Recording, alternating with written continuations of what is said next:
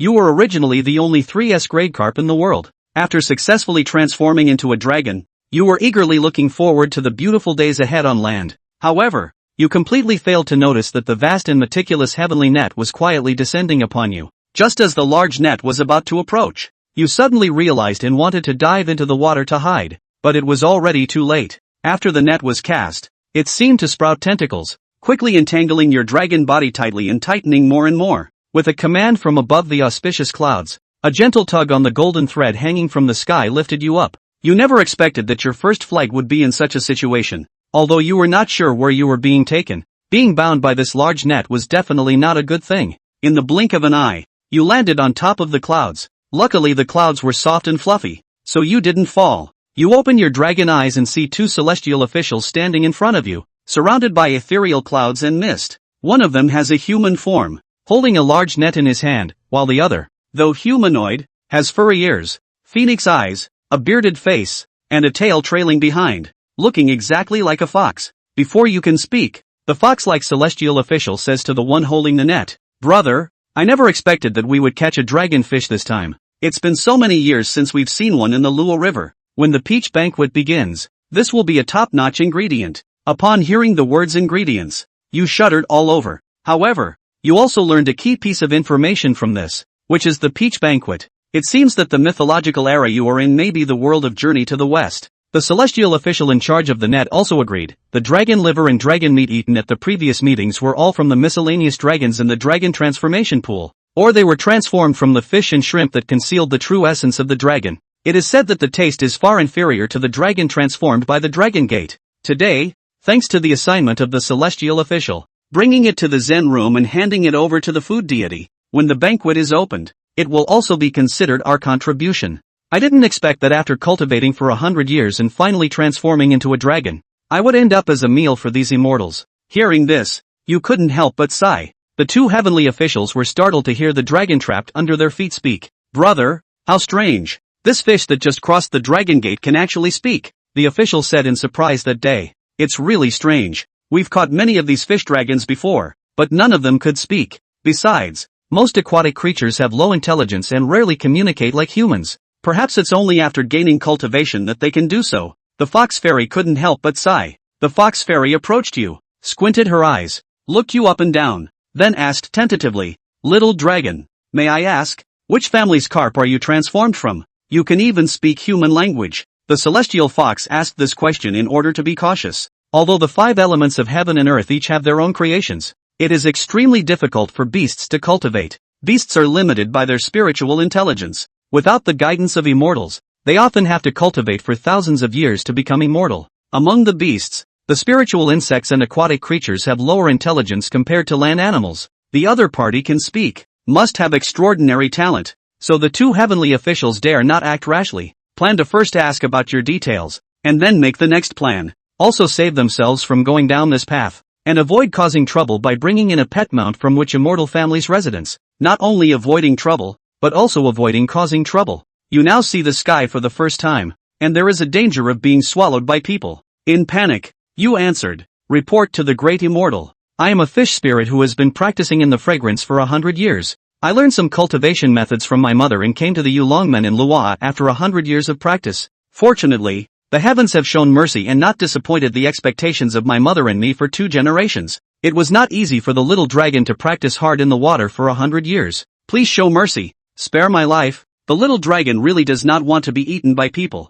Upon hearing that the other party had no background, the official said, "Brother, I didn't expect this talking dragon fish to have no backing. Let's follow the orders of the spiritual official and send it to the royal kitchen. It's not in vain for us brothers to come this way." At this point, you only realize that you have been confused. It may be that you have been a fish at the bottom of the water for more than 100 years, not caring about the world for too long, and your mind has become a bit dull. Since you are in the world of Journey to the West, without anyone backing you up, you can only be at the mercy of others. That day, although the official had the intention of sending you to the Zen room to receive merit, the fox fairy was quietly watching you, not knowing what she was thinking. After a moment, the fox fairy sighed and said, "Dear brother, in my opinion, we might as well give this little dragon a chance at life." That day, the official asked, "Brother, you have never been like this before. Why are you showing such kindness today?" The fox fairy replied. The dragon we caught before was mostly a mixed dragon formed by devouring the treasures left by the real dragon. Although they have dragon bodies, they are all beings whose spiritual wisdom has not yet opened. Now this little dragon can speak human language after practicing for 100 years. His potential is truly remarkable. It's a pity to have him eaten by someone. Even if we catch him and receive rewards from the emperor and empress, it will be the higher-ranking spiritual officials and food gods who lead the rewards, and we low-ranking officials won't get a share. Moreover, at the peach banquet, there is no need for us low-ranking immortals to act. We won't even get a taste of his dragon liver and meat. Why bother making things difficult for him like this? Upon hearing the fox fairy pleading for herself, Yu quickly agreed, saying, yes, yes, yes, what the great immortal said is true. I am small in stature, with only a few pounds of flesh. I beg the two immortals to spare my life, and I will repay you in the future. The fox fairy gazed at Yin Chonghua and said, there is no need to come to the next day. Today will do. Besides, I only said I'd give you a chance to live. I didn't say I'd let you go. The heavenly official looked at the fox fairy and asked suspiciously, what does brother mean then? The fox fairy said, as the saying goes, it's good to ride under a big tree, and this little dragon has no shade. Then we will find a knot just for him? This South Alimony Chinese Holy Land, adjacent to the East Ocean Sea. The water races of this eastern land are all under the jurisdiction of that dragon king of the Eastern Sea. The fox fairy turned to Yin Chonghua and said, then, Xiaolong, right now, we are pointing to give you a way out. Whether you live or not is up to you. Chonghua bent down his dragon body and said, I still ask the great immortal for guidance. Chapter 3, The End of the West is Personnel. The fox fairy said, in a moment, we will take you to that eastern ocean and sea. Then I will let you go to the Crystal Palace to find the Dragon King of the East Sea. The water tribe of the lower element is under the control of the Dragon King of the Four Seas. And now that you have become a dragon, I think it's better than the other fish and shrimp and alligator. If you go to the Crystal Palace and ask the old Dragon King of the East China Sea, if he is willing to accept you into the East China Sea, then you can be a part of the East China Sea water tribe.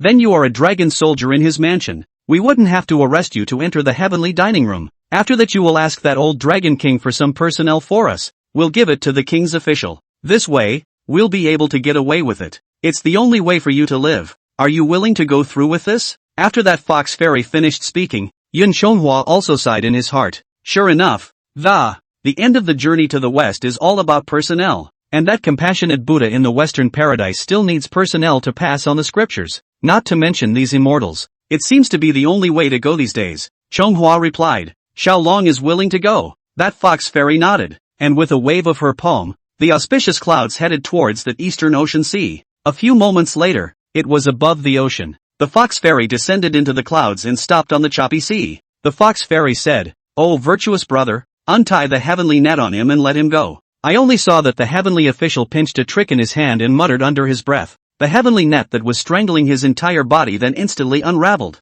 As soon as that heavenly official flicked his sleeve, the heavenly net transformed into a silk tapestry tied around his waist. The fox fairy continued, "You can go. Whether you live or die depends on your own destiny. And remember not to say that it was our idea. You must not run away and make things difficult for us." Yun Chonghua replied, "This is natural. This is natural." He then jumped down from the cloud and, with a single leap, he entered the Eastern Ocean. After Chonghua had vanished into the sea, the heavenly official asked the fox immortal beside him, "Brother, although you and I work in the sky, but this magic power is low. If this small dragon into the sea, escape without a trace, what shall you and I do?" The fox fairy replied, "Then let him go. I thought that I had been blessed with the spirit power of my mother's sister's inner pills, and it took me a lot of hard work to cultivate my immortal body. I thought I had a great future ahead of me, but now that I've become an immortal, but it is not as good as being at home on Earth. I understand the helplessness of this little dragon. Now give him a chance to live. It's kind of a good karma thing, but virtuous brother should not be worried.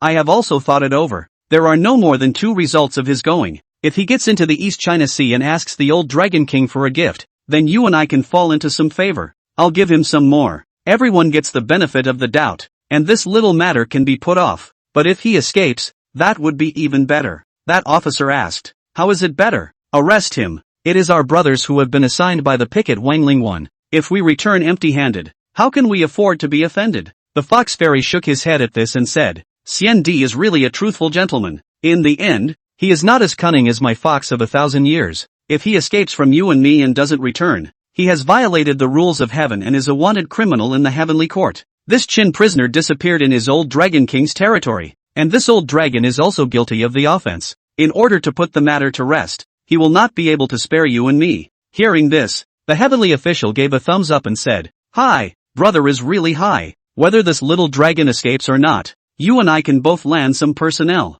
The fox fairy laughed bitterly at this and said, "Alas, you and I have both done good things in the mortal world. I became an immortal only after my merits were fulfilled. There should be no such worldly thoughts. It's a pity that you and I are not only of lowly status, the salary is also low. In the mortal world, when you do good to others, you can still have a temple to worship, to receive some incense, fasting fruit. Now that you have become a fairy and have a heavenly book, you are no longer afraid of the fairy gods and demons to arrest you and tie you up to take the dan from your belly. But it is a sad day. Otherwise, when it is true, one is not willing to do this injustice." This heavenly official also sighed and said, "Yes, the world knows that the immortals are good. What is the point of becoming an immortal now? It's just that they are not afraid of being killed or harmed by demons and immortals, and they have a longer lifespan than other living beings. When I was in the lower world, my little brother was also once in charge of the clan, called the Old Ancestor, and was honored by everyone. Nowadays, he has been fighting fish in the dining room for hundreds of years,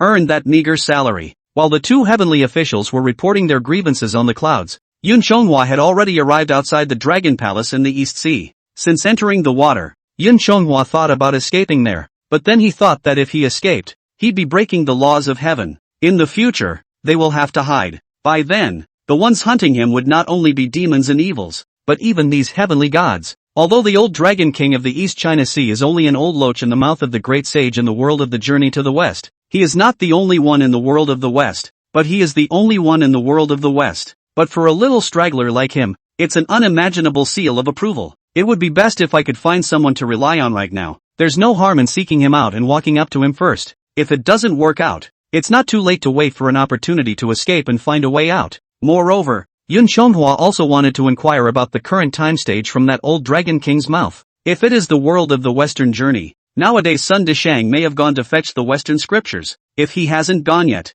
after he escapes, he may go straight to the mountain of flowers and fruits to join him. And Sun Dishang has always emphasized love and righteousness. So as long as we are on the same page with him, with Sun Dishang as our backer, as long as he doesn't cause any trouble, I'm afraid that there are not many people in the 3 worlds and 4 continents who can touch him in the slightest. Even if he was caught in the 18 layers of hell, Sun Dishang could fetch him back. After making up his mind, Yun Chonghua swam towards the Crystal Palace not far in front of him. This East China Sea Dragon King's Crystal Palace is not difficult to find. A submarine palace complex is since very conspicuous, and on top of the throne room of the Dragon Palace, there was also a water-avoiding night pearl that shrouded the entire palace glittering in the midst of the turquoise waves. The place that was covered by the huge water curtain held up by the precious pearl was the Crystal Palace where the Dragon King of the East Sea lived. As he was traveling, suddenly a sea patrol night fork holding a 5-stranded steel fork blocked Yun Chonghua's way. He was accompanied by 2 shrimp soldiers, crab rexes. This night fork was born with a blue face, bald,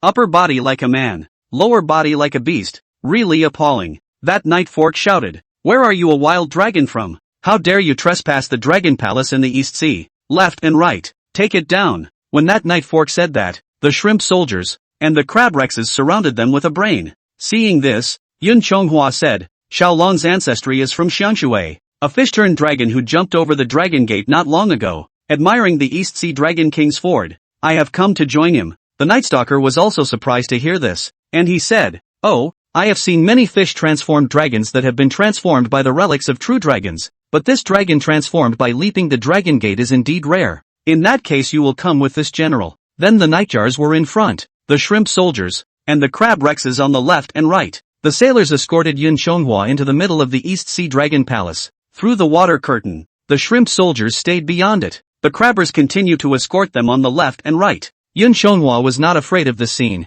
"I just kept looking around as if Lu had entered the Grand View Garden. There is no water in this East China Sea Dragon Palace. What there is a palace made of crystal. This Crystal Palace is really not dishonor its name. Surrounded by crystal mixed with gold and silver repair and become. There is no need for earthly wood, stone and brickwork." The word gilded does not even begin to describe the opulence of this palace. It is also surrounded by corals of various colors, and crystal gems saved in clusters, as well as all sorts of immortal flowers and herbs that Yun Chonghua had never seen before. And on the plaque of the palace was written the words East China Sea Dragon Palace. and in front of the gate of the palace stood the turtle crab dragon soldiers guarding, each holding a blade of arms in an imposing manner. As they traveled to the front of the steps, the crab soldiers on duty erected a wall of swords and stopped the crowd. The sea-seeking nightjar cried out to the guards at the door, "Go and inform the king of the... There is a wild dragon that has jumped the dragon gate, specially come to join me in the East Sea." The turtle soldier on guard sniffed, then without slowing down, turned around and twisted into the dragon palace to pass on the message. Chapter 4, Selling Your Life and Seeking Help from the East China Sea. A few moments later, the turtle soldier stepped out of the middle of the dragon palace, and he stretched out his neck and, the toady shouted, "The Dragon King has decreed that the wild dragon be summoned for an audience." Only after receiving consent did that crab Rex's wall of blades slowly open up. And Yun Chonghua slowly walked in. When you get inside the dragon palace, the decorations are even more luxurious than outside, only to see above the hall turned into a humanoid clam spirit, fish sister, warbling in front of the temple to dance, and above the golden seat in the center of the great hall, an old man with a dragon head, wearing a beaded crown and ochre yellow robes was sitting there. Without an introduction, Yun Chonghua knew that this person was Aoguang, the Dragon King of the East Sea. Compared to this Dragon King's strange, inhuman-like appearance, the Dragon Lady beside him, the Dragon Lady was however very good-looking, especially the white-clothed Dragon Lady sitting beside the Dragon Lady. Her muscles were like sheep's fat, her face was like a peach blossom, and she was bright and beautiful. Even though there is a pair of dragon horns on the head, it is hard to hide this show of color that does not belong to the mortal world. Yun Chonghua actually looked a little lost and thought for a while. The likeness of this nymph is indeed superior to that of mortal women, and the great stars whom I have seen before. Even those with the reputation of being fairies were far less than this true goddess. It's just that she's very smiley, and she's a little less cold and, otherwise it's really the same as the imaginary dragon ant. Yun Chonghua sighed as he stood under the jade steps of the dragon palace, but he also thought of something. The dragon lady in front of him was this good-looking.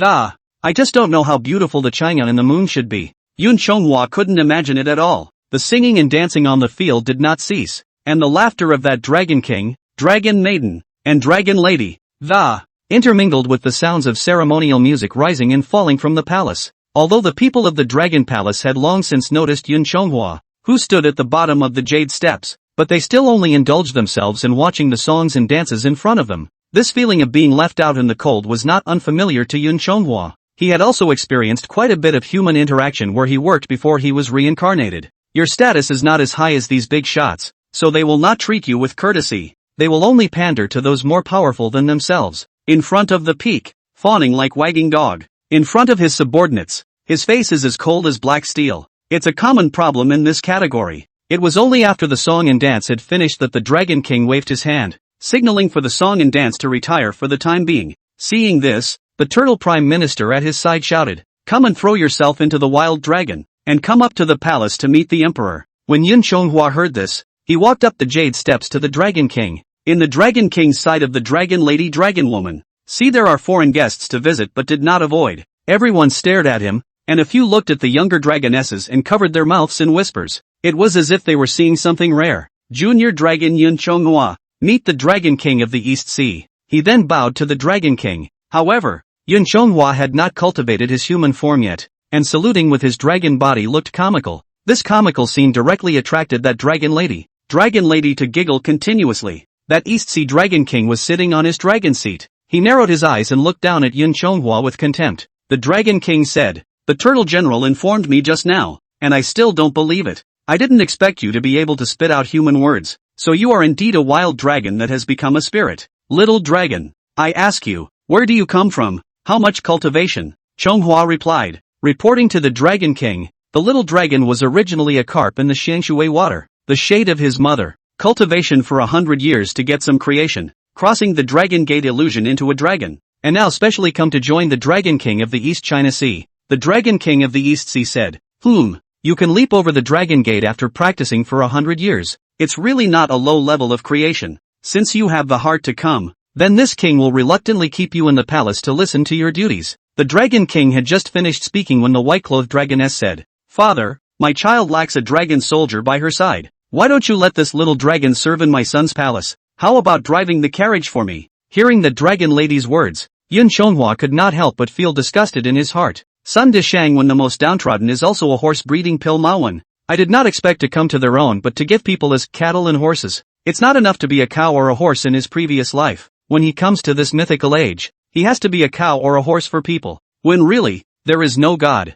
However, Yun Chonghua was a practical person, and he dared not to bow his head under the short eaves. First, he sent away the 2 celestial officials who had captured him, lest he become food in his mouth. It's not too late to make other plans for what comes after that, but there was one thing that comforted him a little nowadays. At least the dragon girl who had allowed herself to pull the cart did look beautiful, better than all the women he had seen in his previous life. First, give this kind of flowery and beautiful dragon lady to be a cow and horse for a while, but it is also a comfort in the heart. That dragon king said, "Good, since my king's 4th sister wants to keep it, then the king will give it to you." Hearing this, the 4th princess of the dragon maiden hurriedly thanked, "Then my child will thank father." Just as the dragon king's father and daughter pushed their cups together, Yun Chonghua said, "Many thanks to the dragon king for his kindness in taking him in. It wouldn't hurt for little dragon to be a companion driver for the princess. But there is just one more thing little dragon is asking for." Hearing Yun Chonghua interject, Ao Guan was more than a little displeased. He impatiently asked,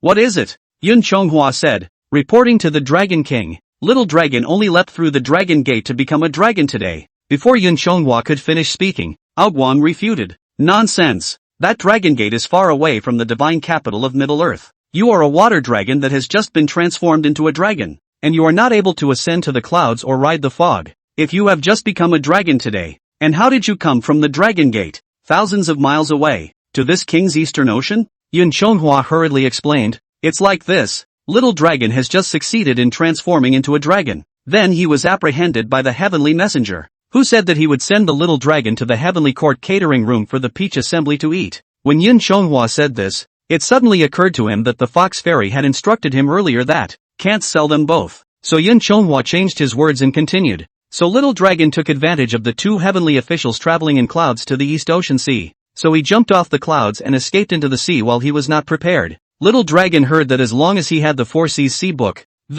so he didn't have to be the food in his mouth. So the little dragon came to join the dragon king in order to survive. Now the 2 immortal officials are still on the surface of the sea. I implore the dragon king to bestow some treasures as personnel, and the little dragon will offer the personnel, and after dispatching the immortal officials, he will surely offer his liver and brain to serve the dragon king." Hearing Yun Chonghua's words, the 4th princess of the dragon maiden stood up and said, "This isn't difficult. I still have some pearls from the deep sea there. It's a decent gift. I'll bring them to you, after you've sent the magician away. From now on, you will be at my disposal." With that, the dragon lady turned around and headed to her chambers. When Yun Chonghua heard this, the big stone in his heart finally fell to the ground. He also shouted, "Thank you, princess." Looking at the beautiful silhouette of the dragon lady leaving, Yun Chonghua thought in his heart, what Monkey said was really right. This Eastern Ocean Sea is truly full of treasures. The dragon lady's gift alone can save my life. I'll take this as a token of my gratitude for saving my life. When the current situation is discerned and the immortal path is attained,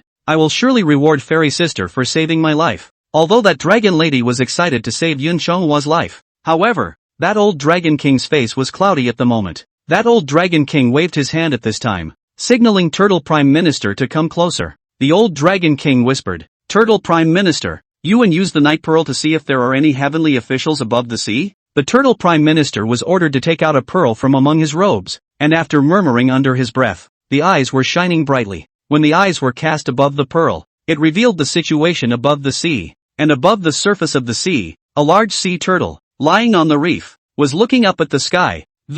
Sure enough, I saw a misty cloud in the sky. The Dragon King could not help but suck in a breath of cold air when he saw the auspicious clouds in the middle of the pearl. He murmured a couple of words in Turtle Prime's ear, and Turtle Prime turned away. Yun Chonghua didn't care in the face of Turtle Prime Minister's departure. In his mind, he was still thinking about how to repay the Dragon King's family for saving his life in the future. Chapter 5, A Fairy has no faith and goes back on his word. The Dragon Lady and the 4 princesses have yet to return, and the Turtle Prime Minister is nowhere to be found. A few moments later, Turtle Prime tiptoed in. He marched behind Chonghua, then fished out a red-colored rope from among his robes. With a smooth throw, the rope was like a spiritual snake, directly wrapped around Yun Chonghua's body. Shaigua was in a trance, bound by this sudden rope.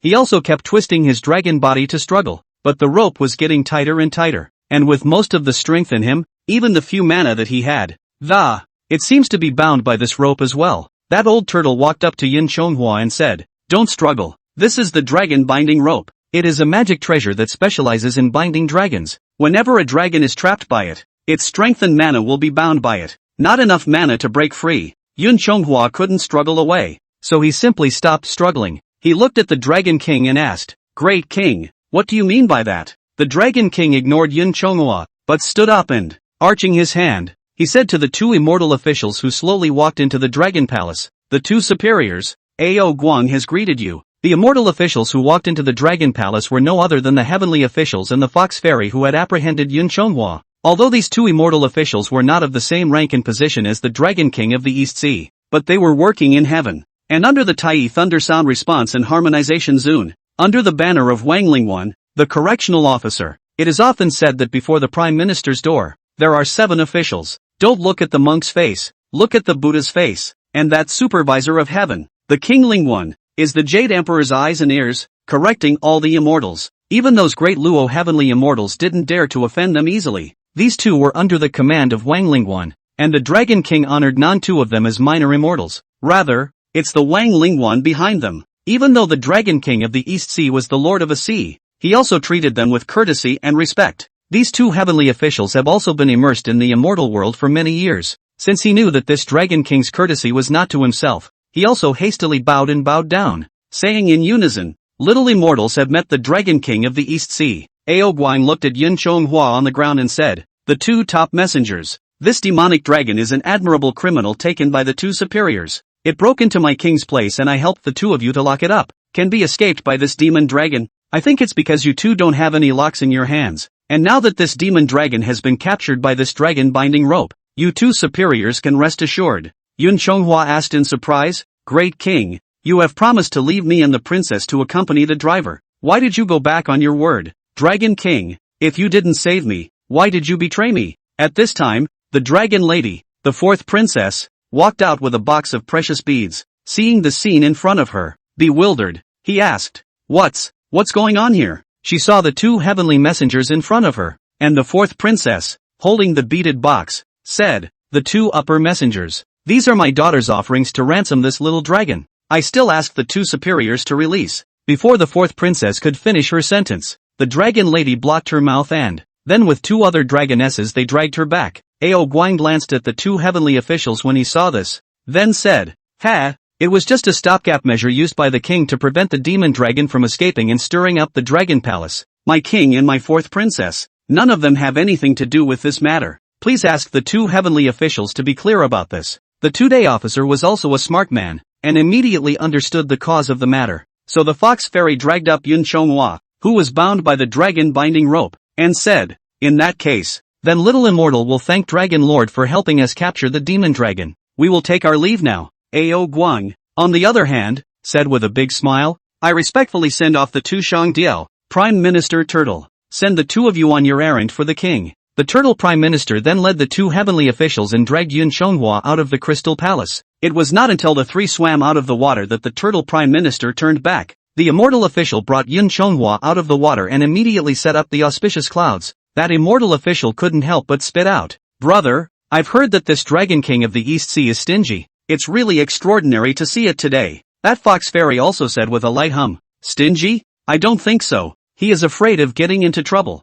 Otherwise he wouldn't have produced a magic treasure like the dragon binding rope to help me. He is just trying to clear his name with this matter." The Fox Fairy looked at Yun Chonghua and asked, "Little dragon, let me ask you this. What did you tell that old Dragon King? From the look of his daughter, it seems that he wanted to save you. Why did she lead us to capture you in the end?" Yun Chonghua replied, "Alas, I won't hide it from the two immortal officials. Originally, Xiaolong had a good talk with the Dragon King, and he agreed to keep me as an officer in the Dragon Palace. He agreed to keep me in the Dragon Palace as an errand boy, to accompany the princess in her carriage. Also talked about the matter that I would be the food of the mouth. Except that when Xiaolong remembered the two immortal officials' instructions and talked about asking for personnel, the two immortal officials were hidden. I only said that when I was traveling to the East China Sea, I took advantage of the two immortal officials to escape and seek refuge. Want to find him to ask for some personnel to make peace. That princess is benevolent. Turned around and went back to the palace to get the deep sea pearl to offer.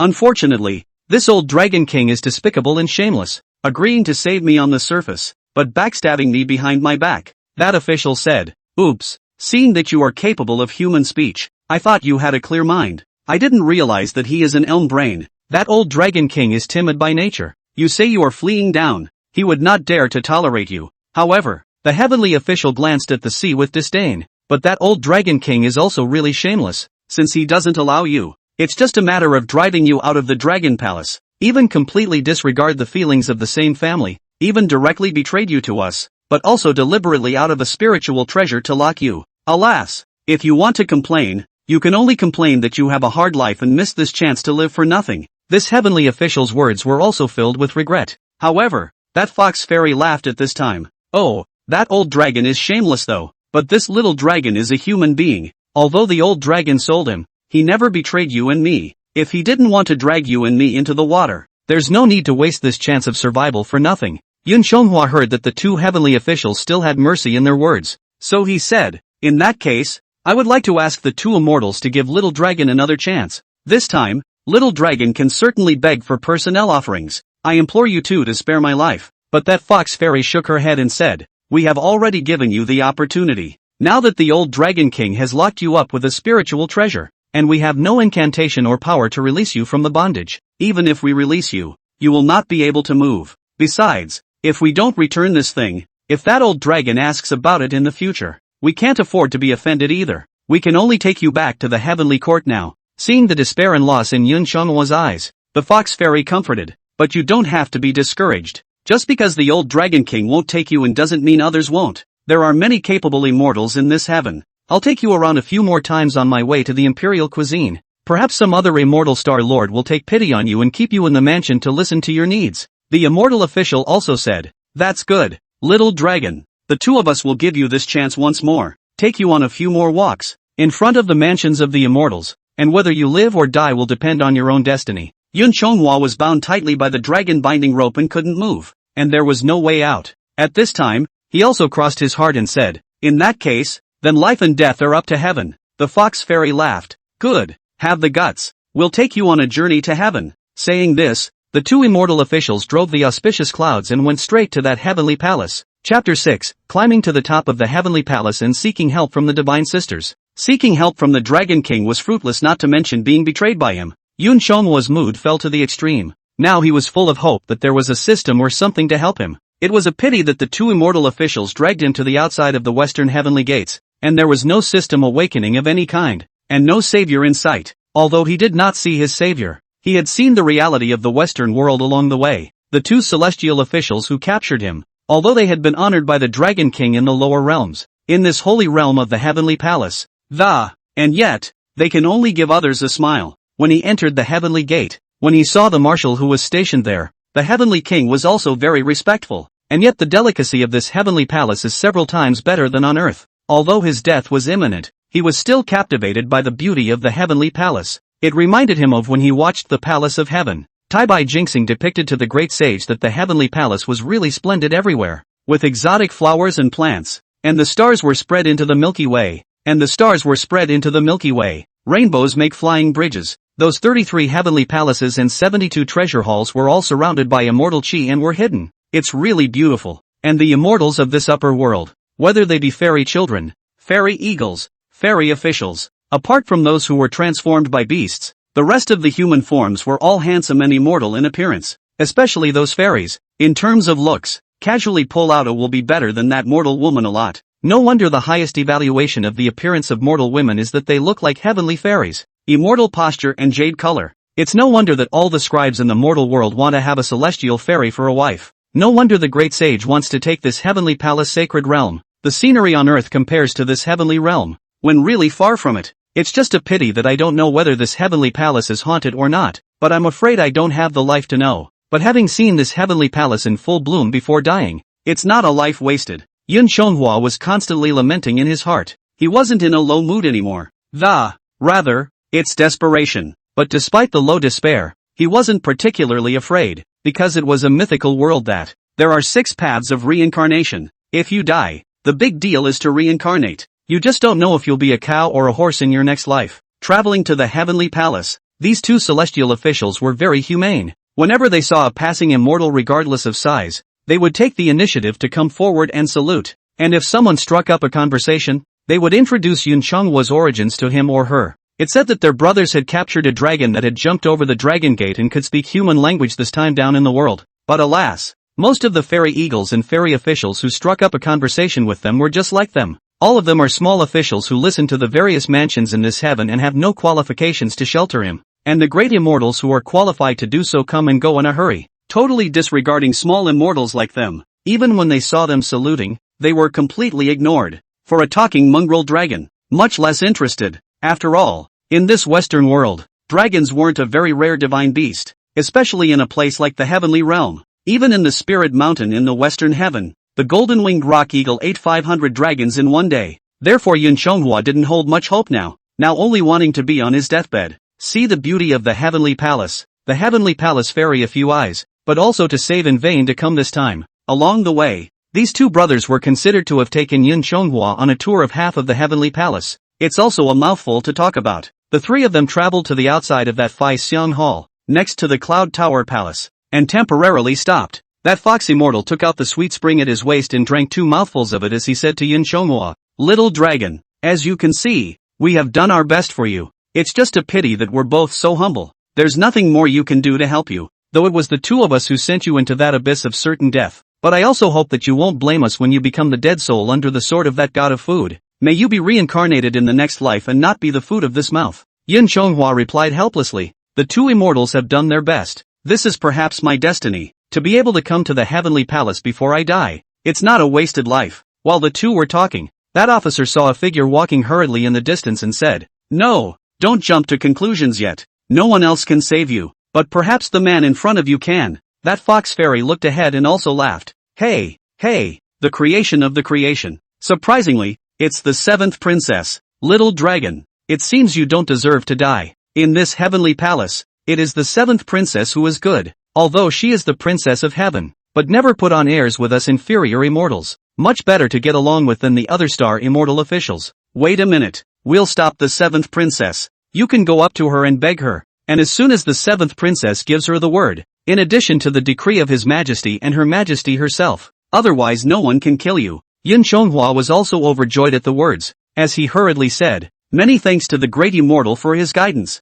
The two of them then dragged Yun Chonghua in the direction of the 7th princess, and the 7th princess hurriedly came this way as well. When the two sides met, the two immortal officials immediately saluted. Little immortal pays her respects to the 7th princess. Yun Chonghua could not help but be in a trance when he saw the 7 fairies in front of him. Beautiful doesn't begin to describe her. Although all the fairies she had seen before were beautiful, they were somewhat overshadowed by the legendary 7 fairies. The 7 immortals, however, were in a hurry at this time, but in the face of the two men's pilgrimage, still very polite, he said, "Get up, there is no need to be polite when you see me in the future." With that, he went around the two men and was about to leave. The two of them looked at this hurried appearance of the 7th princess and knew that she seemed to have something urgent. But this was Yun Chonghua's only chance of survival, and that fox fairy then kicked Yun Chonghua, sending him to the 7 princesses. Yun Chonghua came under the 7 immortals' jade feet, although only her embroidered shoes could be seen now.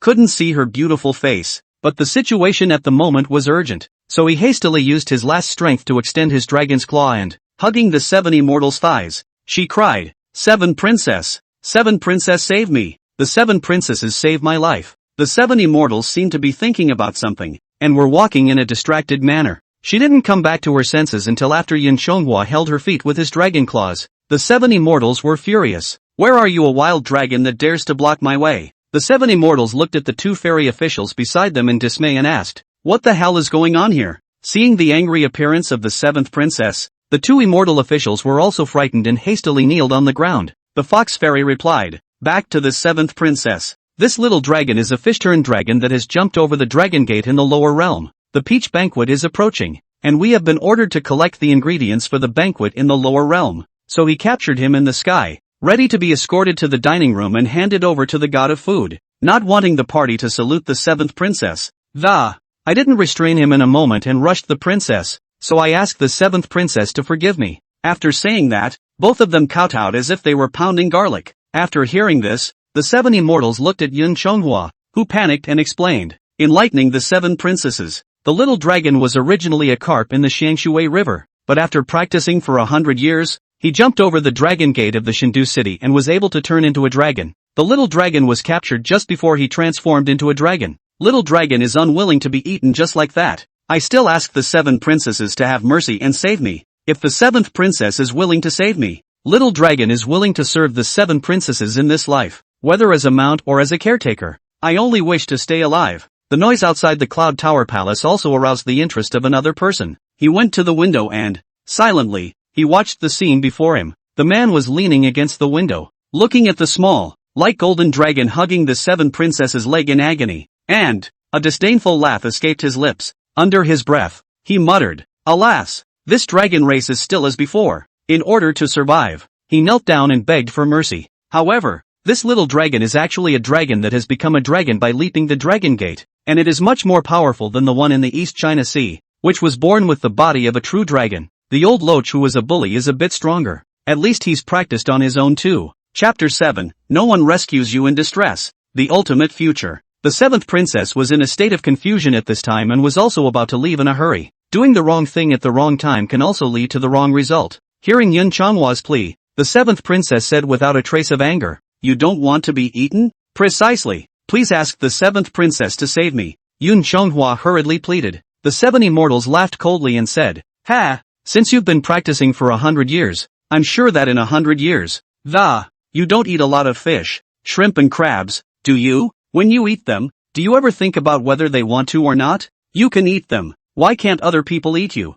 Hearing the 7th princess words, the man on the Cloud Tower Palace, too, couldn't help but burst out laughing, and the words of the 7 immortals directly dry-fired Yun Changhwa's CPU. Even though he still wanted to beg the 7 immortals to save him, there was no way for him to refute the 7 immortals' words. Yes, the great sage also said that all things in this world can become immortal if they have 9 orifices. In this mythical world, everything in the world also has spirituality. He did catch a lot of small fishes and shrimps to eat in the middle of Shangshui in the past 100 years. He didn't think much of it when he ate them then, both as a fish and as a human being. In his opinion, eating meat is the most normal thing you can do. I'm afraid there are not many people in the world who have ever repented of eating meat, but in the eyes of these immortals, killing him for meat, perhaps as common as killing your own chicken for meat in a previous life. Seeing Yun Changhwa's silence, the 7th princess also coldly grunted, "Humph, there's nothing to say, right? Well, this princess has important matters to attend to. She doesn't have time to tangle with you here. You two take him to the dining room quickly." Seeing this cloudy face of the 7th princess, the 2 immortal officials did not care about their love with Yun Changhwa. Right now it's better to protect yourself first. It wouldn't matter to others, but a word from the 7th princess, they can definitely be removed from their immortal status and relegated to the mortal world. Despite the fact that both men were dissatisfied with the meager salary and the low official status in the heavenly court. But it's so hard to become an immortal and go up to heaven. If we let them go down to the world again to be elves, loose cultivators, they are also absolutely unwilling to do so. So the 2 of them grabbed Yun Changhwa then said, "The 7th princess rests her anger. Little fairy will send him to the dining room now." At this moment, seeing that these 2 immortal officials were in a hurry, Yun Changhwa didn't hold much hope. Even the kindest of the 7 fairies refused to save him. He cried out, "My life is over." When the 2 men had dragged him a few paces away, the glow of the glazed tiles on the cloakroom mat, it struck above Yun Changhwa's light golden dragon scales. The 7 immortals saw this dragon scale but their eyes lit up. The 7 fairies shouted at this point, "Wait!" Hearing this, those 2 immortal officials also hurriedly dragged Yun Changhwa back again. Now that hope had rekindled in Yun Changhwa's heart, he asked, "Will the 7th princess be willing to save me?" But the 7 immortals didn't pay any attention to Yun Changhwa. They just walked up and looked at the golden scales on his body. The 7 immortals thought to themselves, "That Fu family member has an evil heart, and I can't use my magic power to protect Donglang at all times. Although this little dragon is not a real dragon, it's still a dragon bloodline, so these dragon scales can be used for a while. Afterwards, ask Sister Weaver to help weave a lightweight dragon scale armor, and you won't be afraid of that Fu family's people assassinating Donglang." After a few moments, she made up her mind, and she said, "He's going to be the food of the mouth of. This whole body of golden scales can't be used anymore. He's got some good scales here. You guys hold him down. I'll pick a few pieces to use." Hearing this, Yun Changhwa shouted, "No, no way. The 7th princess spares me. 7th princess spare me." But the 7 immortals didn't pay any attention to Yun Changhwa's shouts, but instead reached directly for the scales on his tail and plucked piece by piece. Dragon's blood dripped out along with the removed scales. It didn't take long for Yun Changhwa's dragon tail to become a bloody mess. Because of the intense pain of stripping the scales, Yun Chonghwa's tail trembled back and forth. The 7 immortals shouted with great impatience. You two are useless. Hold him down for me. The 2 immortal officials did not dare to delay when they heard this, and both of them pressed Yun Chonghwa to death. It was already bound by the dragon binding rope, and with the pressure of the 2 accomplished immortal officials, in a flash he was completely immobilized. Instead, that little fairy was all smiles as she removed Yun Chonghwa's tail scales, piece by piece. Even if he screamed and begged for mercy as the pain tore through his lungs, it was to no avail. His tail was a bloody mess, and the 7 fairies were completely oblivious to it, though the 7 fairies turned a blind eye and a deaf ear to the pleas. But that spectator on the Cloud Tower Palace, seeing this scene, couldn't help but frown, and the fists in his hands kept clenching as well, even though this stripping of dragon scales was something he had done back then, and even went even further, directly extracting the dragon's tendons, skinning the dragon. But it was also that sinful dragon that sought its own death. It was not his fault, and what he disliked most in his life was these people who were born rich and powerful, to take advantage of the shade of one's parents, to bully the weak and the powerful. But he had been an official in heaven for hundreds of years, and he had gotten a lot of refinement in his heart. It's not as impulsive and reckless as it was when I was young. Although he was angry and looked away, he also knew that he couldn't clash head-on with this princess of the heavenly court. Just have to watch all this in front of me in silence. It wasn't until the 7th princess had picked enough dragon scales that she slowly got up. She received the scales, whose blood had not dried, into her sleeve. Then she said, "There, you guys take him away." Saying that, the 7 fairies left quickly without another moment's delay. At this time, Yun Chonghwa was already half dead from their torture, and the dragon's tail, which had lost its scales, dragged out a long bloody trail on the ground. When these 2 immortal officials saw this, they also sighed and said, "Alas! This little dragon is really unlucky." The cloud of the dragon's transformation was detected by the spiritual officer, who ordered us to go and arrest it. He intended to let him live to find that East Sea Dragon King to beg for acceptance, but was betrayed by that old dragon, and now even if he begs to the most kind-hearted 7 princesses here, he also plucked off the dragon scales. Now it's going to become food in the mouth again. It's really unlucky. The man on the Cloud Tower Palace saw the 7 princess leave, and heard that this little dragon had a grudge against the Dragon King of the East Sea. He didn't delay much either. Setting up 2 fire wheels, he came around the corner in a flash and stood in front of the 2 immortal officials. Seeing this man in front of me, the 2 immortal officials hurriedly put down Yun Chonghwa and saluted. Little immortal pays his respects to the 3rd prince. Yun Chonghwa raised his eyes at the sound of his voice and looked at the person in front of him. I saw that the person who stood in front of me, who looked like a young man, who looked like a good woman, and who had a golden ring on his collar. 2 punchy grips were tied to his head. A ruddy-colored belt floated on the body. A fresh scent of precious lotus flowers penetrated the heart.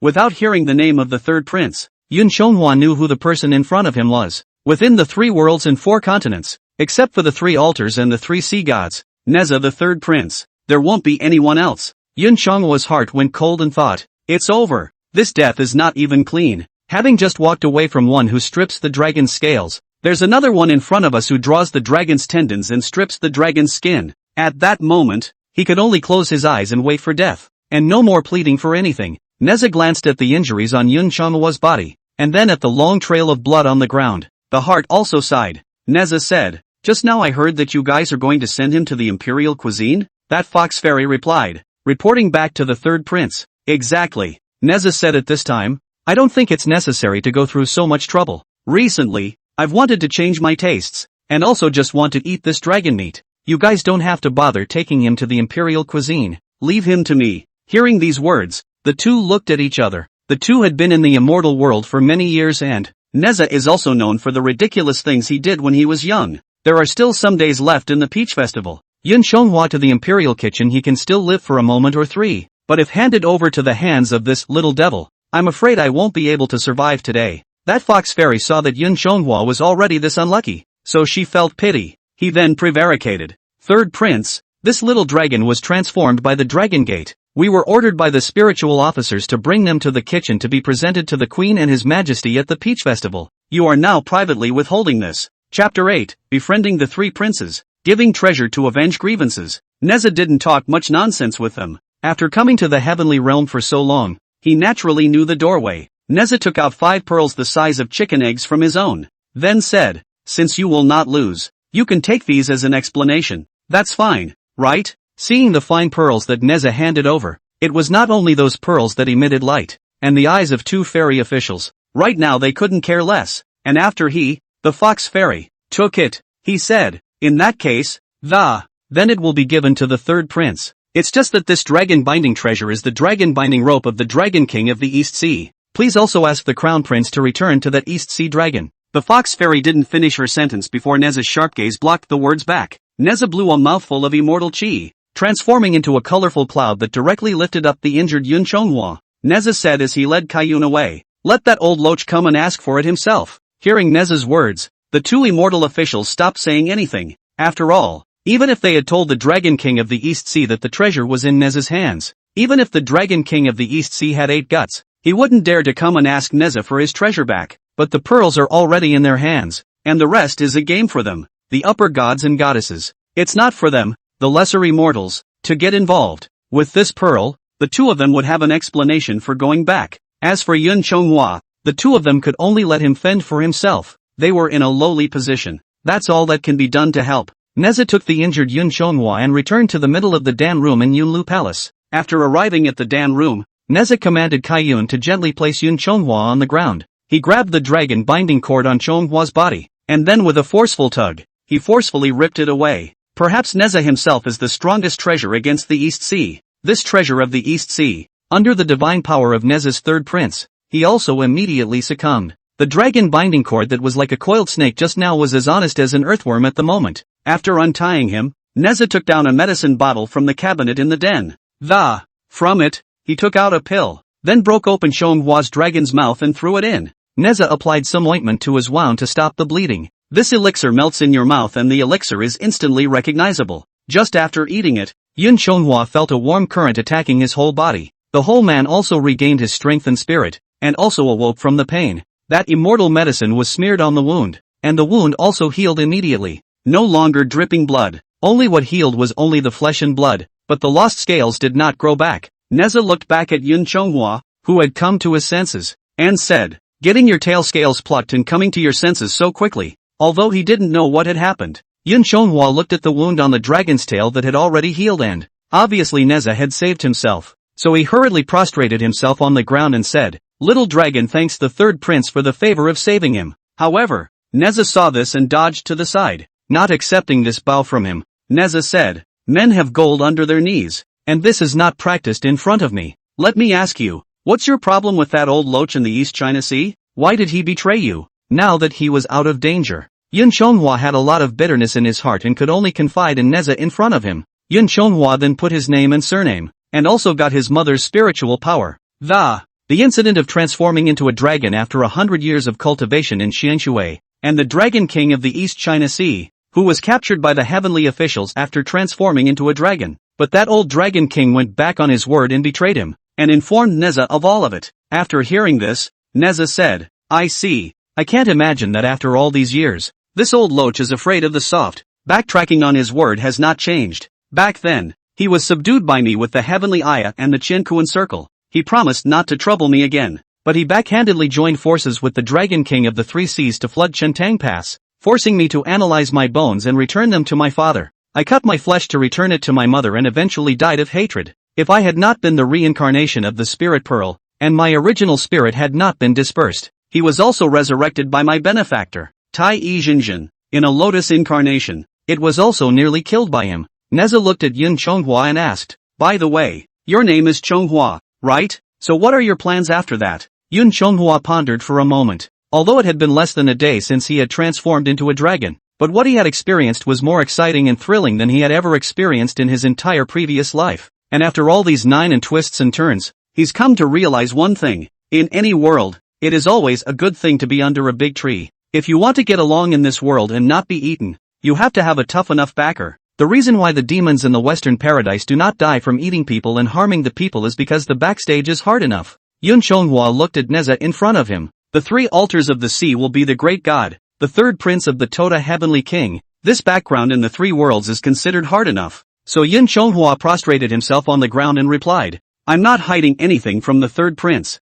Little Dragon has also figured out that, if I have no one to protect me now, I'll be the food of the mouth again. I need to find a support. If the third prince doesn't give up, he is willing to saddle up for the third prince thereafter, to repay the third prince for saving his life." After hearing Yun Chonghua's reply, Neza but coldly snorted in disdain. Neza said, saving you was just a favor. No need to say thank you. When a man is born between heaven and earth, he should be able to stand up to the heavens and the earth. How can he kneel down to others so easily? How can he kneel down so easily? Besides, that old loach betrayed you. That fairy from the emperor's family plucked your scales and tried to eat you, but you don't want to take revenge. You just want to settle down. You're really a loser. If I had known you were such a bonehead, I shouldn't have meddled in your rescue. Hearing Neza's flurry of criticism, Yun Chonghua was also ashamed in his heart. He was also filled with resentment as he recalled the events of the day. But the heart is resentful, but the power is not there. Yun Chonghua said, the third prince's lesson is right. It's just a pity that I just transformed into a dragon with low magic power. Where are the opponents of these upper immortals?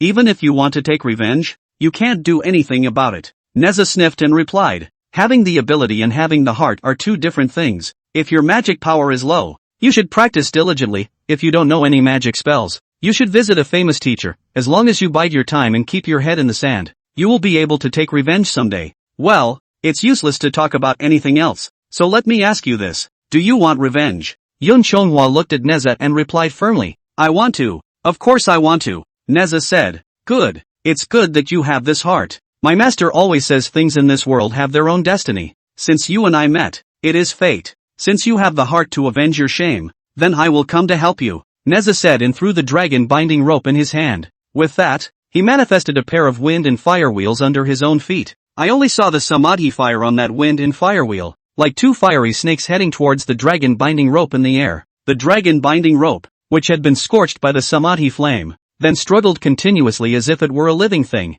But in return, the wind and fire wheels burned with even greater flames. In the end, under the scorching fire, that dragon binding cord quieted down. The line of golden hidden inscriptions on the dragon binding cord was completely burned away by that samadhi flame. It turned into light debris and gradually dispersed. Neza said at this moment, Chonghua, pump your blood in. Even though Yun Chonghua didn't know Neza's intentions, but having read various novels all year round, it also understood that the immediate situation at hand seemed to be refining the magic treasure. So he stabbed his dragon's claws on the tip of his own tail, and then the dragon's tail threw itself around and 3 drops of dragon blood then flew into that flame. It was then slowly absorbed by that dragon binding rope. Right at this moment, that dragon binding rope moved once again as if it had been infused with new life. It then flew out of the flames and then coiled around Yun Chonghua. Chapter 9, Yun Chonghua gets treasure in Cloud Tower. Third prince teaches law in Dan room. Seeing the red-colored dragon binding rope surrounding him, Yun Chonghua asked,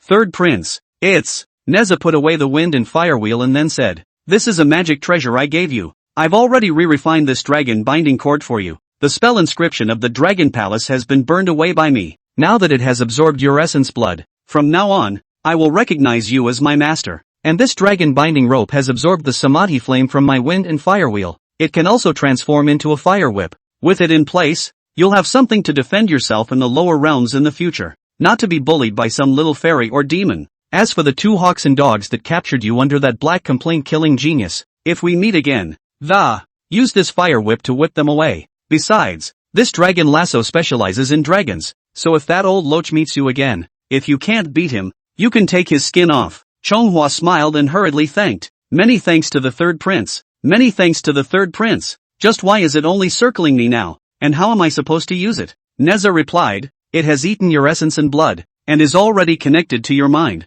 All you have to do is move your head. After hearing Neza's reply, Yun Chonghua then looked at the dragon binding rope and thought for a moment. That dragon binding cord was really at the mercy of what he thought in his mind. This was like a brain-controlled drone, and Yun Chonghua felt very amused. However, as he concentrated on manipulating the dragon binding rope, he felt a wave of exhaustion. That's right, samsara fire. Then he thought for a moment in his head that dragon binding cord really lit up with a blazing samadhi fire. It was only for a moment, and it was as if his whole being had been drained of its breath and straight down on the ground. And the dragon binding rope also flew back to his side, like a belt wrapped around his neck. Hidden behind that dragon beard, Yun Chonghua slumped helplessly to the ground, then looked at Neza and asked, third prince, what's going on here? Why do I suddenly have no strength here? It feels like the whole person is empty. Neza laughed at the situation. Oh, although this samadhi true fire is not an overly profound spell, but not just anyone can sacrifice it. Since you are the owner of this magic treasure,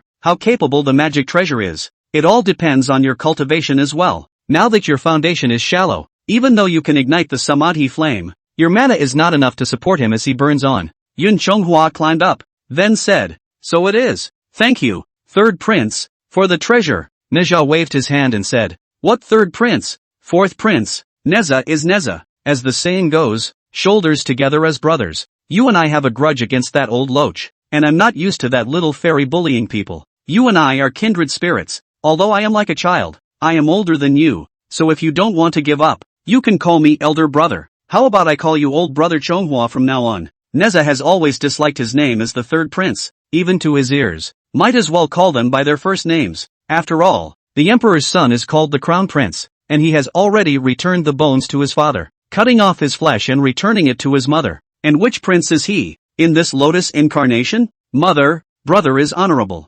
Sister Jianjiang is honorable. As for the father, Neza would rather not. After hearing Neza's words, Yun Chonghua was overjoyed to have made such a friend as Neza. It would be nothing short of an honor. Yun Chonghua said excitedly, I'm grateful for your brother's favor. To be able to compete with Neza, who is famous in the three worlds, it is an honor to be called a brother, and I am willing to do so. Yun Chonghua also felt that he and Neza were quite compatible. Maybe it's because he was his childhood idol, or maybe this little fish likes to swim around the lotus root. That lotus leaf is the barrier that protects the fish from the wind and rain. Neza nodded in satisfaction as he listened. Neza said, older brother, this cloud tower palace is not my home alone. Li, my father is stubborn and headstrong. If he comes back and sees you, you'll still be in danger of being stabbed. Besides, this heaven is a place of wrong. You have offended the 7 princesses. Now it is better to go back to the lower world. Now that you have the treasure of protection, ordinary immortals and demons can't help you anymore. When you get to the lower realm, you should practice well, help the people to accumulate merits, and cultivate your magic power. There will be a time for revenge in the coming days. But then Neza said with a cold face, but if I were to know that you used the magic treasure I gave you to hurt people and kill them, just don't blame me for drawing your tendons and peeling your skin as well. Seeing Neza's sudden change of face, Chonghua also immediately said, please don't worry about this, brother. I will never do that evil thing of hurting people. However, some people in this world are more evil than demons. If I get rid of evil and kill people, or perhaps the earthly cultivators have come to capture me in order to claim the treasure, and have injured them, so please forgive me, brother. Neza laughed at his words. Ha ha, don't worry about it, old brother, although I look young but it is not a person who does not know what is right. Moreover, if we don't get rid of the evil people, they will harm the good people, punish the evil and promote the good. This is not only no fault, but also a great merit. As for those who covet the treasures on your body and take them by trickery, what kind of goodness are they?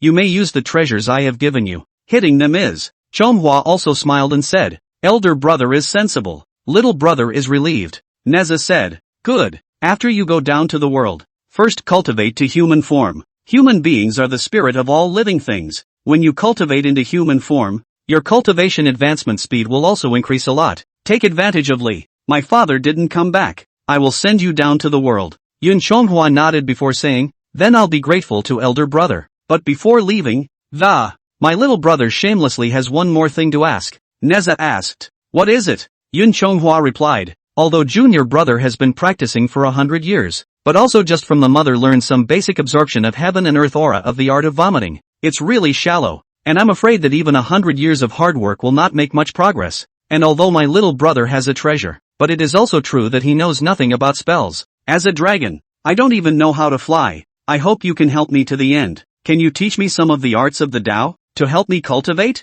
Neza laughed after hearing this. Oh, you little dragon, you are really greedy. I saved your life and gave you a magic treasure and you still don't know enough. You even covet my skills. I'll let you go. This time, I will help others to the end and send the Buddha to the west. Then I'll pass on a few handfuls of evening spells to you. With that Neza pointed his finger above the dragon's head. Yun Chonghua then let out a cry of pain. The feeling was like a bullet hitting the brain. The whole head exploded. It was painful, but after the bullet exploded in his mind, a flash of light came to him. He then felt that there was a lot of knowledge outside of his own perception in the middle of his sea of consciousness, such as mana, various knowledge of cultivation, and general knowledge of cultivation. There were also basic flight spells that the dragon race's most easily practiced techniques of swallowing clouds and spitting out mist, driving thunder and lightning, and calling out wind and rain were all imprinted in Yun Chonghua's sea of consciousness in an instant. Neza also seemed to have exerted a great deal of effort in doing all of this. His face was also a little pale and his forehead was also covered in sweat. After doing so, Neza said, I've used my Yuanshen to make these spells and cultivation methods.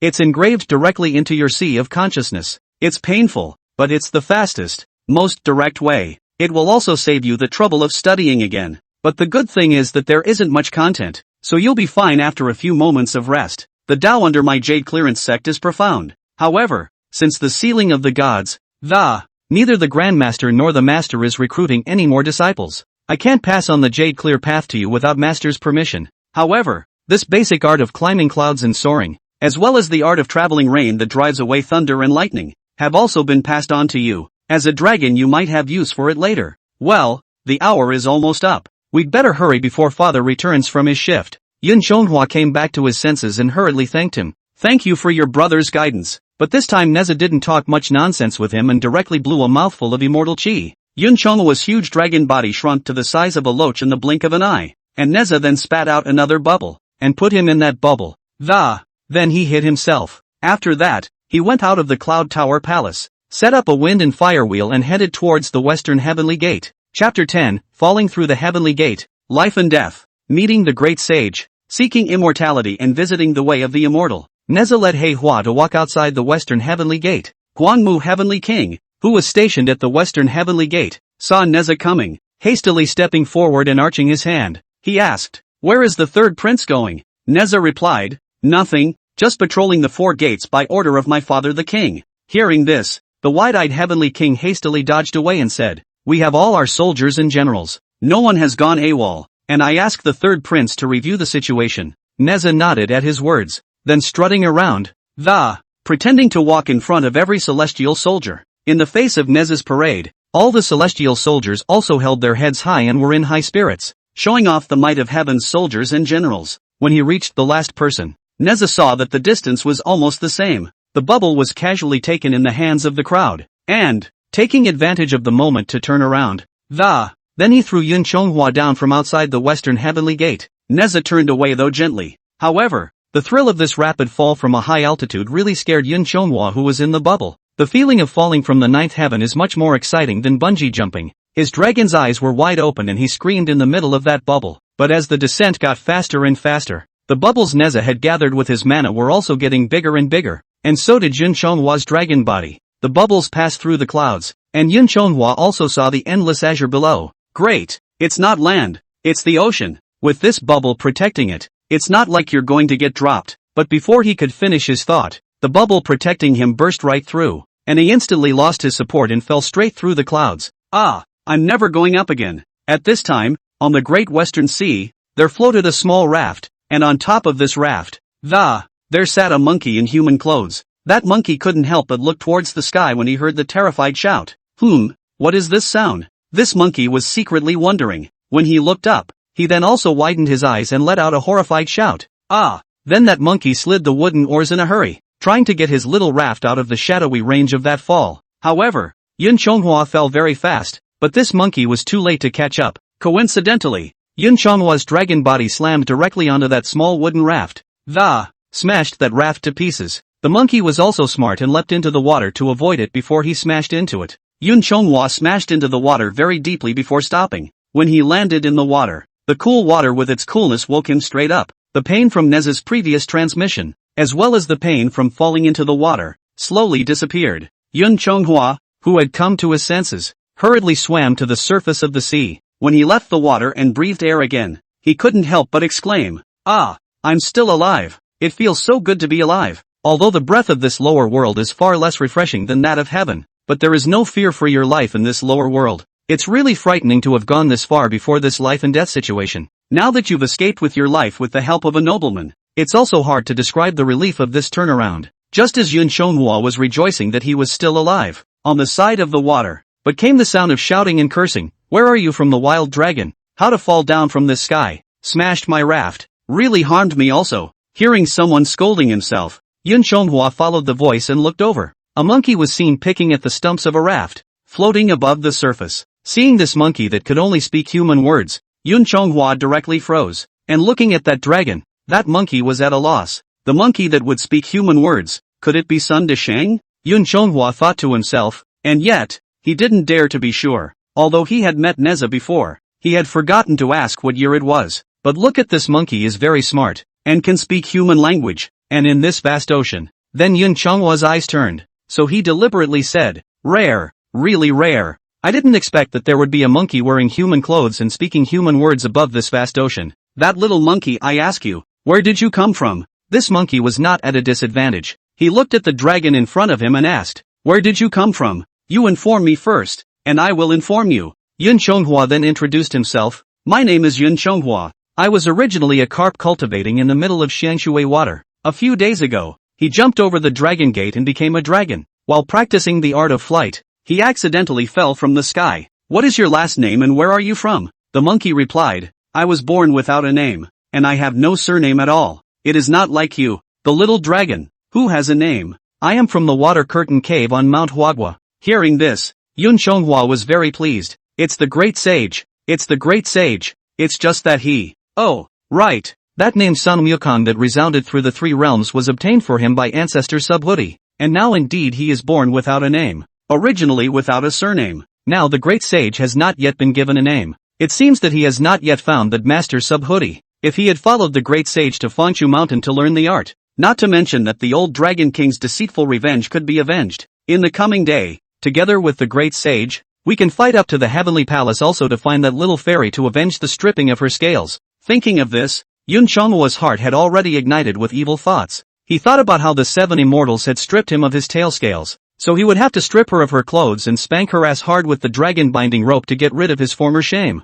However, Yun Chonghwa still had doubts in his heart at the moment, and he continued to ask for insurance purposes. Oh, I didn't realize that you little monkey came from that faraway eastern divine continent, Ari Kingdom's mountain of flowers and fruits. I just don't know where you're going on your long trek across the sea. As an apology, I would like to give you a ride. With that, Yun Chonghwa swam over to the little monkey and signaled him to jump onto his dragon's back. That monkey leapt onto him with a single leap. It then grabbed his dragon's horn with both hands. That monkey sat on the dragon's back and said, in that case, thank you very much. I've been out of the mountain of flowers and fruits for more than 8 or 9 years, stringing the Great Wall, traveling in small counties, and always wanting to visit a famous teacher and ask for a life extension. The immortal formula for immortality. During these 8 or 9 years, I have learned the manners of men, and I know the language of men. I have seen countless people of fame and fortune. It's just a shame that I've never had the chance to meet Gao Xian. Some time ago, when I arrived at this western sea, I thought that there must be gods and goddesses overseas, so I made a raft to cross the sea to look for the immortals. I didn't want to come here, but you knocked over the raft. You don't need to send me far, just to the shore. After listening to the monkey's words, Yun Chonghwa's heart called out creation. He had thought that his capture in heaven would be a great calamity, but he did not expect it to be a great creation. And, although he suffered from the pain of plucking scales, he was able to meet Nuzha, who had learned some rudimentary spells, and gained a magic weapon to protect his body. Now that he had fallen into the lower realm, he met Sun Dishang, who had not yet joined Bodhi's master. When it really counts, it's the best of all possible worlds. He recollected the plot of the westward journey of. Now at this time of the year, Wukong was already only one step away from traveling to the western Nuga continent to pay homage to Bodhi. If he were to go with him, he would not only be able to learn the skill, but also have a fellow disciple. Even though there's no way to learn true kung fu from the old man like he did, but with his old man sheltering him, you can also practice at ease. Even if old Buddha Bodhi doesn't accept him, he has sent the great sage on this journey, so he's still considered to have some friendship with him. In the future, when he is successful, he will be considered a capable friend. It's not a loss when you do the math horizontally, vertically, or diagonally. Yun Chonghwa hurriedly said to the great sage, oh, you're also going to seek immortality and visit the Tao? That's just right. Then, you and I can be companions. Although I have become a dragon, I still want to further cultivate into a human body. But I've never found the way to do it. If I can really find an old fairy to give me some guidance, it would be considered my good fortune. Brother Monkey, would you like to take me with you? Chapter 11, The Two Saints of the Atlantic Ocean. Brothers separated on Mount Fangsuan, perhaps out of affection. Yun Chonghwa subconsciously called out Brother Monkey. Wukong also agreed readily. That's great. I've been all alone on this journey. Sometimes I haven't spoken to anyone in a year and a half. It's good to have a companion on this road. Very good. Then a dragon and a monkey did not delay any longer and swam straight towards the west. On this journey to the western Oxus, Yun Chonghwa also learned a lot of interesting things from the mouth of Wukong. Also know who is the king of the Middle Earth in South Alimony today, and along the way, through Goku's descriptions, and what he's seen along the way. It was also a complete reversal of his common sense of geography. This Western world had 3 realms and 4 continents spread out, which was completely different from the Earth in his cognizance, and the world was very vast, much bigger than he had ever imagined. The 800-mile-wide water here can only be called a river. The river and the sea are even more boundless. It's no wonder that those immortals, who fly tens of thousands of miles in the blink of an eye without moving, still can't touch the end of the sky. It was no wonder that it took him a year and a half to swim from Xiangshui to Luoshui in the first place. Yun Chonghua took Wukong on this journey, which also took a lot of time. He felt as if he had swum halfway around the world. And this is still the case that South Alimony and West Nuga are connected by land. He just swam a channel. If you want to completely around the South Alimony and West Nuga continent of the land tour, I am afraid that it will take a few decades. Despite his labors, he got along exceptionally well with Goku. The two were even sworn brothers under the sun and moon, and were called brothers, with Wukong being over 300 years old and much older than Shigua, so he was a brother. Whenever the two men reached an island, the two of them went up to rest. If there are bananas, coconuts and other wild fruits growing on this island, Goku also immediately climbed up a tree to pick it off, and then the two of them lay down on the beach and shared it in the sun. After many days, the two of them finally arrived at the boundaries of the Western Nuga continent. However, after arriving at this realm, Yun Chonghua was also somewhat in tears. Maybe Journey to the West is a Chinese mythological world. It is just like the American movies in which the whole universe speaks English, though the two arrive in a foreign country where the names of the countries are jumbled up, but the people here speak Chinese. There is no language barrier to communication at all, even if some of them are exotic in appearance and exotic in their attire. But the family name cannot escape Chao Qian, Sun, Li, Zhou, Wu, Zhang, Wang and other 100 surnames. They even celebrate the Dragon Boat Festival. Although it was a bit of a crying shame, it made sense when Yun Chonghua thought about it carefully. The county marquis of that Tianzhu foreign county is also surnamed Shangwan. Even the shopkeeper who wanted to find a little lady for the 4 masters and disciples to rest with was called Zhao Widow. The Golden Sage Palace Maiden of the Juzi Kingdom was still captured by the Golden Hair Harvest on the Duanyang Festival. After arriving in the Western Nuga continent, Wukong did take care of Chonghua. Chonghua is a dragon, and although he has been taught by Neza to have a small amount of magical power, he does not know how to change. If the two of them went to the countryside and towns, they traveled only at night so as not to disturb the people. When it was daytime, after Wukong had put Chonghua in his place, he went off on his own to find the. During this time he also begged for some food to enjoy with Chonghua. It's just that the food doesn't come so squarely at times. If Goku can beg for it, that's naturally good. But if it can't be begged, it's not for nothing that he's called the famous thief who covers the whole world. However, Wukong did not steal from the poor, but only picked the rich families in the city. He went to the house of a rich family, taking some extra stinking wine and rotten meat to eat. If they had taken more, they would give some to the poor and hungry people on the roadside. On this day, the two brothers traveled to an unknown mountain field. Seeing the beautiful mountains here, the forest foothills were deep, and the two could not help but climb to the top to watch. The two of them together were not afraid of any wolves, insects, tigers or leopards in the middle of the mountains and forests. This was because the wolves, insects, tigers and leopards were all scared away by the dragon chi on Chonghua's body. Although divine beasts like dragons and phoenixes were just a dish on a plate in front of immortal Buddhas. However, the kingly pressure displayed in the face of these beings from the lower realms was very powerful. The two were viewing the scene when they heard a ghostly song from the distance, watching Chess Karan, lumbering Tintin. To socialize is neither immortal nor Taoist, but to sit idly and preach to each other. Hearing this distant mountain song, Chonghua said, "Brother is greatly pleased, interacting with both non-immortals and Taoists. Idly sit and preach to each other. Listening to that mountain song, it seems to be the words of the gods. You and I have a chance to think that today is the day." Then the two of them, rejoicing, ran toward the place where the mountain song had come from. When he got close, Wukong approached and shouted, "Old gods, stay back. The disciple has risen." The woodcutter stopped at the sound of his voice and looked back, only to see a man dressed in human clothes. The little monkey with a human mouth was striking up a conversation with him, and behind that little monkey was a light golden dragon coiled around a tree trunk, staring at the place. But this woodcutter saw the monkey spirit. The dragon monster is not surprised. Seems to be commonplace. He just put down the firewood on his shoulder and turned around and smiled. "Little friend, you're too serious. I make a living by fetching firewood, and I'm still not well fed and clothed. How dare I say the word immortal?" Wukong asked. "Just now, when my brothers were in the mountains, listening to Mr. Song," he sang, interacting with non-immortals in both Tao, sitting idly against each other and preaching scriptures. "If Mr. is not an immortal, then why do you speak the words of an immortal?" The woodcutter replied. This is that Lingtai Fonsuan mountain. The ancestor Bodhi of the 3 stars of the slanted moon cave taught me.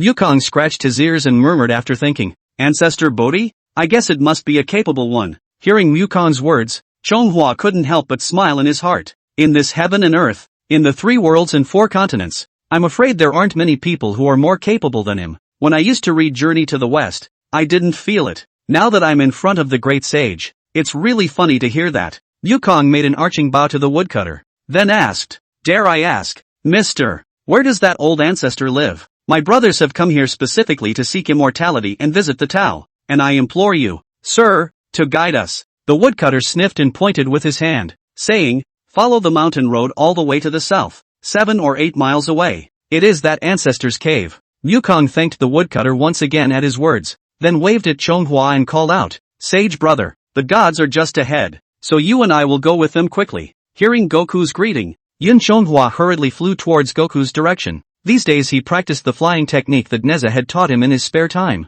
However, this flying technique was just like running. The faster one ran, the more physical strength one used up. Only running consumed physical strength, while his flying technique consumed mana. And the higher you fly, the faster you go, the more mana consumed. But a foot off the ground, walking through the air, it was also much lighter than walking on your hands and feet. The brothers went out of the deep forest, found their way to the path, and, after crossing a small hill, it was about 7 or 8 miles away. Yukong then shouted with joyful hands and feet, sage brother has arrived. Arrived! There really is a cave there. What a great place. Saying this the monkey leapt down from above. Big brother wait. Yun Chonghua tried to pull Goku back, but it was an empty one. He saw Goku disappear into the clouds in front of him. Seeing the scene in front of him, Chonghua could not help but stand up with his dragon beard in fear. Where in front of this eye is there any Lingtai Fonsuan mountain? The 3-star cave of the slanting moon. There was just a thin cloud of mist, and after that cloud is a steep slope with no bottom.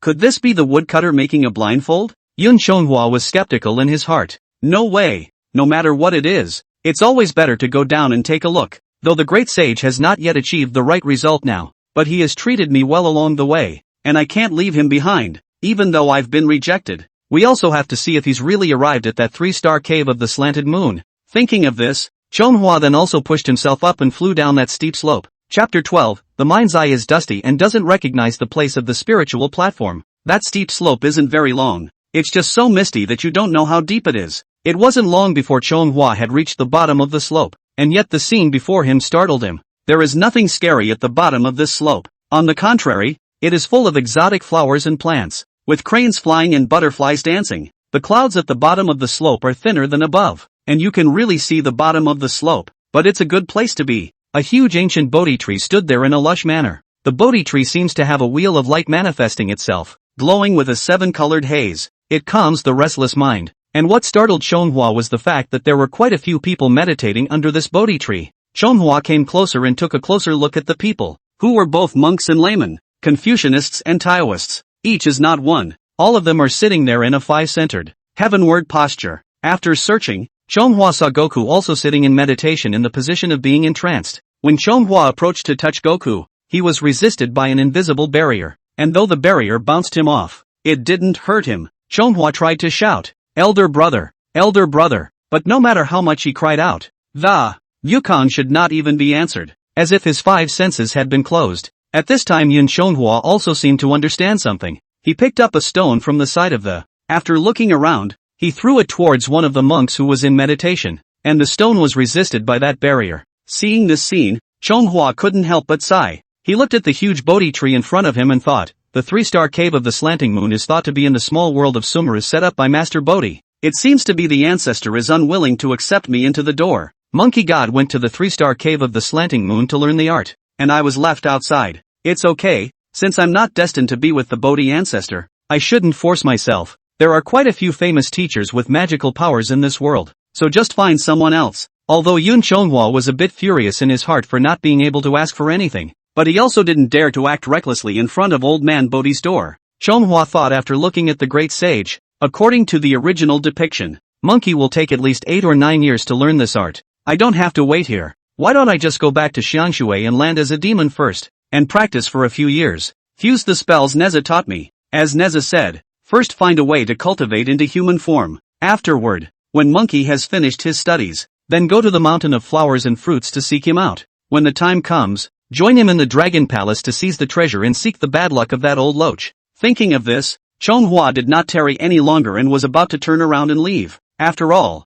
the people of this Western Oxus continent are not greedy and not murderous. Demons with high magical power are everywhere. He wouldn't dare stay over here much longer. Now that he was alone, he saved himself from being captured by some demon while foraging for food. He did not go to the table of the Jade Emperor and the Queen Mother, but fell into the mouth of those. So it's better to leave as soon as possible and go back to the eastern lands. But after just a few steps, he turned back. He looked at Wukong and thought, I've been with Monkey for a few days, and even though he's in meditation, it's not a good idea to just leave. Might as well leave him a letter. Yun Chonghua then searched around for a stone slab, and with his sharp dragon claws, he carved a line on that slate. Little brother may not be karmic. Do not disturb the elder brother's cultivation. First return to the South Alimony waiting for the good news. The next day we'll meet again. The tablet was then placed in front of Goku. I don't know if Goku can see it, but it's always a courtesy. After doing all this, he just turned around and went uphill, ready to leave this place back to South Alimony to go. When Chonghua left, a golden light surfaced above that ancient Bodhi tree. Among that halo of light, there stood an immortal old ancestor with a fairy child with a double grip on his head. That fairy boy looked at Yun Chonghua climbing the slope and, to the old ancestor beside him, he asked, Master always says karmic law. Anyone who meets with an apprentice, gets guidance from an apprentice, and comes here is karmically related to us. Why did Master let that stone monkey into our sect alone, and let this little dragon go alone? Speaking of this, the fairy boy sighed and said, that monkey is very affectionate and righteous. Seeing that his good brother was not there, he really searched well in the Sumeru realm. When the disciple opened the door for him, he also talked about his good brother who came together to learn the way. If it weren't for my disciple coaxing him that the little dragon had another chance, he would still be making noise in the cave. Upon hearing this, that ancestor lightly stroked his beard and looked at Yun Chonghua's figure and said, the body is like a Bodhi tree. The heart is like a mirror. Always wipe it diligently. Do not stir up dust. It is not that the master has turned him away. He just can't enter the door himself. His heart was full of distractions, and his brow was full of hostility. This state of mind has clouded the eyes of the heart. Naturally, I cannot see the square inches of the spiritual platform and the 3 stars of the slanting moon. If you can't find the way to your heart, you can't enter my door. It's just sort of a fate with him. The fairy child crossed his arms at this time, looked at Yun Chonghua and shook his head and sighed. Alas, anyone who seeks this place is a person of destiny, and he can't even find the door to his heart. Pity, pity, pity. That old ancestor also felt sorry for it when he heard it. Immediately, he activated his Bodhi wisdom eye, wanting to take a look at the past life of this little dragon. That old ancestor's eyes were divine, with a pair of eyes that were white and red, resembling the sun and the moon. The Bodhi wisdom eye, a glance at the past and a glance at the future. It is a great divine ability that can see into the heavens. Old man Bodhi wanted to see what was the reason that this little dragon had the destiny but could not be initiated. As the saying goes, no man is an idiot, and if it's just a small mistake, it's not a big deal. He could also send the fairy boy to change and then open up the path of Chonghua's heart, so that he could find his way here again. Once again, he will be enlightened. However, after that old ancestor opened his wise eyes, his expression was uncontrollably stunned. With a stony face, he cried out, strange, strange. When immortal child saw old ancestor's mouth claiming wonder, he asked, why is master claiming wonder? Could it be that this little dragon really has some great creation? Ancestor Bodhi's pair of eyes dispersed their refined light. Once again, he was back to his old kindness and amiability. The ancestor replied, these 3 realms and 6 paths, the gods and ghosts of the heavens, all things in heaven and earth, the past and the future, none of them can escape my discerning eyes. But I can't see through the mystery of this little dragon. He has neither past nor future. When I look up, I see chaos. It was just like Panga's view of the uncharted heaven and earth. He is an anomaly in heaven and earth that is not in the 3 realms and 6 paths. I think that if he doesn't come under Bodhi's door today, he must have other chances. I just don't know. This is a blessing or a curse for all beings now. The immortal child sniffed and said, I see that my disciple's mouth has unfortunately hit the nail on the head. I can't imagine that the origin of this little dragon. Then this heavenly spawn stone monkey is even more strange. The disciple this time is not to deceive that monkey. That's a lot more peace of mind. That old ancestor sniffed, and with the duster in his hand, gently tapped the fairy boy on the forehead.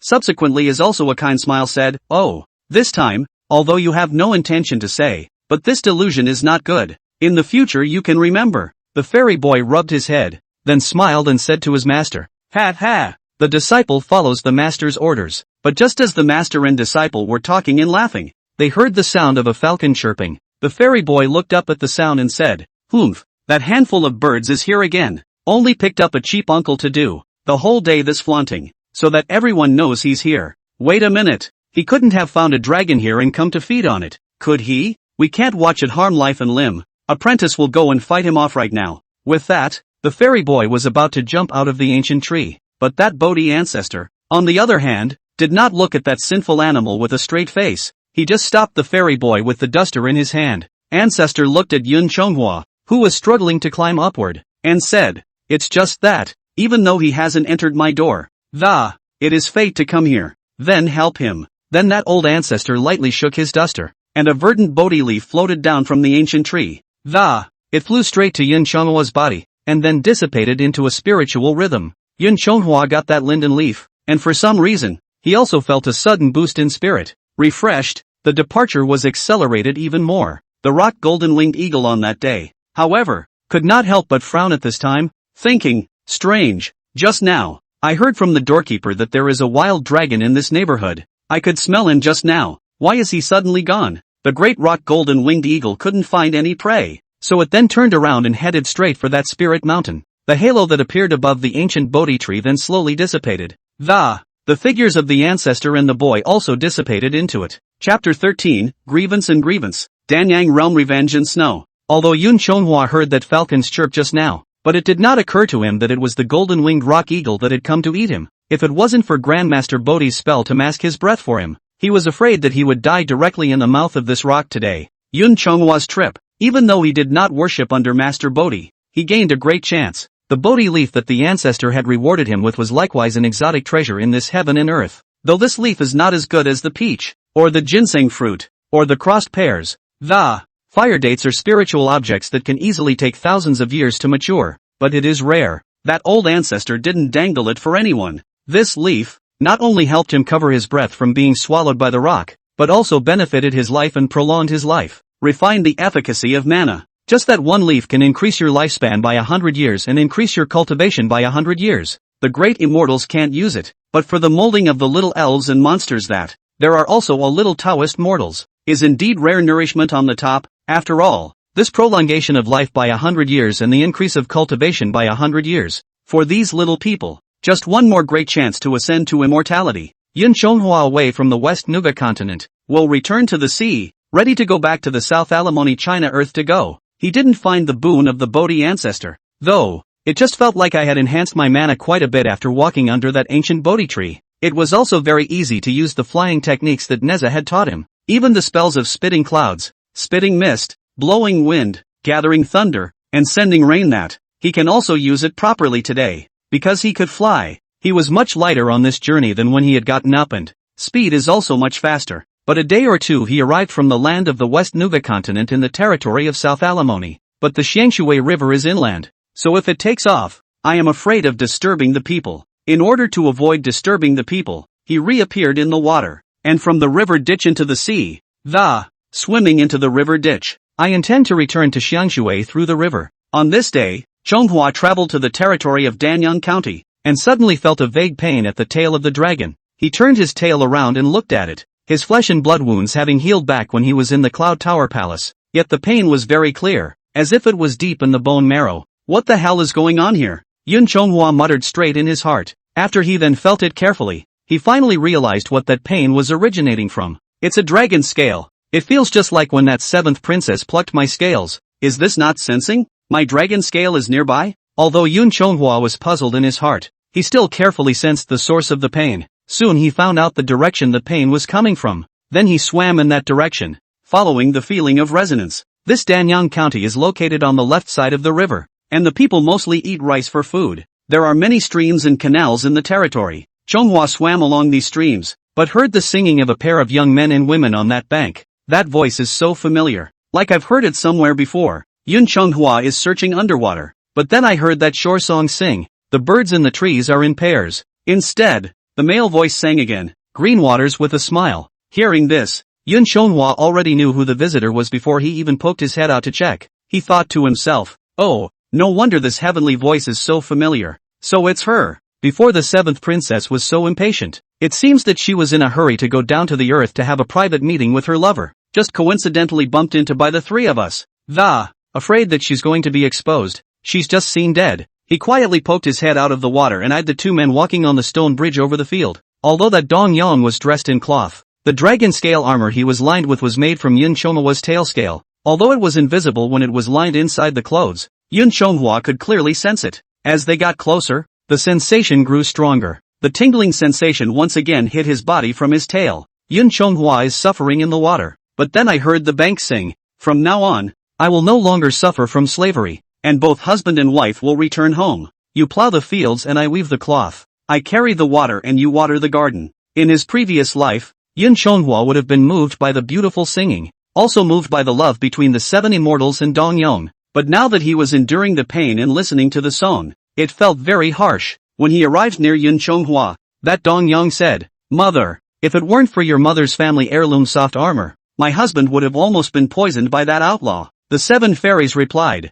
"You don't have to keep that in mind, Mr. Sang. It's good fortune that this dragon scale soft armor is worn on the Sagittarius, and it is its merit that it can save the Sagittarius life." Yun Chonghwa looked at his bald patch of tail and I thought to myself, what a blessing and what a merit. It's so easy to be generous at the expense of others, the sweetness and love of your couple. But it was built on my pain. It's not so bad to pull out my scales, but now that you've gained my favor. But instead of remembering my good deeds, he made such a snide remark. It's really disgusting. It's like if you can tolerate it, you can't tolerate it. At that moment a trace of anger was born in Yun Chonghwa's heart, but this anger did not destroy his reasoning. Although he wanted to retaliate on the spot, he was afraid of the strength of the seven princesses of heaven. He pondered carefully. Among the learnings Neza imparted to me there is a mention that all the registered immortals in the heavenly court have immortal aura, except for their own deliberate concealment. As long as the heavenly court wanted to inspect, it could easily be detected by the heavenly court. Now that I can't detect the immortal aura on her,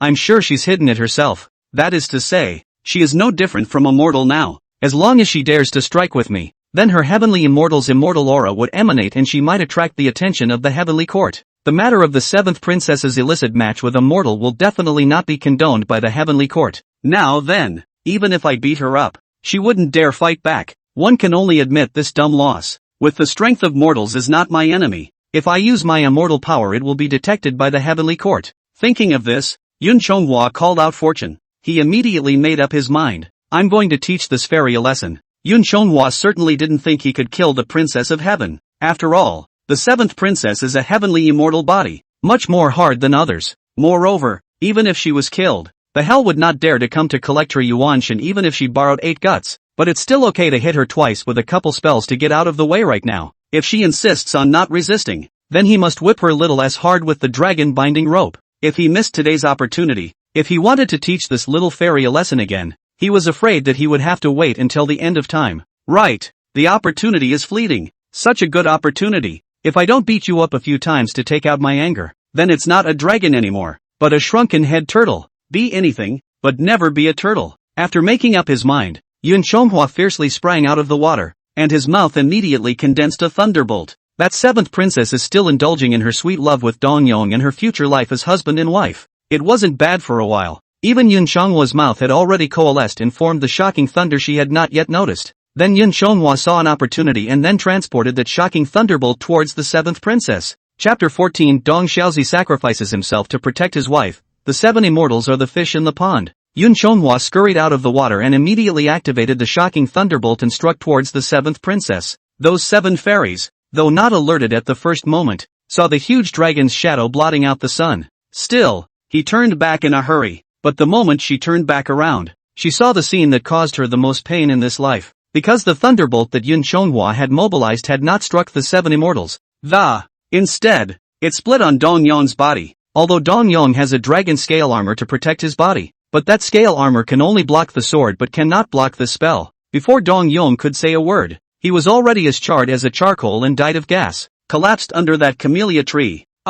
Yun Chonghwa also stared at the situation with his dragon eyes in great surprise. He originally wanted to teach the seven immortals a lesson, but he didn't expect to kill Dong Yong by mistake. Although Yun Chonghwa hated the seven immortals, he only hated her for plucking his own dragon scales. it's just a matter of making snide remarks. But there is nothing against Dong Yong. Yun Chonghua knew the causes and consequences of the Tianxian match, and he still admired Dong Yong quite a bit, based on the fact that he was a filial son who was filial to his parents alone. Yun Chonghua could not hate him, and it was just to teach the seventh princess a lesson. However, he did not realize that Dong Yong was so eager to protect his wife that he took the initiative to defend her. This unintentionally. The spillover hurt his life, killing such a benevolent and filial gentleman. Though unintentional, but Yun Chonghua still felt a little sorry for him in his heart. While the seven fairies were holding Dong Yong's charred corpse, she cried out Sangong and Donglang with tears falling like rain. But no matter how the seven fairies called out, they could never get an answer from Dong Yong anymore.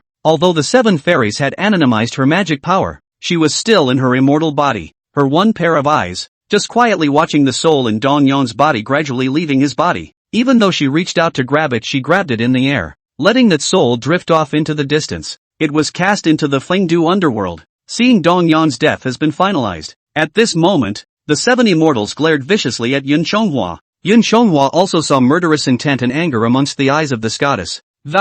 Seeing the pain of loss, looking at the evil dragon that killed her husband, the seven immortals instantly lost their sanity. She slowly set her husband's body aside. Then, too, in spite of the pursuit of heaven, the next moment she drew back her bodice and the moment the cloth clothes on her body were ripped off, the majestic immortal power was instantly released, and a fairy light flashed, and the seven fairies changed back to the brocade garments they had worn when they were in heaven. The feathered garments of the flying fairies, restored her old heavenly beauty, not like the village woman dressed up just now. And the very moment the immortal power was released, the rainbow light shot straight up into the sky. It was immediately detected by the heavenly court. At this time above the heavenly court, the clairvoyant hurriedly ran to the front of the heavenly palace and reported, "Report, Your Majesty, falling just from the South Alimony China earth above, a rainbow light rushed straight to the clouds. That appears to be the manna of the seventh princess, the Jade Emperor, who was high up in the temple of the heavenly palace. However, had a grave expression on his face. Equally grave as his face was the Queen Mother sitting at the bottom of the table.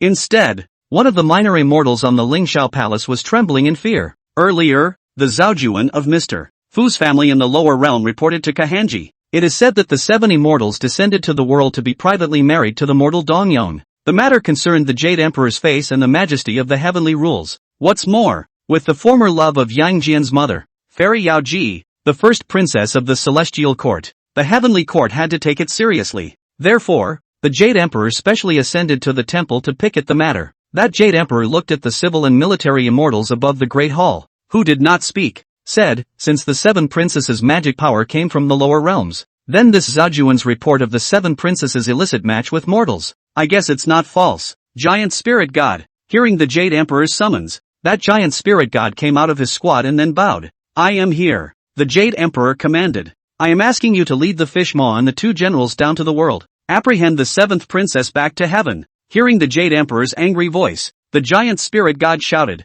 "Yes, sir," and then, without delay, then he set up the Cloud Leader Fishbelly General and the Medicine Fork General with a few hundred heavenly soldiers, and quickly came towards the lower realm. Inside Danyang County in the lower realm, after the seven fairies had unbound their immortal energy, instead of attacking Yun Chonghua at the first opportunity, he slowly covered Dong Yong's corpse with the cloth garment he had just removed. But looking at the seven princess expression, he knew that this woman would kill him the next moment. He sensed the danger and without further delay, he turned around and disappeared back into the water. After the seven immortals set up a boundary on their clothes, they stomped their left foot and, setting up the auspicious clouds to chase towards Yun Chonghua in the air. And she didn't hold back at all, even though she couldn't see where Yun Chonghua was in the water. But she was attacking indiscriminately, with fireballs transformed by celestial immortal mana that, one by one, they smashed into the water. It then exploded in the water. Shocking explosions resounded in the water, and the dark currents that had exploded were constantly escaping in the water.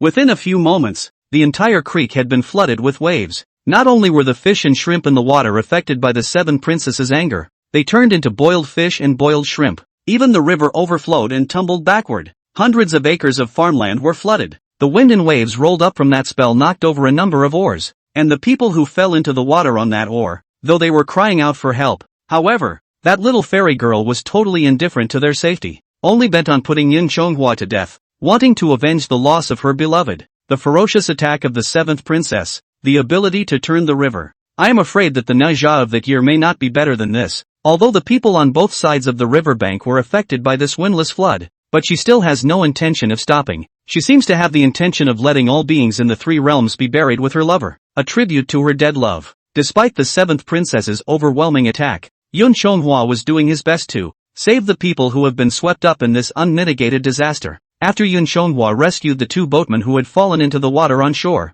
he looked up at the angry seventh princess thinking, "No way! This little fairy has gone crazy. The water here is shallow and the dike is broken. If it continues like this and the dike is washed out, the people here will have to suffer. A good man does what a good man does. Can't the fish in the pond be affected? We have to lure her away." Yun Chonghua then stopped hiding as he shouted, "Hey, little fairy, I'm here. If you have the guts, let's go to the river and fight," said Yun Chonghua, then flew towards the river. This time he didn't vanish into the water again. Instead, he led the 7 immortals through the air and quickly left the place. And while the two were chasing, the heavenly court's pursuers who wanted the 7 princesses arrived. That giant god stood on the head of a cloud and looked down, and saw the misery of the people on both banks of the river. I couldn't help but let out an awe. The giant spirit god ordered, "General Fishbelly, you should lead the heavenly soldiers to rescue the mortals who have fallen into the water. Stop that water from flooding the village. General Medicine Fork, come with me and capture the 7 princess and the evil dragon. They must not be allowed to fool around anymore." The 2 generals were ordered to do so, and both of them followed their own orders. General Fishbelly led the heavenly soldiers to rush down. The celestial soldiers scurried into the water to take those mortals who had fallen into the water. "We rescue all of them from the water regardless of whether they are alive or dead." And the Fishbelly general, setting up a cloud, was hurrying to the dike which had been broken by the 7 fairies. With his own magic power, he stopped the flood that was about to completely break the dike. Then, little by little, he slowly restored the collapsed dike. Chapter 15, The Princess is Taken.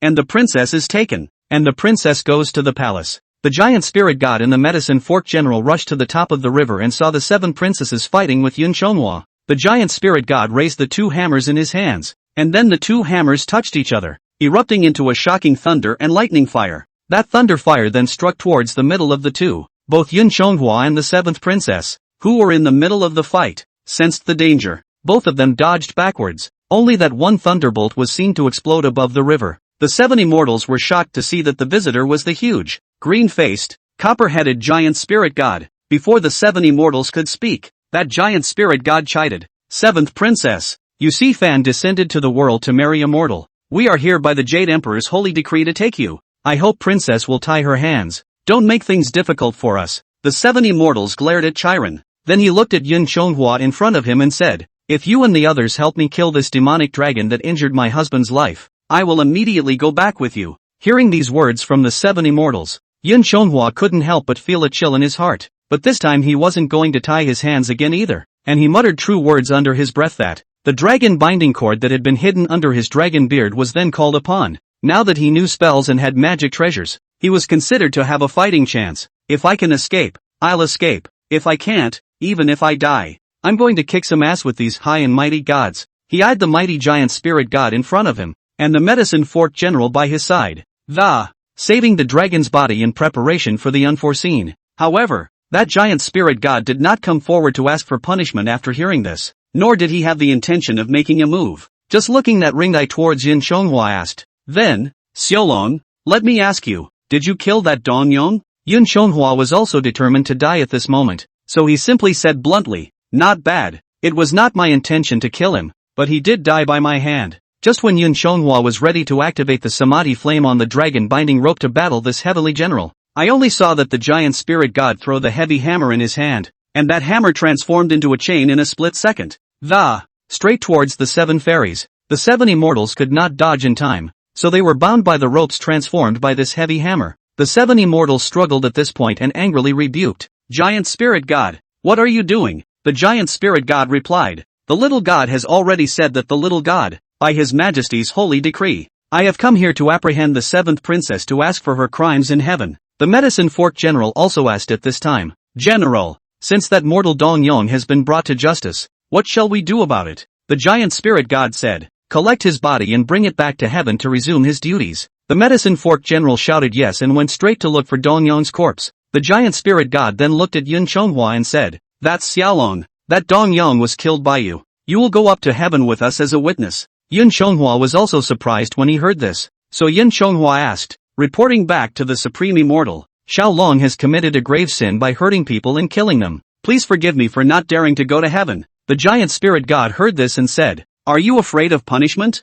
That Dong Yong and the seventh princess had an illicit marriage. Breaking the rules of heaven is a great offense that will bring you down to the 9 hells, though you have harmed yourself and your life. But the person killed was someone who had violated the majesty of the heavenly laws. I can't say I've done anything right, but I've done nothing wrong. You and I will go up to heaven as witnesses. Don't worry, it will not be difficult for you. Listening to the megalomaniacs, Yun Chonghua always felt like a good citizen or even a tainted witness. But one learns from one's mistakes. Last time, I suffered a big loss at the old loach. He also didn't dare to trust the giant spirit god. But then he thought, this giant spirit god is the #1 fierce general under King Li Tianwang. Even the pacification of the mountain of flowers and fruits is a vanguard war general. The ability to be a vanguard officer is definitely not low. If he wants to catch me, he'll be able to catch the little fairy. I'm only afraid that it wouldn't take much effort. Now that he is willing to negotiate with me, I think it is true that he will not do any harm. Thinking of this, Yun Chonghua looked at the 7 immortals with a smug expression.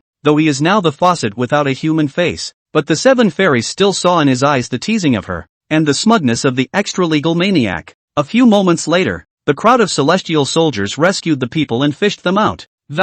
Placed as much as possible on the bank, and the fish-belly general had already used his mana to repair the damaged dike again, and the overflowing river water. Once again, it was guided back into the river, and that medicine fork will, after searching carefully, see the hooded garment that glows with a haze of light that, and the already pitch-black remains of Dong Yong under the smock. Then Yun Chonghua, following the giant spirit god, took Dong Yong's corpse and, as well as the 7th princess, went back to heaven. Even though Yun Chonghua had already been to the heavenly palace, this time it felt very different from before. Seeing the beauty of the heavenly palace again felt even more beautiful than the last time. Although the last time the 2 celestial officials took him on a nice stroll through the heavenly palace. However, they did not dare to approach the heavenly palace where the Jade Emperor ascended to his throne. Instead, Yun Chonghua followed the giant spirit god this time to the Tongming Hall, outside the Lingxiao Palace. Yun Chonghua looked out at the plaque of the Lingxiao Palace, and then looked around at the forest of immortal officials. I really understand what Li Bai said in his poem. The people of Xian are like hemp, the lofty majesty of these celestial gods, and the oppressive feeling that the statues in the middle of the temple only show 1 or 2 points at most. That giant spirit god walked to the front of the Lingxiao Palace and shouted to the spirit officer on duty, my humble servant, giant spirit god, by his majesty's decree, the 7th princess, along with Dong Yong's remains, has been brought back with all the witnesses in this case. Please inform the Jade Emperor. That spiritualist immediately entered the hall to inform. Then an echo came from within that heavenly palace. Declare the great spirit god to come up to the palace. Hearing this, the giant spirit god took an official step and led the crowd to step into that Lingxiao Palace together. Yun Chonghua was followed by 2 accompanying celestial soldiers when he entered the hall. After he entered the hall, he couldn't stop looking around and saw the immortals of the heavenly court lined up on both sides of the civil and military classes. The immortals in this hall were both civil and military, young and old. Most of them were unknown to Yun Chonghua, and the only one he recognized was a man clad in gold armor, a middle-aged man who held up a pagoda with a solemn expression. There was also a white-clothed old man with a duster in his hand who looked compassionate and kind. That middle-aged man was undoubtedly Li Tianwang, while that white-clothed old man, Yun Chonghua suspected was Tai Bai Jinxing. Walking closer, he also saw Zhao Juan, who was kneeling on the temple, still shivering a bit. This one is also instantly recognizable. After all, in the present world, when he was a child, his grandmother worshipped him as the head of the family, the god monarch whom they, the mortals, so well worshipped in the mortal world. It was also like a shivering quail above this heavenly realm. In the end, Yun Chonghua turned his own gaze to the Jade Emperor, who was sitting high above the Golden Hall, and the Queen Mother. This Jade Emperor, square face, broad ears, Chinese character face, 3 strands of long beard face like a crown of jade. The golden light around his body illuminated his body, and he had the majesty of the master of the 3 worlds, and that the next Queen Mother, nor like folklore rumors of the appearance of the middle-aged crone, rather, the appearance of 30 or 40 years old, head wearing a phoenix crown, face with gold silk flower tin, a palace dress is very dignified. Yun Chonghua felt that the word beauty could no longer describe her. Though the Empress is beautiful, she makes people look at her but they can't have any evil thoughts, because the first feeling she gives is that she is as loving as one's own mother. There is nothing but reverence for her. Chapter 16, Life is a Big Gamble. In that heavenly palace, the giant spirit god made his preface, tell His Majesty the Jade Emperor all the details of what happened. It also included the disaster of the pool of fish caused by the Seven Princess when she chased after Chonghua, even detailing how many farmlands were drowned and how many people died. Listening to this truthful tableau of the giant spirit, Yun Chonghua saw His Majesty the Jade Emperor's face gradually darken, and beside the face of the queen did not show anger, but the eyes are also through the disappointment. They looked at the seven fairies with a look of hatred. Immediately afterward, the Jade Emperor was also sullen and, to that report the seventh princess Si fan Zhaojuan words of praise. Hearing this, Yun Chonghua also understood the cause and effect of the whole thing. So it was this Zhaojuan who told on us. No wonder the heavenly soldiers came so quickly. Once the seven immortals' fairy aura leaked out, it didn't take them long to come, so they've been eyeing this for a long time. Finally, the giant spirit god said, the criminal Dongyong has already been punished by the law, and it was this little dragon who was killed by the thunderbolt method. It was only when the seventh princess became enraged that she chased after him, so much so that she caused the river to back up. There were countless deaths and injuries to living beings. The giant spirit god spoke and finally added, the seventh princess has committed a heavenly offense by marrying a mortal. Although this little dragon has no intention of killing Dongyong, but this is a matter of defending the majesty of the heavenly rules, and the river is not his fault. The young minister also asks for your majesty's discretion. His Majesty the Jade Emperor was in a rage at the moment. Those eyes seemed like they were about to spit out fire. Though his old man had endured 750 kalpas. It is only for 129,400 years per kalpa that one enjoys this limitless path. For other things or can be changed. But in the face of one's closest relatives, even his old man had difficulty in completely letting go. First his own sister and now his daughter. They, the fairies, in the heat of the moment, have caused an illicit affair. But it caused him a lot of trouble. It was not only about his face as the sovereign of the three realms, it was also about the majesty of the heavenly rules. He couldn't bear to punish his daughter though in his heart. But if an exception is made today, how can the selfish desires of the immortals in heaven be restrained in the future? The Jade Emperor looked at the immortals who were looking at him, and then said in a huff, this is about the majesty of the heavenly rules. This little dragon killed that evil for heaven. Not only no fault, but also credit. Where are the yellow turbans? Take the seventh princess down. I'll beat you with 400 spine canes. 5,000 years in the heavenly prison. No, 10,000 years. The Jade Emperor then closed his dragon eyes helplessly. Waving his hand, he signaled for the yellow turbans to take the seven immortals down. But until this moment, the seven fairies had not shown the slightest sign of begging for mercy. Still looking viciously at Yun Chonghua, at this that murderer of her husband, letting the yellow scarf warriors drag her out. And as the Jade Emperor watched his daughter being dragged away, he immediately looked around at the immortals, but all the fairies were silent. Looking at the heartbroken and helpless expressions of the Jade Emperor and Yang Yang, Chonghua could see the signs. It looks like this is a tearjerker. The Jade Emperor and the Queen Mother don't look like they want to punish the seventh princess, but they were forced to do it because of the majesty of the heavenly laws to convince the public, and their face. This is an opportunity. In fact, Yun Chonghua was not the only one who could see the clues. The immortals who could stand on top of this Ling Xiao Baodian, each one of them is a human being who has lived for hundreds or thousands of years, with the exception of the simpler-minded generals. How could the others not see this little thought of His Majesty and the Queen? It's just that no one dares to touch the mold. After all, the heavenly rules were related to the operation of the Order of the Three Realms. It is a matter of great importance. If we make this start, then it will be difficult to convince the public in the future. It can be said that there will be no end of trouble. And the seventh princess's illicit marriage to a mortal has damaged the face of the royal family. If you don't plead properly, you'll discredit His Majesty and His Majesty even more. Then you'll be in trouble. The relationship network of the heavenly court is also as intricate as the officialdom of the lower world. The forces of each faction also had their own demands, and although we all stood in the same hall, we were not all on the same page. For example, the 28 stars, the 6 dings and the 6 armors. Just a better relationship with a group of demonic fairies of the same animal origin. And most of those human immortals also look down on these beast immortals. Besides, among these immortals, I don't know how many of them are the disciples and grandchildren of the one in the 33rd heaven. There's even a Faifan shimmy in the heavenly court. The 4 heavenly kings, these immortals from the western sect, served in the heavenly court, and that Li Tian Wang is even himself in the heavenly court, and his eldest son is in the spirit mountain as the Buddha's protector. The second son was an apprentice under Guanyin. The third son, Neza, though at odds with him, worships Tai and is also under the primordial discipline of Yuqing. This faction is so intricate and complicated that it really seems like a mess. If you are not careful, you may fall foul of the truth and invite disaster for yourself. so everyone was reticent. Even Tai-Bai Jinxing, who has always been a good old boy, hung his head this time. Stand there obediently. Yun Chonghua guessed what the Jade Emperor and Queen Mother had in mind, so he planned, intending to take a gamble. If you make the right bet this time, you'll be considered rich and famous, and you'll be flying high, with the Jade Emperor as his backer. In the future, as long as you don't take the initiative to cause trouble in the three realms, you will be able to get away with anything in heaven and earth. If one gambled wrongly, then it would be considered a wasted trip. However, he felt that he could win this big gamble. Looking at the expressions on the faces of His Majesty and the Queen, Yun Chonghua used his previous life's skill of detecting words and colors. It was also a certainty in his mind that His Majesty and the Queen needed to step down right now, and one just has to give them a talking point that will convince the public.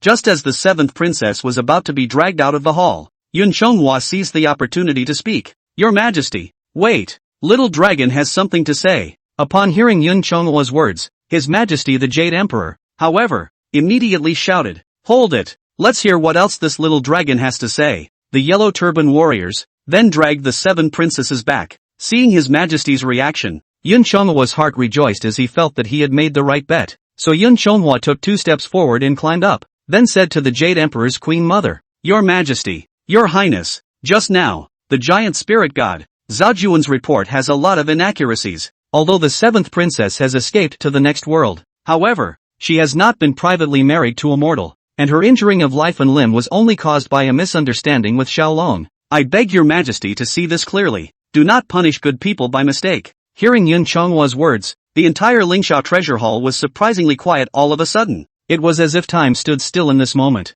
All the immortals present, even the Jade Emperor and Queen Mother on their high seats, all of them were also looking at him with surprise on their faces. And it was the 7 fairies who were the most surprised. She froze straight away, and amidst her eyes full of hatred, it was full of doubts and incomprehension. She did not expect Yun Chonghua to directly excuse her with his mouth full of nonsense, and that Zhaojuan was dumbfounded after hearing these words. And, I didn't expect this little dragon to be able to turn black and white like this. The Queen Mother's heart was overjoyed after hearing this. She knew that Your Majesty, as the Lord of the Three Realms, was not in a position to directly and explicitly pursue the question. So the Nyang immediately took over and broke the silence by saying, Then, Xiaolong, you mustn't talk nonsense. All the things that Zhaojuan has reported have been ascertained. It can be said that the evidence is conclusive, and Seven's fight with you has affected the people. It was also seen by the gods with their own eyes. How is this untrue? Finally, the Queen said in an aggravated tone, Tell me slowly and in detail. Hearing these last words from the Empress, Yun Chonghua was completely relieved. He knew that he had made the right bet this time, and the splash of riches seemed to be just around the corner. Yun Chonghua turned his head to look at the 7 immortals, and then in his heart, he also laughed to himself. My suffering was caused by you, and my present riches are also caused by you, and you are really a sinful relationship. Chapter 17, so unenlightened, and still wanting to progress? After Yun Chonghua lamented, he said in public, Back to Your Majesty, Your Highness, the 7th princess has not been illicitly mated with a mortal. Everything is just a misunderstanding. The 7th princess is with that Dong Yong. I only saw that Dong Yong was a filial son who sold his body to bury his father with filial piety to heaven and earth. So it was just a matter of taking the form of a mortal to help him free himself from the suffering of selling himself into slavery. And Little Dragon's killing of that Dong Yong was indeed an unintentional act. Little Dragon was originally a carp. 100 years of cultivation to become a dragon. After years of cultivation, he has learned the art of making clouds and rain, and with his cultivation, he has become arrogant. I want to spit out some thin rain for Danyang on my first try, so that those people can build a temple for me and cheat some incense offerings to survive. But Xiaolong's spells were not refined, and at the time of Bray, he really did not want to crookedly cleave that Dong Xiaozi to death. When the 7th princess saw the death of Dong Xiaozi, she mistakenly thought that Xiaolong was a demonic dragon that killed people and harmed their lives, so naturally her heart was set on getting rid of the demon.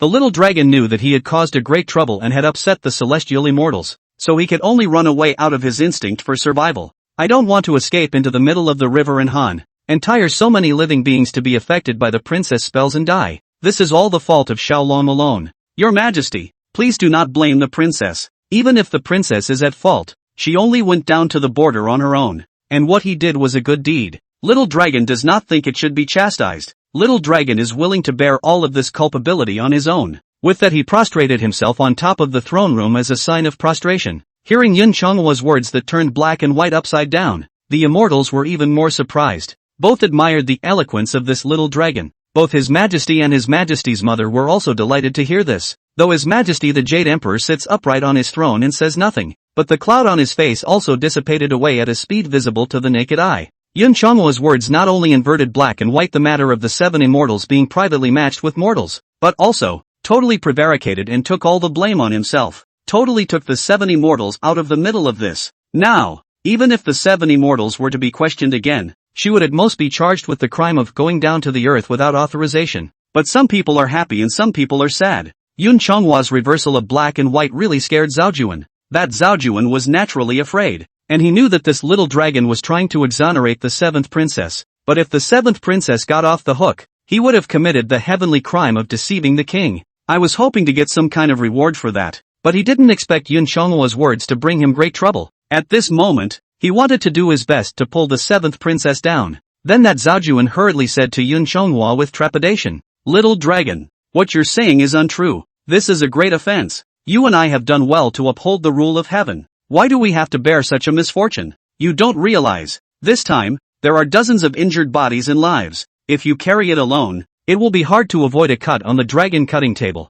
In the face of Zhao Juan's scare, Yun Chonghwa also shook his head helplessly in his heart. He said, "I can't teach a child to be a child. They don't have a clue." Yun Chonghwa completely ignored Zhao Juan's threat and continued, "Your Majesty, Your Highness, everything Little Dragon said is true. There's no such thing as half a lie." The Queen Mother knew that this matter would just lend itself to a quick conclusion on a pedestal. Is the best solution. Then the Empress said, "Your Majesty, since the matter of 7th child's illicit match with a mortal is false, then the crime of marrying a mortal is gone. However, she went down to the world privately and made a great deal of trouble for the people, although it was an unintentional mistake. But she is also guilty. I think she should be punished to go and face the wall for 1 year. And from then on, she may not take half a step away from the heavenly court without permission." The Queen Mother looked at Zhao Juan and said, "As for the matter of Zhao Juan's report without checking the facts, Her Highness originally intended to give him a lax supervision and untrue report to send him away. Afterwards, she would reward him with some spiritual objects as hush money,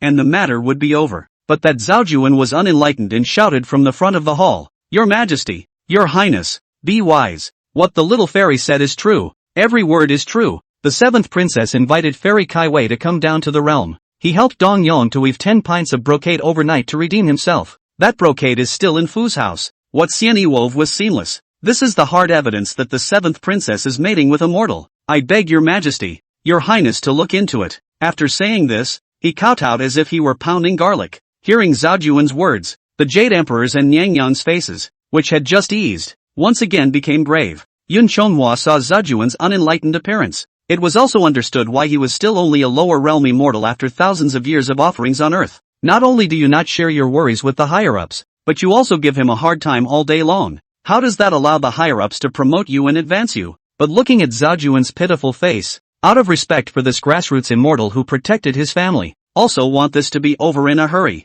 So Yun Chonghwa continued to excuse Zhao Juan, saying, "Your Majesty, Your Highness, what Zhao Juan said was not entirely false. That brocade was indeed sent by the 7th princess. Only that is also the 7th princess to help Dong Xiaozi get rid of the means of disaster. Although this thing is not enough to prove that the 7th princess and mortal fornication, I think it's Zhao Juan doing his duty. He has to guard thousands of homes on a regular basis, and it's inevitable that there will be some misunderstandings in this by mistake." Hearing Yun Chonghwa plead for Zhao Juan's favor, the Jade Emperor didn't want to let this unenlightened Zhao Juan say any more. So the Jade Emperor said, "That's all. Although Zhao Juan's report is not true, but auditing the matter of the 7th princess privately descending to the realm is also considered meritorious. So I'll reward you with 2 golden flowers and go down to the realm." Hearing that he was rewarded but not guilty, Zhao Juan hastily thanked him for his grace. Then he didn't dare to delay even for a moment. He went down to the temple in a hurry. After that, the 7th princess was escorted to her immortal palace to face the wall.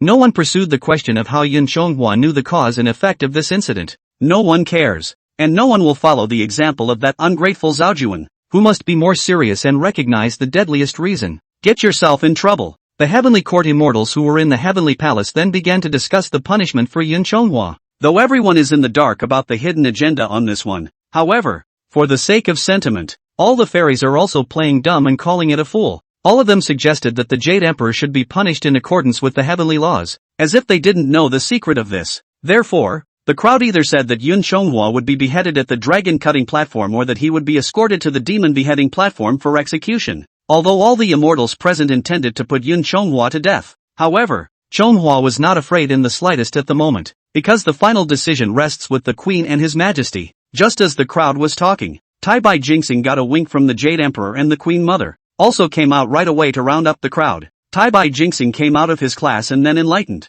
Your Majesty, Your Highness, this little dragon has harmed the life of the filial son. Although it is at fault, it is also an unintentional mistake. However, the Seven Princess was affected by it. It has also harmed countless living beings. According to the opinion of my humble servant, this death penalty can be waived, but it is difficult to forgive a living offense. Just now the Great Spirit God reported, 33 lives have been lost because of him. Then how about if he injures one? He will be struck by heavenly thunder once to atone for his sins? At this time the giant spirit god said, with these 30-odd thunderbolts coming down, will it have a life? The Queen Mother and the Jade Emperor exchanged glances, and the Queen Mother nodded in understanding that Then the Jade Emperor said, just as Tai Bai Jingxing has said, where is the Golden Rex? The yellow turbans then went up to the temple. The Jade Emperor summoned the Golden Rex and took Chonghua into the heavenly prison to be imprisoned. Before entering the heavenly prison, his protective magic weapon, the dragon binding rope, was checked out. It was temporarily confiscated by that officer,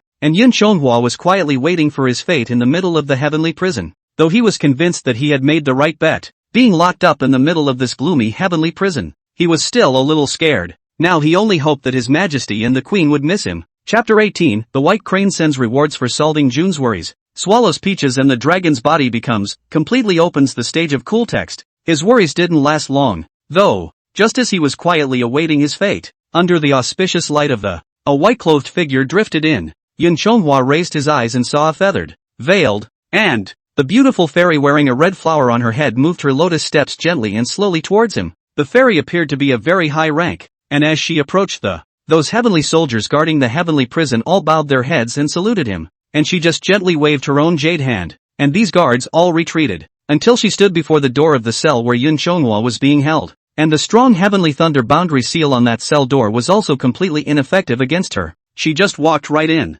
Even though Yun Chonghua didn't know who the person in front of him was, out of politeness she saluted her respectfully. Seeing his courtesy, that fairy nodded with satisfaction and said, not bad, it's still polite. The fairy then introduced herself. I am the White Crane Fairy under the Queen's carriage. There's something the Queen wanted me to ask you. Yun Chonghua replied, if fairy has anything to say, there's no harm in saying it. Little dragon will certainly know everything. Words without end. White Crane Fairy nodded her head then, asked, why did you strike down Dongyong?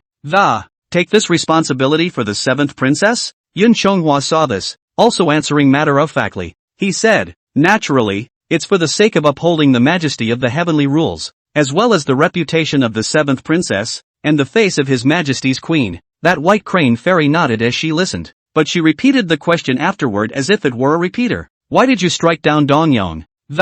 Take this responsibility for the 7th princess? Yun Chonghua looked at White Crane Fairy's beautiful face that seemed to be smiling and not smiling. It was also immediately clear what she meant. Yun Chonghua then replied firmly, it was Xiao Long who unintentionally harmed life and limb. The 7th princess was acting on behalf of heaven and unintentionally did something wrong. What little dragon said at the Lingxiao Palace is true. Hearing this, the White Crane Fairy clapped her hands happily and said, very well, you are very clever. It's much better than that Zhaojuan. If he was as smart as you are, he would have reported the matter directly to Yao Qi instead of going to that Kohanji. There's no need to guard the stove in the lower realms for thousands of years. You must remember that above this heavenly court, say what you should say, and never say what you shouldn't say. It's better to admit what you should admit and forget what you shouldn't. You're not bad, you're a good person. It's not in vain that His Majesty's mother favors you in this way. Favor? Yun Chonghua's heart rejoiced and it was just that he wasn't sure what exactly this fairy meant by favor. The White Crane Fairy said,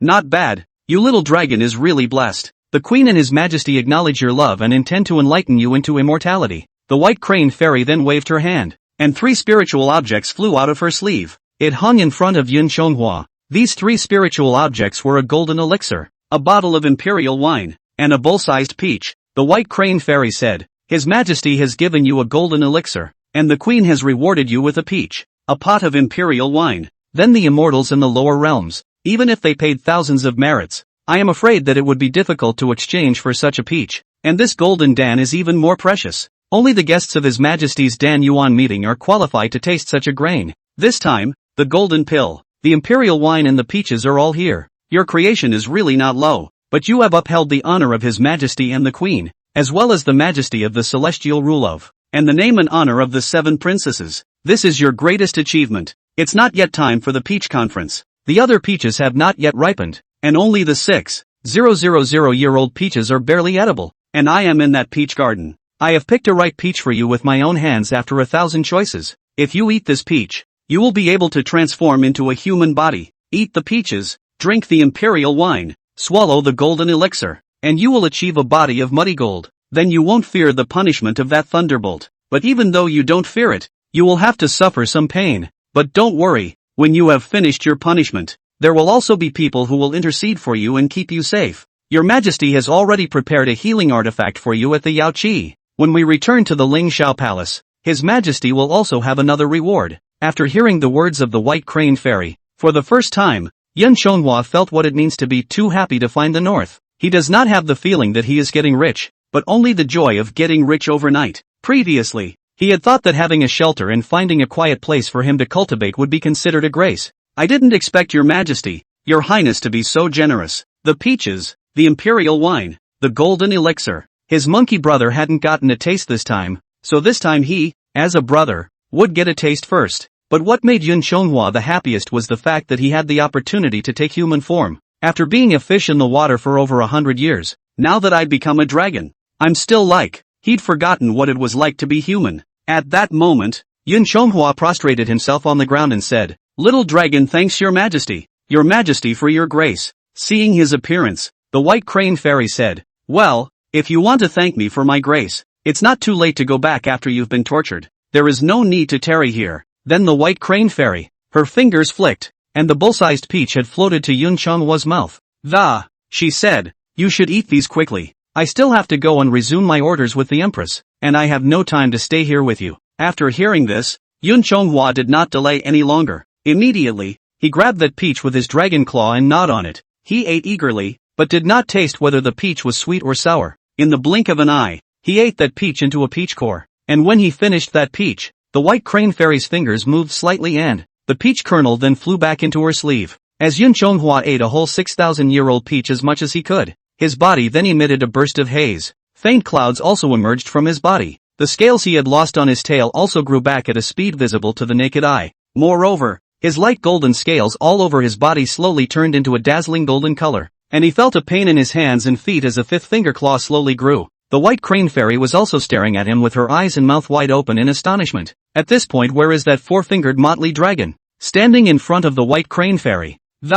It was a 5-clawed golden dragon with dazzling golden scales. The haze on Yun Shonghua's body had yet to dissipate. He looked at his 5-fingered claws, and the golden scales all over his body. Then he looked at the astonished White Crane Fairy and asked, "Fairy, why haven't I turned into a human yet?" The White Crane Fairy came back to her senses at this time and said, "This is your first time transforming into a form. You may think in your mind about the look you want to take on, and you will be able to take on the form of a human being." Yun Shonghua listened and then closed his eyes. He was thinking in the middle of his mind about what he wanted to become. He racked his brain, trying to change into something more handsome, but as he thought about it, and yet, I can't think of one, for he had gone up to heaven to meet a multitude of immortals, and the most handsome he could think of, it was also somewhat less than these true immortals. Since the choice was difficult, so Yun Shonghua didn't think about anything else. Now he has only one thought in his mind, to become a handsome appearance. What kind of become? Just let it be. Thinking of this, the clouds that were lingering around Yun Shonghua slowly coalesced towards his body.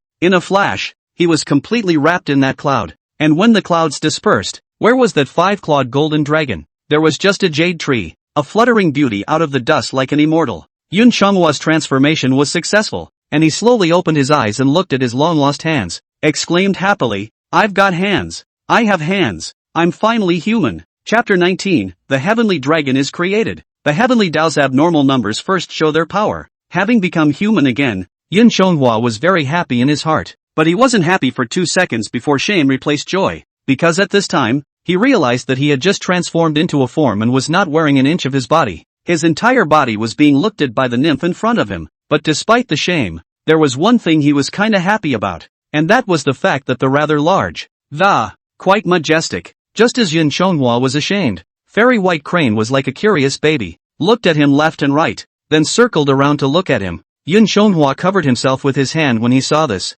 then asked, "Why is the fairy staring at me like that?" Fairy white crane also noticed Yun Chonghua's embarrassment at this time, and then took 2 steps backward, pulled away from him. The white crane fairy said with a fluttering brow, "Nothing, just a little curious," said 2 white feathers, floating down from above the white crane fairy's feathered coat, flying straight to Yun Chonghua's chest, as well as the top of his head. The moment the feather touched his body, a flash of light flashed and a piece of that plume transformed into a brocade robe and was put on Yun Chonghua's body. One piece turned into a cloud crown to tie his hair. Under this wear, together with Yun Chonghua's appearance and temperament of this body, it really does have that heavenly fairy look to it. Yun Chonghua looked at his outfit and hurriedly arched his hand and thanked. Many thanks for the fairy's gift. But the white crane fairy didn't seem to have any interest in listening to him, and continued to circle around him non-stop.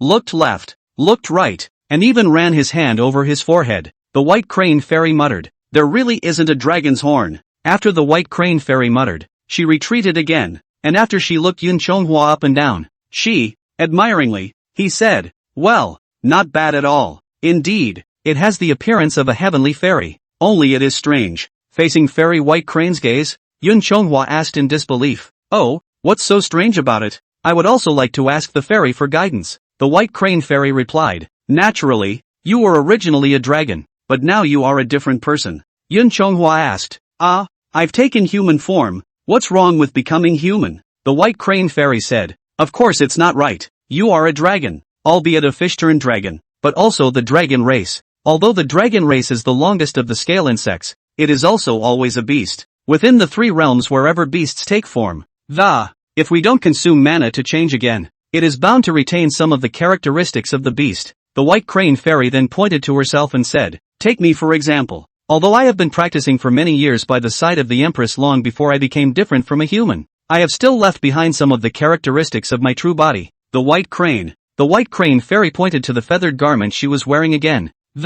And the red-colored hairpin on my head continued. "For example, this feathered garment on my body is made of my plume, and the hairpin on this head is also the dandelion of my white crane true body. But you are different. Although you are a dragon race, you don't have any semblance of a dragon after transforming into your form." When I looked at them carefully, they were all like normal people, with neither a dragon's head nor a dragon's tail, not to mention the scales and dragon horns that are the most difficult to practice. "I don't see you as a scale insect, but as a human immortal." "Human immortal?" Yun Chonghua thought of something and then said, "I've heard that the peaches in the sky of this, it is a rare spiritual object in the world. If you eat a peach of 3,000 years, you can become immortal and become healthy, and your body will be light and healthy. If you eat the 6,000-year-old peaches, you will be able to ascend to heaven and live forever. And if you eat the 9,000-year-old peaches, then you can live the same life as heaven and earth, and the sun and moon have the same girth. Is it not the work of this peach that I am like this now?" The white crane fairy listened, but shook her head.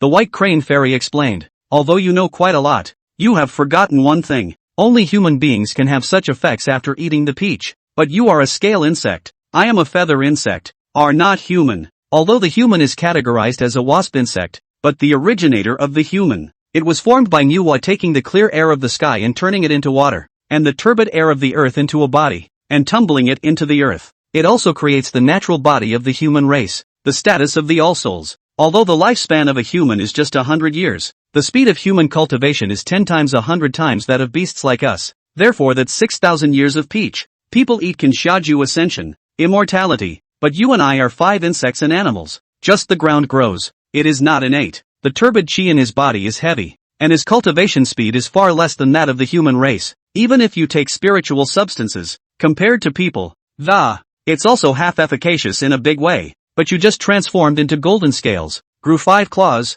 and transformed into a celestial dragon body releasing haze. Obviously shaju ascension, an omen of immortality. But on second thought, it shouldn't be. Unless, Yun Chonghua asked, "Unless what?" The white crane fairy said, "Unless you are originally human and have the gift of being human. This immortal body of the dragon race combined with the talent of a human being, swallowing peaches naturally has this divine effect. Otherwise I can't think of any other explanation." But then the white crane fairy laughed, "But that's impossible. You're a scale worm. This is what everyone saw with their own eyes. How could you possibly be human? Yin Shonghua thought to himself after hearing this, how is it impossible? Could it be that I have this strange creation that? Is it because I was born with a human cultivation talent because I am a traveler? But that was just his guess. Now that I've become a human being, I have a great opportunity. There is no need to think about that. So Yun Shonghua casually prevaricated. Perhaps I have a different kind of creation. Although the white crane fairy could not understand, but did not pursue in detail,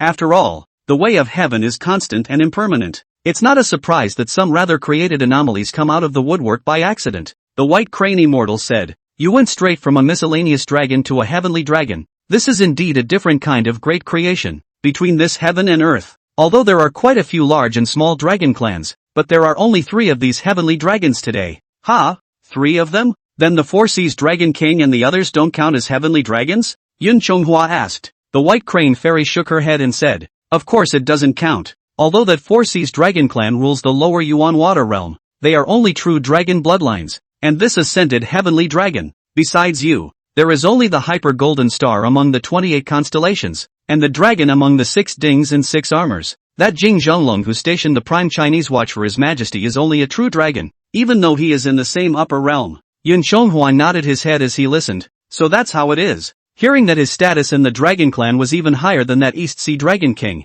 Yun Shonghua was very happy in his heart. Now the Dragon King of the East China Sea is really like a loach compared to him. The white crane immortal said at this time, alright, you quickly drink the imperial wine and swallow the golden pill. In this way, your heavenly dragon body will be able to achieve a body of muddy gold. It will then be able to stay alive under those 30 or so heavenly thunderbolts. Yun Shonghua heard this and did not delay any longer. He took that golden elixir out of the box and placed a bite in his mouth. The golden elixir was then consumed with that mellow imperial wine. With the golden elixir in his belly, the wine went down. A feeling of power filling his entire body hit him. Immortal Dan. The wine has been completely melted into his internal organs and flesh and blood. His body felt an unprecedented sense of lightness, fullness, and wonder. He felt his Jade Palace Huaqi was very warm and comfortable. Drunkenness. Maybe that's what it feels like now. Finally he burped and exhaled an intoxicating, aromatic breath. Chapter 20, One Step to Heaven by the Recruitment of Peace. Chonghua is tortured on the demon beheading platform.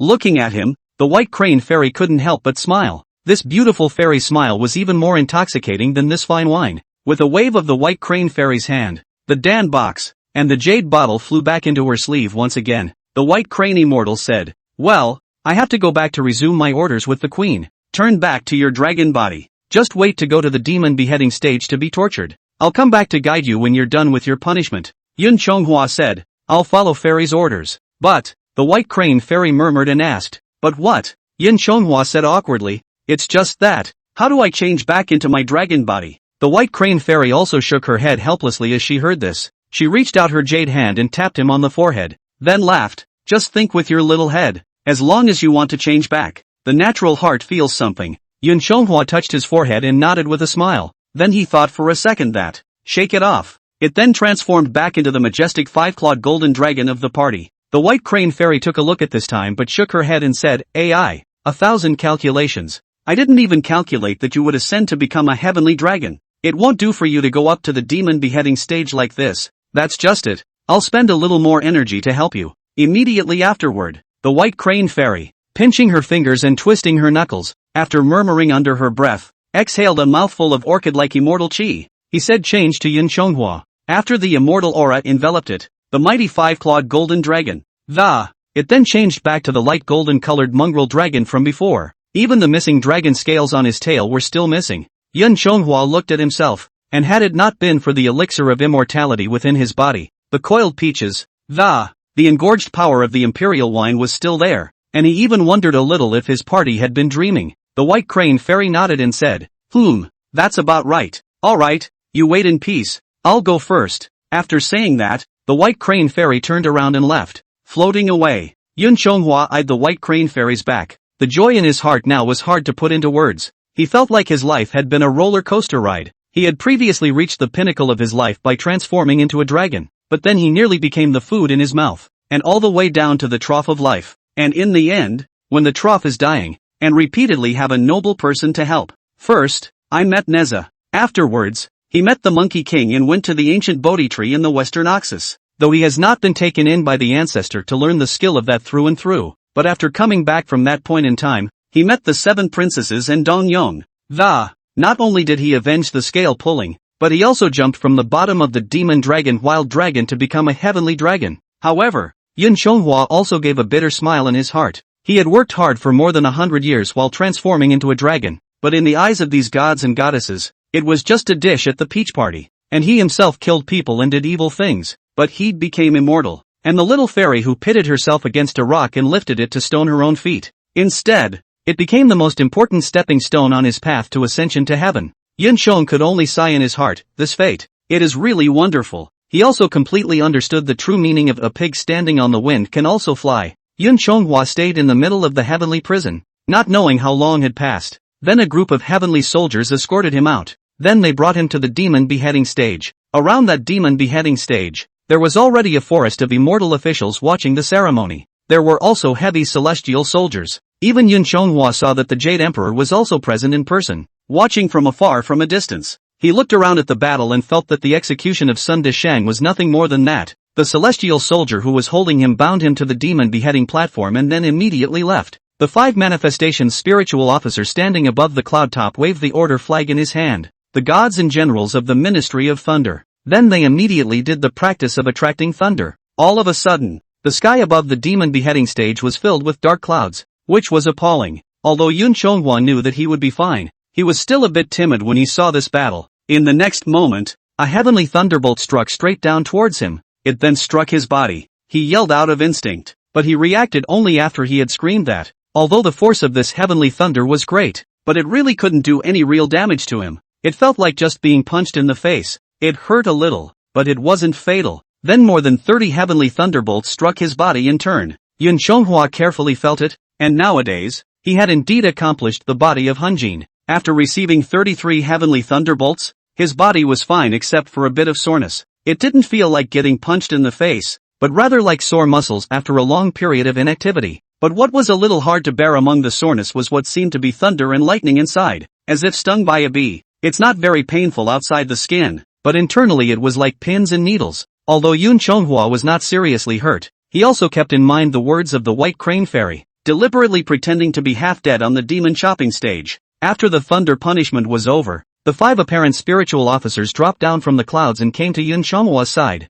After taking a closer look, he said, "Your Majesty, this little dragon's destiny is really tenacious. After carrying 33 thunder tribulations, there is still a breath of life left. Dare I ask if your Majesty has disposed otherwise?" There was the sound of Tai Bai Jingxing's enlightenment from that far heaven, reporting to the Jade Emperor. Although that little dragon hurt people and caused harm, it has already finished receiving its heavenly punishment, sort of atone for his sins on earth. Since he is not dead, this is his good fortune. Your Majesty, nowadays the heavenly court is in need of people. I see that this little dragon has some skills, so why don't we recruit him and put him at the disposal of the heavenly court? Then the majestic voice of the Jade Emperor was heard again. Permit what the secretary has proposed. Release that little dragon. After healing his body he came to the Golden Temple to be enthroned. After hearing the Jade Emperor's holy decree, that 5 manifestations spiritual officer, he also immediately sent someone to untie Yun Chonghua from that demon locking pillar, and all the immortals who were watching the ceremony dispersed to their respective duties.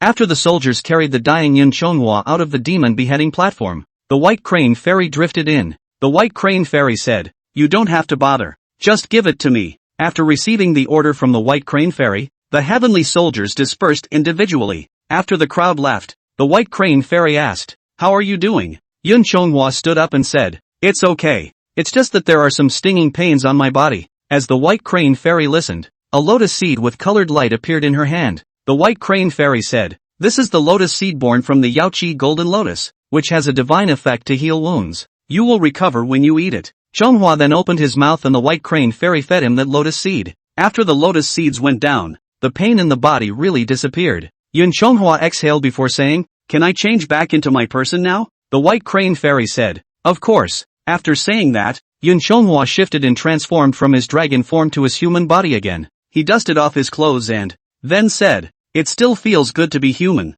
Just as Yun Chonghua was still feeling emotional, Fairy White Crane handed over a red-colored rope. The White Crane Fairy said, "This is yours, isn't it? I got it back for you." Yun Chonghua replied, "Exactly. Thank you, Fairy." Then Yun Chonghua's thoughts turned. Then the dragon binding rope was sensed and flew to his side, but this time it was no longer wrapped around his neck. but wrapped around his waist. That dragon binding rope then became the same as that Lajuan's frontier gold rope, a silk sash that girded his loins. The White Crane Fairy looked at Yun Chonghua and said, "I just didn't expect you a dragon." Surprisingly, he used this dragon binding cord, which specializes in binding dragons, as a magic treasure. Yun Chonghua sighed at his words and said, "AI, this matter is a long story. Kind of a not-so-good chance for me." Chapter 21, Once you have attained the ambition of the blue clouds, the Queen Mother invites you to the Yao Qi. As for the matter of the dragon binding rope, the White Crane Fairy didn't ask too many questions. After all, this thing wasn't really a too special magic treasure in the immortal world.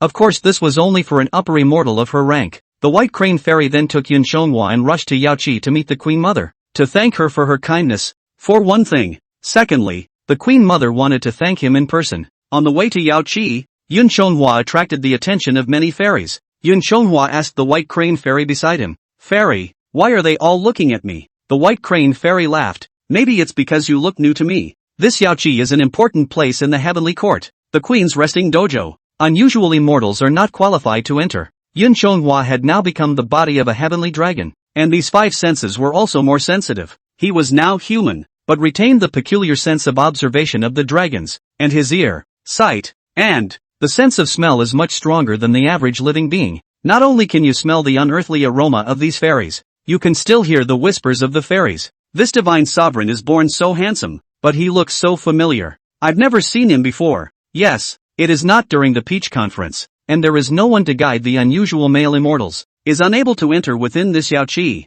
to be able to travel with the Crane Fairy beside the Empress. Is it possible that she is a guest of the Empress? Perhaps it's some immortal island, the upper immortal of the cave that has come to pay a special visit to the Empress. Hearing their whispers, one by one, really made Yun Chonghua's heart rejoice. It was only 2 or 3 months according to earthly time since he transformed into a dragon. Before that, he was a wild dragon to be slaughtered. Now they've become what the nymphs called the immortals. There was no other feeling, but this vanity was greatly satisfied. Though the term small man's ambition is not a good one, there is no harm in being a small man if you really have the ambition to be a small man. It's better than dying before your ambitions are fulfilled. When traveling across the 9-curve bridge, the lotus flowers bloomed side by side in the pool of heaven, and the sunlight glittered. The cloudscape is very nice. The water of the heavenly pond was reflected under the bridge. Yun Chonghua glanced at the reflection in the water and couldn't help but stop. He looked at his face with great satisfaction. When he first came to the heavenly palace before, except for some sperms and beasts that become immortals who are not human,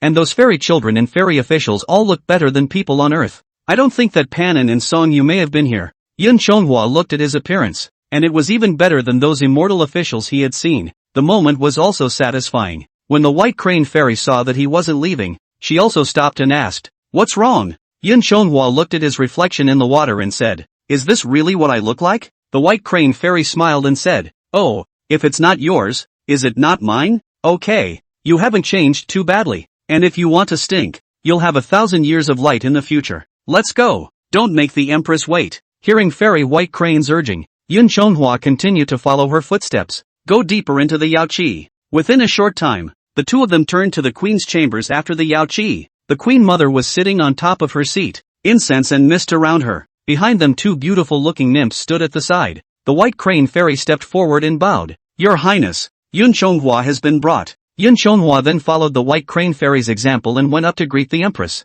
"Little dragon Yun Chonghua, meet your Majesty." The Queen Mother looked at this benefactor who had helped them solve a big problem, also smiled and nodded. The Empress said, "There's no need for Xianqing to be polite. Come on, give a seat and serve tea." The White Crane Fairy gave Yun Chonghua a wink, signaling him to sit up, and she stood back up to the matron. Yun Chonghua said, "Thank you, Your Highness," and then sat down on a chair to the side. And then a fairy carried a fine immortal tea and served it to Yun Chonghua's side. After Yun Chonghua got up and took it, he respectfully placed it on the coffee table beside himself. Although he was new to the immortal realm, he hadn't watched many TV shows before. Learned some manners. This reception on tea is not for drinking, but for watching. It is to be drunk only when the host permits it. Despite the fact that the Queen Mother was so high up, Yun Chonghua did not feel half as nervous in front of her. It's like a son meeting his mother face to face. And the conversation between Chonghua and Yang Yang was the usual one, starting with a question about Chonghua's background. Like if there's any family left in the lower world. Chonghua was also forthright about his bottom line.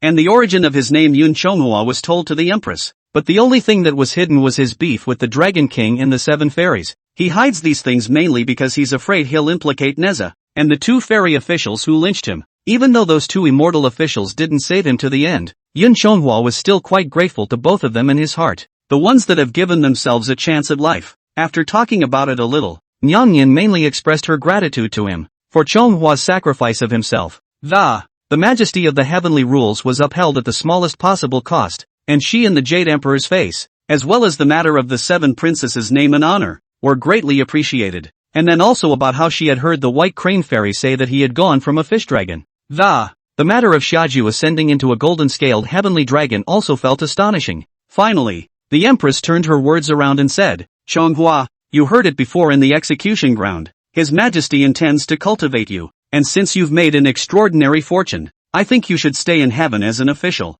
I can't keep you here as I don't have any male immortals, but if you are a dragon, I will let White Crane go to the Thunder and Water departments to find a job for you. After hearing what the Empress said, Yun Chonghua thought to himself, forget it. This time, with no danger of getting this life back, it is already considered to be a great life burning high incense. What's more, it has also offended the 7th princess, and when she is released, this little fairy will surely retaliate against me, or at worst, put small shoes on me. They are a family, and it is naturally self-evident who they favor. That's all. Instead of Xinsheng dying on the inside, it is better for Chong'er to be safe on the outside. Though this heaven is good, but the water is too deep for the present me to grasp. Not to mention being an official in this day. It's also a matter of giving the other gods and goddesses a hand as a henchman. So it's better to go to the lower realms and be a handful yourself. I'd rather be the head of a chicken than the tail of a phoenix. After thinking about it, Yun Chonghua stood up and said, Little Dragon thanked the Empress for her love. But most of those who are immortals up there have great merits and virtues.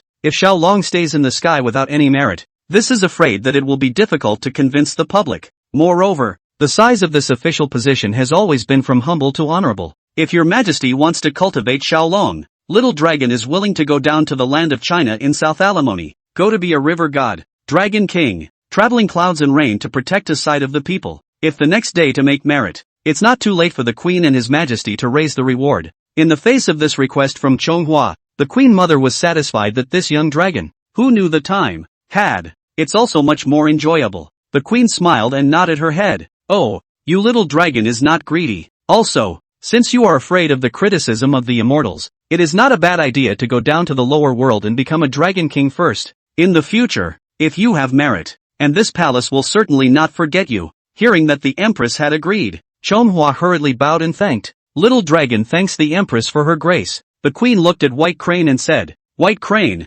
you've made a hard trip to go to that heavenly palace and make a statement to His Majesty, so that Kahanji can check to see where there are vacancies. The White Crane Fairy, having received the Queen's decree, did not delay, and immediately set up the auspicious clouds, flying towards that Ling Shao Palace. Chapter 22. The world knows the immortals are good, but only the fame cannot be forgotten. Fairy White Crane went to the Ling Shao Palace to inform. Among the Yao Qi, the Queen invited Chonghua to drink tea. The aroma of immortal tea is indeed superior to that of earthly mortals. But after Chonghua lifted the lid of the tea, he looked at the tea leaves floating above the teacup and, I can't help but think of Dong Xiaozi, who was beaten to death by himself under the camellia tree. The 7th princess imprisonment was her own fault and avenged her own scale-pulling, stepping on her to ascend the immortal path. Yun Chonghua did not feel a bit of guilt in his heart. This was considered what the 7th princess owed him, but that Dong Yong is a benevolent and filial gentleman with no faults, a totally good person. Eating the human blood buns of such a good person, even in his heart there was something that did not fall to tolerance. With an inadvertent glance, the Empress saw the strangeness in the midst of his eyes. The Empress asked, Chonghua, what's wrong? Why did you stop drinking? But the immortal tea of this Panglai immortal island is not to your taste? Yun Chonghua came back to his senses at this time and said, reporting back to your highness, the fragrance of this immortal tea is not comparable to that of the mortal world. It is already a blessing of several lifetimes for Little Dragon to be able to taste a sip of this immortal tea. How could he not be used to it? The Empress also knew that he had something on his mind, so she said with a slight smile, Chonghua, in front of this palace, there's no harm in saying what you have to say. There's no need to cover it up like this. Seeing that he didn't cover up the past, Yun Chonghua said tentatively, Your Highness is truly wise. It's just that this matter, Xiaolong is not good to say. If I were to say it, can you first forgive Little Dragon's innocence? The Empress smiled and said, Oh, well, you are forgiven. You looked different just now. What have you thought of? but do you think that the reward given to you by this palace is less? Yun Chonghua shook his head and said, Your Majesty nudged Little Dragon into immortality and granted me the immortal talisman. Little Dragon dares to say something unauthorized. Your Majesty's kindness is like Little Dragon's regenerative parents. How could Little Dragon be too little? It's just that when Xiaolong saw the tea leaves floating amongst that immortal tea, he couldn't help but think of that Dong Xiaozi who was unintentionally killed by Xiaolong. That Dong Xiaozi was killed by Xiaolong under a camellia tree. That Dong Xiaozi was a sincere gentleman. To die just like that. I still feel somewhat sorry for him in this heart, and I implore your highness to forgive me. Saying that, Yun Chonghua knelt down in front of the empress to ask for forgiveness. Seeing this, Nyang Niang said, What is Chonghua doing? You took pity on that Dong Yang, and this is your kindness. How could this palace blame you? But you don't have to feel sorry for him. You took the karma for that Dong Yang. That Dong Yang now has some blessings of his own. Oh, Yun Chonghua stood up and looked at the empress with a face full of curiosity. After waving her hand to dismiss her left and right, the queen continued, that Dong Yang and Sheer were illicitly mated. Originally, he had committed a heavenly offense. If he had been punished according to the rules of heaven, he would have been sent down to the 18 layers of hell and would never have been able to transcend life. But you cleared Sheer of the sin of illicitly marrying a mortal. And then it's not just Sheer who's off the hook for this, it's also that Dong Yang. That Dong Yang was neither guilty nor died in vain, and he was a benevolent gentleman of utmost filial piety in his lifetime. So he devoted himself to the blessed path in this life and went to reincarnation early. In this life she did not have to suffer from slavery and was blessed in all 9 lives. It's 1 day in heaven and 1 year on earth. I think she is already a week old, so you don't have to blame yourself. After hearing the words of the empress, the guilt in Yun Chonghua's heart was completely put down. Even though he broke up Dong Yang's marriage, he saved him from suffering in hell. In that case, he should thank him. It's just that Nyang Yang didn't inform Chonghua of Dong Yang's next 9 lifetimes and 9 lives. Although they are all rich and long-lived people of clear fortune, she will not even be a man anymore, and she will be a daughter for 9 lifetimes. But it wasn't revenge on Dong Yang. It was for his good and for the good of all. The 7 princesses of the province, after finishing their face to the wall, will then descend to the earth to find the reincarnation of Dong Yang and renew their previous relationship. So heaven simply let the 9 generations after Dong Yang, all of them were born to be a rich and noble family's young lady. From childhood to old age, they all enjoy the happiness on earth. Even if the 7 princesses come down to earth and meet again, the 2 can only be sisters, not husband and wife. Hearing this, Chonghua replied, since this Dong Xiaozi is also a good person with good rewards, then the little dragon was relieved. I just hope that the 7th princess won't seek revenge and trouble me after she finishes facing the wall. Nyang Yang laughed. Oh, don't worry about that, Chonghua. If 7th child ever embarrasses you again in the future, you can come to this palace to complain. The palace will make a decision for you. Besides, you didn't harm the 7th child. She moved her mortal heart, which is a great sin. If you hadn't covered up for her, she should have the calamity of 10,000 years of imprisonment, instead of just being grounded in the middle of her chambers like today. A small punishment. Chonghua nodded after hearing this, then said, Your Highness, there's still one thing Xiaolong doesn't quite understand. I wonder if the Empress can clear up Little Dragon's confusion. The Empress smiled and said, Just now you were saying that this palace is like your mother. And what can a son not say to his mother? In the face of this motherly gesture of the Queen Mother, Yun Chonghua also summoned up the courage to ask the doubt that had been troubling him for years. My lady, why can't a god be in love? Cannot unite with mortals? Sithin needs to be locked up for that long to atone for his sins. Is it so terrible for a god to be in love? This is a question that has sort of bothered him for years, and he couldn't figure it out when he was reading novels in his previous life. Why is it that these gods and goddesses always like to break up these immortal mundane lovebirds? Was it just a matter of wrong door, wrong family? He didn't think so. If it was only because of the inappropriate door and household issue, the Jade Emperor and the Queen Mother did not need to be so angry. Just privately will be the 7 princesses back to strict custody there is no need to make a big fuss. In the heavenly palace above the 3 hearings, make it known. Therefore Yun Chonghua had never been able to figure it out. But having just raised this question, Yun Chonghua's heart was somewhat fearful, lest the Empress would be outraged and suffer themselves. But the nymph's reaction was unexpected. The queen was a little surprised but not offended by the question he posed. Instead, he remained amiable and said, Oh, I didn't expect you to ask this question. But since Chonghua has doubts in his mind, there is no harm in this palace informing you. But you have 2 questions here. So this palace will start by saying that why can't immortals and mortals be united, right? Chonghua, you are from the earth. Do you know what this mortal loves the most? Yun Chonghua thought for a moment before answering. Fame and fortune? The Empress replied, You are right, but not entirely. The celestial rules strictly forbid the union of mortals and immortals. It's actually for the protection of mortals. It was also for the order of the three realms not to become unbalanced. If it started from 7th place, then the heavenly rules can no longer restrain the immortals, and then the entire third realm will be in chaos. Hearing this, Yun Chonghua could not help but reveal an expression full of doubt. Looking at him with a puzzled expression on his face, the Empress still patiently explained. Mortals have eyes of flesh, and are mostly only aware of appearances, not to mention those immortals with vast magical power, even the small immortals with little cultivation. All of them can turn into gold and silver, into beautiful women of national colors and handsome young men. It is simply easy to fool mortals with this. If the gods were allowed to have illicit matches with mortals, wouldn't there be great chaos on earth? Moreover, if you are moved to love, you will have selfishness, and although the mortal lifespan is 100 years, but such a look, however, in 40 to 50 years, their faces will be dull and old. At this point, their immortal companions will certainly try to do everything possible to help them live longer. Seek a long life, or they find a chance, or beg for a spiritual object, or even more, they directly ferry them to achieve the immortal body. They are also earth immortals and human immortals, and as a celestial deity, to transform a mortal into an immortal body, it wasn't anything difficult. Then these mortals married to the gods of heaven may, with the help of their mates, and without cultivation, easily prolong the life of the immortal body. That to those who accumulate merits and virtues of hard cultivation of the human monks, beasts and elves can be fair? It would be fine if only one person was enlightened, but the human heart is not lifted, and those mortals who have attained the way also have family and friends, and disciples and officials. At that time, I'm afraid that not all mortals will presume to marry an immortal and seek a one man,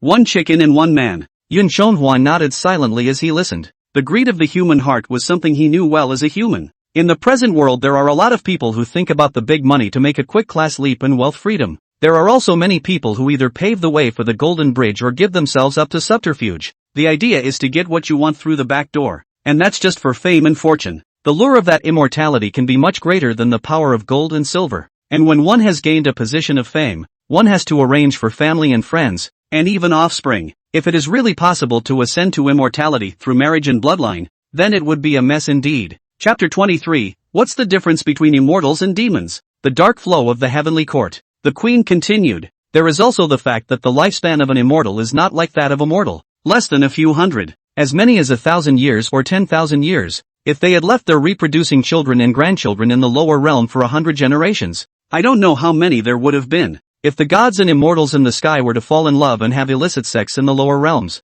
would it not be a violation of ethical norms if they were the offspring of their own children and grandchildren? That's why a god can never be illicitly mated with a mortal. Yun Chonghua listened and nodded thoughtfully. Then he asked, then shall the gods not fall in love with mortals, and shall they not even be moved to love? For Chonghua's willingness to continue listening to her chatter, Nyongyin instead appreciated the little dragon even more. A few more good feelings were added to his heart at that moment. After all, there weren't many people who could talk to her about these things in the past 10 million years. Even the Jade Emperor's sister, his own daughter, didn't understand the bitterness of the celestial rule of abstinence. Now that Yun Chonghua was willing to listen to her for a moment, the Empress was very happy in her heart. It is natural to know everything. More than anything else, the Empress wanted to pour out the bitter water that had been in her heart for millions of years in front of Chonghua today, sort of easing the pain in her heart. The Empress did not answer this question directly, and then asked, Chonghua, what do you think is the difference between a fairy and a demon? When Yun Chonghua heard this question,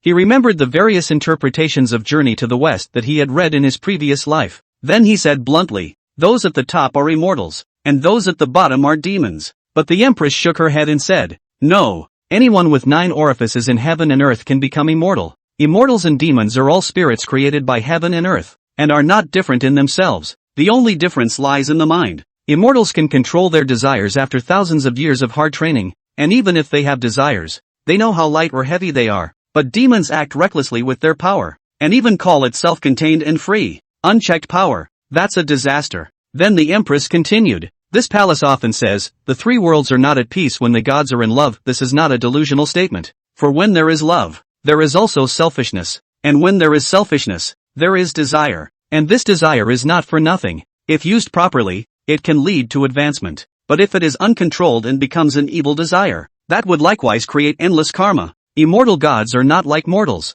If a mortal has evil desires, at most they will kill and set fire to people. Worse still, they would slaughter cities and destroy countries, but the power of the gods and immortals is much greater than that of mortals, and if they want the world to be devastated, maybe it's just a matter of moving a finger. Immortal gods derive evil desires, and for the living, it's a mountain that's turned upside down, a great catastrophe in which the heavens fall apart. If a great power destroys the entire earth, it won't be too difficult. Let's take this matter of Seventh Child. Seventh Child is the innate immortalizer. She has not been through the Red World, nor has she explored the suffering of the Red World beings, and with her natural immortal power, which is not too strong, with a few strokes of his hand, he caused the river to tumble, drowning hundreds of hectares of good land and killing dozens of people. What would happen if another great power came? And there's no need for the palace to say it. Speaking of the seven immortals, the Empress could not help but think of Fairy Yaoji, the eldest princess, at this time, as well as Yang Jian, the Erlang god of the lower world.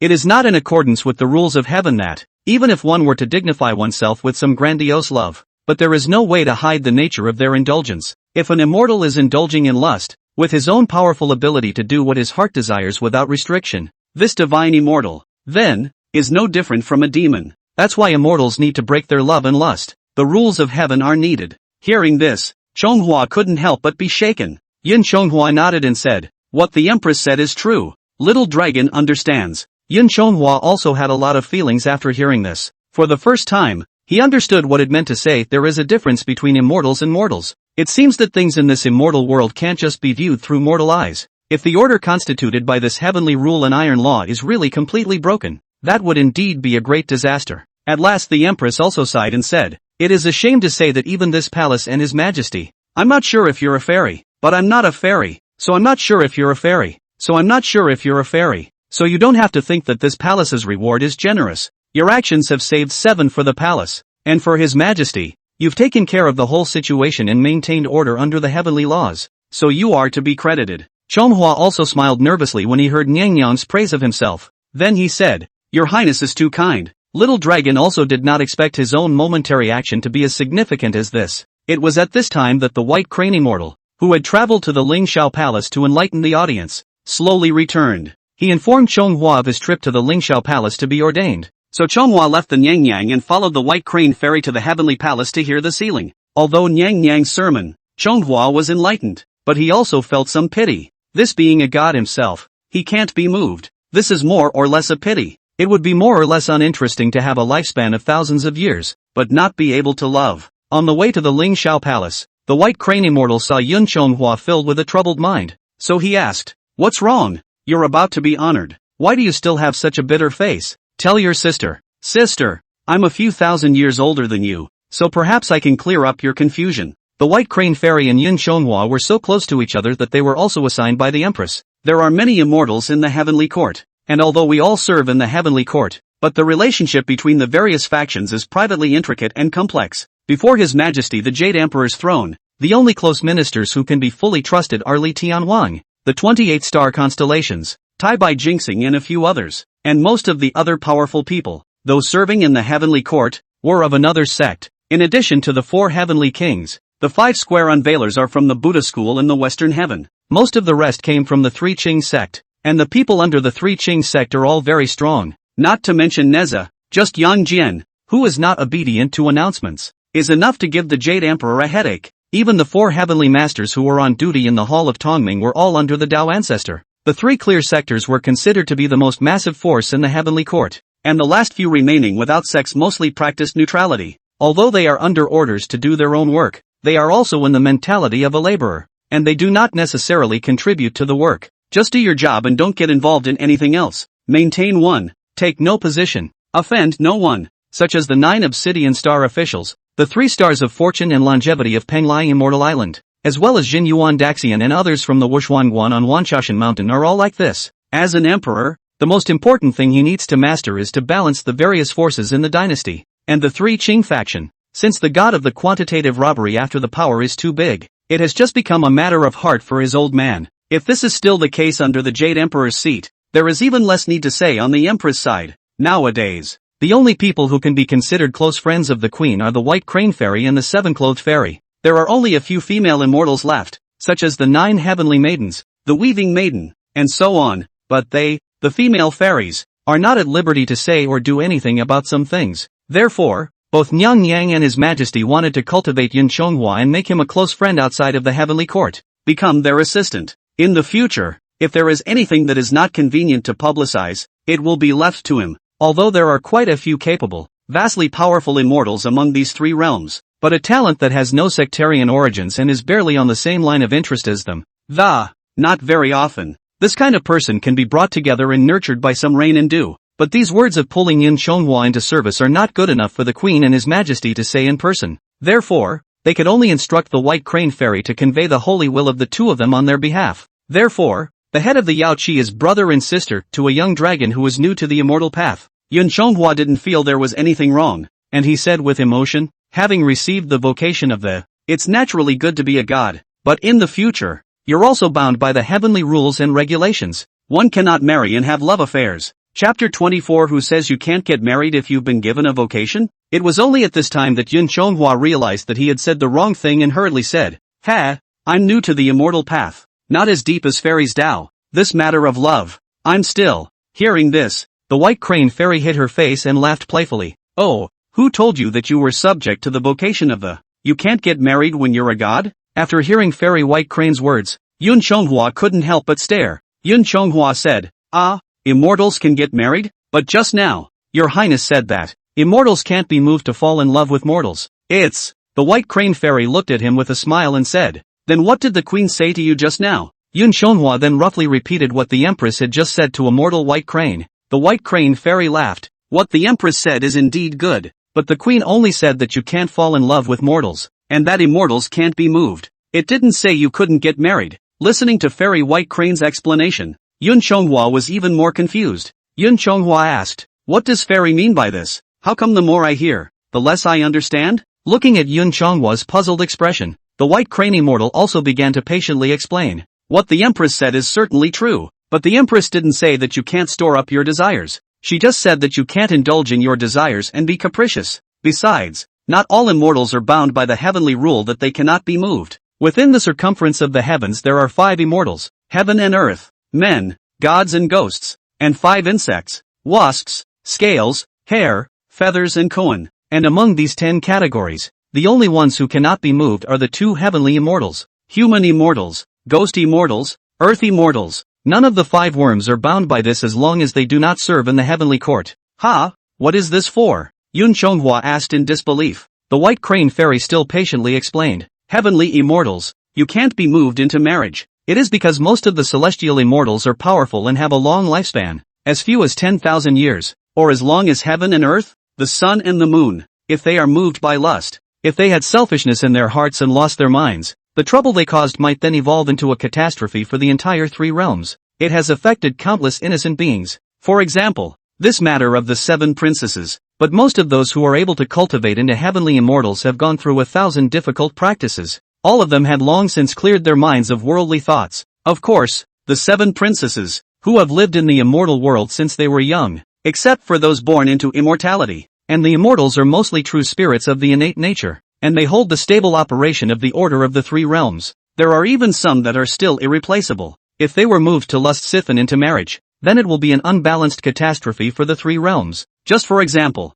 the Sun Star Lord, the Tai-In Star Lord. If the Sun Star Monarch 3-footed Wu had broken away from the Yellow Way siphon to go to Earth, then with his 10 sons and 1 innate true spirit, in a matter of moments, he would turn the Earth into a sea of fire and red earth. If he had hidden his spiritual power, then without the light and heat of the sun, the whole Earth will be plunged into darkness, and then cold and hunger will sweep over the whole Earth. And Tai-In Xingjuan, the Lord of the Moon Palace, who, by the operation of the Moon Palace on the celestial rivers of the, controls the tides of the Earth. If she were to go AWOL, the Earth would either dry up for thousands of miles of bare ground, or flood to the point where immediately, the beings of the lower realms will also be civilized. Hearing the words Moon Palace Lord, Yun Chonghua couldn't help but be stunned as he asked, isn't the Moon Palace's Lord Chang a fairy? How come it's the Star Lord Tai-In? In the face of Yun Chonghua's question, Fairy White Crane continued to explain, Tai-In astrologer is Chang'e, but Chang'e is not necessarily the star goddess of Tai-In. Chang'e is just a title of honor for the celestial immortal eunuchs. The fairies with the title of Chang'e are not only the Tai-In astrologer Wangshu, but also the heavenly court's chief musical dancer, Fairy Neishang, and a host of other fairies. Looking at Yun Chonghua's seemingly understanding look, The White Crane Fairy gave him another more understandable analogy. The White Crane Immortal said, "Let me put it to you this way. You went up to the temple to be ordained this time. Surely you must also be crowned a Dragon King." "Also a Dragon King? You and the Dragon King of the East Sea are one and the same?" Hearing this obscure name, Yun Chonghua hastily waved his hands and said, "Of course not. Thank you, Fairy, for clearing up my confusion. I understand that the two heavenly gods and fairies can't get married. Just why am I allowed to?" The White Crane Immortal continued to explain. "Although you have been given a celestial vocation, you are working as an errand boy in the lower realms. It's an earthy mortal who notes the world. River God, Dragon King although also maintain the normal operation of the Order of the Three Worlds, but they are also only the Rain Ministry,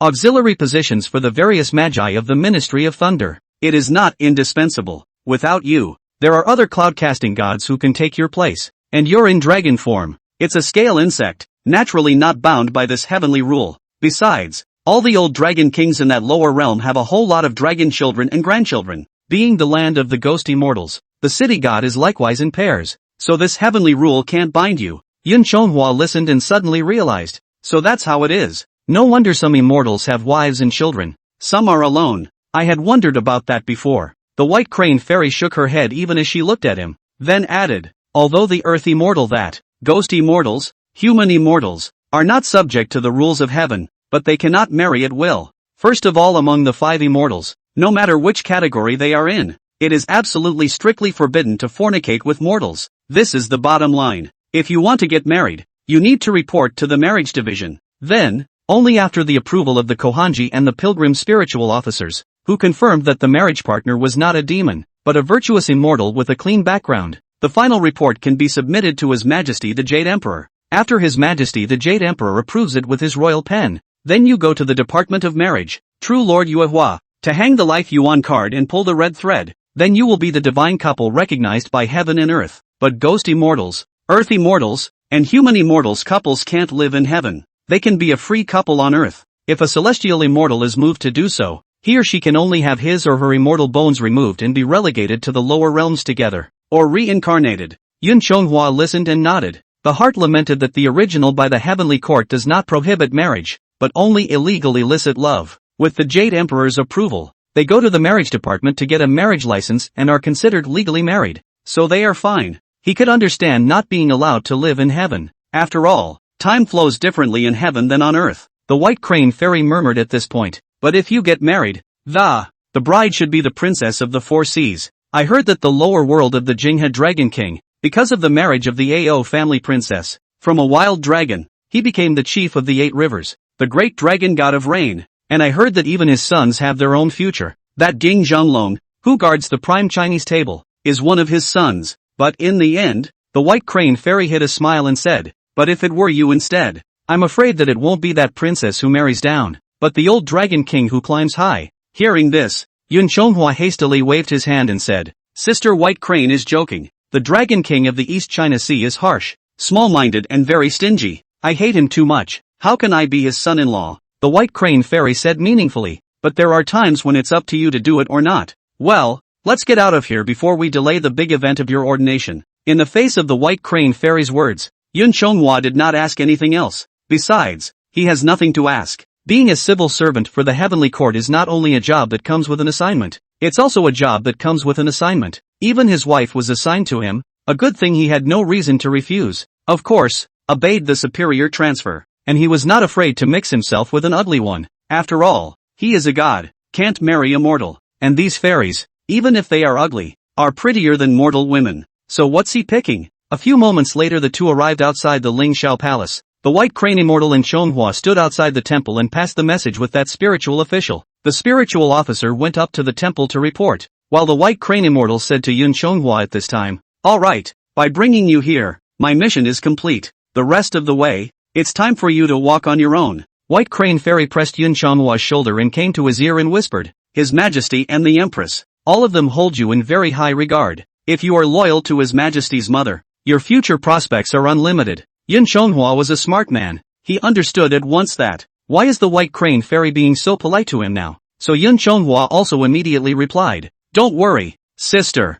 Her Majesty's Empress has enlightened me to become an immortal, and granting me the immortal talisman. Chonghua will surely be loyal." The white crane fairy nodded and said, the child is teachable. Then I'll wait for you to have your merits and, it's time to return to heaven. When the time comes, I'll treat you to aged agar jelly. With that said, the white crane fairy turned and floated away. Chapter 25, Edicting the Dragon King. After the white crane fairy left, a majestic voice of proclamation came from the Lingxiao Palace. Dragon God Yun Shonghua goes up to the palace to hear the seal. After hearing the Jade Emperor's proclamation, Yun Shonghua hastily straightened his clothes. Slowly, he walked up to the heavenly palace. The spiritual officer, who was on duty at the temple, had been accompanying him, and when he had reached the appropriate number of steps, he then raised his hand to signal Shonghua to stand in place and salute. Yun Shonghua had previously been at the Lingxiao Palace and had seen the rites of the immortals saluting the Jade Emperor. Nowadays, they are also half-assed. The Jade Emperor looked at Shonghua on the temple and appreciated it in his heart.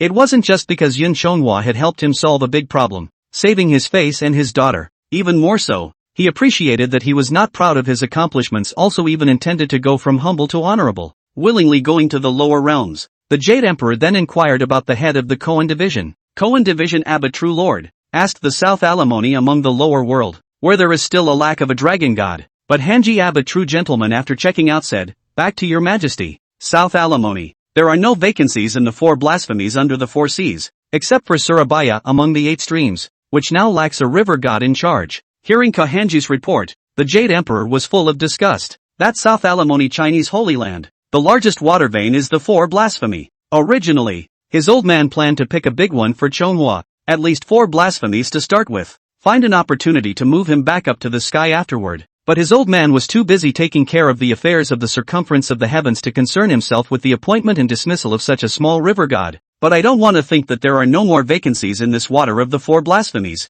but that's how the rules are. His Majesty the Jade Emperor asked helplessly, Chonghua, there are still no vacancies for the dragon god of those 4 blasphemies. Would you like to go to Surabaya to become a dragon god? If not, I can find an errand of the same rank with you in heaven. Hearing this, Chonghua said with great understanding, this official position is a gift from His Majesty, and little dragon is willing to go. When His Majesty the Jade Emperor heard this, a hint of a smile couldn't help but flash across his cold face. So His Majesty the Jade Emperor said, that's fine, since you are willing to go, then I'll make you a dragon king of Surabaya. But where is Hanji? But the true lord of Han Si Jianin immediately stepped out of the class line at his words, and then said, I'm here. His Majesty the Jade Emperor continued to command, I appoint Yun Chonghua as the dragon monarch of Surabaya. Grant him the immortal talisman, Jade Gui, purple smoke incense burner. You take him to Kahanji to receive it, and afterward go down to the realm to take up your duties. Got His Majesty's command. Can Hanji Abba True Lord? Yun Chonghua are withdrawn outside the Lingxiao Palace.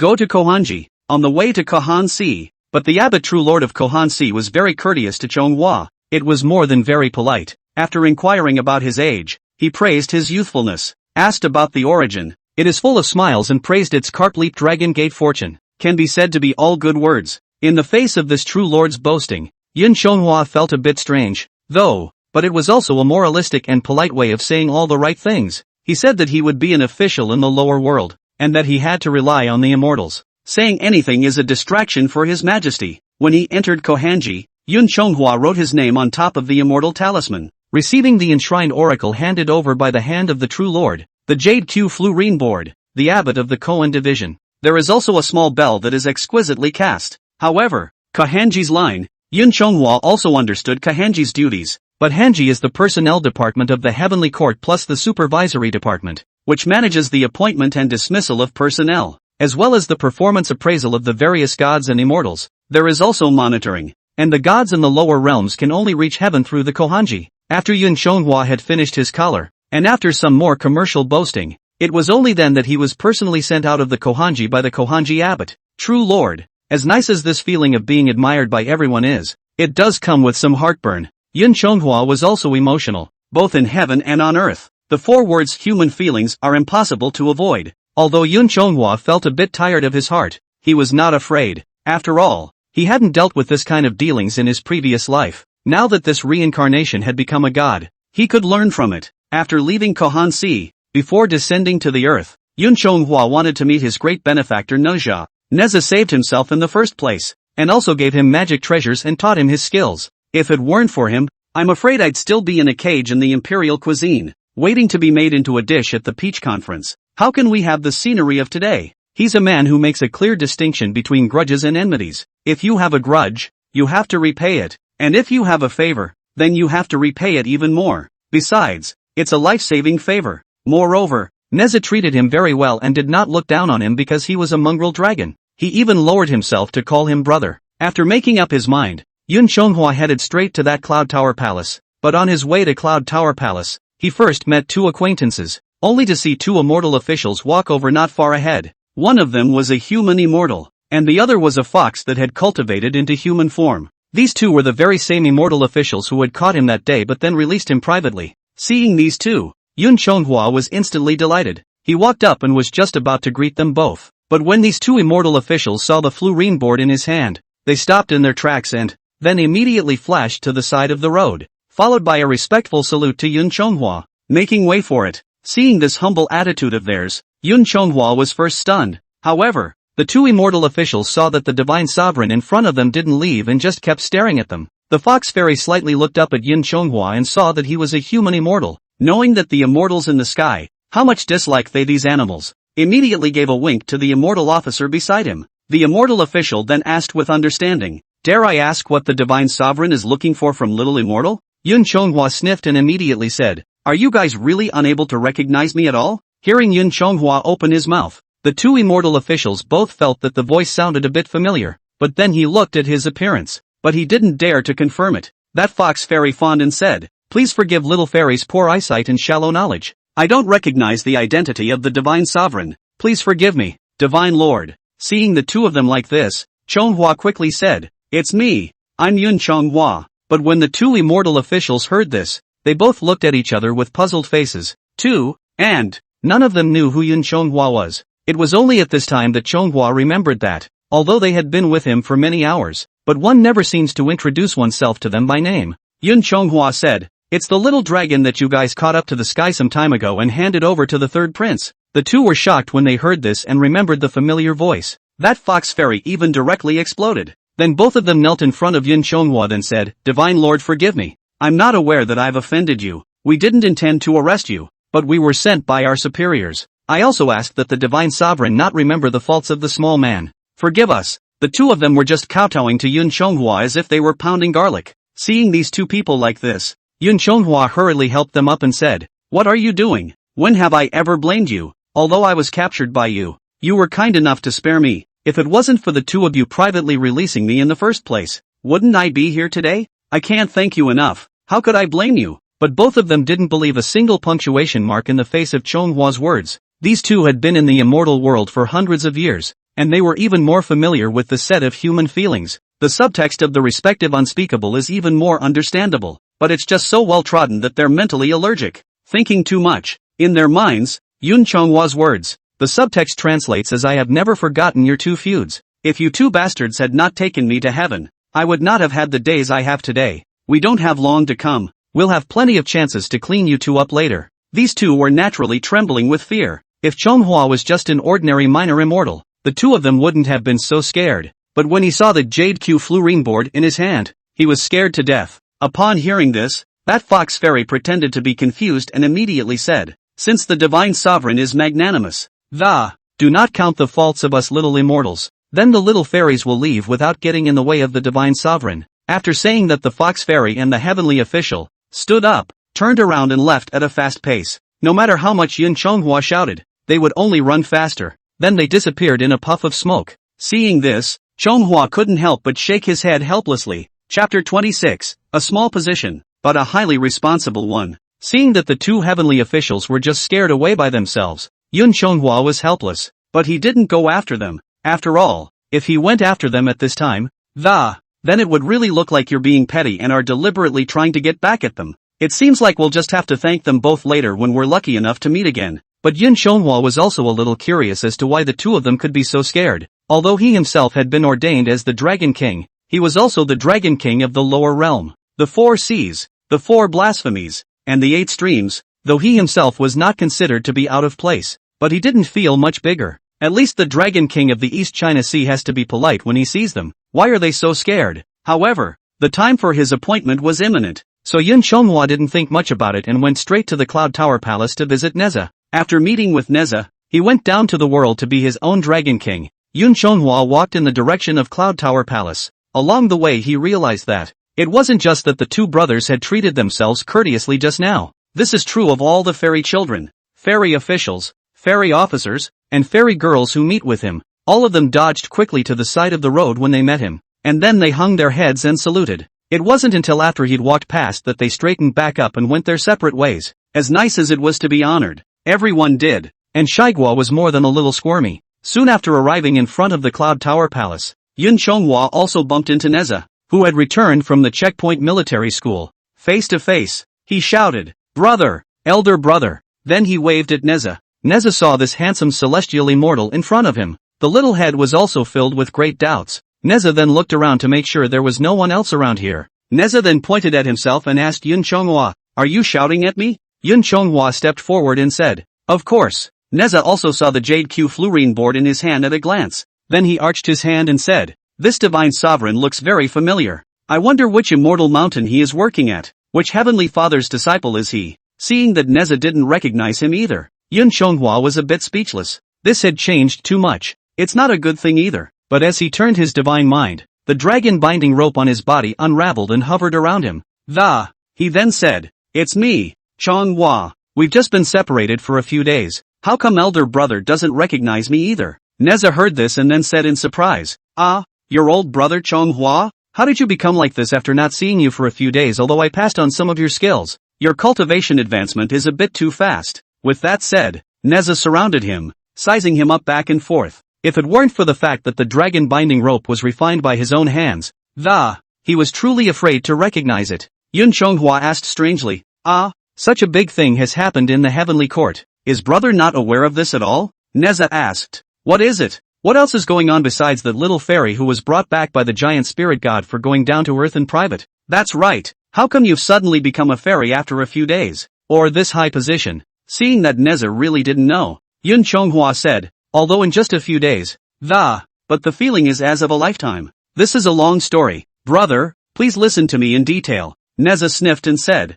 "Since it's a long story, let's go back to the palace and talk about it slowly. I've been counting the heavenly soldiers these past few days. I don't know about external affairs. Older brother Chonghua can slowly tell me about it." The two of them then walked together into the Cloud Tower Palace, where Neza invited him to his quarters. The brothers then poured a cup of hot tea and began to catch up. Then Yun Chonghua told Neza about what happened to him after he was thrown down, including the encounter with the Monkey King, the Sai Nagatsu party, and the encounter with the 7 immortals in Danyang County on the wrong side of the road. He killed Dong Yon unintentionally, and then was taken up to heaven. Afterwards, he took the responsibility of the Jade Emperor and the Queen Mother and made him an immortal. Seal him to be the Dragon King of Surabaya informed Neza of the matter one by one. However, as for the matter of Sun Wukon's visit to the Bodhi ancestor, Yun Chonghua did not completely tell the truth. He only said that he had gotten separated from the monkey when he arrived at the West Nuba continent. He didn't have any chance. Then back to South Alimony, before encountering the 7 princesses.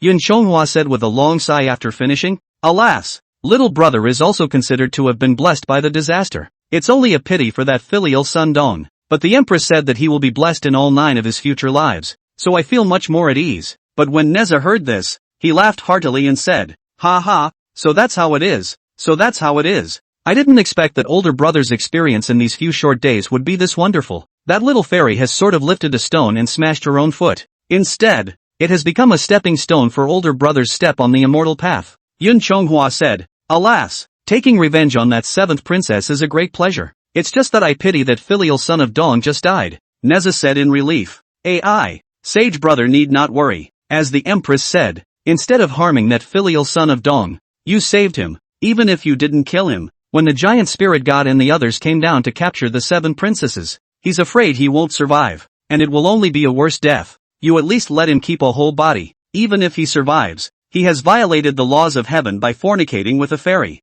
After death, they will be sent to the 18 layers of hell to suffer and never be reborn. Now that you've taken the blame for them, he was reincarnated early to enjoy a clean slate, and that's considered the best outcome for him." Yun Chonghua said, "Maybe." At this time Yun Chonghua remembered the strange things he had done when he arrived and asked, "By the way, elder brother, how many ranks is this Surabaya Dragon King of mine?" "If you go by rank," Neza replied, "Surabaya ranks among the 8 streams, and among the river gods of the lower realms. It was considered a position of no consequence, but it was not much bigger. According to earthly rank, it's probably just a bit bigger than a magistrate. A little smaller than the sheriff, I think, if you look at it from the sky. Sesame green beans, I guess. Yun Chonghua was not surprised about his official rank grade. What he wanted was not a big official, but he was curious as to why he was a sesquipedalian officer. This group of gods and goddesses in heaven treated him with such courtesy. He could still understand that Nako Hanji Abba True Lord was treating him with courtesy. After all, he knew that he was a popular person in front of His Majesty the Jade Emperor. But why is it that the fairy children, who have never seen him, are like this? That made him a little curious. Yun Chonghua asked, since I'm not a big official, even in the eyes of the immortals in the heavens, I'm just a green bean, why does everyone treat me with such courtesy? Even some of the fairies, all just flash aside and salute me? In the face of Chonghua's question, Neza replied, the reason lies in this fluorine board in your hand. Old brother, do you know what this fluorine board is for? Yun Chonghua said, naturally, I know this. This is for the court meeting. I've seen all the immortal officials on that Lingxiao palace have this. Neza continued, older brother, you only know one thing but not the other. The fluorine board in your hand also has grades, divided into silver, gold and jade. The immortal who holds this board only qualified to the Jade Emperor's playbook up to the heavenly hearing. And although all of these three kinds of fluorine boards can reach heaven, their roles are very different. Jin Gui is the second, and although he has the right to play the book to heaven, he can only play it to the Kohanji. Then the Sangha is forwarded to the Jade Emperor by the Kohanji. The gold Q is centered in the center and holds the gold Q fluorine plate, which does not have to be handed over to the Koan division. You may go directly to the outside of the Lingxiao Palace to ask for an audience. After the spiritual officer has reported the matter and received the Jade Emperor's approval, he can enter the hall to meet with His Majesty. And the Jade Q in your hand is the top grade among the 3 grades. There is no need for a pass. Directly to the temple to face the king, and the immortals who hold this Jade Kwai. The entire heavenly realm including my father and others. There are only a few dozen of them. Even the immortal Wangs of those 10 continents and 3 islands don't have this power. But there are those who can't use these, such as those of you who are at the realm of the heavenly immortals, great emperors, ancestors, and Buddhas. They do not need a fluorine board to enter the hall to face the emperor, and they can also see the emperor directly. But with this Jade Gui in your hand, old brother Chonghua, you are second only to them. Yun Chonghua suddenly realized, oh, so that's how it is. No wonder they treated me with such courtesy. Neza added in conclusion, although I am a humble official, but your status in this god's world is not low. That old loach from the East China Sea is much more powerful than you, but he has been around for thousands of years. It's also just a golden kwai. And it's also a life where you can only kneel outside the Lingxiao Palace and listen to pronouncements. Chapter 27 Taking Office in Surabaya. Yun Chonghua looked at Neza and said, today, my little brother will be going down to the realm to take up his post, and this goodbye. I don't know if I'll see you again for decades or centuries. Let's not talk about the plagued old loach today. Neza looked at the purple smoke bell hanging on his waist and said, where's the need for hundreds of years? You and I will see each other every day from now on.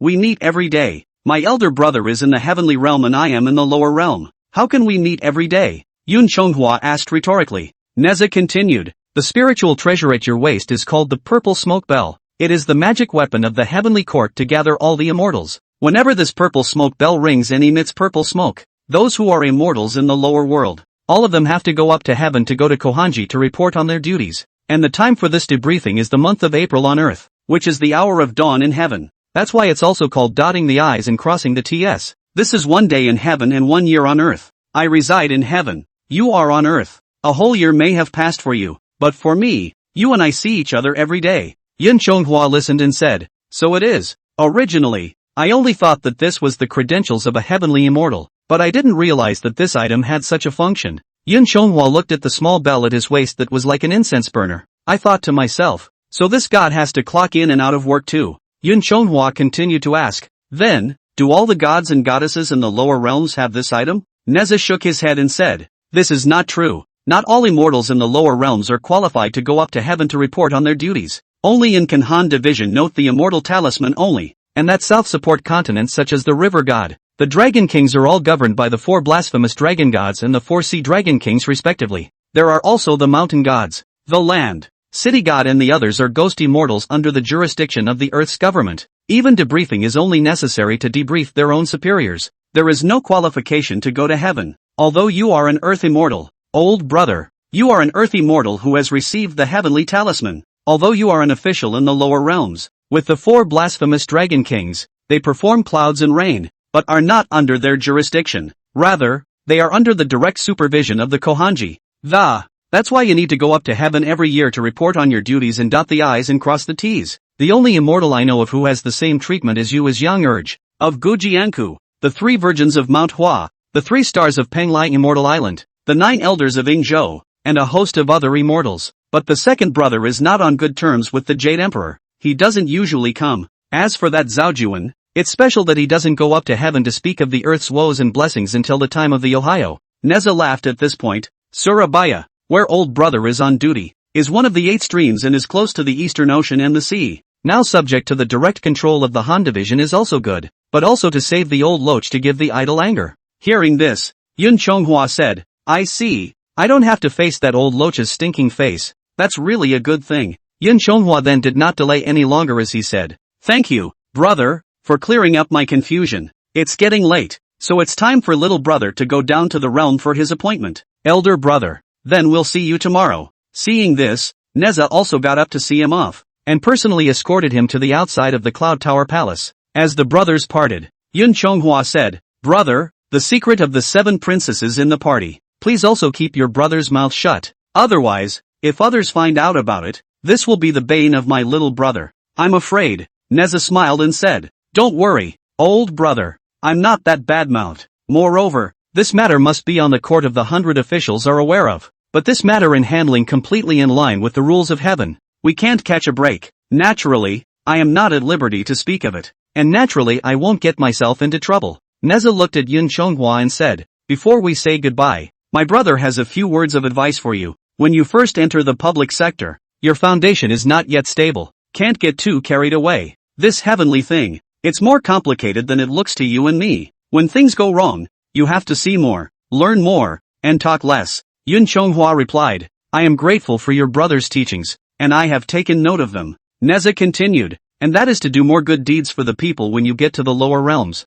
As long as the people are good and sincere and give some offerings, you can send some rain to them. Don't be greedy like that old loach. Back then, at Chentang Pass, when the offerings were insufficient, he wouldn't give up half of the sweet rains. If he hadn't been scared by me back then, I can't say I'm going to eat any more boy or girl now. Yun Chonghua replied, please don't worry about this, brother. Little brother will certainly bless the side with good weather. The 2 brothers then said their goodbyes, and Yun Chonghua exited the southern heavenly gate and headed straight for the lower realms. Since he ate the peach, drank the imperial wine, swallowed the golden elixir, and became the body of a heavenly dragon, Yun Chonghua's magical power had also increased several times. Just this posture of driving a cloud down to the world was also too much stronger than before. His cloud is not considered much faster, but he travels all over the 3 mountains in one day. The 5 continents are now a no-brainer. In just a few moments, he came to the South Alimony China Holy Land, Shuzhou Place over the Surabaya River. Looking at the wide expanse of water, Yun Chonghua couldn't help but have a smile appear on his face. Perhaps from now on, his fate is truly in his own hands. From now on, he's kind of got his own mansion. He then pressed down the cloud and jumped straight into the water. However, compared to other immortals, Yun Chonghua had a natural advantage. That is, you don't need to pinch the water-avoiding trick to go into the water, not to mention the water-avoiding magic weapon. Though he was restored to his most perfect person, but he hadn't lost any of his characteristics as a dragon. Soon, Yun Chonghua followed the vein of water and came to the door of a not-so-decent water house at the bottom of the river. Of course, this unseemly is relative to the old Dragon King's Crystal Palace, but as one of the 8 streams, the entire water house was also made of the best granite piles. It was only underwater for years, and it also seemed to have little care, and was covered with moss. It just looks a little shabby. And that water mansion door hangs a stone plaque, written on the 5 big words Surabaya River God House. Yun Chonghua muttered, it seems that a river god originally resided here. And not the Dragon King. It's not as grand a name as Dragon Palace, but so be it. After saying that, Yun Chonghua wanted to go in and have a look at the place where he would live in the future. It was at this moment that a voice came from behind him and shouted, "Stay back, Supreme Immortal." Yun Chonghua turned to look, only to see a water patrol nightjar swimming behind him, and that nightcrawler was followed by a crab rex and a shrimp soldier. The night fork arrived close to the front, then bowed and asked, "Dare I ask where the immortal home is? What are you doing here in Surabaya River God's mansion?" Now there is no chief god in the river. Only the soldiers sent by the Dragon Palace of the East China Sea are on duty here. If the Supreme Immortal has any official business, please move to the Dragon Palace in the East Sea to meet my great king. Hearing the words of this night fork, Yun Chonghua took out his Jade Kwai, as well as the Jade Emperor's holy decree. Then he said, I am the new Dragon Lord of Surabaya, sent here by His Majesty the Jade Emperor to take over this place. Seeing the Jade Emperor's holy decree, and that Jade Q, the Night Forks and Shrimp Soldiers, and the Crab Rexes fell to their knees in a hurry. So it's the Dragon Lord himself. We've been remiss in welcoming you. I hope you'll pardon us. Hearing the noise outside, a voice came from within the River God's mansion. What is it? Yelling and screaming outside. Think the Surabaya River God's mansion is a vegetable market. Hearing this voice, Yun Chonghua raised his eyes and saw only a turtle chief with an official hat. With his hands behind his back, he strutted toward the door. The fins of the official hat on his head were also swaying. Chapter 28, a small position, but a lot of money. That Turtle Master book walks at ease. This official stand is also full. When he came closer and saw Yun Chonghua, who was full of immortal aura, and the holy decree in his hand, directly staggered in fear and fell over the threshold. And then this turtle official, rolling and crawling, came close to Yun Chonghua, then immediately kowtowed and said, the Supreme Immortal is here in person. The little turtle has not been able to welcome from afar. Hope please forgive me. Although this turtle official's poor eyesight didn't see him, but Yun Chonghua's eyesight was so good that, a quick glance at his party's condescending appearance, seeing the turtle's current turtle-like appearance, Yun Chonghua couldn't help but shake his head. It seems that bullying the soft and fearing the hard is a stinky problem that all the people in this East Sea Dragon Palace have. Yun Chonghua looked at the turtle's discarded official hat, then asked, are you the steward here? The turtle master replied, reporting to the immortal. The little turtle is the turtle master under the Dragon King of the East Sea. Since there is still no chief deity in this Surabaya River, I have sent Little Turtle to oversee this place. I wonder if the Supreme Immortal is here to inspect. Yun Chonghua shook his head and said, no, I am the new Surabaya Dragon Monarch appointed by the Jade Emperor, now come specially to take office. Dragon Lord? That turtle master looked up and down shaking his head. Seeing this son of a shaking his head, Yun Chonghua laughed. What? Don't believe it? The turtle master replied at this point. The Supreme Immortal is mistaken. It's not that the little turtle doesn't believe in it. It's just that when little turtle looks closely, the Supreme Immortal is a human god. But why does he speak of a dragon ruler? Yun Chonghua didn't bother explaining more to him, then shook his body and appeared in his true form as a heavenly dragon. All of a sudden the light of the heavenly dragon's golden scales flashed to the eyes of the shrimp soldiers and crab generals. That night fork, turtle master chief, shrimp soldier, and crab rex were also greatly surprised to see this. Yun Chonghua asked at this time, can you believe it now? Saying this Yun Chonghua shook himself and, back in human form again. That turtle master said hurriedly, please forgive our eyesight. I didn't realize that the Dragon King was a heavenly dragon descending from the earth. It's not an unusual dragon race. I'm sorry. It's just that if the dragons don't change their shape, it's hard for them to hide their scales and horns. We see the Dragon King human body, human appearance, and there is no river fish, seafood, watery smell. It is the unique fragrance of the immortal officials in the upper world. Therefore, I ask for forgiveness from the Dragon Lord for asking more questions. Yun Chonghua laughed. Those who don't know don't sin, even if it's a heavenly fairy who sees me like this. Also amazed. No wonder you guys. Well, I'll take over the water mansion. Guide me in quickly. After saying that, that turtle master book came forward and led Yun Chonghua into the middle of the water mansion attentively. He then began to introduce everything in this water mansion to Yun Chonghua. This Surabaya River God mansion wasn't too big. It wasn't much different from a normal mansion. There is a living room, the parlor, and a couple of compartments, bedrooms. Yun Chonghua looked at the living environment here, which was still very good. Yun Chonghua then pointed to one of the largest houses among the water mansion and asked, what's going on there? The turtle master replied, reporting to the great king, that is the public hall of the river god. The great king can't use it. I don't see the need to go through with it. The public hall? Isn't the public hall one of the top priorities of a government? How can it not be used? I'm sorry, Yun Chonghua asked. That turtle master saw that Yun Chonghua didn't understand anything and felt amused in his heart, but he did not dare to mock him, and then he also explained, the great king has been in the heavenly realm for a long time. Do not eat the fire of this earth. The system of governing officials in this lower Yuan water realm is different from that of the upper realm. If the great king was only a river god, then that public hall is used. But the great king can't use it if you are the dragon king. The river god needs to control the many affairs of the domain. If there is a great event, he needs to be ushered in and out. The imperial court welcomes the superior. When things go wrong, we still need to have the chief bookkeeper. the night fork to assist, and submit to the superior. Naturally, there is no need for a public court, but great king, you are a dragon monarch, and it is an ancient rule for the dragon clan to rule over the lower Yuan water realm. The authority of this river is yours alone. Your majesty only needs to welcome you. No need for an imperial court. Naturally, there is no need for that public hall. Finally, the turtle master used a most direct analogy to explain the difference between the dragon king and the river god. The dragon king is the equivalent of an enthroned vassal king, although he only governs one river, but he has an absolute say over this river, so long as he is not promoted or appointed. Then this river, or this waterhole, or even a well, he can all keep calling the shots in there. The river god, on the other hand, has much less power. He's just an officer of the running water. Many things he has no autonomy, can only be submitted to the above approval. If the dragons above don't approve it, then they can't do anything about it. And the reason for this differential treatment of the dragon king and the river god, it is because of the unique racial talent of the dragon race. The dragon race is the only one within the three realms that can directly skip the heavenly court of the various gods and goddesses, independently complete the race of rainfall. What wind woman,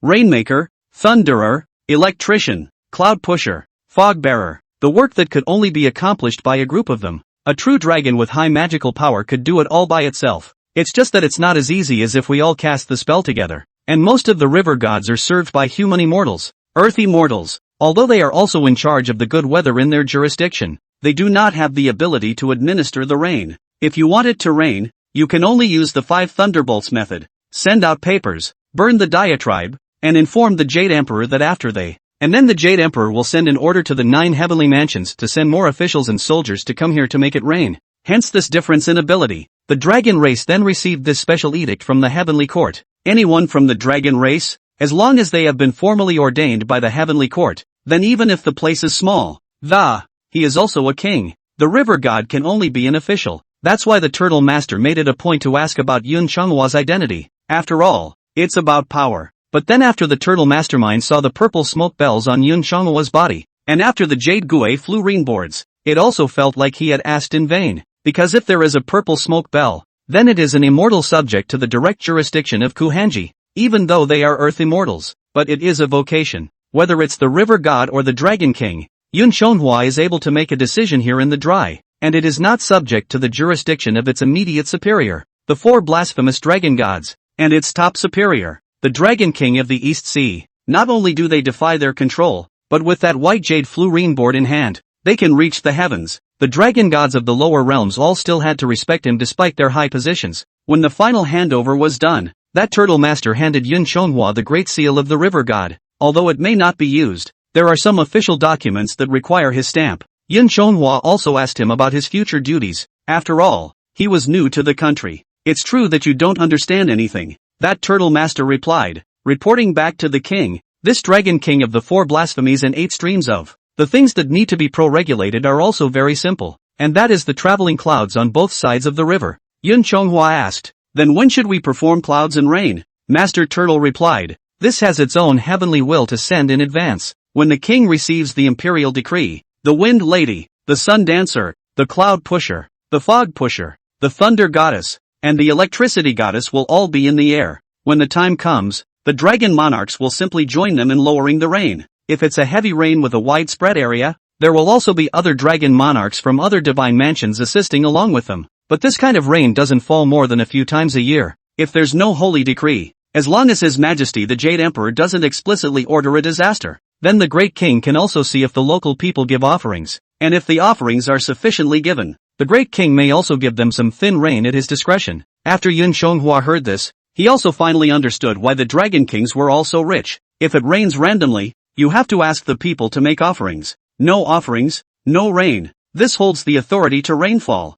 when it is really a fat job. Yun Chenghu asked, then how do I know what part of this does not allow rain? Master Turtle replied, there is no need to worry about this great king. If there really is this place, the water ministry of the heavenly court has its own official document to inform the palace. Chapter 29, Yun Chenghu assumes office. Old Loach loses his mind. Yun Chenghu listened and nodded silently. But Yun Chenghu noticed what seemed to be unfinished in this old turtle's words just now. He just said something about the Dragon King needing to be hands-on. Yun Chenghu continued to ask, I understand this hands-on thing, but is there anything about this that you don't have to do yourself? Master Turtle replied, That's natural. The rest is just some minor stuff about inspecting the river. Just swim around a bit to make sure that this river is not occupied by demons and that the river's waterways are clear. As for the occasional water ghost looking for a double, this is a matter for the netherworld ghost realm, not under the jurisdiction of our dragon palace. We don't need to interfere either. The rest is that the dragon palace shall not interfere in earthly matters, such as the opening of mountains and the digging of canals to bring in water on earth. Fishing and crabbing, that's out of our hands. If something goes wrong and causes the river to go bad, I also ask the great king to present it to the heavens for disposal. Yun Chonghua asked, "There's nothing else besides that?" Master Turtle replied, reporting back to the king, "There is no more. The rest of the things that, it's all up to the king's self-determination." Yun Chonghua listened, then nodded his head and said, "All right, since this official seal and affairs have all been handed over, I will not keep you. You all go back to the East Sea." Hearing Yun Chonghua's words, Master Turtle, and even the Night Stalker were stunned. Master Turtle asked, "What? Won't the king keep us in the palace to listen to the orders?" Yun Chonghua replied, "Listening to the messenger? Traveling clouds and rain, inspecting the river and all these things. I can accomplish this alone, and I don't need you, so I don't need to keep you with me. Besides, I'm new here." He is far less rich than the Dragon King of the East Sea, and has no extra salary to give you. If I can't support you, why should I keep you? You guys go back to the East Sea. After hearing Yun Chonghua's words, Master Turtle, Night Fork, Shrimp Soldier, and Crab Rex were all looking at me. Let me look at you. In the past, when other Dragon Kings took office, not only did they have to leave them behind as their men, we even have to recruit and expand our manpower, and select some muscles. Fish girls sing and dance in the palace for their pleasure, and they find some Mandarin women to serve the kitchen and food, but the Yun Chonghua in front of them was otherworldly to them. Not only did he not ask them to go and get him some muscles for his amusement, he even dismissed them. It is said that dragons are naturally lustful, but how does this one look like a dragon? Not only does he look like a man, the style of behavior is no different from that of a human being. However, Yun Chonghua was the master of this water mansion, a dragon monarch ordained by the heavenly court. Turtle Master and the others didn't ask too many questions, and then they all packed their bags. Then he returned to the East China Sea with a group of shrimp soldiers and crab generals, and went to the Dragon Palace to resume orders with the Dragon King. It wasn't that Yun Chonghua didn't want to keep the gang, it was just that the others could have stayed, but he doesn't want anyone from the East China Sea. Not to mention the fact that the new official has 3 fires, he has to leave some empty seats to promote his trusted people later. It is not known how long this will take to be an official in the lower world. That old loach is a devious man, keeping his men around. Undoubtedly, he has planted a rival eye on his side. I don't want to be caught by the old loach if there's any inconsideration in the future, and then sue yourself for being difficult. Although the Jade Emperor and the Queen Mother value him, as Neza says, the relationships in heaven are intricate. Now was not the time for him to get carried away. It was better to be cautious. But now that we have a new home, it's something to be happy about. So Yun Chonghua stretched his waist and started to clean up his river god's mansion. At least the moss on the walls needs to be wiped down. After that it's time to patrol the river. Look at your own beautiful mountain. There was no need to mention that Chonghua's side cleaned the room and familiarized himself with the environment. It is said that the Turtle Master, the Water Patrol Night Fish, the Shrimp Soldiers and the Crab Rexes, the soldiers guarding the water mansion, all of them returned to the East Sea Dragon Palace. It so happened that today, Little Yellow Dragon, the dragon god of Huaidu, visited his uncle, the Dragon King of the East Sea. Within the Dragon Palace of the East China Sea, Master Turtle was guided by his uncle, Prime Minister Turtle, to the top of the Dragon Palace Hall. Although the Turtle Master is a person of the Dragon Palace in the East China Sea, but that Surabaya River was originally a branch of the Huaishuwei.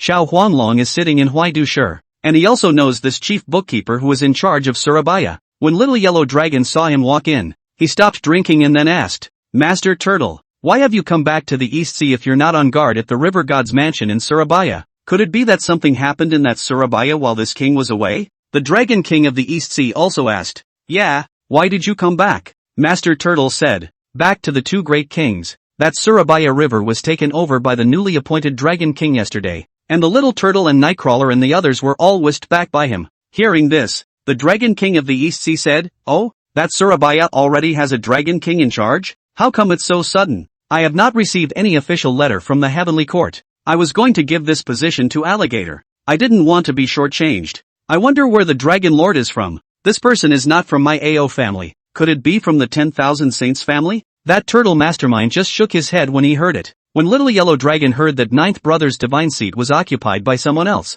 He was furious in his heart at that moment. He slammed the wine cup in his hand on the table and then angrily rebuked. Humph! Where did the wild dragon come from to be so ignorant of the rules? That Surabaya is this god Huaishui branch vein, also under the jurisdiction of my Huaishui Dragon Palace, and the South Alimony China Land Water Vein. All of them are under the jurisdiction of Uncle's Eastern Ocean and Sea, and since he has assumed office, he does not pay homage to Uncle above or to this king below. When really so rude, Little Yellow Dragon said to the Dragon King of the Eastern Sea, Uncle, these people who don't know personnel. In my nephew's opinion, it's only fair to give it a good thrashing. The Dragon King of the East Sea heard this, but he was gloomy and did not say anything. Hearing the words of Little Yellow Dragon, the Turtle Master hurriedly dissuaded him. Little Great King must not be reckless. The newly appointed Dragon King of Surabaya looks like a handsome human immortal with a human face, but his real body was a golden five-clawed heavenly dragon. And not only does he have the imperial decree of the Jade Emperor, but he also has the Jade Gui Chao Wat in his hand, and the purple smoke bell tied around his waist. It seems that not only can you freely enter and exit the heavenly gate, but you also have the right to go up to the temple to face the emperor. I guess it's not an unusual heavenly immortal. Hearing this, that Dragon King and the Little Yellow Dragon both trembled in fear. Even that Dragon King of the East Sea tilted his body and nearly fell off his seat. The Dragon King of the East Sea said, It's fortunate that I didn't act recklessly and almost offended the superior officer. It's a great disrespect for us not to welcome such a god. How can we dare to let him pay homage to us? Prime Minister Turtle, open the treasury and prepare some gifts, and choose 20 beautiful fish girls and clam girls from the sea. I'll go to Surabaya myself. The meeting will be worse. Upon hearing this, that turtle prime minister hurriedly went to the treasury and selected some precious gifts. That Little Yellow Dragon came back to his senses and said, Uncle, I don't want that guy to be a heavenly dragon coming down to earth. Just this dragon according to nephews no. Only the 28 stars of the Hypergene Xingjuan. 6 ding 6 armor among the dragon. Could it be that those two divine sovereigns were relegated to the lower realms and went to that Surabaya to become kings? The Dragon King of the East Sea shook his head and said, It should not be. The Hyper Golden Star Monarch's true body was a celestial dragon with an extra horn in front of its forehead. And Old Man Shenlong was proud of his true body of the heavenly dragon and never bothered to transform into a human body. I didn't want this heaven and earth to give birth to another heavenly dragon. Little Yellow Dragon also said, Yes, 6th brother, and 7th brother alone for the Divine Palace Town Ridge. One is stationed at the prime Chinese table. Both have not been enlightened by His Majesty the Jade Emperor, and Xiaju has ascended to become a heavenly dragon. Where the hell did this heavenly dragon come from? The Dragon King of the East Sea shook his head and said, This person is not a member of my AO family, and that 10,000 Saint family although also called the Dragon King, but the augur essence of the water monsters, with their bloodline fear cannot become what heavenly dragon. So be it. This king will go and meet this superior immortal first. Let's see where he really comes from. Then he instructed Little Yellow Dragon, My nephew, that Surabaya is connected to your Huai Dushur. In the future, you must be very careful when working with this superior. Don't offend him. If you need anything, come to my uncle. It is for me to go out and pick up the conversation with him. Little Yellow Dragon said, Don't worry, uncle. Child has his own measure. Chapter 30, he may not accept it, but we can't not give it to him. A few moments later, the Turtle Prime Minister had prepared all the meeting gifts offered by the Dragon King of the East Sea. The selected Dragon Palace showgirls and the maidservants are all ready. Seeing that the Dragon King of the East Sea was going out, the Little Yellow Dragon did not stay long and went back to the Huaishui Dragon Palace first. That old Dragon King, checking it out before he set off. That Turtle Prime Minister from the Dragon Palace treasury among the pick out top quality pearl 30, jadeite, agate, coral and other 10 kinds of precious stones each 10 pounds, 100 pounds each of gold and silver, and 20 pieces of brocade woven with dragon silk outside. Considering that Surabaya River God's mansion has no water-avoiding treasures, I'm afraid that the new divine sovereign won't be able to get used to living there, so he purposely added a water-avoiding pearl that originally belonged to the Surabaya divine mansion. As a favor, the Dragon King of the East Sea also nodded in satisfaction after reading it. The last to serve as palace servants and singers, the 20 clams and the fish girls were all lined up. Let the Dragon King examine it. The Dragon King of the East Sea said after reading it, Good, let it be so. This kind of generous gift is not considered slack. At this time, the Dragon Lady also flashed out from behind the screen, and after looking at each other for a moment, she said, Great King, isn't this gift a bit too expensive for this first meeting? I'm just afraid that the newly arrived immortal will avoid suspicion and refuse to accept it. The Dragon King of the East Sea sniffed and said, Alas, what are you women moving? This is called, many people are not to be blamed. This is how we should treat our superiors. Otherwise how can we show our sincerity? Besides, he can refuse, but we can't not send it. If this first meeting leaves an undignified and inconsiderate impression on the immortal, I'm afraid it will be difficult to correspond in the future. When the Dragon King had finished speaking, he commanded, "Come on, bring all the gifts for the Supreme Immortal with you," setting up the Surabaya River God's mansion to pay homage to the Supreme Immortal. When the Dragon King said that, he turned around and left the Dragon Palace in the East Sea. A carriage drawn by 6 seahorses had already been waiting there, and the ceremonial procession made up of shrimps and crabs had already been lined up in front and behind. After the crabbers had loaded as many of the offered gifts as they could onto the carriages, the ceremony of the Dragon King of the East China Sea then left the Dragon Palace and headed for the Surabaya River God's mansion. On Yun Chonghwa's side, after these 2 days of familiarization, he had thoroughly learned the customs of the place. This Surabaya River was a bit bigger, longer and wider than he had expected, but nowadays, with his magical power, if he transforms into the true form of the heavenly dragon, the entire river patrols it won't take more than an incense stick. Coupled with the fact that there had been no holy orders for rainfall in the past few days, he had lived a much more restful life. Even if you patrol the river twice a day, it will only take 2 incense sticks of time. The rest of the time he could only sit in the middle of the water mansion and laze around, or just lie down and rest. Either that or get out of the water house and sit on a mountain field and look at the view. You don't have to worry about food and clothing, and you don't have to be afraid of being victimized by demons and fairies. The days are really quiet and elegant, but it's easy for a man to think of something when he's idle. For example, what should I do in the future? And when I have time later, I will go to other places to see, such as the Western Liang female kingdom. On this day, after inspecting the river, Yun Chonghua was resting in the middle of the water mansion. Instead, he heard a cacophony of noise outside the river god's mansion. The visitors are the Dragon King of the East Sea and the Turtle Prime Minister. The two of them had been standing in front of Yun Chonghua's divine mansion for quite a while now, because according to the rules of this era, if the relationship is not very close, you have to hand in an invitation first to visit a door. You can't just walk in the door. And Yun Chonghua was alone among the water mansion, and there was no concierge to pass on the message. So much so that Ao Guang and the others had been there for a while, and there was no one to greet them. Just when Ao Guang thought that this immortal was too arrogant, he suddenly remembered. Yun Chonghua dismissed all the people in this mansion, and of course no one gave him a pass. And so this titular Dragon King of the East China Sea could only act like a boy. Standing outside the door, he shouted, "Little dragon, Ao Guang, the Dragon King of the East Sea, has come to pay his respects to the Supreme Immortal. I implore the Supreme Immortal to honor me with his presence." Hearing this, Yun Chonghua sat up directly from the bed. He thought to himself, "Oh, it's really not an enemy that doesn't get together. How did this old loach come? I don't go looking for him, but he comes looking for me. Just as well. Let's see what he's coming for first." Thinking of this, Yun Chonghua stood up and subconsciously touched the dragon binding cord around his waist. Yun Chonghua stretched and went out of the room. Coming to the entrance of the mansion, seeing that someone came out from inside, that old Dragon King was also very respectful,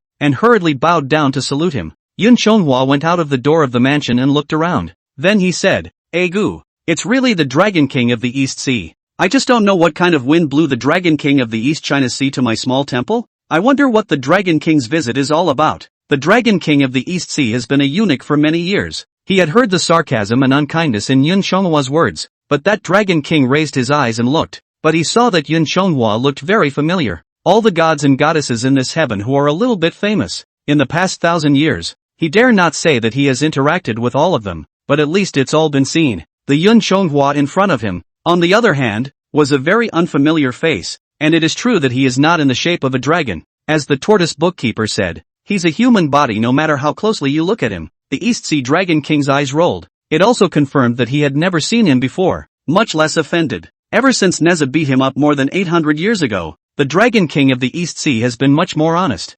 Basically, they don't invite disaster, they don't cause trouble, and as long as they see someone bigger than themselves, they are all kind and welcoming. Under this carefulness, he had never made any enemies in hundreds of years. However, the other party recognized himself and made a sarcastic remark. "I thought that it must be a familiar person." But the Dragon King of the East Sea, thinking left and right, really could not recall who the person in front of him was. When had he ever offended him himself? However, the Dragon King of the East Sea had lived for tens of thousands of years, and this thick skin was not something to be ashamed of. As the saying goes, don't hit the smiling face. Many people are not surprised by the courtesy, even if the other side speaks out of turn. The Dragon King still squeezed out a fawning smile and said, "Little Dragon heard that Shang Xian was ordered by His Majesty the Jade Emperor to take up this Surabaya divine mansion. but I did not get the official letter from heaven, so I don't know, hence the loss of a distant welcome. Today, as soon as little dragon learned of the news, he immediately came to pay his respects to the supreme immortal.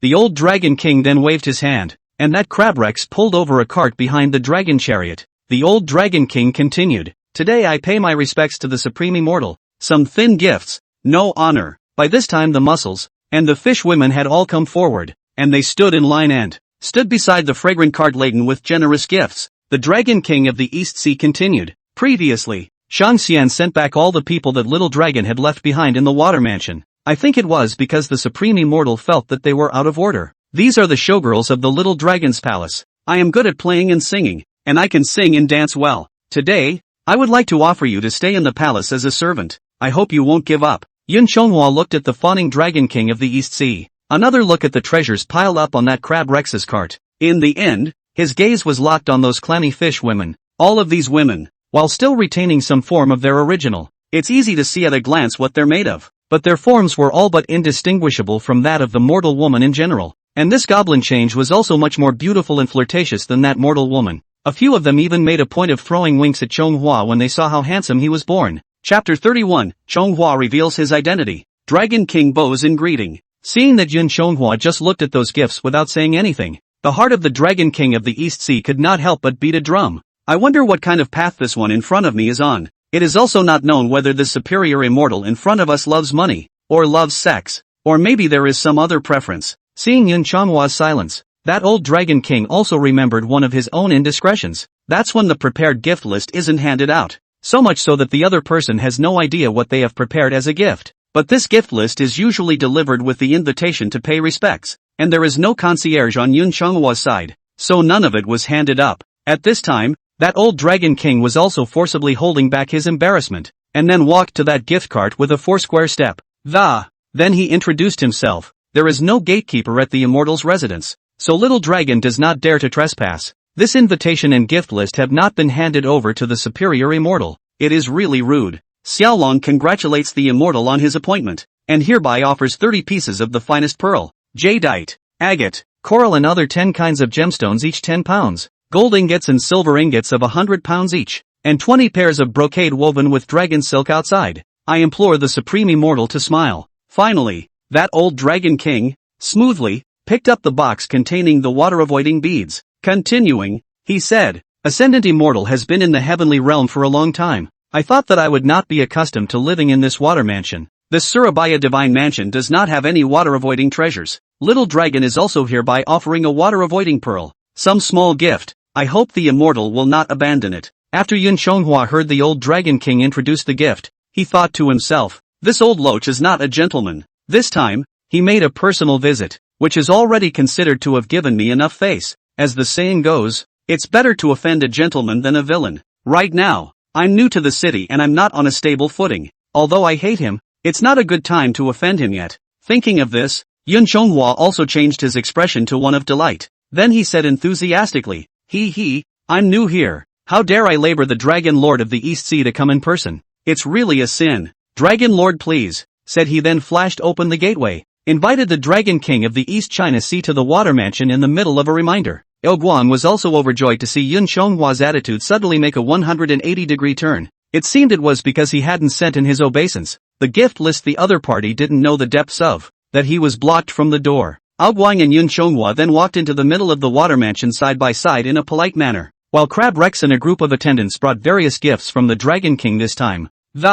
All of them were placed in the courtyard of the water mansion, and the 20 maidservants, too, were standing in the courtyard. Soon Yun Chonghua guided the Dragon King of the East Sea into the middle of the living room of the water mansion. Yun Chonghua invited Ao Guang to take a seat and said, "Oh, the humble house is simple and has little hospitality. Please don't mind the Dragon King of the East Sea." The Dragon King also said politely, what the Supreme Immortal said. It is already a blessing for little dragon to be treated with courtesy by an immortal. Where else would it be too much? However, out of professional sensitivity, the Dragon King always felt that Yun Chonghua had something in his words, but the Dragon King did overthink it this time. Yun Chonghua just simply didn't want to entertain him. So the Dragon King looked around and said, "Although this water mansion of the upper immortal is good, but Shang Xian is a dragon body. We dragons, no matter how big or small we are, all those who have received the heavenly difference, are all kings in the lower Yuan water realm. I have heard that the immortal is a heavenly dragon, and is the best of the dragon race. I'm afraid that this water mansion doesn't fit the status of the supreme immortal. How about little dragon would like to set up another crystal palace here for supreme immortal to live in? When Yun Chonghua heard this, he felt that this old dragon king was bending over backwards in this regard, rather generous. Not only did he give so many gifts of gold and silver, beautiful women, but he was going to give him a house. Yun Chonghua said, "Oh, I appreciate the Dragon King's kindness. I was assigned here by the Jade Emperor too. It's not a good idea to be so publicized when you're new here. Besides, you and I have been assigned by heaven to serve as officials here, in order to favor the four directions, to share His Majesty the Jade Emperor's worries, so that all beings will feel His Majesty's divine grace. It's not for our own sound and fury." The Dragon King heard his crowning scene, though he felt embarrassed. However, he also replied in a hurry, "What the Supreme Immortal said is very true. Little Dragon has been taught, for the superior immortal to be so simple. He is also truly a model for us." After the two of them finished their grandiose bull *******, that Dragon King asked, "Little Dragon has been in the immortal realm for thousands of years, and the immortals of the upper realm, although I do not dare to say that they are all friends, but also know each other. But look at the immortal is a very strange face, and this dragon family more than my AO family in-laws. But you are a heavenly dragon. Forgive my clumsiness, but I don't know you. I don't know where you are from. Who are your ancestors? Can you be related to my AO family?" Hearing that East Sea Dragon King inquiring about his origins, Yun Chonghua at this time was a cold laugh. Hearing his cold laughter, the Dragon King of the East Sea couldn't help but get goosebumps under his scales. Yun Chonghua asked, "Could it be that the Dragon King is so forgetful that he really doesn't recognize me?" Ao Guang was even more confused when he heard this. He thought carefully again and really didn't recognize Yun Chonghua. Ao Guang said at this time, "Please forgive the old man for his old age. This really can't be remembered by the immortal. I wonder where Xiaolong has crossed paths with Shang Xian." Yun Chonghua laughed. "Of course it's in the middle of your East Sea Dragon Palace." Ao Guang listened and thought about it more carefully. Over the past few thousand years, there were quite a few immortals who went to him to fight. But it was also true that he had never seen Yun Chonghua, and he was now a celestial dragon. Even before he had taken form, he was no mortal, and if he had seen himself, it's impossible not to remember. Seeing Ao Guang's difficult look that he really couldn't think of anything but was too embarrassed to say, Yun Chonghua immediately turned his divine mind and transported the dragon binding rope at his waist, which swam in front of the two of them. Seeing that dragon binding rope, Ao Guang was shocked on the spot. Even though the dragon binding rope had been re-refined by Neza, how could Ao Guang not recognize something that came from his East Sea? Ao Guang asked with a trembling hand at this time, "Supreme Immortal, this is..." Yun Chonghua laughed. "It seems that the Dragon King is really forgetful. Just a few months ago, you tied me up with this and gave it to the two heavenly messengers. I'm going up to heaven, and I'm going to be the food on the plate, the food in my mouth. It's only thanks to your old man's cultivation." When the Dragon King of the East Sea heard this,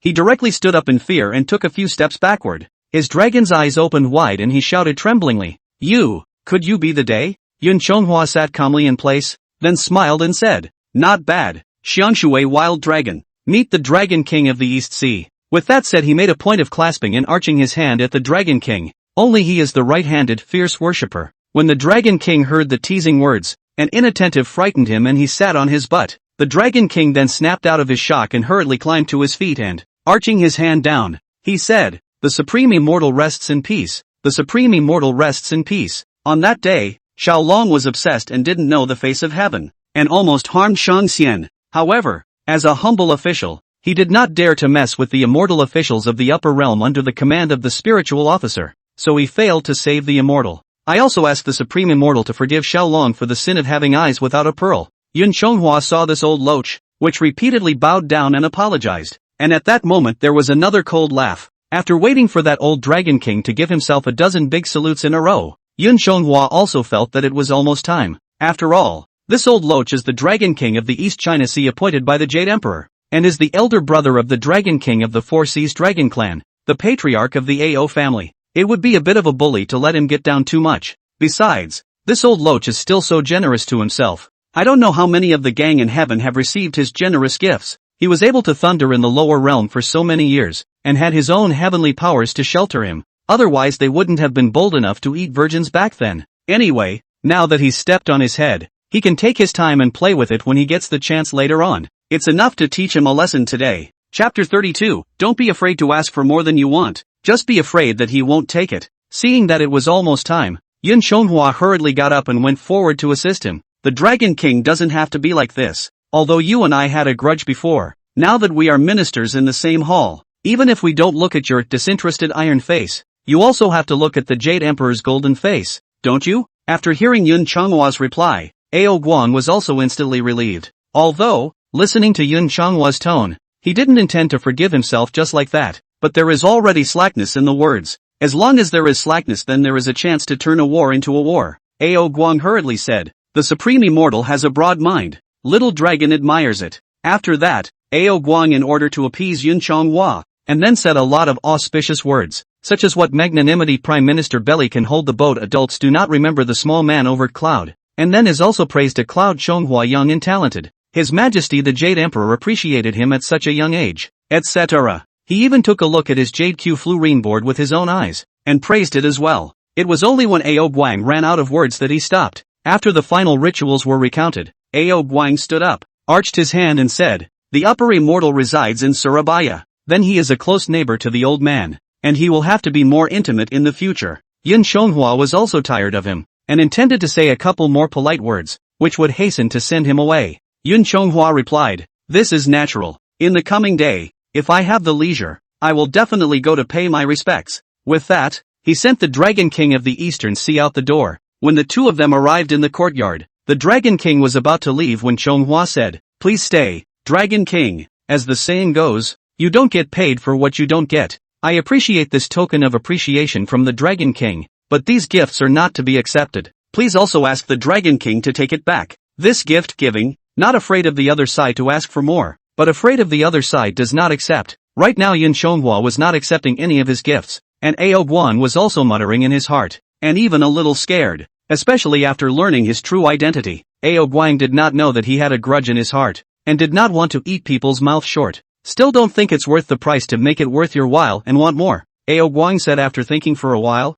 He, Supreme Immortal. These gifts are all little dragon's greetings for your arrival. Nothing else. Moreover, it is difficult to retrieve the gifts that have been sent out. This time, Ao Guang did not think wrong. Yun Chonghua did not accept his gift this time because he neither wanted to forgive him, and wanting more. Although Yun Chonghua wasn't a greedy person, this little bit of stuff sent him packing. Then he's too worthless. This old loach to save the money to play point no. Flattering on the difference is really under the book. If I don't kill him once and explode the old loach's gold coins properly, then the anger he had felt before, that would be for nothing. He didn't take it this time, except that he wanted more next time. But other than that, Yun Chonghua still had a concern in his mind. That is, if you accept a gift from him, is that a bribe? If there is a handle in the hands of that old loach, then it will fall into his trap. Yun Chonghua still planned to go to the Cloud Tower Palace to ask Neza's opinion when he went up to heaven to report on his duties. It's better not to step in the hole when you're new to the official world yourself. It is still important to listen,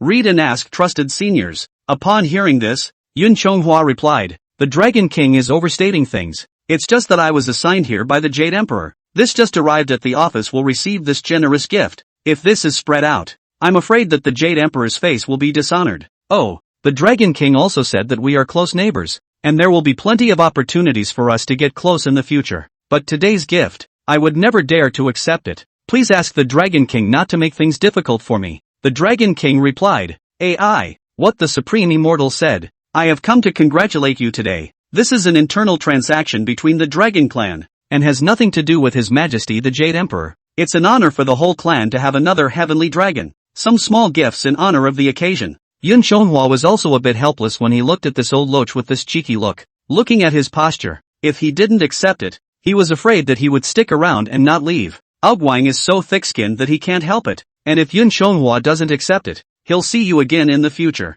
I'm afraid it won't be so nice. Although Yun Chonghua was afraid that Ao Guang would take advantage of the opportunity to shade himself, but Ao Guang was more afraid that Yun Chonghua would retaliate against him with slanderous words in front of the Jade Emperor. After all, now with Yun Chonghua's status, as long as the slightest slandering words were fed, he would have to lose his skin even if he didn't die. Therefore Ao Guang expected Yun Chonghua to accept his gift this time, as long as he accepted it. This is the beginning of the icebreaking of their relationship. Next time, whether it was a door-to-door visit or an invitation to his own East Sea Dragon Palace, it would be good to talk. After thinking about it, Yun Chonghua said, "Since the Dragon King is so kind, if I still refuse, it would be a bit insensitive." Hearing this, Ao Guang's heart rejoiced, and just as he was about to say something, Yun Chonghua, however, continued, "It's just that I really don't dare to accept such a large number of gifts. Let's put it this way," said Yun Chonghua, picking out the water-avoiding pearl from amongst the many gifts. He took another deep-sea pearl and a few ingots of gold,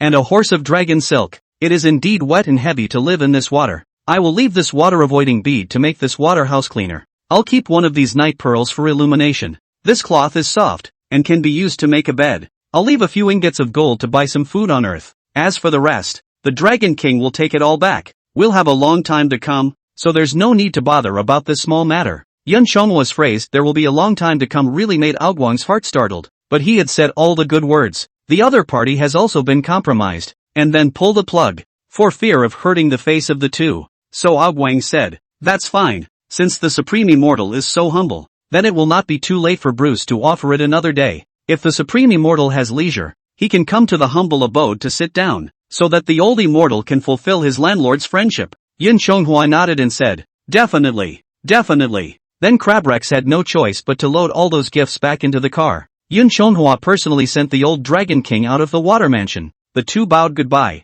the old king of the dragon on the car chariot back to the East China Sea to go. Yun Chonghua also sneered after the Dragon King left. He looked at the pearl in his hand, the gold ingot, the water-avoiding bead, and the dragon image, and also floated a smile. "And, these items are small, but they are off to a good start." Then Chonghua didn't delay. He took out the water-avoiding pearl from the box, straight to the top of the roof of the water mansion. Above that roof there is a dome dedicated to the setting of precious beads. It is thought that there was originally a water-avoiding pearl here, only that the previous river god left office and was taken away. Now this old Dragon King just returned it. After Yun Chonghua hung that water-avoiding bead on it, a barrier of water that, in a flash, it enveloped the entire water mansion. However, when Yun Chonghua returned to the mansion, it was still full of water. However, after he used his mana to channel out all the water inside the barrier, the water outside the barrier really couldn't seep in a single bit. Yun Chonghua got the treasure and cleaned up the room, naturally rejoicing in his heart. But some people are happy and some people are sad. After the Dragon King of the East Sea returned to the Dragon Palace, on the other hand, there is a constant sigh of relief. Seeing her father sighing, the Dragon Lady and the Dragon Ladies were all very anxious. The four dragon daughters walked up at this time and asked, "Father, what's wrong with you? You traveled to pay your respects to the newly appointed immortal, but you were met with his closed door?" Ao Guang shook his head and said, "That's not true." The Dragon Lady came forward and asked, "But he has not accepted our gifts?" Ao Guang sighed and replied, "He accepted the gift we sent him. It's just that he didn't collect them all. This king has also made an appointment with him to meet at the Dragon Palace in the coming day." The Dragon Lady and the Dragon Ladies looked at each other. Then the Dragon Lady asked, "In that case, why is the great king still so troubled?" Chapter 33, A Little Aquatic Family, and a Very Mixed Relationship. Facing the Dragon Lady's question, Ao Guang looked at his wife and daughters. He let out another sigh and then he said, "Do you know who this newly arrived Dragon Lord is?" The four Dragon Maidens smiled and covered their faces. "If you don't say it, Father, how can we know? I just heard from Master Turtle that he's handsome and his real body is a golden dragon holding a jade tablet. You can face His Majesty the Jade Emperor directly. For the rest, Father has not spoken to us, so how could we know?" Looking at his naive fourth daughter, Ao Guang said, "Hey, that day, my father really should not have moved that little mine to block my son from redeeming himself for him, and in doing so invited a great misfortune to the East Sea." When the fourth princess heard this, she remembered what happened a few months ago. The fourth princess asked in surprise, "Can it be that this Shangxian who went to his appointment is that little dragon who came to cast his lot that day?" The fourth princess couldn't help but recall the events of that day. The day after Yun Chonghua had been taken away by the heavenly officials, the fourth princess also lost her temper with her father because he went back on his word, accusing his father of either not agreeing to it. How can he go back on his word after this promise? Donghai can't protect him. Throwing him out of the palace and leaving him to fend for himself is fine, but deceiving him in the first place and betraying him to lure the heavenly officials to come, this is too unkind. Ao Guang and the Dragon Lady had a good time moving and reasoning, even brought up the eventful situation, the safety of the East China Sea, and so on, and made a good deal of peace. It took a while to coax this fourth princess. The main reason why Ao Guang is so weak now and doesn't dare to offend anyone is that he was scared by Neza back then. Moreover, after the feudal quantum revelation, the disciples of the three purities had a heavy voice in the heavenly realm. That Li Jing, who was so obsequious to him at Chantang Pass back then, now even become the Jade Emperor under the seat of the Pagoda Heavenly King. Do not dare to say that a person under 10,000 people, but also is not the East China Sea, can afford to offend people. He had been afraid for hundreds of years that someone would catch him and send him to the dragon cutting table. Ao Guang nodded helplessly and said, "Not bad, it is exactly him. I didn't realize that there was such a strange thing in this world." When he came to the dragon palace that day, he was clearly just a fish-turned-mixed dragon that had just jumped over the dragon gate. But I didn't expect to see him for a few days. But he directly turned into a heavenly dragon that could go up to the temple to face the king. If I hadn't witnessed that the dragon binding cord was in his hand, my father would never have believed that such a thing could happen. At this time Ao Guang seemed to have thought of something, so he looked up and down at his beautiful daughters, especially at the fourth princess who was dressed in white and whose appearance was comparable to a heavenly fairy. Seeing Ao Guang's gaze, the dragon lady however instantly understood what he meant. At this time, dragon lady said, "Does the king want to enlist him by marriage, to turn our two families into one?" Ao Guang said, "Since he can directly go up to the temple to face the king, he must be a popular person under the Jade Emperor. This kind of person is not someone we can afford to offend. In order to keep my East Sea safe, this is the only way at the moment." In the face of her father's compromise of making a deal with her daughter, the several princesses sniffed. Not only did they not object to it, even both eyes were glazed over, waiting for the father's decision. The sixth dragon maiden was even a bit moved, eagerly hoping that her father would choose her as the object of this reconciliation. The Dragon King was about to confer with the crowd. In the end, it was the sixth dragoness who was the first to be unable to hold back, as she rushed forward and pouted to her father. "Father, if you want to make peace with that Surabaya Dragon King, let your daughter go." Seeing that sixth sister had made the first move, 9 dragon maidens also stepped forward and said, "Sixth sister is both talented and beautiful. Since there is no shortage of suitable men, no matter what my appearance, talent, are not as good as my sisters, I'm afraid that it will be difficult to find a man in the future." Sixth sister then takes pity on little sister, so let her have this opportunity. Seeing that her sisters were trying to grab this opportunity, the 5 dragonesses also stepped forward and said, "Alas, this time, father wants to use us to make amends to that immortal, which is a kind of peace marriage. We have a grudge against him in the East China Sea, so I'm afraid it won't be easy for us to marry him. As an elder sister, how can I let my sisters suffer like this? So it's better for me to go." The 3 dragon ladies then argued in front of the Dragon King and the Dragon Lady, compete for this opportunity to make amends and make peace. To be taken to make amends, these several princesses are still so scrambling, since there is a reason. This is derived from the dragon's marriage system. For millions of years the dragons have largely maintained the tradition of internal intermarriage, with a few exceptions who will marry other races. Most will marry their own race. For example, the third princess of the Western Sea, Ao Tsuinshin, married Erlang Xian Shangzhenjuan as her wife, but the price was to break ties with his mother's family. The Western Sea. Nowadays, within the 3 realms, as long as a Dragon King has been enthroned by the Jade Emperor and has taken a seat, as long as they were not from the Ao family, the Ao family would intermarry and marry them. The Ao family has been pulling in these new Dragon Kings for thousands of years through this means of bind them to the interests of the Ao's Dragon Clan and become part of this huge community of interests. It was only then that the lower Yuan Water Realm could remain in the hands of the Ao clan's Dragon Clan. The Ao family for millions of years water world domination status is not threatened. Of course, the benefits of marrying the princess of the 4 seas were many. The emperor's son-in-law of the 4 seas, in addition to receiving a generous dowry from the princess, it's also helped by a network of connections throughout the O's interests. For example, that Jinghe Dragon King, 1,000 years ago, he was transformed from an alligator into a dragon. He was appointed as the king of the Jinghe River Dragon by chance. He married the sister of the Dragon King of the 4 seas. Because of his wife's mother's family, the king of the Jing River not only became the chief of the 8 rivers, but also the chief of the 8 rivers, the great dragon god of Siu, and even his own sons, each with their own future. For those who do not want to cooperate with the Ao family, there are generally only 2 endings. Either he was framed by the interest group represented by Ao and went to the dragon cutting table, either that or they were sent to the imperial cuisine, became a dish on a plate at that peach conference. The Jade Emperor had also worried about the dominance of the Ao family in the water realm, so in addition to the 4 seas and South Alimony Ao family basic disc, most other places are set up the river god to supervise the river, and rarely set up the Dragon King.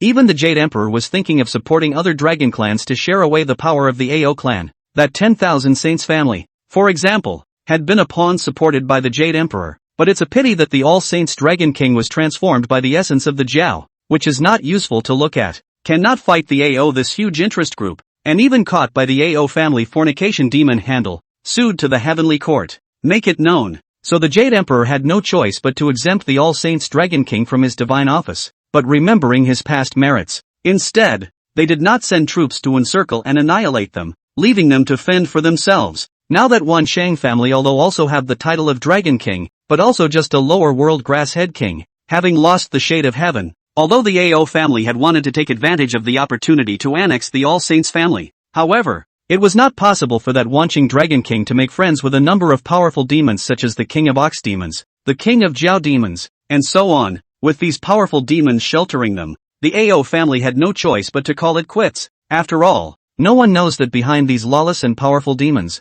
what kind of heavenly immortal power is standing there that can't afford to be offended. Since then the AO family and the All Saints family are also considered. Well, water does not offend the river water. We are at peace with each other. Although there are hundreds of Dragon Kings in this world, but the Dragon King, who was officially enthroned by the Heavenly Court, is not one of their AO family. It's just that it's already related to the AO family. With all these years of intermarriage, to find someone who is not of the AO family bloodline, and being officially enthroned by the Heavenly Court as a Dragon King, that can really be said to be as difficult as climbing up to heaven. In the Dragon tribe, all those who have been ordered by heaven to become a Dragon King have a lifespan of 1,000 years to start with. The top is not capped, and the wild dragons, on the other hand, could have gotten their daughters high, bow down to the various princes of the four seas, seek a place of peace, but they and their heirs are not qualified to allow the princess of the four seas to marry. This led to the dilemma of the princesses of the four seas not being able to get low and not being able to get high. If you don't intermarry with foreigners, it's hard to marry off for dozens or hundreds of years. This pit is full of carrots. Now that this happened to have a spot, several princesses naturally jumped at the chance. Besides, dragons have 9 sons and many heirs. If they don't get married, the other Mikumi cousins, 80% won't let go of this opportunity either. Plus Yun Shonghua was a heavenly dragon, or a heavenly dragon that can directly go up to the palace to face the king. If you marry him, not only is it not a marriage, but the AO family has even climbed up the ladder. The women of the mortal world still move strong, and the female immortals of the lower world are naturally the same. Such a man of his own will. Several princesses naturally did not want to let go of this opportunity. Chapter 34. Though the temple is small, there are quite a few divine powers, and though it is good to worship more often, it is also necessary to treat the symptoms of the disease. Ao Guang was now anxious, and he listened to his daughter's quarrels and, then he waved his hand and said, "All right, all stop arguing. We don't yet know whether or not that Supreme Immortal has any thoughts of marrying us. What's the point of all this bickering?"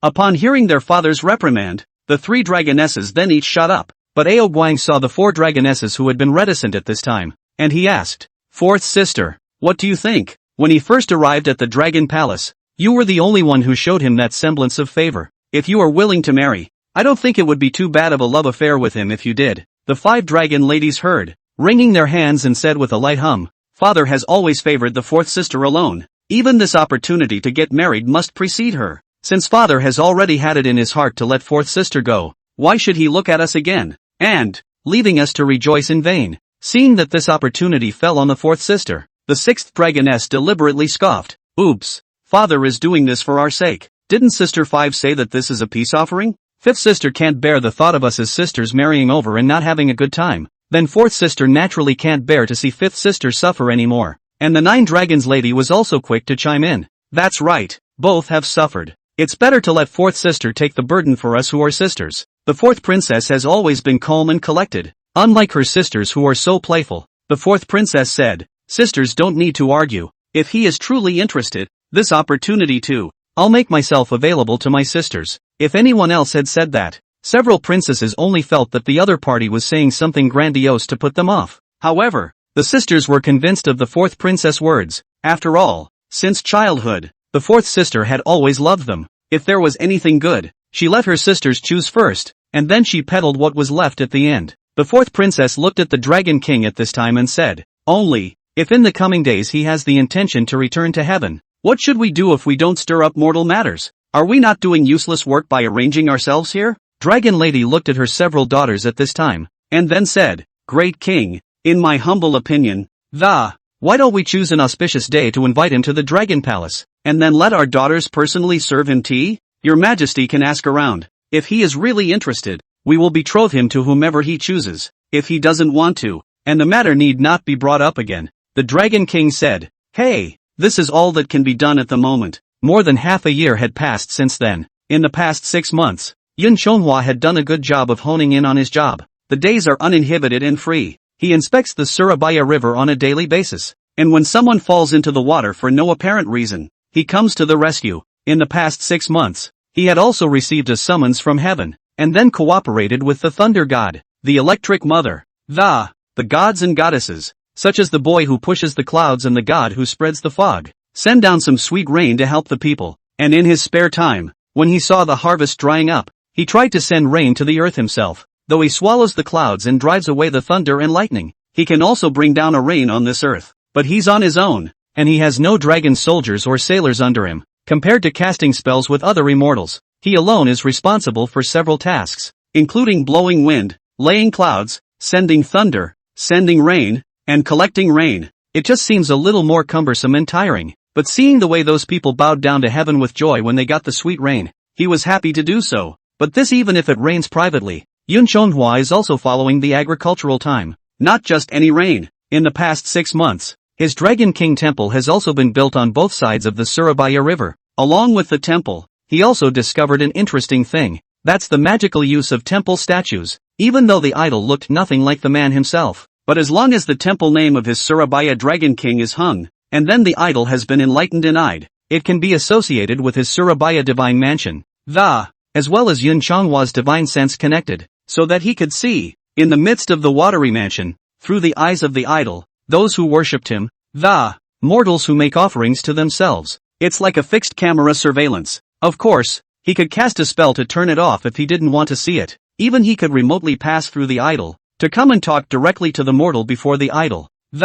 It was like holding a microphone and broadcasting over a loudspeaker. Although Yun Chonghua felt like a security guard in a surveillance room right now. But people call this behavior manifestation. In return, there was a more enthusiastic pilgrimage, and a more robust incense burner. In addition to this, there is a very interesting and wonderful use of this idol temple. That means it can be used as a teleportation point. Temples, no matter how big or small, are connected to the water house. As long as the temple's statue is intact and has been enlightened, Yun Chonghua can pass the spell that teleport to any of your own temples at any time. For example, on one occasion, a pair of dogs, a man and a woman, performed illicit acts in front of his idol's offering table. Let Yun Chonghua watch the live broadcast. It's just a matter of doing the right thing. But the man didn't find it exciting. He dragged the woman up there, deliberately letting her lie down on Yun Chonghua's idol. The two of them continued their meticulous affairs on the idol. In the face of this face-riding behavior, even if Yun Chonghua's temper was good, he couldn't help it. He kind of understood manhwa at that point, too. What was it like to see King Zhou mentioning that obscene poem in his temple? He then teleported directly through the temple's teleportation function. Then he hid outside the temple and shouted, "Catch the cheating dogs! They're cheating on each other at the Dragon King temple. High treason!" The frightened pair of dogs who had come to the temple to cheat on each other fell right off the idol. He didn't even put his pants back on and rushed away. But then the two of them were caught by the temple priests and townspeople who arrived. The local clan leader personally escorted them inside the Dragon King temple to apologize to Yun Chonghua, the Dragon King, and made a number of offerings. Then this pair of cheating dog couple, according to the clan rules by the patriarch, directly piggybank this temple. In addition to the functions of monitoring and teleportation, wherever the prayer book is burned in the middle of the temple, all of them will also be transmitted to the table of Yun Chonghua's waterhouse. Even though there were just 2 Dragon King temples in Yun Chonghua, because in the past 6 months, he blessed the people with good weather. But his incense was so strong that he received hundreds of prayer papers every day. But after seeing those paperwork, Yun Chonghua fell head over heels, and even a little bit of crying and laughing. This is because these mortals regarded him, the Dragon King of Cu, as the wishing dragon. Some of their wishes are beyond his purview. For example, if you are sick, pray for good health. There are some old people who pray for the safety of their children and grandchildren. The most popular ones are those who seek wealth and ask the Dragon King to bless them with great fortune. But this gift-giving and begging, all without the right department. What do you make people do? But in the face of these wishes, Yun Chonghua could understand. After all, he hadn't done much of that in the present world. Whether it works or not, let's try it first. But the ones that made him cry and laugh the most were those who came to him to seek a marriage or even a child. He, the Dragon King, doesn't even have a daughter-in-law yet. But those mortals asked him, the Dragon King, to bless them with a daughter-in-law. And then there are those who come to his temple to seek children. Seeing such instruments, this directly gave Yun Chonghua dry speechlessness. It wasn't that he didn't want to help. There was really nothing he could do. It couldn't be that he, the Dragon King, would personally take on the task of making their wives hurry up and conceive a child. Yun Chonghua had these messy paperwork to relieve his boredom during his little life as an official in the lower realms. It was a pleasure to do so. Time passed quickly, and shortly after the New Year's Eve, it was nearly the 2nd day of February. On this day Yun Chonghua, in accordance with the prayers of the faithful, finished giving the thin spring rain to both sides of the river, then folded back within the waterhouse, but saw that the turtle bookkeeper has long been waiting in front of the door for a long time. Chapter 35 Invitation to the Spring Dragon Banquet. It was close to the 2nd day of February, the time when winter turns to spring and everything recovers. After Yun Chonghua followed the prayers of the believers and sent down a thin spring rain for both sides of the Surabaya, then he immediately returned to the waterhouse. But I saw that the turtle master of the East China Sea has long been waiting for a long time in front of the gate of the water mansion. Seeing Yun Chonghua's return, that turtle master rushed to welcome him. Immediately afterward, he kowtowed to him and said, "Little turtle, see Dragon King Surabaya." Yun Chonghua landed in front of him, then asked, "Master Turtle, what wind blew you here today? What is it that you have come to seek me for?" After standing up straight, Master Turtle took out a gold silk invitation from among his robe sleeves. Then he said, reporting back to Dragon King, "Little Turtle has come to meet Dragon King on the order of my family's great king. On the 2nd day of February, the Spring Dragon Festival, I will go to the Dragon Palace in the East Sea to drink and feast. I hope that the Dragon King will enjoy it." Regarding the Spring Dragon Festival that Master Turtle described, Yun Chonghua has been in this world for so long, it's also known. This Spring Dragon Festival is commonly known as Dragon Head Raising. It is the beginning of spring plowing. Nothing special, but it's different for the dragons. The 2nd day of the 2nd month on Earth is the birthday of the patriarchal dragon, and all those of the dragon bloodline. On this day, they gather their friends and relatives to celebrate the birth of their ancestors. This festival is the equivalent of the New Year for the dragons. Yun Chonghua did not expect. The East China Sea Dragon Palace New Year also invited him. He looked at the invitation handed up by Master Turtle and thought, it's been more than half a year. The things that should be familiarized are also almost familiar. This day a getaway almost forgot about this old loach. It was time to find an opportunity to seek his misfortune. Since he invited me, there's no reason not to go. At least this time, if we go, we'll be able to salvage something back. Although Yun Chonghua had made up his mind to go, he, for the sake of face, still said, it is good for the Dragon King to invite me. But on Earth, there are gifts of flowers and bonuses during the New Year festivals, and I have always been without any belongings. This festival door, empty-handed to go is always bad. On second thought, it's better not to go. Master Turtle, you go back and inform the Dragon King that I appreciate his kindness, but as I am not in possession of anything, I will not go to the banquet before I am rude. Hearing Yun Chonghua's words, Master Turtle hurriedly said, "What did Dragon Lord say?" "My king said that the Dragon King is a heavenly dragon immortal, and it's an honor for us in the East Sea to be able to see him in person. Where else would you count the Dragon Lord's gift?" said the Turtle Chief after another salute. "I implore the Dragon Lord to be sure to enjoy the Spring Dragon Festival." After getting this from Master Turtle, Yun Chonghua took the invitation he handed over and said, "All right, since the Dragon King doesn't care about these mundane rituals, I will definitely pay a visit on the Spring Dragon Festival." Hearing Yun Chonghua's promise, that Master Turtle was very pleased. He said, "In that case, that little turtle will not delay, but will immediately go back to the East Sea and inform my great king of this good news." Yun Chonghua put the invitation away, then said, "Be my guest." After Master Turtle made another bow to Yun Chonghua, he didn't dare to delay even for a moment. He rushed back to the East Sea to report the good news and was ready to receive his reward. The Turtle Master returned to the Dragon Palace and reported the good news, as it were, to the Dragon King of the East Sea. The Dragon King of the East Sea was overjoyed to hear this. Then he immediately sought out the Turtle Prime Minister to set up this family feast in advance. Today coincides with that Jidu dragon god, Little Li Long, who came to visit his uncle before the festival. Seeing that the Dragon King of the East China Sea had made such a vigorous arrangement, he asked in puzzlement, "Uncle, who is the Dragon King of Surabaya? Why is Uncle so involved? Besides, this Spring Dragon Festival is the reunion festival of our dragon tribe, all princesses who are out of the court, and the Dragon King who has the sole possession of a palace, spend their time in their own palace. Even the closest blood relatives come and go with pre-holiday greetings. Why did Uncle invite him, an outsider, here?" The Dragon King of the East China Sea said, "Your nephew is far away from Jidu, and is sparse in communication. I don't know what happened in recent years. The newly arrived Surabaya Dragon King is a heavenly dragon who has been blessed with creation, and is the most popular person in front of His Majesty the Jade Emperor's palace. Before this king and he has some grudges. now although there is no suspicion, but this heart is always 7 up and down. This coincides with the auspicious day of the zodiac. Since then, I have been trying to find a way to invite him to come, so as to change the situation into a better one. Furthermore, this Surabaya Dragon King has not been married to my AO family. If we let it go unchecked, lest he shakes our position of ruling the lower Yuan realm. After all, he is not comparable to that straw man, the old dragon of the 10,000 saints. This time, the king also intends to let your sisters choose a person to climb to him. First, to turn the war into peace, and second, to take the opportunity to enlist in him. Of course, if he has any intention of consummating the marriage. Little Li Shilong was surprised to hear this. So that's how it is. I didn't expect this person to be a heavenly dragon. If we can marry him, then we will have a helper in heaven in the future. This is our family. It's always better to talk to than those immortals who are not of my race. Little Li Yulong asked it this time. Uncle,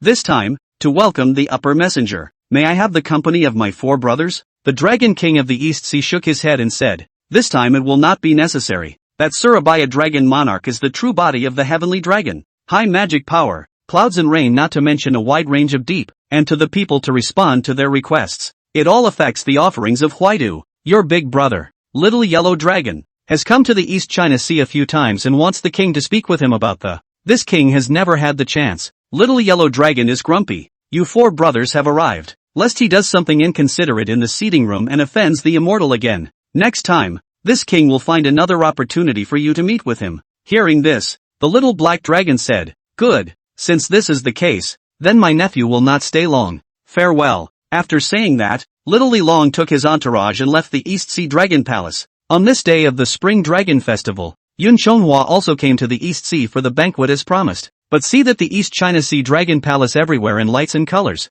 and that shrimp soldiers and crab generals have long welcomed out more than 10 miles, waiting for the arrival of Yun Chonghua. Seeing that golden dragon coming, the turtle mastermind who had fought ahead also immediately greeted him. Little Turtle has been ordered by my family's great king to come and welcome the Dragon King. Yun Chonghua said, the Dragon King is polite. It really flatters me. Of course, Yun Chonghua is just talking about the scene. That old loach treats him like this, but it's just that he's afraid of taking advantage of the opportunity to take revenge now that he's gained power. This kind of false sentiment of the generation. He will not really be committed to love. But when I think of that old loach, hanging by a hand over his head, I think of that old loach, hanging by a hand over his head. I don't know when the knife fell down to make him sleep and eat. Yun Chonghua heart can't help but want to laugh. Yun Chonghua then followed the turtle mastermind and swam in the direction of the Dragon Palace in the East Sea. Shrimpers and crabs lined up on the road to meet them. Seeing Yun Chonghua's glittering golden heavenly dragon's true body were also all sighing with emotion. Sentiment, this 5-clawed heavenly dragon. Is then their great king this kind of true dragon is much more grand? A few moments later, Yun Chonghua and the turtle prime minister, who had gone to welcome the turtle master chief, came together outside the Dragon Palace in the East Sea. And the Dragon King of the East Sea with the Dragon Lady, princess and princes who are still in the East Sea are standing outside the palace to welcome them. When Yun Chonghua, who had transformed into the true form of a heavenly dragon, swam from afar, the dazzling golden light that glowed with the majestic true dragon's body really caused the princesses and princes present to let out a gasp. Although they are of the same dragon race, this is the first time they have seen a heavenly dragon. After all, that upper realm Hyper-Gene Xingjuan, Cinnabar dragon is not something that they, the princes and princesses of the lower realm, can just see. Chapter 36, Dragon Palace Gathering, Princess Matchmaking. A few moments later, Yun Chonghua, together with Turtle Prime Minister and Turtle Master, arrived at that East Sea Dragon Palace, before the palace gate. When Yun Chonghua saw that the Dragon King of the East Sea's family had come out to greet him at all,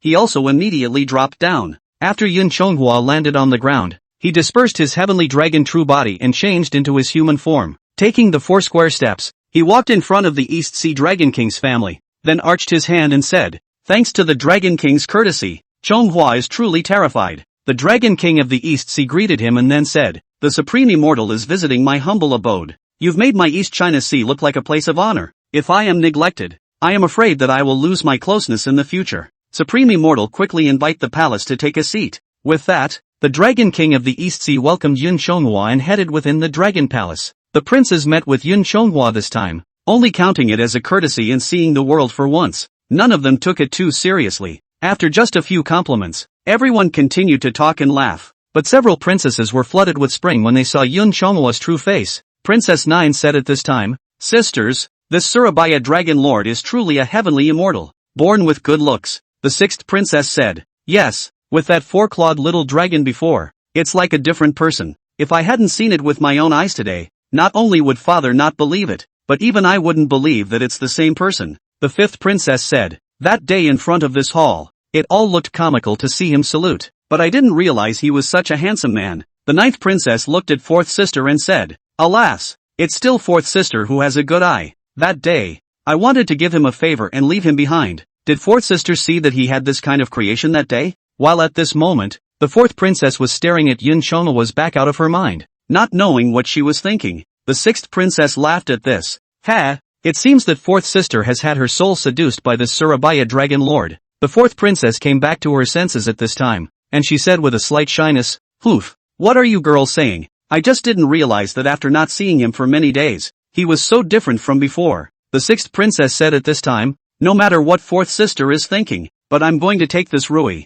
The sisters must not fight me. The ninth princess sniffed and retorted, what is sister talking about? Father has said before that. We'll all put our skills to the test in this competition and see who this Surabaya dragon lord likes more. And it's not like we can marry just because we want to. Hearing the sisters bickering, the eighth prince, who had been behind them, laughed, ha ha. It's so self-serving that I'd really like to pretend I don't know you guys. Hearing this, the sixth princess scolded with a frown. Old eight, what did you say? The eighth prince wringed his hands and laughed. Let's not talk about whether or not that Surabaya Dragon King has the will to tie the knot with us. Even if I did. In terms of talent and looks, how could you three compare to fourth sister? In terms of order of seniority, or whatever, it should be the fourth sister who marries him. You three just save yourselves the trouble. Just don't disgrace the Eastern Sea. Hearing this, the sixth princess stepped forward and grabbed the eighth prince by the ear and said, you brat, it's really like 3 days without a fight. If I don't teach you a lesson today, I'm afraid you'll forget your last name.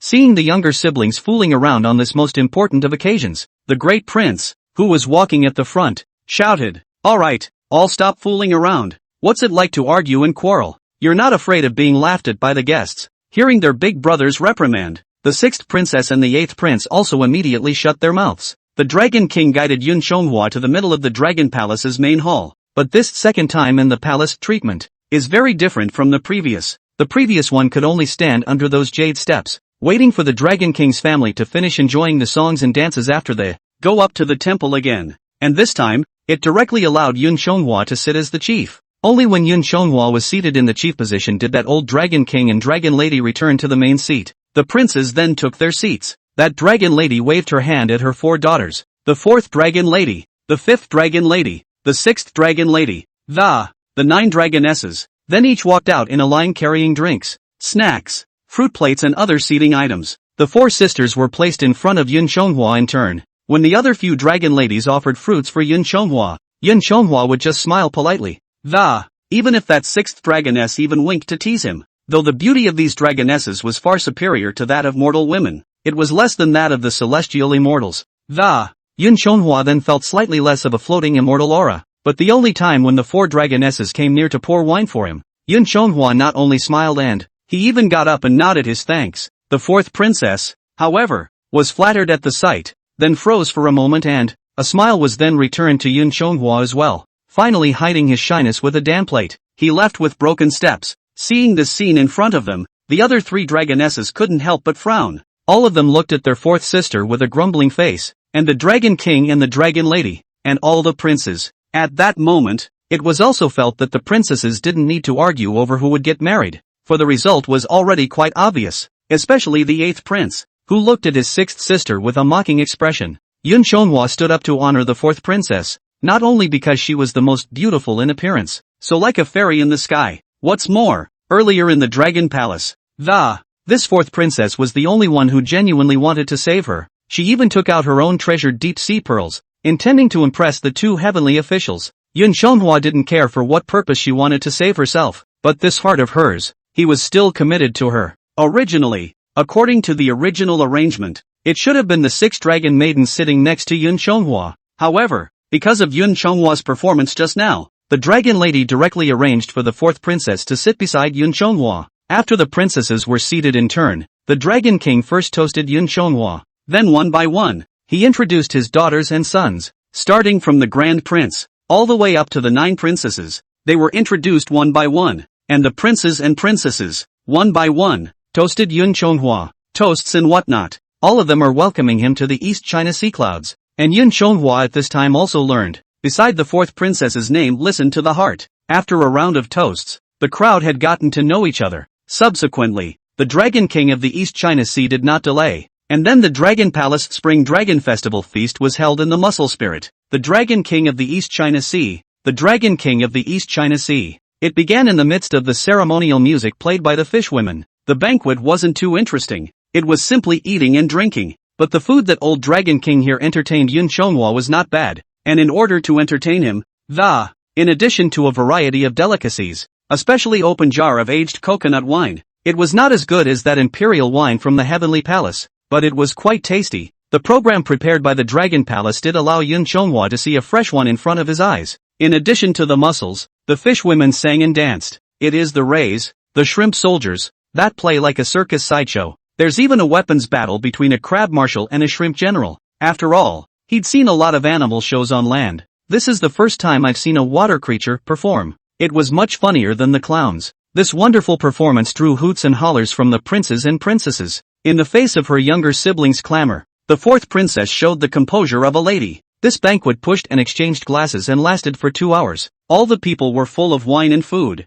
The princesses went to their rooms after the meeting was adjourned, and the Dragon King invited Yun Chonghua to the side hall to rest for a moment. Yun Chonghua didn't refuse. He knew that this old loach had invited himself here. It was definitely more than just a mere meal. The meeting after this banquet was the main event of the day. Chapter 37. Other people take more and you take less. It's you who have problems. Yun Chonghua followed the Dragon King of the East Sea to the middle of that back hall. After the two were seated, the Dragon King greeted the palace maidservant and offered him immortal tea to quench his thirst. Then the two of them made a scene of politeness, and first asked about the hospitality of the day. Yun Chonghua can still be satisfied. The Dragon King then apologized to Yun Chonghua once again. Sidebar about such things as grievances. In the face of the Dragon King's polite words, Yun Chonghua of course replied with that same set of scene-stealing answers. As for what the Dragon King said, it's better to settle scores than to tie them up. His answers are a bit more vague, always evasive, not saying he forgives you or blames you.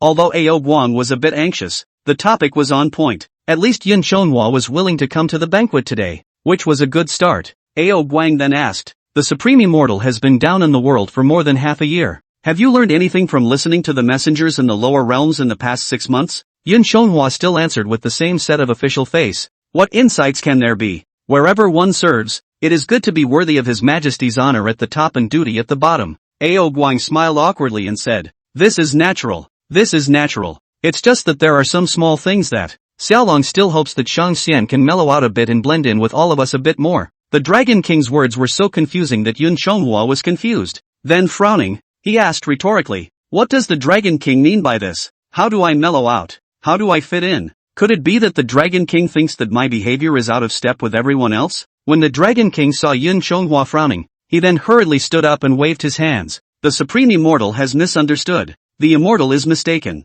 It's an honor for us to be able to come down to the world and sit with us, so I don't dare to slander the Immortal. It's just that although this matter is small, it is related to the interests of the whole dragon tribe, so the little dragon had no choice but to be straightforward. I hope you will forgive me. Every time he spoke to Yun Chonghua and he was a little less than desirable, the Dragon King broke out in a cold sweat. Hearing this, Yun Chonghua asked, oh, in that case, then I would like to ask the Dragon King to speak frankly. What I am doing for? What's wrong with it? Although I have injected the heavenly talisman, I am young and shallow, so I still need guidance from seniors like the Dragon King. The Dragon King was relieved to see that Yun Chonghua didn't completely flip out. After the Dragon King sat down and stabilized himself, he said, the Supreme Immortal has overstated his case. It's not much of an instruction, just a few good words. Even though the Supreme Immortal is a heavenly dragon, he is also a member of my dragon clan. In this bloodline, much closer than the others, there are some truths, and the little dragon will say them outright. We dragons can dominate the 4 seas and reign supreme in the lower Yuan water realm. It is because the dragons have the ability to manage rain independently. If they need to send some thin rain, they can do it themselves without the help of the gods and generals. Because of this, we dragons can be appointed by the Jade Emperor at the top, and we can be worshipped by the incense on earth at the bottom. It can be said that the ability of the rain division, it's considered the greatest value of our dragon clan within the 3 realms. Yun Chonghua said, I understand that. But what does this matter have to do with what the Dragon King said? Ao Guang continued. Little dragon's meaning. I am asking you to stop being so obliging to the people under your rule. You are a celestial dragon with great magical power. And when you are traveling in the clouds and spreading rain, the area affected is far greater than that of the true dragons such as myself. It is not just the two sides of the Surabaya River, but it has even spread to places such as Huadu. However, when it's time for farming, then he casts a spell to send down rain to bless the people with good winds and good rains. The more Yun Chonghua listened, the less he heard. He asked, "What? I protect one side from the wind and rain, or is it wrong?" Ao Guang waved his hand and said, "It is naturally good for the supreme immortal to be merciful, but this kind of behavior of the immortal will make the other dragon kings difficult to do. In the past, when we sent down some private rain to help the people, we all received 3 sacrificial offerings from the earth. Therefore, it is a common practice on earth that whenever we ask for rain, we must rebuild the temple for us and set up offerings such as 3 sacrifices, fasting fruits, gold and silver. When they have completed their sacrifices and we have taken this offering, then we will send down this additional rain for the earth. This will not only save the people, but even make the mortals grateful, revere us even more. And as it is often said, if you are graced with rice, you will be avenged by rice. Now that the supreme immortal does not ask for anything in return, to mortals who ask for what they want. If this goes on long enough, the mortals will just think we're giving extra favors that blessing them with good weather is a matter of course. Then no one will come back to worship the gods.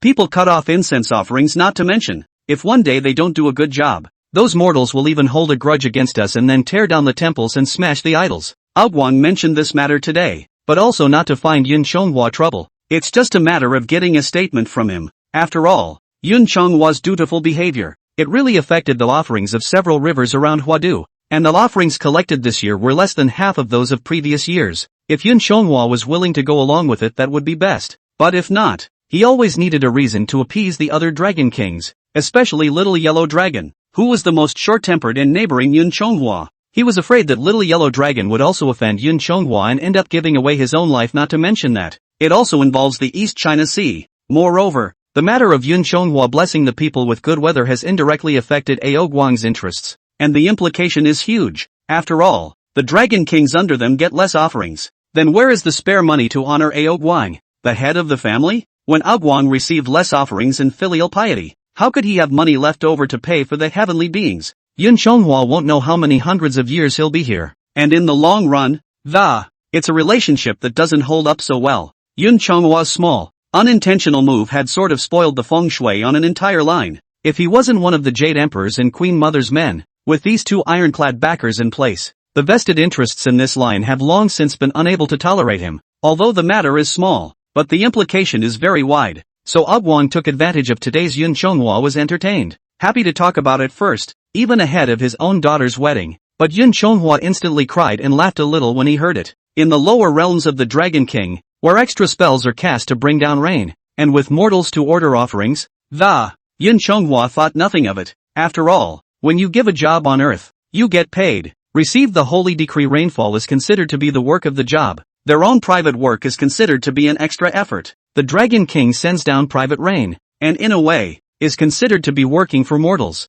You have a need, I contribute, and in the end, silver and goods are paid for, which is considered a normal business transaction. There's no excuse for that, and it's fair. But the question is, this offering is more or less, not in the people, all by the Dragon King discretion. This pricing power is in the hands of the Dragon Kings. The price of the elasticity can be infinite. At any time, it can be turned into a tool for them to fish and plunder the people. Although Yun Chonghua was not a moral gentleman, he did not care to be in their company. And it's not like he rains on mortals without asking for anything at all. He takes offerings as well. But he's always been on point, pretty much. The end result, a good year's harvest for the grain farmers. And he's making a little profit along the way. So we all benefit from each other. With this point to point, he has also accumulated a lot of wealth in this period of time. Not to mention the fact that the days are lived without any worries about food and clothing. There is no problem to feed a few dozen more mouths. It shows how greedy these assholes used to be. But after Yun Chonghua thought it over, this group of people have been greedy for thousands of years. It can be described as a tree with deep roots.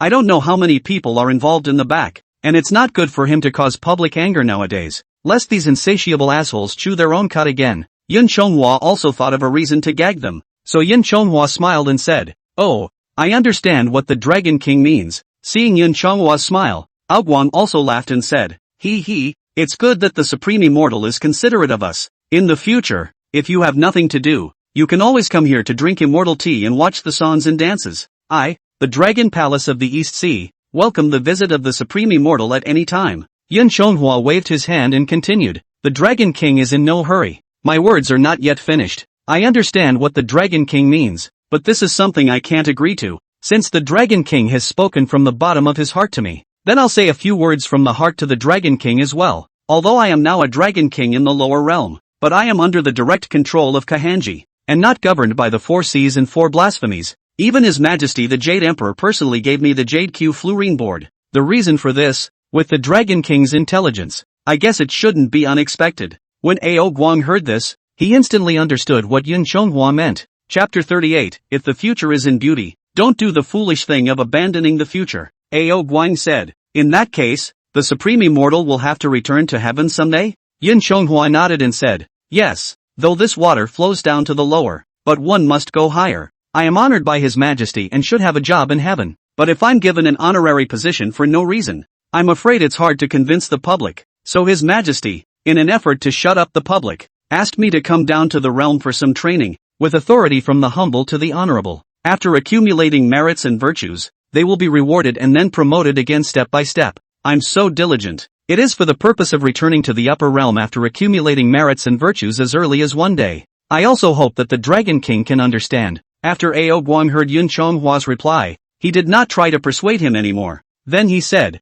in that case, then the little dragon wishes the Supreme Immortal a speedy ascension. Now that Yun Shonghua had given a telling account and had not renewed his grudge against him, Ao Guang was also completely relieved. This is a mouse in a bellows. The feeling of being on both sides of the fence is really not a good feeling. Now he was also good to appease the little yellow dragon and a bunch of other dragon kings. After all, Yun Shonghua didn't want to block everyone's way to wealth. So everyone should be considerate. Stay out of his official way. There's always a valid reason for everyone to go halfway down the avenue. After talking about this, the Dragon King started rambling again. The two of them talked about a lot of interesting things in the 3 worlds. And then there was a side comment about how he was living in poverty and it was totally unnecessary, etc. Finally said the mouth is dry. The 4th princess came again in person and, changing tea for Yun Shonghua as well as his own father. Yun Shonghua still nodded his head and thanked him. He also noticed that the 4th princess seemed to have made a special change in her attire. A bit more delicate and beautiful than when she was at the banquet just now.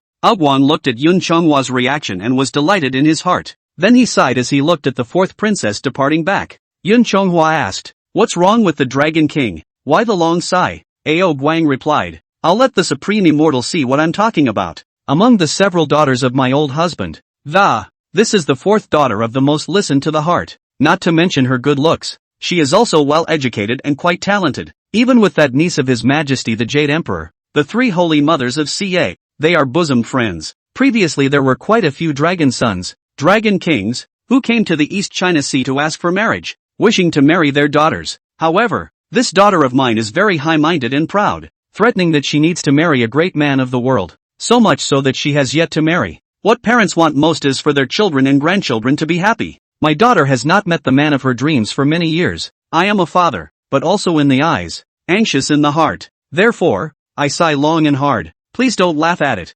Supreme Immortal. Yun Shonghua listened, but also recognized the old Dragon King's meaning of the song. Now that this old Dragon King is praising his daughter like this, the name of knowing the 3 virgins was even brought up to raise the value of her daughter. At the end, he said that she was not yet married. How could Yun Shonghua fail to hear the strings? But in the face of such things, one can only look the other way. Yun Shonghua deliberately pretended to be confused and said, oh, this kind of thing, destiny, can be met. The 4th princess is of noble birth and has a more heavenly appearance. There will surely be a man of your choice in the coming days. After hearing Yun Shonghua's words, Ao Guang was also a little anxious in his heart. He didn't know if Yun Shonghua was deliberately pretending to be confused or if he really didn't understand. Ao Guang and Yun Shonghua had been drinking tea here for so long that their mouths were dry from talking. It's hard to find words again. So at that moment, he stopped inking, so he planned to get straight to the point. Ao Guang laughed before saying, what the Supreme Immortal said is very true. Over these many years, my daughter has seen a lot of handsome young men, but none of them have caught my daughter's eye. But today, at the Spring Dragon Festival banquet, the youngest daughter, however, is rarely willing to come out and serve wine and tea to the Supreme Immortal. I've never seen my daughter like this in all my years. I think my daughter seems to have some admiration for the immortal. It's just that daughters are thin-skinned, and it's up to us, the parents, to speak and make peace. Finally Aoguang smiled and stood up and said, Little dragon also knows that my East Sea is not comparable to the immortal palace sacred realm. If my daughter is interested in marrying the immortal, then the dragon palace of the East China Sea is too high for her. But if you are also interested in my daughter, the old man would rather pay out more dowry money to fulfill his daughter's wish. Aoguang's words directly gave Yun Chonghua a whole laugh. He didn't expect the old dragon king, who had always had a deep heart, to lose his temper like this time. Even save the cover-up. Direct dagger. First he sends money, then he gives a banquet, and finally he wants to send his daughter in marriage. He's playing these three cards pretty slickly. Although Yun Chonghua quite hated the Dragon King of the East Sea, he was quite fond of that dragon lady fourth princess. The fourth princess had once shown him that semblance of kindness. It made him feel that much better in his heart. If you get a wife in this world, Yun Chonghua felt that the dragon lady fourth princess in front of him was undoubtedly the most suitable candidate at the moment. First of all, she's got the looks. Even if you take her to heaven, this appearance may be less flavorful than a golden branch like the seven princesses, but it's not inferior to most heavenly fairies. The second thing is that he can hold down this wife. Yun Chonghua has been in the lower realm for more than half a year now. He also went to the earth from time to time to buy some wine and meat back after he got the silver money. The idea of the lintel was extremely strong in this era. He had also seen door-to-door son-in-laws in this era. The days are not so good. And those married women. Although I do not dare to say that all the high and mighty attitude of the villain. However, when faced with a husband of a lower birth than their own, they all rely on their status to reveal a little bit of contempt for their husbands. Compared to that, at least the seventh princess reckless love brain is troublesome, but not so mean to her husband. The wife is still like this, not to mention the attitude of the in-laws. Even if the husband rises earlier than a chicken and sleeps later than a dog every day, working hard and being thrifty, the same treatment is given to those who do their best to provide for their in-laws' family. There's even an unlucky guy who sent papers to Yun Chonghua at the temple. I hope I have better days ahead. He could only lament that it was not easy to be a son-in-law. If the human world is still like this, I'm afraid the immortal world is not much worse. This also gave Yun Chonghua a wake-up call. A woman's bottom line in her husband's family after she marries basically comes from the support of her mother's family. However, as the Dragon King of the East Sea had said, the fourth princess would be considered a high climber if she married him. Yun Chonghua married the fourth princess to his family, so that in the future, he would at least not be angry with women. After all, he could only marry someone from the immortal world. The lifespan of a woman in the immortal world can be as little as a few hundred, or as much as 10,000. He himself was of the body of a true dragon, the body of immortality. If he marries a wife who is not virtuous, then he will have to suffer this woman. Later on, thousands or even tens of thousands of years of gas, and even the disdain of old husbands and mothers-in-law. Thousands, tens of thousands of years with a asterisk. It seems worse than death. That's why it's necessary to marry a wife who is not so strong. And the last thing is, he can still make a little fuss over the fourth princess's dowry. Kill that old loach. Make him pay for his daughter before he pays. Even though this was a good opportunity, there were some concerns in Yun Chonghua's mind today. For one thing, he didn't want to just put this old loach at ease. He almost got himself eaten. It would be too much to say to forgive him so easily. Besides, Yun Chonghua wanted the fourth princess as a gentle and beautiful wife, but don't want the Dragon King of the East China Sea as a father-in-law. This second thing was the words of the White Crane Fairy earlier. Previously, outside of Yao Qi, the White Crane Fairy had spoken to him about the rules of divine marriage, and in the end, the White Crane Fairy had something to say. It seems that his in-laws, too, have other arrangements for later. Even though these four princesses were the most suitable for him, it was still better to go up to the sky and probe first. What if the queen has something in mind or sets him up with a better one? For the sake of his future, he can not just colorful decision. Although Yun Chonghua has a preference for beauty, however, he is not so colorful as to be blinded, and he knew in his heart of hearts that he could have such good luck with the peach blossoms. It's what you bring to the table with your own good fortune. If there is no such prospect, then the old loach will be a different face. Instead of betrothing his beautiful daughter to him, he would even put him to death. He's not one of the seven princesses who'll do anything for love. Fools who do things recklessly. He wouldn't jeopardize his future because of a woman. Not to mention that without prospects, women are pressured not to follow you. After all, it was really hard to find a silly girl like the seventh princess who was beautiful and willing to fall for her. So right now the prospects, the benefits are paramount and everything else is secondary. Now Yun Chonghua neither wanted to decide so quickly. And he didn't want such a beauty as the fourth princess to slip through his hands. He smiled and then said, the Dragon King's good intentions are appreciated by Chonghua. Originally, when the Dragon King saw Yun Chonghua smile, he was waiting for him to hurry up and pay his respects to his father-in-law, but when he heard the word heart, Ao Guang's mood immediately dropped from sunny to freezing. Chapter 39, Reporting to Heaven and Meeting with the Immortal E. Ao Guang asked, "What? Does Supreme Immortal have no intention of my daughter?" However, in addition to Little Dragon's daughters, there are other princesses in the Four Seas who have not yet been betrothed to others. Before Ao Guang finished speaking, Yun Chonghua waved his hand and said, "Not really. The fourth princess has a decent character and a good heart. Although I have a grudge against the East Sea, she was half kind to me before. I am mindful of this favor, and if such a good match were to be made with me, how could I be unwilling?" Hearing that Yun Chonghua was really interested in the fourth princess, not only did Ao Guang's mood turn from worry to joy, even the dragon lady, who was hiding in the back and eavesdropping, as well as the princesses praised the fourth princess for her good fortune. Although the other princesses were a bit jealous of the fourth sister's favor with the immortal, but after all, they are sisters. Before Yun Chonghua had made his decision, they, the sisters, could still compete fairly, but the other party had already made up her mind.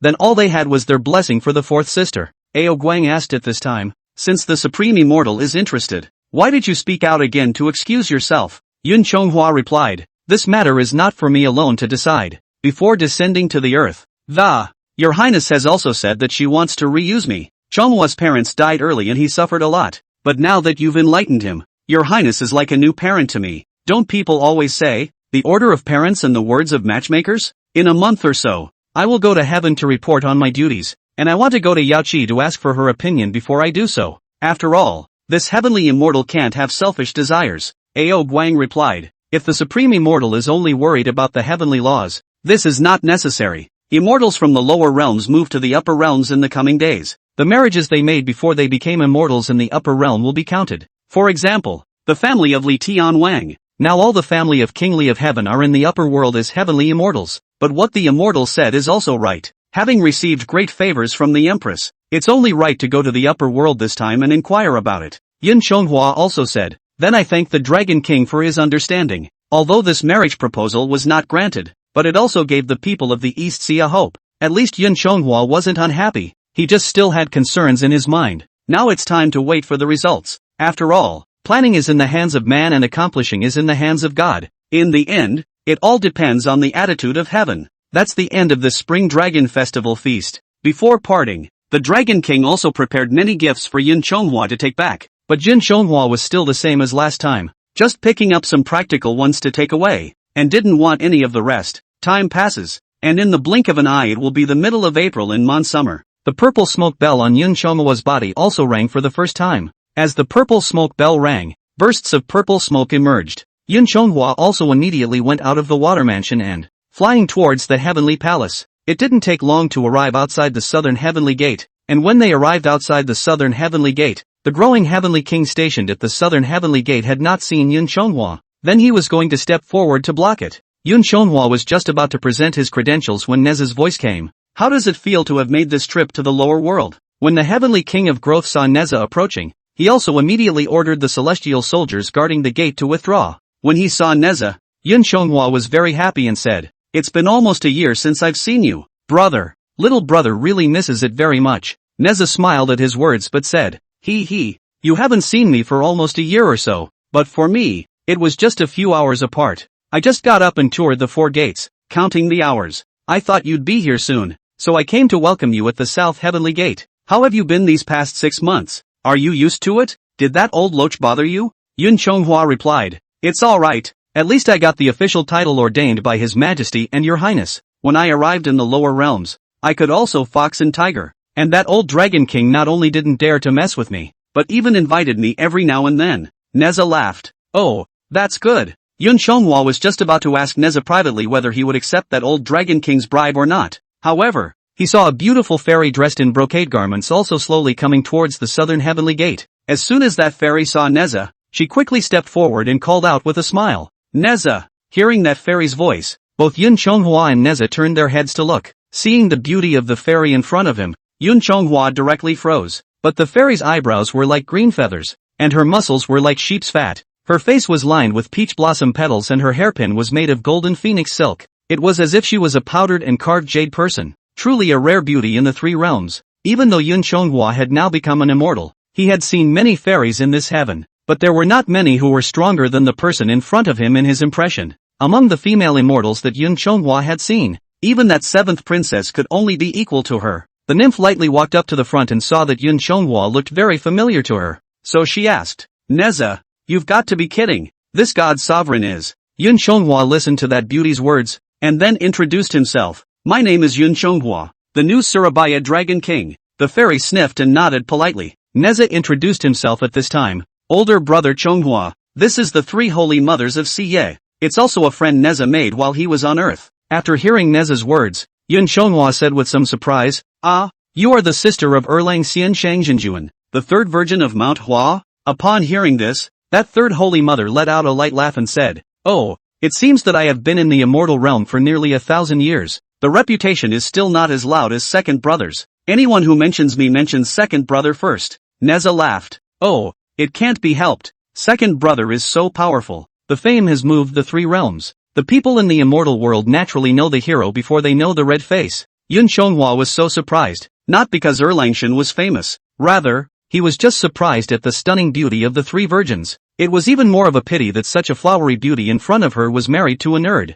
when it really is a flower in cow dung. He now also somewhat understood why Yang Jian hated Lu Yinchang so much. His own beautiful sister, whom he cared for with all his heart, did not marry a gaijin, but she married a nerd like Lu Yinchang. Who else would have been less angry? I guess. Although both were favored by the fairies, Yun Chonghua felt that Lu Yinchang, compared to Dong Yong, it's going to be so much lamer. At least when he was laying his hands on the seventh princess, that Dong Yong really dared to stand in front of her mother. "Protect her with your life." It didn't help, though. Instead, that Lu Yinchang left with his child and then asked his son to learn the skills to save his mother. If it is the seventh princess who is under the pressure of Mount Hua, it is estimated that even if Dong Yong is holding a shovel, we also have to dig up Mount Hua and rescue the maiden. But if the three virgins' husbands were filial and responsible men like Dong Yong, Erlangshan 80% not only won't object to his sister being with him, but he even dares to provoke the rules of heaven one more time for the sake of his sisters and brother-in-law's happiness, right? Just as the crowd was talking,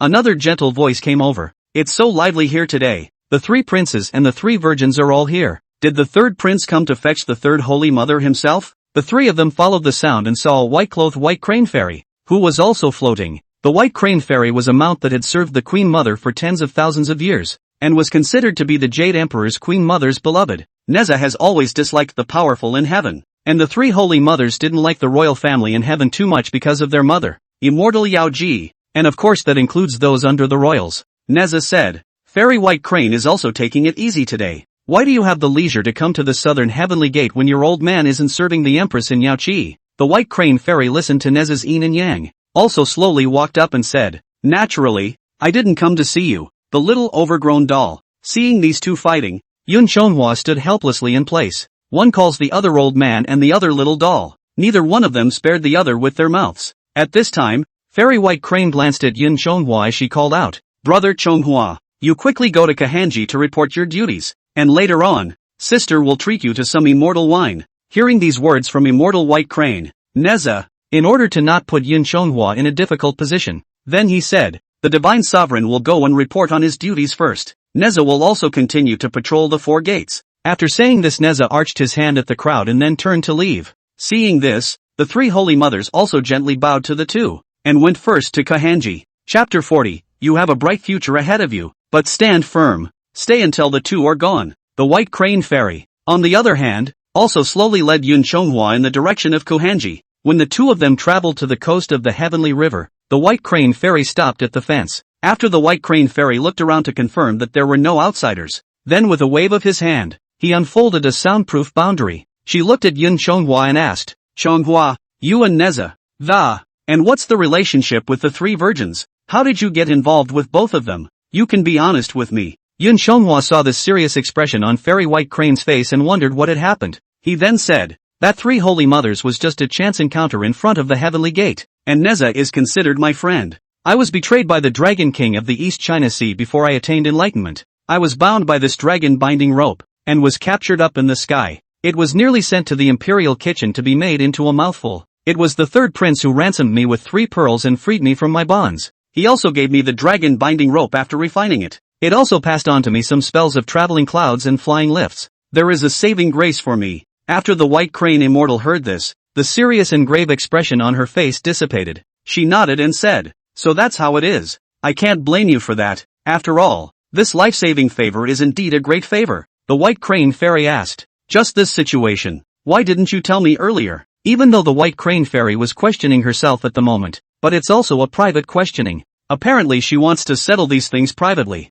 Yun Chonghua felt that she could be trusted. Yun Chonghua did not hide anything. He said, "This buying and putting thing doesn't seem too honorable. I'm afraid that if I say it, it will bring them trouble." The white crane fairy asked, "Is that all?" Yun Chonghua nodded and said, "Yes, there is absolutely no concealment." Yun Chonghua looked at Fairy White Crane and then asked, "Sister White Crane, is it wrong for me to associate with them?" The White Crane fairy came back to her senses at this time and said, "There's nothing wrong with that. It's just that the two of them have sensitive identities. That she, you Holy Mother, is His Majesty's niece, the biological daughter of the eldest princess, Immortal Yao Ji. The matter of the princess has always been a thorn in His Majesty's heart, and Yang Jian, the elder brother of the three virgins, is unruly in the lower realm. He's entrenched at Junko and Meishan. There are still 200 troops of the grass-headed god under his command, listening to the tune but not the announcement. It has also been a bad thing for His Majesty. As for Neza's third prince's father, Li Tianwang, although he is His Majesty's beloved, but the third prince himself and Li Tianwang's relationship has not been very good. Father and son are also face and heart. Moreover, the master of the third prince, Tai Zhenjin, another disciple of Yuan Shi Tianzun of the Upper Qing Heavenly Milo Palace. If you count like this, the third prince is considered the disciple grandson of the first heavenly father. Not only him, even that Erlang Jinjuan also originated from Yuan Shi Tianzun disciple Yuding Jinjindor. Nowadays, there are a lot of disciples and grandchildren under the disciples of the three Qing dynasty in the heavenly court, and the disciples of the three Qing dynasty. Most of them are very good at what they do, and they are considered to be the most powerful force in the heavenly court. I'll say one thing to you, it's a taboo. His Majesty does not wish to see the emergence of a force that could unbalance the situation in the court. Do you understand? Yun Chonghua could not help but be stunned when he heard this, although he knew before that the water in the middle of this heavenly court was very deep. But I didn't expect the relationship to be this complicated. Fairy White Crane looked at the frozen Yun Chonghua and patted his shoulder. "Chonghua, you've solved a big problem for His Majesty and His Majesty, and both His Majesty and His Majesty trust you and value you. Letting you come down to earth now to be a tiny Surabaya Dragon King is just a mere formality. In the future, your future will be unlimited. You must not fail the expectations of the Queen and His Majesty." Yun Chonghua heard what Fairy White Crane was saying. She meant nothing more than for him to make his position known and take sides as soon as possible. He had thought that the struggle in the lower realms was disturbing enough, but he hadn't realized that it was the same in the heavenly court. It is true that where there is power, these struggles are rare. Yun Chonghua said, "Don't worry, sister. Chonghua is not that ungrateful person. Your Majesty, the Queen gave me the peach and the golden elixir, which transformed me into an immortal, and also authorized me to be an official, so that I can have today's scenery. It's a great favor. I will never forget each other. Chonghua will also be sure to faithfully assist His Majesty and Your Highness. There will never be any second thoughts." Hearing this, the White Crane fairy smiled and nodded. "That's right." Yun Chonghua continued, "It's just that third Prince Neza also saved my life. I'd like to ask you to put in a good word for me in front of His Majesty. In the future, Chonghua will definitely not intervene in the affairs of the three Qing sect, nor will he have any dealings with those three Qing sect members. But with the third prince's side, can it be constant?" The White Crane fairy wasn't annoyed when she heard this. She said, "Naturally. Let me remind you, just let you stand firm on your own position. It's not so that you can't stick a pin in it, can't pour water on it, and end up making a scene where people don't want to get close to you. Although the third prince is a disciple of the three pristine ones, his father is His Majesty's heart and soul. It's fine for you to have some personal stances with him, just don't get too close to the three clear sect people behind him." After hearing this, Yun Chonghua said, "That's good. Otherwise, when we meet Big Brother Neza in the future, it's always bad when you're not very talkative." After the White Crane fairy reminded Yun Chonghua at the bank of the Heavenly River, the two of them continued on their way to Kohansi.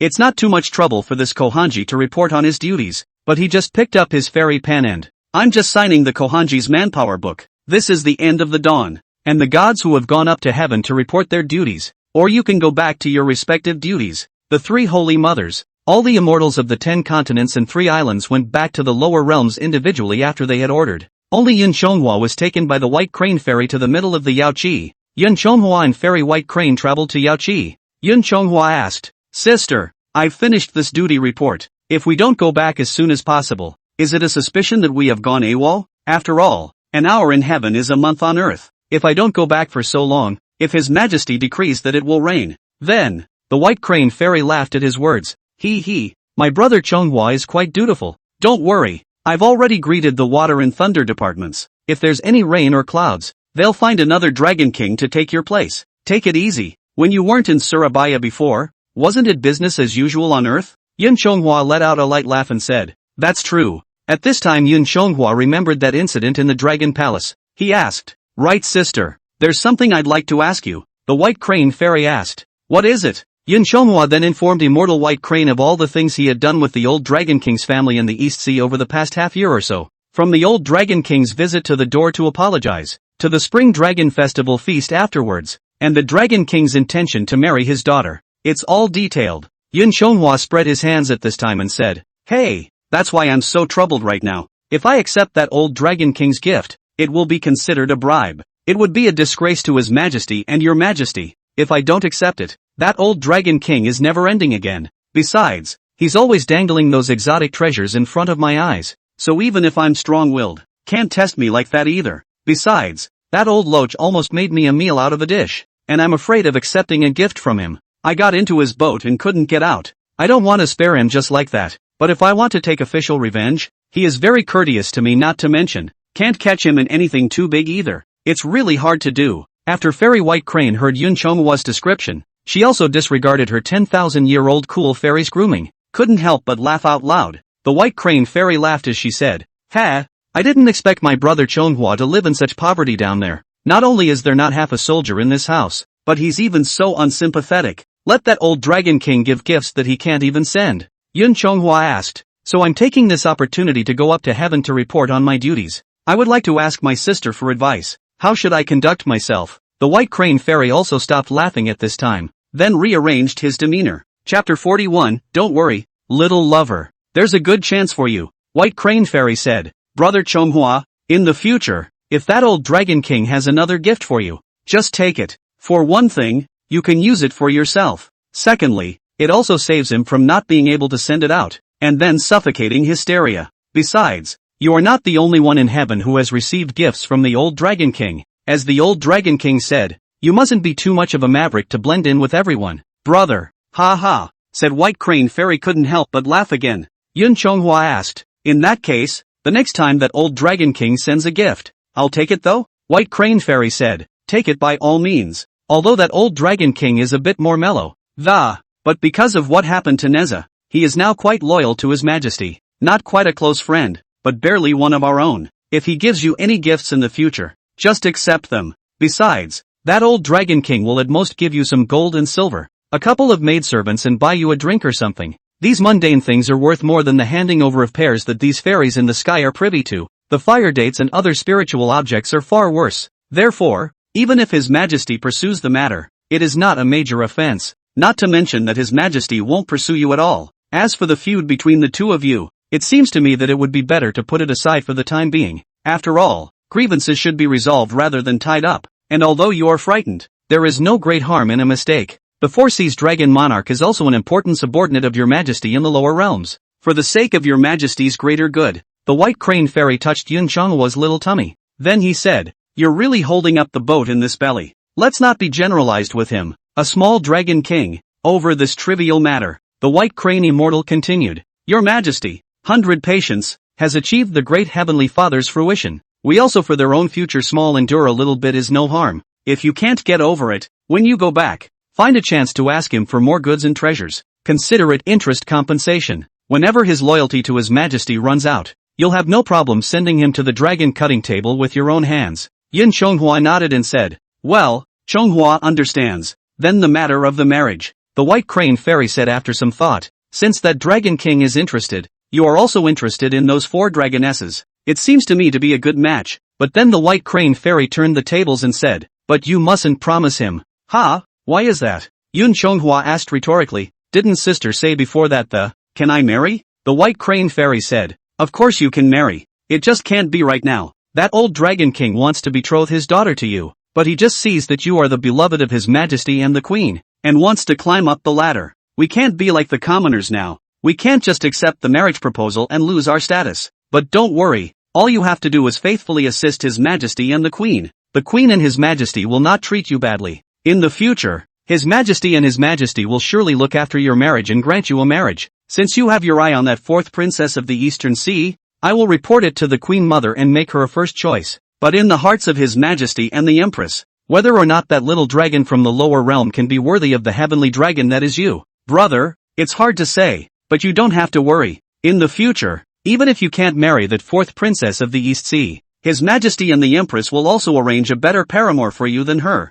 You don't need to worry about this matter. If that Dragon King asks again, just tell him, the Queen has her own arrangements is all. Yun Shonghua nodded his head as he listened and said, aha, in this way, when little brother goes back, and know how to cope with it. Even though this matter of the fourth princess might not be quite permitted to come to fruition, Yun Shonghua didn't care. After all, although he liked the fourth princess, he was not in that realm of not marrying her. If the Queen and His Majesty could arrange a better one for him, then he would naturally obey the assignment. This time he informed the White Crane Fairy of the situation, and the White Crane Fairy promised to report it to the Queen. Let the fourth princess to become his first choice for marriage. Yun Shonghua is also considered to be the best effort. After this marriage into the achievement or not depending on the will of God. After the two of them spoke, they headed to the depths of the Yao Qi to greet the Empress in the middle of the palace. The Empress also inquired about the insights of Yun Shonghua's walk on earth, and some fun facts about being in the lower world. The conversation between the two men was all but rackety,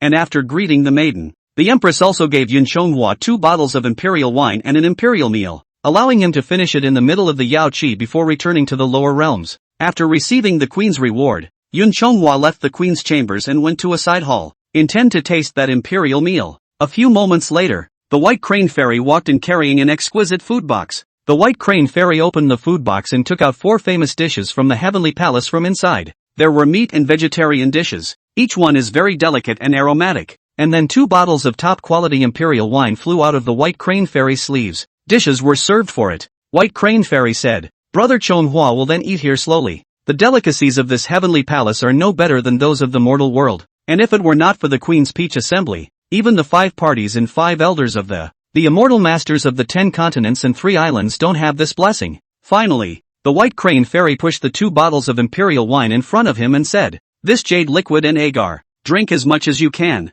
It's good for you. There are still some things on the Queen's side, so I won't stay here with you. I'll see you out later. Yun Chonghua nodded. The White Crane Fairy then turned around and left the side hall to return to the Queen Mother. The White Crane Fairy related the previous dealings of Yun Chonghua with Neza and the others, as well as the grudge of the Dragon King, as well as the marriage of the 4 princesses of the East China Sea. All of them were reported to the Queen Mother one by one. However, the White Crane Immortal was very helpful to Yun Chonghua. When it came to small, insignificant details, they covered for him as well, and even spoke favorably of him. For example, his feud with the Dragon King of the East Sea. The White Crane Immortal then said to the Queen, Yun Chonghua had a grudge in his heart with the old Dragon King, but for the sake of His Majesty's Queen's overall situation, he had been holding back. Hearing this, the Queen Mother smiled and said, Alas, this child is still a man of nature after all, but he's good at separating grudges and thinking about the big picture. Neza is an unruly boy. However, his father, Li Jing,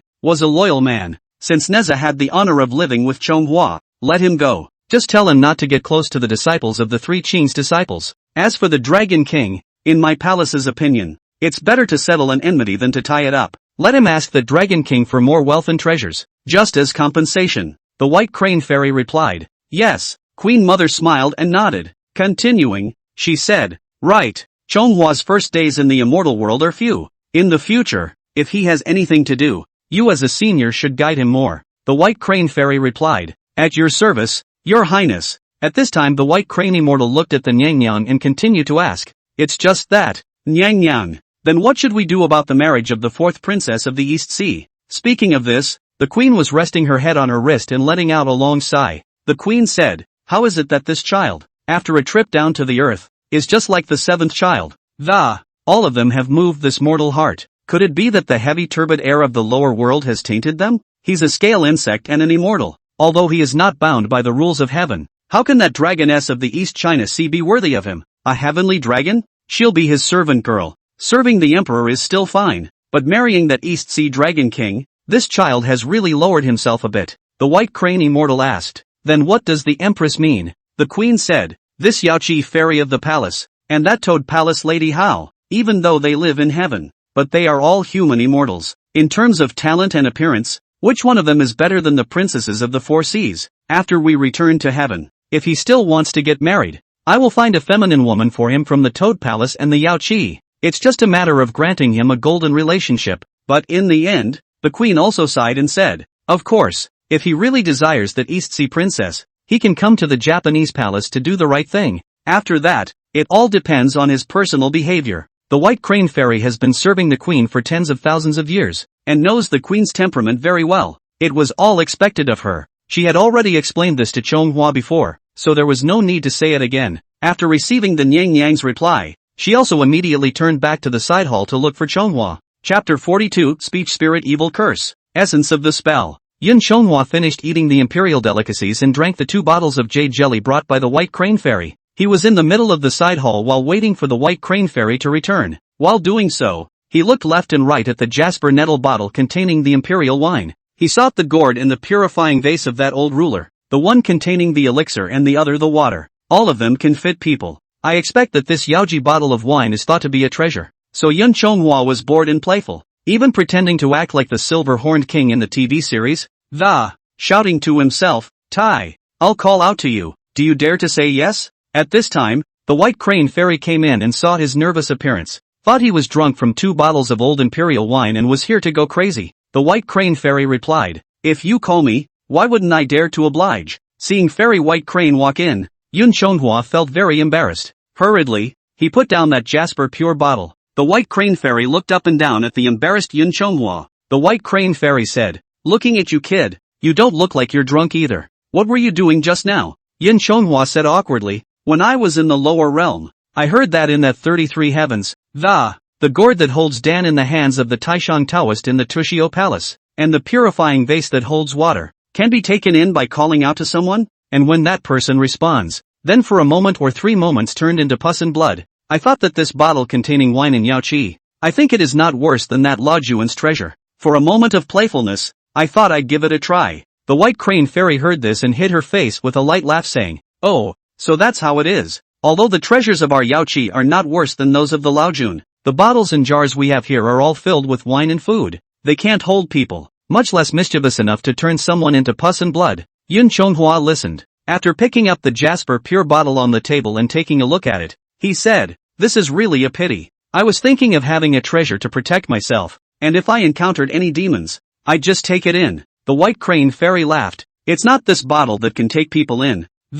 Rather, it was the speech spirit spell that was applied to the bottle when it was refined into a magic treasure. The bottle was just a vessel from start to finish. There is only a difference between vessels that are sturdy or not. There is no other difference. Any immortal with high magical power can inflict the spirit of speech on all things. Let the vessel also form a small world of its own. At that time, he would be able to contain people and objects. It's just that this kind of spell is very troublesome. It takes a few heavy speech spells to apply, like the one you were talking about, where you call out to someone, and they answer and take it in. It can even turn people into pus and blood. It requires at least 5 layers of spells to be inflicted. The speech spell when taking someone in, and the shrinking spell for taking people in. The Qiankuan Ichi spell that constituted the space within the vessel. There were also various defense spells that prevented the opponent from breaking the vessel and escaping, plus the various sealing spells at the entrance, and the harmful spell that turns people into pus and blood. That would be 6 layers already. If these incantations are not purposely inflicted, then this artifact was just an ordinary vessel. However, this magic treasure can't just be refined successfully. If it's a powerful magic treasure, inside it will also detain the spirit essence of some demonic beasts and immortal beasts with high magical power, as the spirit of the weapon. Discipline, or kill the unlucky ghost trapped in the pot. However, this kind of magic treasure that specializes in restraining the enemy usually doesn't have a lot of space. There won't be room for the enemy to run away within the magic treasure. After listening to Fairy White Crane explain how this type of magic treasure worked, Yun Chonghua couldn't help but feel his scalp go numb. He recalled the original journey to the west, the Lotus Cave in Pingdingshan, a difficult one in the middle of the, although Sun Dishang, by virtue of his own skill and wit, had fooled the gold and silver boys who held these 2 magic treasures. But if that gourd, the net bottle, contains someone else, or is not as capable as Sun Dishang, Maybe that person is already dead, even the dregs left. Using this kind of magic weapon is not considered a test. It is simply a real desire to put people to death. It was only a test when Sun Dishang was wise and courageous enough to get through it peacefully. In the end, the Taoist Heavenly Father himself came down and said, "It's all a misunderstanding. Then collect your children and treasures." But if he didn't make it through this, then what the outcome would be? He really didn't dare to think about it, though it was not his own personal experience. Yun Chonghua thought of the incident and yet, there was a pang of fear. The White Crane Fairy saw this look of fear on his face and then asked, "What's wrong with you?" Yun Chonghua came back to his senses and said, "Oh, it's nothing. I just didn't expect this kind of magic treasure to be this vicious. By the way, Sister White Crane, if we are really taken in by this kind of magic treasure, how should we save ourselves?" White Crane shook his head and said, before confiscated in, can each according to their ability to escape. But if you are really unfortunate enough to be loaded into it, you have no choice but to make the person who took you, except to break that vessel by your own skill, put you out of your misery. Beyond that, there is no other way. The White Crane Fairy looked at his face full of fear and said, "Don't worry about it. You are a close minister under His Majesty and the Queen,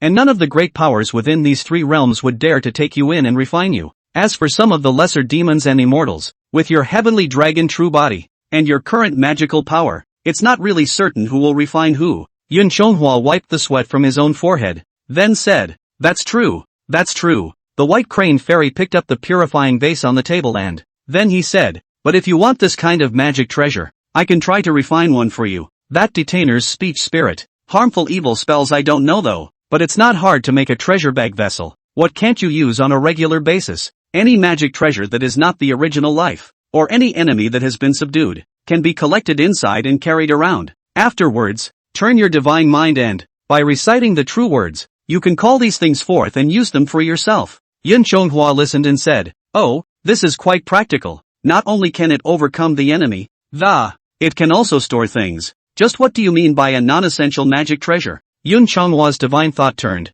and the dragon binding rope that was used as a silk tapestry around his waist flew out. He then asked, "This dragon binding rope of mine can be controlled by my divine thoughts. Can it be considered my original magic treasure?" The White Crane Fairy shook her head and said, "Of course it doesn't count. Although this dragon binding rope has been re-refined and only follows your commands, it is still just an acquired magic treasure. All of the innate magic treasures are innate magic treasures. Some of this native magic treasure is born with the gods as companions. There are also some are acquired by chance, recognized by the magic treasure, with which to enter into a blood contract. The body of the success of the combination came. Moreover, all of the original life magic treasures can be transformed into one's own bloodline and connected to one's own life. Without the owner's permission, no one else can use it." Saying that, gusts of spiritual rhythms floated out from the White Crane Fairy's body, and those spiritual rhythms coalesced and it gradually transformed into a feathered fan. I only saw that the feathers on the feather fan, though plume-like, were crystal clear, resembling gold and jade. The flow of light is very nice. The White Crane Fairy handed Yun Chonghua the feather fan with a bad smile on her face, unaware of the depth. Yun Chonghua reached out and took it, and was directly yanked by that feather fan, and planted on the ground. Seeing him in this state, the White Crane Fairy also hid her face and laughed playfully. Yun Chonghua crouched down on the ground and tried to pick up this fan with both hands with great force. He said at this time, "Sister, this feather fan of yours looks light and airy. Why is it so heavy?" The White Crane Fairy said, "This is my innate magic treasure, the ice feather fan. It is the result of my attainment of enlightenment at a young age. When he took human form, he used the 8 jadeized plumes that he shed as his foundation, and absorbed the innate origin of the wind chi of the Buzhou immortal mountain, collecting the creation of heaven and earth." At this time, the White Crane Fairy's divine thoughts moved, and that ice feather fan immediately became quite light. This fan suddenly became lighter, and Yun Chonghua transitioned with force, and was again on his back. But this time when he was about to fall down, the White Crane Fairy dashed forward and caught him in her arms before helping him up. Yun Chonghua held the feather fan and asked, "Ugh, how did this become so light again?" The White Crane Fairy replied, "This is my own life magic treasure, connected to my divine soul. Naturally, I used my mind to inform her that she could be held by you, so you were able to pick her up." Chapter 43, All things are born with their own natures, and the cycle of mutual life and the divine principles. Yun Chonghua took the ice feather fan in his hands and nodded after looking left and right. Yun Chonghua asked at this time, "Then can I use her?" The White Crane Fairy said, "Of course not. I was just enabling you to pick it up just now, but without my permission, there's no way you can utilize even a little of her divine power even if you fan her. However, This magic treasure of mine is dangerous. If I instigate it here, the entire Yaoqi is afraid that it will be blown to bits. Yun Chonghua asked. It's hard to believe that this fan of yours, sister, can you fan out that samadhi divine wind that covers the sky? The white crane fairy, however, laughed softly and said, what is that samadhi divine wind? The unconstrained wind that comes out of this ice feather fan of mine is an innate spirit from the time of the opening of chaos. It is one of the four great origins of wind, fire, earth and water. If it is exerted with full force, not to mention covering the sky and the sun, even if the sun true flame on the sun star monarch is temporarily fanned out, it wouldn't be difficult to blow him off the yellow road and drop him upside down. Yun Chonghua said in surprise, wow, so powerful. The white crane fairy's divine thought turned, and that ice feather fan transformed into a mass of scattered spiritual rhythms again. It flew back to the white crane fairy. The white crane immortal took the precious fan back and continued. This is why the Empress prohibited the celestial immortals from having illicit affairs. The power of the celestial immortals is simply too great, and if they are not restrained, this small matter of gently shaking a fan is a wrongdoing that will jeopardize the three realms. I, a spirit animal under the mother's command, am still capable of such behavior, not to mention the great emperors, ancestors, heavenly beings, and Buddhas who enter the court without tendency and praise and worship without names. Yun Chonghua asked, Sister White Crane, I still want to ask a small, presumptuous question. Can those treasures that fix the wind, such as the wind-fixing bead, restrain this boujoli wind of yours? The white crane fairy did not hide her words as she said directly. Naturally, it's fine. All things are born with their own nature, and each respects its own law. They are born from each other, and they are also born from each other. The way of heaven is cyclical and never-ending. Although my unconventional night wind is powerful, that magic treasure that fixes the wind is also my heavenly gram. Let's take you for example. The dragon race is the eldest of the scale insects and the king of the water race. If you use water-based spells or magic treasures to restrain you, not only can they not be restrained, but they will even be counter-assisted and used for you. For example, the water uncle's water pellet. If that river of river blasphemy water was poured on my body, this immortal crane of mine would have to turn into a drenched chicken. But if it is poured on your body, it is just giving you a bath. If you come across a fire user like Fire Deity, he's as good as he is to anyone else, but to you spit and spit can douse him. In the face of fairy white crane's easy to understand analogy, Yun Chonghua also laughed. After Yun Chonghua finished laughing, he asked, in that case, can all of this innate magic treasures be transformed into the body as sister did just now? The white crane immortal replied, yes, the materia medica is linked to one's own life, nourished with bloodline aura. However, even though this innate magic treasure was strong, there was one bad thing about it. That was empathy. If your dragon binding cord is destroyed by someone, you'll just have one less usable magic treasure. But if my ice feather fan is destroyed by someone else, then I will be seriously injured by the backlash. Yin Chonghua said with emotion as he listened, such a powerful magic treasure. I wonder when I'll have one. The white crane fairy laughed at his words. You're a kid who is really greedy. However, other acquired magic treasures can be gifted to you, but this innate magic treasure depends on your own chance. Some immortals are blessed with great fortune. There are still a few, but some of them are so unlucky that they can't get one for hundreds or thousands of years. But you're so lucky. It's possible to find one or two of those. The white crane fairy picked up the jasper pure bottle on the table at this time, and she continued, well, returning to the topic, I may not gift you an innate magic treasure, but I can help you refine one of these latter-day magic treasures. The white crane fairy then began to run her fingers over that bottle. Inscribe a complex spell inscription. Looking at the way the white crane fairy's line of, Yun Chonghua exclaimed, I didn't realize that my sister white crane would be good at everything. The white crane fairy laughed softly at this and said, this is natural. I was born tens of thousands of years before you. In these tens of thousands of years of life, I dare not say that I know everything, but I know a little bit about everything. Just be patient for a moment, take a nap aside to sober up, and I'll have it done for you in about an hour or two. Oh, an hour or two. That's quite fast. But at this time, Yun Chonghua reacted violently and said, what? 1 or 2 hours? 1 or 2 hours in the sky is 1 or 2 months on Earth. Am I guilty of malfeasance if I don't go back for a month or two? The inscription in the white crane fairy's hand still didn't stop. As she continued to inscribe, she said, my brother Chonghua is still a bit too young. Letting you go down to serve is just a formality, and you're quite dutiful. Don't worry about it. Someone else will be on duty for you even if you don't go back. Besides, it's not up to your ilk to decide whether you've committed malfeasance or not. Rather, it is up to His Majesty and Her Majesty's holy judgment. Your Majesty and Your Highness consider you to be in dereliction of your duty, and it is you who are in dereliction of your duty. And if anyone dares to speak out against you and accuse you of malfeasance, all you have to do is deliver a message to His Majesty. Then it's time for Wang Lingwan to find out if there's any malfeasance on his part. Yun Chonghua couldn't help but shiver when he heard that. Then murmured, "Is this the little caprice of power?" The White Crane Fairy replied, "Yes, this is the depths of the Yao Qi. There are no outsiders. There's no need for all the formalities between us siblings. In heaven, as long as we don't violate the rules of heaven. So if it's good or bad, the final decision does not rest with the individual, nor with the immortals. Rather, it lies with His Majesty and the Queen. Your Majesty and Your Highness say you've done well. You are just doing a good job. If you are not good, you are doing a bad job. In other words, as long as my brother, Chonghua, doesn't violate the laws of heaven, doing great evils that would bring His Majesty and His Lady down, and being loyal to His Majesty and His Lady, then there's no harm in having a few inconsiderate little faults in the course of the day. Besides, you're just in heaven for a little while longer. It's no big deal. Just put your heart in your stomach." The White Crane Fairy glanced at Yun Chonghua and continued, "Alright, you can rest for a while. Leave me alone. I need to concentrate on refining this treasure for you. Otherwise, if you make a mistake in the inscription of this spell, then the artifact is ruined, not to mention I have to start from scratch." Yun Chonghua heard that he also did not dare to disturb the White Crane Fairy again.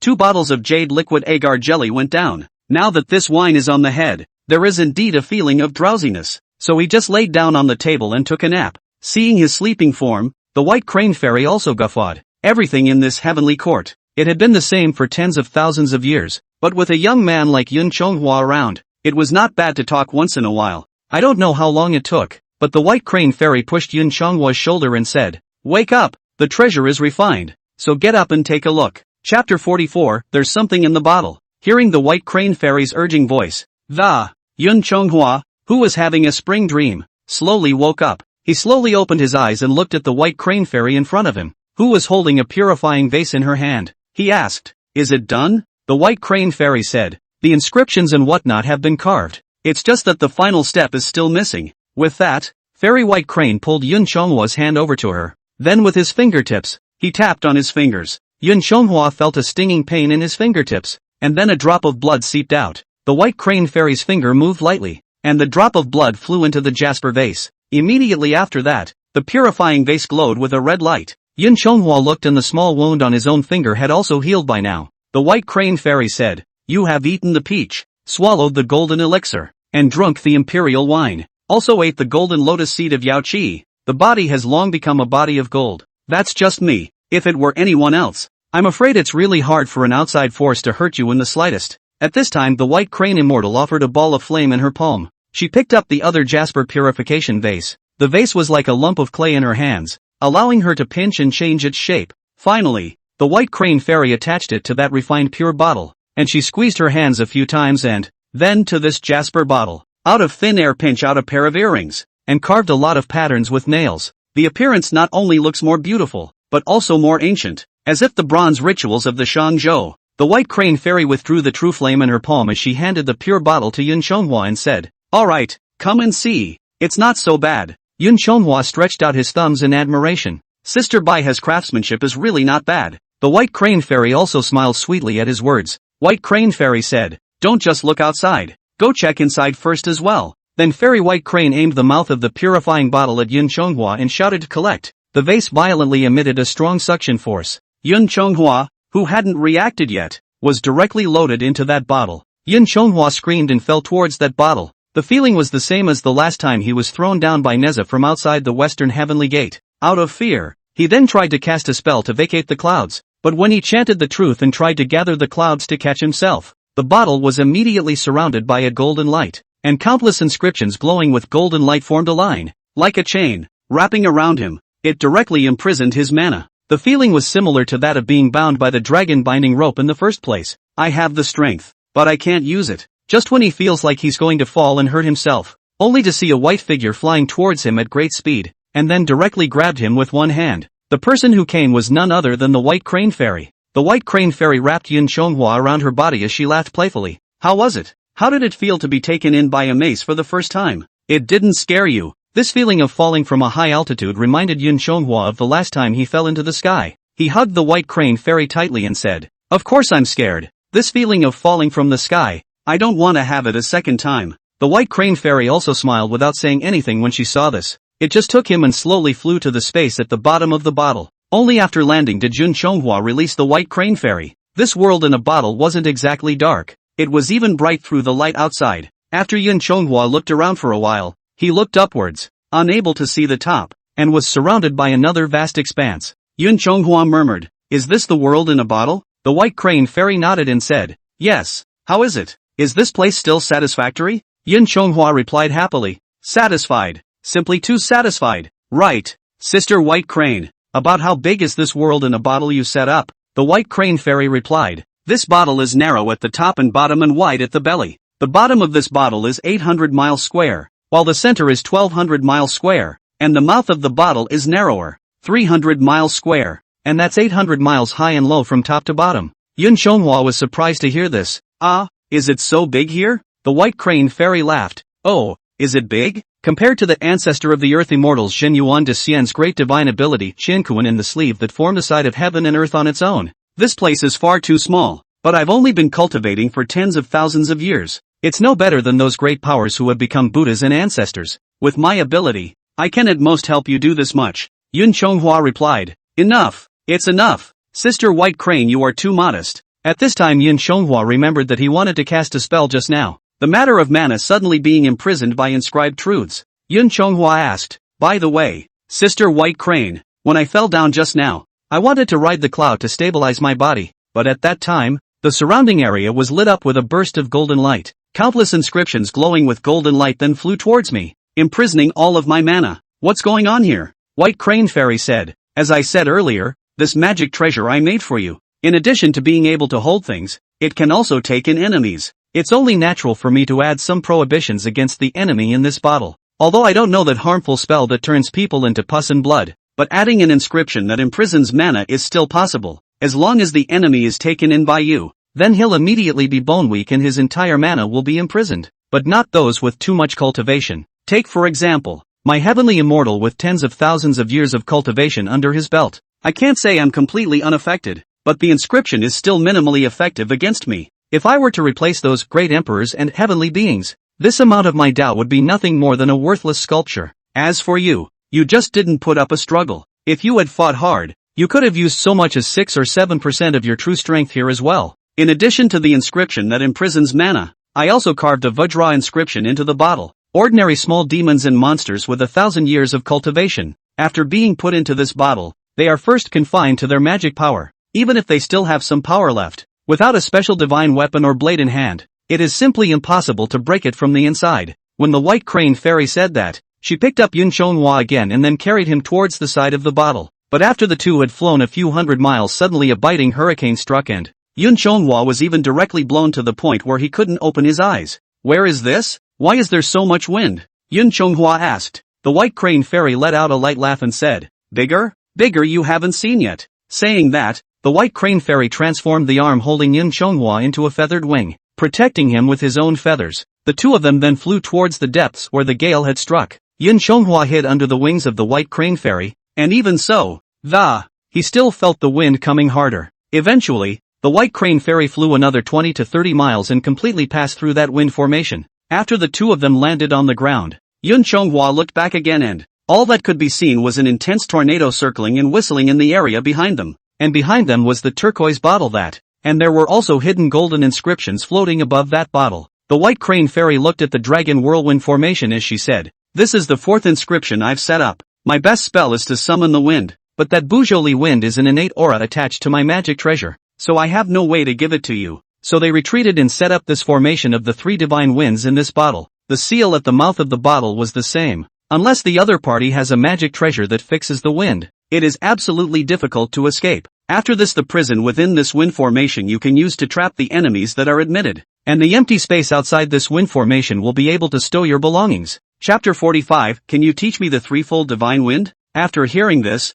Yun Chonghua said, "It's just that, sister. After I put the things away in how should I send the items here? And how to trap the enemy in the middle of the wind formation?" The White Crane Fairy laughed and said after nodding Yun Chonghua's head, "It's still the same as before. Just think about it with your little head. There are 2 spells of teleportation in the mouth of that bottle, so if you want to give something away, then you can directly teleport the item to this place. If you want to imprison an enemy, you can also just throw them into the wind formation. And if you want to conjure an item out, you only have to move your mind. But to put out an enemy, one still needs to recite the true words to do so. True words? Yun Chonghua asked. The White Crane Fairy said, yes, the true word is the key incantation to open the wind prison spell. If you want to put someone in, like what I did just now, point the mouth of the bottle at you, then recite the true words, then shout collect, then you can take people in. If you let them out, recite the true words once more and shout let go, and then you can release the person, just like that,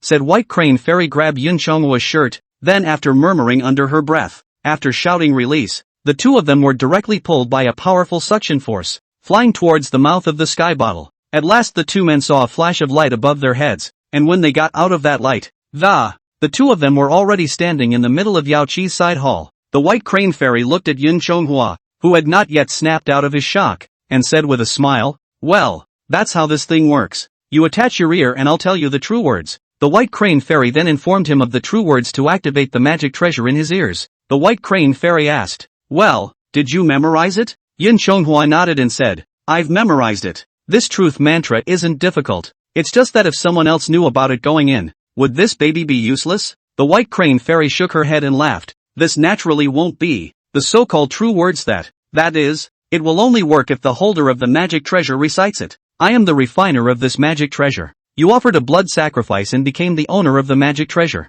That's why it only listens to the true words of the two of us. But this magic treasure doesn't have a detained speech spirit. I set up a reverse wind formation thus he cannot take in particular persons or things, but everything before him, whether enemy or self, is swept up in it. But you don't have to worry. The force of this collection, you can control with your mind. If it's close to the front, it can be smaller. It is larger if it is collected at a distance. But bear in mind that the range of application of this magic treasure is no more than 100 or 10 feet away from the mouth of the bottle at the maximum. If your opponent struggles to escape, you won't be able to fit in. Fong, you were so easily loaded. It's because you're not alert to me. If you were a more vigilant demon who could hide, you need to subdue him before you can take him in. Yun Chonghua spread out his hands and said, there's no harm in that. I have the dragon binding rope. Just tie them up and they can't escape. The White Crane Fairy didn't say anything, but only laughed softly. She then took a plume from on top of her feathered coat, which transformed into a silk sash in his hands. She took the tapestry,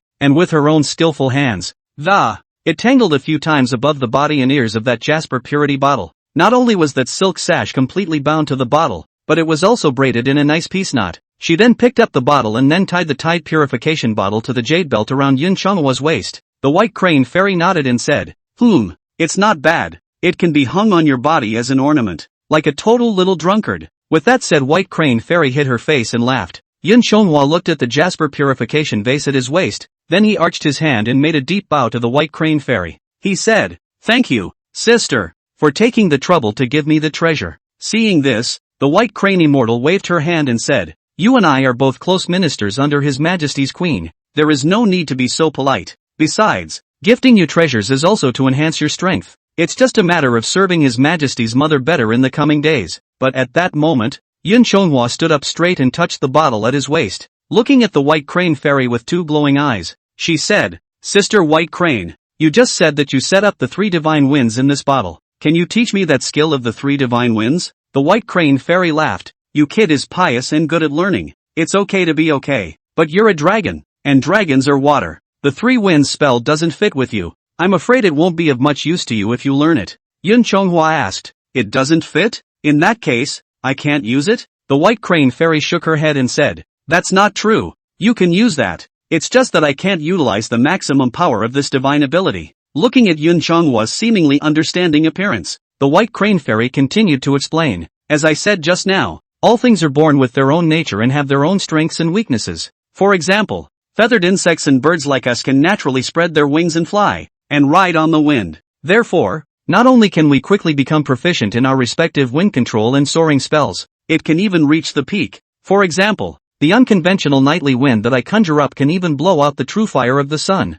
And you are of the scale worm dragon clan, which is a divine beast born in water. Therefore, for traveling clouds and rain, as well as a variety of water spells mastered very quickly, not to mention being naturally immune to water damage. Using water-based spells is stronger than the other races. After listening to Fairy White Crane's explanation, Yun Chonghua nodded his head and said, I see. No wonder that spell of traveling clouds and rain is so smooth for me to use. Fairy White Crane remembered her mother's advice to give Yun Chonghua more guidance in everything. Then the White Crane Fairy continued to add, but the creation of heaven and earth also has its own anomalies. There are no absolutes. What I said just now is just common sense. There are some beings who, because of the right time and place, differences in cultivation environments will also lead to some strange creations that transcend one's own class. Previously, there was a sable rat on Spirit Mountain who stole lamp oil and seemed to call himself something like the Great Sage of the Yellow Wind. Although he was a caterpillar little sable rat, he used his 3 divine winds well. It even far exceeded that of a normal feathered insect. He is really an extraordinary person who has been created by heaven and earth.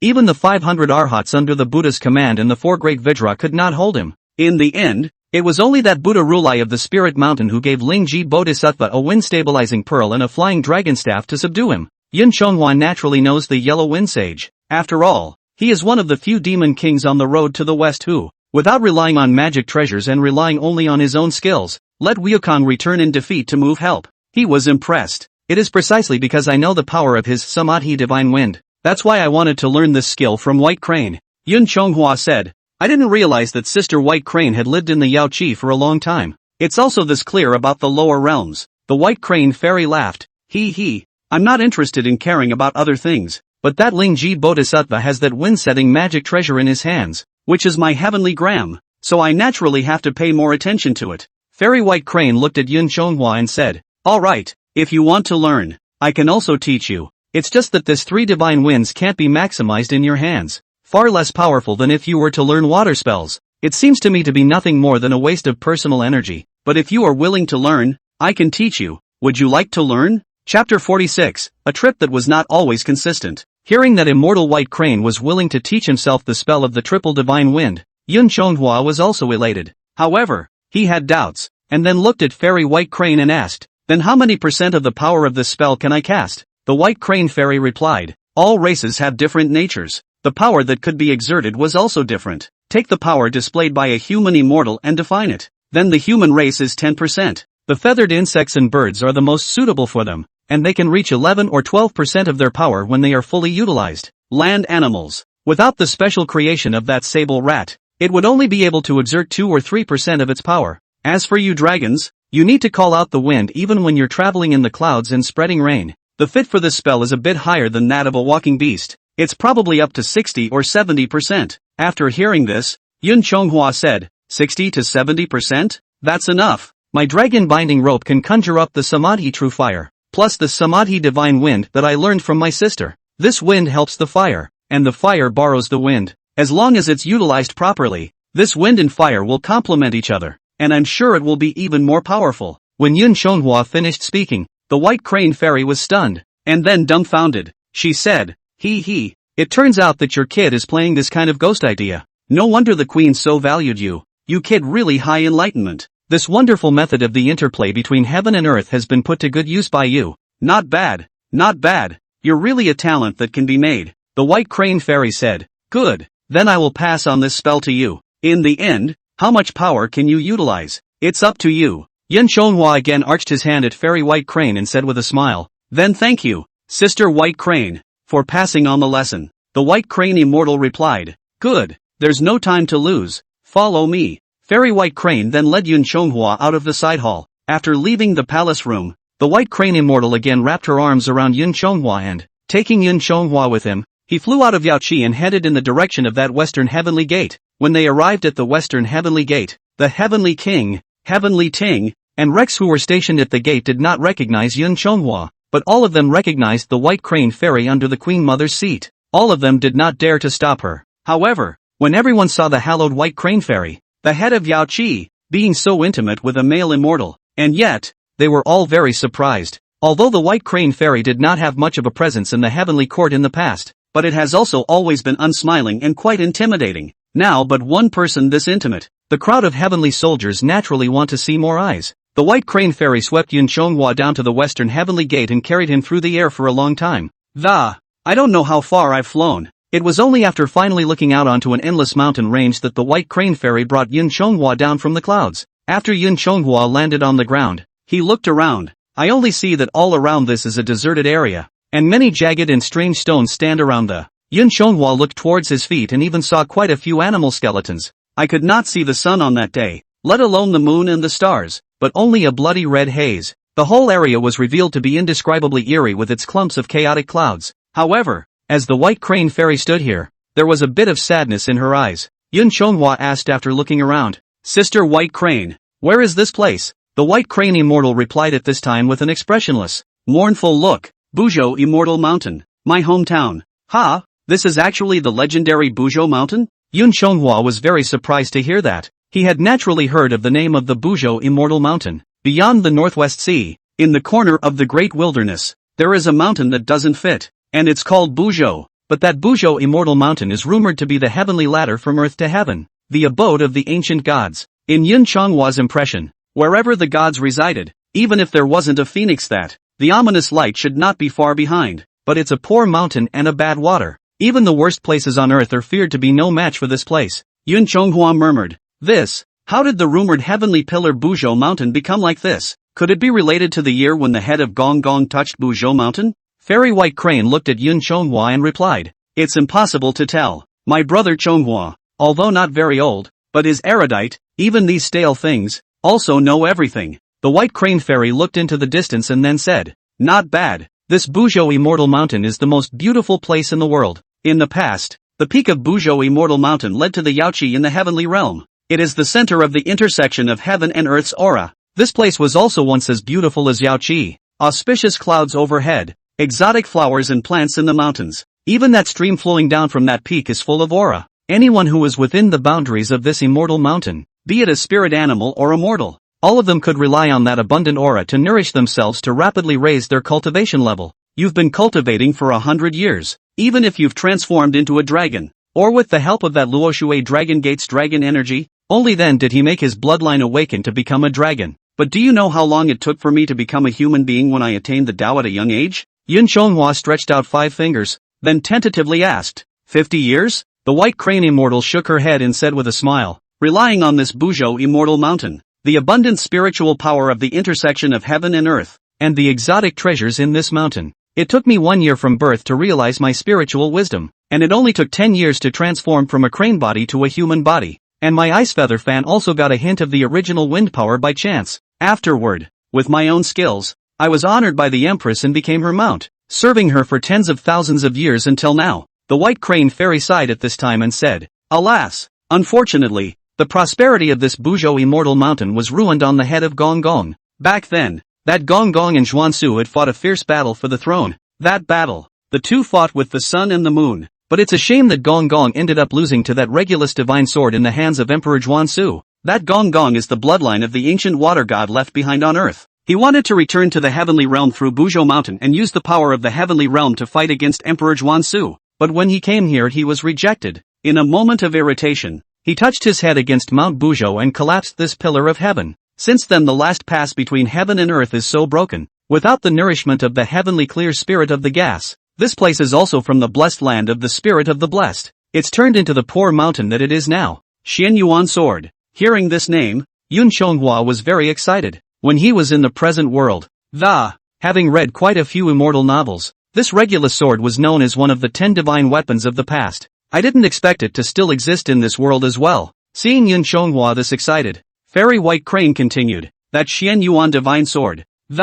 It was when Emperor Xian Yuan was in the deer, fighting the heavenly aberration Shiyu, who was born among the human race. The gods have combined the 4 fundamental forces of wind, fire, earth and water to create a divine weapon for it, forged with the Yellowstone essence gold, the origin of the earth, as the body of the sword, and strengthened by the origin of the wind, the origin of the fire. It was finally refined with the essence of water. Great Emperor Xianyuan was augmented with humane Qi, even that unrivaled Qi Yu, who presumed to unite the 3 worlds with the power of deicide, was defeated under this divine sword." Seeing Yun Xionghua's small mind, the White Crane Fairy turned her words at this time. A pot of cold water was poured on Yun Xionghua's head. The White Crane Fairy continued, "But you should not presume to obtain this divine weapon." Yun Xionghua asked, "Can it be that this divine weapon already has an owner? Who is holding the sword now?" Chapter 47, The Xian Yuan Restores the Beginning. The Tao born in the beginning. The White Crane Fairy shook her head and said, "I'm not too sure about this. That Xian Yuan divine sword was a humanistic magic treasure. It had been passed down by successive generations of earthly emperors since Emperor Xian Yuan. It is one of the symbols of the emperor's orthodox power. However, since King Yu, all subsequent human emperors have had difficulty utilizing the full power of this divine sword. Instead, the generation is getting worse. At the time of the usurpation of power by sustainability, although he had obtained the Xian Yuan Excalibur, he was unable to utilize half of the power of the Excalibur. It was eventually defeated by Shao Kahn, and by the time Xia Jie misbehaved and was exiled by Shang Tang, the sacred sword had completely lost its whereabouts. Shang Tang only obtained the other 9 humanistic treasures left by King Yu from the Xia capital, King Yu's 9 cauldrons, and Regulus' divine sword has been lost since then, and no one knows its whereabouts. The White Crane Fairy finally added, though this divine sword was lost as a masterless object, but it's a humane treasure, protected by humane chi. You and I are immortals and gods, not part of the human way. Even if you find it, it's like my ice feather fan before,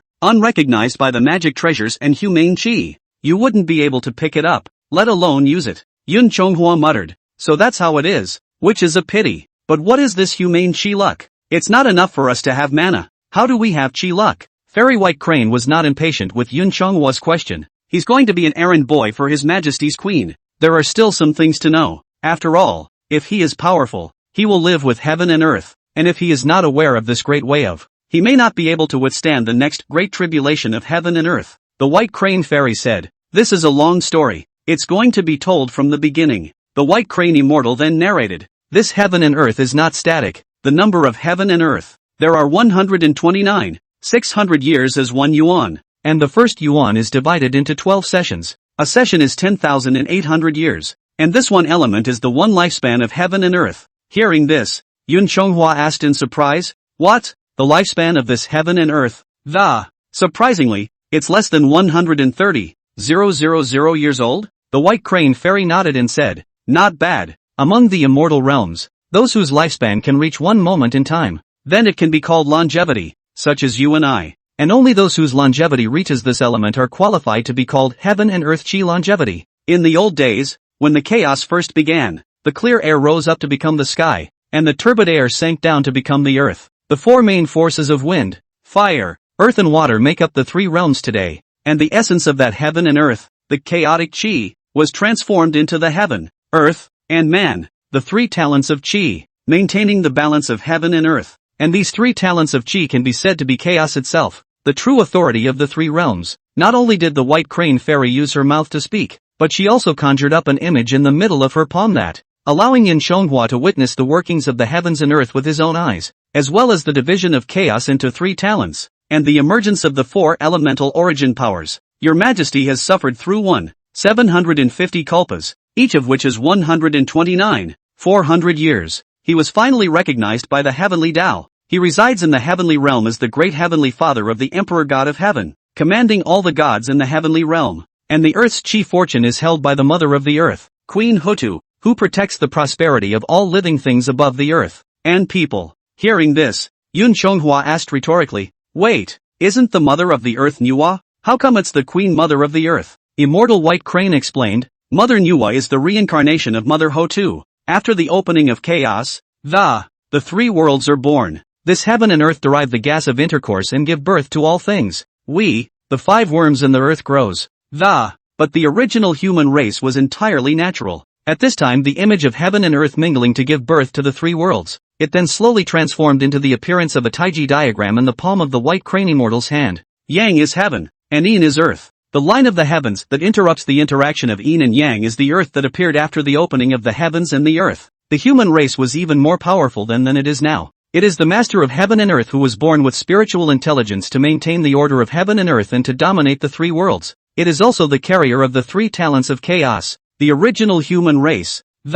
Many of them are still around today, such as Your Majesty, the Queen, the 3 pristine ones, etc., as well as those great powers who made ancestors. All of them are among the first celestials after the opening of that chaos. But this heaven and earth are not set in stone. After the heavens and the earth have operated to a single element, the cycle of heaven and earth will come to an end. Then the heavens and the earth will close up, creating a change that will result in a great catastrophe of the heavens and the earth. This is called the Xian Yuan restoration. At that time most of the 3 talents and chi will also temporarily revert to chaos at this moment. and each time the catastrophe that falls at the time of the Xian Yuan restoration is different. The extent of the overflow of the power of heaven and earth is also different, and the damage caused is also both large and small. At this time, the phantom image in the palm of the white crane immortal's hand, that Xiaoyin and Xiaoyan were attracted to each other. The separated line of Hongmeng also closed up quickly, and the great calamity that fell at the time of the last Xian Yuan restoration was the collapse of the heavens and the earth. The fire of heaven and the weak water of the heavenly river poured down on the earth. The earth was also divided into the 4 continents and the overseas islands. At that time, His Majesty, with the great power of the heavenly Tao Supreme, along with the 3 purities, prevented heaven and earth from reclusing and returning to chaos, and had no time to care for the living beings on earth. When she said that, the split earth appeared in the palm of the white crane fairy, and the scene of the 4 little men holding up the sky and shaking the earth. It prevents the Xiaoyin and Xiaoyan from attracting each other and reclusing. Although Niang Yang led all the immortals and gods in our heavenly court to fight with all their might, however, it could not completely stop the heavenly fire and the weak water from pouring into the earth. In order to cope with this calamity and save all living things in heaven and earth, the Empress Hutu, then he was reborn in the ancient country of Huashu and became Nuwa Feng Rishi. She became a brother and sister to Emperor Fuxi, who had mastered the power of humanism. Couple. But having said that, the white crane fairy withdrew the phantom demonstration in her palm. It was as if he didn't want to recall that memory. After that came the matter of Nuwas refining stones to mend the heavens and restoring the heavenly realm again. But the catastrophe of the last element was so great that even your majesty, a great power who had endured 750. I also realized that the last restoration disaster was the greatest in history. His Majesty even said that the last disaster was the greatest in history. Seems like someone borrowed the laws of the operation of this heaven and earth to deliberately do the same. But it's good that it got through. It didn't make the heavens and earth return to chaos again. After this great tribulation, the living beings of the earth, except for you, the dragons, there were also the divine beasts that remained in the heavenly realm, and outside of the demonic beasts that had survived in the various northern clubs, there wasn't much left, and the immortal gods in the heavens did not completely escape this calamity, and also fell and perished for the most part. For example, the cronies who follow His Majesty's service, the spring god Jumong, the autumn god Matsui, the winter god Xianmei, Zhu Rong, the god of summer, Gong Gong, the god of water, and other gods, the 3 divine beasts, the green dragon, the white tiger and the vermilion bird, all of His Majesty's mounts, the Yuan dragons, fell in the midst of this calamity. But thankfully, Zhu Rong and Gong Gong still left a bloodline on earth. They are the Zhu Rong clan and the Gong Gong clan on earth. The patriarchs of their descendants carry on the names of their ancestors. The one I mentioned just now, who angrily touched the Buzhou mountain and crashed the heavenly pillar, is the descendant of that water god Gong Gong. After that great catastrophe, the close associates of His Majesty's mother, apart from me, there aren't many left. It is precisely because so many of the heavenly immortals have fallen during this calamity that unable to maintain the normal order of heaven and earth, it was only then that the divine seal quantum revenge of more than 800 years ago occurred. Speaking of this, the white crane fairy, however, let out another long sigh and it seemed to be saddened by the last 3 realms cataclysm. Chapter 48, The Sovereignty of the 3 Realms. After the white crane immortal let out a sigh, she then continued to narrate the latter as well. As the multitude of immortals and gods in the heavens are still like this, the human race and the last element of, they were even ravaged by the heavenly fire and flood to the point of near extinction, with only Fuxi Emperor and Nuwa Yangyang surviving, and the underworld was crowded with countless living souls. Nuwa then, with the help of the 3 purities, transformed water with the clear chi of heaven, and the turbid chi of earth into her body. Tumbled on earth creates new human beings who are born and raised, so that the earth's grumbling spirits have a place to rest. The 6 paths were restored to normal order, and Fuxi the Great, in order that these new human beings might survive after that great chaos, also in order to revitalize the power of humanism, to reattain the balance of the 3 talents of heaven, earth and man, then also with the help of the 3 purities, he drew the 8 trigrams and passed on the teachings of the way, to teach fire, to subdue the 6 animal patriarchs and make a covenant with them, so that they and their heirs may be used for human purposes, teach marriage, so that mankind may flourish as soon as possible, and in return for assisting in the revival of humanism, the 3 purities also preached on earth and recruited a wide range of disciples. Many of these people have attained ascension and hold important positions in the heavenly court. Yun Shonghua felt that the amount of information was a bit too much after hearing it. He said, I didn't realize that there were so many stories in this heaven and earth. It's amazing that heaven and earth can still be rejoined. By the way, sister, in the midst of the last great Yuan cataclysm, did the Buddhist sect of Spirit Mountain in the western heaven ever exist? White Crane Fairy replied, Naturally, it exists. That light-burning Buddha is the Buddha of the past. It's also a great power with multiple lifespans. Yun Chonghua asked again. Then this great calamity that has plagued the three realms, how come we don't see them from the Western sect coming to help? The White Crane Fairy said. This stems from the teachings of their Western religion. The ancient Buddha believes that the fate of heaven and earth is fixed, not humanly possible to resist. This life and death are the number of heaven,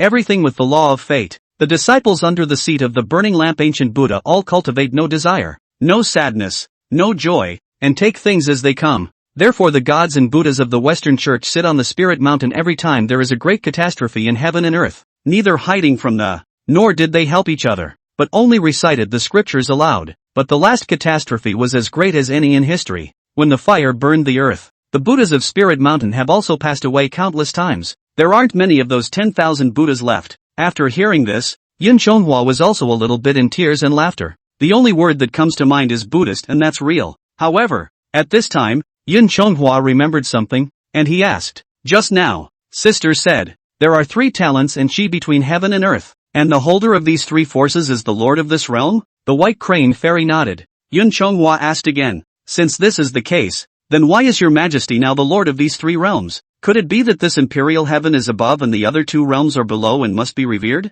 Hearing this, the White Crane Fairy but shook her head. After hearing Yun Chonghua's question, Immortal White Crane then shook her head and said, this is not true. His Majesty is now the lord of the 3 realms, purely because the power of humanism is weak, and because manhwa has consumed so much in mending the heavens and creating human beings. The surrender of power to recuperate leads to that. That tumbling of the earth may seem simple. In fact, it is a simulation of the process of the birth of all things by the reproducing and intermingling gas of heaven and earth, which consumes a great deal more than we can imagine, so that after the beginning of this 1 yuan, manhwa has then been recuperating. The last time I saw manhwa was after the feudal measurement of God. That was the last time manhwa came to the heavenly court. Manhwa had had a secret talk with His Majesty in the middle of the Yao Qi, but since then, Mother Manhwa then left the heavenly court and is nowhere to be found. Nowadays, apart from your Majesty and the Queen, there is no one who knows the whereabouts of manhwa, and the power of the underworld reincarnation controlled by that Earth Emperor was taken over by the heavenly court.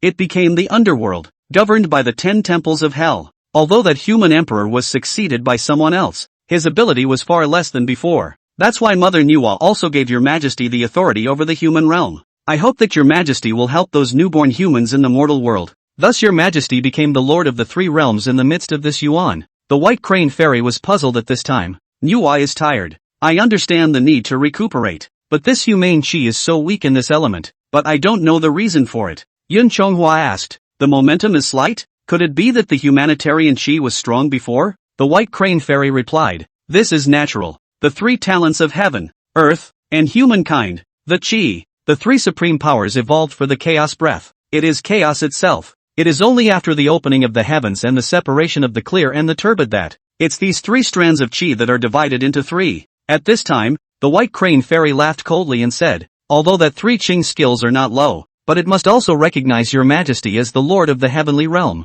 This is because the heavenly Tao of Qi only recognizes His Majesty as the Lord, although the 3 of them are strong. But without the addition of Qi, it is no higher than your Majesty, and the same is true of the Qi of the earth and the Qi of humanity. The 3 powers are separated, maintaining the balance of the 3 realms. There was no distinction between superior and inferior in itself. Prior to this element, the human emperor was equal to heaven and earth, the Lord of humanity, although not nourished by the aura of heaven and earth. However, with this fortune, all of them can have 10,000 years, or even the longevity of a yuan. This is why, on earth, emperors are honored as bonsai, and before this first element, the 3 emperors of heaven, earth, and man were in charge of the 3 realms together. Your Majesty also only has jurisdiction over the immortals of the heavenly realm, and there's no need to work as hard as you do now. But since this yuan, I don't know why, humanity's chi is greatly diminished. Even that human emperor has a lifespan of more than 100 years at most. Even that Manhwa's husband, Emperor Fuxi, only has 1,000 years left to live. Although my lifespan is less than 1 yuan, I have never seen anything so strange. At this time, the White Crane Immortal sighed and said, but this great matter of ruling the 3 realms of power, it's also not something that we little immortals can worry about. It's enough for us to be by His Majesty's side to receive this blessing of immortality. Yun Chonghua also sighed at this time and said, AI, although this blessing of immortality is good, I just don't know if I can carry through the next great calamity. Continue to enjoy this blessing of immortality. The White Crane Fairy laughed. Oh, don't worry. It's been a long time since the last Xian Yuan restoration. It's only been a few thousand years. Not even a while from now. There's still more than 100,000 years until the next one. Moreover, although you have eaten the peaches of immortality, but the life expectancy is only 10,000 years, you have not reached the level of Xian Yuan in heaven and earth's lifespan. If you don't continue to take the spirit to prolong your life, you will die after 10,000 years. Yun Chonghua smiled and asked, then if I go to hell and eliminate my death certificate, does that mean I don't have to die? The White Crane Fairy smiled and replied, oh, what are you thinking? You've gone to hell to eliminate your death record, but it is just that the hell does not accept your soul, so that you do not enter the reincarnation. Although your spirit is not damaged, but the body will still be corrupted as the years go by. Little by little, it will rot away. By then, if you want to survive, you have to take over someone else's body. Perform this iniquity. Hearing this, Yun Chonghua realized why, when saving King Wu Ji, it's not enough to have a soul alone. You have to use the 9-turn soul restoration pill to heal the flesh that has been soaked for 3 years. The White Crane Fairy said, but don't worry about it, as long as you stay loyal to His Majesty's mother. You won't be missing your place in all the peach conferences in the future. As long as the great catastrophe of heaven and earth will not harm you and me, you and I can then be by His Majesty's side all the time. Yun Chonghua replied, don't worry, sister, even for the sake of 10,000 years of free time in the future, and this everlasting body, Chonghua will also surely go through fire and water for your Majesty's mother. The White Crane Fairy nodded and said, the children are teachable. Chapter 49, Divine Wind and Wondrous Technique Sheltering the Sun and the Moon. Samadhi's wonderful technique obstructing the mountains and the seas. Yun Chonghua asked at this time, by the way sister, you said that you would pass on the 3 divine winds to me. When will you teach me? Did we come here just to tell me these old stories? The White Crane Immortal replied, don't be anxious, that samsara divine wind will be extremely powerful if I cast it. Anywhere else would probably cause a huge mess. I can only come to this barren land of 10,000 miles so that I can pass it on to you. Yun Chonghua laughed at this. That's true. Sister is a heavenly immortal who has cultivated for 10,000 years. The power of this exertion is naturally not to be underestimated. Please also teach me quickly. Sister. The White Crane Fairy smiled and shook her head. Then she did not delay any longer. The White Crane Fairy immediately began to explain the samsara divine wind to Yun Chonghua, from what is samadhi to how to perform the spell. Finally, after the White Crane Immortal finished her explanation, she began to bring Yun Chonghua to practice as well. After seeing the White Crane Immortal pinching and twisting her spell, she blew out a violent gale. The gale was devastating, blowing the weeds up by the roots and the gravel flying all over the sky. The mountains shook and the earth moved, covering the sky and the sun. The red haze in the sky was covered up. The biggest sandstorm Yun Chonghua had ever seen was nothing more than a trifle in front of this wind. When the White Crane Fairy stopped, but saw the strange rocky clearing before her, aside from those stones that grew extremely deep in the ground, the rest of the things were all blown away by White Crane Fairy's small test of the Samadhi divine wind. Yun Chonghua jumped down from the hillside and came to a rock. He touched it with his fingers and the stone had long been polished smooth by the sand and gravel of the Samadhi divine wind, and not a speck of dust was visible on it. Looking further toward the place where the divine wind went, I saw miles of yellow sand rolling away, and saw no one coming from afar. The White Crane Fairy stood on the hillside with her arms wrapped around her and said, well, I'm done demonstrating there. Time to see how much power you can muster. Saying this, the White Crane Fairy leapt forward, and then she appeared in her true form as a white crane. With her crane claws, she grabbed Yun Chonghua and, bringing her to the top of another hill, she threw Yun Chonghua down before transforming back into her human body. The White Crane Fairy said, alright, you try it. Yun Chonghua then followed the spell taught by the White Crane Fairy, and also after pinching and twisting the spell, puffing up his cheeks, he blew out the 3 divine winds from his own mouth. Yun Chonghua ate the peaches and transformed into the true body of the heavenly dragon, and swallowed the 9 turns golden elixir, drinking 3 large bottles of aged agar jelly. Nowadays, although his magical power is not comparable to those heavenly immortal powerhouses, but when looking at the entire 3 realms, it's not too weak. If placed in the lower realm, it would be a demon king level. The 3 divine winds blown out by Yun Chonghua were also like the White Crane Immortal in the square. In a flash, the mountains shook, the sand flew, and the strange rocks, weeds, and gravel in front of him flew in unison. The sky was completely obscured and huge sandstorms flew away from the distance. This range was enormous, and it was also better than the White Crane Immortal's bullseye just now. It is really capable of blowing the darkness of heaven and earth, and good at scraping the sorrows of ghosts and gods. When the White Crane Fairy saw this scene, she couldn't help but have her jaw dropped in shock. After Yun Chonghua finished blowing a mouthful of samadhi divine wind, looking back at the White Crane Fairy, he asked, "Sister, how was my party's execution?" The White Crane Fairy came back to her senses at this time and said, "Are you really a dragon and not a human?" Yun Chonghua laughed, "This is natural. I still became a heavenly dragon after eating the peaches you gave me." "Sister, why is sister asking this again?" The White Crane Fairy said, "The samadhi divine wind that you performed just now, it definitely didn't look like it was cast by a scale insect. Rather, it looks like it was cast by a human immortal. I told you before, if this samadhi divine wind were to be constant with a human immortal, the dragons would have exerted at most 60% to 70% of its power. However, the samadhi divine wind that you cast just now, it wasn't as good as Featherworm could be at the summit, but it was the full power of the outcast's ability to cast this spell. Can it be that you also have a strange creation like that yellow-furred sable rat?" Hearing this, Yun Chonghua laughed awkwardly and said, "Ha ha, it's probably because I have high natural talent." The White Crane Fairy said, "It's really strange. If I hadn't seen you transform into a heavenly dragon with my own eyes, and personally teach you spells, I will never believe that you, a scale insect, can be created as a human immortal. But it's a good thing that you have such a special talent, and that the Queen and His Majesty have a capable helper." Yun Chonghua patted his ass this time and said, Hey, this is also because you taught your sister well." The White Crane Fairy hid a smile at his words, and then tapped her finger on his forehead and, then he said, "Oh, you kid, since the lower world has gone this way, you haven't learned anything else, but learned this flattery from that old Dragon King, but this is also due to your natural talent. Once you learn it, not to mention, you can also utilize this kind of power." Nice. Yun Chonghua asked at this time, "By the way sister, can this 3 divine winds only be blown out? How should I form a dragon spin like you usually do in that bottle?" The White Crane Fairy said, "Oh, this one is also simple," said the White Crane Fairy as she stretched out her own arm, then recited the incantation mantra as her arm swayed clockwise. A tornado then took shape from her hands. Then her jade hand would fling it toward the front, and the dragon world that the samadhi divine wind had traveled into would fly toward the front. It grew bigger and bigger in a split second. In the end, it went straight to the sky, stirring up all the clouds in the sky. If it wasn't for the White Crane Immortal grabbing Yun Chonghua, he nearly would have been swept in as well. It wasn't until the White Crane Immortal waved her big hand and withdrew her own magic power that the whistling tornado storm subsided. Yun Chonghua said, "It's really powerful. It feels like this usage is much more practical than blowing it out with your mouth." The White Crane Fairy said, "Not only that, but if you're skillful in, one can also control the power of the samsara divine wind freely." With that, the White Crane Fairy took 2 steps backward, her finger pointing at Yun Chonghua.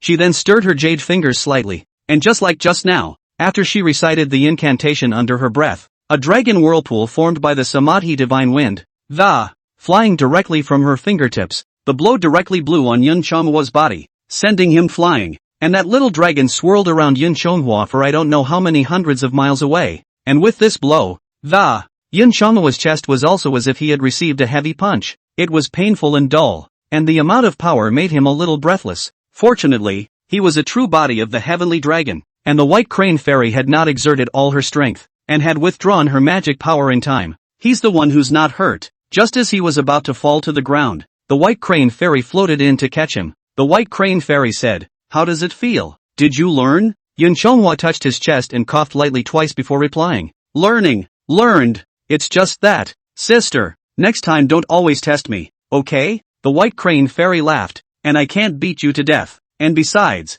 if you don't feel the same way, how do you know how powerful this spell is?" Finally the White Crane Fairy's smile disappeared, and she also said with some sadness, "Besides, if you can't bear this little injury, then how will you be able to withstand it the next time the Xian Yuan restoration takes place?" Looking at Fairy White Crane's sad expression, Yun Chonghua did not say anything more. Perhaps the White Crane Immortal didn't want to see his fellow colleagues around him again, one by one, fall, and only then did he teach him his skills in such a meticulous manner. The White Crane Fairy came back to her senses at this time and said, "Alright, you try it. When you've tried again and there's nothing wrong, you can go back to Surabaya on duty. It's time for me to return to the Heavenly Palace as well." Yun Chonghua nodded, and then he followed the White Crane Immortal's earlier example. The external use of the Samsara Divine Wind was cast, but just as Yun Chonghua summoned the Dragon Spin for the last time, the place where that Dragon Spin blew through many boulders rose up from the ground, being swept up into the sky by that Dragon Spin, and just then, the White Crane Fairy looked under the boulder that had been blown away by Yun Chonghua and something seemed to be glowing with auras. The white crane fairy gazed at the aura underneath the boulder. Hurriedly, he said to Yun Chonghua, quickly withdraw your mana and undo this divine wind. Chapter 50 White Crane Gives Treasure Clothes. Although Yun Chonghua didn't know what was happening, after hearing Fairy White Crane's words, it also immediately collected the divine wind. With that storm whistling to a halt, the White Crane Fairy also leapt towards the place that was flooded with spiritual light, and Yun Chonghua also took a leap and followed with a cloud. The White Crane Immortal crouched down and with her bare hands, she moved a few boulders away from the place where the aura was placed. Seeing what was trapped amongst the stone cracks, the White Crane Fairy couldn't help but laugh out loud. Preserved in the midst of this stone crevice is a feathered garment. Even though it has been buried for many years, it is still as good as new. And on top of this feathered coat, in addition to some plumes, there were also some glittering scales set in. The White Crane Fairy smiled and said, creation, creation, creation. I didn't expect to see it after so many years. Yun Chonghua also came close and asked, Sister Baiha, did you lose this dress? The White Crane Fairy was overjoyed to see her old belongings. She smiled and said, this feathered garment was lost by me back then. When the Buzhou mountain collapsed back then, this feathered garment was lost. I didn't expect it to fall here, blown out by you with the 3 divine winds. The White Crane Fairy took that feathered garment and compared it to Yun Chonghua's body at this time. He then laughed. You kid is truly blessed with a vast source of fortune. Since this object has reappeared because of you, then it is also destined for you, so I will give it to you. Just when Yun Chonghua wanted to refuse such a woman's clothing, that feathered garment, however, turned into a ball of spiritual light and flew to Yun Chonghua's body. It ended up on Yun Chonghua's body in one piece. Moreover, Yun Chonghua's fear of the ghostly appearance of a woman in drag didn't happen. When this immortal clothes dipped into his body, not only did it automatically become a lot bigger, it also turned into the style of men's clothes. Above this feathered garment the shoulders and arms are crane feathers, and the hem of the lower body seems to be peacock plume feathers, and this front heart and back have some scale armor, and some plumes that seem to be ice feathers, and there is also an unknown jewel that glows eerily at the chest. Although it didn't quite fit Yun Chonghua's aesthetic, it was quite pretty. Now he didn't look like a dragon ruler, but like a god who had become a bird and a bird. Yun Chonghua looked up and down at the feathered garment and then he asked, this dress can actually change according to my size. It's really strange. The White Crane Fairy said, this is natural. This dress is from the hand of the Kai weaving fairy, and woven with dragon silk. It is another rare magic treasure that can naturally change according to the owner's size. Yun Chonghua asked again, it's just that, sister. Is there anything divine about this dress? The White Crane Fairy touched the plumes on that feathered coat, as if remembering her past.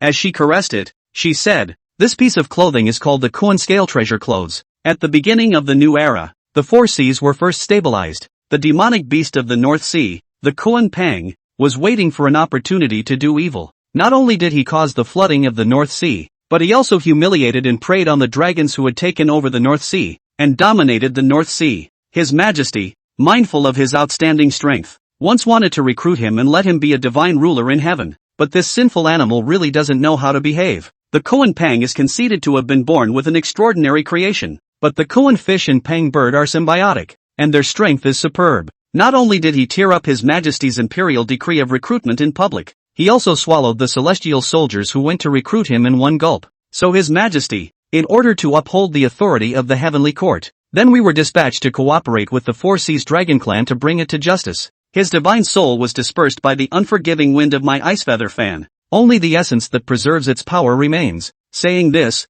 the White Crane Fairy pointed to the eerily glowing jewel on this precious garment and said, this is the essence spirit left behind by that sinful animal. Yun Chonghua looked at the essence jewel on his chest and murmured, is this the power of that Kuan Pang in here? White Crane Fairy said, not bad. This essence spirit lacks the divine soul, only retaining power. After we presented it to His Majesty, we thought of refining it into a magic treasure, so we took the kunscale and rock feathers of that sinful animal. This is supplemented by the plumes of our immortal birds and spirit beasts to tame the power of the Kuan Pang. At that time, Fairy Kaiwei was enlightened by the Empress after she received the heavenly shuttle, an innate treasure bequeathed to her by Emperor Xuanyuan's wife, slave ancestor, and was thus ranked among the immortals. We handed over the materials to her, and she used the dragon raw material tribute by the Dragon Palace as the material for her clothes. We used the sky shuttle to sew together the spirit of this evil animal with the Kuan scale and Pang feather, as well as the plumes of our immortal birds, to make this wind-resistant, wind-guarded, and wind-transmitting device.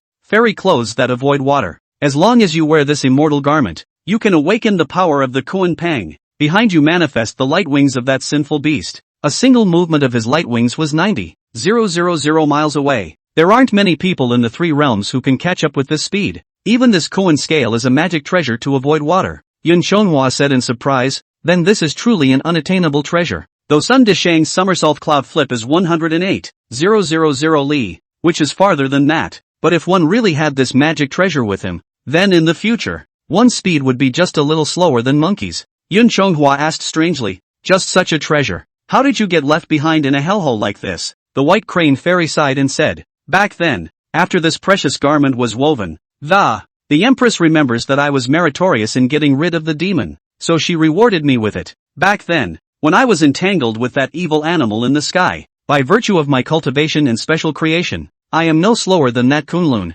and I can't use this item, so I collected it in my mansion on top of Buzhou Mountain. I hate that Gong Gong knocked down the Buzhou Mountain, and the nest I built on the mountain. The mansion fell from the sky. I don't know where it fell. This precious garment was also lost in this way, but I didn't expect to find it here today. The White Crane Fairy turned around and said, I didn't expect you to make it see the light of day today. It seems that this treasure really deserves to be with you. This precious garment is useless to me, so I will give it to you. After hearing Fairy White Crane's words, Yun Chonghua was very grateful. He said, sister, this walk in heaven, you teach me the skills not to say. I was also gifted 2 treasures. The White Crane Fairy's favor to him could no longer be expressed with a word of thanks at this point. The White Crane Fairy was no different to him than the Bodhi ancestor was to the great sage. Seeing this, Fairy White Crane patted Yun Chonghua's shoulder. Then he smiled and said, it's just 2 magic treasures, not a big deal. If you are truly grateful to me, then just do your best to join me in assisting His Majesty and the Queen from now on. The White Crane Fairy remembered something at this moment, and then barked, oh, right, I forgot to remind you. Although this precious garment can protect against wind and water, however, no fire-avoiding magic treasure was put on it when it was woven, said the White Crane Fairy as she rolled her eyes again. Continuing, he said, it's all because that stinking crow, the Sun Star Sovereign, doesn't have a single hair on his head. If he had his golden crow's feather, even the sun's true flame wouldn't be able to burn this precious garment, the White Crane Fairy said, and combed the plumes on that feathered coat. And then he said, but you're a scale insect water clan. Water can overcome fire, so at least a little attention won't be a big deal. After finishing arranging Yun Chonghua's clothes, that White Crane Fairy said, alright, you got the treasure. This skill has been imparted to you. It's about time. You go back to Surabaya. I should go back to heaven, said the White Crane Fairy. Also did not delay, immediately driving clouds above the sky. The voice of the White Crane Fairy floated in the sky. Don't let me down. Though I don't know if the White Crane Fairy can hear me or not, but Yun Chonghua still looked at the sky and shouted, I know. I definitely won't let my sister down. Chapter 51, Riding the Wind in the Kuan Scale Treasure Clothes. Rocking up 90,000 leagues. After the White Crane Fairy left, Yun Chonghua did not delay any longer and immediately wanted to try the power of this feathered garment. He awakened this magic treasure with his own mana, and there seemed to be flames steaming amongst that chest jewel. Then the heart felt something. In the next moment, Yun Chonghua's back transformed into 2 huge wings of light. Even though it was only 2 wings of light transformed by mana, Yun Chonghua wore this precious garment and, it's still a tangible feeling of wings on your back. That light wing was sensed by Yun Chonghua's mind, and in the next moment, it gently flapped, causing him to rise up in the air, and the shrieks of Yun Chonghua came from the middle of the sky. The first time he used this magic treasure, he was very unskilled, and this speed was beyond his imagination. In just the blink of an eye he had arrived tens of thousands of miles away, so much so that he himself didn't know exactly where he had flown to. But this magic weapon is utilized as if it were growing on the body. And soon Yun Chonghua adapted. The wings of light behind him could change size according to his whims. The smaller wings fly slower, bigger wings fly faster. Yun Chonghua tested it in the air, and this light wing could be minimized to the size of an average falcon's vibrating wings. At this time his flying speed was not much different from his usual cloud riding speed, just slightly faster, and after transforming into his own body size, he could really reach 10,000 miles with a casual lift of his wings. But if the illusion is bigger, then gently lifting the wings will really rock up to 90,000 miles. It was only that Yun Chonghua in his human form was much smaller in stature than the Kuanpang. Therefore, although this light wings can also play a powerful, but in the cloud Chonghua body individual wings maximum is only the size of a whale, not at all up to the fabled several thousand miles wide. This treasure, Yun Chonghua, in addition to developing the efficacy of flight, even the hurricane winds fanned out by that light wing could be used against the enemy,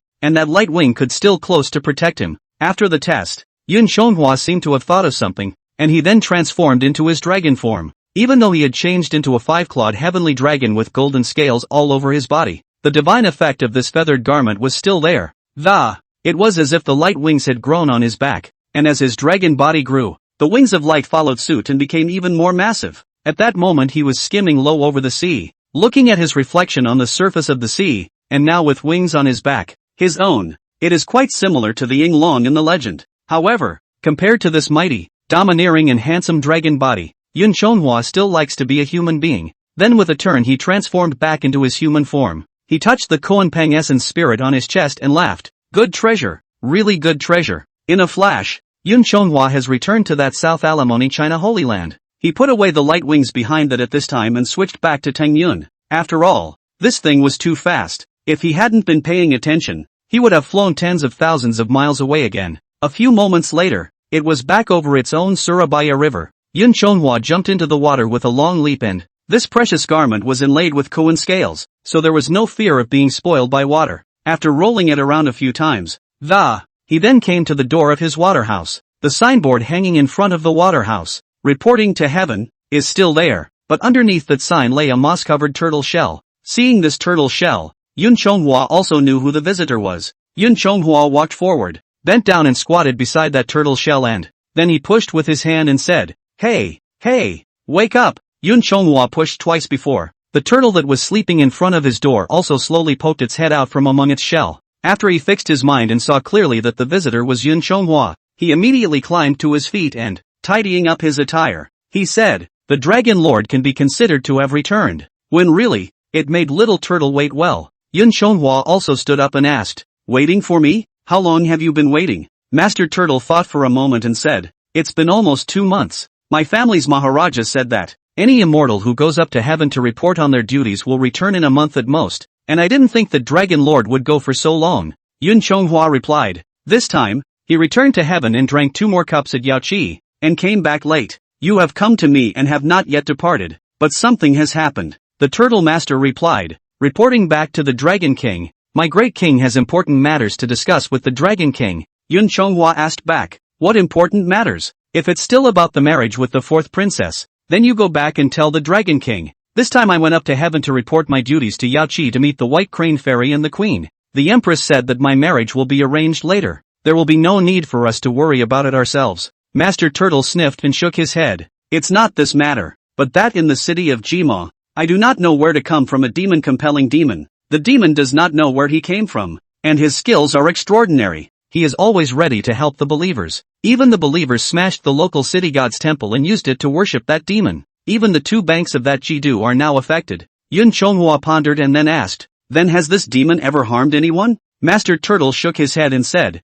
That's not true. Nonetheless it has never harmed anyone. It also responds to the faithful. Yun Shonghua nodded and said, Then what's it got to do with me? I am in charge of the Surabaya River. It is counted as a diversion of Huai Daodu, and that Jidu, Jima is far away from Chilu. Besides, that demon hasn't harmed anyone, so what's the point of looking for me? As for that city god, he is a ghost immortal, under the jurisdiction of the 10 temples of hell in the underworld. He is aggrieved. Just go to the netherworld and complain to the king of hell. Don't you want me to go to heaven to report to his majesty? Letting his majesty personally deal with the demolition of a tiny city god's temple? Master Turtle shook his head as he listened. That's not true. It's just that this matter can't be clarified by Little Turtle for a moment. Anyway, this matter is so big that it's not just a small matter of a temple being torn down. Saying this, the Turtle Master took out an invitation from his shell and then handed it to Yun Shonghua. Then he said, Please make sure that the Dragon Lord goes to the Dragon Palace to talk with my great king. Originally, Yun Shonghua did not intend to care about this idle matter, intending to look at the invitation twice after. Then he sent the Turtle Master back. After all, that Jima city, Jishui is far away from him, and they all have their respective superiors above them. Besides, that old Dragon King has tens of thousands of East Sea Dragon soldiers under his command. He himself has cultivation in place. This can't beat the Monkey King in Neza, but it can't beat a small demon? Therefore Yun Shonghua didn't want to meddle. However, after Yun Shonghua read the invitation, he could not help but be shocked. The things written on this old Dragon King's invitation were the same as what Master Turtle had said, but one thing is intriguing. That is, this demon, hell dare not care. The Dragon King said on the invitation that the city god had originally returned to the hell to report to Yama, the hell also sent out manpower with the intention of going to take a look. But the netherworld officials of the hell were all injured by the spiritual light emanating from the demon. When they return, the hell will not dare to ask questions. Originally, the Dragon King did not intend to care about this matter, but the place where that demon stole, Jima City, is adjacent to the East China Sea, and his followers spread to the neighborhood of Huaidu. This puts the Dragon King of the East Sea in charge, but that's all there is to the Dragon King's invitation, and for the rest of the details, he invited Yun Chonghua to the Dragon Palace for an interview. When Yun Chonghua saw this, he also understood everything, and thought that the demon had some origins. This cocky old mudskipper didn't dare to take care of it, so he wanted to turn to himself, the red man in front of his majesty's queen. Chapter 52, Demon of Unknown Origin. Yun Chonghua read the Dragon King's invitation, then said, "Good, I will head to the Dragon Palace to discuss with the Dragon King." Yuan swim back slowly. When Yun Chonghua said that, he leaped and flew out of the Surabaya River. Then he unfolded his light wings and headed towards the East Sea Dragon Palace. Although Yun Chonghua was aware of that old Dragon King's intention to use himself, but with nothing else to do at the moment, he wanted to see what was going on. What the hell is going on? Surprisingly, he was able to make the 10 temples of hell of the underworld pretend to be deaf and dumb. Moreover, with that old Locha's character, he definitely knew that that person was an immortal that he could not afford to mess with. But the strange thing was that he didn't go up to him to make friends. Instead, he wanted his help to get rid of the demon. Which was interesting. Faced with such an interesting matter, Yun Chonghua was naturally curious, wanted to see what this demon was all about. In the blink of an eye, Yun Chonghua arrived in the sky above the Dragon Palace in the East Sea. He then plunged headlong within the Eastern Ocean Sea and arrived outside the Crystal Palace a few moments later. That crab general guarding the gate also rushed forward to salute Yun Chonghua when he saw him arrive. Then he said, "My lord will see the Dragon King." Yun Chonghua said, "Be free, I've come to see your great king. Inform him quickly." General Crab said, reporting back to the Dragon King, "My king has an order that in the future, the Dragon King need not be informed of his coming. The Dragon Lord is at liberty to do as he pleases." When Yun Chonghua heard this, he didn't show any politeness, but directly stepped into that Crystal Palace. Inside this Crystal Palace, this palace full of shrimp soldiers and crab generals, servants and maids. Instead, they all treated Yun Chonghua with respect. Anyone who saw him also saluted. It was as if they weren't arriving at the Eastern Sea. Instead, it's like going back to your own home. Yun Chonghua came to the Dragon Palace hall above. That Ao Guang is sitting on the chair fretting. Not even the siren song and dance in front of him could cheer him up a bit. However, when he saw Yun Chonghua slowly walk up, he then directly stood up in excitement. He dispersed the dancers with a wave of his hand and hurriedly stepped down from atop his throne. He arched his hand to welcome him and said, "The Supreme Immortal has finally returned." Yun Chonghua didn't talk too much to him and asked directly, "What exactly happened? Is that demon really this tricky?" Ao Guang said, "Please take a seat and have some tea first. This can't be said in a sentence or two." Then Ao Guang shouted, "Turtle Prime Minister, you quickly send someone to Jima to bring the city god of Jima here. Then go to Jidu and summon the little Lishan dragon."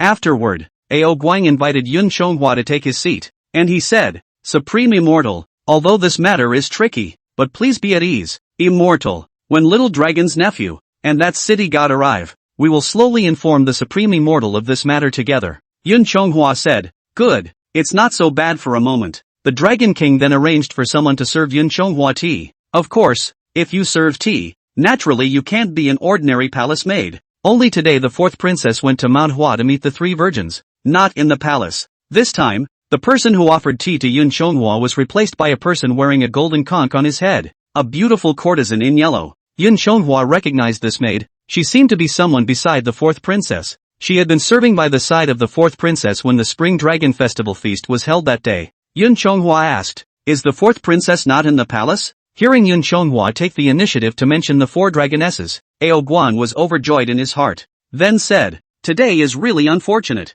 My daughter today went to manhwa to have a small gathering with that manhwa's 3 holy mothers, not in the palace." Yun Chonghua sighed as he listened. Seeing Yun Chonghua sighing, Ao Guang said, "There's no need for Shang Xian to be disappointed. When my daughter comes back, the old man asked her to pay a visit to the Supreme Immortal at his door. Upon hearing this, Yun Chonghua realized that this old Dragon King would have the wrong idea. Yun Chonghua sighed, just lamenting that this 4th princess was not destined to be with him. After all, this time when he went back to heaven, Fairy White Crane clearly warned him not to talk to Yang Jian's siblings, as well as the 3 Qing clan members getting too close. Although this 4th princess is from the East Sea, she is bosom friends with that 3rd holy mother. This was considered a taboo for Yun Chonghua. I think the empress is afraid that she won't agree to marry him and the fourth princess. Yun Chonghua said at this time. That's not necessary. It's just a casual question. The Dragon King couldn't wait to ask it this time. Then why did it take so long for the upper immortal to return to heaven this time? I don't know if the marriage between the upper immortal and his daughter has ever asked the mother.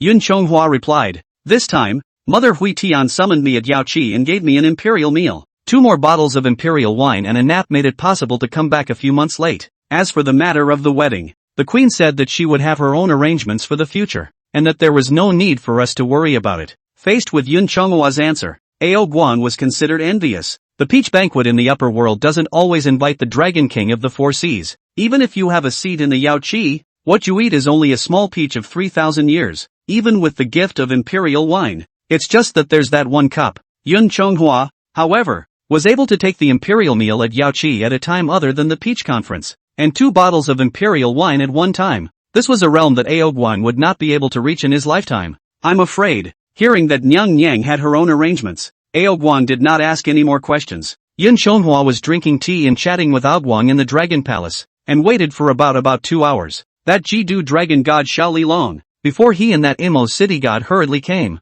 the 2 of them went up to the temple, and the Dragon King hastened to introduce Yun Chonghua. Supreme Immortal, this is the Jidu dragon god, my nephew Little Li Xiong, and this is the city god of Jima. Then both Little Li Long and city god stepped forward to salute Yun Chonghua. See you, Supreme Immortal. Yun Chonghua looked the 2 men up and down. The little black dragon was large and tiger back and waist is very sturdy. The eyes show light, god like thunder and lightning. Although the appearance is a dragon head person, but it is very powerful. As for that city god, he was not as old as Yun Chonghua had imagined. Instead, it was the likeness of a middle-aged scholar. Yun Chonghua said, the 2 of you don't need to be polite. Well, since everyone has arrived, tell us what happened. When the demon came, what it looked like, where it came from and what it could do. How dare even the underworld not dare to meddle in this matter. The 4 then sat down, and the city god began. Back to the Supreme Immortal. This monster came to the little god's jurisdiction half a year ago. It looks like a weasel that has become a spirit.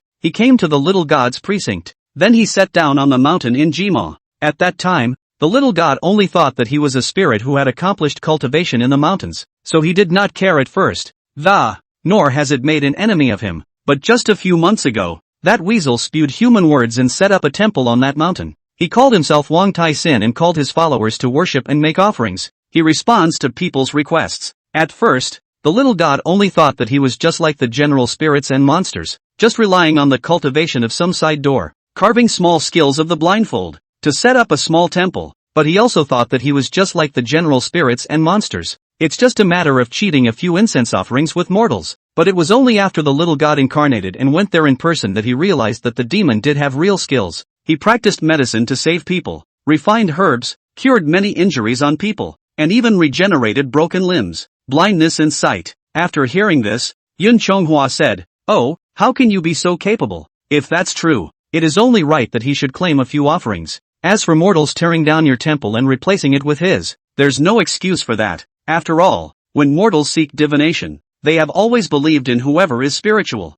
That city god continued, "AI, if he really shelters the people and blesses one side, doing these meritorious and good deeds, not to mention giving up the temple to him, even if he were to give up the position of the lesser god, the city god, to him, there is nothing wrong with me being reduced to a land or a mountain god." Yun Chonghua asked, "Then did he do something evil?" Chapter 53, The Long Night. This day, right and wrong, black and white, reversed. Yun Chonghua asked, "Then did he do something evil?" Hearing Yun Chonghua's inquiry, the city god sighed and said, "Although that guy has relieved some of the people, however, the bad karma he has created cannot be explained in a couple of words. The first thing is that when he is faced with the demands of the believers, no matter whether they are good or bad, without distinguishing between right and wrong, it's all there for the taking. Mortals are much attached to profit, and those who ask him for money, he distributes it to mortals in the form of stones. Prices in the city have skyrocketed. A grain of gold could not even buy a bowl of rice. Mortals begged him for children. It is also the case that a ready-made heir will be delivered immediately, and it is not only the greedy who ask of him, but also some who are extremely wicked. He treats these people with the same necessity, and escapes from the law on behalf of these wicked people. And the prison of the city, which at some time fell down, they have escaped more than 100 villains, who have plagued the surrounding towns and villages. and have committed many murders and fires, the evil of rape and pillage, for this indulgence in evil deeds. He also said beautifully that there is no one who cannot be ferried out of the world. The prodigal son returns to his roots, and no one is without fault, so they should be given a chance to reform themselves. It also says that if one worships him and reveres him, one can be forgiven no matter how many sins one commits. If any sensible person would speak out against this perversion of right and wrong, it will also be attacked by those who have been forgiven. He will say that he is hard-hearted and without charity, and he will seize upon those who are sensible. A small transgression once done is purposely brought up and portrayed as a hypocrite to block his speech. In the end, these sensible people are the hypocrites are better than the true villains, and subsequently they are criticized by 1,000 people, and their reputation is destroyed. A gentleman who has spent half his life doing good deeds and doing some small things wrong. In the end, the reputation is not as good as that of a true villain who kills, rapes and pillages and is full of evil. Put down the butcher's knife. Performing a small act of kindness and calling it reforming oneself and abandoning evil for good, without being duly punished for their sins. What kind of asshole reasoning is it to just write off your previous bad karma? Later on, these sensible people, in order to save themselves from the bad name of hypocrites, all of them are also reticent. Some still feel stupid about their previous acts of kindness. Under the cold heart they have also joined under that demon, no longer doing good but indulging in evil. This is strict for good and lenient for evil. Good deeds go unchallenged and evil deeds go unpunished. The result is that today's right and wrong are indistinguishable. Black and white reversed. Cause and effect are inverted. The result, so much so that today's programs are out of order and morality is lost. It would have been fine if it was just a recitation of some sophistry. Later on, the little spirit visited with his underlings. Those gold and silver that he gave out were transformed by the blindfold spell, which could be used in the vicinity of Jima city, but out of the city. As long as it is not within the shelter of his temple, then all that money will turn back to stone. His explanation for this is that we, the mountain gods, the land, the city god, take away his alms, so much so that the temples of the mountain gods, of the land, of the city gods, around Jima, all of them were torn down by those mortals who could not profit from them, and all of them were converted into his temples, and those stones turned into money, sheltered by his temple. The magic power is not reduced, and it still looks like gold and silver. This is all the more reason for those mortals to think that it is we, the gods of the mountains, the lands, the city god will take the money. Even the merchants who travel to Jima to do business and receive this gold and silver, when they leave the confines of the temple and turn back to stone, they will also settle this sinful debt on us, the land, the city gods. Little Li Long also said at this time, city god is right. Now that this matter has a wide range of repercussions, Jidu, where Xiao Long is stationed, is not far from Jima city, but it is not close either. Quite a few of the traveling merchants that, when I sold my goods at a high price in Jima city and returned to my hometown with the money I had obtained, it was turned into stones, and now in the neighborhood of Jidu. There's also the matter of tearing down our temples and erecting temples for that demon to worship. That city god said angrily at this time, fooling the people with blindfolds is still a trivial matter. He went the furthest, or those children. The little god had purposely gone to the hell to see the judge to consult the book of life and death, and he had given the children of those couples, none of them are transformed by spells, but are living infants, and these infants are all stolen and abducted from all over the world. Some of these parents who have lost their children have cried themselves blind, not to mention that there were also several women who were beaten to death by their husbands' families because they lost their children. There are also women who have gone out to look for their children and failed to do so, but they themselves have been cheated by villains. In the end, they all ended up with broken homes. The lesser god had led a group of land and mountain gods to go and argue with him, but the demon was powerful. The little spirit and the others were not powerful enough to defeat him.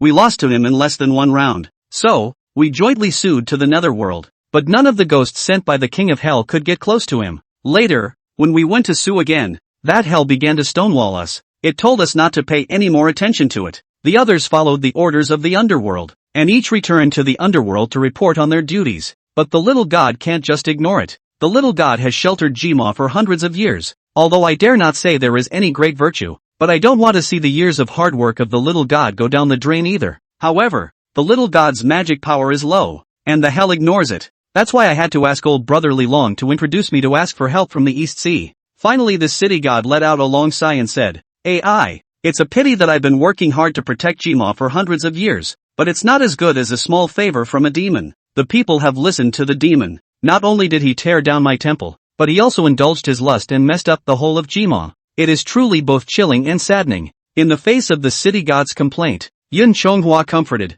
Well, they're just lusting for profit. It's just a matter of being fooled by a demon's tricks. After Yun Chonghua heard the words of the city god, he also understood more deeply what the Nyang Nyang had said to him earlier. It's no wonder that the rules of heaven prohibit the gods from falling in love with mortals. After all, it was simply too easy for gods and demons with a little bit of mana to fool them. However, Yun Chonghua did not agree to immediately go and subdue the demons, but instead turned his head to look at the Dragon King of the East Sea. Yun Chonghua asked, by the way, even if this demon is strong, it shouldn't be strong enough for the East Sea, not to mention how strong you are personally. Dragon King, there are tens of thousands of dragon soldiers in the East Sea alone. Why did the Dragon King come to me again? But the Dragon King saw where the demon came from? Facing Yun Chonghua's question, the Dragon King of the East Sea also said frankly, I won't hide it from the Supreme Immortal. When Li Long brought the city god along to see Xiao Long and explained the original story, Xiao Long felt that this matter was strange. But this demon is near my East Sea. If things had gotten out of hand,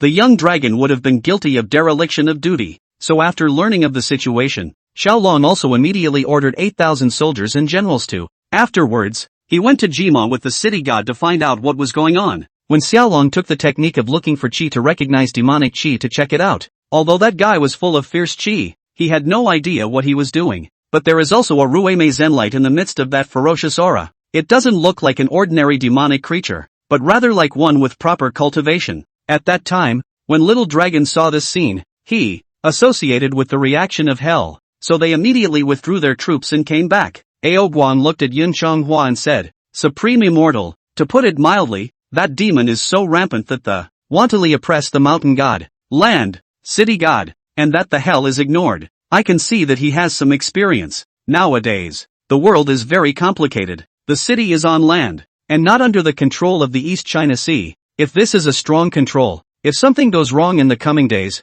Xiao Long will also be guilty of overstepping his authority. But this matter has to be managed, so I had to bother the immortal. Saying this, Ao Guan stood up and, turning to Yun Chonghua, he arched his hand and said, Little Dragon implores the superior immortal to go and have a look around. It would be best if the superior immortal can subdue that demon, but if superior immortal has any concerns as well, the Little Dragon implores the immortal to go straight to the heavenly hearing. Even if I don't disturb His Majesty the Jade Emperor's sacred hearing, I can still bring it to the division of Han. Please ask the Tai Thunder Sounding Huazun to picket the Wang Lingwan down in the realm. Let's all be impartial and restore order in Qilu as early as possible. Chapter 54, A good weapon to surrender demons and eliminate demons. That city god saw Yun Chonghua's silence and seemed to have little will to help, so the city god got off his seat and knelt down directly in front of Yun Chonghua. City god then said, Supreme Immortal, the little god knows that he is a man of few words, but I still ask the immortal to help me. I'm not doing this for myself. I just don't want the people I've sheltered for so many years.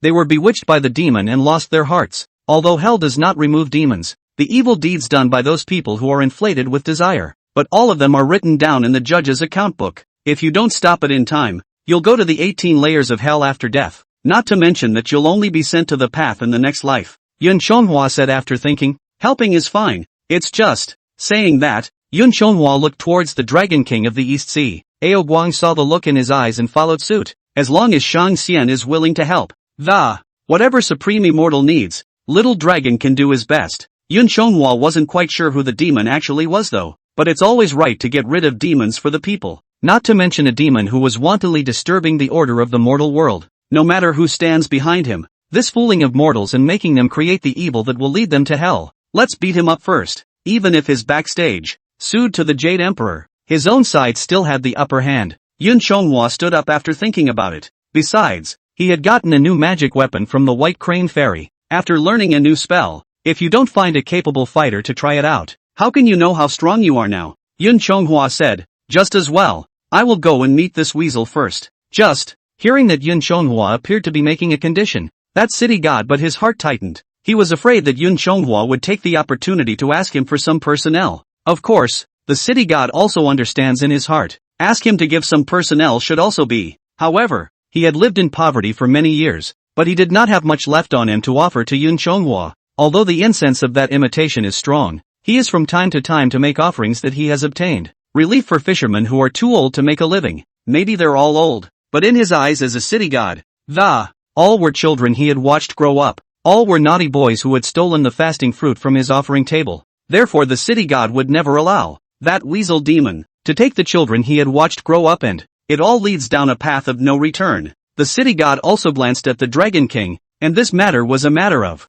He was also not in a good position to ask the Dragon King to shell out this personnel for himself. He felt for his pocket in his arms and he wanted to supply Yin Chonghua with all the few possessions he had left on his body, although it was very shabby, but at least it would show his heart and sincerity. Just as Shingo was about to pull out the 3 melons and 2 dates in his arms, Yin Chonghua, however, said to the Dragon King, "It's just that this demon subduer always needs a weapon that is handy. I've heard that there are many treasures in the East China Sea. I don't know if there are any weapons in the storehouse, so that I can choose one that is handy and go to subdue the demons?" Aoguang said at this time. "Arms? Weapons are good. Supreme Immortal, please come with little dragon." Yun Chonghua then followed Aoguang to the middle of the Dragon Palace's weapon treasury. Yun Chonghua raised his eyes and looked, but he saw that among them, swords, spears, swords and halberds, axes and hooks and forks, that was all there was. When it was really spectacular. It was really a sight to behold. The first 3 rows were laid out with short weapons, everything from whips, mace, swords and knives. There was a whole row of various swords alone. The 3 rows in the center are heavy soldiers. Most of them are xianhua large axes, heavy hammers, and large swords, and the last 3 rows were placed with long soldiers, guns, halberds, lances, forks, and the like were all over the place. Aoguang said, "The treasured blades of Little Dragon over the years are all here. The Supreme Immortal can always choose a few of these to take advantage of." Yun Chonghua walked up to take a look or two in the middle of these weapons. He skipped right over the swords, the sledgehammers, and other weapons that it came directly into the area of the long soldiers in the back row. If Yun Chonghua had traveled to a martial arts world, he would definitely choose the first row of swords. But alas, he had come to a mythical world in which, apart from the magic treasures, everyone also basically fights with long weapons. And just about any weapon weighs thousands and thousands of pounds. Take a sword and fight a long soldier. The one who suffers is himself. As for double axes, sledgehammers and the like, Yun Chonghua was too bulky and troublesome to use. Coming to the area of the long soldiers, Yun Chonghua inquired, "Dare I ask the Dragon King, among these long soldiers, which is the heaviest?" The Dragon King took Yun Chonghua aside and, then pointing to the halberd placed on the stone table aside, he said, "This painted pole square sky halberd is the heaviest weapon in Xiaolong's collection, with a foot of 7,200 pounds. Yun Chonghua knew that there was another Rui weapon among the sea collection, but let's not talk about whether or not to hold that stick, just the word Rui alone. I'm afraid it won't listen to him." Yun Chonghua was about to go forward and pick up the painted pole square sky halberd, but then he stopped. He pondered, "This painted pole square heavenly halberd weighs 7,200 pounds. I may not necessarily be able to hold it. It's better to take the lighter ones first, so as not to lose face and show up in front of this old mudblood." Yun Chonghua raised his eyes, and among all these long soldiers, the only thing that could get into his eyes was the painted pole square sky halberd, and a 9-stranded steel fork not far away. He walked up to the 9-stranded steel fork and deliberately asked, "How much does this fork weigh?" The Dragon King replied, "This is a 9-stranded steel fork, weighing 600 pounds. It's considered the second heaviest blade in the Little Dragon Palace." Yun Chonghua asked, "In that case, this steel fork is only lighter than Fong's painted halberd. Heavier than all the others?" The Dragon King stroked his beard lightly and nodded. Yun Chonghua then reached forward with his right hand, exerting all his strength to try and pick up that steel fork, but he grabbed the steel fork and held it, nearly stumbling over himself. Seeing this, the Dragon King said, "Be careful, Supreme Immortal." Yun Chonghua then stabilized his stance and said, "No harm done. I thought the steel fork was heavy. I didn't realize it was this light." Aoguang listened and then gave a thumbs up and praised, "Supreme Immortal's divine power. Little Dragon admires it." Yun Chonghua took the steel fork in his hand and shook it a few times before saying, "It's too light. Better try that painted halberd." Saying that, Yun Chonghua put back that 9-stranded steel fork peacefully. Yun Chonghua then turned around and returned to the front of the painted pole square sky halberd, with the lesson he had learned from the party. This time it didn't use its full strength. Instead, he picked up the painted halberd and lifted it a little bit. Seeing Yun Chonghua pick up that painted pole square sky halberd with one hand, Aoguang also couldn't help but stare.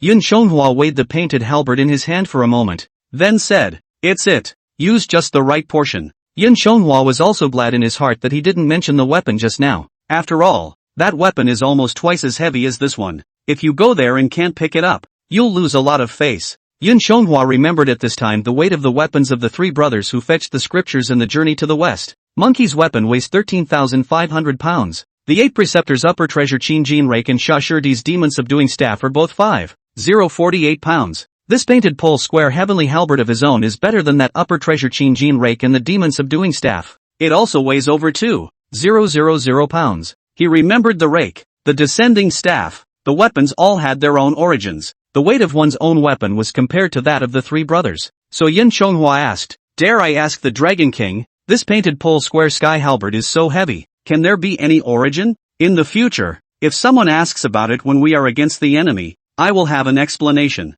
Chapter 55, can drive away demons, but can't drive away the greed of the human heart. When Ao Guang heard Yun Chonghua inquire about the origin of this weapon, he also then explained, this painted halberd, it was forged from the 6 dings and 6 armors in the sky, taken from the Tai Essence gold. The pole also had a dragon pattern engraved on it by the Tatsu Long Divine Sovereign himself. If you dance with dragon power, like a wild dragon roaring, not only does the body carry thunder, but it can also break the water and divert it. It was a congratulatory gift from Divine Lord Cinnabar Dragon for the sake of his fellow clan members when Little Dragon first took charge of the East Sea back then. Hearing that this painted halberd is a blade made by the 6 jins and 6 armors for the Dragon King, Yun Chonghua said, "This was cast by the Divine Sovereign in the sky to send you. It's not too good if I take it away. In that case I will exchange it for another one." Ao Guang said, "Alas, what did the immortal say? As the saying goes, the precious sword is given to the hero. Fragrant flowers with beautiful people. Xiaolong's skill is low, although he can hold it, but he can't use it. Now that he's older, over the years also neglected the martial arts. This object has been in this treasure trove to keep, in vain dust. Now that this object is destined to be with Shang Xian, it will be gifted to Shang Xian. Although the halberd is a congratulatory gift from the dragon, it has always been a shame in Ao Guang's eyes. It was also the beginning of a poor relationship between him and Tatsura. That Tatsuo dragon is of the same generation as Ao Guang. Originally, they were both small dragons in the lower realm, but Tatsuo was enlightened by the Jade Emperor, incarnated as the Heavenly Dragon. Since then, he has been an immortal in the upper realm and one of the Jade Emperor's beloved generals. And although that Ao Guang was not created by Tatsu Long, he was also enthroned as the Dragon King of the East Sea. Enjoy your wealth and prosperity in the lower elemental water realm in peace. For this reason Tatsuya called on the other 6 dings and 6 armors to help. Ask Inhu to help him forge a top-quality weapon as a congratulatory gift to Ao Guang for being the Dragon King of the East Sea. So the 6 dings and 6 armored siblings combined their efforts,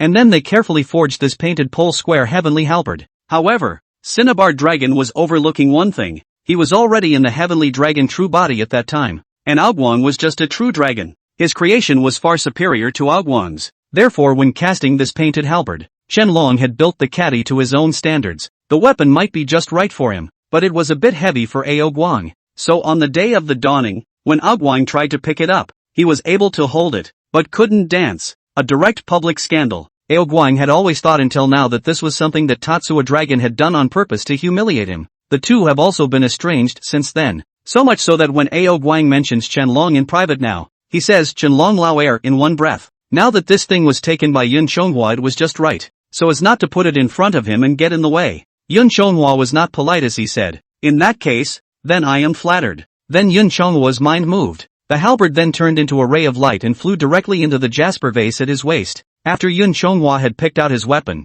he followed Ao Guang back within the Dragon Palace Hall. Yun Chonghua said, "Today I have just returned from heaven and my body is very tired. Everyone, allow me to go back and rest for the night. We will meet at the Jima seaside tomorrow around the 6th hour. I will travel to find you too." Both Little Lixian Dragon and City God nodded. Then Little Li Long and City God did not stay, but straight out of the Dragon Palace to return to Jima. Prepare for war in advance. After Little Li Long and the others left, Yun Chonghua did not delay. He arched his hand at the Dragon King of the Eastern Sea, then said, "In that case, then I will also take my leave." The Dragon King also returned the salute in a hurry and said, "Then I'll be counting on the Supreme Immortal in this matter." After Yun Chonghua said goodbye to the Dragon King, he also went straight out of the East Sea Dragon Palace and turned back to his own water mansion. Although the water house has not returned for many days, but there are water-avoiding beads sheltering, but also do not stain the dust. Yun Chonghua took off the return to heaven to report sign and went straight back to his room. Though the pleading papers of the people,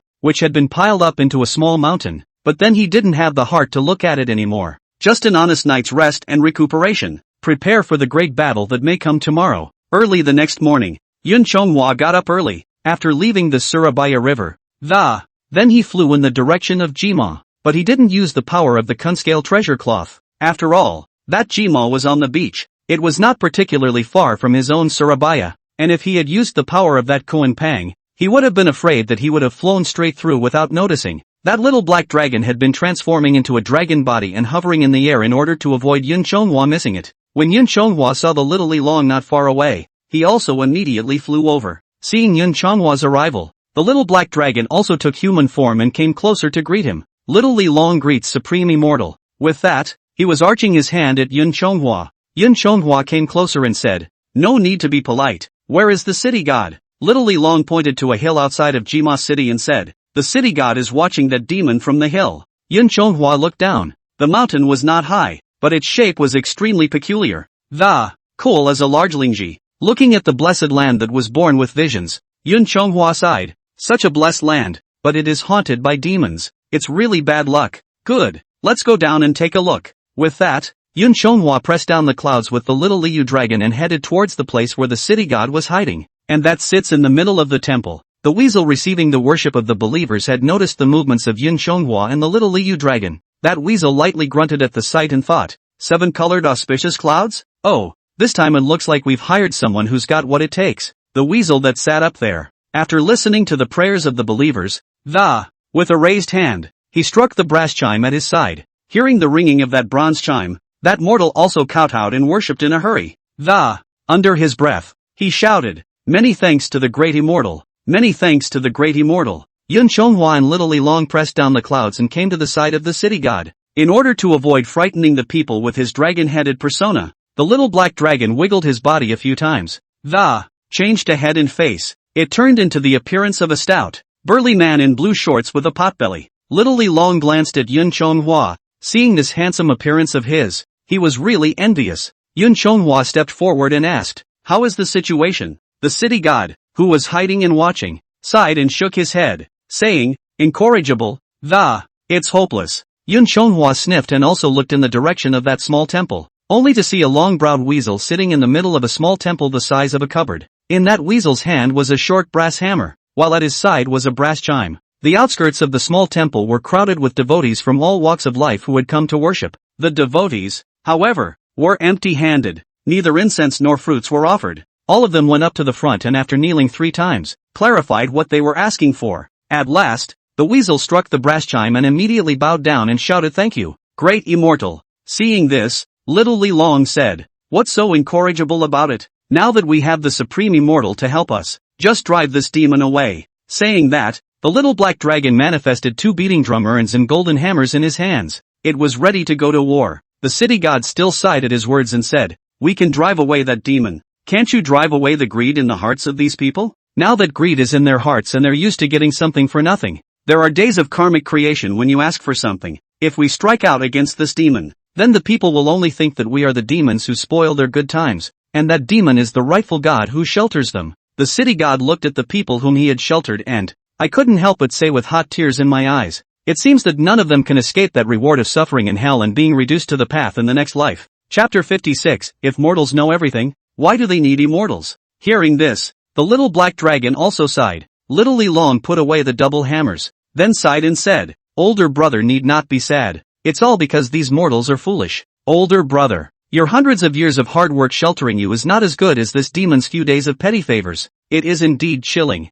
It is also an evil of their own making, not yours." Seeing the little black dragon and the city god in this downcast state, Yun Chonghua, however, said disdainfully, "It is precisely because mortals are foolish and easily deceived by demons and evils, which is why we, as immortals, need to help them trace back their origins, escape the maze. If these mortals understood everything, what would we need us as immortals for?" The city god said. "That being said, the method used by this demon is a young scheme. How can we trace the origins and help the people escape from the maze?" Xiao Li Long also said, "Yes, if we don't beat him and let him go on like this, then sooner or later the earth will be in chaos. But if we beat him, this people are all mesmerized by his demonic magic, and their desires swell. Not only will they not help us, but they will think that we are evil. What should we do?" After listening to the words of the two, Yun Chonghua, however, laughed disdainfully. He, thanks to the fact that you two have been immortals for hundreds of years, there's nothing you can do about this kind of carving?" Little Li Long and City God looked at each other, and then City God said, "I wonder what wonderful strategy the superior immortal has. Can you solve the current crisis?" Yun Chonghua said, you can't defeat that demon, but can't you fool mortals? Since mortals are foolish and cannot distinguish between right and wrong, then we can take advantage of that as well. Little Li Yulong asked. What the immortal means to say is that we also show up and then ask these mortals for whatever they want? That's a good idea. Uncle's dragon palace in the East China Sea is rich, so I'll ask him for some money. That demon gives and we give. What we give is real, what he gives is fake. After that, just smash his temple and break his blindfold so that these people can see the truth. Then naturally, he dismantles his little trick. With that, Little Li Long stuck out his thumbs and said, "The Supreme Immortal is truly brilliant. Neither of us had thought of this. You two wait a moment. I'll go to my uncle and borrow some gold, silver, and money." The little black dragon was just about to leap into the sky. Yun Chonghua, however, held him down and said, "Why bother?" The little black dragon thought he had come up with a good idea, but after seeing Yun Chonghua stopping him,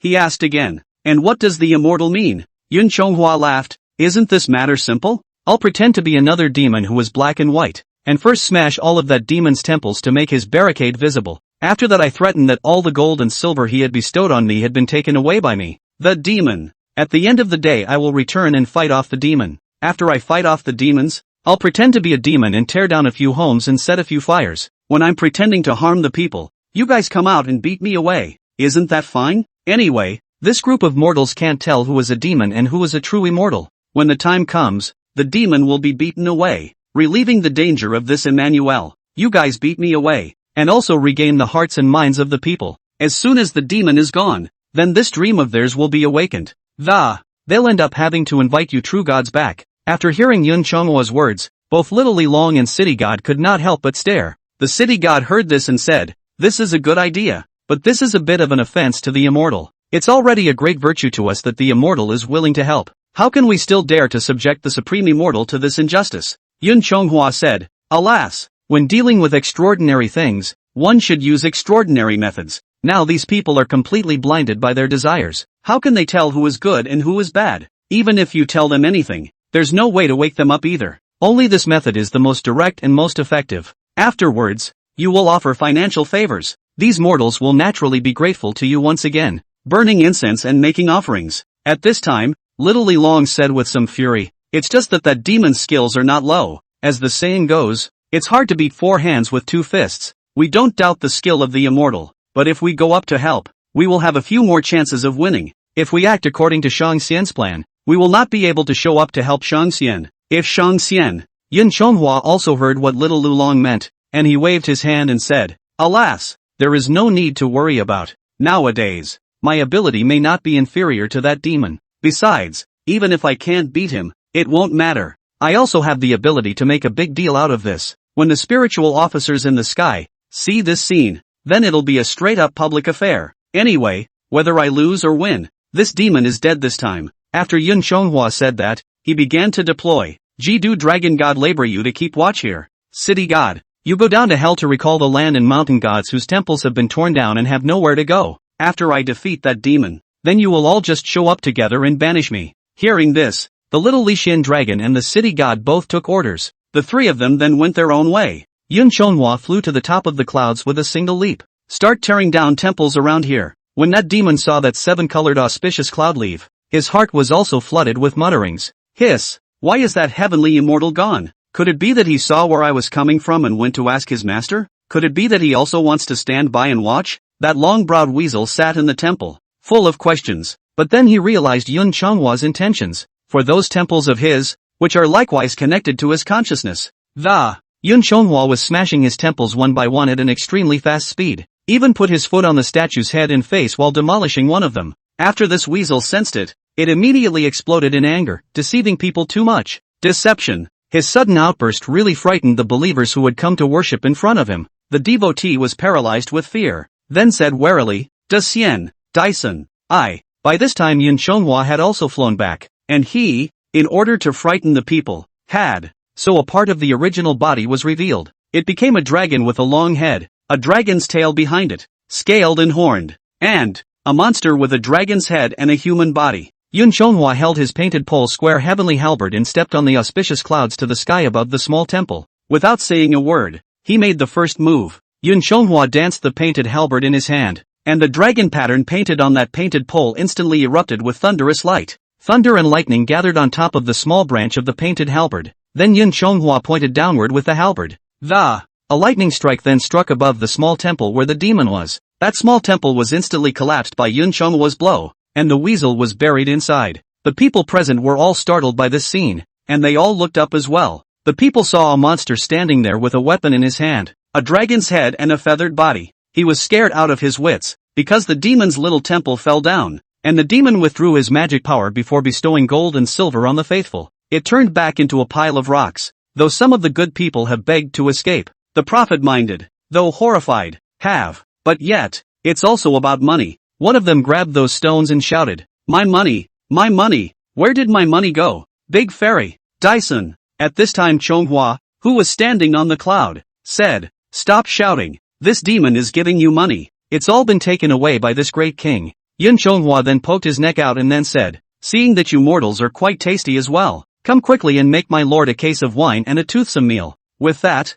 Yun Chonghua stretched his head and neck and it opened its bloody mouth and bit at a mortal standing near a tree. Of course, it was impossible for Yun Chonghua to really eat people. It was only to scare them, and in order to avoid fighting in a while, like that little fairy to hurt the innocent, better to get rid of these mortals first. He bit off the bull-thick tree in one bite. He then chewed it a few times and spat it out, continuing, bah, yuck, not as tasty as a human. Don't run, you mortals, quickly give this great king a taste. Then it opened its bloody mouth again and hissed at the crowd with a horrifying dragon's roar. Yun Chonghua's scare was really useful. The remaining mortals saw the monster wanting to eat people. At that moment, they did not care about much. They were all scared and fled in all directions. And the little black dragon that had been hiding at the top of the mountain couldn't help but laugh when he saw this. Chapter 57, The Great Sage Yun Chonghua. After Yun Chonghua scared away the crowd, he immediately regained his person as well. Looking at the woeful appearance of those mortals holding their heads in their hands,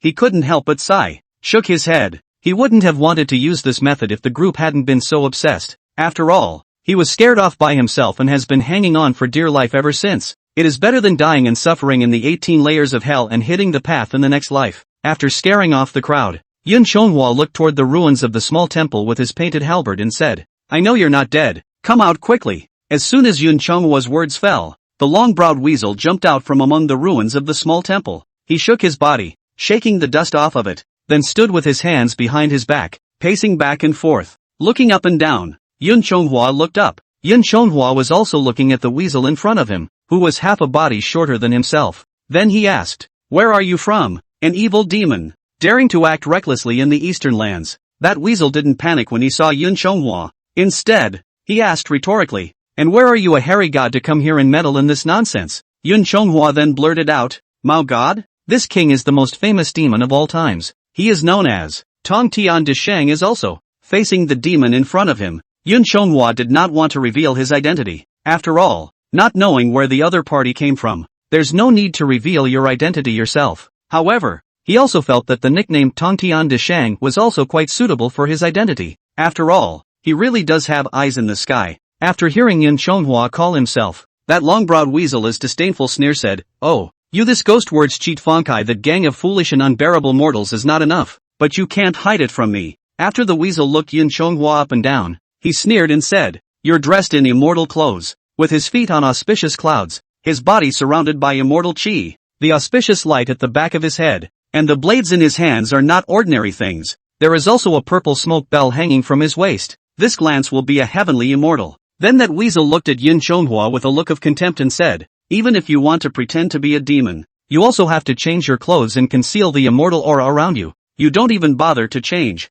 Are you taking me for an idiot? After hearing this weasel's words, Yun Chonghua's heart was also a bit embarrassed. Not that he didn't want to change. Rather, he simply wouldn't. Other than appearing in his true form, and his transformation into this person, the other techniques of change, he hasn't learned yet. After all, he hadn't been an immortal for very long, just a few days according to the time in heaven. This time, when he went up to heaven to report his duties, the line of Buzhou Mountain, the white crane fairy gave him the magic treasure for storage, immortal clothes of Tengshan Wanli, and even taught him the spell of the 3 divine winds. Even if he was shameless, it was not good for him to pester the white crane fairy this time. This art of change has to be learned, but it's better to wait until the next time you're in heaven. Yun Chonghua then smiled and said, I'm just treating you like an idiot so you know. That weasel was furious after hearing that. The word you came out through gritted teeth. Seeing this, Yun Chonghua continued to taunt, "You're angry at this? When you fool these mortals like idiots, why don't you think about the times you've been fooled too?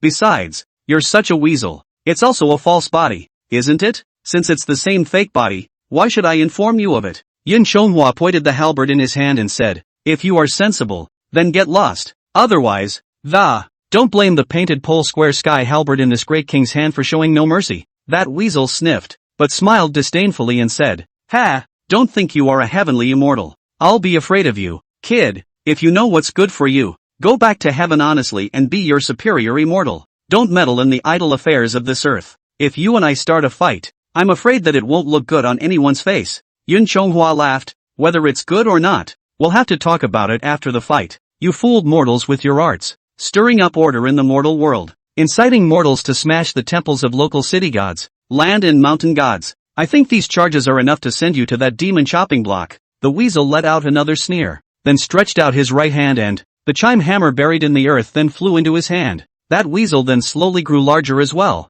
as tall as Yun Chonghua, and the bronze hammer in his hand slowly turned into a wolfsbane. That weasel threatened, "I'll give you one last chance. It's not too late for you to leave now. If you don't mind your own business, everyone will be fine with each other. If you really start fighting, don't blame me for not giving face to the heavenly court." Upon hearing the weasel's words, Yun Chonghua also gripped the painted pole square sky halberd in his hand. With the injection of mana, the dragon pattern on top of that painted halberd shone brightly, and thunder light was saved around it. Yun Chonghua also eyed him and said, "I will also give you one last chance. I don't care where you come from. I won't tolerate you if you dare to act like this in the eastern lands. Now roll. It's not too late for you either." Hearing this, that weasel then waved the wolf tooth stick in his hand and came forward to attack, saying, "Ha, that's the way it is. Kid, you're going to die." Yun Chonghua raised his hand and then used his painted pole square heavenly halberd to beckon towards that weasel. Although the weasel's offense is fierce, but the painting pole halberd caddy is not bad, plus the weasel is slightly gullible.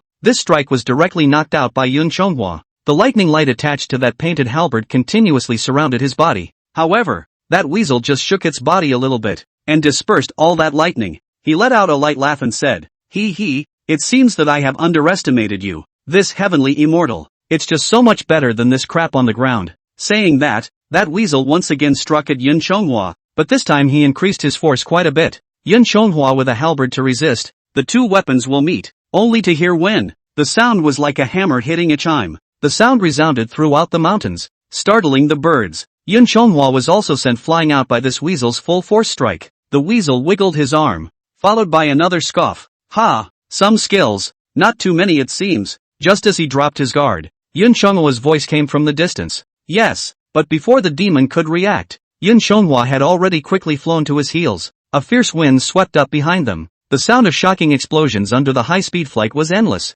Even the little Lixil dragon, who was hiding and watching the battle, all of them were lifted off their feet by the wave of air left behind by his high-speed flight. And the weasel, though he had blocked the blow with the wolfsbane in his hand in time, but he was also toppled directly into the sky by Yun Chonghua, who held a painted halberd in his hand. Yun Chonghua's speed still hadn't slowed down, only to see him catalyze the power of the Kuan Pang. The light wings behind him grew larger, and just by gently stirring his wings, he forced this demon to tens of thousands of miles away above the southern ocean sea. When Yun Chonghua saw that the distance was about right, he used the painted halberd in his hand to pick the demon up and, raising his hand and striking, he catalyzed the thunderous power of the painted halberd, and it sent him flying down into the sea. The demon fell at high speed, directly hitting the surface of the sea. There was a thud. The sea splashed dozens of feet high. Yun Chonghua stood in the sky with his cloud head set up and said with a cold snort, "Poof. First, please take a bath in the sea." Yun Chonghua had no choice but to force this demon onto this ocean. After all, one is now apart from these four magic treasures of the painted halberd: the treasure cloth, the pure bottle, and the dragon binding rope. The only skill that he could hold was the Samadhi divine wind that he had learned only yesterday. Moreover, if that Samsara divine wind was exerted, the ripples would be too large. If there are any improper words, it will be like the seventh princess in Danyang that day, the fish in the pond. This ocean is empty above the sea, sort of a best battlefield. You can let go of a fight yourself. Chapter 58, First Battle with Yellow Eyebrows. After Yun Chonghua knocked the demon down to the sea, he set up a cloud and waited in the sky. He saw that the demon had not come up for a long time, so he shouted, "Hey, come up and fight again. Since you have the ability to make hell ignore you, I'm sure it's more than that." As soon as Yun Chonghua's words fell, several water columns rose up to the sky, and then, like a sharp sword, stabbing at his cloud. Yun Chonghua remembered what the White Crane Fairy had said earlier, the way of all creatures. Immediately, he shook his body and resumed his dragon body. The jet of water hit him with the force of a water strike, but that was all the damage it did. Besides, that water column couldn't break his Hunjin body, and the demon flew up from the sea at that moment. Yun Chonghua shook the seawater from his body, then laughed. Ha! You didn't just want to give me a bath when you made such a big splash. That weasel rubbed his somewhat buzzed head and, then he sized up Yun Chonghua and said, Before, I thought that the dragon demon appearance you took on was a change in you, but I didn't expect it to be your true form. You are actually a heavenly dragon. Hello, are you divine Lord Chunlong? Yun Chonghua shifted back into his human form as he said playfully, Of course not. I've told you that this king is the most famous demon of all times, the great sage of Tongtian. You. Before that weasel could finish his words, Yun Chonghua once again attacked towards him. Even though Yun Chonghua didn't know any martial arts, but he couldn't help that the power of this Kuan scale treasure clothes on his body was strong. With a flick of his light wings behind him, he could soar for 10,000 miles. Then Yun Chonghua flew up and down, like a bullet, skimming past the demon at speed. One hit and you change places. The speed at which the demon was waving was nowhere near as fast as the speed at which he was attacking. With this dazzling speed, the demon was really well beaten by him. The fight was also very messy. Yun Chonghua was also a bit glad in his heart now that he had such a treasure. Or else, it really wasn't possible to get that much of a bargain on this demon. Now he didn't envy Wukon's somersault cloud. After all, although that somersault cloud was fast, but there's also a somersault start, and the light wings behind him looked as if they had grown on his back. You can control your speed and direction as you wish. That demon was momentarily rushed by Yun Chonghua's beating, and he shouted, Brat! I'll fight the real thing if I can. What's the point of using the treasure you're carrying? As soon as he finished speaking, Yun Chonghua gave him another nesting kick, then it quickly flew aside to distance itself from him again. That demon's cloud wasn't as fast as Yun Chonghua's, so he couldn't hit him without taking a beating. It exasperated him even more. This demon saw that Yun Chonghua's martial arts were sparse and ordinary, and now that he was able to suppress him in this way, it's all because of that magic weapon with 2 wings on its back. If we were talking about martial arts alone, he would never be his enemy. Unfortunately, this time he went down to the world. Except for this chime hammer, there is no other magic treasure with him. For a while, he was unable to hit or grab. He could only be passively beaten, and was very angry. Yun Chonghua laughed, I'm really sorry. I don't have any other skills on hand. Just these few treasures are available for evening out. If you have them, you can also bring them to fight with me. This weasel sniffed and cursed. Oh, this magic treasure of yours. If it is in front of my master's 2 treasures, it is just a trivial skill. If the bag and the golden symbol were here, and you won't be allowed to run wild like this. When I heard about the bag and the symbol, Yun Chonghua looked up and down at this weasel in front of him, and then looked at the 2 long yellow eyebrows on his head. Immediately knew who this demon was in front of him. Yun Chonghua said at this time, Oh, who do I think it is? It turns out to be you, Yellow Hair. Hearing Yun Chonghua's words, that weasel could not help but frown. But then it occurred to him that he had changed into a yellow fairy, and his body was also covered with yellow hair. The other side could be scamming themselves. That weasel replied, What? You saw through me? Yun Chonghua said, Naturally. I didn't realize that the Eastern Buddhist Chime boy would be this boring. Come to my Eastern land to disturb the order of the mortal world. Okay. I'm sick of looking at you like this, so show your original body. Hearing that his identity had been broken by the other party in a single word, that yellow eyebrow then stopped hiding. He was transformed back into the original Z-Chime boy. After yellow eyebrows changed and came back, the Zen light on his body glowed, but amongst this Zen light, still has that 5 points of ferocity. After yellow eyebrows appeared in his original body, he asked, I didn't expect to be recognized by you. Who exactly are you? How dare you recognize Master Buddha's identity? Yun Chonghua laughed at his words. Master Buddha? Which Buddha master are you? How dare you call yourself Master Buddha when you're such a harmful demon? It's really shameless. Yun Chonghua gripped the painted pole square sky halberd in his hand tightly as he said with a twist of words, As for who I am, when I escort you to the demon chopper, someone will tell you. Hearing the other party's words, Huang Mei couldn't help but be a little confused. His master, Buddha Don Lai, is the future Buddha. Throughout the 3 realms, it's also loud and clear. If it were anyone else, even if they weren't scared less, you also have to say 3 or 2 nice things about turning a fight into a fight. However, the Yun Chonghua in front of him seemed to be not buying his own account at all. Now that he knew his identity, he still wanted to make an enemy of himself. This time Huang Mei's heart couldn't help but mutter. Yun Chonghua didn't talk nonsense with yellow eyebrows, but raised his hand and attacked again. He knows the plot of Journey to the West. In the original, although this yellow eyebrow forced the great sage to go around begging for help, but in the opinion of Yun Chonghua, it is also with the golden symbol and human seed bag, the two East Buddha's treasure. It is just a show of power. Although Huang Mei's martial arts can fight with the great sage for 50 rounds without a match, but for speed suppression like Yun Chonghua, hit and run, don't tangle with you. The tactic of hitting one place for another. Yellow Eyebrow's subtle martial arts skills are of little use. Besides, he didn't have that liability, the Tang monk, to drag himself down. Without concerns, Yun Chonghua was naturally able to let go of the fight. Right now Yun Chonghua wanted to take advantage of the great opportunity that those two treasures were not in Huang Mei's hands. Capture this demon. Then they will be sent up to the heavenly palace to be sentenced by His Majesty the Jade Emperor. Anyway, this time his side had the advantage. There was also the testimony of Shaoli Long and the city god, the Dragon King of the East China Sea and others, surrendering demons and catching monsters by yourself, to rid the people of evil. Not only is there no fault, there is merit. If your majesty has any intention of releasing yellow eyebrows, that is your majesty's own business. As the White Crane Fairy said, the upper levels of the game, they don't need to worry about it, just follow the rules. This yellow-browed child has disturbed the order of the mortal world, and has already been considered to have violated the laws of heaven. Now that he was caught in the act, it would not be justifiable if he did not do the right thing. And after this incident, he completely understood what the Empress had told him back in Yaoqi. There is no difference between immortal and demon. It all depends on one's own thoughts. This yellow eyebrows had enough to eat, not in the spirit mountain to ring the chime for Buddha Donglai, but came to the eastern land to spread the wild. I will give him a lesson today, so that he understands that the eastern land is not the no greed, no killing West Nuba continent. Chapter 59, Sea Chime's Golden Body.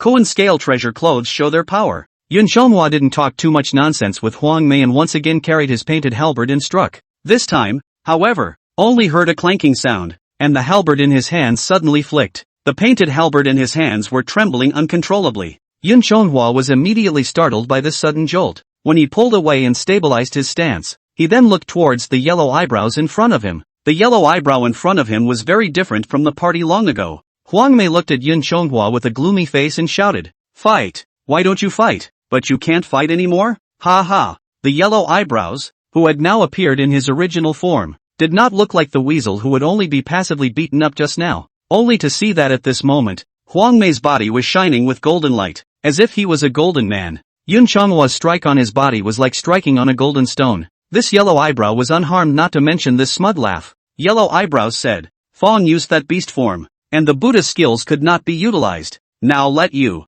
little child, taste the power of the Buddha." Yun Chonghua shook his hand, then said with a cold laugh, "He, don't you be complacent. It's just a bronze head and iron arm that blocked my blow." Yellow eyebrows sniffed and let out another cold snort. He carried the wolf tooth stick in his hand and said, "You ignorant child, what copper head and iron arm? Master Buddha is a golden body. Now that Master Buddha is in front of you, why don't you quickly make a pilgrimage?" Yun Chonghua also let out a cold laugh upon hearing this. "Worship you? You are also worthy," said Yun Chonghua, waved his hand-painting halberd. Then once again to the yellow eyebrows attack. This time the painted pole square sky halberd on the thunder light scurrying. He would like to see that his golden body does not conduct electricity. Seeing Yun Chonghua, who was once again attacking towards him, Huang Mei was unperturbed. He used the wolf tooth stick in his hand to point toward Yun Chonghua and shouted, "Set!" Yun Chonghua was instantly fixed in the air.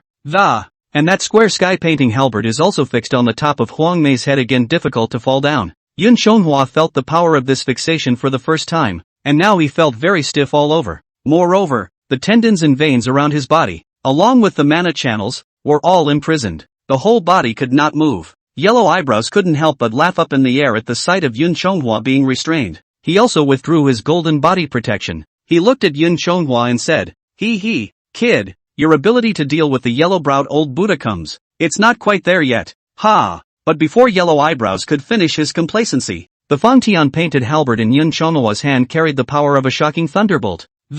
It smashed straight down. It smashed into his big shiny head. This strike with the power of a shocking thunderbolt directly smashed Yellow Eyebrows with a stumble. Fell off the cloud. Yun Chonghua stepped on an auspicious cloud at this time and stabilized himself. He shook his neck and, shaking his body, he moved his stiffened muscles. He looked out over the sea, at Yellow Eyebrows, who had been blinded by his blow. Yun Chonghua said, "This fixation of yours is indeed good. It's just that it's a bit short. I mobilized my mana to charge it a few times, and then it was flushed away from me. You've got a lot of practicing to do. At this time, Yun Chonghua squatted down again, and he said with a playful smile, why don't you and I make a deal? If you teach me this fixation technique, this god sovereign will let you go. What do you think? Ha ha. Yellow Eyebrows rubbed his smashed forehead at this point. He looked viciously at Yun Chonghua above his head. You little child. Bully too much, said Huang Mei, throwing the wolf tooth stick in his hand straight out and it smashed towards Yun Chonghua. But although his attacks were powerful,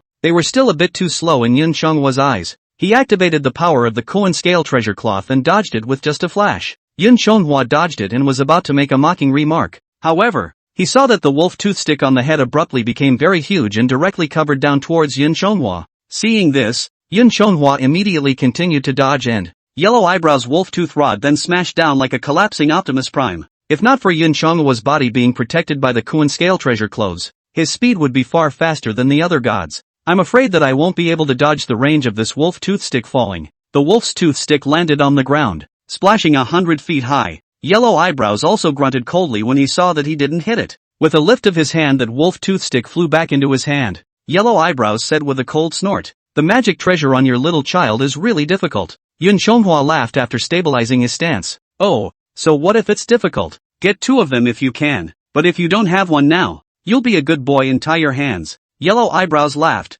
Bind your hands? You don't have that ability yet, said Yellow Eyebrows, once again transformed into a golden body. This time not only the wolf tooth stick in his hand, but even he himself also became very huge. It was 100 feet tall. Yun Chonghua looked at the golden body giant in front of him and, under his breath, he murmured, could this be the law of heaven and earth? Yellow Eyebrows said, Dharma, heaven and earth doesn't count. This golden body of the Buddha's Dharma phase, it's enough to deal with a little child like you, said Huang Mei, also no longer long-winded. Once again waved his hand wolf tooth stick toward Yun Chonghua smashed. The two fought in the sea, stirring up countless blue waves, and the waves were even higher than the waves. Facing this tall golden body of Yellow Eyebrows, Yun Chonghua was unable to do much, despite the fact that he's too fast for Yellow Eyebrows to hit him. He's hitting Yellow Eyebrows right now and it's also like scratching an itch. In this way, the two fought for dozens of rounds, and they were also indistinguishable, although Yellow Eyebrows had gotten much bigger, and the attack range of the wolf tooth cudgel in his hand was also much bigger.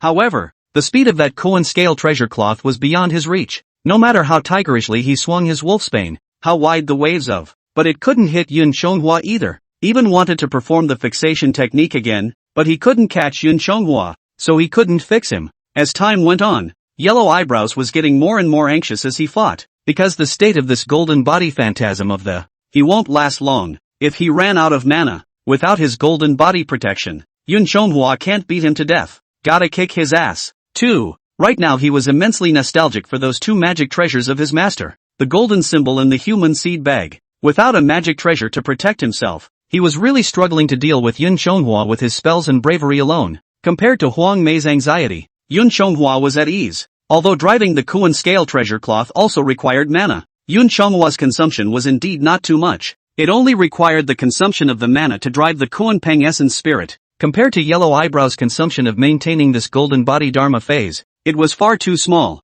After the two of them had been stalemated like this for some time, Yellow Eyebrows finally couldn't hold on any longer. His figure also gradually shrunk down, and the golden body on his body gradually dispersed. Exhausted and panting, he looked at Yun Chonghua and said, you little child, I don't dare to fight with the Buddha head-on, but only some sneak attack underhanded tactics. What kind of hero is that? You're like a fly on the wall. It's really annoying as hell. Yun Chonghua looked at Huang Mei and laughed. I have always acted in an unconventional manner. There's no need for any honorable means to deal with you, a lowly billet who fools mortals. There, you finished your 3 axes. It's this god sovereign's turn to make a move. Die. Just as Yun Chonghua stepped forward with his halberd, ready to once again beat Huang Mei violently as he did just now. Instead, Yellow Eyebrows opened his mouth 3 times, and then he spat out a mouthful of intense flames. Although this flame came in a hurry, it was good that Yun Chonghua had suffered the loss of the fixation method just now and was prepared. The flames brushed against him. It nearly burned the Koan scale treasure cloth on his body.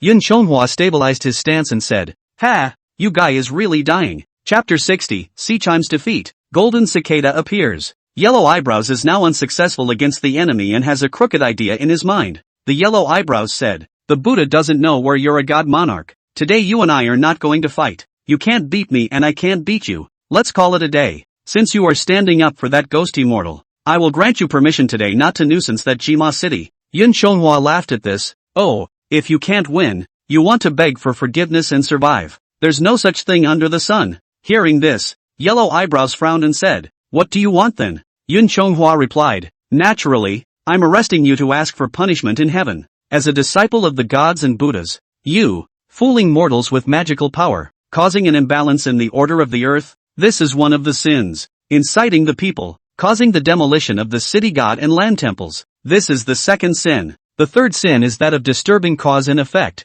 of failing to distinguish between good and evil, of harboring and conniving at the wicked, and of dragging the innocent into victimization. With these three sins, I'll arrest you and ask you for your crimes in heaven. Yellow Eyebrows heard this, but said in a very unconvincing manner, I have a request for mortals. What is wrong with that? Besides, it is those mortals themselves who are greedy, and in order to keep that gold and silver manna intact, only then did they tear down those city god and land temples to worship me. This is all their own evil doing. What has it got to do with me? Yun Chonghua retorted. Strong words. If you don't tempt the evil thoughts in their hearts, by indulging their evil thoughts, how can they be greedy? And it's okay for you to fool mortals with some spells, but you abducted babies and children, causing those families who lost their children to be separated and broken. And you are equally solicitous of those evildoers, making their sins deeper. Not to mention, it also allowed the surrounding goodness to be bullied by these villains once again. How can you be tolerated for such wickedness? Yellow Eyebrows listened to Yun Chonghua counting his sins, but when he heard the last sentence, instead, there was a smile on his face. Yellow Eyebrows asked, in that case, you also do not agree that Buddhism is vast and there is no such thing as an uncrossable anymore? Yun Chonghua listened and said, nonsense. The means by which you transform the wicked is to fulfill their desires to plague the good. This is indulging in evil. Since this is indulging in evil, if I agree with you, wouldn't I also be evil? Yellow Eyebrows listened, but then laughed. Ha ha, well said, well said. Although I have not awakened those mortals, I have gotten this answer from the mouth of you, the divine sovereign, and I have not come down to earth in vain. Kim, before Huang Mei could finish his words, the painted halberd in Yun Chonghua's hand had already struck. Yellow Eyebrows was secretly pleased with himself when Yun Chonghua delivered another headbutt. He couldn't dodge and eat another square. It was knocked straight down. Yun Chonghua snorted coldly and said, you're so full of crap. Bind your hands. Bind the dragon rope. Go, said Yun Chonghua, the crimson dragon binding rope around his waist. It then flew towards Yellow Eyebrows like a spirit snake coming out of its hole. Yellow Eyebrows was in the midst of his complacency when he was struck by Yun Chonghua's strike, which was not based on martial virtue. Only then did he come to his senses. Yun Chonghua's dragon binding rope had already bound him. Seeing that he was tied up, Yellow Eyebrows twisted his body and looked at Yun Chonghua and said, the dragon binding rope? A gadget from the Dragon Palace. It's okay to tie up a few of the beasts that Rock is talking about. You don't think this kind of thing can restrain me? Yellow Eyebrows was about to activate his golden body again and hold open the dragon binding rope. Yun Chonghua, however, let out a cold snort. Immediately running his thoughts, the samadhi flame on that dragon binding rope burned directly. Yellow Eyebrows was unable to mobilize his golden body to defend himself in time. Directly wrapped around the body of the dragon rope burned into a roasted pig. Where did you little child get all this damn stuff? Why does this dragon binding rope of yours still release the samadhi fire? Even though Yellow Eyebrows was now roasted and his skin was scorched, he still satisfied the doubts in his heart first. Yun Chonghua continued to catalyze the samadhi true flame while saying, there's a lot more you don't know. Be a good boy and bind your hands. With that, Yun Chonghua offered up the jasper net bottle at his waist. The wind mouth of that pure bottle opened wide and, straight away, he was going to suck Yellow Eyebrows in. Yellow Eyebrows knew the power of the human seed sac and the golden symbol, and when he saw that this treasure could also accept people, he immediately panicked. At this time, Yellow Eyebrows cried out for help with his speech spirit transmission. Golden Cicada Sun, save me. As soon as Yellow Eyebrows' words fell, a Buddha's light appeared from the sky. A white-robed monk then descended from the sky. That monk saw that Yun Chonghua's magic treasure was about to take Yellow Eyebrows in. Then a light shadow of a six-winged golden cicada appeared behind him. At the first appearance of that light, Yun Chonghua and that pure bottle of the collector were both knocked back by this strong light. Because the spell casting was interrupted, the Yellow Eyebrows that were about to be collected into the bottle also fell at this moment. With a flick of the monk's sleeve, an auspicious cloud caught Yellow Eyebrows, who had been scalded into a suckling pig. With this respite, Yellow Eyebrows immediately manifested his golden body and broke free from the dragon binding rope. That dragon binding cord flew back to Yun Chonghwa's side immediately after it was broken. Although Yun Chonghwa was knocked back by this sudden strong light, this golden light did not hurt him. He gathered up the dragon binding rope and the jasper pure bottle. Looking at the monk who stood in front of Huang Mei, he asked, "Who are you? How dare you stop this divine sovereign from catching the demon that is plaguing the earth?" The monk replied with folded hands, "Amitabha Buddha." The poor monk's dharma name is Golden Cicada Z. Hearing the other party call himself Golden Cicada, Yun Chonghwa could not help but be interested. He looked up and down at the golden cicada in front of him. Although this golden cicada is bald, but this appearance is very elegant and handsome. A white dress fluttering, neck glazed Buddha beads glittering. It is really a good look of the Buddha's son. This is, even compared to himself, Pan and then Songyu, it was 100 times stronger than the yellow eyebrows on the side. But now that he had seen the golden cicada with his own eyes, Yun Chonghwa's first reaction was a question. That is, eat a piece of his flesh and live forever or not. Yun Chonghwa held the painted halberd in his hand and said, "Oh, you are the golden cicada. It's better to be known than to be seen. You're even more annoying than I thought you'd be. What? Are you going to take sides with this villain who is disturbing the order of the mortal world?" Although Golden Cicada Z did not know why this god sovereign in front of him, who was unknown to him, would hate him so much, however, he still opened his mouth and pleaded, "Amitabha Buddha." This time Huang Mei's behavior was indeed inappropriate. Little monk makes amends to Divine Lord on his behalf. With that, Golden Cicada Z bowed to Yun Chonghwa to make amends. Yun Chonghwa sneered and said,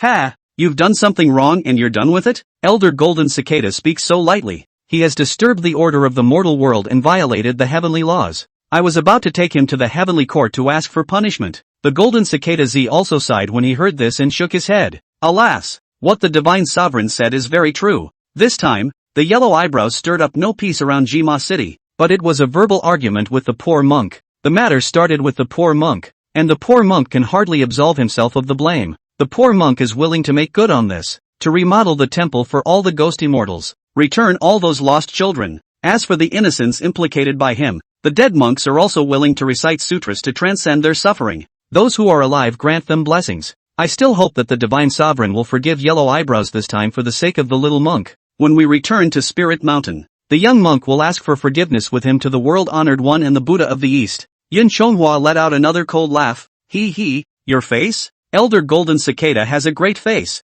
Furthermore, this matter was caused by the two of you. It is your responsibility to remedy the situation afterward, so there is no need to claim credit with me. What I didn't realize, though, was that the cause of the incident? It was actually a verbal argument between the two of you, just for the sake of one sentence. It stirred up the world so restless, when it really is full of food. But since you are an accessory, then it is also fitting to take you down and ask for your punishment together in heaven. Chapter 61, Can blow the darkness of heaven and earth, good at scraping the ghosts and souls. After hearing Yun Chonghwa's words, that yellow eyebrow was first stunned, and then couldn't help but burst out laughing. Yellow eyebrows laughed. "Kid, it's not like you're not awake. Such a big talker. I lost to you today, but I just couldn't fight the magic treasure on you." The Golden Cicada is the second disciple of the world-honored one. Even if you are a heavenly realm immortal, I'm afraid you're no match for the Golden Cicada. Today, the Golden Cicada has already made amends to you and has also promised to make amends for me. We will return to the Spirit Mountain to be punished by the Buddhist precepts. And you little thief is still so unforgiving.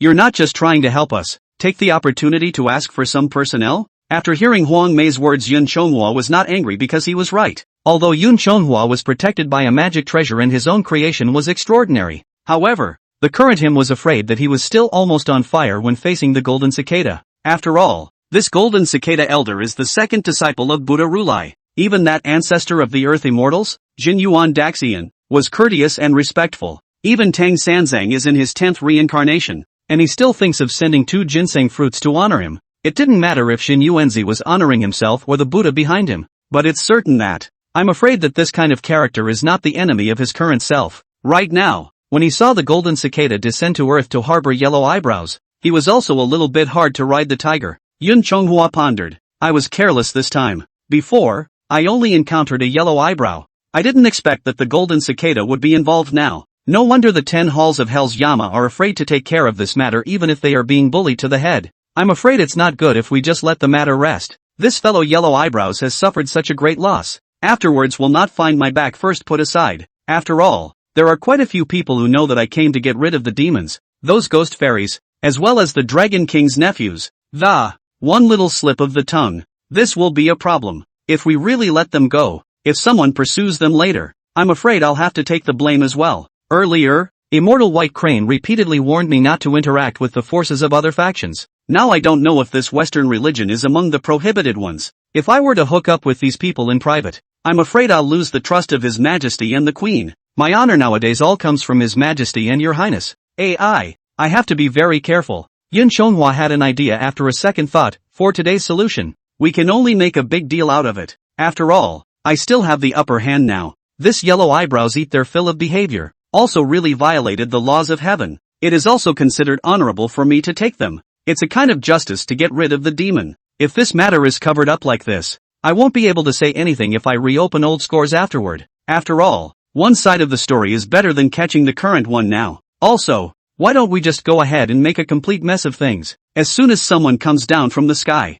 then I can take the blame off my shoulders. Besides, it'll teach these Westerners a lesson that if they want to be wild, they can do it in their Western Nuga continent. Go to your own territory and make a fool of yourself. Don't come to my Eastland Divine Kingdom to wreak havoc. After Yun Chonghua made up his mind, he looked at Huang Mei and laughed. Personnel? You guys don't want personnel from me. I'll be grateful. I don't expect you to give it to me, and we'll have to try to find out if we can fight or not. The Golden Body Dharma phase of your party. The fixation technique is indeed not bad, but you didn't see all of my skills. When Yun Chonghua said that, he recited an incantation under his breath and pinched his hand. After 3 exhales, it was blown at the two men. The majestic samsara divine wine then blew out of Yun Chonghua's mouth. In a flash, the waves rolled over and the floating clouds are dispersed. This gale carried seawater and directly whacked Golden Cicada and Yellow Eyebrows. Although Golden Cicada could tell that Yun Chonghua was a dragon monarch, however, he didn't expect him to be able to spit out this samadhi divine wind that covered the sky.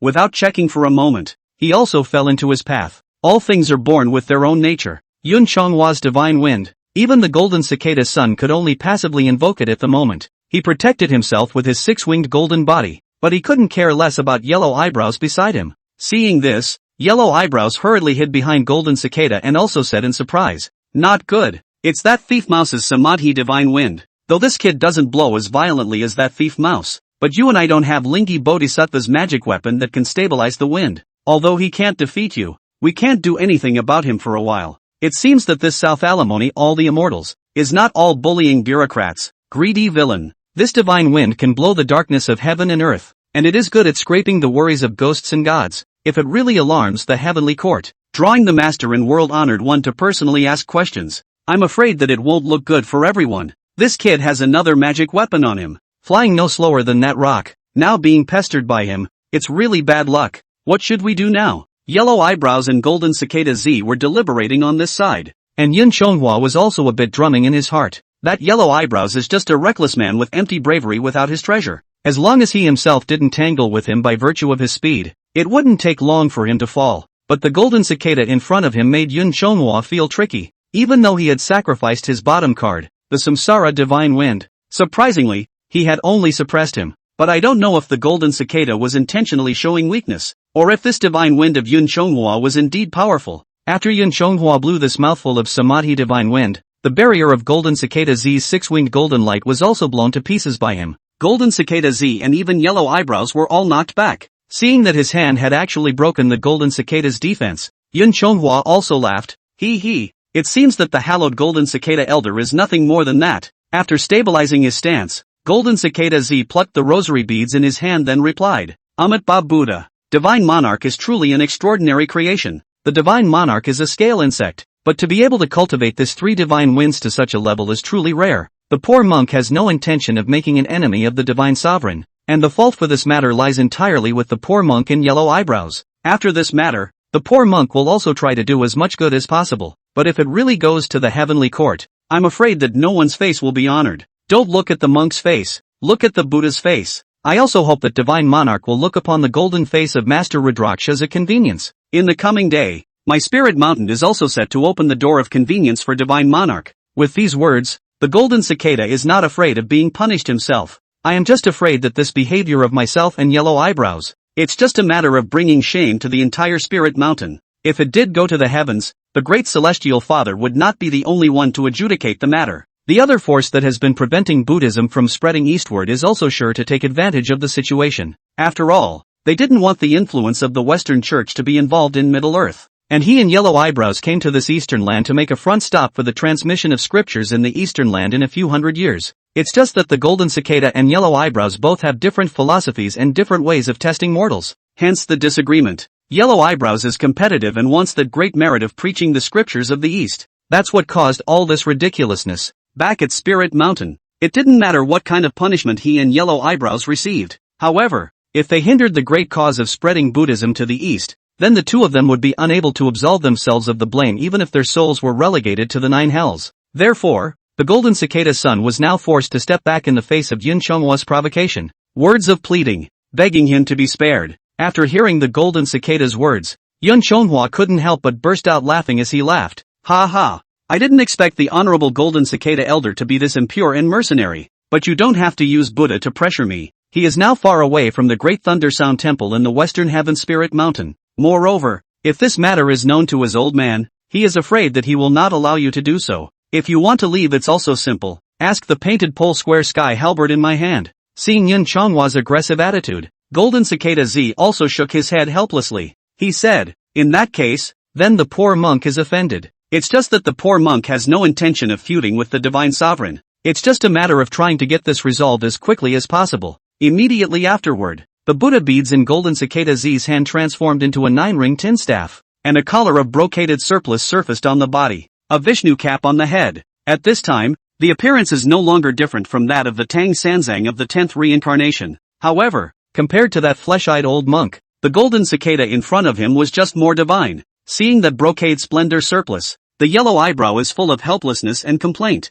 Chapter 62 Jinlan's Buddhist clothes settle the storm. Mustard Nasuya has no place to flee. Yellow Eyebrows looked at the glowing, brocaded robe on Golden Cicada Z and said, Golden Cicada Z, since you have this brocade-colored Buddha's clothes with you, why don't you show them early, so that you and I will be victimized by this kid's Samadhi divine wind for nothing? Golden Cicada Z sighed and shook his head. This matter was originally your fault and mine. It's only natural for the divine monarch to have grievances in his heart. Furthermore, I had no intention of making an enemy of the divine sovereign. If it weren't for the divine sovereign's refusal to accommodate, I wouldn't want to fight him either. Golden Cicada Z looked at Yun Chonghwa at this time and said, Divine monarch, right now you and I have not yet fought. If divine sovereign can make it easier, Golden Cicada is grateful. But Yun Chonghwa wasn't in the mood to listen to any nonsense from the Golden Cicada now. Right now his eyes were all focused on the brocade-colored robe he was wearing. I only saw that the brocade robe was red and colorful, and the colorful chi was floating. Above the surplice,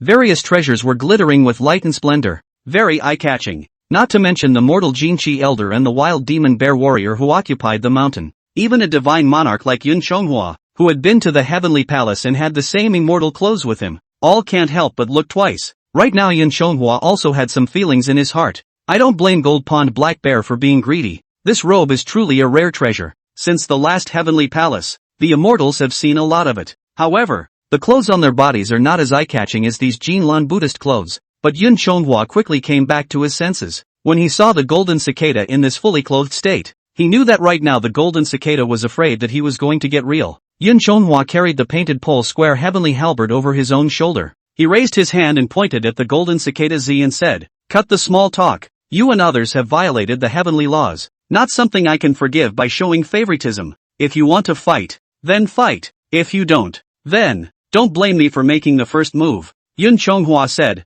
waving the painted pole square heavenly halberd in his hand, pinching and twisting the spell. That Samadhi divine wind immediately reappeared, compared to the square that covered the sky and drifted 10,000 miles. This time the great dragon whirl was even more violent. With that, Yun Chonghwa struck the great dragon whirlwind formed by that Samadhi divine wind line toward the two Golden Cicada sons. Golden Cicada Z did not flash or dodge when he saw this, while that yellow eyebrow was unavoidable. That huge tornado whirlwind, destroying everything, instantly scraping the surrounding waves. Almost the whole area of the seawater were rolled up to the sky, which did not see clouds but heavy rain poured down. That yellow eyebrow was swept up in the dragon whirl that this Samadhi divine wind was traveling into, as well as the vortex of the seawater. Sometimes thrown up into the sky, sometimes dragged down to the ground, trapped in the wind. There is no time to pinch the water incantation. It is really difficult. While that Golden Cicada stood steadily in the center of the whirlwind. This divine wind, however, had not affected him in the slightest. Yun Chonghua was also puzzled at the sight. At this time, the yellow eyebrow that was caught in the middle of the dragon's whirlwind. At this time, while flying up and down, while scolding, golden cicada, what are you waiting for? Your Jinlan Buddha's clothes have rui beads, mani beads, dust-avoiding beads, wind-stabilizing beads. The Sherry Sun and many other treasures are not afraid of this samsara divine wind. But I'm about to be blown to death by this kid's divine wind. Hearing Yellow Eyebrows shout, Golden Cicada Z was helpless and then used his own Buddha power to catalyze the Jinlan robe on his body. However, he saw that the brocade splendor robe, under the blessing of the Buddha's teachings, was suddenly filled with auspicious light, and the wind-stabilizing beads embedded in this precious garment flashed with light. The 3 divine winds released by Yun Chonghua immediately dissipated. Yun Chonghua himself also stumbled because his spell was broken, and was flashed by this wind-stabilizing bead. Taking several steps backward, he nearly fell off the cloud. Just now the sky was still dark above the southern ocean sea, but at this time the wind and waves were calm, and the yellow eyebrows, who had been caught in the middle of the divine wind and had suffered so much, also fell from the sky. That golden cicada Z pointed with the 9-ring tin staff in his hand, and then he nudged a piece of colorful cloud to catch him. Yun Chonghua looked at golden cicada Z and said, this wind-stabilizing bead is really powerful. Surprisingly, it broke my samadhi divine wind so easily. The birth of all things is really not a falsehood. The golden cicada said with another sigh. Goodness, if it is not necessary. The poor monk is truly unwilling to be an enemy of the divine sovereign. Yellow Eyebrows shook his head at this time, snapping out of the afterglow of the samsara divine wind. He saw Yun Chonghua get defeated, then pointed at him and laughed. Ha, kid, you've been immobilized by this 3 divine winds. Let's see what else you're capable of. Upon hearing this, Yun Chonghua unfolded the light wings behind him as he said, Ability? I am indeed out of it. This Jinlan Buddha cloth is just a little too roguish. I didn't expect it to be able to suppress even my samadhi divine wind. I heard earlier that Lingji Bodhisattva had a wind-calming bead in his hand, but I didn't realize that there was one on this Jinlan Buddha's clothes. Yun Chonghua also blamed himself a bit for his carelessness in his heart. He watched TV dramas back then with great concentration. Reading a book is trippy, as if you're swallowing it whole. He only knew that Lingji Bodhisattva had a wind-stabilizing bead in his hand, but he didn't expect it to be on this brocade-colored robe as well. When I watched the TV show before, the Kun Yum Yum Yum episode, the Tang monk only said, the robe has a fireproof treasure on it that can't be burned, but he didn't realize that there was also a windproof one on it. But Yun Chonghua was a bit curious. That is, this robe is so powerful, beating the yellow wind great sage. When you cross the flaming mountain, what else can you borrow from the wind beads and banana fan? And just put the master's robe on your body, right? Are the Tang monks and disciples themselves not aware of this? Yellow Eyebrows cursed after hearing this. I poo. You brat still has the face to say that other people's magic treasures are rascally. If it weren't for the bird wings on your back, how would you be a match for your Buddhist grandfather? Golden Cicada Z looked at Yun Chonghua at this time and asked, I wonder if the divine sovereign is now willing to spare others? Yun Chonghua laughed coldly at this and said, Golden Cicada, don't be complacent yet. I can't beat you, but it doesn't mean others can't beat you. I'll go to heaven and tell His Majesty about this. Let's see how you and the others can still be reckless. The golden cicada said with a sigh. In that case, then the golden cicada is offended. We can only ask you to come with us to the spirit mountain. When we meet our master, the golden cicada's son will surely apologize to divine monarch again, and personally send divine monarch back to heaven, said golden cicada Z, hands together, prancing a turn, the body of the brocade robe instantly off. Seeing this, Yun Chonghua immediately wanted to fly away and escape, but at this moment it was already too late. But see, at this moment that Jinlan Buddha's clothes cover the sky and the sun, and the surplice was covered with a red light that penetrated for millions of miles, and the golden cicada's son mouthed the Buddha's words and flew towards Yun Chonghua with his robe in his hand, and that robe also looked like a big heavenly net, covering down towards Yun Chonghua. Yun Chonghua swung his wings behind him, and with just one spread of his wings, he immediately flew out of the range of the surcoat. Yun Chonghua laughed at this time after escaping the range of the robe. Oh, sculpted insect tricks also want to catch me? I'll see you in heaven. Let's go. With that, Yun Chonghua immediately flew towards the distance. Among the far heavens came the echoing voice of the golden cicada. Mustard nascent, nowhere to escape. As the golden cicada's words fell, the smile on Yun Chonghua's face came to an abrupt end, because he really couldn't escape from the range of this brocade surplice. I don't know which magic treasure has revealed its divine power within this brocade splendor robe, or the golden cicada Z's own ability. At this moment, just like the ghost hitting the wall, letting Yun Chonghua fly around. In the end, He couldn't escape the scope of that surplice covering the sky. This feeling was just like that the great sage's somersault cloud could not be turned over into the palm of Buddha's hand. Damn, careless. When it's really a pro master and disciple, their skills are the same. I didn't expect the golden cicada to know this trick, even though it is difficult to escape the Buddha's palm. Yun Chonghua is not panicked. He is not the son Dishang who is all bravery and courage and has no treasure in his possession. And he, the golden cicada's son, is not the Buddha who is infinite in power. After careful deliberation, he then came up with a solution that was not a solution. Chapter 63, the white crane arrives and the golden cicada cannot escape. The bodhisattva appears to settle karma. After Yun Chonghua made up his mind, he fully operated the power of the Kuan scale treasure cloth, constantly going back and forth up and down. Yun Chonghua was flying so fast that even golden cicada Z was dazzled at this moment. The golden cicada's son was also in awe of Yun Chonghua's strength at the moment. If he hadn't been carrying this Jinlan Buddha clothes on his body, even he was afraid that it would be difficult to subdue Yun Chonghua. The wind alone. If the robe is not equipped with a wind-absorbing magic weapon, as Huang Mei said, even if he can win, he is afraid that he will be difficult to deal with. Just as the golden cicada was contemplating how to make good on this matter, just in the blink of an eye, Yun Chonghua's figure disappeared in an instant. Only the remaining jasper vase, like a beautiful star, slowly falling from the sky, landed on the ocean. Golden cicada Z immediately put away the Jin glimmering robe when he saw this, and he also saw the figure that came from the far heavens. A heartfelt sigh of relief, still half a step too late, and Yellow Eyebrows collected the fallen jasper pure bottle in his hands. Yellow Eyebrows held the jasper pure bottle and said, "This kid's skill is really not bad. Surprisingly, I was able to escape in the midst of the mustard Nason sutra that you imposed with the Jinlan Buddhist clothes." Golden cicada's eyes are tightly closed. Another sigh said, "No one can escape in the midst of the mustard Nasu. At least he can't." Yellow Eyebrows asked suspiciously, "So where did he go?" When Yellow Eyebrows said that, he kicked above his chest again with a nesting kick. Yun Chonghua flew out from the middle of that purifying bottle and rose up in the air with his feet on the Yellow Eyebrows. That jasper pure bottle also flew back to Yun Chonghua's waist. Yun Chonghua said, "It seems that my face is really not small. It's surprising that Elder Golden Cicada could make Elder Golden Cicada use such great magical abilities." At this time Yun Chonghua looked towards the sky and, with a light laugh, he said, "Although I was unable to escape from your hands, you guys can't leave either. You can capture me, but can you capture her?"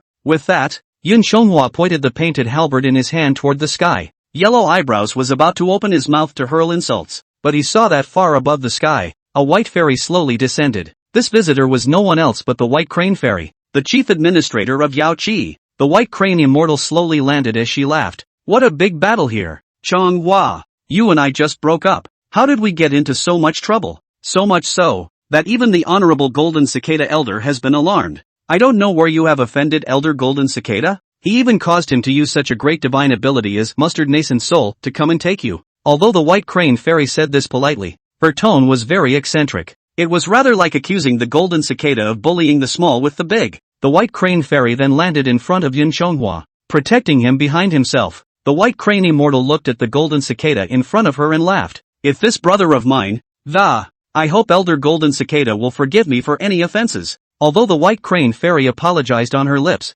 she did not bow. Seeing the Yao Qi chief administrator in person, Golden Cicada Z didn't know what to do at the moment. Yun Chonghua's first appearance in the heavenly realm was still a short period of time, and he had not yet made a name for himself. Yellow-browed Golden Cicada Z did not know its details, but could try to compete a few moves. But the White Crane Fairy in front of us is a close attendant of the Queen Mother, and even though the Golden Cicada son has magic power, there were also magical treasures that restrained her, but they didn't dare to fight her either. Now that the White Crane Fairy was protecting Yun Chonghua, this matter was really a bit difficult to handle. Just when the Golden Cicada did not know what to do, however, he saw another auspicious light and rays of colored clouds drifted in. A kind and dignified voice came from the air. "Yes, such a big storm. What the hell is it about?" When the crowd heard the voice, they all looked towards where it came from. But I saw the visitor, with his head tied in a dragon bun and wearing a plain robe. Her eyebrows were like a small moon, and her eyes were like double stars. Jade face with joy,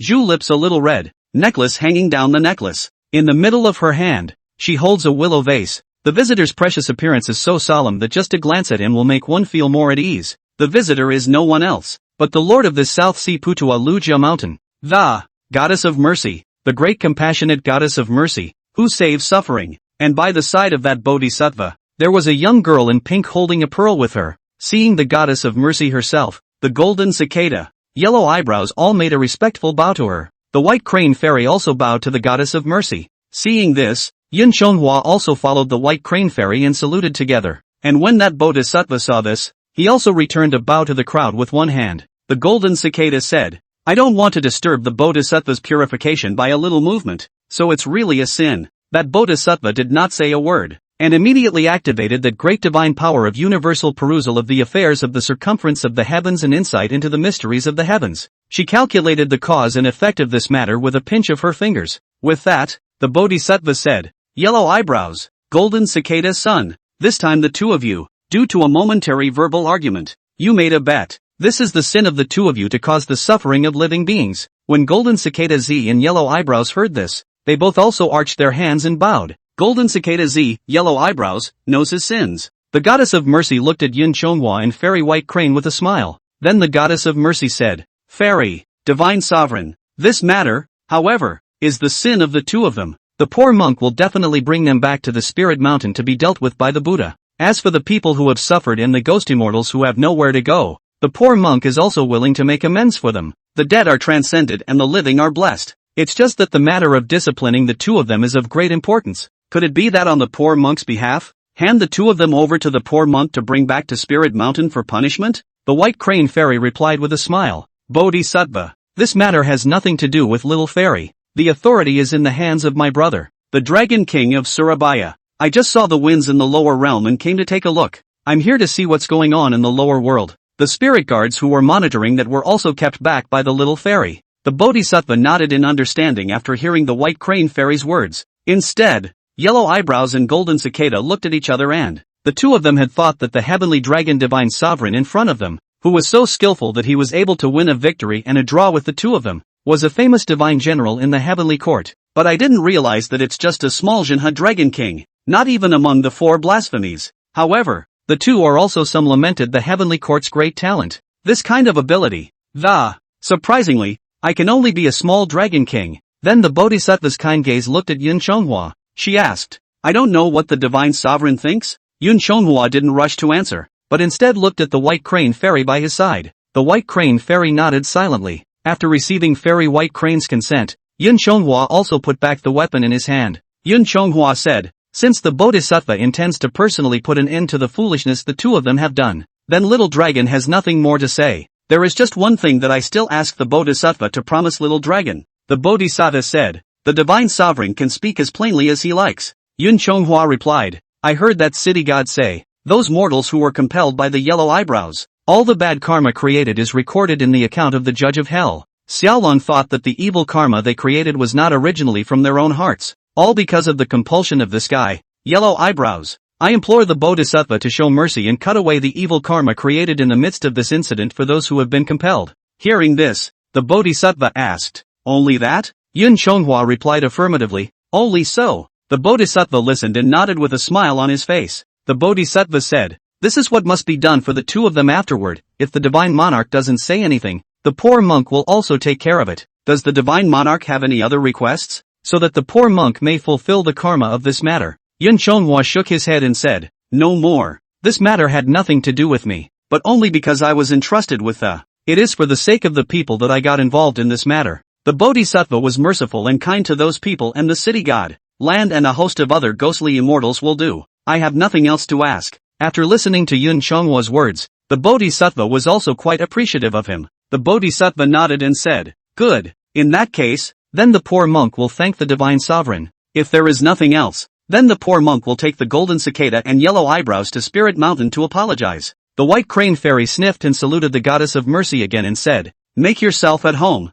Bodhisattva. The goddess of mercy didn't say anything more. After nodding his head, he took the yellow eyebrows and the golden cicada and headed for the western land of ultimate bliss. Chapter 64, Sister is here to specially protect me? After the Bodhisattva and the golden cicada and the others left, the white crane fairy smiled and said, you have great skills. It's not enough to provoke that chime boy. Surprisingly, he even fought with elder golden cicada. Yun Chonghua replied, it can't be helped. I wanted to catch this yellow eyebrows to the heavenly court, but I didn't expect this golden cicada to intervene. But the treasure you gave me, and teach me that the Samadhi divine wind is really powerful. With this Koan scale treasure cloth, I beat that yellow eyebrows without any resistance, And that golden cicada. It was also by virtue of the wind-stabilizing beads on top of that Jinlan Buddha's clothes that my samsara divine wind was stabilized. Otherwise, he wouldn't have been able to take me even if I was undefeated. The white crane fairy couldn't help but cover her face and laugh lightly as she looked at Yun Chonghwa's complacent appearance. Yun Chonghwa asked at this time,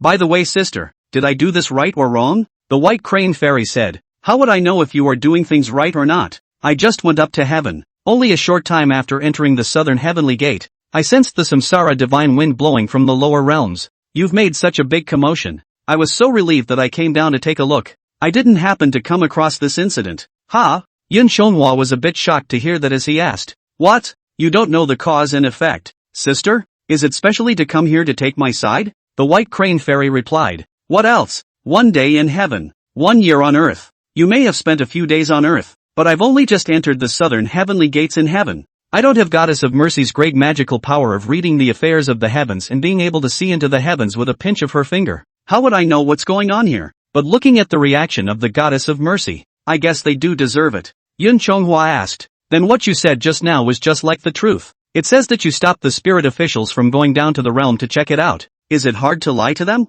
White crane fairy said, "This is certainly not the case. You made such a big commotion in the lower realms. I thought it was you who had gotten into trouble in the lower realms. So naturally, I couldn't let those spiritual officers come down to investigate, in case they do find out something. Even the faces of His Majesty and the Queen are disgraced. Okay, what the hell is going on here? I've taught you your skills, I've passed on my magic weapon. It's not for you to show off in front of people and make enemies, and even if you have a grudge, you still picked one with such a great skill. The cause of this matter, tell me quickly." Yun Chonghwa then informed Immortal White Crane of the original story of this incident, from the invitation he received from the Dragon King upon his return to his house, and then the presentation of the facts by Xingwang and others. He was asked to go to Jima to subdue the demons, and all the details of the party's battle against the Yellow Eyebrows and Golden Cicada Z were told to the White Crane Immortal. After Yun Chonghwa said that, he asked, "By the way, Sister White Crane, then I'm involved in this matter to capture Yellow Eyebrows to heaven to ask for forgiveness.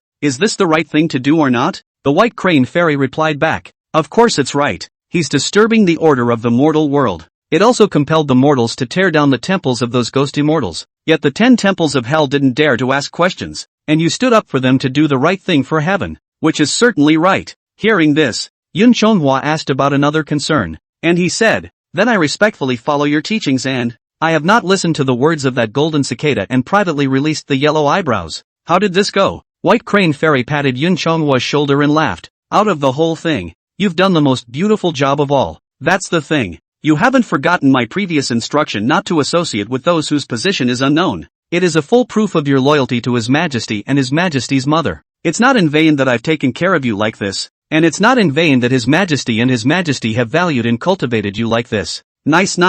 Yun Chonghwa was overjoyed in his heart after hearing this. After taking a long breath he said, "I am not at fault in this matter, this is good." The White Crane Immortal replied with a smile, "You have not only no faults in this matter, but also great merits. First, you have done your duty and defended the majesty of the heavenly laws. This is what the Empress would like to see most, and you have done a very good job. Secondly, as the divine sovereign of the heavenly court, you were able to fight the 2 major disciples of the Western Heaven this time. This is also a merit that has grown our heavenly court's face, and His Majesty's face is also honored." But then the White Crane Fairy also turned her words around and, continuing, he said, "But you are really not small in guts, when it really is a newborn calf that is not afraid of tigers. It even dares to fight with that golden cicada. He is the second disciple of Buddha Rulai in the Western Heaven. His magical power is not small. The move he performed just now, Mustard Nasuya, is inherited from Buddha Rulai. Even I'm afraid that I won't be able to escape. He still has that wind-calming treasure on top of his Jinlan Buddha clothes.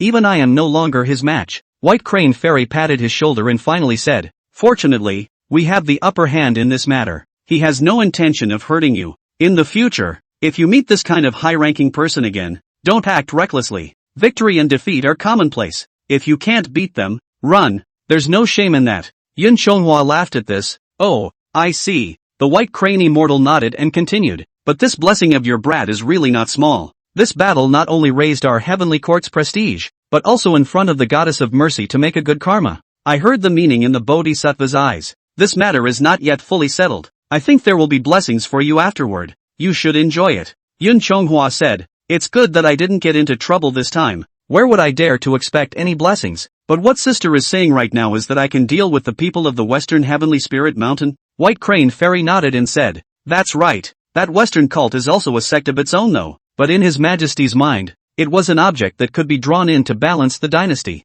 Therefore the two sons of Li Tianwang, all of them are also at the disposal of Buddha Rulai and Goddess Guanyin respectively. The Goddess of Mercy is one of the 5 elders of the 5 directions, and even His Majesty pays respect to her. Now that you've made a good connection with her, you'll be able to tell a favor later. Fairy White Crane looked at Yun Chonghua and said, Chonghua, in the future, if that Bodhisattva or the Western Buddha asks you to meet him, you can go and meet him, and there is no harm in having a little correspondence. Just don't lose our heavenly court's face. If we get to know each other well, if your Majesty has any important matters to inform the Western sect in the future, we will be able to do so. It would be most appropriate for you to travel. Yun Chonghua asked, what sister means is that she wants me to be a commissary in the future? The White Crane Fairy smiled and nodded her head. The children are teachable. By the way, you have done much credit this time. If there is anything you want, when I report this time, I can also, at your Majesty, I will ask for your reward in front of the Queen. After thinking about it,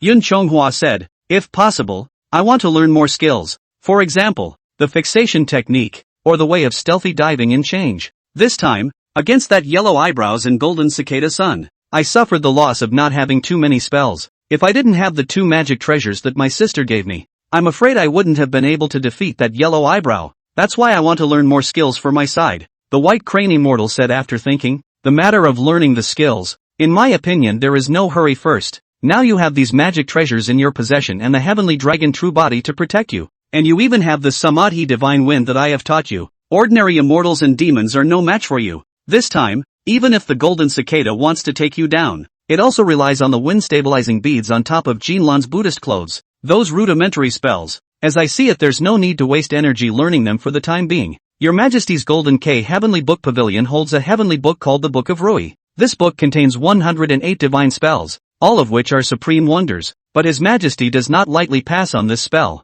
Now that you have not been under His Majesty's command for long, this reward will not come for a while in my opinion. But don't worry, I'll try to put in a good word for you later. When this reward comes down, you can go straight to learn those profound techniques. There is no need to learn the crude spells of the sidewalks. Chapter 65, The Dust Settles, Waiting for the Reward. Hearing this, Yun Chonghua said, in that case, I just don't know when I will be able to impress His Majesty's kingly heart. The White Crane Fairy laughed when she heard this. Sincerity is the keystone. This favor reward I may not be able to collect for you this time, but the others may be possible. After thinking about it, Yun Chonghua said, since you can't learn the skills then please, sister, ask for a cloak of reward for me. With that, Yun Chonghua summoned the painted pole square sky halberd. He said, this painted halberd was asked for from that old dragon king. It doesn't fit well with my feathered body, and this time, fighting against yellow eyebrows. This feathered garment was nearly burned by the flames he spat out. I think I would be a little more at ease if I had a cloak to protect this precious garment.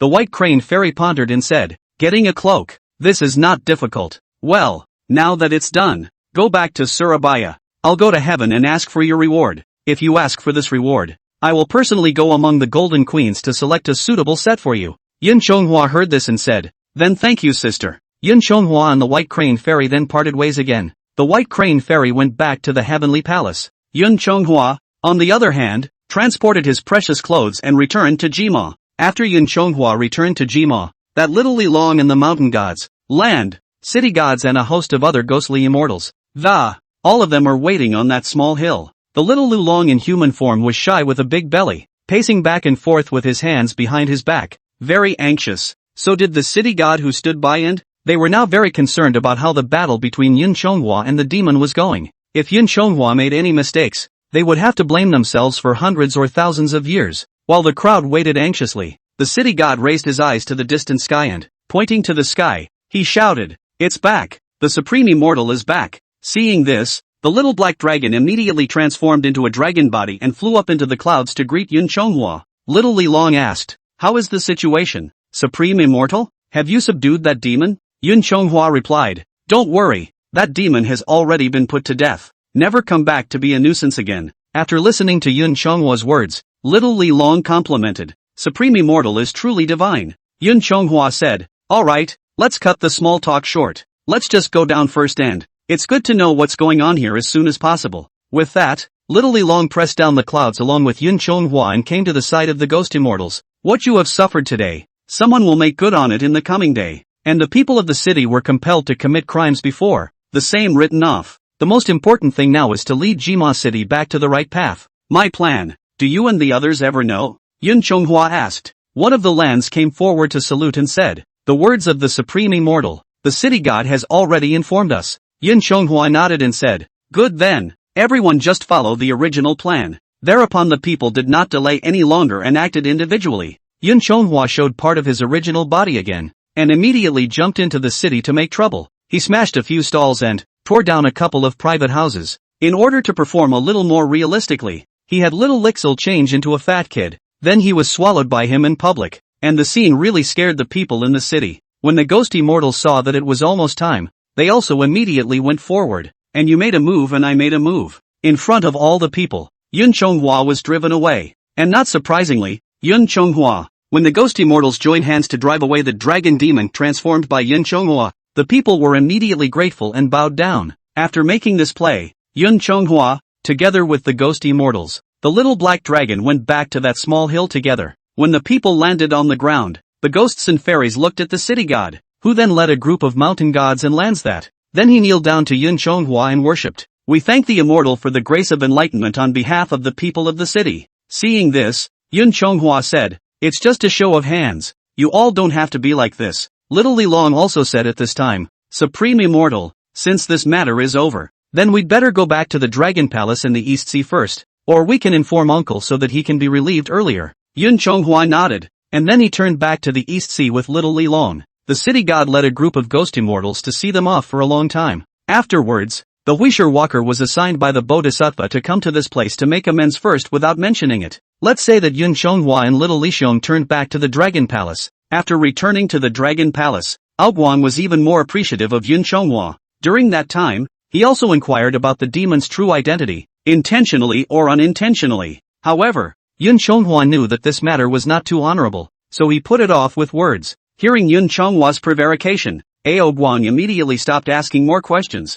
Yun Chonghua has helped Aoguang eliminate a big trouble. The Dragon Palace is to arrange a banquet to entertain. During this time several dragon ladies even took to the stage themselves to offer their dances to cheer up the party. After drinking and eating, Yun Chonghua was also about to get up and take his leave. Aoguang said at this time, the Supreme Immortal is slowing down. This time the Supreme Immortal is helping. Little Dragon is grateful. Some small gifts I implore the Immortal to accept them as a token of Little Dragon's respect. The Turtle Prime Minister then led a group of shrimp soldiers and crab generals to carry up boxes of treasures. Most of these treasures were still the same ones that the Dragon King congratulated Yun Chonghua with last time. Only it was a bit more bountiful than last time. Seeing these treasures in front of him, Yun Chonghua also said politely first, this time, to get rid of the demons, the Dragon King has already gifted a fine weapon. How dare I accept such a generous gift? Aoguang replied. Ai, what did the immortal say? That painted halberd has been in the little dragon's palace for 1,000 years. Now that you've taken it, it's your destiny to take it. It's just a matter of not letting the treasures get dusty. These are what little dragon honors. Right now Aoguang is facing Yun Chonghua, but he can't be stingy at all. For one thing, there had been a grudge against him, and this was because Yun Chonghua had something that he was really willing to help with. It's so much better than those watered-down favors. Yun Chonghua looked at the treasures, and then stopped pushing. He said, just as well. The Dragon King has given it to me several times, which shows his sincerity. If I don't accept it again, it would seem like I'm being unkind. In that case, thanks a lot, said Yun Chonghua. Sacrificed the jasper vase, the box of treasures, as much as possible in the bag. Yun Chonghua then arched his hand and said, farewell. The Dragon King and little Li Long also personally escorted Yun Chonghua outside the palace. Little Li Long looked at Yun Chonghua's departing figure and said, Uncle, it seems that this superior immortal, not as narrow-minded as we imagined, and anxious to be righteous, much better than the others in the heavens. Aoguang also lightly stroked his dragon beard and said, yes, it's just a pity that the fourth sister is not destined to be with him. Otherwise, if he marries our Ao family, only then would we be considered to have a real backer. The matter in Jima was over, and Yun Chonhua's life returned to its usual pattern. The work is still 3-1, reading the paperwork and sending thin rains to the people according to the season. After receiving His Majesty's royal decree, then he followed the god of thunder, the goddess of lightning, the goddess of wind, and a host of other gods and goddesses to send down rain. But it's not as comfortable since the Emmanuel incident, either. Every now and then a man comes here on his own and places a call, requesting to visit him. From the 4 blasphemous dragon gods, to the various earth immortals and ghost immortals around, and the dragon kings of those other 3 seas, all of them also sent obeisances and asked for friendship. However, this could not be blamed on everyone being so attentive to Yun Chonghua. In addition to Yun Chonghua having a background of identity as an immortal, there's also the fact that he is one of the few immortals who can actually be called upon to help. As the saying goes, it's good to be cool under a big tree, and with such a god who dares to stand up for his peers, it's only natural that fellow officers should come and go more often. Chapter 66, the Bodhisattva of the Chowing Cave invites the Buddha of the Western Paradise to give the relic. In the face of everyone's hospitality, Yun Chonghua now put up some of his own. After all, there are many favors. There are just as many things going on. He couldn't really manage everything. What should be politely declined should still be politely declined. More than 2 months after the incident in Jima, Yun Chonghua's residence had an honored guest. Yun Chonghua is inside the house looking at the paperwork begging for a confession. However, I heard a tender young girl's voice shouting from outside the door. May I ask if the Dragon Lord of Surabaya is at his residence? Hearing this girl's voice, Yun Chonghua was quite surprised. This water house of his is deep in the bottom of the river, and non-immortal demons and elves can definitely not swim here. It's a rarity to have a little girl's voice these days. Yun Chonghua put down the paperwork in his hands and followed the sound to the door. Only a small pink-scaled dragon was in front of his door. Seeing this, Yun Chonghua asked curiously, "Who are you?" That little dragon then took on a human form and turned into a beautiful young girl wearing a pink dress and hairpin. Seeing the appearance of this young girl, and the precious pearl in her hand, he said, "Oh, to have come to think of it, you are the pearl-holding dragon lady by the Bodhisattva side. I don't know what the dragon lady's business is in coming to little dragon's residence today." Despite the fact that the dragon lady in front of her was only a young girl in her early teens looking like. However, Yun Chonghua did not dare to belittle her. After all, in the immortal realm, a person's appearance and ability couldn't be judged based on appearance alone. Although the pearl-holding dragoness was childlike, she might be thousands of years older than herself. After the dragon lady bowed to Yun Chonghua, she said respectfully, "Little fairy, on the order of the Bodhisattva, I hereby ask the divine monarch to condescend to travel to the Putua Lujia mountain. The Bodhisattva has received the Dharma decree of the Buddha Rudra to thank the divine monarch for his kindness in taking care of him that day." Yun Chonghua listened and said, "Oh, in that case, you and I can travel quickly." After saying that dragon lady and Yun Chonghua flew together to the South China Sea Putua Lujia mountain to visit the goddess of mercy. The two dragons flew to the vicinity of Luojia mountain. Yun Chonghua raised his eyes but saw a good light. "I only saw this Lujia mountain, with its 5 hazy colors, its peaks towering straight through the clouds, and its clouds and mists. The colorful chi is in abundance. This kind of light Yun Chonghua also only in the heavenly palace sacred realm to see, but do not want the earth also have such a blessed place." That dragoness pressed down into the clouds with Yun Chonghua, led by the Yun Chonghua headed straight for that purple bamboo forest Chowing Cave. This journey is also considered to have seen the beauty of the Luojia mountain, when it is really 1,000 kinds of strange flowers, 100 kinds of Swiss grass. The wind shakes the precious tree and the sun reflects the golden lotus. The beauty of its scenery is not much worse than that of the celestial Yao Qi. When he came to the door of the Chowing Cave, the Hui Bankwalker also greeted him. However, before the beneficent Bankwalker could greet Yun Chonghua was the one who bowed to him first. Seeing this, the beneficent Bankwalker was surprised. The divine sovereign is the Bodhisattva's honored guest. The lesser god cannot accept this gift from the divine sovereign. With that, the beneficent Bankwalker hurriedly returned the gift. Yun Chonghua laughed, "He, this gift of mine, the second prince is accepted. In the past, your brother Neza, the third prince, saved my life. Since your excellency is the third prince's elder brother, I am bound to accept it." The beneficent Bankwalker smiled at his words. "So that's how it is. I didn't think that my third brother, who has always been unconventional, would still have such a connection with the divine sovereign. I'm sorry to hear that. Wooden fork. The name wooden fork is too unpleasant. Changed to Mujia in this work." The beneficent Bankwalker then dodged out of the way and said, "The Bodhisattva is already waiting in the cave, so please follow me, divine monarch." Afterwards, the Huishur Walker and the dragon maiden holding the pearl together introduced Yun Chonghua into the Chowing Cave. The three of them walked 100 steps later, but it was clear, but did not want to this tide sound cave inside another cave. But see, the purple bamboos in the cave are pale and strong, and the pure water is gurgling, and the goddess of mercy, the Bodhisattva of compassion. Then he sat on top of the lotus throne by the water pool in the forest. Huishur Walker brought Yun Chonghua to stop his footsteps. leaving the dragon lady alone to go up and inform him. The pearl-cupping dragoness marched to the Bodhisattva's vicinity, then bowed and bowed down, saying, "Greetings, Bodhisattva. Little Immortal has been ordered by the Bodhisattva to invite the Dragon King of Surabaya, and is now at the cave gate." That Bodhisattva slowly opened his compassionate eyes and hurriedly said, "Since the Dragon King has arrived, quickly invite him." When Hui Bank heard the Bodhisattva's decree, he immediately led Yun Chonghua closer. Yun Chonghua remembered Fairy White Crane's earlier admonition to associate with the people of the Western Heavenly Buddha sect. Do not lose your manners. So he took 3 steps forward and bowed and whisked his hand down in obeisance. Surabaya Dragon Lord Yun Chonghua, worship the Goddess of Mercy. The Bodhisattva nodded, then said, "There is no need for the Divine Sovereign to be polite. In the past, that Yellow Eyebrows and Golden Cicada sons had committed sins, but fortunately the Divine Sovereign was lenient. Now the Buddha has punished them according to the precepts. I invite you here today. It is the poor monk who, on behalf of our Buddha Rulai, gives thanks to the Divine Sovereign." Yun Chonghua sniffed and replied, "Buddha, the Bodhisattva is polite. There is no need to be concerned about such trivial matters." Yun Chonghua did so out of professional sensitivity. He knew that for this kind of thing, it was better to skim over it as soon as possible. It is not convenient to go into detail, nor can it be. The Bodhisattva didn't say much when he saw this. The Bodhisattva then nodded to the pearl-cupping dragoness. The bead-holding dragoness then turned away and a few moments later returned to the Bodhisattva with a lacquered disc in her hand. Yun Chonghua looked at the lacquered plate on top of which rested a treasure letter made of pure gold. The golden letter is surrounded by carved statues of Buddha. The Bodhisattva then said,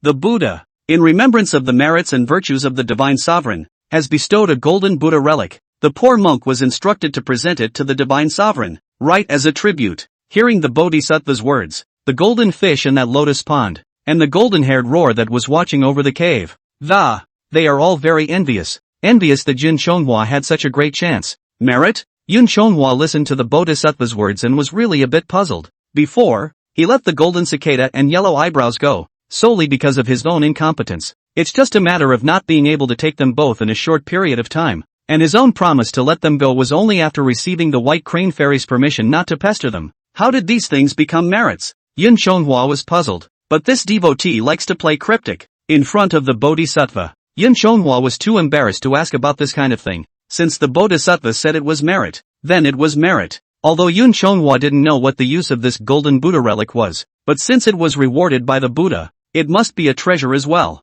I don't think there's any harm in bringing it with me. Yun Chonghua then took the golden letter on the disc and with a thought he put it away within his jasper jade pure bottle. Then he arched his hand at the Bodhisattva and bowed. In that case, then the little dragon thanks the Buddha for his gift. The Bodhisattva also smiled and nodded, although Yun Chonghua was uncertain. But he did receive a great merit by mistake. This Western teaching has always been about karma, cause and effect. Yun Chonghua planted a cause and naturally had to bear a fruit as well. If this Yun Chonghua resisted the deadlock and really twisted Yellow Eyebrows and Golden Cicada to the heavenly palace, then the karmic result is the matter of the eastward spread of Buddhism. It would be obstructed by another sect with all its might. This was not a result that the spirit mountainside would like to see, and even less so was a result that His Majesty the Jade Emperor would like to see. In the end, he got a small reward, but a big one. But because Yun Chonghua let them go after cleaning up Yellow Eyebrows for a while, the incident has not been publicized and is treated as a normal demon removal event. This creates another cause and effect.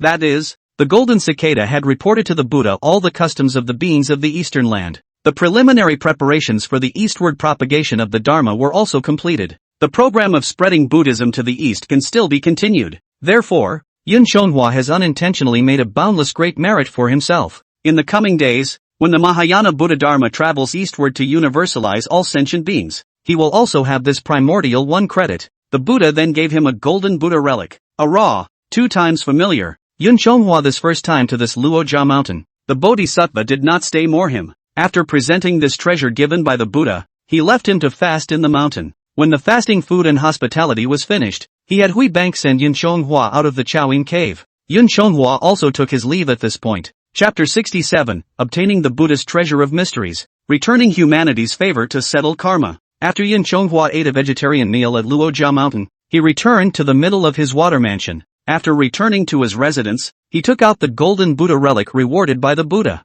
He placed the shekels on the tabletop in front of himself and slowly opened the golden letter. When the golden letter opened, a dazzling Buddhist light shot straight out. In a flash the entire water mansion was enveloped by this Buddha's light. Yun Chonghua fixed his eyes on the golden body of the relic, but saw that it was lying quietly inside like a pill, and the light it emitted made one's mind peaceful. Under the illumination of this light, Yun Chonghua had no more distractions, not to mention no delusional desires. There is just inner peace and tranquility, and there seems to be infinite power in this Zen light swiftness, keeping it close by. Yun Chonghua even felt that the physical strength and mana he had used up just now was slowly recovering, but Yun Chonghua took this sherbet and studied it for half a day, and apart from that, didn't find anything else divine about it either. When he thought about it, among the original Journey to the West, there were only two references to sherds.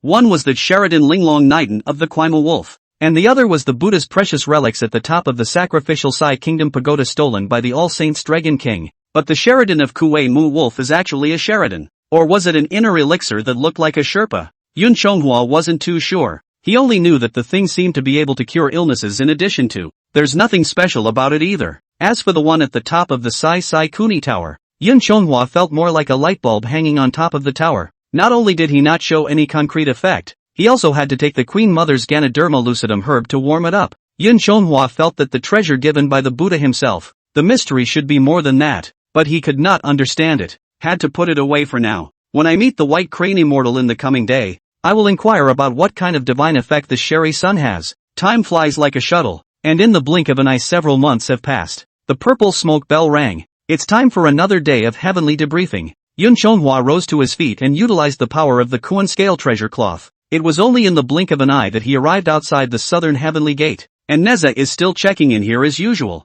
Seeing Neza, Yun Chonghua hastily greeted him, arching his hand and calling out, "Brother!" When Neza saw this radiant look on Yun Chonghua's face, he then said, "1 day's absence. Older brother Chonghua has added to his elegance." Yun Chonghua said, "For elder brother after 1 day. But for little brother in the lower realm it was a whole year. Little brother has been somewhat blessed since in the lower world." At this time Yun Chonghua remembered the last time the White Crane Fairy had called him away to leave Neza out in the cold. He then said, "Brother, the day before yesterday, Sister White Crane." Neza waved his hand at his words and said, "I understand her concerns. She's doing this for your own good. Although you and I have a good personal relationship, it wouldn't be a good thing for you to get too close, but don't worry about it. No matter what happens after that, the friendship between you and me as brothers will never change." Yun Chonghua smiled and nodded. It is good that elder brother understands in his heart. Little brother is relieved. After saying goodbye to Neza, Yun Chonghua also immediately went to the Kuhan division to report for duty, and on the way to Kohanji, when he traveled to the bank of the heavenly river, he saw the White Crane Fairy slowly coming. Seeing the White Crane Fairy, Yun Chonghua also took 3 steps to welcome him. Seeing this, the White Crane Fairy smiled and said, "Gu, this time it's much faster than before. I'm not even at the southern heavenly gate yet, and you're already almost at Kohanji." Yun Chonghua asked, "Oh, in that case, Sister White Crane also came to welcome me on purpose this time?" The White Crane Fairy nodded and said with a smile, "Not bad. You can go to the Kuhan division to report your duties first. Come to the door of the Yaoqi afterward, and I will wait for you there." Yun Chonghua knew something good was going on when he looked at Fairy White Crane's expression, so he rushed to Kohanji to report for duty. When the debriefing was over, Yun Chonghua went straight to that Yaoqi, but on the way to the Yaoqi, Yun Chonghua, however, saw a pair of acquaintances. These two were no one else but the same 2 heavenly officials who had captured him in heaven that year. When those two saw Yun Chonghua from afar, they turned and ran in a hurry. But now that Yun Chonghua had the Kuan scale treasure cloth to protect him, he was extremely fast. The two had just turned around and hadn't run 2 steps before they ran right into him. Yun Chonghua then laughed, "Don't run away as soon as you see me." Those two came back to their senses and saw Yun Chonghua standing in front of them. Frightened, he hurriedly knelt down and said, "Divine Sovereign, you are an honorable man. The 2 of us were following the orders of the upper peak when we captured you in the sky back then. Please forgive us." The 2 were about to bow down, but Yun Chonghua helped them up and said, "As I said before, if it wasn't for the 2 of you grabbing me into the sky, I wouldn't have been created today." That fox immortal replied, "The Divine Lord's creation is the Divine Lord's blessing. It has nothing to do with us. I still hope that the Divine Sovereign will not forget the faults of the little ones. Forgive us, forgive us." Seeing these 2 like this, Yun Chonghua also knew that there was no way to communicate with them both normally. Yun Chonghua's eyes rolled. Then with a thought, 4 East Sea pearls flew out from the middle of that pure bottle. He handed the 4 jewels to the 2 men. The 2 men also quieted down when they saw the light of the pearl. The 2 of them then exchanged glances and looked at Yun Chonghua in unison. Yun Chonghua smiled and said, "Don't worry, I truly want to thank you too. If you two hadn't been kind-hearted and intended to let me live, I wouldn't have the honor I have today. Even though there were some shady and unpleasant things going on here, the fault is not with you two, and it doesn't stop me from thanking you both." Seeing Yun Chonghwa's sincerity, these two heavenly officials also slowly stood up. The two of them took the bright pearl that Yun Chonghwa handed them. Then that fox immortal fawned and said, "You're welcome, Divine Monarch. In the beginning, the two of my brothers were only taking pity on Divine Monarch's cultivation. There is no need for Divine Monarch to be concerned." Yun Chonghwa then conjured up more treasures amongst that pure bottle. Last time, that incident in Jima, the Dragon King of the East China Sea sent him a lot of money. Yun Chonghwa couldn't use too much by himself, so he planned to take out a portion to offer it to the two. Yun Chonghwa said, "These are considered some of my intentions. Consider it a token of gratitude for your kindness at the time. I have things to do before I go to Yachi, so I won't stay here much longer." After saying that, Yun Chonghwa turned around and left, not giving the two a chance to refuse at all. It was gone in just the blink of an eye. Yun Chonghwa secretly hid in a corner to watch the two men's reactions. Even though all Yun Chonghwa gave were some gold and silver mundane things, both of them were very joyful. Hurriedly, he collected those belongings. Then he arched his hand in the direction of Yao Qi and bowed, seemingly thanking Yun Chonghwa for his reward. Yun Chonghwa then smiled and headed for Yao Qi. Arriving outside the Yao Qi, the White Crane Fairy was already waiting there. The White Crane Fairy asked, "What took you so long?" Yun Chonghwa replied, "On the way here, I met the two immortal officials who had previously captured me in heaven. Although the two of them captured me, they had good intentions to release me in the first place. Before, the two of them ran away as soon as they saw me. I bumped into it today. Since then, I have to thank you nicely." Then with a movement of Yun Chonghwa's divine thought, several East Sea pearls flew out from within the precious bottle. He said, "This is the reward given by the Dragon King of the East Sea after that incident in Jima last time. Some of these gold and silver mundane things sister is afraid she won't be able to look at them. But the pearls of the East China Sea are so beautiful that I left a few of them to be used as lamps for illumination. I gave 4 more to the two immortal officials. The rest will be given to my sister." Chapter 68, Clothes in Full Bloom. That White Crane Fairy looked at the precious beads in Yun Chonghwa's hand, then picked up 2 of them and looked at them. White Crane Fairy laughed. "Not bad, count on your kid's heart. It's not in vain that I take care of you like this on weekdays. Although this item is of little use to me, it is still considered to be your intention. Alright, I'll take it." With that said, those pearls, they rolled into the White Crane Fairy's sleeve. White Crane now said, "The gift from my brother is accepted by my sister. Come and see what your sister has in store for you." With that, Fairy White Crane led Yun Chonghwa towards the depths of the Yao Pond. Yun Chonghwa asked, "Shouldn't the first thing I do when I come to Yao Qi be to pay my respects to the Empress first?" The White Crane Fairy said, "There is no hurry. The Empress still intends to see how you look when you change into that cloak." "Oh, really? Prepared a cloak for me?" Yun Chonghwa said with delight. The White Crane Fairy laughed. "That's natural. You fought 1 against 2 this time. It's only right that you should be rewarded for growing our heavenly court's honor. I personally went to the Golden Temple to pick it out for you. You'll love it when you see it." With that, the two of them arrived at Yao Qi's side hall. At that moment there was a golden cloak hanging in the corner of that side hall. The White Crane Fairy walked forward and stroked the cloak, looking a little sad but also a little pleased, saddened by the departure of the last owner of this armor, and elated that it will have a new owner, and both masters, a golden celestial dragon. Yun Chonghwa's gaze was also attracted by the golden light emanating from the armor. The cloak was golden in color, and the hair crown was in the form of a dragon's head with 7 jewels set in order. And that armor is the face of the beast, but I don't know which beast it is. It looks like a Kirin. It doesn't look like a Kirin. It looks like a mythical animal but not like a mythical animal. And it looks like a dragon head but not like a dragon head. So it is really awesome. And the boots, they were a pair of soap and gold boots. The shape is not bad. However, Yun Chonghwa could not see the subtlety of it. Yun Chonghwa said, "This cloak is so majestic." The White Crane Fairy turned back and smiled. "It's good that you like it." Yun Chonghwa went up and also touched the cloak,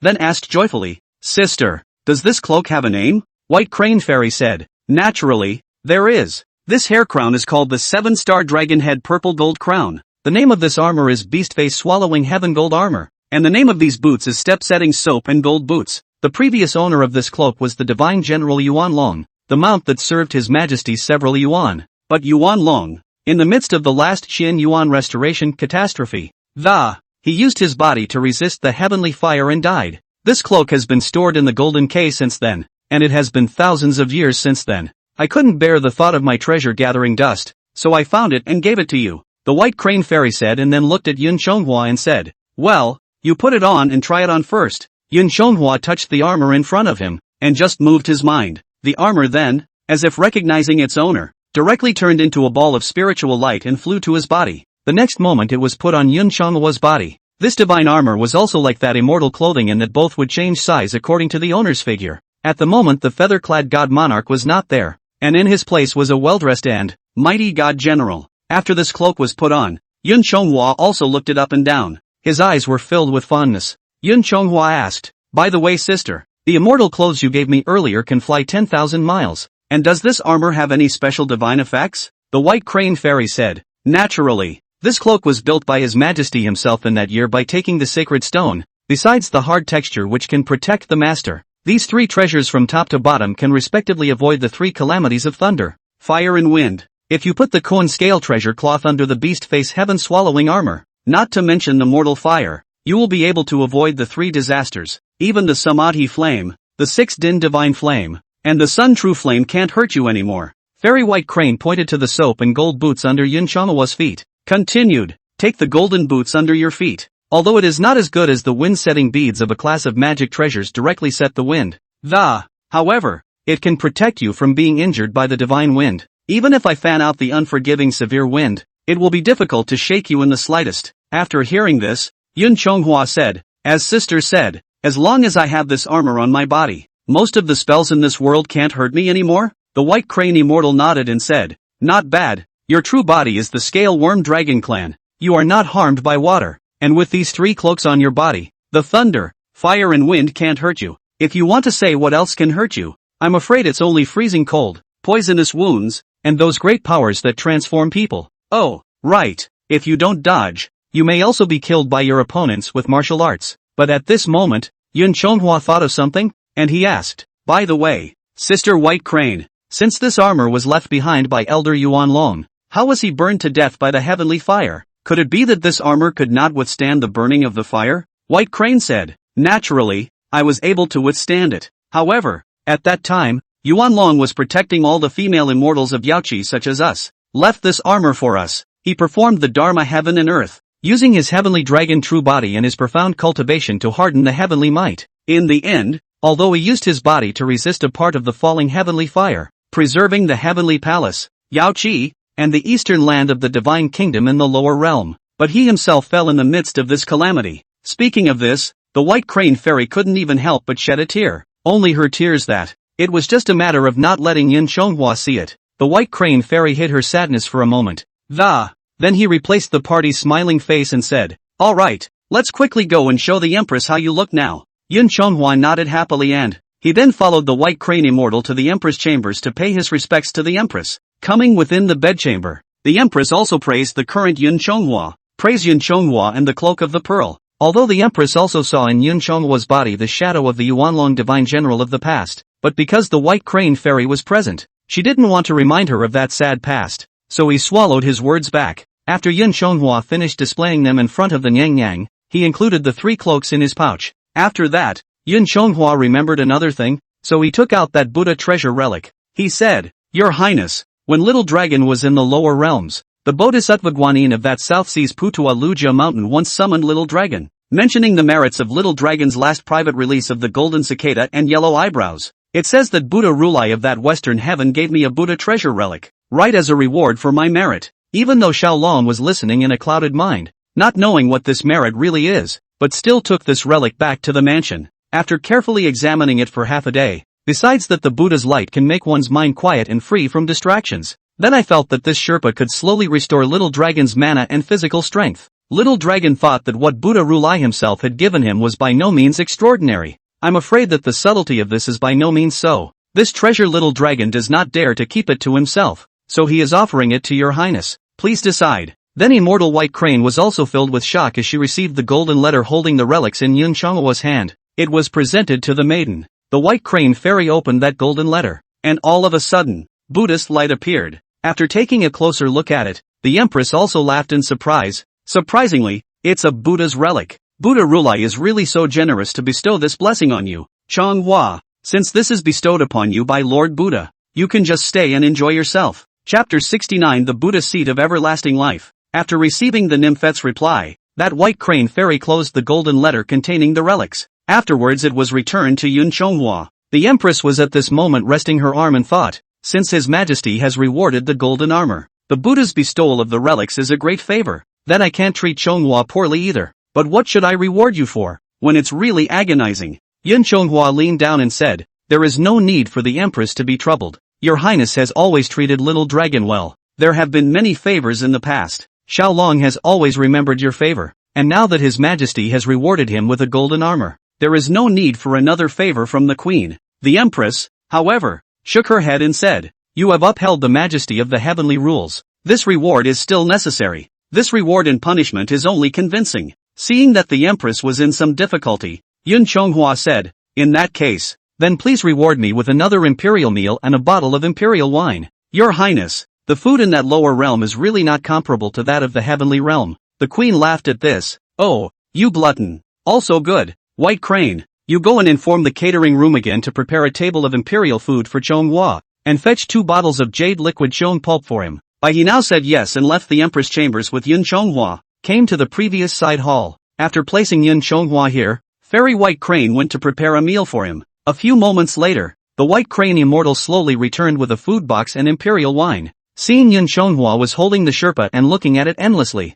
the White Crane Fairy laughed. Even if you have obtained this great opportunity, you don't have to hold it in your hands all day long to manifest it with others. Yun Chonghua, on the contrary, did not take this baby seriously at all. The golden Buddha's relic, which so many people have dreamed of, is in his hands. It was not very different from the East Sea Night Pearl he used for illumination. The only difference is that the brightness of this sherbet is a little brighter than that night pearl. Yun Chonghua pinched the sherry Z and asked, Sister, what exactly is so subtle about this sherry seed? Why does the Queen all talk about Buddha's generosity? I've pondered over this for a long time these days. Besides calming the mind and tranquilizing the spirit, this stuff, it would just be a slow recovery of mana, stamina, maybe even heal the body, but I haven't been hurt yet. Not really sure if it has that effect. Other than that, I didn't find any other wonderful uses for it. Why do you and the Empress both value it so much? The White Crane Immortal placed the food box and imperial wine on the table as she smiled and said, Alas, you really are in the blessed and do not know the blessings.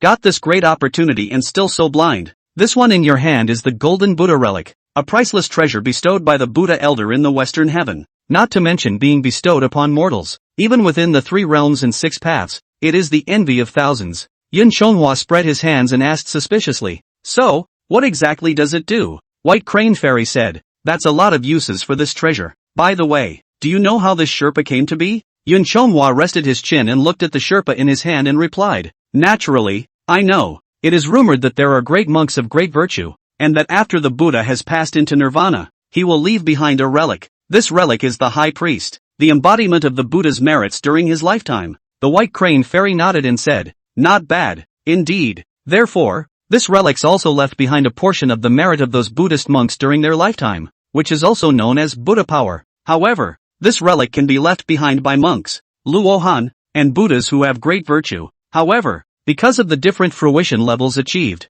the quality is also different. And this one in your hand is the highest quality golden Buddha relic. Priceless treasures that are only left behind after the silence of a Buddha who has cultivated a golden body and achieved the rightful fruits of a great office. One of the greatest effects of this is that this Buddha's relic represents the fruitfulness of a Buddha. If you ever see the light and want to convert to the Western religion, this one will get you a golden Buddha position for a long life. Hearing this, Yun Chonghua shook his head and said, Forget it. When you become a Buddha, you will have no desire. I'm a man with quite a lot of worldly distractions, and I'm thinking of marrying and having children and getting away with it. It is better not to defile the Western heaven's pure land of ultimate bliss. Besides, that Western cult's meals are not as good as our heavenly courts. Previously, in the South Sea, the Bodhisattva invited me to play fasting. Although it is not bad, but I always feel bland and tasteless. It's not as tasty as our heavenly courts. It's even less earthly. The White Crane Immortal laughed at this. He, you're the only one who can say this. Do you know how many people have sought the position of the Buddha of immortality? Even the Golden Cicada and the Chime Boy,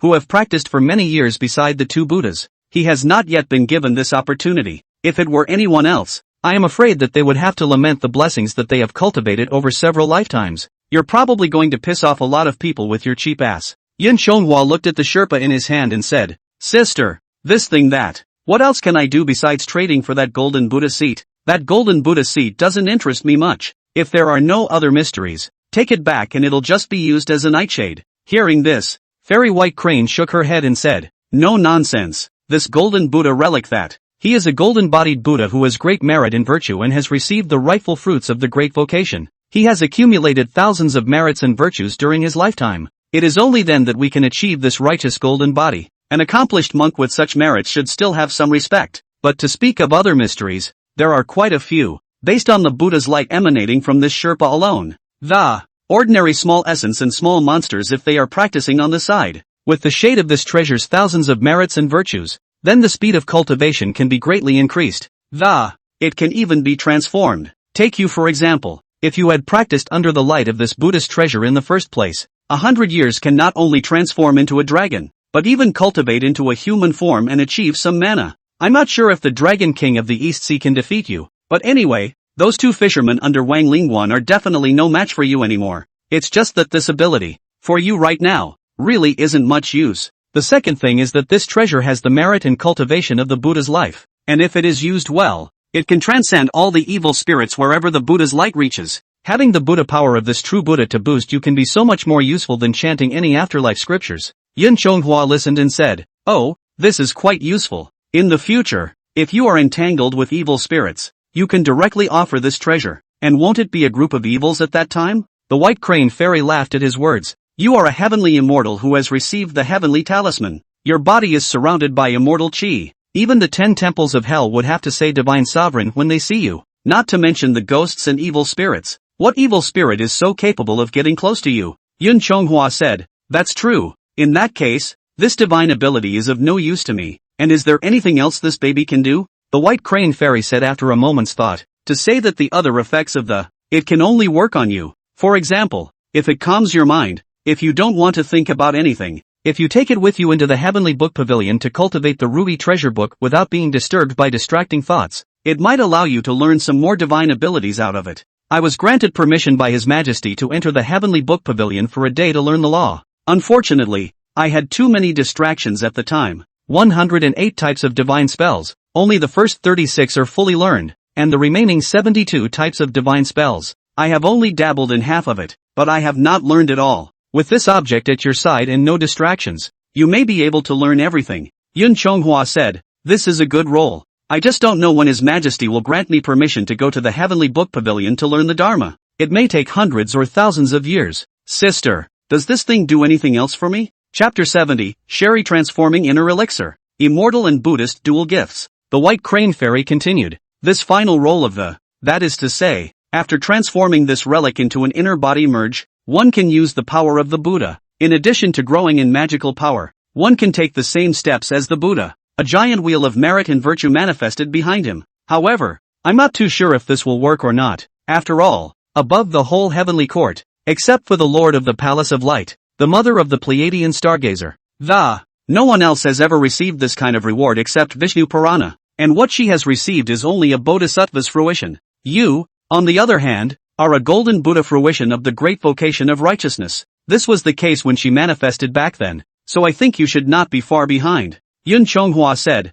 "If there really is such a mystery, it is possible to try. It's just that, sister. How in the world can we turn this Sheridan into an inner elixir?" The White Crane Fairy replied, "You swallow it and place it in the middle of your dantian. Just wrap and refine it with your own mana." After listening to Fairy White Crane's words, Yun Chonghua immediately swallowed the golden body Buddha relic in one gulp. According to what the White Crane Fairy said, the object will be transformed in his own dantian to be refined by his own magic power. Yun Chonghua had now become the true body of the heavenly dragon, and it wasn't very difficult to refine a Shartzi. Soon after, Yun Chonghua used the relics as the foundation of refining a Linglong inner Dan with his own blood chi and magic power, the inner Dan along with his bloodline. And finally he opened his eyes and a golden light was released from among his eyes. Seeing this, the White Crane Fairy smiled and came forward to inquire, "Do you feel anything?" Yun Chonghua stood up, looked himself up and down, and, he said, "Other than some sense of tranquility of mind, there doesn't seem to be much else. It's not much different from when I held it outside." Seeing this, the White Crane Fairy was also puzzled. "It shouldn't be. Just now your eyes released golden light. It's obvious that the body merge is successful. I can even feel the Buddha power radiating from you. This relic, it is the treasure of the golden Buddha after he has passed away. Even if you are not like an ordinary minor immortal, whose cultivation has skyrocketed, but it's not so bad that you don't feel anything at all. Could it be that your heart nature is not quite compatible with this Zen relic and you are unable to utilize much of your strength? Yun Chonghua said, perhaps. It's a pity. I thought I could really be like the Buddha and, step by step, a lotus flower is born, and a giant wheel of merit and virtue was visualized behind him. But Yin Chonghua had just said that, and with just a slight movement of his mind, the wheel of merit behind him immediately surfaced, and he noticed the change, after which he took a few steps in the quadrilateral. A blooming colorful lotus did manifest under his feet as well, and this lotus flower could catch him in his stride, even going upwards. It was like stepping on invisible steps. Seeing this, the white crane fairy said, "Oh, I told you, it's impossible for a treasure bestowed by the Buddha to not react at all. Try to see if you can visualize the Buddha's golden body." Yun Chonghua catalyzed the power of the inner Dan in his abdomen, followed by a slight movement of his thoughts. His body was then covered with a layer of protective golden light, just as golden cicada Z was at that time. Seeing this, the white crane fairy clapped her hands and said, "Not bad, you have an immortal aura. Although it can't be like a true Western cult Buddha that fully manifests a golden body, but with this layer of Buddha light illuminating the body, it does look like that." Yun Chonghua looked himself up and down and, although this Sherpa didn't seem to be of much use to himself, the wheel of merit behind him, and the lotus at his feet were indeed pretty cool, and with this sherbet in his belly, he felt that the mana that he had consumed from manifesting the wheel of merit and step-by-step lotus just now was also recovering. Storing the sherbet as an inner elixir in the abdomen is a little quicker to restore the effect than holding it in your hand. With the recovery power of this relic and the wheel of virtue behind him, the special effects of the step Xinglian are not bad. In the future, when they fought again, this wheel of merit manifested itself, but it was also bluffing. But compared to this intrinsic role, Yun Chonghua also felt that he had an extra way to retreat. If it was really as the white crane fairy had said, this one relic was a Buddha seat, then when one is desperate in the future, perhaps we can also put down the butcher's knife and become a Buddha on the ground and join the vast Buddhist sect. Of course, Yun Chonghua still hoped that he would never be able to use this opportunity in the future. After all, for him, it was better to be that desireless Buddha than to be a free immortal. Besides, I heard Fairy White Crane say that the Queen would arrange a good marriage for him in the future. He was all the more reluctant to leave the heavenly court and the Empress. However, Yun Chonghua was somewhat curious as to which fairy the Empress would arrange for him in the future. After refining the inner elixir, Yun Chonghua was in the middle of the Yao Qi, had another full and beautiful meal of the heavenly court's imperial meal, drinking 2 large bottles of imperial wine. Like last time, after a short nap, he immediately descended to turn back to the Surabaya River God's mansion. Z said on the Sichuan River that the dead are as good as the living. It's been a couple of years since then. Yun Chonghua has been living as usual these past few years. It's time to reign. It's time to do good deeds. Occasionally he followed the pleas of the faithful, and the requests of his local colleagues. Go and take care of some little demons subduing business. For example, some demons that have become fertilized, or evil spirits that have extremely strong grudges. Those who, in the eyes of mortals, have practiced for hundreds of years as great demons, invincible ghosts and monsters. In front of Yun Chonghua, he was just a clown who couldn't get on the stage. Some of them weren't even qualified to fight him. He just descended around and those demons wouldn't be able to stand the immortal aura and Buddha's light emanating from him. Thus, they will fly away in ashes. Because of the frequent strikes of this great immortal of his, he was basically on the verge of eradicating all the big and small demons around him. Because of the intervention of him, the true God, but smashed the rice bowls of many Taoist priests who subdued demons and eliminated devils. Without the nuisance of demons, naturally no one would seek to sue them. At the moment, people neither respect the Tao nor the virtuous, and if they want to worship, they will also worship the local righteous gods. Yun Chonghua's fellow positive deities, who have his patronage, are all incense-rich. Nowadays, the only people who still have some offerings are some alchemists. After all, if you want to prolong your life, there are still a large number of people who live forever. But Yun Chonghua wasn't just idly helping out around. That's because he's discovered something. That is, the more he does good and blesses the world, the more he accumulates merit. Then the more attuned he is to that relic in his body. Not to mention anything else. Initially, although he could manifest the wheel of merit and the golden body, but the wheel of merit behind him is far less bright. Moreover, Yun Chonghua is now able to utilize the golden body dharma phase. Only his golden body phantasm was made by borrowing the Buddha power of the Sherpa, not by himself. Thus his dharma is only the overshadowing Buddha's light, and the gigantic dharma form that there is no such thing as a body of gold through and through. But he didn't care. He already had his golden armor to protect him. It doesn't matter if there's a golden body or not. These changes in appearance are not the most important. Most importantly, the restorative power of the Sherpa inside Yun Chonghwa's abdomen. It's also elevated quite a bit. The initial speed of recovery would be like a drop of water, and after swallowing it into the abdomen and refining it into an inner elixir, the water droplets were slowly flowing a little faster, but now it's like a fine stream now. The power of this double talent stack. It made Yun Chonghwa feel like his strength had increased again, at least when we fight someone later. With the restorative power of this Buddhist treasure, you can also have the advantage in physical strength and mana yourself. Chapter 71, The Tiger Spirit Harms People, and the Evil Ghosts Help Them. Yun Chonghwa had done nothing but improve his cultivation during these years. There has also been a lot of progress in the martial arts. From time to time over the past few years, he had attended various gatherings of the Dragon Clan as the chief guest of honor. I also took this opportunity to talk to the generals of the sailors of the Four Seas, and to Prince Mong of the Western Sea. All had learned a trick or two, although their magical power and strength were far inferior to Yun Chonghwa's. All of them had been through hundreds of battles, in terms of moves martial arts, but all have that desirability, with hard power on his side, and the Buddha's precious relics able to keep his mind free of distractions. Yun Chonghwa learned these martial arts moves with ease, a few years down the line, without comparing mana and cultivation. Even if we only sparred martial arts, the Prince Moong, who was the number one in the Four Seas in terms of guns and sticks, couldn't go more than 50 rounds in Yun Chonghwa's hands, and in the beginning, Yun Chonghwa's unorthodox sparring couldn't even touch the corner of Prince Mong's coat. On this day, Yun Chonghwa was resting in the middle of the water mansion, only to hear voices coming from outside the door. Is the Supreme Immortal in the mansion? The greenback dragon seeks an audience. Hearing this, Yun Chong slowly got up, then arrived in front of the gate of the mansion. The Jiangdu dragon god, Greenback Dragon, was also coming to Yun Chonghwa's place for the first time. He looked around at the gate of Yun Chonghwa's water mansion. Although they were both dragon kings, but Yun Chonghwa's life is definitely the most pursued among the dragon kings. After all, he does not live in the dragon palace, live in the water house. Mansion is not even a watchman. The Greenback Dragon originally did not believe that Yun Chonghwa is so poor. Today personally visit the door to see really so. Yun Chonghwa opened the door of the mansion, then arched his hand and said, "What is the purpose of Dragon Lord's visit today?" Yun Chonghwa has been getting along well with the Four Seas Dragon Clan for the past few years, and each of these four blasphemous dragon gods is skilled in their own way. When he had practiced martial arts in the West Sea before, he had also sparred with the crowd, despite the fact that all four dragons were now under his thumb. At the beginning of several of their feeding strokes, however, had all benefited him greatly. Thus Yun Chonghwa was still relatively polite when facing the four blasphemous dragon gods. The green-backed dragon replied, "Today, I have come to seek the Supreme Immortal for important matters." As the two of them spoke, they also entered the middle of the water mansion side by side. When he came to the living room of the mansion and sat down, Yun Chonghwa poured him a cup of tea. Then he asked, "What is so important that has happened that you, the dragon god of river blasphemy, have personally come to the door?"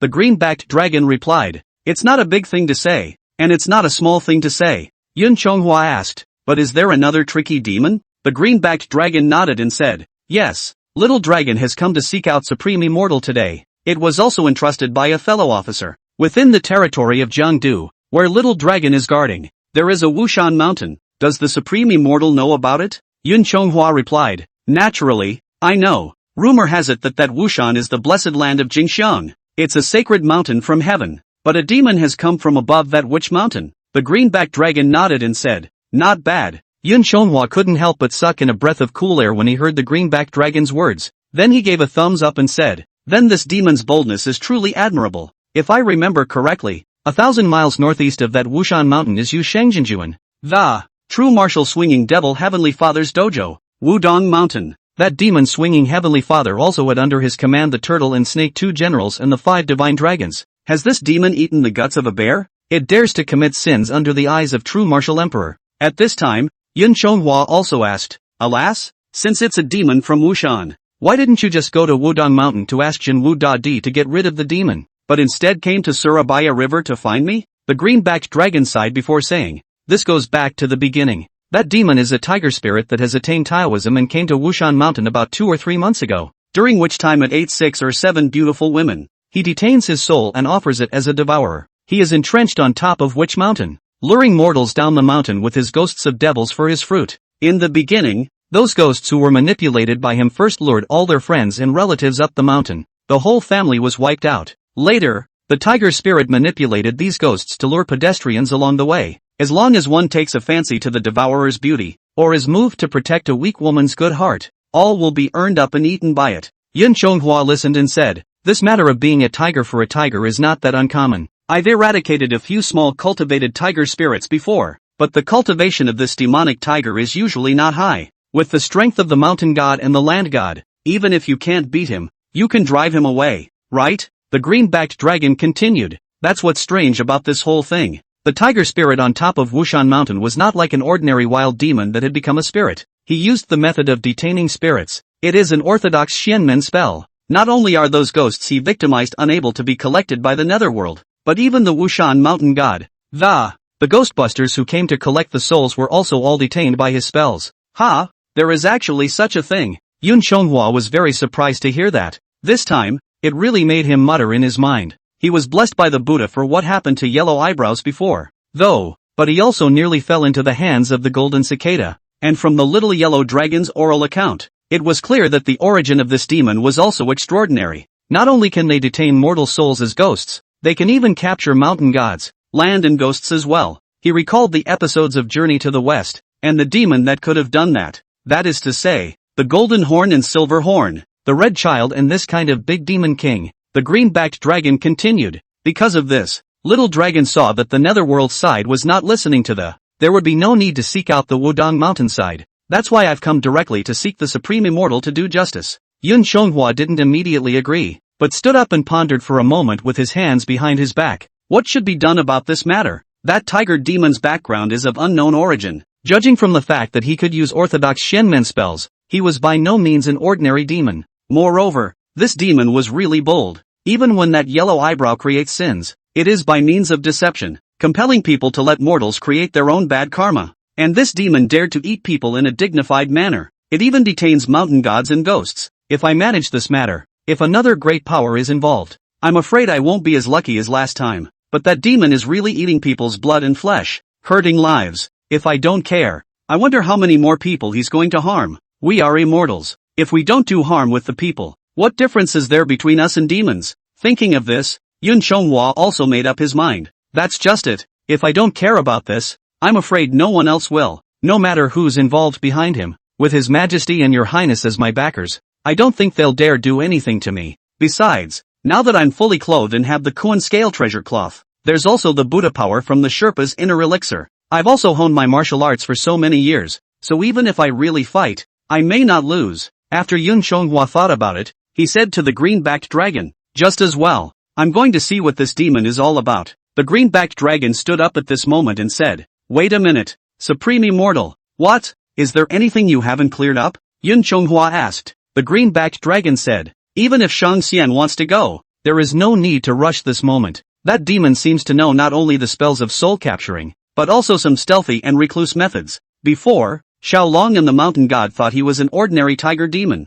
have also searched the hills and mountains, but it is difficult to find him. The little dragon had taken the form of a white-clad showman, and at night he encountered the devourer that he had released. However, because Xiao Long prematurely revealed his immortal aura and showed his true form, he failed to catch him and he escaped. I think if I don't travel with that devourer, I'm afraid it'll be hard to find him." In Little Dragon's opinion, it would be better for the Supreme Immortal to first head to Jindian near Wushan Mountain and conceal his immortal power. Transform into a human body. Wait until nighttime and head for the mountains to take your chances. Perhaps we'll encounter the ghost. Chapter 72, The Taoist Huan's Spiritual Symbols. Hearing this, Yun Chonghua said, "There is such a thing. Detaining mountain gods and ghosts by magic is not enough. His recluse technique surprisingly can't even catch him like you, the four blasphemous dragon god." Although the more Yun Chonghua heard, the more he muttered. However, he still planned to go and take a look first. Soon, Yun Chonghua flew out of the Surabaya River with the green-backed dragon. He was one step ahead of the others in terms of speed, grabbed the edge of the village near Witch Mountain. After he arrived around, he descended into the clouds. Although he does not know the art of change at the moment, he is a human form himself. There is no need for additional changes. He came to a secluded spot, turned his divine mind and changed into his usual cloth costume when he traveled to Earth to pick up supplies. In his hand, he also took out a long sword that he had brought along with him during his martial arts training in the Four Seas. At this time, Yun Chonghua was dressed in cloth, with a hat on his head to shield his head from the sun and the rain. Hanging on his waist is a jasper winepot, and in his hand is a sword. Quite a bit of cynicism ranger child style. In the end, Yun Chonghua covered up his own immortal aura and pulled a dog-tailed grass by the roadside. With that in his mouth, he went ahead to the middle of the village. By now it was twilight. Yun Chonghua walking into the village as a stranger really attracted a lot of people's attention. Just when Yun Chonghua was a bit surprised why they were all staring at him like that, but a shout was heard. "Hey, Junior, are you going over the hill?" Yun Chonghua looked away, only to see an old man in his early to mid-60s greeting him at a tea stall on the side. Yun Chonghua bowed to the old man and then said, "Yes, I wonder what the old man has to say." That old man didn't say anything. He just waved his hand to signal Yun Chonghua to come over. Yun Chonghua came close and the old man who ran the tea stall poured him a cup of tea. That old man looked Yun Chonghua up and down for a moment. He seemed to be searching for something. Yun Chonghua saw his look, so he fished out some change from his bosom and placed it on that table. Seeing this, the old man said, "The customer has misunderstood, but it is just a bowl of coarse tea. The old man is also just a convenience for those who pass by. No silver money is needed." Yun Chonghua asked, "Then what is the old man looking for when he sizes up Shaoko like this?" The old man selling tea said, "If you want to go through Wushan, it's just that you don't have all the dry food you need. How come you haven't even asked for a spirit talisman?" "Ha? Spirit talisman? What spirit talisman?" Yun Chonghua asked. The old man said, "This Wushan path is more than 800 miles, even on a fast horse.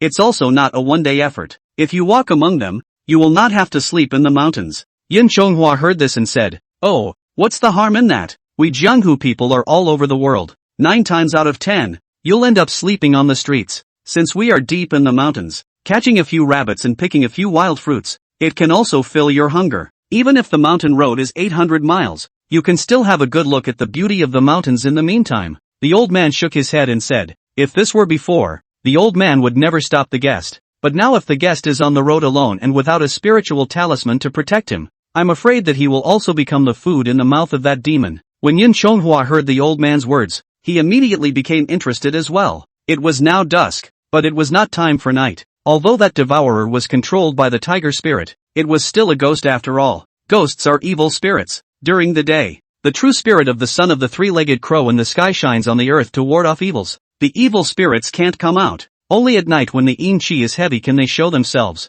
Right now it's still early, so there's no harm in finding someone to poke around with first. Yun Chonghua said, "Demon? What kind of demon?" With that he slapped the long sword in his hand on the table and continued, "Can this demon defeat the sword in my hand?" That old man shook his head at his words and said, "The young man's exuberance is something that the old man understands. However, this demon is no joke. Before the government has also sent military police to round up, but in the end, they all became the food in the mouth of that demon. And I've heard it said that there are a few female ghosts under the demon's command, specializing in seducing pedestrians in the mountains. You're alone on the road, and you don't have a spirit talisman to protect you. I'm afraid it's hard to survive." Yun Chonghua arched his hand and bowed to the old man, then asked, "Dare I ask the old man, what is that spirit talisman anyway? Where to seek it?" Seeing that Yun Chonghua was a man who knew how to persuade, the old man selling tea was also relieved. The old man said, "That demon has been wreaking havoc in this mountain for several months. Even the government's military officials, or we all put together money to hire a magician, or go to the temple to invite all kinds of positive gods. All are useless. But just half a month ago, this Wushan city has come to have a cloud-walking Taoist master with high magical power. That Taoist master traveled here from Zhongnan Mountain, knowing that there are demons haunting this place. He then set up a stall in front of the Sanqingguan in the middle of the city. Any pedestrians who came and went, if they were willing to go and beg him, he would give a spiritual talisman of peace. With this spiritual talisman protecting you, you can keep yourself safe from that demon. I see that you are alone, with no spirit talisman on you, and no one carrying one to accompany you. If you don't mind the long journey, you can go to the city first and ask the Taoist priest to give you a talisman to protect your body. But if you don't want to travel further, you can also stay in the village. There are a lot of pedestrians coming and going in the realm of the Witch Mountain. Maybe tomorrow someone with a talisman will pass by. The guest may travel in company with him and keep you safe." Hearing this, Yun Chonghua could not help but sneer in his heart. "Oh, another little trick to raise a bandit and cheat the incense? It seems that the demon is not in the mountains, but in that city." Yun Chonghua stood up after hearing this. He arched his hand at the old man and said, "I see. I thank you for reminding me, old man." Saying this, Yun Chonghua then fished out another ingot of silver in his pocket before placing it in front of the old man's table, then continued, "I don't know how to get to that city, but I would like to ask the old abbot for guidance. I and other Jianghu people have traveled extensively, If we can really seek the Taoist spiritual talisman, you can have a protector in the future. The old man sniffed and picked up the silver and returned it to Yun Chonghua, saying, "This silver, please take it back." "Sir," the old man spoke out to stop them, but he just didn't want innocent people to give up their lives for nothing like the people in my village. "It's not for the guests' silver money." With that said, the old man let out a light sigh. The old man then pointed to the northwest of the village and said, "That Taoist master is in the city 50 miles northwest of this village. Every day that Taoist master will be outside the Sanqing drawing talismans for the people to exorcise the evil spirits. Guests can go there on their own." Yun Chonghua said,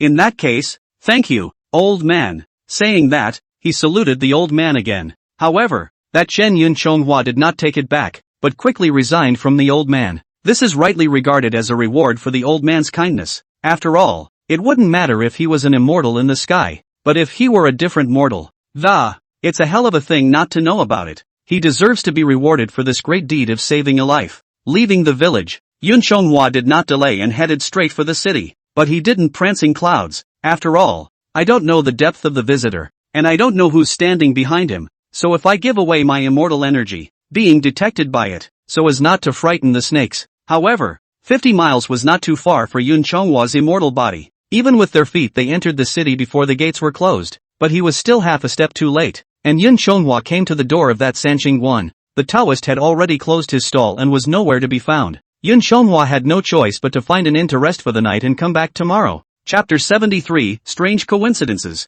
Early in the morning of the second day, Yun Chonghua came early to the door of that Sanqing, wanted to see what kind of path this Taoist priest was on. He held a dog's tail grass and sat down at a tea stall not far from the opposite side of Sanqing. This Sanqing gate is quite lively. Early in the morning there are quite a lot of people. Come here to burn incense and pray for blessings and to worship the three Qing. Ever since Yun Chonghua has been working night and day to get rid of demons these past few years, pretty much all the demons and devils in the entire neighborhood of Zhenghuai are dead. The Taoist priests who got rid of the demons had no choice but to travel around in the clouds in order to accumulate merits and virtues. Many of the Taoist temples have also all closed. The temples of various parties worship Cheng Huang, the god of wealth, the god of the moon, the god of Zhao, the dragon king and other positive deities. Few people worship the way to worship the three Qing dynasty. Here in front of the Sanqing the incense is in full bloom, and this Taoist priest who drew the talisman in front of me, it can be considered a credit. Yun Chonghua purposely pulled down the bucket hat on his head,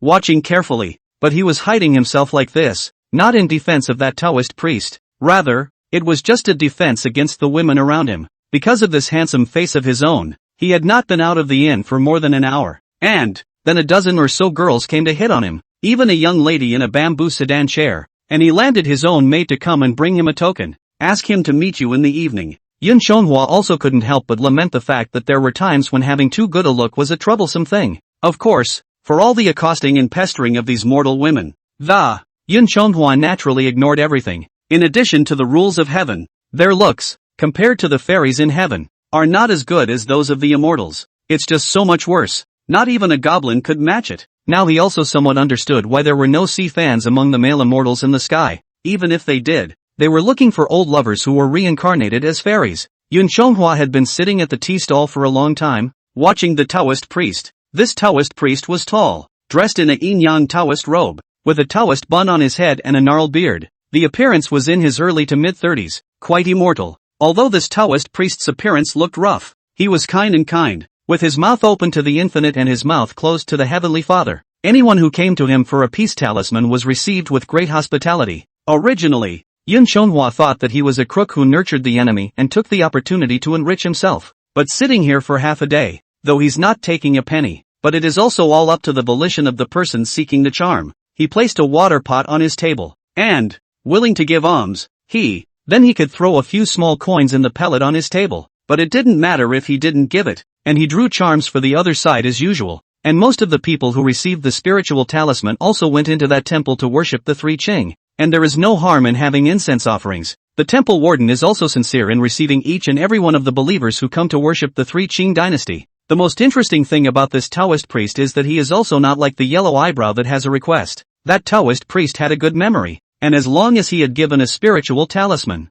and he won't give it a second time. Just for example, one person sold the Taoist spiritual talisman for a high price and turned around and asked for it again, but the Taoist priest was no longer giving. Even if the man was noisy, he waved his hand. For the unfortunate loss of the spirit talisman to the. He also waved his hand and said no chance. Yun Chonghua observed him for a long time, and really couldn't see what kind of path this person in front of him had. It doesn't look like a crook or a demon anyway. After Yun Chonghua saw that there were fewer people lining up to ask for the talisman, he walked up as well. When the row came to him, the Taoist priest was stunned when he saw his appearance. Then the Taoist priest said, this young prime minister, he is really good looking. Moreover, the Sangha is full of spirituality, and is deeply inspired by the river and water. Dare I ask if he came from the river? Hearing this Taoist priest's words, Yun Chonghua couldn't help but feel his neck go a little cold. Yun Chonghua replied, Taoist master is truly a man of God. How could it indeed come by boat from Jiangdu? There are some important matters to go to Wushan mountain, but I heard from the old man in the village that a man-eating monster had come to the mountain in recent days.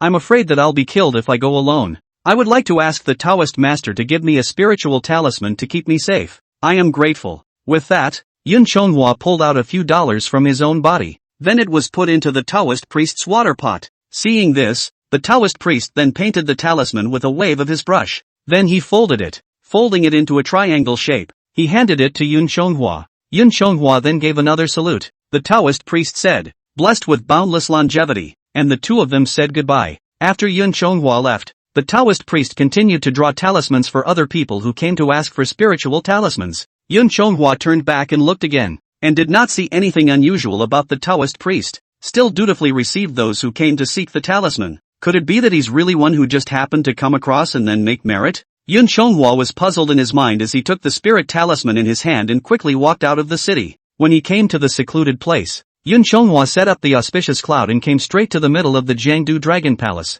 The greenbacked dragon heard his retainers talk about Yun Chonghua's arrival and also rushed out of the palace gate to greet him. Access Yun Chonghua to the palace. The two sat down in the middle of the dragon palace, and the greenbacked dragon asked, has the immortal ever subdued that demon? Yun Chonghua replied, that's not quite true. After I arrived at Wushan yesterday, he was advised by an old man in the village. The old man said that although the demons in the mountains were rampant, but there is a Taoist priest in this city who distributes protective talismans for all people. I originally thought that the demon in the mountain was related to that Taoist priest. After all, it's not uncommon to raise a bandit to take advantage of an opportunity to enrich oneself. So I snuck into the city to spy on that Taoist priest first. The green-backed dragon asked, and how did that turn out? Yun Chonghua continued, that Taoist priest had set up a stall in front of the Sanqingguan in the middle of the city, drawing talismans for those who ask for them, and handouts are all voluntary. It's not like a demonic path that takes advantage of the opportunity to enrich itself. With that, Yun Chonghua took out the peace talisman drawn by that Taoist priest and then handed it to the greenback dragon. Yun Chonghua said, although I am an immortal in the sky, I have no dealings with the people under the Three Qing sect. Is it true that what this talisman paper depicts can ward off evil spirits? Take a look for me. After receiving it, the greenbacked dragon opened the talisman paper and looked at it, but seeing the strokes drawn on it, the talismans drawn are, however, the correct method of the Taoist sect. After reading it, the greenbacked dragon replied, immortal, this Taoist priest who applied the talisman does have some tricks up his sleeve. The talisman paper he drew is also indeed the Five Thunder Law talisman that tends to good fortune and avoids evil, subduing demons and repelling ghosts. Yun Chonghua said, in that case, that Taoist priest is indeed a relief for the people? The greenbacked dragon didn't answer positively, but only said, this talisman paper little dragon is unable to see anything wrong with it. Yun Chonghua didn't say anything more in the face of this rounded answer from the greenbacked dragon, though he always thought it was a bit strange that the incident was so coincidental. There was little evidence of it at the moment, and we have to leave it at that for now. After all, to speculate with malice on a man who does good, that's more or less a small-minded person's way of looking at things. Yun Chonghua rested a little for half a day in the middle of the greenbacked dragon's dragon palace. When it was dark, he then went out of the dragon palace and went straight to the mountains of Wushan. After he descended into the clouds, he immediately concealed the immortal aura on his body and then checked around. See if there are any clues. This Wushan land is more than 800 miles away. Yun Chonghua carried his long sword and surveyed the surroundings in all directions. Afraid I've missed the demon. He had been turning on the road in the mountains for several hours. Suddenly a cry for help was heard from the woman. Help! Somebody, help me! When Yun Chonghua heard the cries for help, he hurriedly looked in the direction from which the cries came. Only a short distance away, a beautiful woman of 2 or 8 years of age. It was hanging from a tree branch not far away. Chapter 74 Hunting Tigers in the Mountains. Yun Chonghua came to the edge of the cliff and met the woman who was calling for help. Yun Shonghua fixed his eyes to look. The woman is very young. The age of 28 is at the right age. She was hanging by the branches of the tree, crisscrossed. The skirt on his body was also torn by that tree branch long ago, and his snow-white skin was also bared a lot. She wore only an embroidered shoe on her foot. Her head, with its hairpin, was covered with withered leaves and there were some scrapes in some places. Hair was disheveled and his face was somewhat dirty. Despite this mess, it was hard to hide the show of color on his face, although there are blemishes, but the flaws do not cover up the excellence. This kind of beauty on earth is also regarded as one in a million. But it wouldn't be much of an attraction for Yun Shonghua.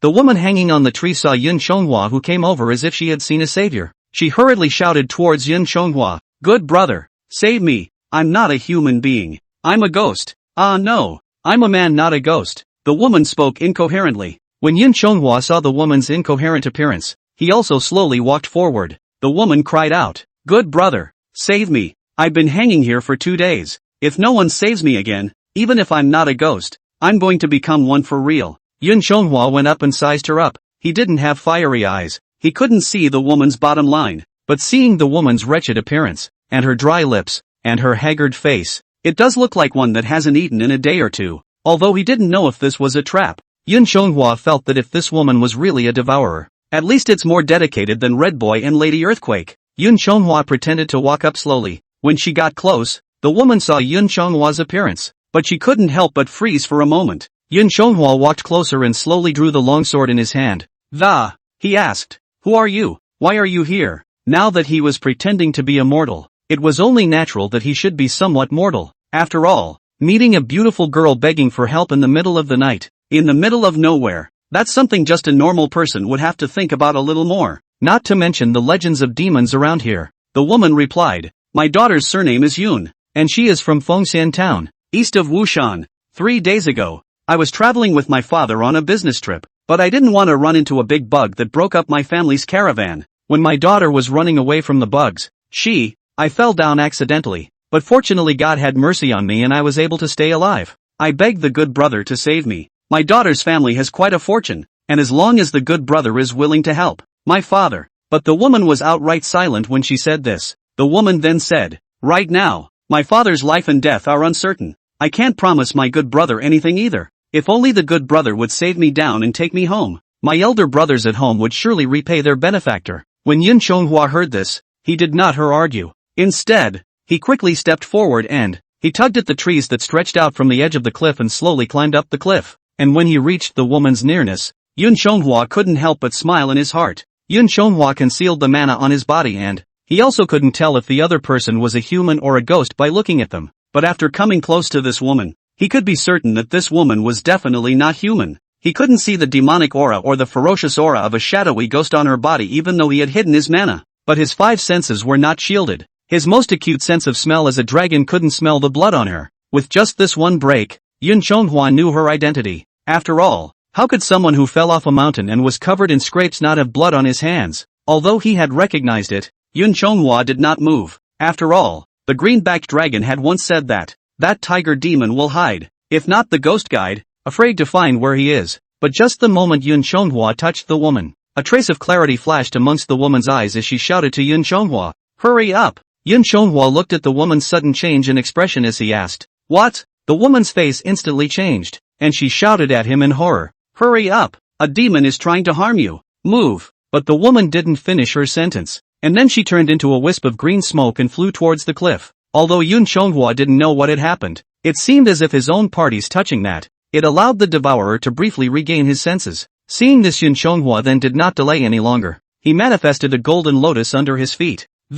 Straight up the cliff he leapt. The woman's soul, on the other hand, was still flying off into the distance. Yun Shonghua immediately chased after them as well, but it was a pity that the forests in this mountain were so dense that although he has the Kuan scale treasure clothes and the art of rising clouds, if he flies in the sky, it is really difficult to find the traces of the woman's soul just now. However, nowadays Yun Shonghua's stance was also good. Even without using the technique of Tang Yun, he could still catch up. Eventually he came above a clearing. Behind that clearing was a thatched cottage that, it seems to have been left behind by hunters in the mountains, now occupied by ghosts and monsters. And the woman who had just been detained by the spell slowly stood there. The woman seemed to have lost her mind again at this point and stopped speaking. And with her, There were also 4 young women whose looks were as beautiful as hers. One of the women stepped forward and said, "Oh, when I saw you before, I know you are not a mortal. The Buddha's power in your body can not only restore my ghost's sanity for a short period of time, it even catches up so easily."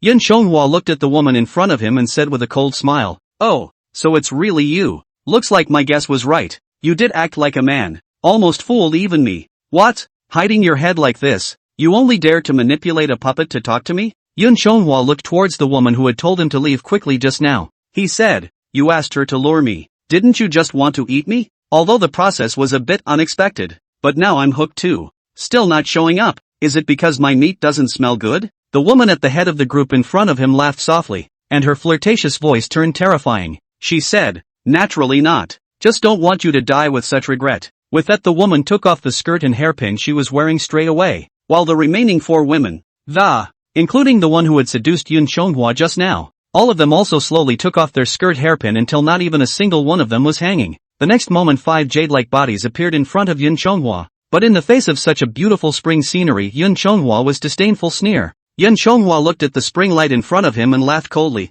"This kind of little trick it's just fine against those mortals. Against me it's not even close," Yun Shonghua said, smiling and looking behind himself.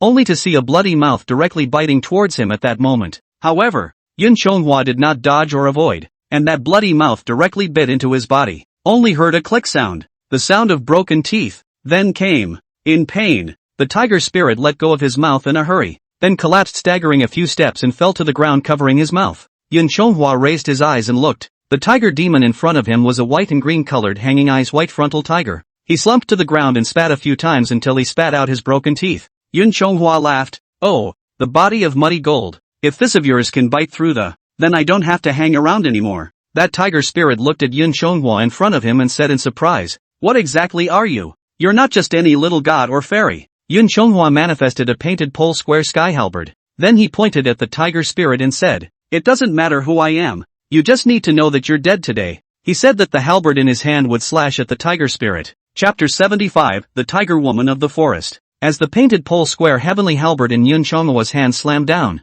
that tiger spirit let out a cry of pain. He died instantly on the spot. Seeing this scene, Yun Shonghua could not help but frown. When he turned back again, the 5 women who had been standing there earlier had also long since disappeared. He stepped forward and stomped lightly on the carcass of the great dead tiger. The tiger's form then dissipated into dust, and what was left behind was a rune. Yun Shonghua picked up the green talisman with his square sky painting halberd. After briefly looking at it, he said, "It really isn't that simple. Worthy of being an orthodox Xianmen spell, this trick compares favorably to Tiger Vanguard's skin removal technique. Mrs. Earth Surge's shoe removal scheme is much superior." Yun Shonghua then urged the lightning on his painted halberd to. It directly burned that green talisman. Since he had already shown his true form, Yun Shonghua did not delay any longer and immediately continued to chase him through the forest. But the forests are rich, and in the midst of these mountains looking for demons, it's also true that it's not an easy thing to do. Yun Shonghua searched the mountain for an hour, just as he was about to fly up into the sky to take a closer look.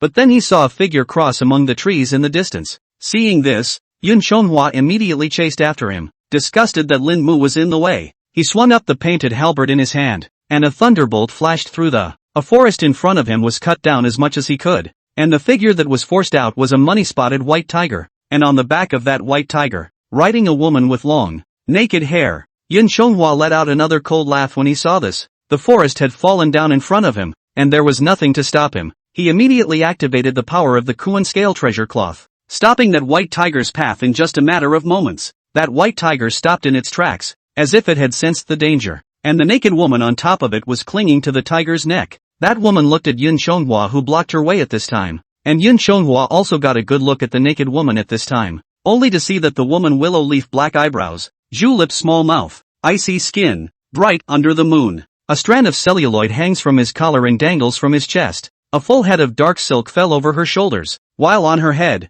though she had no hair ornaments, she wore a tiara woven with flowers. Her looks were not even close to those of the fairies in the sky. Even the 7-clothed nymphs of Yaoqi were less flavorful compared to her, but for such an immortal beauty. But it was presented naked in front of Yun Shonghua. After Yun Shonghua read it, he pointed the painted halberd in his hand at her seated white tiger and laughed. He, although you are a hateful cannibal, but this vision is really not bad. I didn't expect that there is such a beautiful woman among your puppets. Such a beauty was victimized by a demon like you. It's a pity. Today, I will send this demon to meet the king of hell, to avenge her." Saying that, Yun Chonghua raised the painted halberd in his hand, carrying the power of thunder. He was going to directly slash down, but the next moment, that white tiger and that naked woman directly turned into a cloud of spiritual light and dispersed. Yun Chonghua's halberd directly smashed an empty one. Yun Chonghua looked towards the aura, which the woman and the white tiger had transformed into. Once again, they merged into a man and a beast. The woman looked Yun Chonghua up and down, then said, "Little brother, you're really handsome. Just why is it so vulgar?" Before the words are finished, they indiscriminately raise their hands to hit. "When has my sister offended you?" Yun Chonghua looked up and down at the woman's jade body, then revealed an expression full of disgust. And, to the white tiger beside her, he said, "You demon, you let this woman be naked, and you have the face to call me vulgar." The white tiger beside that woman, hearing Yun Chonghua's words, on the other hand, he cocked his head with an expression full of disbelief. The woman covered her face and laughed softly. "What's wrong with being naked? Everything in this world. Which one of you didn't come here naked? Have you been wearing these clothes since you were born? I'm in the middle of the mountains. And what do you need clothes for when you can't see regular people? And you're in the company of birds and beasts and mountain spirits?" Said that woman, even directly walked forward a few steps, stood under that moonlight illumination.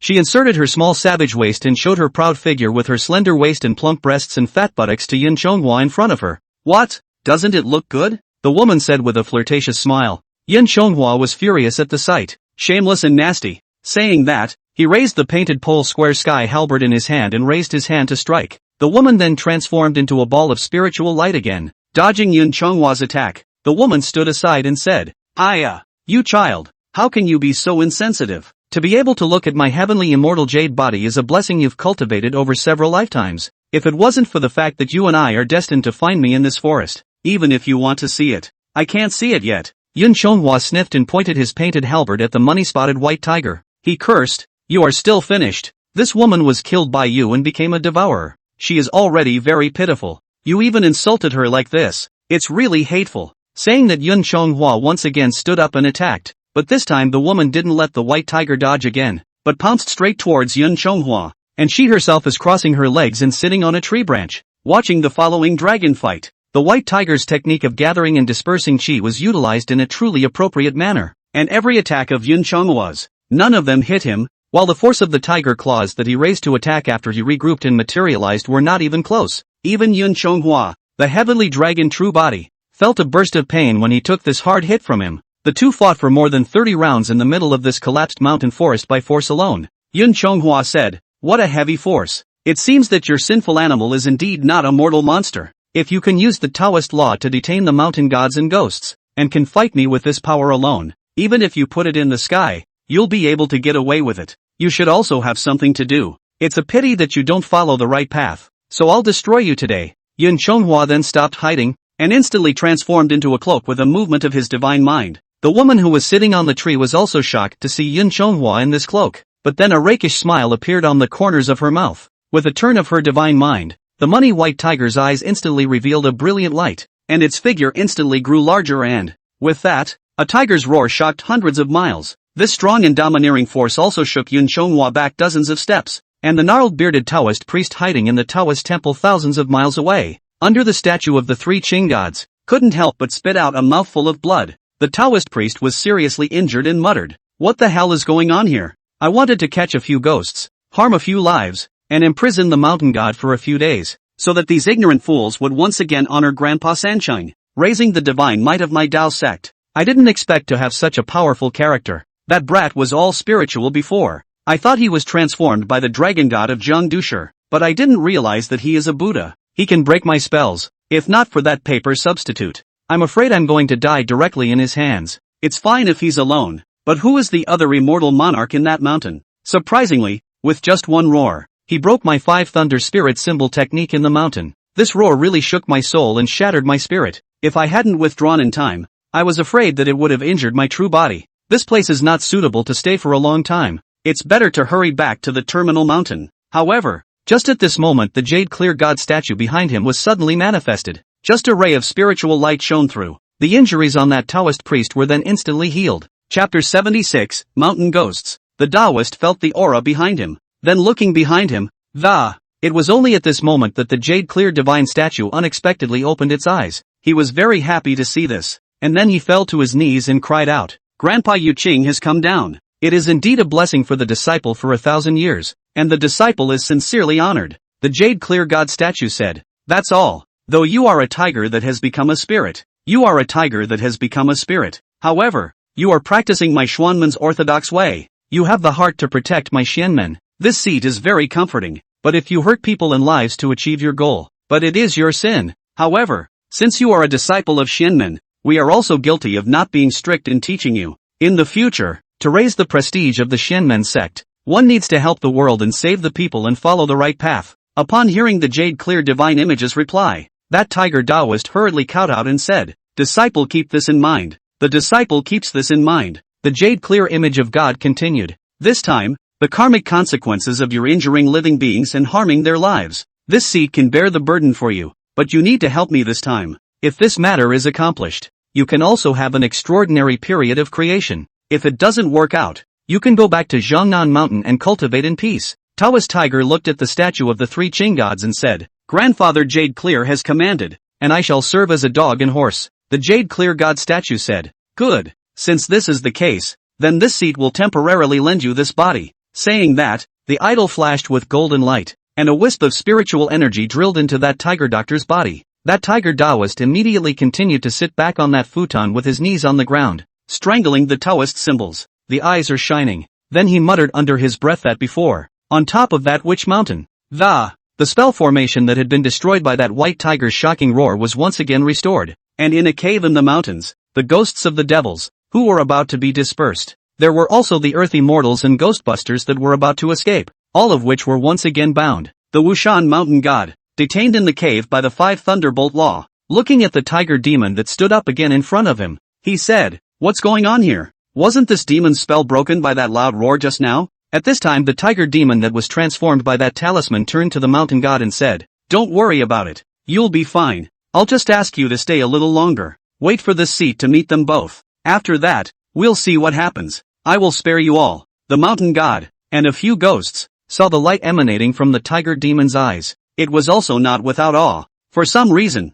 this tiger demon didn't look quite the same as before. Although the tiger demon from before was able to detain them all here with the Xianmen technique. However, the crowd of ghost immortals were not afraid at all. But this time when they saw that tiger demon's eyes, all the ghost immortals felt that it was a height they could never reach in their lifetime. Beyond the mountains and fields, that white tiger let out a soul-shattering roar that shocked the witch mountain for hundreds of miles around. Even a heavenly dragon true body like Yun Chonghua was shaken out of a dozen steps by him. And the naked woman, still with her legs crossed and her chin in her hand, looked down with interest. The woman said, "Not bad. A bit of skill. Even though my power today is less than 1/12 of what it was at the time of my full victory, but at such a close distance, eating this roar of mine, unharmed. Not to mention that, he was only shaken back a few steps. Little doll, your skills are not bad. Rather, you are worthy of this cloak." Looking at the huge money white tiger in front of him, Yun Chonghua said, "Being able to shock me back, you demon also really impressed me, but you don't speak to me, but you're fiddling with your ghosts. It's really disgusting." The woman listened and laughed, "Hee. Little doll, although my sister's name carries the word ghost, but it's not called a ghost. For thousands of years, anyone who has seen me in these mountains has called me the mountain ghost. You can call me that too, if you like." Mountain ghost? Yun Chonghua gazed at the naked woman in front of him this time and another look at the leering white tiger. "You say you're a mountain ghost, and not a devourer?" He pointed at that white tiger with that painted pole square sky halberd and then he said, "So, he's not a tiger demon either?" The mountain ghost smiled and covered his face. "Ha, tiger demon. If it was placed 10,000 years ago, if you call me that, I'd probably spank your ass, but it's just that, who made me a real ghost nowadays?" Saying that, that mountain ghost turned into a ball of spirit rime and flew down. She came to Yun Chonghua's side and a careful look around the cloak ensued. Moreover, the mountain ghost was quite naughty, and while surveying Yun Chonghua's cloak, it also breathed on her every now and then, or teased him with her body pressed against his. When Yun Chonghua tried to leave her, or waved the painted halberd in his hand to drive her away, instead, she transformed back into a spirit charm and haunted him. It wasn't until after she had gotten a thorough look at this cloak on him that the mountain ghost moved away from him. At this time that money white tiger once again transformed into the size of a normal beast tiger, and the mountain ghost remounted back on its back. The mountain ghost asked, "Little doll, let me ask you, what is your present position in the heavenly court? How many years have you been practicing? Why haven't I seen you before? What merits do you have in front of His Majesty the Jade Emperor, to be rewarded with this cloak?" Hearing that the woman in front of him seemed to know the heavenly palace very well, Yun Chonghwa's heart was also drumming. Just a moment ago, this white tiger was able to shock back the current him with just a single roar. It was clear that her strength was not bad. Those who have this kind of strength should never bother to use this kind of tactic of ghost devourer, prey on a few mortals. After all, it's perfectly fine to go for open robbery. No need to sneak around and cheat. Plus she seemed to recognize the cloak she was wearing again. And another word for 10,000 years. It seems the other side is a friend and not a foe. So Yun Chonghwa put away the painted pole square sky halberd in his hand and asked, "You both recognize this cloak of mine? Are you a heavenly fairy?" Instead, the mountain ghost said with a playful smile, "You answer my question first, then I'll answer yours." We're kind of back and forth. Yun Chonghwa then said, "My name is Yun Chonghwa, His Majesty's appointed Surabaya Dragon Monarch. I have practiced for over 100 years. As for merit, it is just serving His Majesty as a dog and horse. I dare not claim any merit." The mountain ghost listened but let out a cold snort as she gave Yun Chonghwa a blank look and said, "Little doll, sister, I am not one of those uninitiated little girls in the mortal world. You have belittled me too much by coaxing me like this. You are a scale insect, but you have fully transformed into human form, at least a heavenly dragon body. How could a heavenly dragon be a small dragon king in the lower realms and turn into a heavenly dragon in 100 years? Unless His Majesty's mother herself enlightens you, there is never a chance of that." Hearing this, Yun Chonghwa said, "It was also His Majesty and the Empress who personally enlightened me. When I was in heaven, the Queen gave me a peach, a pot of imperial wine, and His Majesty rewarded me with a 9 turns golden elixir. I then achieved this heavenly dragon body. But listening to the wind of your words, sister, it seems that you were once a heavenly deity as well." The mountain ghost did not answer Yun Chonghwa's question, but continued to ask, "Nodding you into immortality, that I understand. But little doll, what feats have you accomplished to be rewarded by His Majesty with this cloak?" This dragon head purple gold crown, beast face golden armor, and Xiankuan soap and gold boots were all cloaked by Yuan Long, the first divine general under His Majesty's command in the past. But at this time, the mountain ghost took another closer look at Yun Chonghwa and said, "But you look quite similar to the Yuan Long god general when you wear this cloak. Could it be that you are the reincarnation of his Yuanshan?" Chapter 77, White Tiger Godly Monarch. Yun Chonghwa shook his head after hearing the mountain ghost's words and said, "Am I the reincarnation of the Yuan Long divine general? I'm not too sure about this one. But this armor is my way of helping to make heaven look good.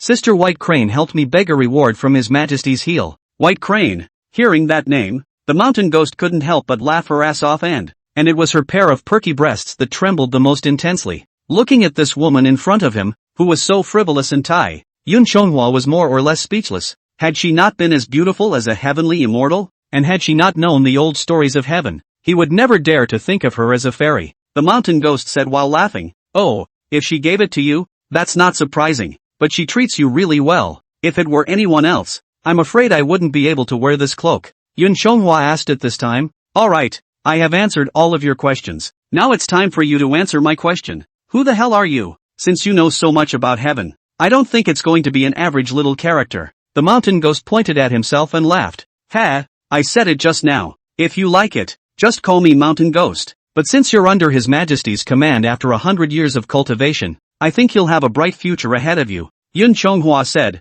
"I have informed you of my own details, but you are hiding them from me. That's a bit ungenerous, isn't it?" The mountain ghost replied, "It's useless even if I tell you. Besides," the mountain ghost looked into the distance this time, and she pointed at the white tiger she was sitting down on. That white tiger then immediately transformed into a ball of spiritual charm. It finally attached itself to the mountain ghost's body. It turned into a demonic dress hairpin lined with copper coins. At this moment, where is the naked and uninhibited demon girl? There is just a beautiful and dignified heavenly fairy. And yet she also looks somewhat like a Wiccan priestess after her clothes were added. Mysterious and sacred. Seeing this scene, Yun Chonghwa said, "So this white tiger is your clothes?" The mountain ghost said, "It's not just my clothes. It's also my devourer. I'm in this springtime glory. It wouldn't hurt to be seen by you, the one with the destiny, but it can't be cheap. But now is not the time for that. Little doll, if you know what's good for you, you'd better hurry up." The mountain ghost looked around for a moment, then said,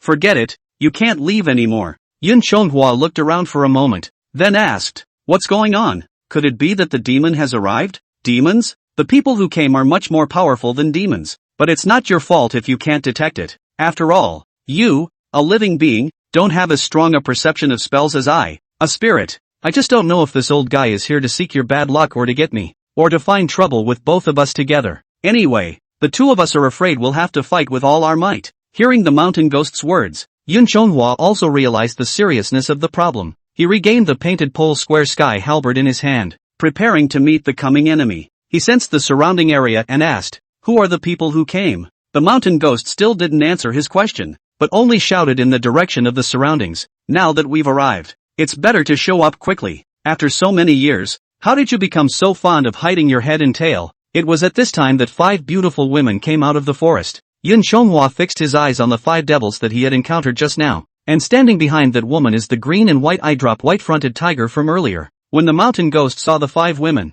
he looked again at the tiger's false body. Then he looked at Yun Chonghua and said, "So that's how it is. You think of me as a devourer under the banner of this tiger demon." Previously, although I knew that a small demon had come from this mountain, but I had been hiding for many years unwilling to intervene in the affairs of the 3 worlds. I didn't realize that the origin of this demon, it's surprisingly this big. At this time, that tiger demon took a few steps forward and said, After so many years of not seeing each other, I can't imagine that the divine sovereign is still alive." The mountain ghost sniffed but let out a cold laugh, then said, "Alive? It's hard to believe that you're old and, are you blind? If others can't see it, can't you see it? Do I look like I'm alive in this state?" That tiger demon said, "Now you only have your Yuan spirit left, but if you want to live, I also have a way to bring you back to life." The mountain ghost laughed at his words. "Oh, forget it. I've long since grown tired of the strife in these 3 realms. Now that my flesh has long since decayed and only my Yuan spirit remains, I can jump out of the 3 realms and not be in the 5 elements. Otherwise,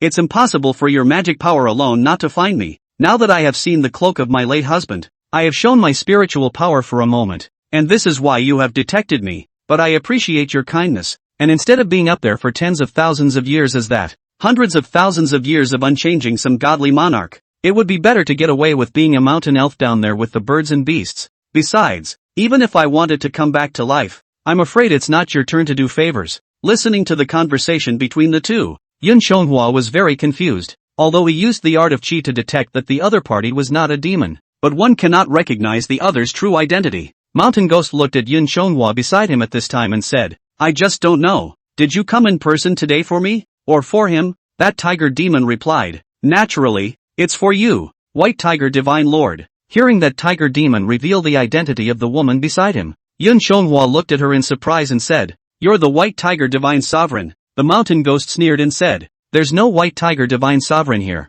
There are only elves mountain ghosts. The White Tiger Divine Lord was burned to death long ago by that falling heavenly fire." The tiger demon said, "White Tiger, you were originally one of the 4 divine beasts born from heaven and earth. The western land was under your guardianship, but now you have thrown away your duties as a god and are hiding on earth. In my opinion, it is better for you to return to heaven as soon as possible." The mountain ghost held his forehead inside as he listened. "AI, you old farts really sucked the marrow out of your bones. Now I can't even die a clean death. I've told you everything. I'm sick and tired of all that power struggle crap in heaven. Instead of being some immortal god ruler, I'd rather be a genie in the lower world. Can't you all just let me be clean for 100,000 years or so that I can properly dissipate in this heaven and earth?" Hearing this tone from the White Tiger Divine Sovereign, Yun Chonghua couldn't help but laugh bitterly in his heart. How many lesser immortals in this heaven and earth have paid hardships for immortality? And when it came to the mouth of this White Tiger Divine Sovereign, even if her Yuan Shen completely dissipated, it would still take more than 100,000 years.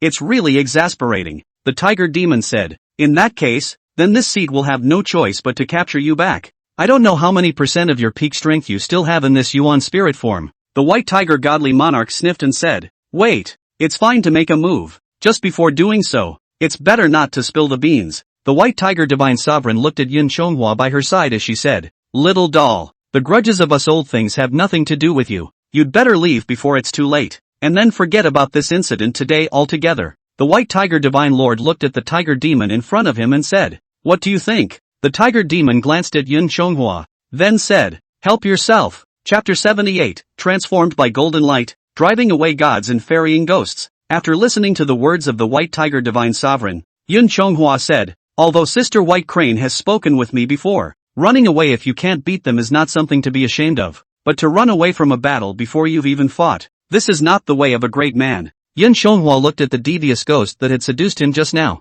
Besides, the demon has hurt people and detained the earth immortal and the ghost duty officer, so I have been entrusted to come and get rid of the demon. If I just go back on my word, I won't be able to hold my head up in front of my peers. Yun Chonghua lifted the painted pole square heavenly halberd in his hand and pointed. Then he said, no matter what your identity is as a tiger demon, as long as you hurt people and harm their lives, I won't tolerate you. If you can't do justice to these mortals, I am an immortal god in vain. Hearing this, the white tiger divine lord nodded and said, good, impatient and righteous, little doll, there really is something of him in you. That tiger demon listened and was also very appreciative of Yun Chonghua in front of him. He had previously thought that Yun Chonghua was just a man who relied on playing smart. The snobs who are trying to get to the top of the ladder. Traveling to various places to eliminate demons is just a way to gain fame and be reused in the heavenly realm at an early date. He, however, did not expect Yun Chonghua to be a sincere protector of the people. Still, that tiger demon said, kid, the white tiger divine sovereign is right.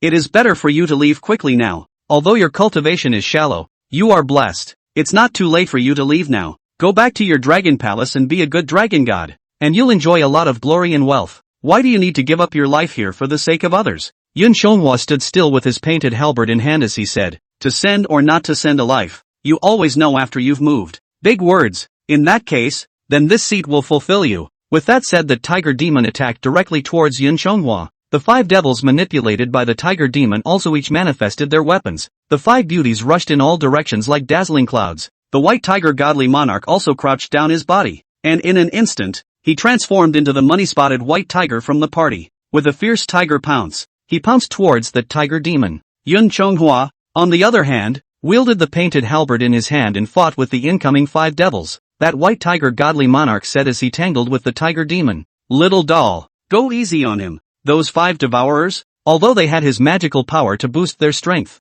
however, they were still ordinary spirits. If you were to put out your full strength, you'd beat the hell out of these 5 poor girl dolls. At the moment, these 5 ghosts were pestering themselves, although Yun Chonghua was able to use his martial arts skills to fight with ease. However, as the white tiger godly monarch had said, he didn't dare to lay a heavy hand on them. If it had been any other demon, Yun Chonghua would have long ago activated the power of shocking thunder on top of his painted halberd. Thrilling thunder specializes in souls. As long as the power of thrilling thunder comes together, all ghosts and monsters have to vanish into thin air. But right now these 5 devils are not harmful villains. They are just being controlled by the magic detention. Even Yun Chonghua, who had always been able to move his hands without moving his mouth, was still throwing his weight around. Yun Chonghua said, this I know, while parrying with the painted halberd in his hand. But with them around, I'm afraid we can't even use what we have. If I use the divine wind, I'm afraid that it will also blow their souls away. And the magic treasure given to me by Sister White Crane can only take in people,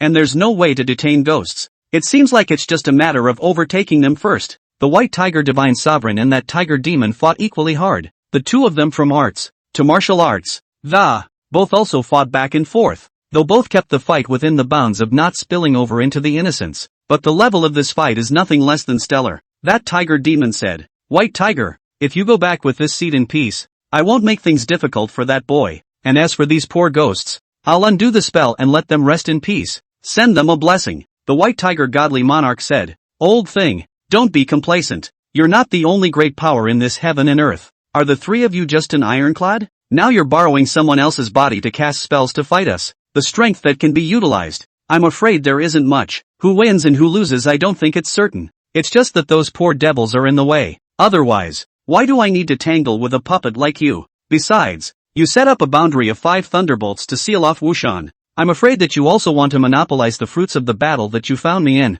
It's a pity I don't buy you. The tiger demon said, he, white tiger divine monarch, you've all died once. This disposition is still this arrogant. Just as the tiger demon and the white tiger godly monarch were fighting each other, Yun Chonghua, who was fighting the 5 ghosts, shouted open. The next moment Yun Chonghua manifested a giant wheel of merit and virtue behind him. A dazzling burst of Buddha's light suddenly illuminated the entire Wushan mountain, and the 5 devils that were under control, under the illumination of this Buddha's light, were also instantly released from their control. Even that tiger demon was flashed by this sudden Buddha's light and stumbled. Seeing this, the tiger demon said, Ha! Borrowing a puppet and controlling another puppet. It's really troublesome. But I didn't expect you, this kid, to have cultivated this Buddha power to such an extent. Although my strength today is only 1 cow and 1 hare. But you were able to break my spell with Buddha's light. It's really not bad, if you hadn't really made merit. There's also no way to bring this shekel to this level of strength. However, that tiger demon ended up saying with disdain.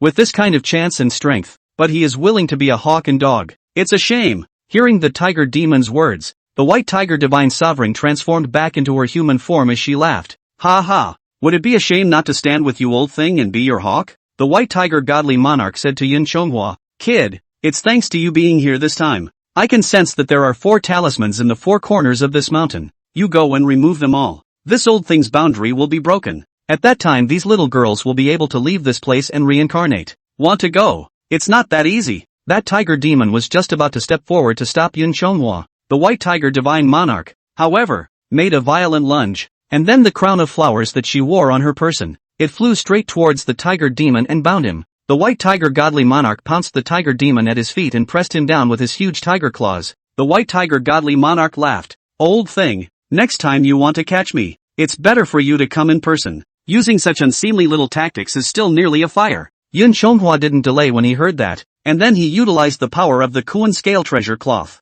toward the entire perimeter of which mountain flew, although his perception was not as good as that of the white tiger divine sovereign, before coming close to the, still sensing the power left behind by those 4 runes. As he stepped forward to tear the talisman off, he was struck by a powerful lightning strike, but as strong as this lightning strike was, it only had an effect on other people, only to see the dragon head 7-star crown on Yun Chonghua's head. The dragon's eyes lit up, and the incoming thunderbolt was then immediately cancelled out by his hair crown. Sensing that the talisman was broken, the tiger demon said, ha, this kid is just as tough as Yuan Long in that armor. The white tiger godly monarch laughed. He, old thing, you've made 1,000 calculations, didn't count on him being here, did you? Your runes of the 5 thunders of the divine heavens, even though they are fatal to a spiritual body like mine, but he's protected by that cloak that avoids the 3 plagues. That little trick won't do much for him. Within a short time, all 4 of those talismans were broken by Yun Chonghua, and he folded back with great speed. The white tiger godly monarch stood up and transformed back into his human body. She looked at Yun Chonghua in the sky and said, little doll, you've done well. After praising Yun Chonghua, he looked at the tiger demon and said, how about it old thing? Will you continue to fight with us here, so that everyone in heaven and on earth will discover my existence, or will you get the hell back to heaven before it's too late? Chapter 79, After the Wushan incident, the white tiger delivers a gift. Hearing this, that tiger demon laughed out loud and said, ha ha, good, you guys win this time. The tiger demon looked at Yun Chonghua and said, you are truly an anomaly. I thought you were just a snob who relied on cleverness to get ahead, but I didn't realize that you do have merit and virtue in your body. Truly, it's a buildable talent. Just as well, count yourselves as winners this time. The tiger demon looked at the white tiger divine sovereign and said, white tiger, this seed still wants you to think about it. You are a spirit beast born of heaven and earth. Your divine soul has not been destroyed. This is your blessing. If you have thought about it, you can also come to this seat at any time. The white tiger godly monarch still said, forget it. It's so hard to stay out of this. I haven't had enough of my getaway. Don't want to get involved in your business anymore. Seeing that the white tiger godly lord's attitude was so determined, the tiger demon also stopped dwelling on it. Immediately, he withdrew all his mana, freeing that ghosty mortals. The tiger demon also fell down heavily, and in the next moment it also turned into flying dust. It turned into a green talisman. Yun Chonghua flew down from the sky and picked up the green talisman on the ground. He said, I didn't realize that the demons in this mountain were all made of runes. That demon's true body is thought to be that Taoist. I'm going to get him here. Yun Chonghua was just about to leave when the white tiger divine lord stopped him and said, there's no need to go. This is a little trick for him to puppet even puppets. Even if you go after him now, it will be too late. Besides, this heavenly thing, it's good to be confused sometimes. The white tiger divine sovereign reached out and tapped his finger on his head, then laughed. It's hard to be confused. It was at this time that the detained ghost immortal, there were also the 5 female ghosts who had all come close to Yin Chonghua and the white tiger divine sovereign. The god of Wushan mountain saw that the mountain ghost was there. So he said, mountain ghost, why are you also with the divine sovereign? The white tiger divine monarch was also pretending at this time. Just now, that demon was trying to capture me. Luckily, it was this divine sovereign who saved me. Seeing this, the Wushan mountain god immediately saluted and said, this time, Wushan Mountain has been in trouble. Thanks to the Divine Sovereign's help. Yun Chonghua looked at the saluting crowd and said, "There's no need to do so for a show of hands." The female ghost that had lured Yun Chonghua earlier also came forward and said, "I have offended the Divine Sovereign much before. Please forgive me." Looking at her beautiful face, Yun Chonghua said, "That is not your fault either. You have all been victimized by demons. Not only did you die, but you were also reduced to ghosts. It's really pitiful." Yun Chonghua looked at the mountain god and the ghostly messenger who collected the souls. He said, "After you and the others have sent them to the netherworld, can you ask the judge to find a good family for them to rest in?" The leader of the ghosts said, "A few of them died before their lives were over. And with the Divine Sovereign's great Buddhist aptitude for transmigration, according to my netherworld's legal system, in the next life one should devote oneself to the way of blessing and enjoy a life of purity and happiness." Yun Chonghua nodded and looked at the 5 women and said, You few go to your reincarnations in peace." Several people also thanked them one by one. Immediately, they followed the mountain gods and the ghosts to leave for the netherworld. The female ghost with the surname Yun, on the other hand, gave Yun Chonghua another unique look before she left. After sending a few people away, Yun Chonghua looked at the white tiger Divine Monarch. He asked, "Divine Monarch, who was that man? I heard the tone of your conversation with him, and I can tell that the other party should be a great power. I just don't know which one this person is." "He's so." Before Yun Chonghua could finish his words, the white tiger Divine Monarch said, "Luckily, you're still a Buddhist practitioner. I don't know that the Buddha said, 'Do not speak.' Listening to what that old thing said just now, you don't seem to be involved in those troubles yet.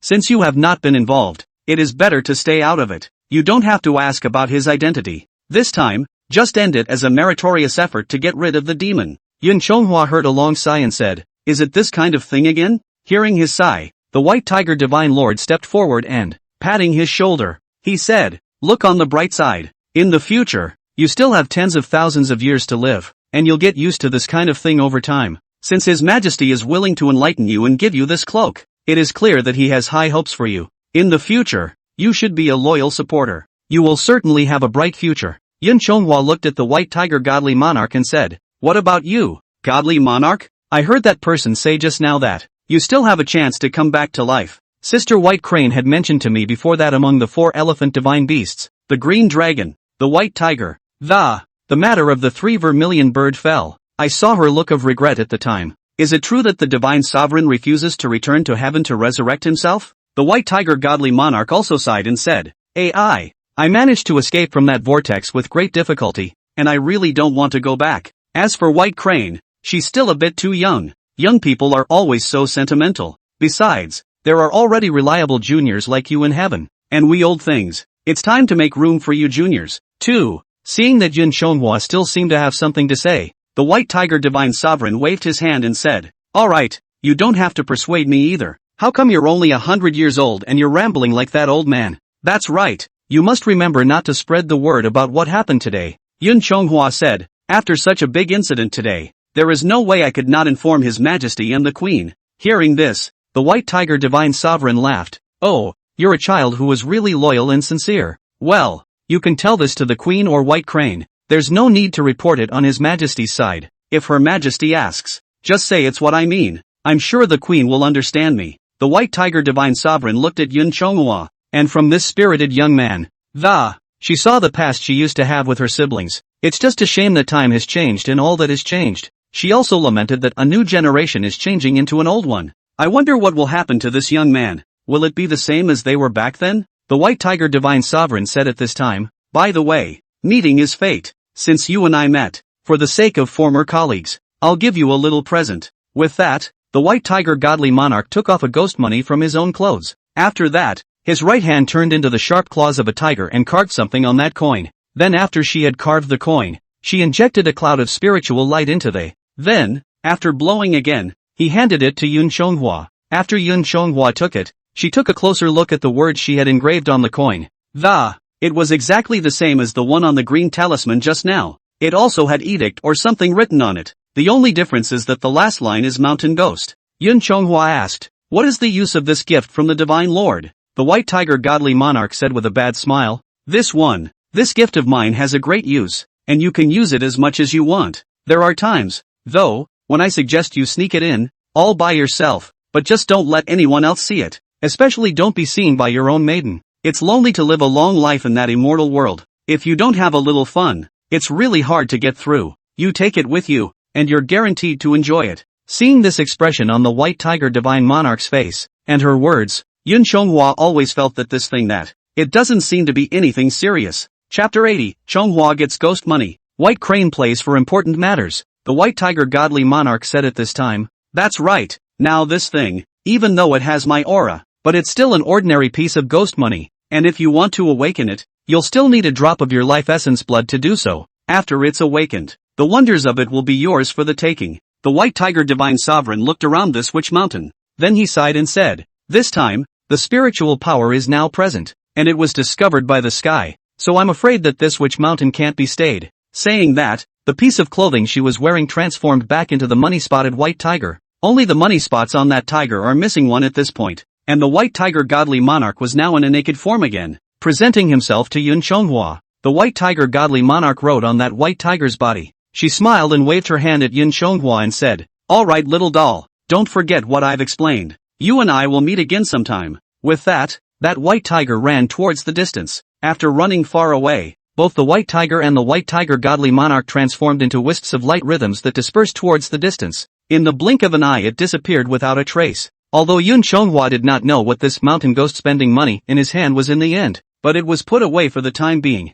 He didn't delay, and immediately took off, heading straight for the heavenly palace. Although there were still many questions in his mind, as long as he met with the Empress and the White Crane Fairy and reported the former situation, he believed that it would all be clear soon. Yun Chonghua flew through the southern heavenly gate, crossed the coast of the heavenly river, and headed straight for Yaoqi. However, after he arrived at the Yaoqi, the fairy on duty at the Yaoqi stopped him. The fairy asked, wait a minute, Divine Lord. Even though the fairy on duty knew Yun Chonghua, the rules of Yaoqi, except for the Peach Blossom Conference, were, male immortals could not enter Yaoqi without being guided by someone from Yaoqi. Even Yun Chonghua was not an exception to this rule. Yun Chonghua said, please inform sister that I have urgent matters to see the Empress. Hearing this, the fairy didn't dare to delay at all, and hurriedly set up a cloud to inform within the Yaoqi. A few moments later, the White Crane Fairy slowly flew out from within the Yao Pond, and after landing, she manifested herself into a human body. Then he asked, what's wrong? What in the world has happened? The Empress is still resting in the palace today. Speak with me beforehand if there's anything important, and I'll go and inform the Queen. As the White Crane Fairy spoke, she dismissed the maid who was blocking the way and brought Yun Chonghua inside the Yao Pond. After the two of them entered the Yaoqi, Fairy White Crane asked, what's going on? But have you encountered any difficulties in the lower world? Yun Chonghua looked around to make sure no one was there before saying, Sister White Crane, when I was in the lower realms to get rid of the demons, I didn't want to encounter a big event. Yun Chonghua then told him that he was invited by the Greenback Dragon to go to Wushan Mountain to get rid of the demons. During that time, the unintentional meeting with the White Tiger Divine Sovereign, and the fight with that unknown powerhouse, all of them were informed to the White Crane Fairy one by one. The White Crane Fairy was also dumbfounded after hearing Yun Chonghua's words. She murmured, are you telling the truth? The White Tiger is actually still alive. Yun Chonghua nodded and said, naturally, it's true, it's just that whether or not she's still alive, I'm not so sure about that. After all, that great power that possessed the Tiger Demon, and the White Tiger Divine Sovereign all said that they only had Yuan Ling left, doesn't count as living. With that, Yun Chonghua handed the mountain ghost spending money given to him by the White Tiger Divine Sovereign to the White Crane Fairy. This is what the White Tiger Goddess gave me when she was leaving. She originally wanted me to keep it a secret, but I always felt that I couldn't hide such a big matter from His Majesty the Queen. But the White Tiger Divine Sovereign won't let me report this matter to His Majesty. She said that after reporting to the Empress would understand her. So as soon as the matter was over, I came to Yaoqi without stopping to report. The White Crane Fairy felt the spirit of the mountain ghost spending money and said, not bad. This is indeed the spirit energy from the White Tiger, and there seems to be a trace of her essence on it. With that, Fairy White Crane took Yun Chonghua's hand and led him straight to the Empress chambers. At this time the Empress was taking a nap in the palace. After hearing the White Crane's report, she also immediately asked White Crane to help her freshen up and prepare to receive Yun Chonghua. Within the bedchamber, after the Empress carefully listened to Yun Chonghua finish the whole thing, it was also very surprising, but in the end, the nymphetess let out a helpless smile as she chuckled and shook her head. This girl, White Tiger, has always acted in a radical and unconventional manner. Although her body has fallen, her spirit still exists. It's a blessing in disguise. I think if she hadn't seen that cloak of yours and seen it, I'm sure I won't risk exposure by fighting you. The queen sighed and said, since she doesn't want to come back yet, let her go. Whenever this girl has had enough of playing in the lower realms, maybe it will come back on its own. The White Crane Fairy handed the mountain ghost spending money given to Yun Shonghua by the White Tiger Goddess to the Empress. Then he asked, Your Highness, then what should be done with this? The Empress reached out her jade hand and took the piece of spending money in her hand and looked at it. Then he said, looking at the inscription spell marks on it, it's a puppet method, since it was given to Chonghua by the White Tiger. Then Chonghua, you can take it back. After the White Crane Fairy received the Nyang Nyang's consent, she returned that spending money to Yun Chonghua. Yun Chonghua cupped that spending money in his hands, then said, Your Highness, when the White Tiger Divine Sovereign gave me this thing, it was very light in his words, and it also requires my essence blood to awaken. The Empress knew what Yun Chonghua meant, and the Empress laughed, although that girl Baihu likes to play around. However, you will not victimize your own people. This chance she has given you, the palace can't see any other name for it. When you return, and there's no harm in trying it with essence blood. Yun Chonghua said, Yes. Yun Chonghua then went out of the Empress chambers with Fairy White Crane. As to who that mysterious powerhouse really was, the queen did not talk about it between conversations. Yun Chonghua was also sensible enough not to ask more questions, and this time the White Crane Fairy didn't retain Yun Chonghua. Just after sending Yun Chonghua out of the Yaoqi, then they immediately turned back. Yun Chonghua looked at the White Crane Fairy and he also knew that this matter was not something he could get involved in. Right now he had already reported the matter to the Empress and done his part. As for the rest, it was out of his hands. After Yun Chonghua left Yaoqi, he went straight out of the southern heavenly gate and returned to his Surabaya River God's mansion. He wanted to see what this thing that the White Tiger Divine Lord had given him was. After the White Crane Fairy returned to Yaoqi, the Empress asked, Sent Chonghua out? The White Crane Fairy said, reporting back to the Empress, it has already been sent away. The Queen asked, Did he ask you about the identity of the man behind the curtain? White Crane Immortal shook her head and said, Chonghua is a smart person. He has also always abided by his duty. Since the maiden has not informed him, he has not asked much. The Empress pillowed her head at this time and sighed. That's good. Although this child Chonghua is loyal, his roots are still too shallow, and these matters are not something he can get involved in yet. The Empress looked out the door of the Yaoqi and frowned. Fortunately, he didn't tear his face off this time. It's just using a puppet to persuade him to surrender. If he were to strike in person, Chonghua and that White Tiger girl would be afraid that it would be difficult for them to escape this fate. The White Crane Immortal said, Your Highness, since the other party has already made a move, then shouldn't we transfer Chonghua up to heaven? He has done a lot of good deeds in the lower realms over the years and has accumulated a lot of merit. I think it's enough if I return to my post in heaven. After thinking about it, the Queen said, Let's put it this way, the Peach Conference will be held in 100 days or so. When the Peach Conference is over, then we'll promote him. Chapter 81, The Wonderful Use of Mountain Ghost's Money. Yun Chonghua left Yaoqi and returned straight to the Jiangdu Dragon Palace. After informing the Greenback Dragon of the news that the matter of Wushan had been concluded, then he went straight back to his Surabaya Divine Mansion. Yun Chonghua returned to his bedroom and carefully examined the mountain ghost spending money in front of him. He looked at it carefully for half a day and still couldn't see anything particularly famous. So he followed what the White Tiger Divine Sovereign had said before. Try waking it up directly with your own blood. Yun Chonghua's fingers turned into dragon claws, pricked himself on his other hand with a sharp fingernail, then put a drop of blood and dripped it onto the mountain ghost's spending money. With a flash of aura, that flower slowly absorbed the drop of dragon blood. It then turned into a ball of spiritual rhythm and scattered in all directions. When that mass of spiritual rhythms coalesced again, a naked woman was then presented in front of Yun Chonghua,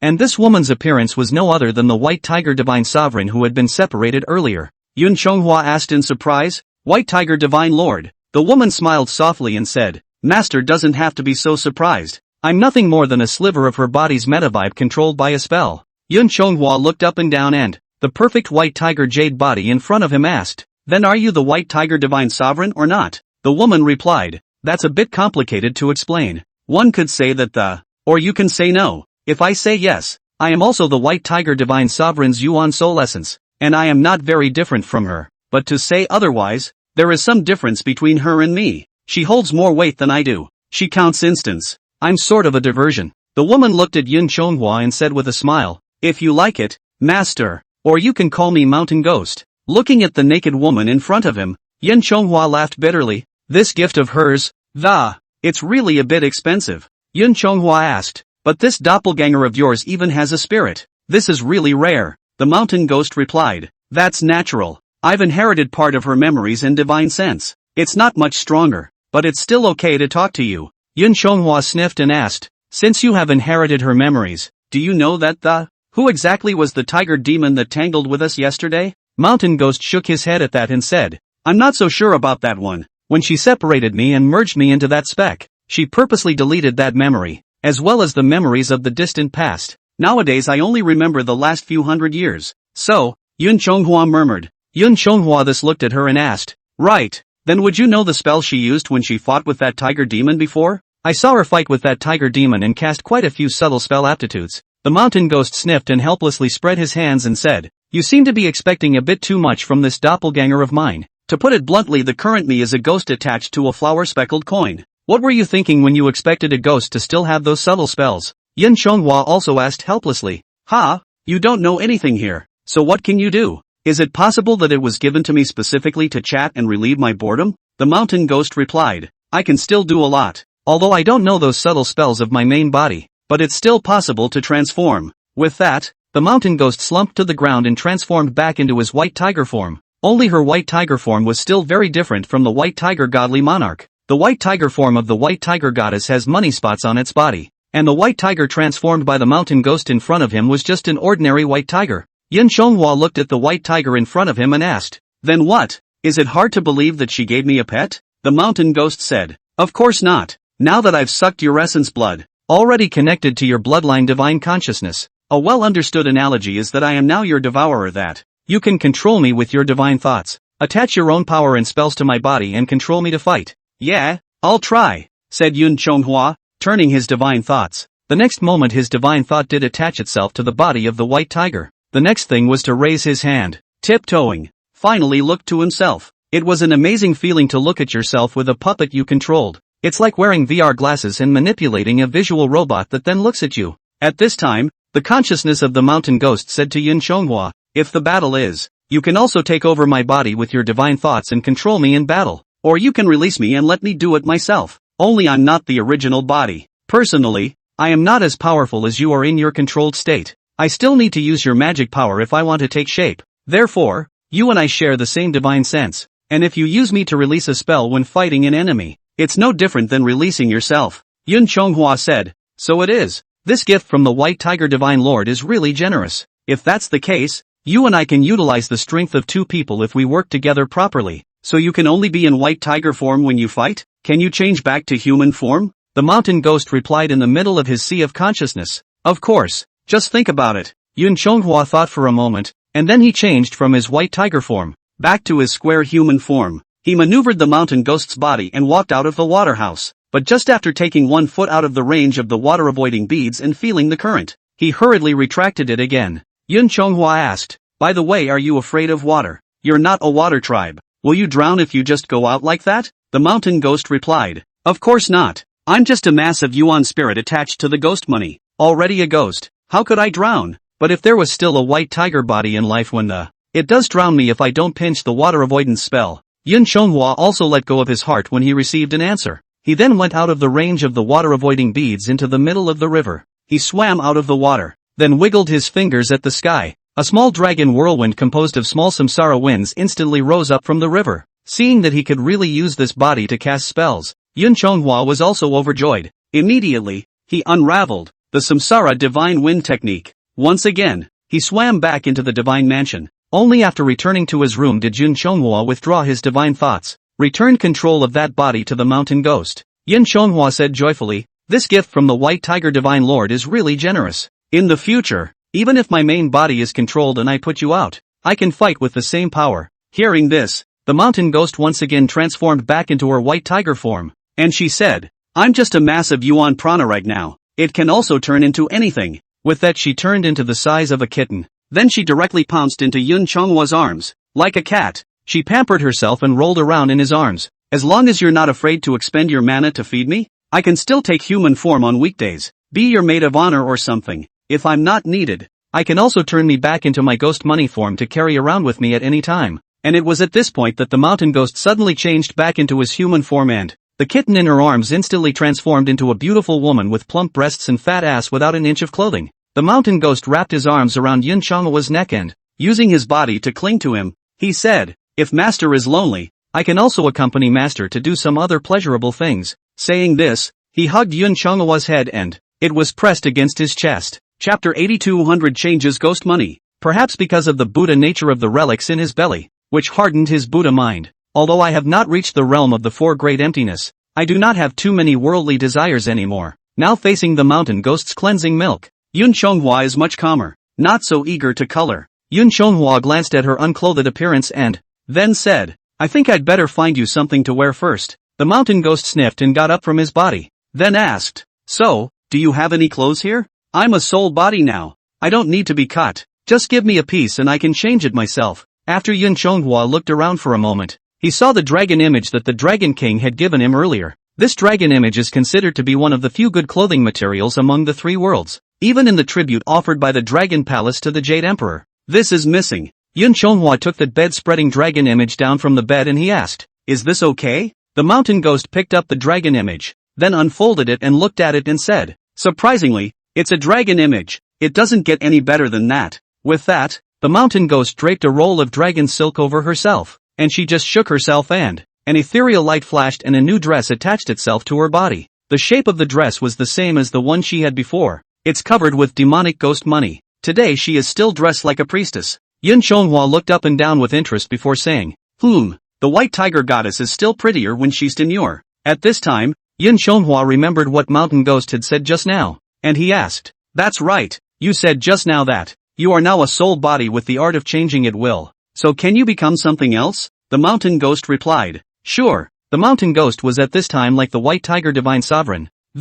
With an impish grin. That's why when she gave me to you, she told you to use me however you want and make sure you get a lot of use out of it. But this time the mountain ghost is again sad. Long sigh said, alas, people live for 100 years. 9 out of 10 things are not as good as they seem. As immortals and gods, our lifespan far exceeds that of mortals. It's natural for this to be a bit more unsatisfactory than those mortals, like liking someone and never getting a response from them. Mortals may only have to wait a few decades to forget their ties and troubles in a bowl of forgetful water, but the immortals and gods have to fulfill their duties. This love may be buried in the heart for 1,000 years, 10,000 years, or even 100,000 years without being told. Seeing the mountain ghost's expression and hearing her words, Yun Chonghwa didn't even realize that. This is what the ghost money said, or the heart of the white tiger god himself. Mountain ghost looked at Yun Chonghwa at this time and said with a smile, but you, master, rather a blessed man. If you have any girl you are seeking, I can change into her likeness to accompany you. I am not a real person, but my company can be an added comfort, even if that comfort is false. At least it's better than nothing. But master can also rest assured that I'm just a trace of a Yuan spirit. It is not against the laws of heaven to share clouds and rain with me. Besides, I don't have an original body, and I have no way to procreate for you, and you don't have to be afraid of having any illegitimate children. There are any attachments. It can still be played like this? Yun Chonghwa was really a bit surprised when he heard this. Yun Chonghwa said, then how about you become like the 7th princess first? The mountain ghost shook his head and said, who is the 7th princess? I don't recognize her. For me to take the form of that man, I have to know what that man looks like. Yun Chonghwa nodded and said, that's true. Yun Chonghwa then picked up a piece of paper from the table, and then with his own mana, on the paper intended to draw a full picture of the body appearance of the 7 fairies, then showed it to the mountain ghost and said, that's what she looks like. You might change? The mountain ghost took the portrait in his hands and looked at it. Then he smiled and said, master's vision is very poisonous. This woman is really very beautiful. The mountain ghost then shifted into the appearance of the 7 immortals, whether it was the likeness of, or the costumes, all changed exactly as they were painted. Looking at the mountain ghost that had turned into the 7 immortals in front of him, Yun Chonghwa couldn't help but applaud, called out yes. After looking himself up and down, the mountain ghost said, this woman's dress is quite modest. Such a pretty face. Whose princess is she? Is she your sweetheart, master? Yun Chonghwa couldn't help but let out a cold laugh when he heard this and said, this person you've changed is the 7th princess of the heavenly court. Instead of being my sweetheart, I'm my enemy. The mountain ghost smiled at his words and said, oh, so master you like this mood, said the mountain ghost, with a tug at his own lapel, revealing his snow-white arms, and then said, then please master, ravage this asterisk of mine to your heart's content. Saying that, she even threw a wink at Yun Chonghwa. Then he crouched down and crawled on his knees to Yun Chonghwa's feet. Looking at this charming and flirtatious appearance of the mountain ghost, Yun Chonghwa was very embarrassed. He asked, now I wonder where you, a fairy, learn such foul language?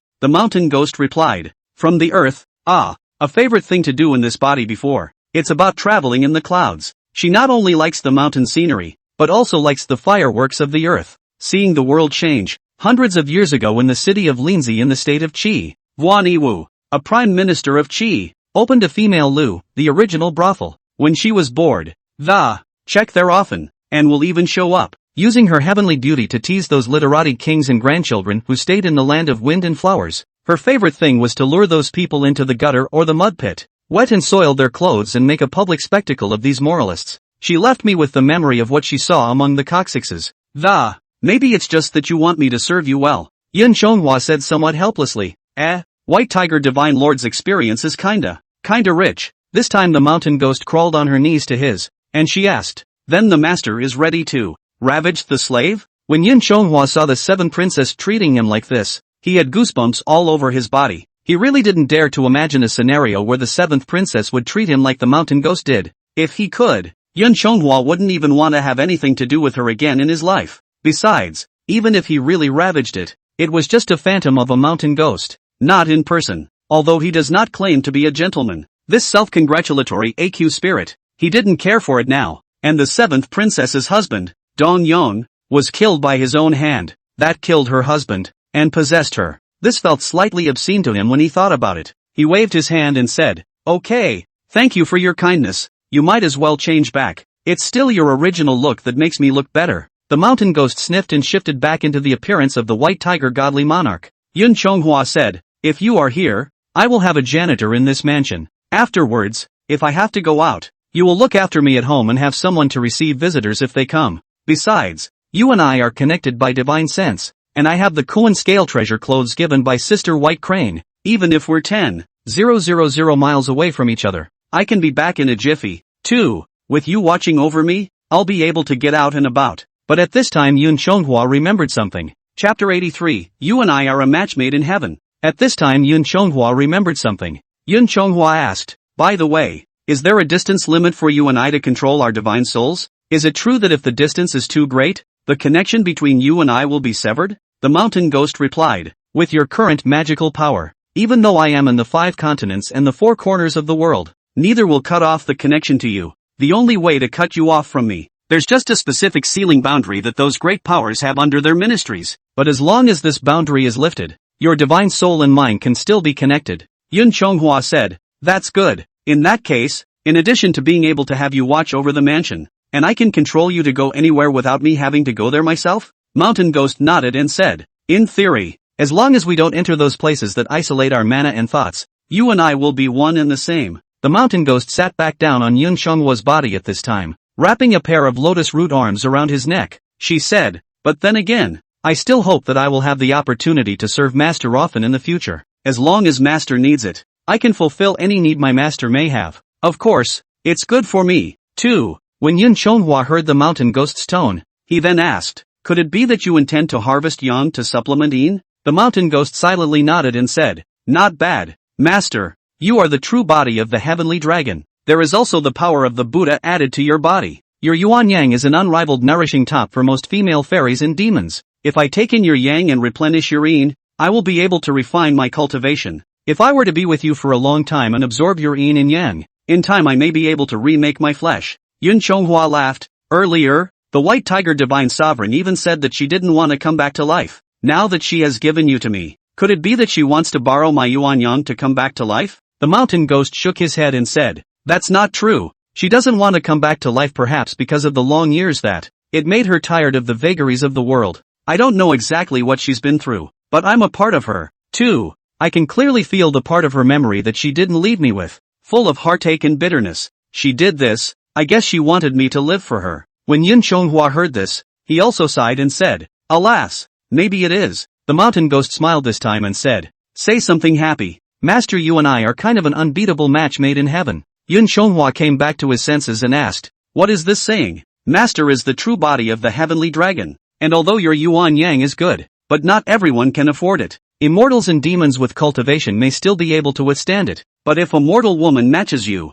their weak bodies can't withstand the raging power of that yuan yang, and the same goes for me. I am the yuan spirit of the White Tiger Divine Lord. The The 4 elephants were born at the beginning of heaven and earth. The 4 divine beasts were born from the 4 elephants. The green dragon was born in the east as Xiaoyang, and I was born in the west as Xiaoyin. The vermilion bird in the south is the sun and the Xianwu in the north is the Taiyin. The 4 elephants are transformed into life. My body itself is a body of Xiaoyin, and not just anyone can touch it. Plus the fact that I'm not a living person now, but a yuan prana, is even more yin on top of yin. Not to mention ordinary men. Even some slightly cultivated heavenly immortals and earthly demon kings were charmed by my colorful face. If you have intercourse with me, you will also be harmed in 100 ways. If you were a mortal, you would be immediately injured by my yin chi and die. Only a heavenly dragon true body of pure yang like you, master, can have this blessing. Experience my soft jade and warmth. You and I complement each other's yin and yang. This is a match made in heaven. Hearing this,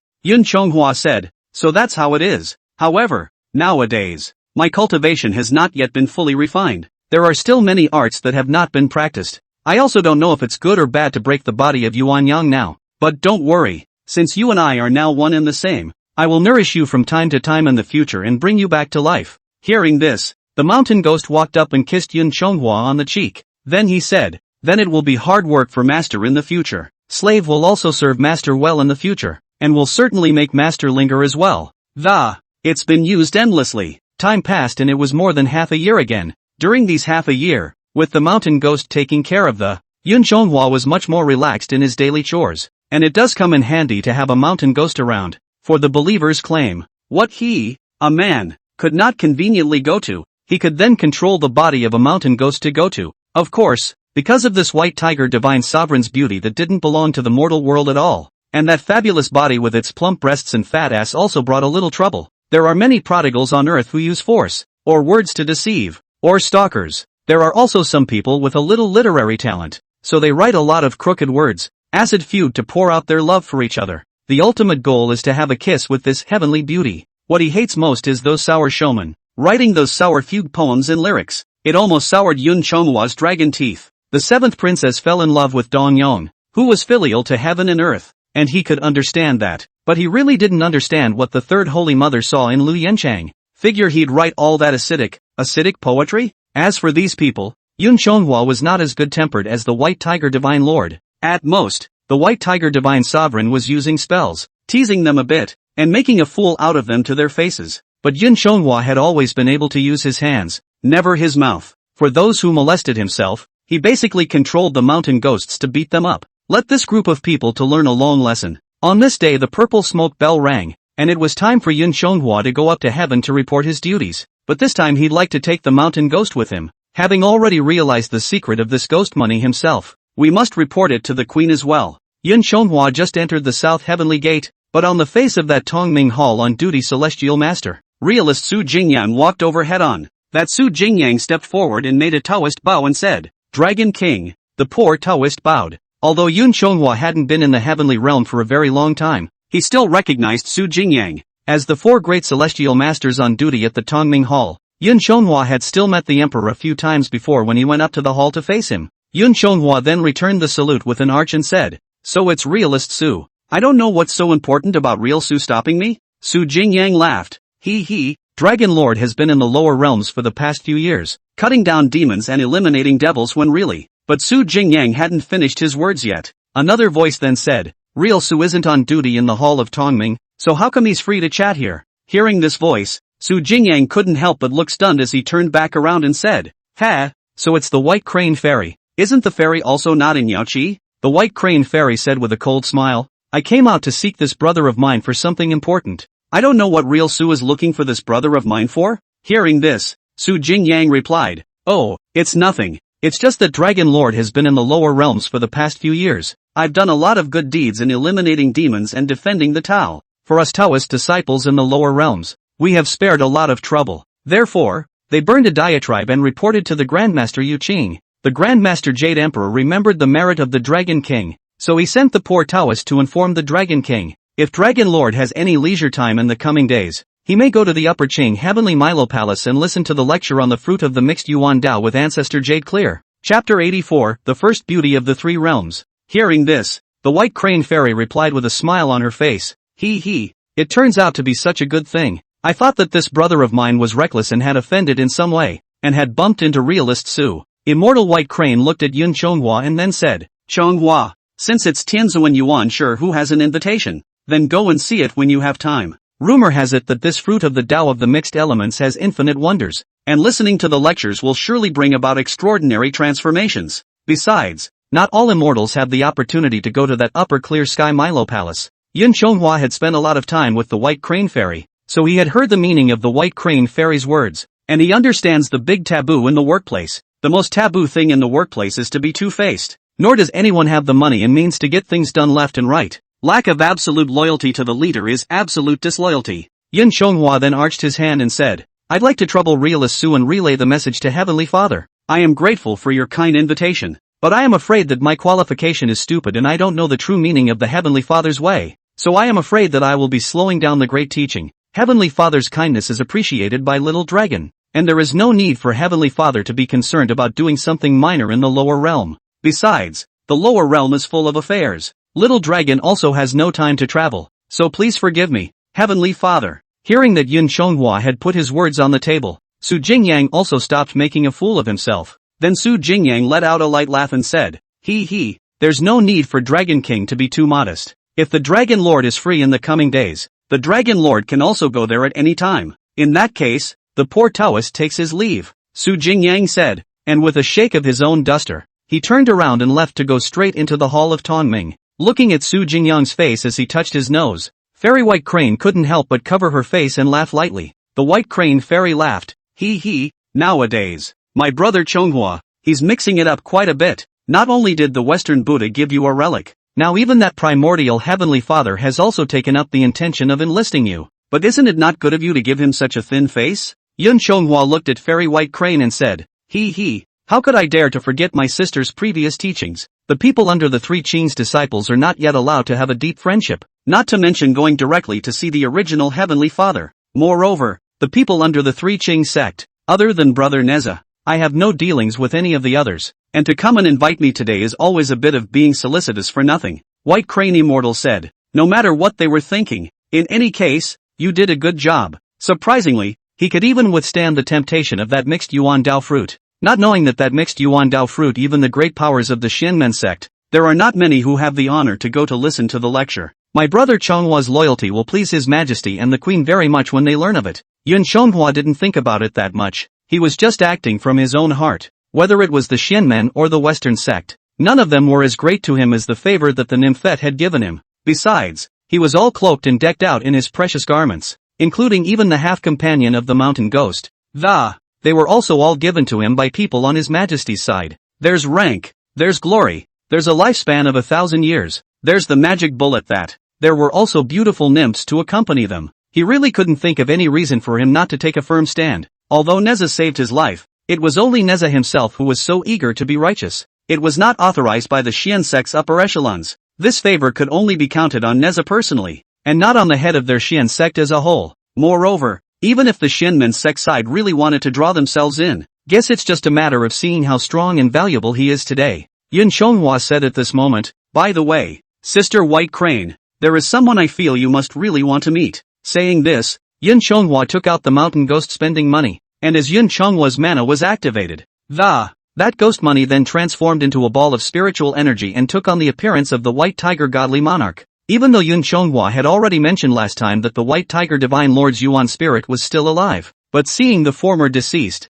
the White Crane Fairy was still very surprised. White Crane Fairy went forward and hugged the mountain ghost and said, Sister White Tiger, it's so good to see you again. But the mountain ghost in front of me, apart from some logical common sense, then there are only memories of the last few hundred years. The mountain ghost held up his hand and said, calm down, Fairy. I'm just a slave doppelganger that the main body gave to the master. Although looking at you feels familiar, I really can't recall who you are. The White Crane Immortal was a bit surprised at his words. She looked at Yun Chonghua and asked, what the hell is going on here? Then Yun Chonghua told what happened to him after he spiritualized the ghost money.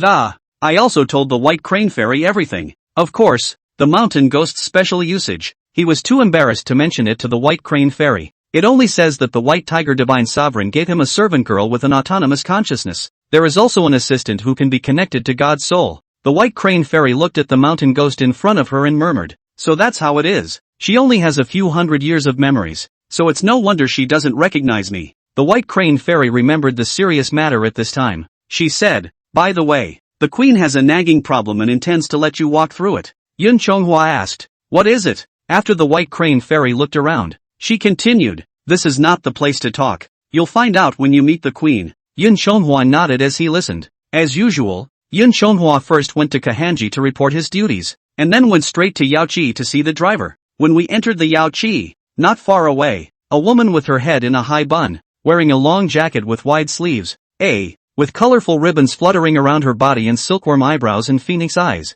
The stunning fairy that looked like a flying goddess slowly walked towards the two. Yun Chonghua had diluted his worldly desires even though he had a Sherpa, but he raised his eyes and looked. Seeing such a stunning woman, one couldn't help but praise her heart along with it. And when that fairy saw the White Crane Fairy and the divine sovereign she had never seen before, she also stepped forward with lotus steps, her knitted brows, her smile, and the grace with which she walks. With her lotus steps, Yun Chonghua didn't even know how to describe it. Although the 7 immortals, the 3 virgins, and the white tiger goddess are all of heavenly beauty, but facing the beauty in front of us, and yet, it's slightly less so. The word beauty is used to describe her. It's the blessing of beauty. That fairy came to the two and bowed. White Crane Fairy and Yun Chonghua also returned the salute. However, both parties did not say a word more, and the fairy slowly walked away. Seeing Yun Chonghua's expression, the White Crane Fairy laughed. Hey, the people have gone far away. Stop looking. However, the White Crane Fairy was not surprised by Yun Chonghua's reaction.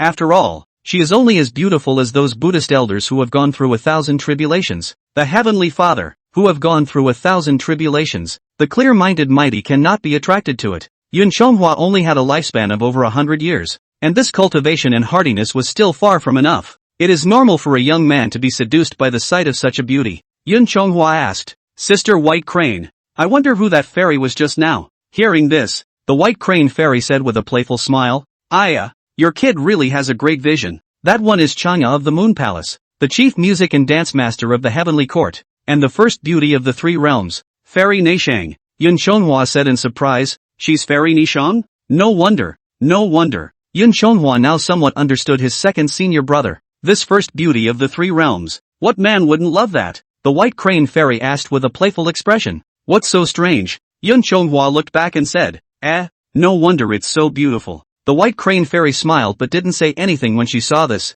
but Yun Chonghua liked the Nei Shang Fairy. That's a good thing. Chapter 85, Another Reckless Siphon. A few moments later, the two of them arrived in the middle of the Empress's chambers. The Empress was in the middle of her bedchamber at the moment, holding her forehead and sighing with her eyes closed. The White Crane Fairy stepped forward and saluted. Your Highness, the slave girl has summoned Chonghua here. The queen sniffed, opened her eyes, and sat up straight. The Empress said, Chonghua, you're here. This palace has a matter to send you on a journey to the lower world. Yun Chonghua also stepped forward to salute and said, if there is anything important that your highness wants to do, you can order Chonghua by all means. Chonghua will certainly go through fire and water without hesitation. The Empress held her forehead at that moment and sighed, just about to speak but then she wanted to stop. Then the Empress said, White Crane, this palace is very upset today, so it's better for you to speak with Chonghua. Seeing the queen's sighing appearance, and listening to her tone of voice, Yun Chonghua knows that this matter is afraid that it is another black work which is not to be seen in the light. With that, Yun Chonghua turned to the side hall with Fairy White Crane. After arriving at the side hall, Yun Chonghua asked, Sister, I wonder what happened. Can you make your majesty so upset? The White Crane Fairy also spread her hands and sighed. It's still the matter of the fairy siphon. Could it be that the 7th princess has sneaked off to the lower realms again? Yun Chonghua asked with some surprise. The White Crane Fairy shook her head and said, This time, it's not the 7th princess, but it did have something to do with the 7th princess. This peach conference will be held in 100 days or so. Your Highness thinks it's time to make preparations in advance. And the most indispensable thing for this assembly is the matter of rites and music and the arrangement of the venue. In past years, the arrangements for the conference were all coordinated and led by me, the chief of Yaoqi. The Nishang Fairy and Hao are in charge of the court's ritual music, songs and dances. The 100 Flowers Fairy is in charge of decorating the venue with flowers. Then the 7 robed fairies under the command of the Empress went to the peach garden to pick peaches to offer to the guests. The most important part of the event is the colorful silks and the new clothes worn by the Nishang Fairies and others to present the dance. All of them are woven by the weaving pickers fairy. But when I went to the palace of Rue, the palace of Toad, and the palace of Vega to seek the 3, the Nishang Fairy and the 100 Flowers Fairy were there. but the Kaiwei fairy was nowhere to be seen. I asked the attendants of Fairy Kaiwei. They say that the Kai Weaver fairy has not returned for nearly 5 or 6 days. Yun Chonghua said, "This, 5 or 6 days in heaven, 5 or 6 years on earth. She's been AWOL for so long and no one reported it? Don't the fairies in this heaven have to do their duty?" The White Crane fairy replied, "This is not unnecessary. It's just that the female immortals in the sky are all under the jurisdiction of the Empress. It's just that the dots are not as attentive as those of earthly immortals. As for the Weaving Maiden, she, like you and me, is also a close friend of the Queen's command. Have your own star palace in the sky, and the weaver is usually in charge of the palace weaving, except for the Peach. Outside of the 2 Dan Yuan conferences, she had no other business at other times unless His Majesty's Queen sent an additional decree. Besides, there are some tapestry things that are only found in the mortal world and grow for a long time. It's not uncommon for her to come down for a few years to travel to collect, so people don't really care if she's gone for a few days. Originally, I also thought she had descended to the earth to seek the weaving of the, but then I remembered that the 7th princess had sought her out earlier to borrow a heavenly shuttle to weave brocade. I then suspected that she too had gone to Siphon, but in order to avoid this matter becoming a big deal again, I did not go to the Kuhan division to inspect the stars and buckets of the heavens, but instead went directly to the Hellmouth to check the Book of Life and Death by the method of the passage of the underworld, said the White Crane fairy as she sighed and said, "AI, as expected, she Siphon went down to the world." Yun Chonghua naturally knew the story of the coward and the Weaving Maiden, but he was still curious and asked, "Going to hell to check the Book of Life and Death and still find out where the immortals are?" The White Crane fairy replied, "Of course you can't, though you can't find out where the immortal is, but it is possible to find out where the lover is." Ha! Yun Chonghua was full of questions. The White Crane fairy said, "It's a sinful fate to say the least. That pick weaving nymph hundreds of years ago had with the 28, the two had an affair. Although the weaving nymph is a human being, however, she had the heavenly shuttle, an innate magic treasure left by Emperor Xuanyuan's wife, Rayan, and after she succeeded in merging with the heavenly shuttle's body, she achieved the body of a heavenly immortal. Unlike other fairies in the sky, Ho-E is a human immortal body. According to the rules of heaven she cannot give birth to love. This matter was discovered by the Picket Wangling and reported to His Majesty. Originally, both of them were going to be relegated to the mortal world to go through the tribulation and retraining, but the Golden Calf Star Monarch was so deep in love that he took all the blame. When he reported to His Majesty, he said that he had seen the beauty of Nymph Kaiwei and pestered her. Although the 28 stars are His Majesty's favorite generals, the rules of heaven are hard to disobey. His Majesty then relegated the Golden Calf Star Monarch to the mortal world to reincarnate and pass on. The punishment given to him is that of being widowed of his kinship, though he may live a long life. However, he has been lonely and miserable in all his 5 lives. I've checked in hell. He's been through 4 miserable lives. This is his 5th. Now he was born in Anning Village, Nanyang County in the lower realm, and his name is Niolong. But Niolang, who was supposed to have a lonely and bitter life, now has a pair of extra children, and there's no way to find out where his wife came from. So guess who conceived these children for him? Originally, the Star King of the Golden Calf, because of his hard work and simplicity in his first 4 lives, his succor to his neighbors, and his kindness to others. Although there is no kinship love, there is a human connection and some merit has been accumulated. Therefore, His Majesty has also specially reduced his life expectancy in this life by 50 years. In another 20 years or so, after the end of his last life and the end of his life, then you can escape the sufferings of birth, old age, sickness and death in the human world and return to the heavenly palace. But the weaver was compelled by the 7 princesses, and at this point in time, Siphon caused such a great deal of trouble. It would have been just as well if she had gone a few hundred years earlier, but she had done such wrongdoing at the critical moment when the Golden Calf Star Sovereign was about to be consummated by the calamity. This recklessness of hers was not only harmful to herself, but also to others, and her matter is even more serious than the 7th princess. Although the 7th princess was married to Don Yong, they did not come to the beat of marriage. However, the Weaving Maiden gave birth to 2 half-born sons of God for the cowherd. Fortunately for this matter, right now only the Empress and I know about it. If it were known by others, not only will the Weaving Maiden be stripped of her heavenly immortal bones and relegated to mortal status, and the Taurus Star King's suffering in these 5 lifetimes in 5 worlds will be considered in vain. Not only will he suffer for nothing, but he will even add to his sins. He'll be made to suffer for 5 more lifetimes. It's not impossible. Yun Chonghua asked. In that case, what the Empress means is that she wants me to go and get the weaver back, and then we'll deal with it privately in the Yaoqi? The White Crane fairy nodded and said, yes, take advantage of the fact that no one knows about it now. The Queen thought of bringing the weaver back to heaven as soon as possible. Things were settled behind closed doors, and in the end, It was good for everyone to pretend that nothing had happened. It's just that I have to prepare for the Peach Blossom Conference, and I also have to stabilize the fairies to keep this matter from leaking. Can't personally go down to the realm to persuade her back. And right now there are not many competent people around the Empress who are close to her. And among all the female immortals of Yaoqi, the people who are close to me can't fight the weavers, and the ones who can are not trustworthy, and I can't leave. Therefore, Your Highness has thought it over. Then I wanted you to take care of this. The one thing you have to keep in mind, though, is to never, ever make a big deal out of it. If you see the weaver, you can reason with her, and it would be best if she would come back on her own. If you refuse to do so, even if the two of you move, you must not draw attention from above, and beware of her innate magic treasure, the Sky Shuttle. That thing can release 1,000 threads, really difficult to deal with. If you are captured by her, don't expect me to come to your rescue at a moment's notice. Yun Chonghua said, I know, but I'm going to get the weaver back. Then what shall be done with the cowherd and his 2 children? Chapter 86, How can I have second thoughts if I have a good match? Hearing this, the White Crane Fairy took out 2 talismans from her sleeves. Yun Chonghua took a closer look at the inscription painted on it. The inscription on this rune was familiar to him. This was the inscription that the White Crane Immortal had carved on to confine the mana when she had helped him refine the magic treasure in the first place. The White Crane Immortal said, This mama is also prepared. After you have captured the weaver, we can then cover this matter up. As for the weaver's pair of demigod children, though particularly troublesome, but I've drawn these 2 runes that confine mana, and all you have to do is to strike these runes into those 2 children's bodies with the law. The mana they were born with would then be imprisoned. I also secretly changed their lifespan to that of an ordinary person. It's still in the Book of Life and Death. The Li Dai Taoji found a woman who died early to be their nominal mother. The judge's side missed checking such a big thing. As long as this thing doesn't get out of hand, he wouldn't vocalize it even if he was afraid of taking responsibility. As long as the 2 of them don't reveal their mana, then he can be a blessed mortal on earth for a lifetime. As for the cowherd, he will be able to die at the age of 50 and return to the heavenly realm with his karmic destiny fulfilled. That way everyone is at peace with each other too.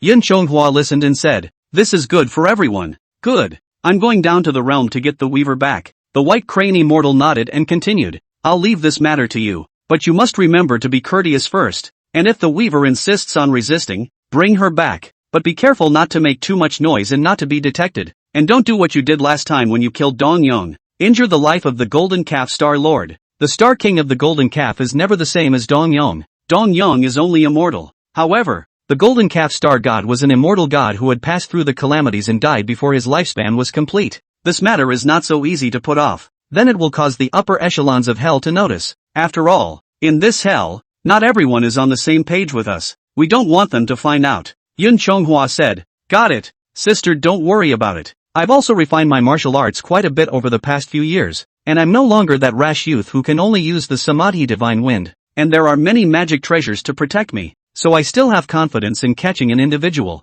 The White Crane Fairy nodded and patted his shoulder and continued, Good, I'll leave this matter to you. Chonghua, remember that both the Queen and His Majesty have high hopes for you. As long as you dive into your duties for His Majesty's lady, His Majesty's lady will not treat you poorly in the future. Yun Chonghua replied, This I naturally understand. Sister, there's no time to lose. I'll go now. The White Crane Fairy nodded and then guided Yun Chonghua out of the Yaoqi. After sending Yun Chonghua away, Immortal White Crane returned to the Empress chambers. Seeing that White Crane had returned, the Empress asked, Have you given Chonghua an explanation? The White Crane Fairy nodded and replied, Reporting back to the Empress, the slave girl has already informed Chonghua of all the circumstances of the matter, and Chonghua has already gone down to the realm to capture Immortal Kai way back to heaven. The Empress sighed and said, I didn't realize that this wind of Sithan was still so forbidding. At this time, White Crane reported, By the way, Your Highness, just now, when I went to the heavenly gate to welcome Chonghua to Yaoqi,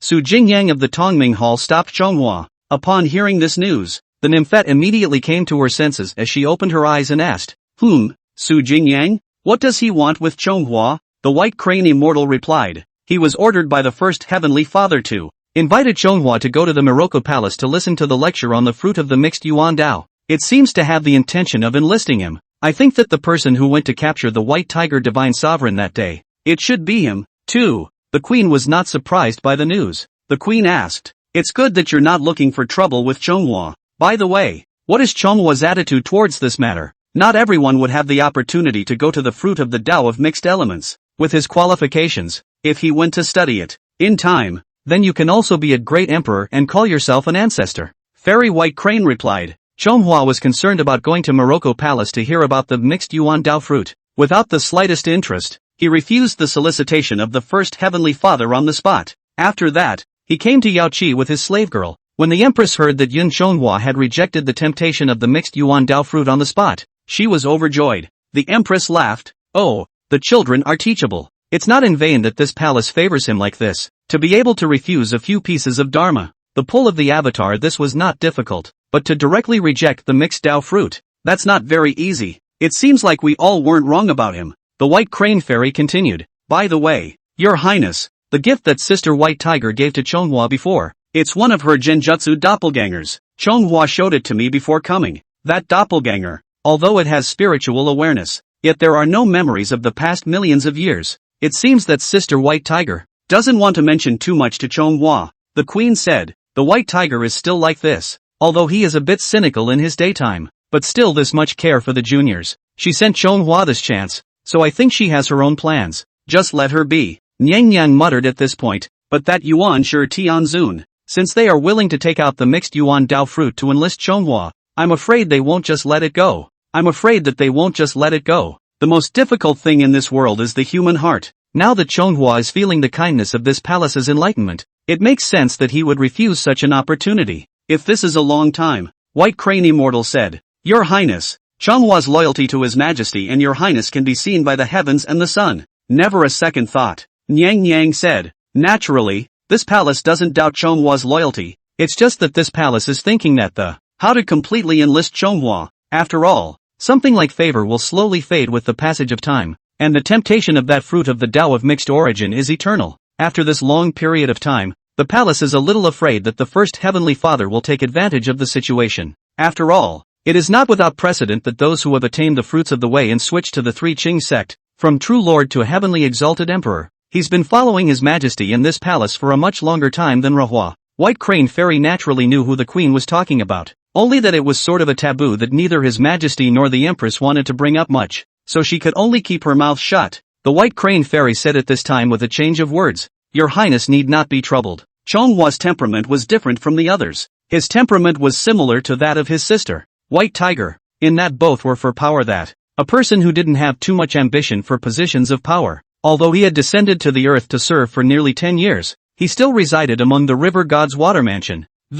He did not start his own dragon palace. The self-proclaimed name in ordinary days also never as king and prince. As for preferences, the slave girl feels that there is only wine and color. And when the slave girl brought him into the Yaoqi this time, the two of us met up with immortal Nishang, and he was just as enamored with the beauty of immortal Nezhang as the male immortals in general. Didn't the Empress say before that, will you choose a good match for him in the coming days? In my humble opinion, why don't we match him with Fairy Nishang? If Your Majesty were to betroth this first beauty of the three realms to him, would you still be afraid that he would have second thoughts about Your Majesty? Hearing this, the Empress said, Nico, a good choice indeed. Chonghua and her are also considered to be a talented couple. The palace had planned to set them up when Chonghua returned to heaven and became famous. Today she came, and this palace also tried to probe this girl. It's just that our beauty has been living in the Toad Palace for a long time, and she's very cold and lonely. She said she had no intention of getting married. This matchmaker is willing to do, but this kind of marriage, but also always have to two sides willing to do.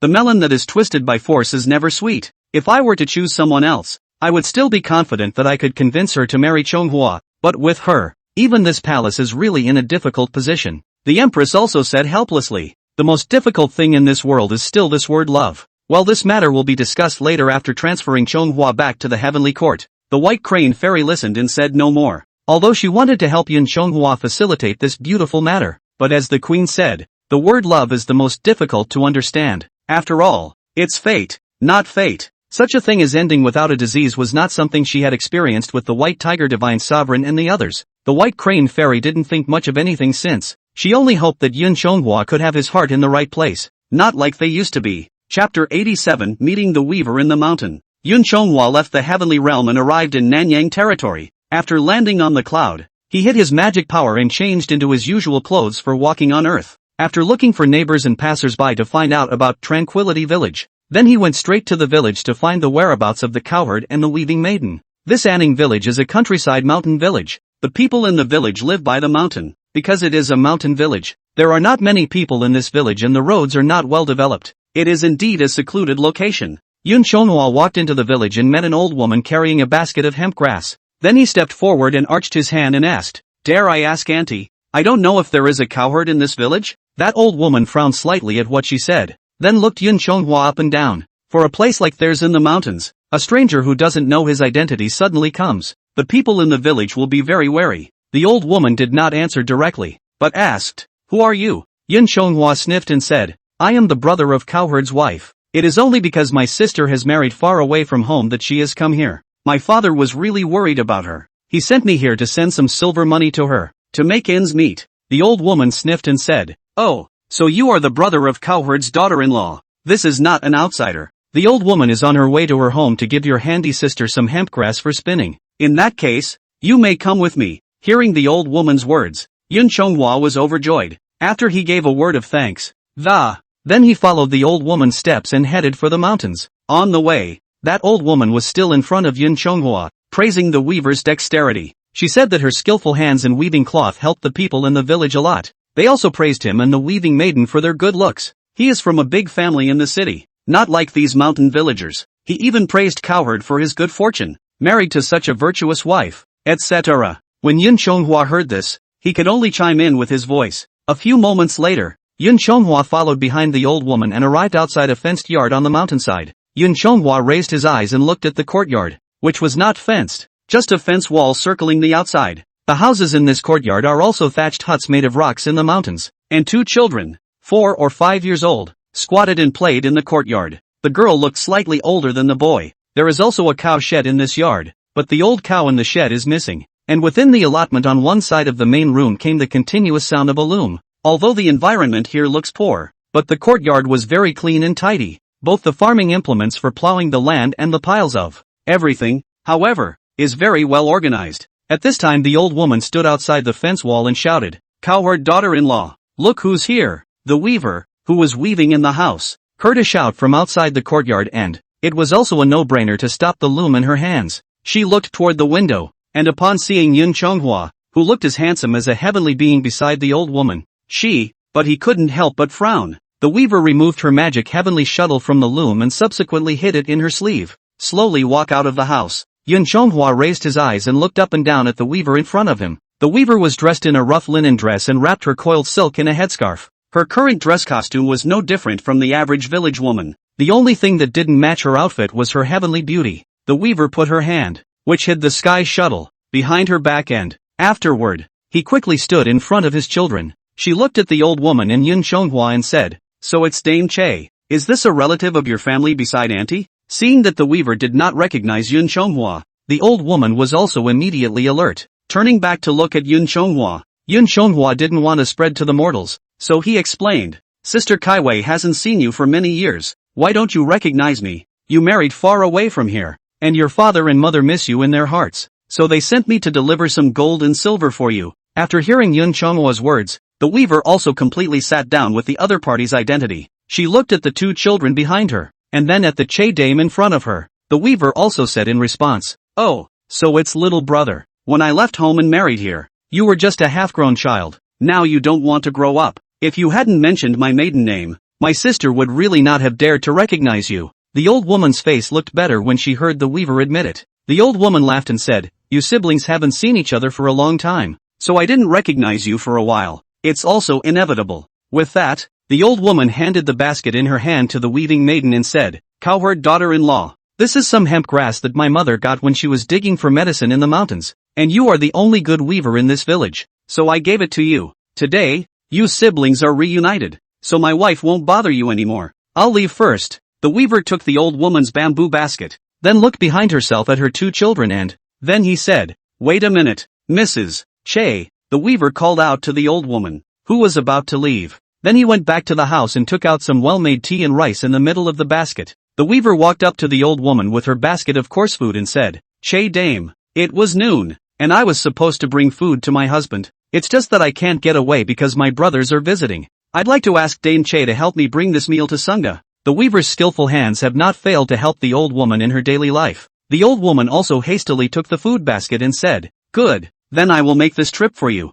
the weaver crouched down and commanded her two children. Children, don't you want to go to Tanaka to play with father? I have to entertain uncle at home, so I can't go with you. Will you guys go with Grandma Car? The boy laughed and shouted, but the girl cocked her head at Yin Chonghua and said, Mother, kid wants to play with uncle. Hearing this, the weaver couldn't help but feel a bitterness in her heart. The weaving maiden said, Uncle is very busy and will only stay at our home for a while before he leaves. When mother sends off uncle, she will go to the middle of the fields to look for you. Hearing her mother's words, the girl innocently replied, Okay. She looked at Yin Chonghua and winked, then said, Then uncle will come along to play later. Facing this child's naive invitation, Yin Chonghua was now very embarrassed. He did not say anything, just a silent nod. The two children then went slowly down the hill with Che Dame, and Yin Chonghua took the opportunity to throw the ghost money out at that moment. After the chevalier had turned down the mountain road with the two children, the weaver's face, full of smiles, it also pulled down instantly. She put her hand that was hiding the sky shuttle behind her back as she looked at Yin Chonghua and asked,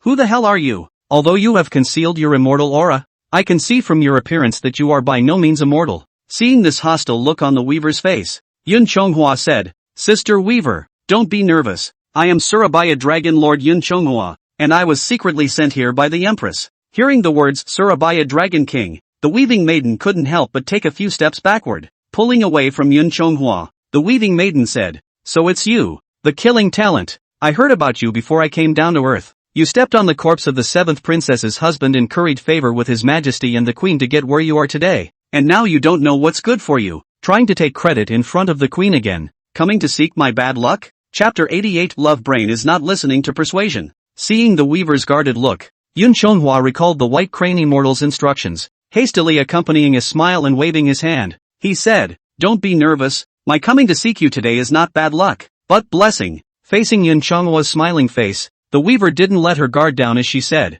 Blessed? What good fortune is there in being associated with a scumbag like you? Mr. Dong Xiaozi died in an accident. The 7th princess has been punished by being grounded in Yaoqi, and it's all because of you. If it wasn't for you, the 7th princess and Dong Xiaozi can make peace in the lower realms and be a beautiful couple. When the weaver had not finished speaking, Yin Chonghua continued, Then they were reported by Zhao Juan, caught red-handed by the great spirit god. The 7th princess will be confined for 10,000 years because of Siphon, and Dong Yong was relegated to the 18 layers of hell for eternity. If I hadn't taken the responsibility for the 7th princess that day, this is what would have happened to the 7th princess and Dong Yong. Nowadays, the 7th princess is only confined to her own chambers in Yaoqi, and Dong Yong is also reincarnated to enjoy the blessings of 9 lifetimes. That's what the scumbag in me brought them. The weaver heard this and turned her head sideways and said disdainfully, Oh, it's just you for power and position. It's just a grandiose defense. In the middle of that incident, Dong Xiaozi died and the 7th princess was grounded.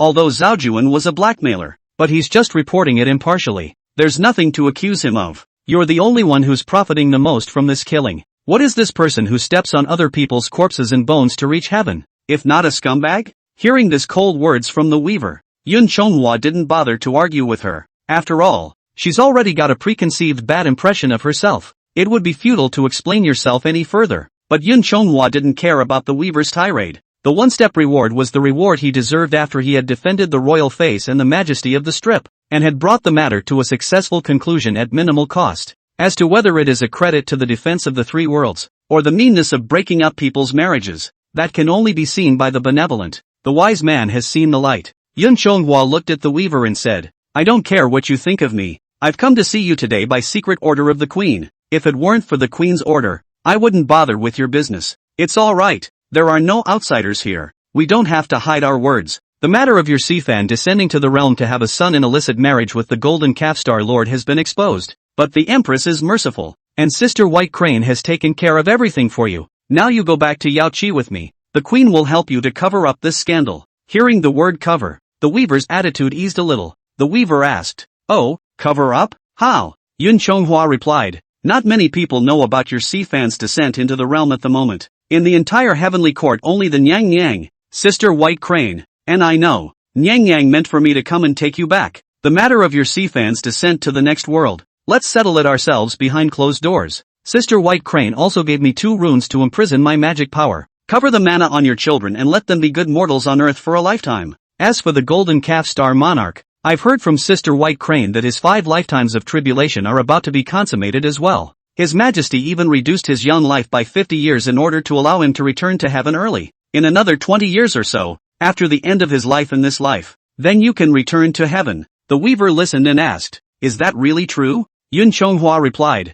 "Naturally. What is this crime of falsely passing on the Queen's decree? I'm sure you don't need me to tell you. I'm not that bold yet. All right, I have already brought the meaning of the Empress. The best outcome at the moment is for you to return to Yaoqi with me to apologize to the Empress and hang on to your horse in time. How the Queen will punish you afterward, this I am not sure. But Taurus Stargazer and your 2 children, we can all have a good ending. Let's take advantage of the fact that everyone doesn't know about it, and let's make this a big deal and a small deal. It's the best possible outcome." The weaver was silent even as she listened. The weaver looked at Yun Chonghua again as she pondered, and Yun Chonghua just stood still and waited for her to think things through. Yun Chonghua looked at the weaver's heart inside. He was not so good at commenting on the weaver's siphon. I'm just glad that Taurus Stargazer wasn't victimized by the weaver before. There are times when having a reckless love brainwife is a real stumbling block in the career path. Just when Yun Chonghua felt that he had spoken to the weaver, intending to just take her back to the heavenly court to resume her duties, the weaver was frowning and said, "No, you're lying to me." Hearing this, Yun Chonghua was also stunned. Yun Chonghua then blankly glanced at her and said with a backwards breath, "Lying to you? I don't have that kind of leisure time. Besides, what do you have that's worth cheating on?" Seeing this, the weaving maiden let out a cold laugh and said, "You're still lying. Your Majesty has always hated the matter of siphon. Now that I, Fan, have descended to the realm, and I am married to Sangho, this is a monstrous crime. How could your highness forgive me? Besides, even if I were to be forgiven, the White Crane Fairy should have come to deliver the decree. Why send you? Now I think you know that you can't defeat me. So you want to use false words to swindle me back to the heavenly court. As long as I return to the heavenly court, it is a self-inflicted trap. You, the killing genius, can then also step on my body and increase your rank. Am I right?" Hearing this woman's persecution paranoia, Yun Chonghua was quite helpless. Yun Chonghua sneered and said, "You're overthinking it. The Empress does hate the matter of siphon, but the Empress is merciful and does want to give you a chance to hang back. If it were not for that, the person who came would not be me, but Wan Lingguan. As for Sister White Crane, she's busy preparing for all the matters of the peach banquet. There was also the matter of stabilizing the other fairies to prevent this scandal from being exposed. The Nishan Fairy and the 100 Flowers Fairy have now taken their orders. You're the only one missing. What do you think people will think if she doesn't try to cover for you? As for the end, you say I'm no match for you, trying to trick you into throwing yourself into the net." Yun Chonghua really couldn't help but laugh out when he said this. Ha ha, even the golden cicada elder, who sits on the throne of Buddha in the western heaven, only fought me to a draw. Can you be stronger than him? You're no match for him. Ha ha. Yun Chonghua laughed and looked at the weaving maiden and said, "If it were not for the fact that the queen intends to cover up for you, you would not have been able to do so. I was told not to make a big deal out of this. Given my nature, I wouldn't have bothered to say so much to you. Take my advice and stop as soon as possible. You've stirred up enough trouble this time." That 7th princess, although she's likewise privately married to a mortal. However, she didn't have time to marry Dong Yong, and you not only misplaced Taurus Stargazer's future, but also gave birth to 2 children with him. If this matter does get out, there is no need for me to say what will happen to you. Go back to Yaoqi with me now and apologize to the queen. It's not too late, otherwise, all of your family will be doomed. Although Yun Chonghua had already maximized his efforts to move his heart and reason, but the weaver was not buying him in the least. The weaver sneered and said, "Humph, mileage, you people only have prospects in your eyes. Although my husband and I have only been together for a few years, during these years we have both been in love as husband and wife, plowing and weaving in the mountains and raising our children. The joy of love and affection in it is far better than being some kind of god in the cold and clear sky. That heartless heaven. Go back to yourself if you want to." Yun Chonghua sighed helplessly as he listened. Dealing with women with love brains is a real pain in the ass. His patience was also worn out by her. Yun Chonghua said, "Alas, since you are so insensitive, stubbornness, then I'll be offended." Saying that, Yun Chonghua then summoned the painted pole square sky halberd. Chapter 89, Letting you make a move is just a matter of not being so proud of yourself. Yun Chonghua summoned his painted pole square sky halberd. Then he pointed his halberd at the weaving maiden and said, "I'll give you one last chance. If you honestly follow me back to Yaoqi, we will all be at peace." When the weaver saw this, she, too, gave a tug at the cloth she was wearing and he also revealed his true body of a heavenly immortal in brocade garments. The weaver laughed coldly. "Oh, You're annoyed after I broke down your true colors, but want to take me down. You're not good enough for a little dragon king. Enough or not, always have to try before saying so. Having said that, Yun Chonghua also did not bother to speak with her more. An instantaneous body came to the front of the weaver. He waved the painting halberd in his hand and raised his hand towards her chest and abdomen. Although the weaving maiden is a celestial fairy, she is only good at plowing and weaving. The only thing that was relied upon was the heavenly shuttle, an innate magic treasure, in his hands. Yun Chonghua's sudden strike also really caught her off guard. Hardly took this hit from Yun Chonghua, but Yun Chonghua didn't want to beat her to death. He just wanted to subdue her and tie her up with the dragon binding rope.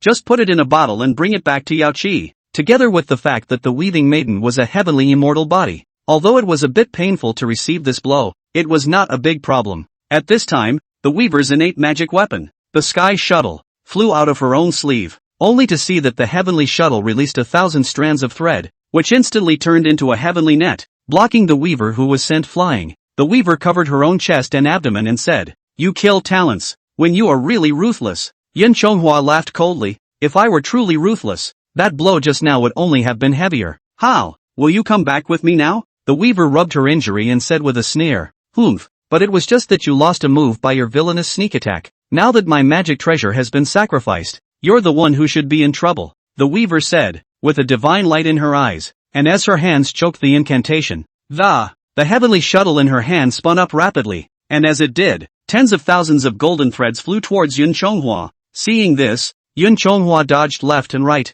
and waved his halberd in his hand to take turns to fight. However, the golden thread was like a living thing, comparable to a maggot attached to the bone. Like a shadow, wherever Yun Chonghua hid, the golden thread chased him. Yun Chonghua waved the halberd in his hand. The halberd was released by the thunder light, although it could cut off that silk thread. But the threads connected again the next moment. Yun Chonghua had no choice but to activate the Kuan scale treasure cloth, and light wings manifested behind him. Immediately, he flew above the sky. The weaving maiden saw the Kuan scale treasure cloth on him, but she couldn't help but laugh and say, "Ha, you kill talent when really good life. White crane fairy, this magic treasure, I did not expect that now wear to your body. However, fiddling with this immortal cloth in front of me is considered to be your own death." With a movement of the weaver's divine thoughts, the Kuan scale treasure cloth instantly became ineffective. Yun Chonghua planted himself directly from the sky, and the weaver is catching on at the moment. The 1,000 threads also grabbed straight towards Yun Chonghua. Seeing this, Yun Chonghua immediately summoned his cloak to fend it off, but in the very next moment, Yun Chonghua was bound into a dumpling by the silk thread released by the weaver's heavenly shuttle. When the weaver raised her hand, a few silk threads flew out and they hung him on the mountain. The weaving maiden flew to Yun Chonghua on an auspicious cloud at this time and asked, "How is it? Let's see what you've got left now." Seeing this, Yun Chonghua let out a light laugh and said, "You bunch of heavenly immortals with innate magic treasures. One by one, they're all such rascals. It seems that I have underestimated your abilities. Now that I've been captured by you, I have nothing to say. It's just that I don't understand how you made my Kunscale treasure cloth lose its immortal power in an instant. Even if this dress was made through your hands, you can't control this immortal dress, right?" The weaver replied, "It is true that I have no way to control the Kuan scale treasure cloth, yet I can disable it. The core of this Kuan scale treasure clothes is the essence of the Kuan Pang on your chest, but if you want to use the power of the Kuan Pang, you still need the feathers of the 100 birds on your clothes to tame the power of the Kuan Pang, and connecting the essence to these 100 birds' feathers. Guess where the silk threads are?" Yun Chonghua sighed as he listened and said, "Alas, so that's how it is. I didn't expect that one of my most ceremonial magic treasures would become the deadliest break in front of you." The weaver laughed. "Kid, just stay here in the mountains for a few years." Seeing the weaver's complacent look, Yun Chonghua immediately poured cold water on her and said, "Ai, don't get cocky yet. You just unexpectedly want to move against me. Our fight isn't over yet." The weaver laughed at this. "Oh, so what else do you have? You're bound by this 1,000 threads of mine, and you still have such a stiff upper lip." Yun Chonghua shook his head and said, "It's just a matter of letting you have one move. If it weren't for the fact that your highness had previously instructed, don't allow me to make a big deal out of it, you would have been blown back to the southern heavenly gate by my Samadhi divine wind. Alas, your majesty's errand this time is truly a chore, and if it were not for this restriction, I would not have had to tangle with you for so long." Yun Chonghua said and shouted open. Then the wheel of merit appeared behind him. The body was filled with dazzling Buddhist light. The 1,000 threads released by the weaver's heavenly shuttle were difficult to entangle, however, it was also instantly swollen and broken by his golden body Dharma phase. The weaving maiden was shaken back by the sudden Buddhist light. She did not expect Yun Chonghua, a dragon king, too. There's even a Buddha's power to protect you. She was about to mobilize the sky shuttle again and control that silk thread to capture Yun Chonghua when a dragon binding rope flew out from Yun Chonghua's waist and directly bound onto her body. The weaving maiden was momentarily restrained. She looked at Yun Chonghua and said, "Dragon binding rope? This kind of thing still works to tie up a killing talent like you. But against me." Yun Chonghua said, "It works against you too. This dragon binding rope of mine can conjure up samadhi fire. Now if I move my mind, you'll get burned in no time. Only I'm a man who doesn't want to be so rude to women. You've lost, so you'd better be honest and go back to Yaoqi with me." The weaver laughed at this. "Ha ha, if you think you've captured me with this, then you're underestimating the sky shuttle in my hand." Yun Chonghua said, "I've already seen the extent of your innate magic treasure's lasciviousness, but you're rogue, and I'm more rogue than you are. Look over there." With that, Yun Chonghua pointed downward with the painted halberd in his hand. The weaver sniffed and looked downward as well. At that moment in that field, the cowherd is hard at work plowing with the old oxen of his family, and the two children of the weaving maiden are playing happily in the fields. But just a short distance away from that field, there stood a beautiful woman in purple. She was looking at the cowherd and her two children. Although the weaving maiden had never seen the white tiger goddess, looking at her appearance, she was by no means mortal. At this time, the weaver turned back and scolded, "You killing talents are really shameless. I didn't realize I was hiding a helper. You can come at me if you want. Threaten me with my husband and child. What a hero." Yun Chonghua said, "I'm sorry, I've never called myself a hero. Besides, you're the one who's not looking out for them, not me." The weaving maiden snorted coldly and said, "Humph, if it weren't for you, the killer genius, we'd be a loving couple." Helen. Before the weaver could finish her sentence, Yun Chonghua raised his hand and slapped her. The slap blindsided the weaver directly, and she turned back to the full of surprise. He looked at Yun Chonghua. Chapter 90. White face, red face selling favorites. The weaver looked at him with a face full of surprise and said, "You." Before the weaver could finish her words, Yun Chonghua rebuked, "You selfish crazy women, thinking only of your own thoughts, can't you think of your family? Think of all the people in this world. I'm selfish. The hard-heartedness of your bad in-laws, and what qualifications do I have to say that I..." The weaver didn't finish her words as Yun Chonghua backhanded another slap. Yun Chonghua said, "The first blow was struck by me on behalf of the people of the world under the shelter of the heavenly rules. If the majesty of the heavenly laws is broken in you, then you are sinners for all time." Yun Chonghua couldn't help but recall what happened earlier in Jima. It's simply too easy to fool mortals by divine means. Despite the fact that the heavens are now filled with all sorts of human, it is not possible to achieve the clarity of ordering and enforcing. But it is precisely because of this heavenly law that the behavior of the immortals can be restrained, even if there are unlawful acts, but also in the background, careful behavior. Like himself, this extremely covered up. Don't dare make a big deal out of it. But if the rules of heaven do break before them, and bring these things out into the open, the world will be in chaos, as the queen said. And this second blow is for your family. If it weren't for your majesty's mercy, remembering that you are a member of my inner circle, I was sent here to find you. Your family will end up like Yang Tianyu and Yang Jiao, Don Yong in general, and the star ruler of the golden calf having survived the sufferings of the four worlds. The consummation of the calamity is at hand. And also because of your woman's folly, you will once again suffer the pain of birth, old age, sickness and death for 5 lifetimes. And the cause of all this, it's all because of your womanly selfishness." Yun Chonghua had no doubts at all about Niang Yang's benevolence now, for it is not without precedent that a celestial immortal descends to earth to have a child with a mortal. In the past, there was Fairy Yao Ji and Yang Tianyu. In the latter age, there was also Camus Wolf and Hundred Blossoms Shyness. And there has always been only one attitude in the heavenly court towards these children of the demigods. That's no amnesty. Although Yang Jian and his siblings have escaped from Xuanmen's shelter, however, their elder brother Yang Jiao drank his hatred on the spot with Yang Tianyu, and the child of Kuei Mu Wolf and Hundred Blossoms Shyness. More so, he was thrown down from the sky by the 8 rings and sand monks and fell into meat paste. On the other hand, on the side of the queen, they were left with a chance to live. It was just a matter of letting Yun Chonghua seal their godchildren's magical powers with a talisman, so that they could be mortals without fear. Even so, the weaver is still so obsessed. How can it not make people angry? The weaver received 2 slaps from Yun Chonghua, and after hearing his reprimand, she had nothing to say at the moment. Seeing that the weaving maiden had succumbed, Yun Chonghua did not bother with her anymore, and immediately offered up the jasper pure bottle. Include her in it. Immediately afterward, she flew up into the sky and returned to Yaoqi to resume her duties. In a matter of moments, Yun Chonghua had arrived outside of Yaoqi. Fairy White Crane was already waiting there. Seeing Yun Chonghua's return, the two of them did not say anything, but only looked at each other with their eyes. Fairy White Crane then understood what Yun Chonghua meant. This heart was also instantly relieved. The two of them then arrived in the middle of the queen's chambers. Yun Chonghua released the weaver in the bottle, and then, with a turn of his divine mind, it also unlocked the dragon binding cord on her. When the weaver came out, she saw the maiden before her, and was trembling with fear. Hurriedly, he knelt down and bowed. When the queen saw her, her face, too, was cloudy. Wanted to reprimand her a few times for a moment but didn't know how. After a long pause, the queen said, "Kai Wei, do you know your offense?" The weaver might be able to say a few hard words in front of Yun Chonghua.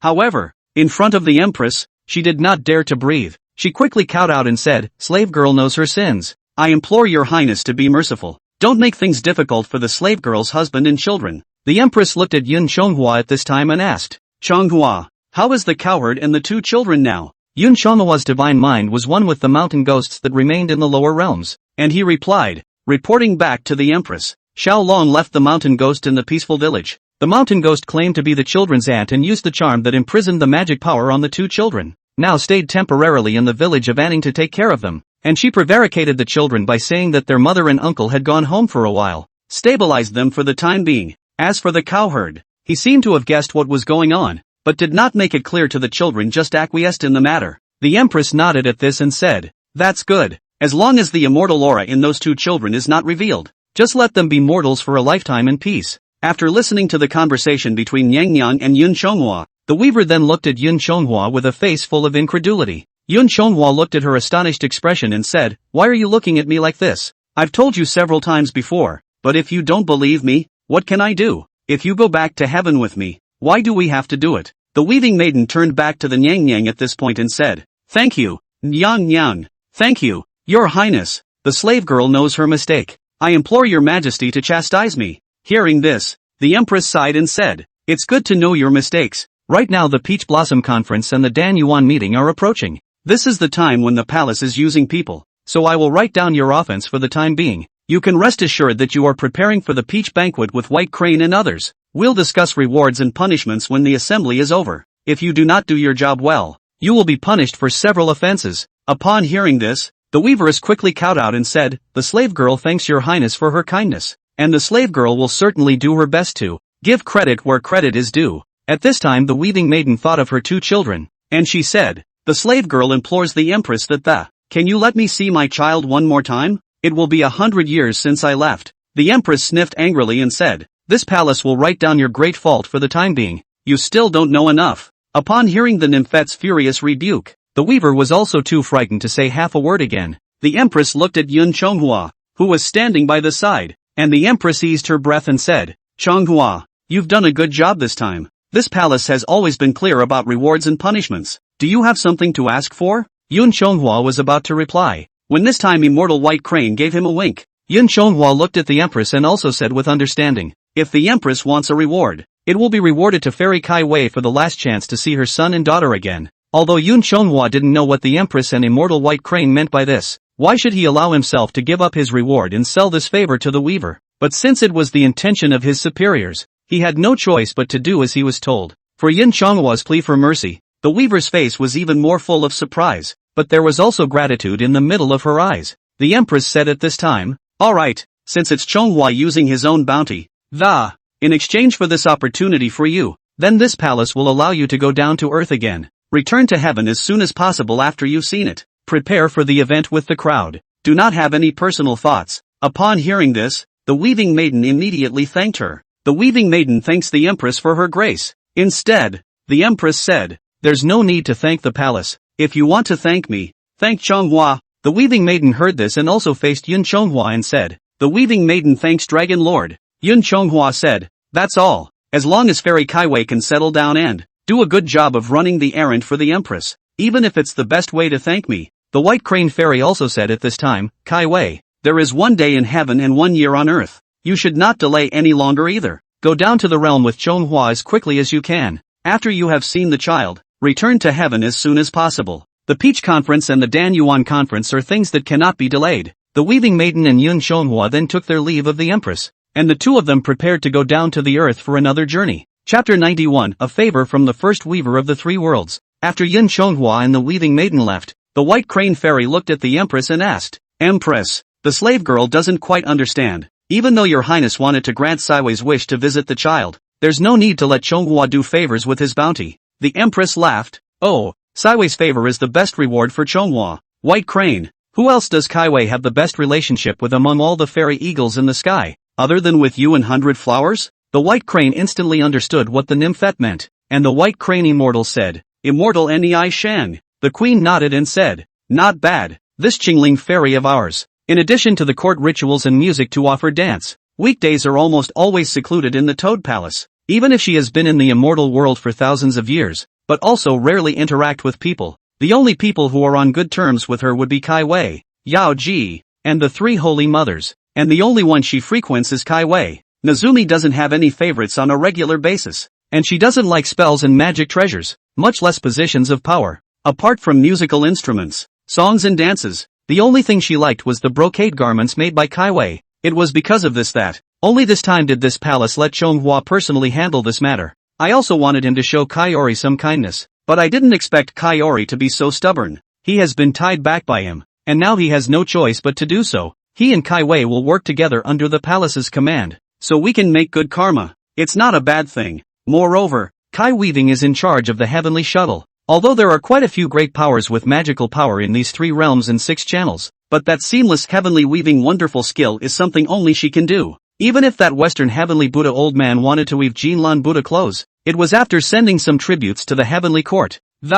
It was only after His Majesty's decree that Kaiyu used the sky shuttle to help weave it. With this favor, if Chonghua needs anything in the future, there is also no need to labor for His Majesty and the palace to lower their orders. But at this time the nymphette also sighed and said, Alas! It's just that I don't know if Chonghua can understand this palace's good intentions. The White Crane Fairy replied. The slave girl thought that although Chonghua would not necessarily understand, but he will also be sure to follow the mother's decree. Yun Chonghua and the weaving maiden went out of the Yaoqi, and then they were going straight to the lower realm. Even though the two of them walking together was eye-catching, the celestial court immortals didn't feel there was anything wrong. After all, both of them were regular visitors to the Yaoqi and close ministers of the Empress. When the two of them arrived at the Flying Snow and Jade Flower stage at the Yaoqi stage, Fairy Nishang is rehearsing music and dance on the stage with a group of Toad Palace ladies. The melodious divine music of the heavenly palace that had been passed down for 10,000 years was really refreshing to smell. And the flying dance rehearsed by Hao in the Toad Palace is even better than the one depicted on the murals in the mortal world.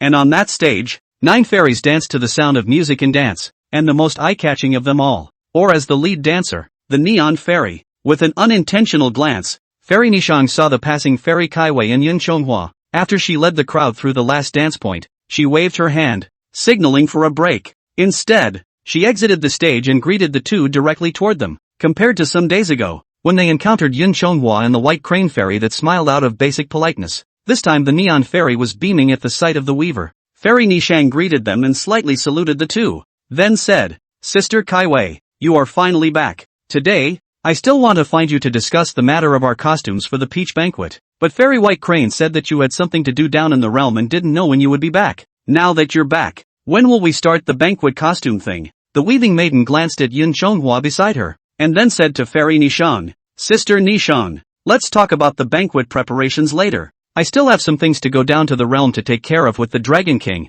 when I return later, and then I will confer with my sister. Immortal Nishang nodded at her words and said, Alright, then Sister Kaiwei will first deal with important matters with the Dragon Lord. We also rehearsed first. At this time, Immortal Nishang looked towards Yun Chonghua and saw the two of them going down together to take care of things. Then this thing must be no small thing. Then Immortal Nishang made another bow to Yun Chonghua, and then said, Dragon King, although my sister Kaiwei is strong in her skills, she does not have much magical power, so I would like to ask the Dragon Lord to take care of her when she is in the lower realms. Hearing that the always cool Fairy Nishang had actually spoken to herself, Yun Chonghua was a bit surprised. However, he also replied without being overbearing, Don't worry, Fairy, Chonghua will definitely do his best. When the two said that, the Neon Fairy folded back to the stage after nodding her head. Instead, Yun Chonghua and the Weaving Maiden went out of the Yaoqi and went down to the lower realm at the earliest possible time. A few moments later, Yun Chonghua returned to the mountains around Ning village with the weaver.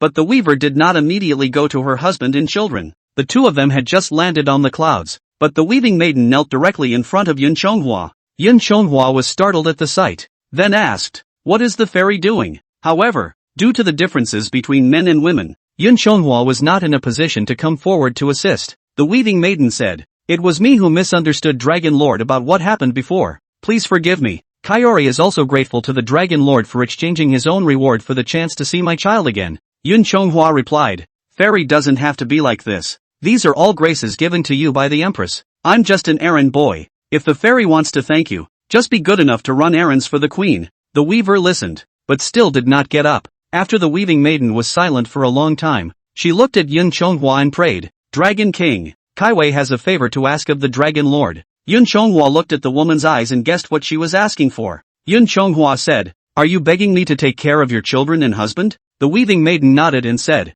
"Dragon King is wise. Now I'm going back to heaven to prepare for the Peach Conference. There is a lot of business involved, and this farewell may be decades, and these decades, it may be nothing to us immortal gods, but to my two children it is their whole lives. Now they are still young. Someone needs to take care of it. Kaiwei implores Dragon Lord to take the trouble to watch over my two children until they reach adulthood. If Dragon Lord is willing to oblige." Thereafter Kaiwei knots the grass and titles the ring as well to surely repay the Dragon Lord's kindness. With that, the weaving maiden was bending down and bowing to Yun Chonghua. Yun Chonghua looked at her with a sense of emotion. Even though they, the ones who are immortals, have vast magical powers and millions of years of life, they have families, but they also have emotional ties. Yun Chonghua thought carefully, and felt that Nyang Nyang and White Crane asked him to sell this favor to the weaver. Although he did not know the reason, he thought that there must be a deep meaning. After all, if it was just a plea for mercy, there was no need for him to say it. White Crane said the same thing. Although Yun Chonghua did not know the intention,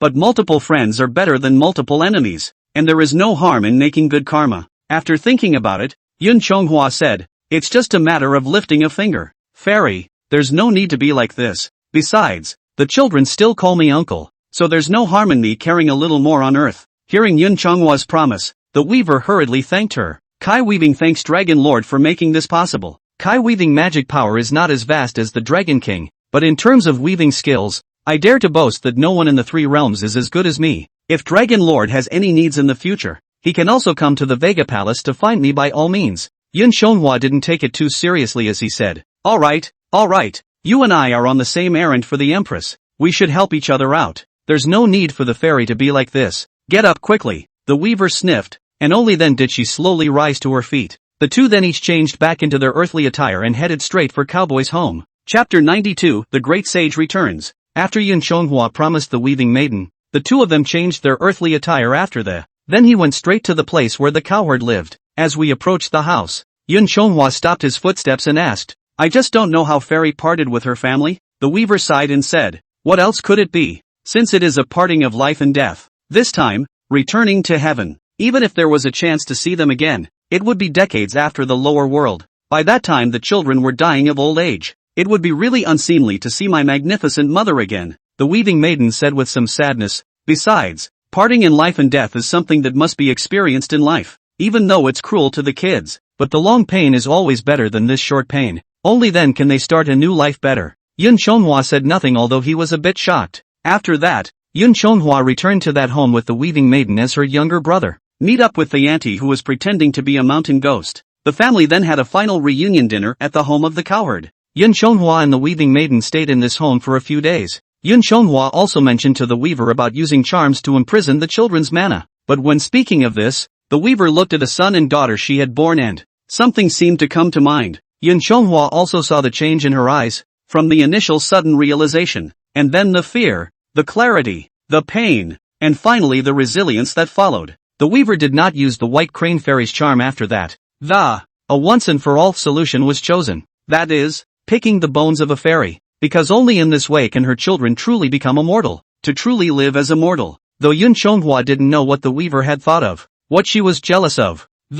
Letting go of the simplest talisman that imprisons mana. He had to pick the fairy bones of the children. But it was her decision as her own mother. So he couldn't really say anything. The weaver endured the pain in her heart and wasted the immortal bones of her two children with her own hands. But fortunately, the two children are still young, and have not yet practiced, and their immortal bones have not yet been awakened. The fit with their bodies wasn't great either. After the weaver had fed the children the mandragora flowers that Yun Chonghua had gathered from 10,000 miles away to fall asleep, the pain of this transformation is not too strong for them. In the days that followed, the children were as if they had been very sick. The weaver took good care of them for a few days, and after the children are well, but also ushered in one of the biggest bad news in his life. That is, his mother went up the mountain to collect medicines, lost his footing and fell off the cliff. Death news. And then the villagers of Anning village, along with Yun Chonghua, mountain ghosts of the couple. He took care of the aftermath of the weaver himself. As an aunt, the mountain ghost also tried her best to comfort the two children who had lost their mother.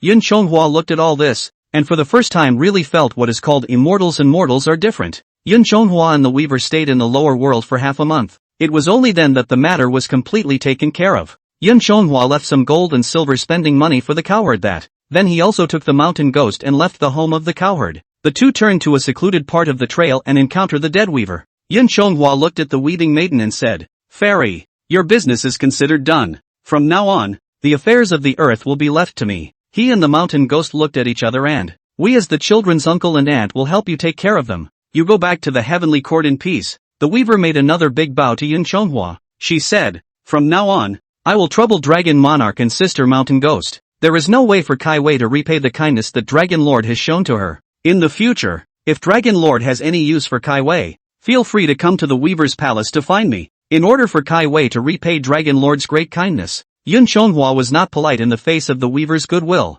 but just said sure. The two then broke up. The weaving maiden set up her auspicious clouds and went back to heaven at ease, and Yun Chonghua also turned straight back to his Surabaya River God's mansion. Of course, there was no need for Yun Chonghua to personally take care of something as troublesome as taking care of a child, although he doesn't know the spell of detaining the gods yet. However, Yun Chonghua hadn't helped his colleagues in the lower realms to subdue demons and capture monsters and deal with some tricky matters over the years. He had also accumulated quite a few connections. This heart for heart, favor for favor. So if there is anything, everyone is willing to help him. Yun Chonghua was introduced by Nanyang City God to the mountain godland near Anning village. So Yun Chonghua took out some wealth and gave it to them. They are entrusted to take care of the cowherd family on weekdays. For Yun Chonghua's commission, along with those gold and silver treasures, the ghosty mortals naturally agreed readily. As for the reason for the care, people don't ask much about it, and nobody cares. After all, don't ask what you shouldn't ask is a credo that the grassroots ghosts and fairies abide by.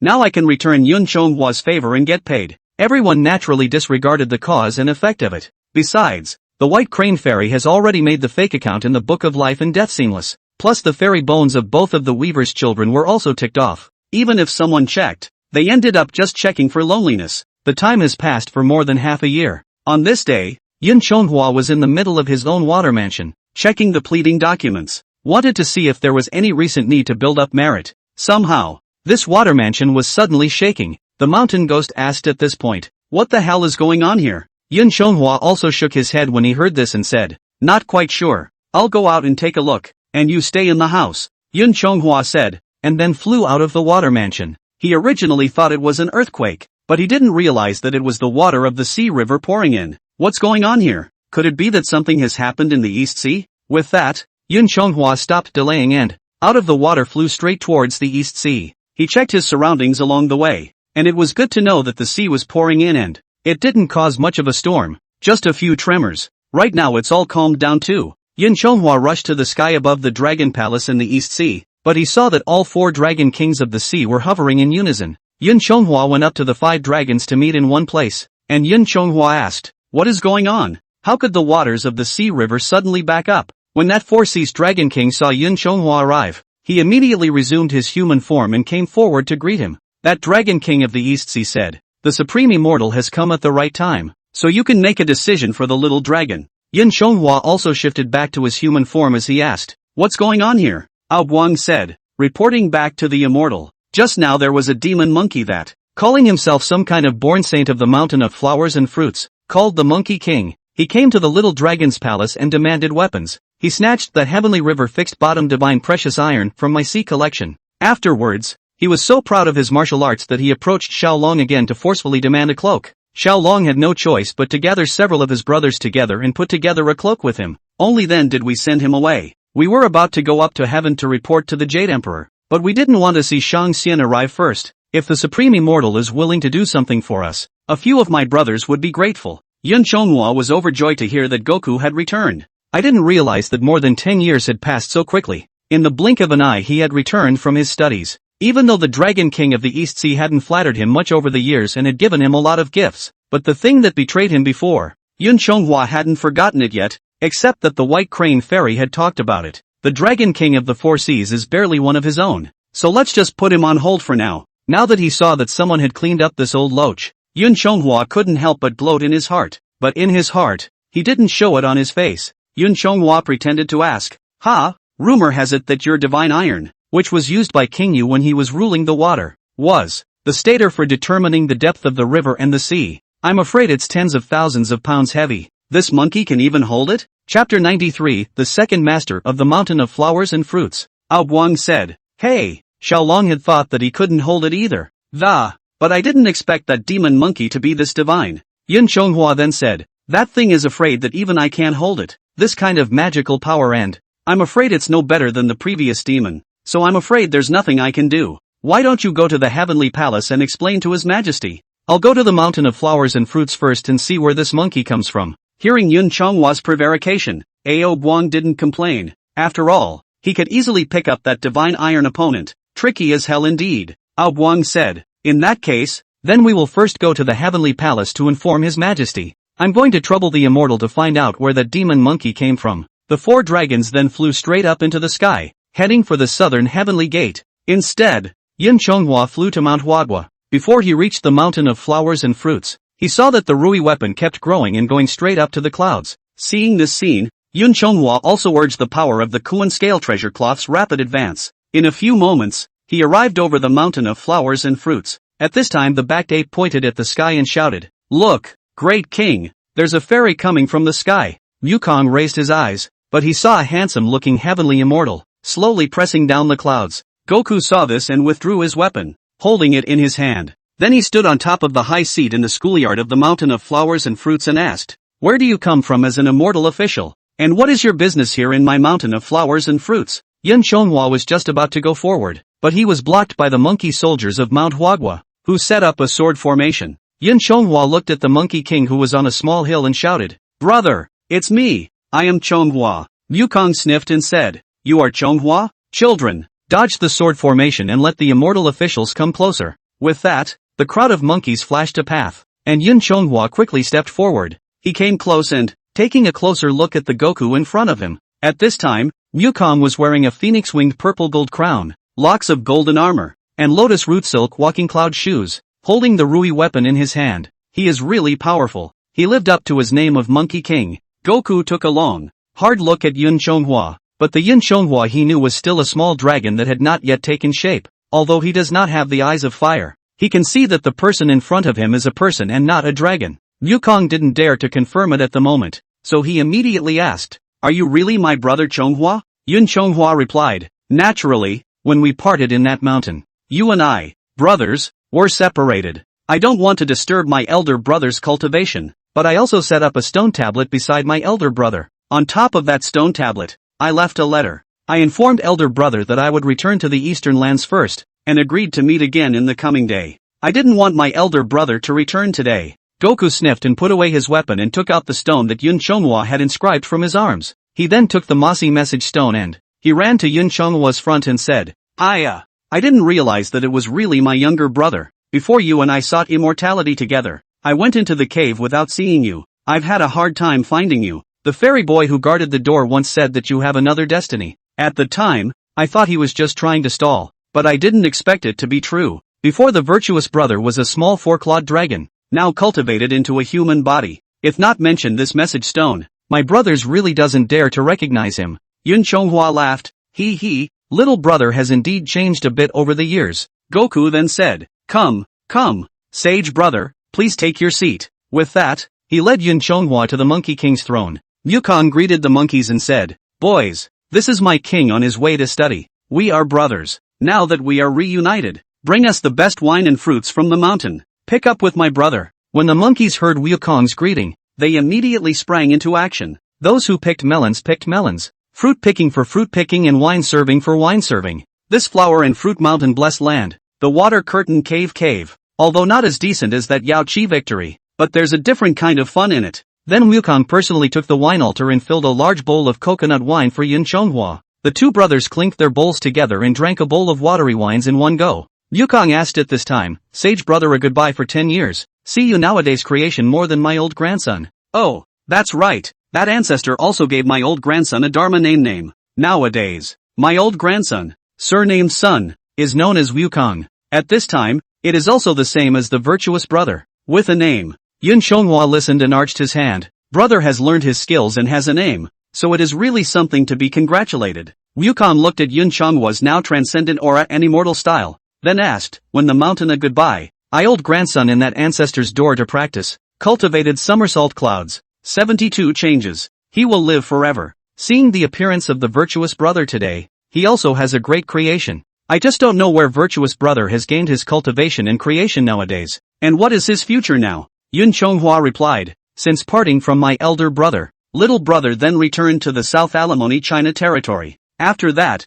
I was inadvertently involved in a case in the heavenly court and was taken to heaven. After His Majesty's mother nudged me into the immortal body, now in that South Alimony, Surabaya River to do a river god dragon king." Wukong said in surprise, "Oh, I didn't think that sage brother would have such a creation. Since this is the case, it will be a relief for my brother." Previously, the two brothers were searching for immortality overseas together, and Wukong was still a little worried that he and his brother would not have the chance to see each other again. Now see him, really extraordinary creation. This heart does not need to hang up. A long time to meet again. The two brothers have their own creation. A few cups of water wine, but also all the brotherly love. And with Wukong's compliments, that 72 cave demon king, his tens of thousands of monkeys and monkey sons, along with the two marshals of Malu and the two generals of Bangba, they all went up to pay homage to Yin Chonghua, calling him grandfather Dragon King, just like treating Yin Chonghua as the second in command of manhwa. Goku's drunkenness got the better of him, and even on top of the schoolyard, demonstrated the skills he had learned with Yin Chonghua. Having witnessed the marvelousness of these 72 changes with his own eyes, even Yin Chonghua applauded repeatedly. This wine has passed 3 rounds, and fruits and melons have passed 5 flavors. Also see what Wukong can do. Yin Chonghua took a sip of coconut wine, then asked, "I wonder if elder brother has any plans for the future? Just going to be king of this mountain?" The Wukong heard this and said, "We monkeys are here in this blessed land of immortal mountains and ancient caves and divine continents. We are not under the jurisdiction of the unicorn. It is an immense blessing to be free without being under the control of the phoenix, and free from the constraints of the earthly throne. What's wrong with being king of this mountain?" Yin Chonghua said, "Brother is indeed free to call himself king in this mountain. However, little brother has a word. As the saying goes, if you learn the art of writing and martial arts, you can sell it to the emperor's family. Nowadays, my elder brother has superior skills and is able to traverse the world. Why bother being a grasshead king in this mountain? If elder brother is willing, little brother is willing to recommend elder brother to be an immortal in the heavenly court as well." It was also true that Yin Chonghua genuinely wanted to make a good future for Goku. Goku treated him like a brother. He can't be unrighteous either. That heavenly palace sacred realm he had seen before. Though the rules are a bit bigger, the favors are a bit more, but the beauty of that fairy palace, the color of the country, is really not comparable to this earth. He still wants to get Goku a job in heaven. If he wants it, change Goku's fate. As for that 81 difficult path to fetch the scriptures, whoever likes to go, goes. "Oh, I can be a god too?" Wukong asked. Yin Chonghua said, "Brother has this skill and has already attained the way, so why not? I would like to." But before Yin Chonghua could finish his words, at that moment, one of the demon kings frowned. Then he stepped forward and admonished, "Great king, this is not a good thing for Grandpa Dragon King to say." Wukong sniffed and asked, "Oh, what's wrong?" That demon king said, "Your Majesty, this going up to heaven to be a god is certainly good, but it is also to be a minister in front of the emperor. From now on, we must also be bound by the rules of heaven, and under the jurisdiction of the heavenly emperor. How can this be better than being a slave than being a king here?" Chapter 94, If you weren't the second boss, I would have thrown you out long ago. Yin Chonghua heard the demon king's words and then said, "Alas, these words are only inappropriate. Since ancient times, it has been the case that people go to higher places and water flows to lower places. If you don't get a job in the heavenly court, you can get an immortal registration, even if one's skill is strong. There is also no escaping the word demon in the end. But if there is a heavenly difference, and one is subject to a heavenly talisman, then size is also an immortal. If I can become an immortal and attain the Tao, and shed that demon character on my body, I can benefit all beings in the three realms. What's the harm in being subjected to some control? Wukong sniffed but was silent. It seemed to be thinking about something. At this time, a demon king saw this and stepped forward and said, "How about immortals? How about demons? In this flower and fruit mountain earthly blessed land, the great king can call himself a king and a saint. We are immortals and demons, so why should we ask others to seal it?" The rest of the demon kings also echoed. They said some free words. The implication is that it is better to be a king than a slave. Your majesty is so powerful that you have your own way of living forever, so you don't need to pay any attention to the heavenly court. The voices of the 72 cave demon kings quickly drowned out Yun Chonghwa's exhortations. Wukong looked at the group of 72 cave demon kings that he had just subdued. He also looked at Yun Chonghwa, who was sitting beside him. Looking at Goku's hesitant appearance, Yun Chonghwa sighed in his heart. Looking at the reaction of the group of demons, he now always had the feeling of Liangshan recruiting. He wanted to make a future for his brother, but the people under him were not of the same mind. But this is also common sense. After all, Yun Chonghwa's recruitment is not as good as that Song Gongming. Song Jiang accepted the recruitment. Well, at least under the banner of 107 brothers regardless of size, everyone is rewarded with an official position. But Yun Chonghwa the only one who can go up to heaven to be an official is Wukong. Instead of bringing up all 72 of their cave demon kings, if we can't share the same blessings, how can the 72 cave demon kings be willing to do so? If Wukong did not accept the recruitment, he could be called the king in the mountain. The 72 cave demon kings who joined him can also be called little kings under his command. This everyone has the king's name in the body. Not to mention, there is a person with strong skills can be said to be outside the law crazy people free and easy. But if Goku goes up to heaven as an official, he goes ashore alone. They have lost the shelter of one who has the ability. Not to mention, in the future, they might even become the enemies of the demons who surrounded them. They will even take this group of demons as a submission to the heavenly court for a higher rank. The most difficult thing in the world to understand is the human heart, and at the moment, everyone is harboring their own agenda. Naturally, they had to do everything they could to stop Yun Chonghwa and then keep Goku to themselves. Moreover, the power of the mountain of flowers and fruits is now as strong as ever. I think that the three devils haunted the 800-mile Lion's Camel Ridge, but only 40,007, 000 or 8,000 small demons. And now on Mount Huagua, the group of monkeys in Wukong's direct lineage amounted to more than 47,000 mouths. Together with the large and small ministries under the command of the 72 whole demon kings, there are nearly 100,000 demon soldiers in hand. Not to mention that the current Mount Huagua is still recruiting. This was also the reason why Wukong opened his mouth to ask Yun Chonghwa about his future career first as soon as they met. If Chonghwa is not ambitious, he can come to the Mount Huagua as the second king, and share the prestige of the demon world with him. Now that the mountain of flowers and fruits is in the ascendant, the demons offer their tribute every year, and they are on duty at all hours, performing with their classes, levy food with the festival, Keiki, a flower and fruit mountain to build a city like iron barrels of gold. Even more, making golden drums, the colorful flags are present, the armor is made, and the skills are practiced day by day, nowadays. Not to mention in this Eastern Victory Divine Prefecture, even if we look at the entire four great continent, the group of demons that could be stronger than the current Mount Huagua, that was simply not there. Nowadays, the Monkey King can be called the four seas and thousands of mountains are all submissive. The first demon of all-time charm, plus the flower and fruit mountain is 10 continents ancestral pulse. 3 islands to the dragon the key place. Not only is the cultivation aura abundant, but there are even a lot of world rare Yao grass and strange flowers and many other spiritual objects. With this kind of capital in hand, it's no wonder that Wukong was so inflated that he wanted to break bread with the heavenly court. At the time when the demons of the mountain of flowers and fruits were in full swing, Yun Chonghwa came here to digging feet to talk about recruiting. The king of the 72 holes demon did not fork out him. He has already given enough face to him as the second in command. Yun Chonghwa saw the anger of the crowd, and at the moment, he stopped exhorting. So said, "Oh, that's not a bad thing to say. Since people have their own aspirations,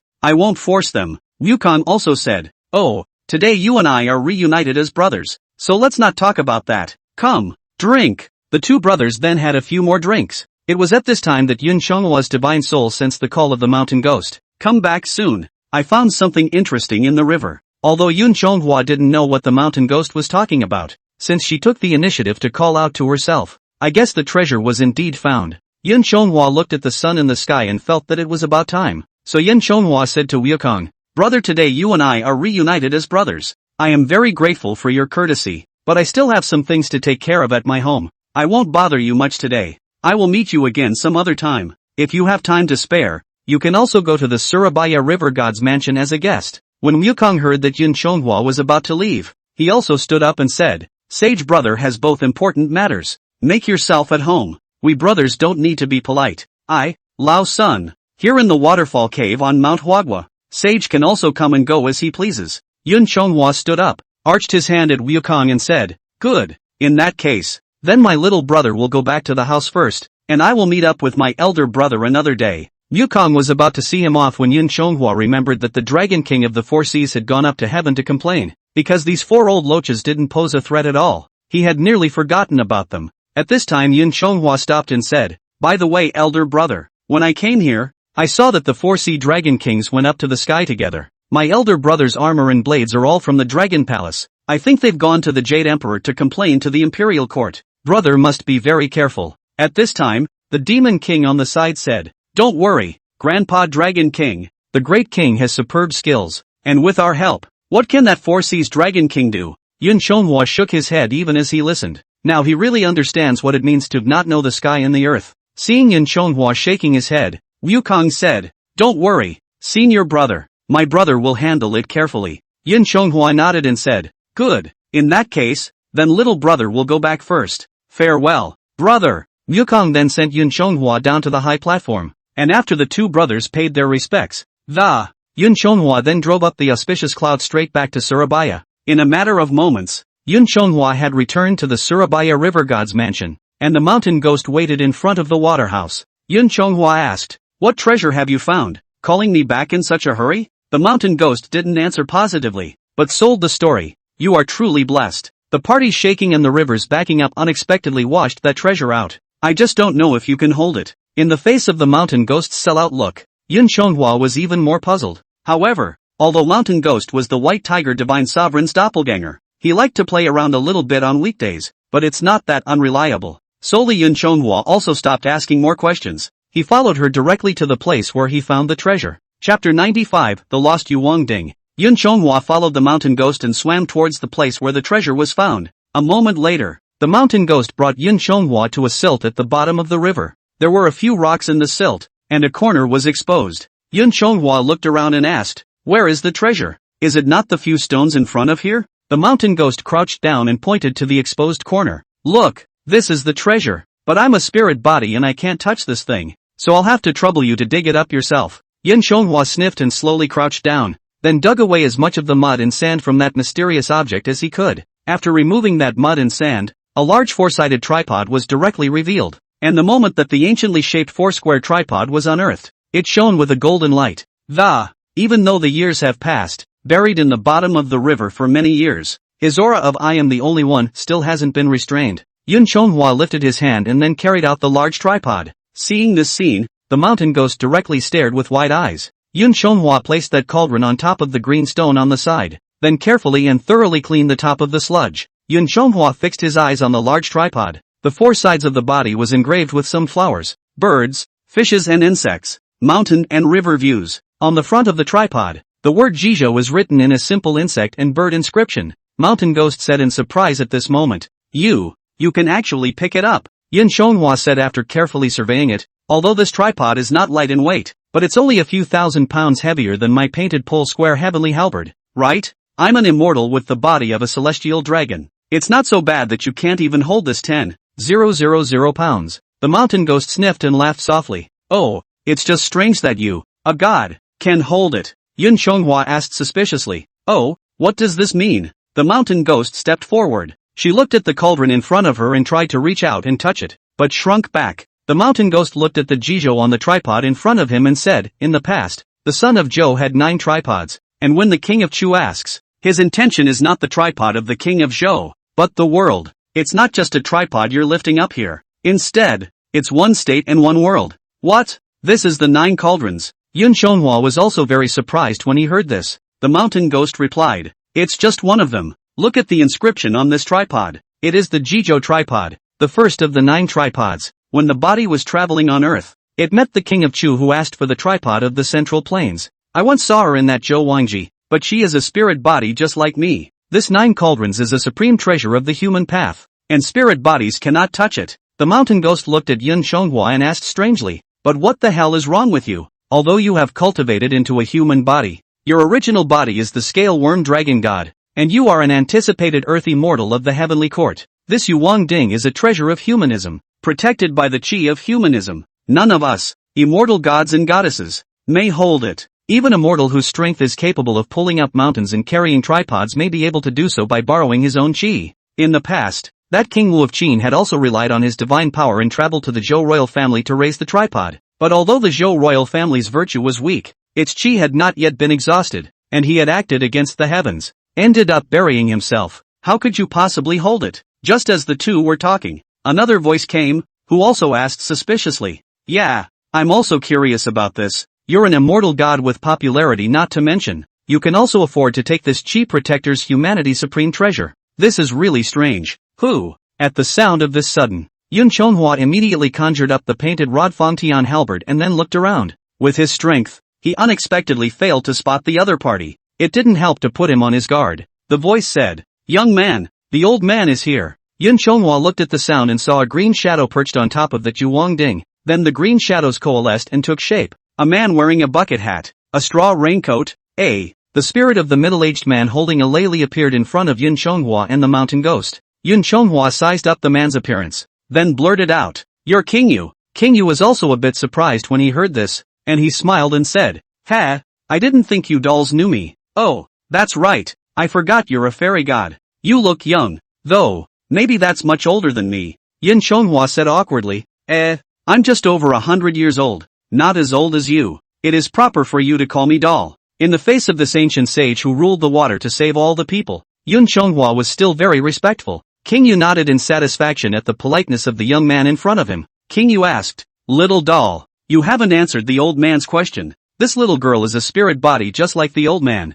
It's not surprising that he can sense my presence and that of the Jizhou tripod. But why were you able to lift the Jizhou tripod? It's reasonable to say that you're an immortal god who enjoys the heavenly ways in peace. Not a human like us, and shouldn't have any popularity. It's even more so that it's impossible to execute taking this humane treasure of mine." Yin Chonghua replied awkwardly, "I'm not too sure about this. Perhaps I was once a person?" In the face of Yun Chonghua's pre-verbal reply, both Mountain Ghost and King Yu couldn't help but shake their heads. Although King Yu shook his head, his mouth sked. Yun Chonghua looked at King Yu at this moment and asked curiously, "Why are you here, King Yu?" "I've been an official in this river for more than 10 years. I've inspected this Surabaya river thousands of times. Why have I never seen you? Could it be that you sensed that Rui weapon before you showed up?" King Yu replied in the face of Yun Chonghua's question. "Oh, Rui weapon? I didn't realize that thing was still around. Back then, an old immortal lent it to me for water treatment to determine the depth of the river and the sea. Old me remembers that after the water cure was over, I casually threw it into the East Sea. That old immortal didn't take that thing away?" Yun Chonghua shook his head and said, "Instead of confiscating it, it has now become a monkey's weapon." King Yu laughed at his words. "Ha ha, a weapon? Or a monkey's? Ha ha. This worldly chance is truly extraordinary. It's just that the Rui weapon itself is not my possession, since it has another owner. Just go with it." After laughing, King Yu said, "But the old man wasn't awakened by that ruler. It was you who awakened the old man. This Jizhou tripod has been thrown into this Surabaya river by Chongping's 400,000 resentful spirits since then it has been buried by the sediment in the river. As the spirit of the tripod, I have been sleeping in the tripod. If you hadn't dug up the Jizhou tripod, and the old man sensed the popularity in you, the old man might still be sleeping in this tripod for an unknown number of years." The mountain ghost said at this time, "Just now that the earth shook and the waters of the sea and river poured in, accidentally washing out the sediment in this river, I, as a spirit body, have a far greater perception of spiritual energy than you, a living being, and after I perceived it, then I immediately came here to check, not wanting to see a foot of that tripod, which is why I used my divine mind to inform you to come back as soon as possible. I only wanted you to come see a rare treasure, but I didn't think you could actually hold it." Although Yun Chonghua knew the legend of the 9 tripods sinking in Surabaya, but I heard King Yu say that he was thrown here by 400,000 resentful spirits from Chongping. The mountain ghost, however, said that spirit bodies could not touch the 9 cauldrons, something he was quite curious about. Yun Chonghua asked, "King Yu, spirit bodies cannot touch these 9 tripods, and how were you thrown here by the spirits?" Chapter 96, The Power of the Human Emperor. Facing Yun Chonghua's question, after a long sigh, King Yu said, "This matter is a long story. If it were not for our spiritual bodies with the power of humanity, we would indeed not be able to touch the 9 tripods protected by the power of humanity. But hundreds of thousands of spiritually disgruntled souls at the cost of their souls, it's still possible. Yun Chonghua was also a bit surprised to hear this. He was now an immortal god. Naturally, I know what the term spiritually dispersed means. This means that they will be forever dissipated between this heaven and earth. Yun Chonghua replied in surprise. What? At the cost of having your soul scattered? I know a little about the Battle of Chongping. When Qin and Zhao fought each other in Chongping, Qin General Bai Qi defeated Zhao General Zhao Qua. He captured 400,000 Zhao surrendered soldiers and eventually buried them all in Chongping. Qin had broken faith with these soldiers who were buried alive, and I understand that there are grudges in my heart, but life and death have their destinies, and the hell can also be reincarnated. Why do they use such extreme means? Throw out this Jizhou tripod? In the face of Yun Chonghua's doubts, King Yu didn't rush to answer and simply asked, Little doll, do you know where these 9 tripods came from? Yun Chonghua replied, Naturally, I know. These 9 tripods are from the end of your water treatment. It was cast from the tribute gold of the 9 states. It is also known as Ding Ding in later times, signifying the pacification of the 9 states and the stabilization of the world. King Yu laughed. Oh, you only know one thing, but not the other. Although this 9 cauldrons was formed in my hands, it did not originate from me. This secret, however, I cannot inform you of, unless, Mountain Ghost sniffed and waved his hand. I understand. I'll recuse myself. You guys talk. When the Mountain Ghost said that, it changed back to that ghost money state, and then it burrowed into Yun Chonghua's clothes. Seeing this, King Yu laughed.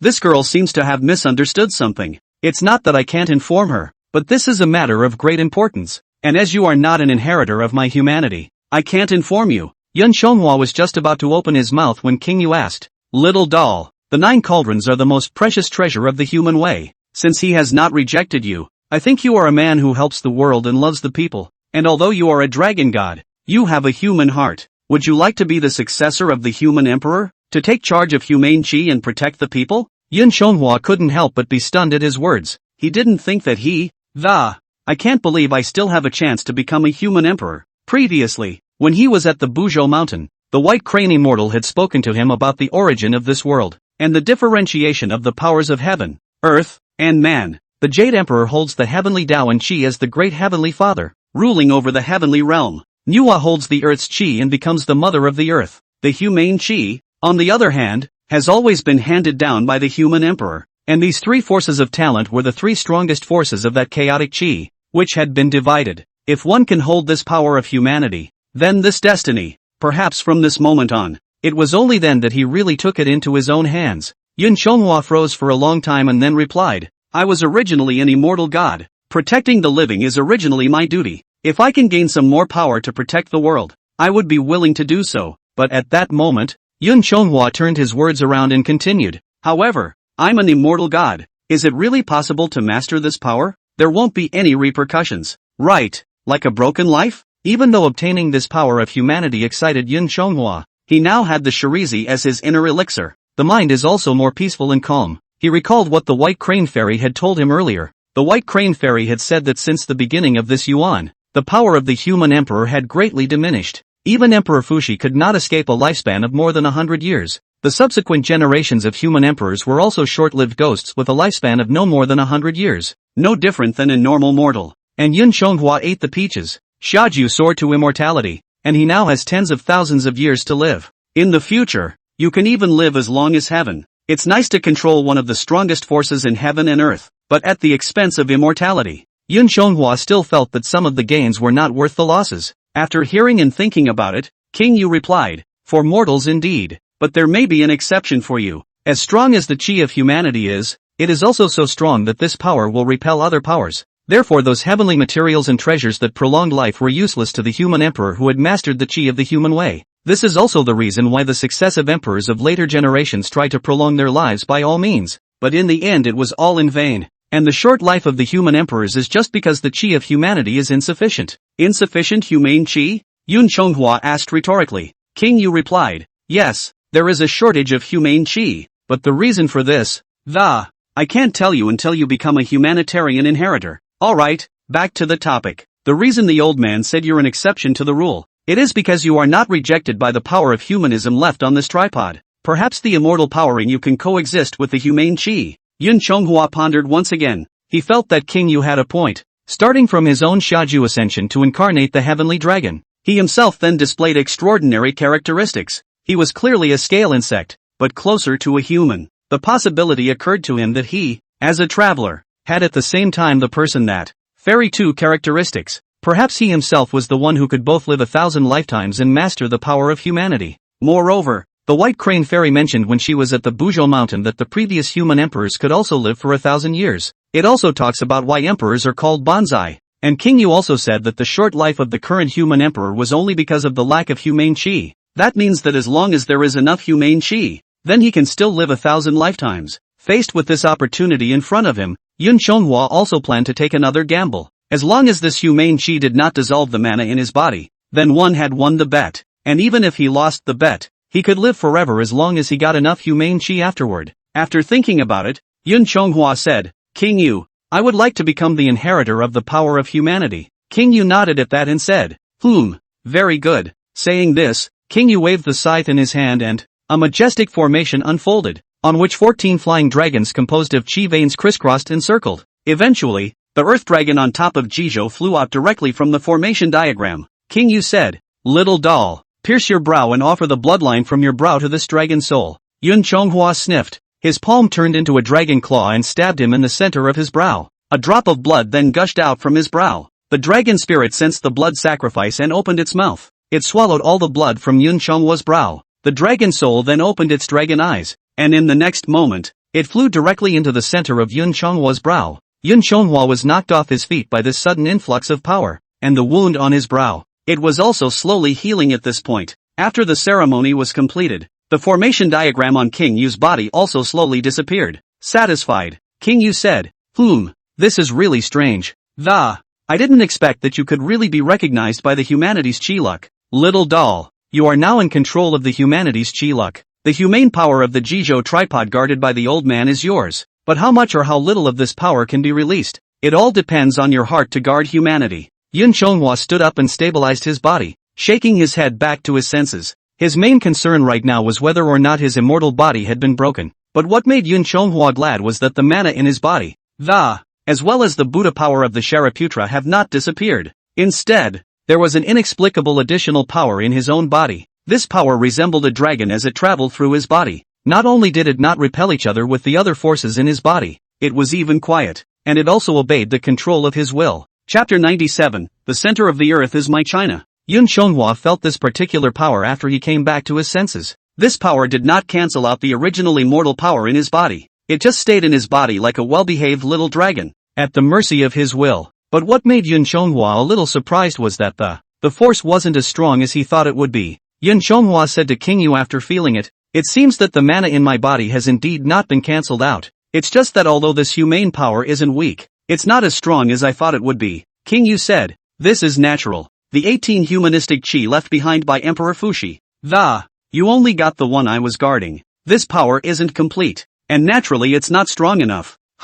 There are a total of 18 of this power? Then where are the rest of the powers? When you said that you only guarded one, King Yu, you meant that there are other guardians. So who are those other guardians? I'm sorry, Yun Chonghua murmured and asked. King Yu replied, little doll, you really have too many questions. Why don't you listen to the old man tell you a story? This story can answer all the questions in your mind. Yun Chonghua laughed. Older people are so fond of telling stories. King Yu also laughed. Just from your question just now, tell us about why the humane spirit is insufficient. Then King Yu began to recount the secrets that had been passed down from the ancient times, from successive generations of human emperors. This matter also begins with the first human emperor, Emperor Fuxi. King Yu then spoke with Yun Chonghua about the source of the power of the three talents, as well as the old events at the time of the last Xian Yuan restoration. What King Yu had said was not far off from what Fairy White Crane had said earlier at Buzhou Mountain. It is only that the White Crane Immortal describes the disaster from the perspective of a god, while King Yu tells the story from the perspective of a human being. The only slight difference between the two of them is that before they complemented the White Crane Fairy, one detail was not mentioned. That's the balance of the three forces. But it wasn't that the White Crane Fairy was deliberately hiding something. And this detail is a secret known only to the controllers of the power of the three talents. King Yu said that the power of humanity is a pillar that supports heaven and earth. Only when the forces of the three talents were balanced would heaven and earth remain stable. An imbalance in any one of the forces would bring disaster to heaven and earth. Yun Chonghua also understands this statement. After all, the triangle is the most stable structure, and in order to cope with the next tribulation, to avoid an imbalance in the power of humanity, Emperor Fuxi divided the complete human emperor's power that he inherited at the time of the New Era restoration into 219 channels. 4 of them were injected into the new human beings created by Mother Nuwa and integrated into their flesh and blood. In later times, any human leader who had great virtue or who had the popular will of the people, all of them can obtain the power of a portion of these 4 channels of qi, become a monarch on earth. Upon hearing this, Yun Chonghua nodded thoughtfully and said, "So that's how it is." No wonder the emperors of later times were all so short-lived. It turns out that they only had 4 channels of qi luck added to their bodies. And these 4 channels of qi luck are also equally distributed to so many people amongst the Yanfu world. Yun Chonghua looked at King Yu and asked, "Just what does this have to do with the 9 cauldrons? Where are the remaining 14 chakras?" King Yu continued, "That's what happened later. You're wrong about one thing, though. The original Emperor of Man was not the only one to have 4 channels of luck in his bloodline, but as the inheritor of the Emperor of Man, he had 5 channels of luck in his body, and if the people wanted him, he would have been the only one to have the luck. The 5 qi fortunes on his body will then resonate with the other humane qi fortunes and gain recognition from the humane world, thus obtaining the complete power of the human emperor. But because Emperor Fuxi and Nuwa formulated the plan for the tripod of the 9 states, there is also the reason for the 9 and 5 supreme bureaus feng shui bureaus that I have supplemented, and the only one who has truly controlled the power of complete humanity is the first human emperor, Emperor Fuxi, Emperor Xianyuan who fought Qiyu, the alien of heaven and earth, as well as me who finally accomplished the plan of the tripod of the 9 states, and the bureau of the 9 and 5. The Kyushu tripod program, the 9 to 5 feng shui bureau? What's that? Yun Chonghua asked in shock. King Yu then unfolded that formation map again, only to see the 9 states of China clearly distinguished on that map, and the 15 dragon qi looming and hovering in unison was spectacular. King Yu said, "Little doll, before I answer your question, I'll ask you a little question. Do you know where the center of this earth is?" Yun Chonghua recalled the plot of Journey to the West. Then he opened his mouth and replied, "It's the mountain of flowers and fruits in the Eastern Victory Divine Prefecture, where the bells and whistles are rumored to be the ancestral vein of the 10 continents. There is also a waterfall cave during the 3 islands come to the dragon, which can be said to be a remarkable cave." Hearing this, King Yu looked up to the sky and laughed. "Ha ha, that Huadwa Mountain waterfall cave is indeed a blessed place.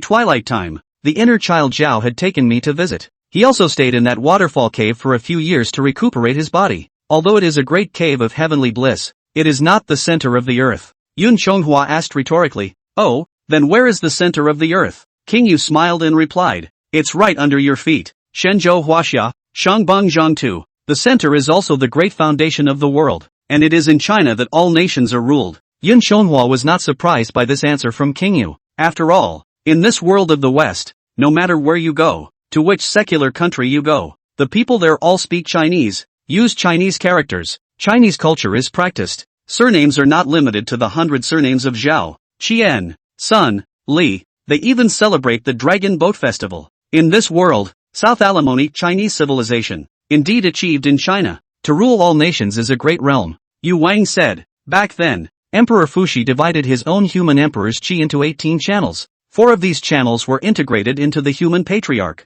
and the remaining 14 channels of qi, under the arrangements I made with Emperor Fuxi, it is distributed among the 9 states of China, as shown on the map of geomancy. That's why, since ancient times, I, the Middle Kingdom of God, have been a heavenly kingdom, and the rest of the surrounding states, though strong, can only pay tribute to the Middle Kingdom for a reason, because of the power of humanism. Most of them are in my Chinese God's country. Of those 14 channels of qi, 9 of them, by the power of the earth's path, were used by Mother Nuwa to, preserved among the 9 veins of the earth, and this is also the beginning of the 9 states tripod program. As long as the humanity's luck is still preserved in the center of the earth, then as long as the Huaxia divine kingdom does not perish, mankind will not perish, because this earth vein winds and twists like a long dragon. We call it the dragon vein. The dragon vein is not static through the constant changes of the earth's mountains. As the mountains change and the sea changes, the dragon vein will be displaced, and when the dragon vein is shifted it leaks out some of the humanitarian qi. A magician who understands geomancy and knows how to look at the qi, if he has penetrated the direction of this dragon vein, finding a portion of this leaked qi to build a capital with, or burying bloodline ancestors as sacrifices on top of a dragon's cave, one can then obtain this portion of the humanity's qi fortune. From the amount of qi fortune he possesses, His destiny is determined. A person with high fortune can become a king or a prince. Those with low chi can be public ministers. Those who are even lower will be wealthy merchants. When Yun Chonghua heard this, he suddenly felt that he was not sure. I didn't realize that humans in this world could not only cultivate Taoism, but even had the art of feng shui geomancy. At this time, Yun Chonghua also thought of a problem. Chapter 98, The Human Emperor's Three Divine Weapons. Yun Chonghua listened to this feng shui geomancy talk from King Yu. He thought of a crucial question. He asked, so if, because of the shifting of the earth's veins, will the humane chi that leaks out disappear when it is taken away by others? And the chi that's equally divided amongst everyone's bloodline, how should I get it back? Facing Yun Chonghua's question, King Yu replied, of course it won't disappear. The chi of humanity is eternal. Although it is attached to other people's bodies and stored among the dragon veins, but the chi of humanity resonates with each other. Other people who are tainted with humane chi don't have the same fortune as you. They live only 100 years. When they die, the luck will return to the dragon veins. Therefore, the tripod of the 9 states is to open these 9 veins of the earth, the key to obtaining this part of the power of humanity. Yun Chonghua nodded and said, so that's how it is. I understand the role of the tripod of the 9 states. Then what exactly is this 9-to-5 Bureau Feng Shui Grand Formation all about? King Yu continued. The 9-to-5 Feng Shui Bureau, which was not originally part of the plan. This was just a perfect addition to the 9 Cauldrons program. But when it comes to this matter, we have to mention that bastard Gong Gong. Back then, at the time of the great tribulation of heaven and earth, although the water of the heavenly river fell into the earth, but then it is also considered to be equally divided on the earth.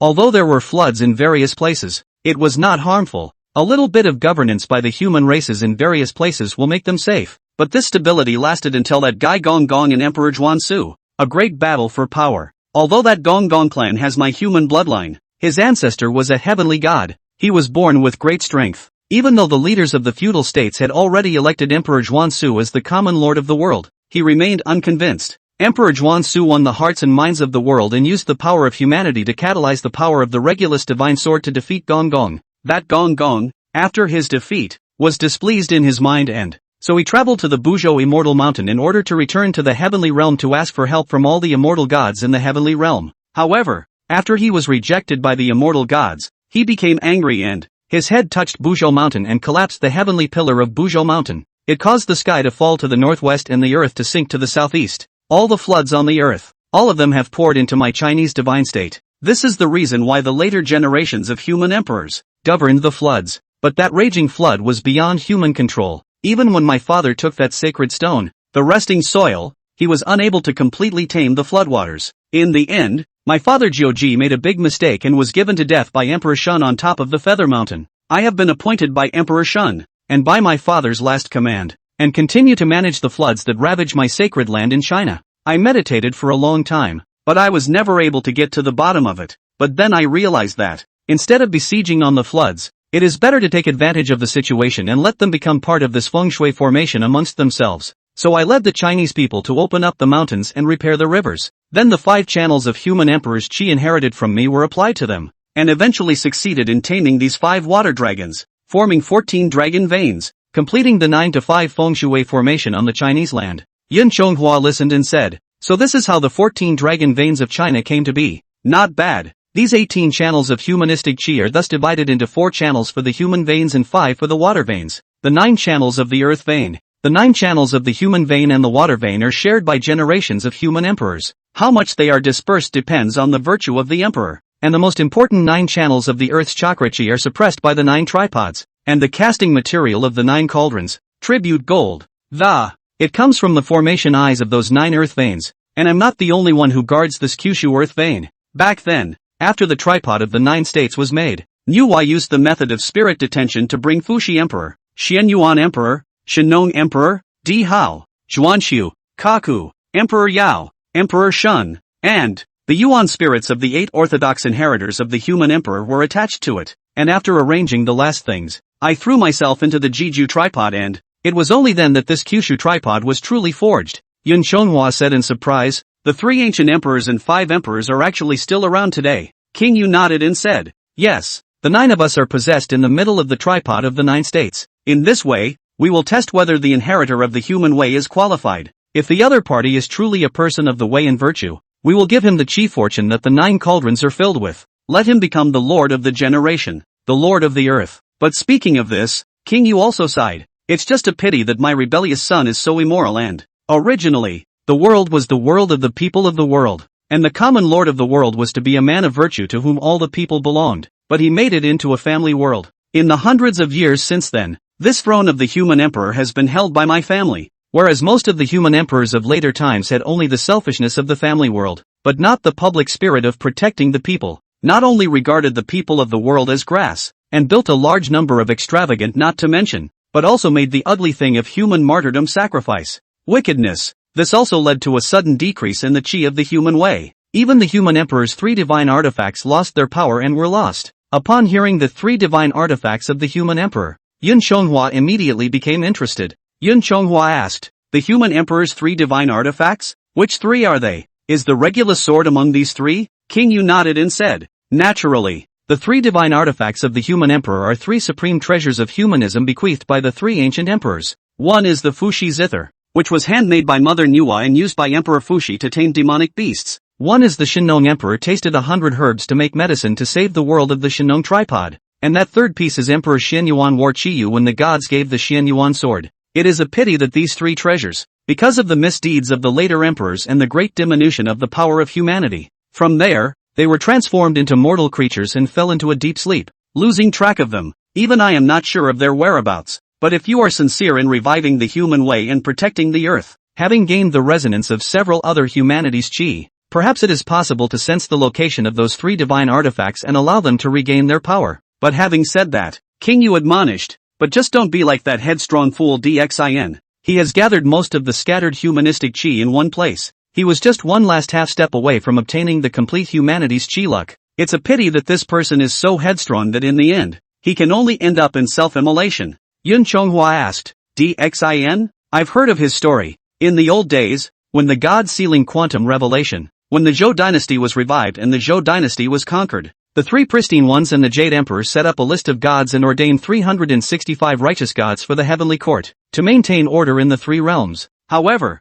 it was not expected that he would be able to gather most of the power of humanity in his body and, I think it's a man of virtue and morality. Hearing this, King Yu gave a disdainful sneer and continued, it is not true that this man has the way, but there is no virtue, and though he has the way, what he has is not the way of man, but the way of I. When Emperor Xin first ascended the throne, he was assisted internally by a virtuous wife and externally by wise ministers. He abolished human martyrdom and favored agriculture and mulberry. It did restore some of the lost humane chi, and in the first year of his reign the 4 seas were peaceful, the people lived in peace, the 4 barbarians arched their hands, and the 8 parties came to court. And because of this, we saw that he was virtuous and moral, so we gave him all the power of the 9 cauldrons. It's just a pity that we don't know people well enough to recognize them. And after this person gained the power of humanity, he thought that heaven and earth were unrivaled. Not only did he have the ambition to fight against heaven and earth and to be the only one to be honored, but he also had the ambition to be the only one to be honored. Even at the time of the incense offering at the Nuwa palace, he also blasphemed against Nuwa by writing obscene poems.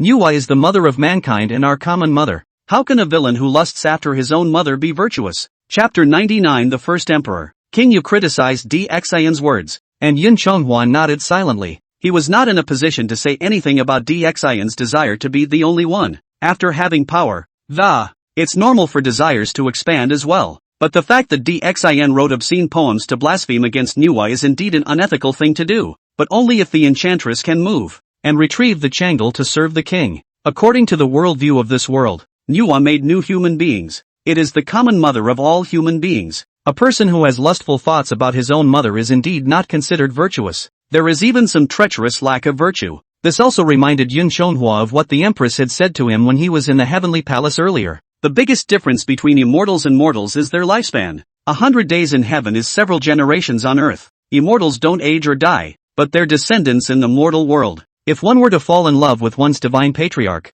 it would indeed be a scandalous thing to corrupt human morality. This wind of scything should indeed be braked. Yun Chonghua replied, I understand the general nature of this matter. Fushi the Great left 9 channels of chi to the earth, 4 in the Pale and the Dawn. Originally belonging to the human emperor of the 5 channels you used to cure the water is now in the water veins, and the remaining 9 channels were sealed by the 9 tripods in the middle of the 9 dragon veins. Only these 18 channels of chi converge. It's the true power of the human emperor. King Yu nodded at this and said, good, that's it. Now that you've got the luck of the Jizhou dragon vein that I'm guarding, and the 9 channels of luck scattered on earth have no masters, as long as you have great virtue in your heart for the living, humanity's chi fortune senses your determination and will gradually recognize you. The human emperor's chi in your body will then resonate with those 9 channels of chi, thus converging in your body and make you get back half of the power, but those 8 forces suppressed by the remaining 8 tripods. I'm afraid it'll be a bit difficult if you want to get them back. Yun Chonghua knew the cause and effect. Then he said, is it because the remaining 8 tripods were taken away by Qin? King Yu said, that's right, those 8 tripods are now in. Yun Chonghua replied indifferently, the tomb of the first emperor in Mount Li. King Yu replied in surprise, oh, you actually know. Yun Chonghua replied, I also have some understanding of world affairs. When Qin destroyed the 6 kingdoms, he had gone into the Zhou king's GI to fetch the tripod, but when Lu Bang and Xiang Yu entered Qin, they did not find it. Then the destination of this treasure can only be the Lishan mausoleum, which became a companion for the first emperor. King Yu said, not bad. Back then, Zhou conquered the Shang and took the world, but although Zhou's virtue was high, however, it was only with the help of the heavenly Tao that he took the world. Therefore, the Zhou clan did not enjoy the luck of humanity, but was sheltered by the heavenly Tao and was called the Son of Heaven. Ying Zhang, who had fought for 6 generations to destroy the 6 kingdoms and unify the divine kingdom, considered himself to be more virtuous than the 3 emperors and more meritorious than the 5 emperors. He was so arrogant as to unite the word emperor, call yourself the first emperor, and his destruction of the 6 kingdoms to end more than 700 years of war in the Zhou dynasty was indeed the will of the people. Those 9 channels of qi were indeed added to him as well, and he also sensed the 9 forces buried in the earth's veins by virtue of the 9 channels of qi he possessed, and he was also recognized by the other 8 ancestors. He was also, since Emperor Xin, the second person who was expected to gather all of the people's Taoist qi luck, but Qin and Zhao conquered Chongping and killed too many people, the 400,000 grievous spirits of that Chongping. At the cost of his soul, he sank the Jizhou tripod in the middle of Surabaya. He made 5 trips to the east, trying to retrieve the Jizhou tripod. None of it was ever realized. Qin's loss of a tripod also made Ying Zhang's idea of getting complete power ultimately fail. But Ying Zhang is a bit smarter than Xin. He searched unsuccessfully for the Jizhou tripod several times and so he used the Jing Mountain chalcedony as the foundation and sealed the seal, wanting to use this object to replace the Jizhou tripod and absorb the last of the human path's qi. Yun Chonghua was shocked to hear this and said, I know about this state seal left by the first emperor, it's just that thing can really absorb qi? King Yu nodded and said, of course, this Ying Zhang has an able man under his command, named Su Fu. This man's origin is unknown, but he has great power. He once helped Ying Zhang sail to the 3 islands in search of a prescription for immortality. In addition to that, this man is extremely good at the art of geomancy. The site of the underground palace at Mount Li is what he found. And Mount Li is not only the location of the dragon vein of Yangzhou, it is also the location of the earth's vein. He built a mausoleum there for Ying Zhang, so that not only the gods and immortals could not approach it. The qi of the earth's path mixed with the qi of humanity, also forming a place that formed its own side of the Qiankuan. Even if the 9 tripods were connected, I can't sense the presence of the other 8 sages either. Yun Chonghua was surprised to hear this and said, there is actually such a thing. That Su Fu really doesn't seem to be a simple character. King Yu replied, that is not the only thing he can do. Do you know about the miles of Great Wall that is perched on the borderlands of the Kyushu, as well as the Spirit Canal that spreads throughout the Kyushu, the Qi Road? Yun Chonghua nodded and said, naturally, I know. Back then, in order to defend himself against the Xiongnu, the barbarians from outside the Seychelles who disobeyed him, Shi Huangdi spent thousands of people's energy to build a great wall of 10,000 miles, as a fortress against the Huns. But Yun Chonghua had just finished speaking when he suddenly realized, in that case, the Great Wall, the Spirit Canal, is the chirography used to change the feng shui of Kyushu? King Yu nodded his head and said, you are really smart. You can understand at the slightest point. The role of the Great Wall is to connect the mountains, so that the Jizhou tripod suppression of the dragon energy, using the jade seal as a medium, guide the release. It's just a pity that Ying Zhang's lifespan didn't wait for the earth's veins and feng shui to change completely, releasing that last of the human emperor's dragon qi, and after his death, the humane qi that he occupied returned to its original position as much as possible. Coupled with the loss of hearts and minds of his great Qin, his successor had no one to rule the qi. He died in the 2nd century, but this is something to be thankful for. If it weren't for his unfinished business, this qi that I'm guarding wouldn't have fallen to you. But Ying Zhang is also insidious. What he can't get, he won't let anyone else get. He brought the remaining 8 tripods into the tomb as a burial, and that Su Fu was extremely powerful. The location of the mausoleum was chosen in the most deadly place, Mount Li. If we forcefully break the mausoleum to take the tripod, I'm afraid it will cause another unimaginable catastrophe. Finally, King Yu apologized. Little doll, I'm really sorry. If you don't take out those 8 tripods, the most you'll get back in the future is the 5 I put on the water vein, resonating the 4 channels scattered on Earth, and this one guarded by the old man. 10 channels of chi in total. Yun Chonghua said, no harm done. Now that I have the chance to control this power, it is already my honor. Besides, acquiring this power is just one more skill to have. Besides, I myself am immortal. It's enough to end up with this half power. King Yu smiled and nodded. Good. Not greedy for perfection, but quite enlightened. The rest is up to you. King Yu looked at Yun Chonghua at this time and asked, that's right, little doll. The 2 of us have been chatting for so long, and you've become old husband's chosen successor. Old me doesn't know your name yet. Yun Chonghua replied, my surname is Yun. First name Chonghua. My mother was a carp spirit in the Xiangshui River. When I became wise, my mother hoped that I would leap over the dragon gate and become a dragon, so she took Yun as her name. Named me after Emperor Shun. On the banks of the Xiangshui River, in the Xiangfei Temple. King Yu laughed at this. Chonghua. Ha ha. Good. I hope you won't live up to the name. Little doll. Chapter 100 Immortal Body and Human Soul. Eternal Human Emperor. After Yun Chonghua learned the ins and outs, he once again felt the power in his body, trying to resonate a bit with the other humane chi. But right now, he couldn't feel anything other than the humanitarian chi that he himself possessed. But at this time, Yun Chonghua also thought of a big problem. Yun Chonghua looked at King Yu and said, by the way, King Yu, I am now an official in the heavenly court. Will I be detected by the heavens when I get this power and go up to heaven? King Yu shook his head and said, no, nonetheless they can't detect it. Even I can't detect it. Your body is really very strange, and it's reasonable that you, as my successor, I should be able to clearly sense the humanity chi within you. However, the aura in your body is very deeply hidden. Not only is it completely covered by the mana in your body, it's even fused with your mana. At this time, King Yu looked Yun Chonghua up and down and seemed to have thought of something. King Yu said, come out, little girl, the old man is asking you for a favor. I know you have not closed your 5 senses. It was at this time that the mountain ghost rolled out of Yun Chonghua's body. It then transformed from ghost money to human form once again. The mountain ghost shrugged his shoulders, spread his hands and said, you're really something, King Yu. I wanted to eavesdrop for a couple of minutes, and you recognized it in public. Yun Chonghua also laughed. Hey, you and I are connected by our divine souls, and there are no secrets to be told per se. The mountain ghost looked at King Yu and asked, I don't know, King Yu, what are your orders? King Yu said, try hitting him with your mana. In the face of King Yu's intentions, Yun Chonghua felt a bit baffled, but the mountain ghost pursed his lips and grinned wickedly, then began to pump his fist. Finally the mountain ghost condensed his mana into his fist and, then with a bad smile, he said to Yun Chonghua, Master, this is what King Yu asked me to hit. Don't blame my slave. With that said, mountain ghost landed a heavy punch on Yun Chonghua's body. The mountain ghost was the Yuan soul of the white tiger divine sovereign's differentiation, and it also had the power of the white tiger in it. Although Yun Chonghua was a body of muddy gold, he also felt a dull pain after receiving this blow. After reading it, King Yu said, indeed, no wonder the mana in your body that. There's also this immortal body that hasn't been cancelled out by the humanitarian chi. Yun Chonghua was at this moment, while rubbing the painful place where he had been hit by the mountain ghost, while asking,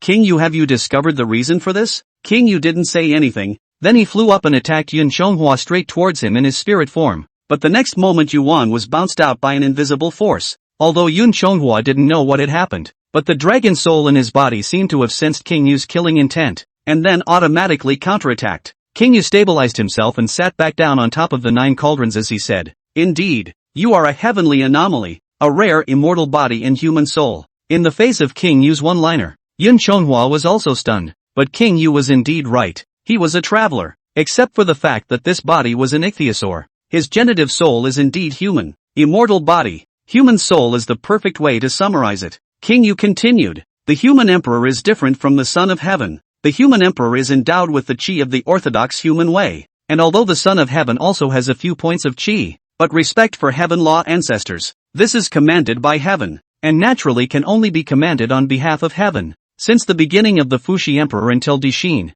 all generations of orthodox human emperors who have had their chi added to their bodies, as long as their chi has not been exhausted, they will have the purple-violet true element to protect their bodies. Gods and ghosts are not invaded, and as you have been inherited by me, You are an orthodox inheritor of the human emperor. However, your violet true element did not protect your body, but your yuan spirit. Your yuan spirit is protected by the violet true element and is inviolable to gods and ghosts. And yet your body is an immortal body that lives forever. This is truly a match made in heaven. If your immortal body doesn't perish and you don't lose your virtue and be abandoned by the chi, you will perhaps be the human emperor of eternity. Hearing this, the mountain ghost came up to Yun Chonghua's body and said, Master is truly blessed with deep fortune. Yun Chonghua murmured, surprisingly, it can still be like this. It's fortunate that no one else can detect it. This hides going on. At least it won't be a target. King Yu said at this time, it's nothing to notice. The power of the three talents maintained the balance of the three realms and were themselves not interfering with each other.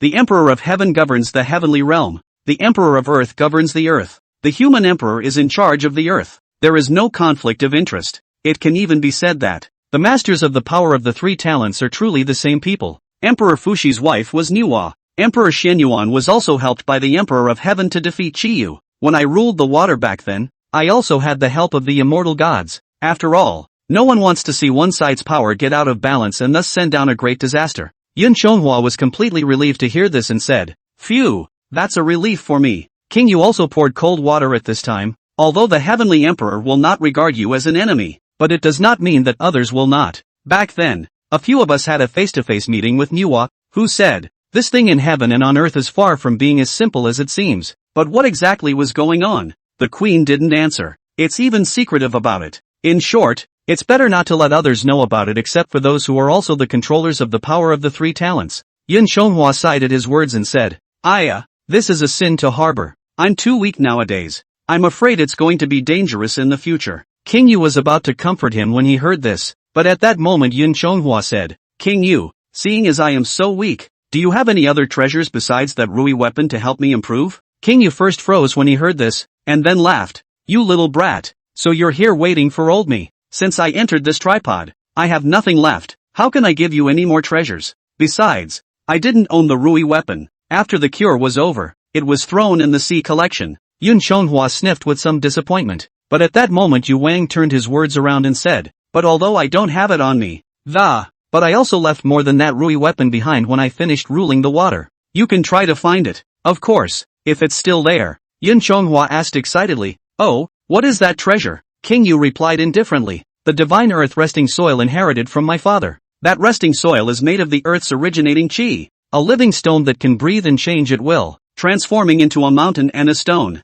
Gog, my father, and I used to use this item as a dam to control the flood. After the flood is over, I then placed it on top of Feather Mountain, my father's dying place, as a memorial. It has been thousands of years now. You can try to find it. Where is Feather Mountain? Yun Chonghua muttered and asked. King Yu shook his head and said, after thousands of years, this vicissitude of the sea, the name of this mountain may also have changed. That Feather Mountain is now the location of the old man is not too clear, but the Feather Mountain belonged to the Eastern barbarians back then. It's just inside Shuzhou. Saying this, King Yu recalled out the Kyushu Kanshu map and then pointed with his finger. It's in this neighborhood. You can try to find it. That resting soil was once owned by the old man close to his heart. I've got a little bit of humane chi on my body. When you get there, try to sense it. If you can sense it, it's still there. If you can't sense it anymore, perhaps it was taken by someone else. Chapter 101, The First Natal Magic Treasure. Good. Right now it's possible to take a chance, Yun Chonghua said. Yun Chonghua looked at King Yu and said, right King Yu, then how should I place this tripod at the moment? The mountain ghost laughed at this time. Right now, you are connected to the chi vein of this Jizhou tripod. It can also be considered as your original magic treasure. It's just a matter of you putting it inside your body. King Yu also nodded and said, if you are a human being, then you can only put this tripod here but you can indeed take it with you if you are immortal, said King Yu, who couldn't help but stretch as he said, well, it's been a few thousand years. It's been a long time since I've spoken so much. Little doll, I'll go back to the Dingzhong realm to sleep for a while, and if there's nothing else of immediate importance, don't bother the old man. With that, King Yu once again turned into a wisp of green smoke and flew back into the golden cauldron. Yun Chonghua placed his hand on the Jizhou tripod, and the giant tripod seemed to have been inspired by. It slowly transformed into a ball of spiritual energy and transformed into Yun Chonghua's body. Yun Chonghua looked at the Jizhou tripod that had turned into a shadow in his palm. Then he said, is this what it feels like to have an original magic treasure? The mountain ghost smiled and replied, this Jizhou tripod contains a state's chi. In the future, If you meet an opponent you can't defeat, just call out this object to smash him. He may be very light to you, but the weight of the mountains and rivers of this state, the weight of the mountains and rivers of this state, the weight of the mountains and rivers of this state, other than those great powers with high magical power, all the other immortals, gods, demons, and devils would find it difficult to bear. It will definitely be able to crush him so much that he can't turn over. Yun Xianghua also laughed at his words. Oh, that's true. This thing weighs 10,000 pounds even without that power of qi in it, and it's really overwhelming to smash it out. Yun Xianghua dispersed the shadow of the Jizhou tripod in his hand. Then he said, this time, Mountain Ghost, you really deserve a lot of credit. You go back to the mansion first. I'll go find that resting soil. But Mountain Ghost pulled him back at this time and said, no, in my opinion, you should go to the Heavenly Palace first and report this to the mother. After hearing what the Mountain Ghost said, Yun Xianghua was also a bit surprised. The Mountain Ghost said, although I don't have all the memories of my original body, but this body has considerable respect for His Majesty's Queen. Her Majesty has treated us all well. It's better to tell her about something this big. Yun Xianghua narrowed his eyes and looked at the Mountain Ghost, who said, why are you looking at me like that? It's not like you haven't seen me before. What's the matter? Could it be that the master has figured out that he wants to have that cloud and rain thing with me? After listening to the words of the Mountain Ghost, Yun Xianghua was now a bit skeptical that the one in front of him was actually the original body. Or was it a diversion? It was even the White Tiger Divine Sovereign's beauty trick, specially designed to spy on him. However, Yun Xianghua did not intend to hide it. For one thing, King Yu has also said that there is no conflict of interest between the controllers of the three talents power. He didn't have to lie to himself. Secondly, Her Majesty did treat him well. Not only did she enlighten him to become an immortal, he was also given this prestigious position of being the most powerful man in the world. And Niang Yang and the White Crane Fairy were even more sincere in their treatment. People's hearts for people's hearts. The other party treats him sincerely. He has to be sincere too. And this third one is that Yun Xianghua himself is not that ambitious. Nor do they want to be that troublesome lord of the three realms. Instead of managing the troublesome matters of eating, drinking, and pulling up all the beings in the three realms all day long, might as well be a quickie god, now that he himself is the successor of the human emperor. But His Majesty the Jade Emperor takes care of the troubles on earth for him. There didn't seem to be anything wrong with him landing himself a clean slate. Besides, Yun Xianghua felt like he was in a good place right now. He was a close official of the Jade Emperor and the Queen Mother, and wherever he went everyone honored him and was very dignified. Moreover, he had eaten whatever he wanted of Yao Qi's spirits, and he was already in a body of immortality, and accompanied by a mountain ghost transformed by the White Tiger Goddess. She can change into the likeness of any woman and make herself useful. He is a vulgar man, now famous, favorable, with countless women. Nowadays, he is enjoying his happiness, not suffering, and he has absolutely no reason, idly, to seize power and get himself some trouble to deal with. Besides, if you don't report this kind of thing at the first opportunity, even if you meet again in the future, there can also be some disconnect. Yun Xianghua looked at the Mountain Ghost and said, you're right. To think that there are still treasures to be taken. Got too excited for a moment. Left the matter behind. Go, let's go to Yao Qi. Right now. Report this to the queen. The Mountain Ghost smiled and nodded, then turned into a piece of ghost money and flew back to Yun Xianghua's body once again. Yun Xianghua did not delay. A leap will be out of the Surabaya, straight to the south heavenly gate and go. In a matter of moments, he arrived outside the Yao Qi. Nowadays, within Yao Qi, preparations for the Peach Conference are underway. The Nishang fairies are rehearsing their songs and dances. The Weaving Maiden returned to the Star Palace to weave, while the 100-Flower Fairy and the White Crane Fairy were discussing the arrangement of the flowers. The White Crane Immortal received a report from the gatekeeper's maid and then arrived outside of the Yao Qi. The White Crane Immortal asked, what is it? What's so important to see the Empress? Yun Xianghua said, Sister Baiha, this matter is of great importance. You must meet the Queen to make it clear.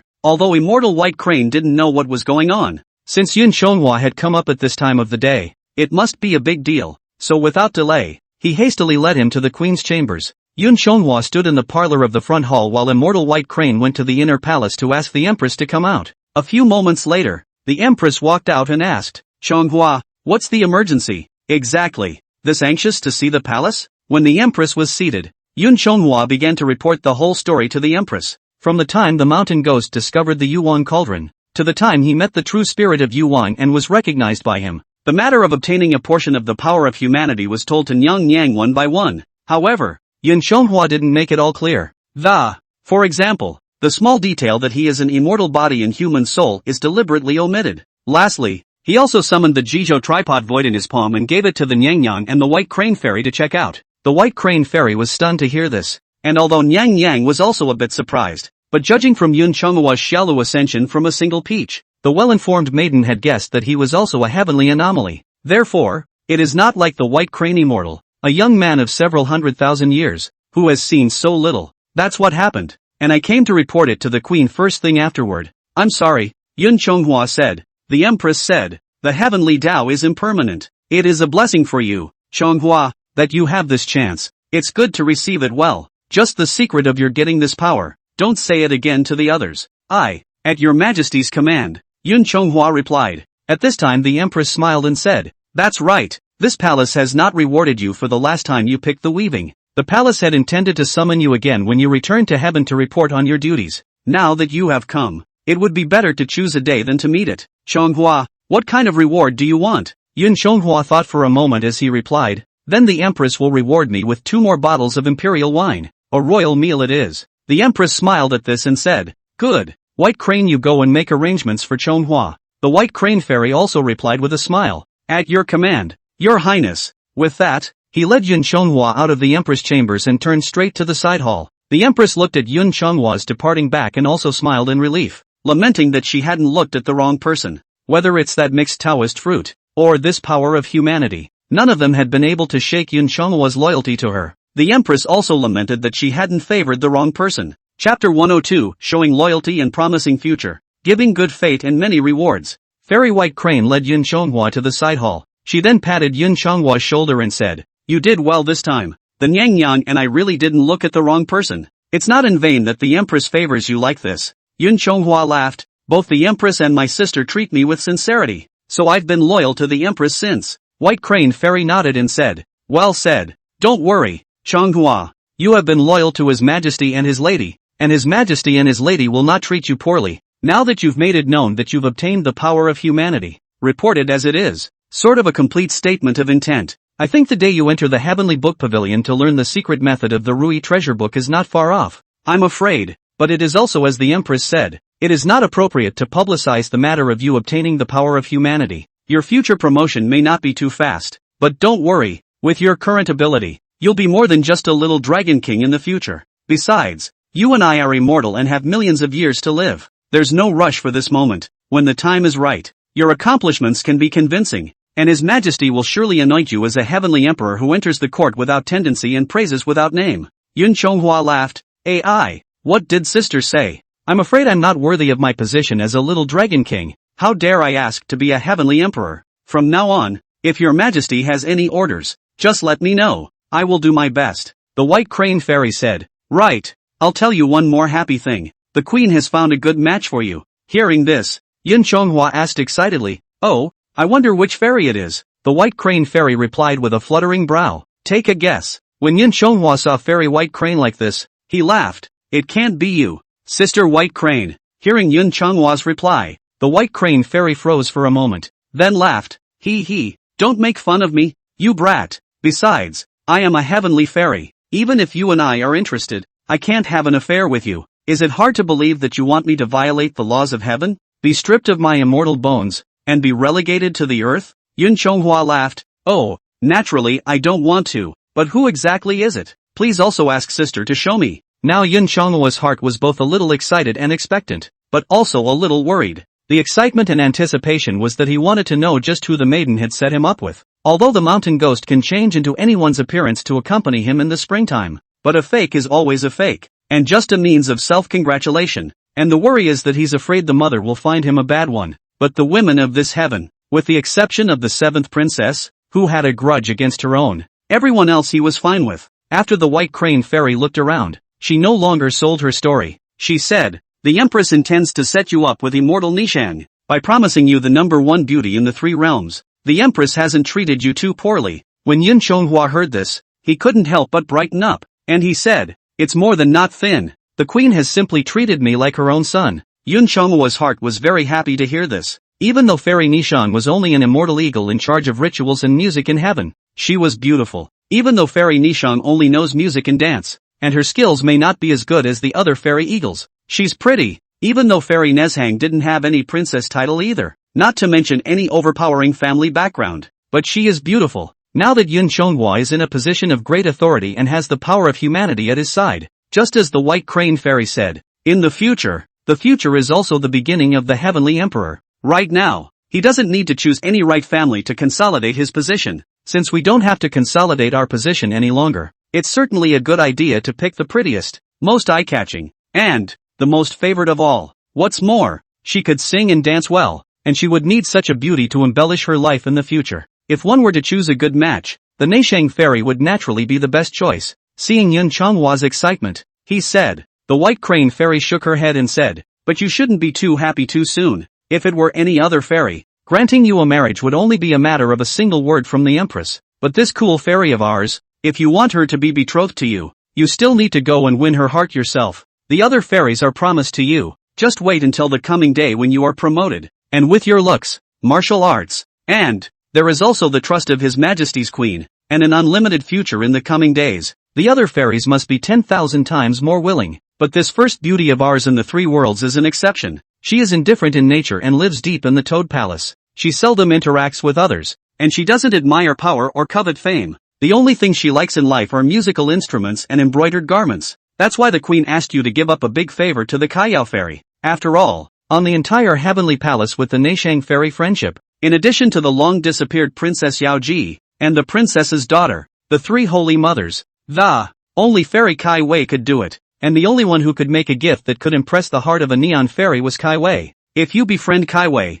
you will be able to impress Nishang in the coming days and hold the beauty. Fairy White Crane looked at Yun Chonghua and said, the Empress has worked her ass off for you, but now it seems that the mother's hard work on you has not been in vain. After listening to Fairy White Crane's words, Yun Chonghua even wanted to go back and kowtow a few times to the Empress now. He also lamented that his choice was not wrong. The Empress had treated him so well, so what reason did he have to be unfaithful? Looking at Yun Chonghua's touched look, Immortal White Crane said, alright, it's good to keep your favor in your heart, but the matter of granting you a marriage is not a momentary matter at the moment. Now the Peach Conference and the Dan Yuan meeting are just around the corner. Fairy Nishang, Kai Wei and I are busy with the preparations. Even if I could help you win a beautiful woman, it will also have to wait until after you are promoted and return to the heavenly realm. After all, you're one in the sky and one on the ground. It's not like we're going to see each other for a while. So I'm afraid we won't be able to make any love. Yun Chonghua nodded at his words. He was not in a hurry at the moment. After all, he had 10,000 years of life, and was not in a hurry for this moment.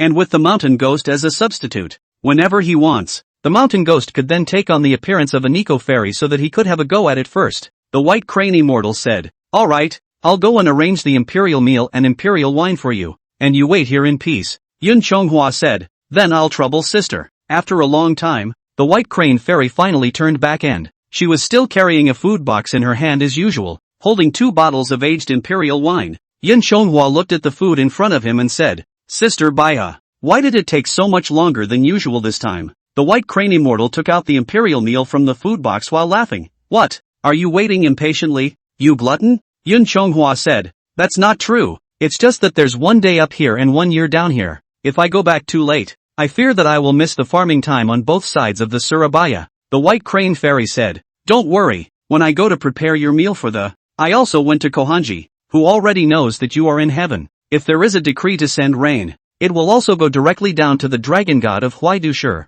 And since I came back late this time, I've honored Her Majesty's decree to go and seek additional rewards for you. I've been searching for a long time to find it for you. Chapter 103, Heaven and Earth live together. Sun and moon spring together. Hearing that there was an additional reward, Yun Chonghua asked, oh, what extra reward? As soon as Yun Chonghua's words fell, White Crane Fairy's sleeve flew out a big peach with purple grain and light yellow color. This is peach. Yun Chonghua stood up in shock. The White Crane Fairy smiled and said, yes, this is a special reward from the Empress. This is the best peach that ripens once in 9,000 years. Even at the peach banquet, this peach was only used to entertain the 3 pristine ones and the 4 emperors of the 8 caves. Tai Heavenly Immortal and a host of other great powers. Even if I had lived for tens of thousands of years, I've only been rewarded 3 times by the Mother's grace to eat. My brother Chonghua's luck is really good. This session of the Peach Conference coincides with the ripening of the 9,000-year-old peaches. The Queen has specially instructed me to go to the peach garden to pick them with you. Those heavenly emperors sitting at the chief have not tasted it yet,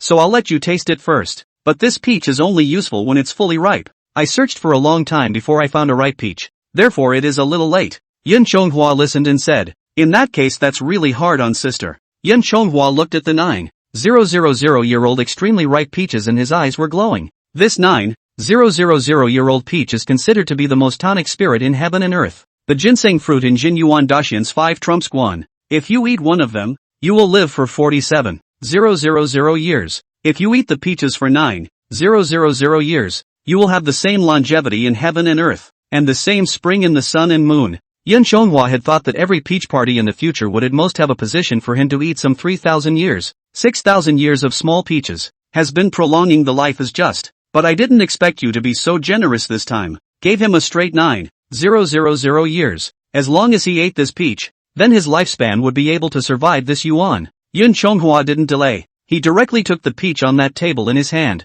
Then he ate all the peaches in 3 or 5 bites, leaving behind only the light yellow color core of the peaches. Then he burped contentedly, and he felt the peerless spiritual power of this peach that it was being dispersed within his body, eventually filling his entire body. This also couldn't help but remind Yun Chonghua of how he felt when he first ate peach before. At that time a peach went down, and I felt light and healthy. Perhaps he was already in an immortal body. And this time, although he also felt the spiritual power of the peaches, but it didn't have the same off-the-charts feeling as the last time. And this time he didn't gulp it down like he did the first time. He also thoroughly tasted the flavor of the peach. This peach tasted sweet, and its mouth was like a sweet spring of clear rain. Even though he had eaten a lot of rare fruits and the mountain of flowers and fruits before, none of them could compare to the flavor of this peach. After Yun Chonghua finished eating, Immortal White Crane also carefully retrieved that peach kernel as before. The White Crane Fairy asked, how is it? How does this extreme peach taste? Yun Chonghua replied, naturally,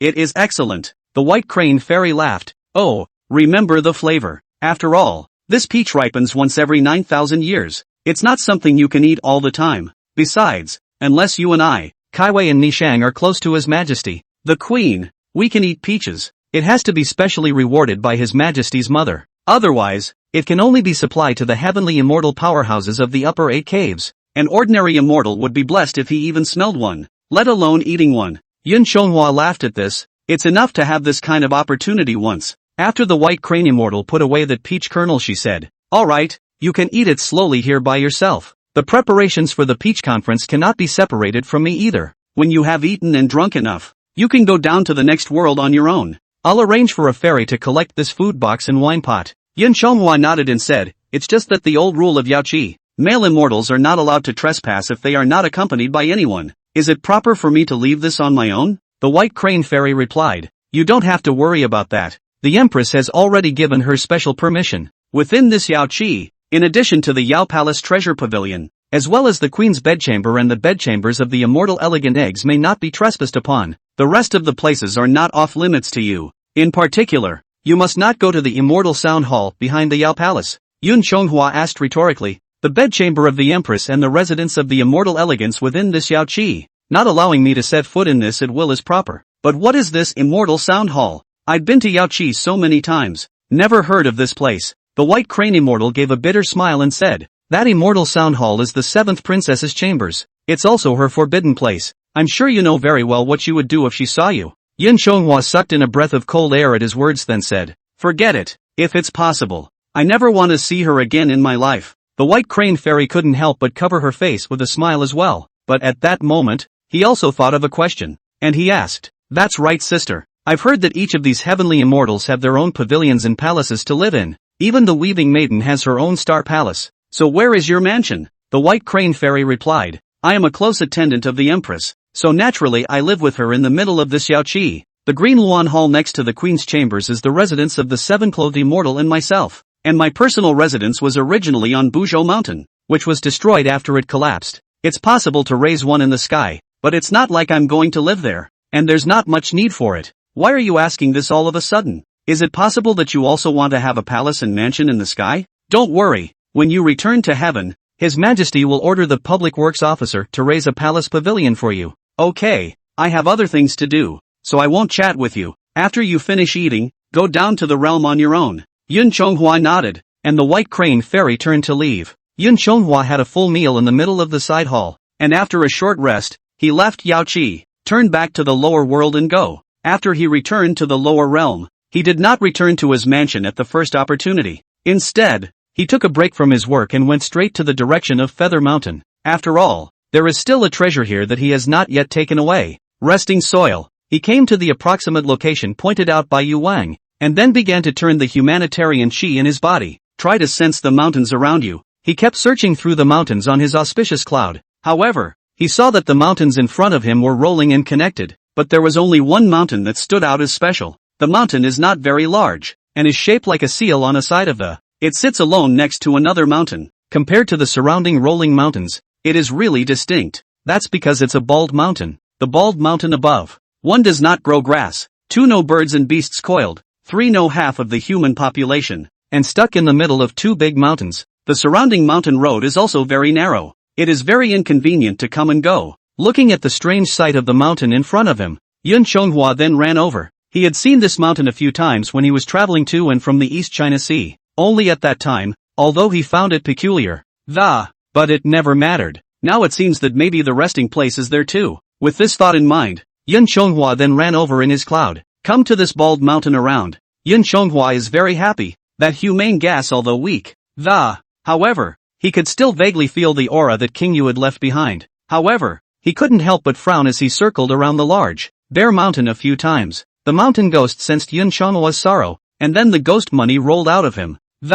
She also shifted into her human form. The mountain ghost asked, "What's wrong? You've been around this mountain a couple times. If you don't find that resting soil, forget it. Why be so stubborn?" Chapter 104, Resting Soil Divine Stone, refined into a treasure. Yun Chonghua looked at the mountain ghost and said, "That resting soil must be in this mountain. I also sensed the faint aura of humanity. It's just that the mountains are so heavy that I can only sense this general location and can't find exactly where it is. Where exactly is this divine stone resting soil located in this mountain? Even if we have to dig, there must be a location." The mountain ghost looked down before saying, That power is yours to possess. Though you and I are one heart, I cannot sense it for you, but I have heard the legend of the resting soil. It is rumored that this resting soil is a piece of soil that breathes and expands on its own. This King Yu's water treatment has passed a few years ago even now, and the changes over the past few thousand years have. It shouldn't always look the same. Before the mountain ghost finished speaking, Yun Chonghua said with a sudden realization,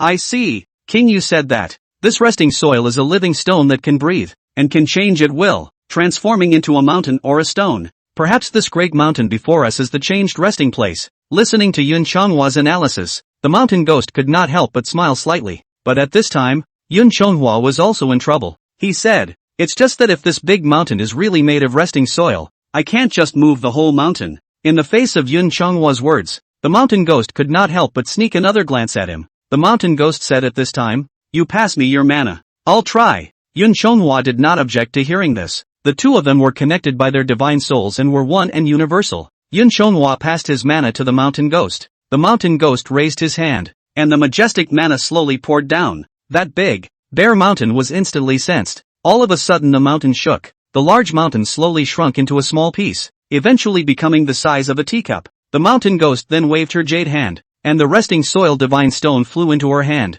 and the road blocked among the mountains was quite open. Yun Chonghua glanced down towards the clouds, confirming that the people below the mountain were unharmed. That was a complete relief. The people here, instead of being unimpeded, even bowed to heaven and thanked the God of heaven for removing a large mountain that was in the way. The path that was blocked and difficult to travel has been cleared. They wouldn't have to go around the mountains for dozens of miles more. But some people are happy and some people are sad. Those mountain bandits and bandits who make their fortune on that mountain road. And then there are the crooked merchants along the way who overpay and rip off customers, who are not so happy. Yun Chonghua looked at the small mountain in Mountain Ghost's hand, then looked at her and asked, "Mountain Ghost, how did you know the way to control the resting soil?" Facing Yun Chonghua's puzzled and skeptical gaze, the Mountain Ghost replied, "There's no need to look at me like that. Don't forget that even though I'm a doppelganger, I'm also the White Tiger Divine Sovereign. Back when the 4 elephant divine beasts were born, the Qinglong in the east is the lord of the lesser yang, which is the wood wind.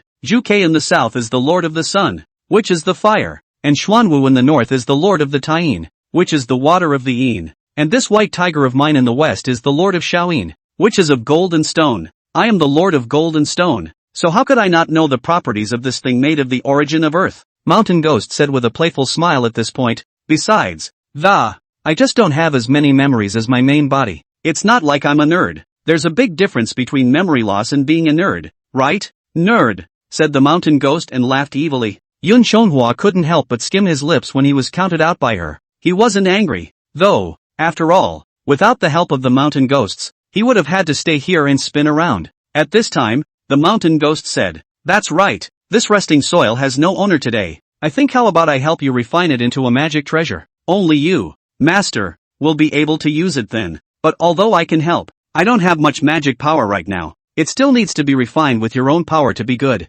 Yun Chonghua listened and said, "Oh, this doppelganger of yours still has this kind of ability too?" The mountain ghost replied, "That's natural. Besides, if you have cloud and rain with me from time to time, I'll borrow the power of your yuan yang to revive. Then, when the time comes, I will have fused the yuan yang of my body. Then I will be the body. I just don't know if you'll give me that chance, master." Yun Chonghua looked at her immodest little expression and then he said, "You can help me refine the magic treasure first." And the mountain ghost bowed to him. And then with a smile, she said, "The slave girl obeys her master's orders." Yun Chonghua then collected the mountain ghost and the piece of resting soil and went straight back inside the Surabaya river god's mansion. After returning to the mansion, Yun Chonghua poured his own mana into the mountain ghost, and the mountain ghost began to use Yun Chonghua's mana to help him refine the resting soil in his hand. The mountain ghost looked at the shape of the mountain of resting soil and said, "Master, I see that this resting soil looks quite like a seal, so how about I turn it into the shape of a seal?"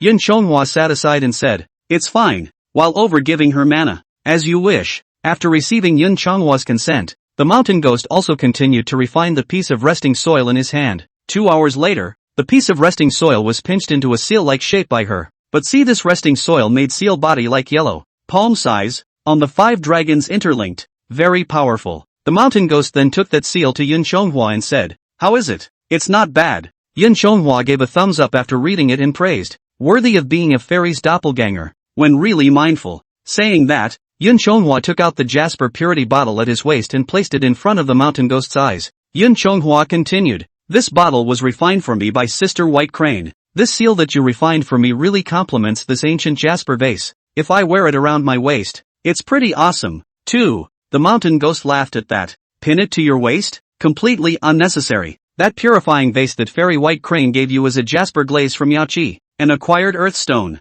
And this resting soil comes from the innate origin of the earth, and has been refined by me. It's already considered an innate magic treasure. Master, you can just transform it into your body. And this treasure that I have refined, it is different from your Jijo tripod, which must be activated by humane chi. Not only can you use it, master, but as I am one with you, I can also call it forth and use it. This resting soil can be big or small, can become a stone to shoot over the enemy, can also be transformed into a mountain to suppress the enemy, more like its original role in general, turn it into a dike to stop the water. The mountain ghost said immodestly at this time, "All in all, just like me, there are many wonderful uses." Yun Chonghua surveyed the seal in the mountain ghost's hand and said, "Anyway, having another innate magic treasure is always good. Your Highness won't let me divulge to others that I've obtained the tripod of the 9 states. The matter of mastering the chi of the human path. Even though that Kyushu tripod had the weight of a state's chi and a state's mountains and rivers, but it couldn't be made out easily. Now that there's this Dharma treasure made of resting soil in place, it's a usual topper." Yun Chonghua was about to dissolve this seal into his body when, instead, the mountain ghost held the seal and turned aside. She put her hand back and hid the seal behind herself as she said, "Ugh, wait a moment first. Master, slave girl has gone through so much trouble to help you refine such an innate magic treasure. How do you intend to reward the slave girl?" Chapter 105, Beauty in the Arms, River and Mountain in the Hand. The order is given to heaven, both life and eternity. Yun Chonghua looked at the dodging mountain ghost, then said with a bitter smile, "You bother? You and I are one and the same, and it's my mana you're using to refine this treasure." The mountain ghost's eyebrows fluttered and she said delicately, "That's true, but I have also wasted my energy. Master must always give the slave girl some reward." Saying that, the mountain ghost held up the square seal and said, "Otherwise, the slave girl won't give it to you." Yun Chonghua asked helplessly, "Alright, what kind of reward do you want?" "But imperial food, coiled peaches, I've eaten all the imperial wine. There's none left even if you want it." The mountain ghost looked at Yun Chonghua's appearance, and then winks and walks to his side. Pointing a finger at Yun Chonghua's heart, she said softly, "What reward I want?" The master knows very well in his own heart, but the moment Yun Chonghua turned his head back, The mountain ghost had already transformed into the appearance of a ne'er-do-well fairy. The mountain ghost said, "Master should like her very much. Since Master doesn't want to give me his yuan yang, it would be better to give it to her. Besides, although the Master's yuan yang was golden, it wasn't much use to a fairy like her who didn't like cultivation. However, I am in great need of my Master's yuan yang to remake my flesh." Yun Chonghua replied, "As I said before, my yuan yang will be given to you sooner or later. At least it'll have to be after I've learned the skill. At least I haven't learned the Ruti treasure book that Sister White Crane talked about. In case there are some spells in it. What should I do if I have to be intact to use it?" The mountain ghost laughed at his words. "If Master is only practicing the Rui treasure book, then there is no need to keep anything intact. Although I didn't inherit all the memories of my main body, I know that Rui 108 spells. Whether or not those spells can be cast is only limited by cultivation, not by completion. Besides, for a heavenly dragon immortal like you, Master, who has an original magic treasure, those 108 spells, in addition to moving mountains and seas, repelling gods and spirits, manipulating the heavens and the earth, gathering forms and dispersing chi, the great powers of changing one's mind and heart are of some use. Other spells, such as star sacrifice and praying for rain, are nothing more than trivial skills, so there is no need for the Master to worry." Yun Chonghua listened and said, "So that's how it is." The mountain ghost came to Yun Chonghua's body at this time and said, "Then is Master willing to spend a night with his slave girl?" Yun Chonghua caressed the beautiful face of the Neisheng fairy and said, "Naturally, I'm willing." The mountain ghost smiled at his words, and then he fell straight into Yun Chonghua's arms, holding the seal in one hand. One hand wrapped around his neck. Although she used the face of the cool fairy, she was full of charm. Facing this special contrast, even Yun Chonghua, who had the Buddha's relics added to his body, was somewhat excited. He couldn't help but swallow his saliva as well, but the hillbilly wasn't in a hurry to claim it. She handed that seal to Yun Chonghua and said, "The slave girl didn't allow Master to take it in. In fact, it's because the seal hasn't been completely finished yet." Yun Chonghua felt the consummation of her close proximity and, unable to help himself, he swallowed and said, "So what's the process that's missing?" The mountain ghost smiled flirtatiously and said, "Of course it's the prince underneath as a seal. It's always good to have a character engraved on it. I just don't know what kind of characters the owner wants to engrave on it. The owner's name, for example, or the Master's title. It's a pity that the Master hasn't been enthroned by His Majesty yet, and is now just a small river dragon king." Yun Chonghua wrapped his arms around the beauty in his arms and looked at the jade seal in her hand, which looked like it was carved from Tian Huang. Right now, he rather had the feeling of having a beauty in his arms and a kingdom in his hands. Since ancient times, this is the best of men, the splendor of emperors and generals, and there is nothing better than this moment now. After Yun Chonghua thought about it, he also thought of the 8 characters that should be engraved on this seal. Those are the 8 words that no man can resist. Yun Chonghua murmured, "Let's just carve by the mandate of heaven, both longevity and eternal prosperity." The mountain ghost muttered, "Oh, you've been ordained by heaven to live for eternity? Are you sure, Master? If I had engraved it, it would take quite a bit of effort to change it next time." Yun Chonghua said excitedly, "It's going to be these 8 words, without changing a single word." The mountain ghost looked at Yun Chonghua's expectant face, which was full of excitement, and shrugged his shoulders, shook his head. As a mountain ghost of the White Tiger's original spirit, she didn't quite understand that why is Yun Chonghua so excited about these 8 words? If it were any other god, 80% of them would have to carve their names. Finally, the word edict. However, she also lamented that Yun Chonghua was really loyal to His Majesty, the Queen. The words, "By heaven's command, we live forever." Although on earth it can be regarded as a big taboo in the 9 tribes of fun, but for immortals, especially those of Yun Chonghua's level, it would be a bit demeaning. Not to mention the fact that he is the rightful inheritor of the human emperor by virtue of his humane fortune, even with the Buddha's relic in his abdomen. There are also these 2 original magic treasures. Even if you can't call yourself a heavenly emperor, but to call a true lord, heavenly king, great dragon god, or whatever, is also worthy of the name. However, seeing Yun Chonghua so excited, the mountain ghost didn't say anything more. She asked Yun Chonghua to pass some more mana to her, and then she finished engraving the font name on the seal. When the mountain ghost was carving the characters, Yun Chonghua specially asked her to use the bird and insect seal script to do the seal carving. Even though the mountain ghost found it a bit baffling, she complied with Yun Chonghua's orders. The seal was soon completely finished. After the mountain ghost had completely inscribed it, Yun Chonghua also happily received the seal. Now that the jade seal was in his hand, the emperor's intention went to his head, and then he held it happily, shouting the most dominating words in his consciousness. "The jade seal is in my hand. the world is mine. After listening to Yun Chonghwa's words, the mountain ghost, on the other hand, laughed outright. She laughed and said, "Ha, master, you are the rightful human emperor of King Yu's legacy, and the world was originally yours. What does it have to do with this seal?" Yun Chonghwa came back to his senses when he heard the mountain ghost's mocking voice. He had a beautiful woman in his arms, the seal in his hand, and that emperor's will was together, more or less overexcited, forgetting that he was a god. Nowadays, the emperor who holds the power of life and death on earth and is envied by everyone. It's a fart in front of him. After all, they didn't have the immortality of Yun Chonghwa, not to mention the company of such beautiful nymphs, not to mention the fact that the emperor calls himself the true emperor. Yun Chonghwa is the real emperor of the heavenly dragon.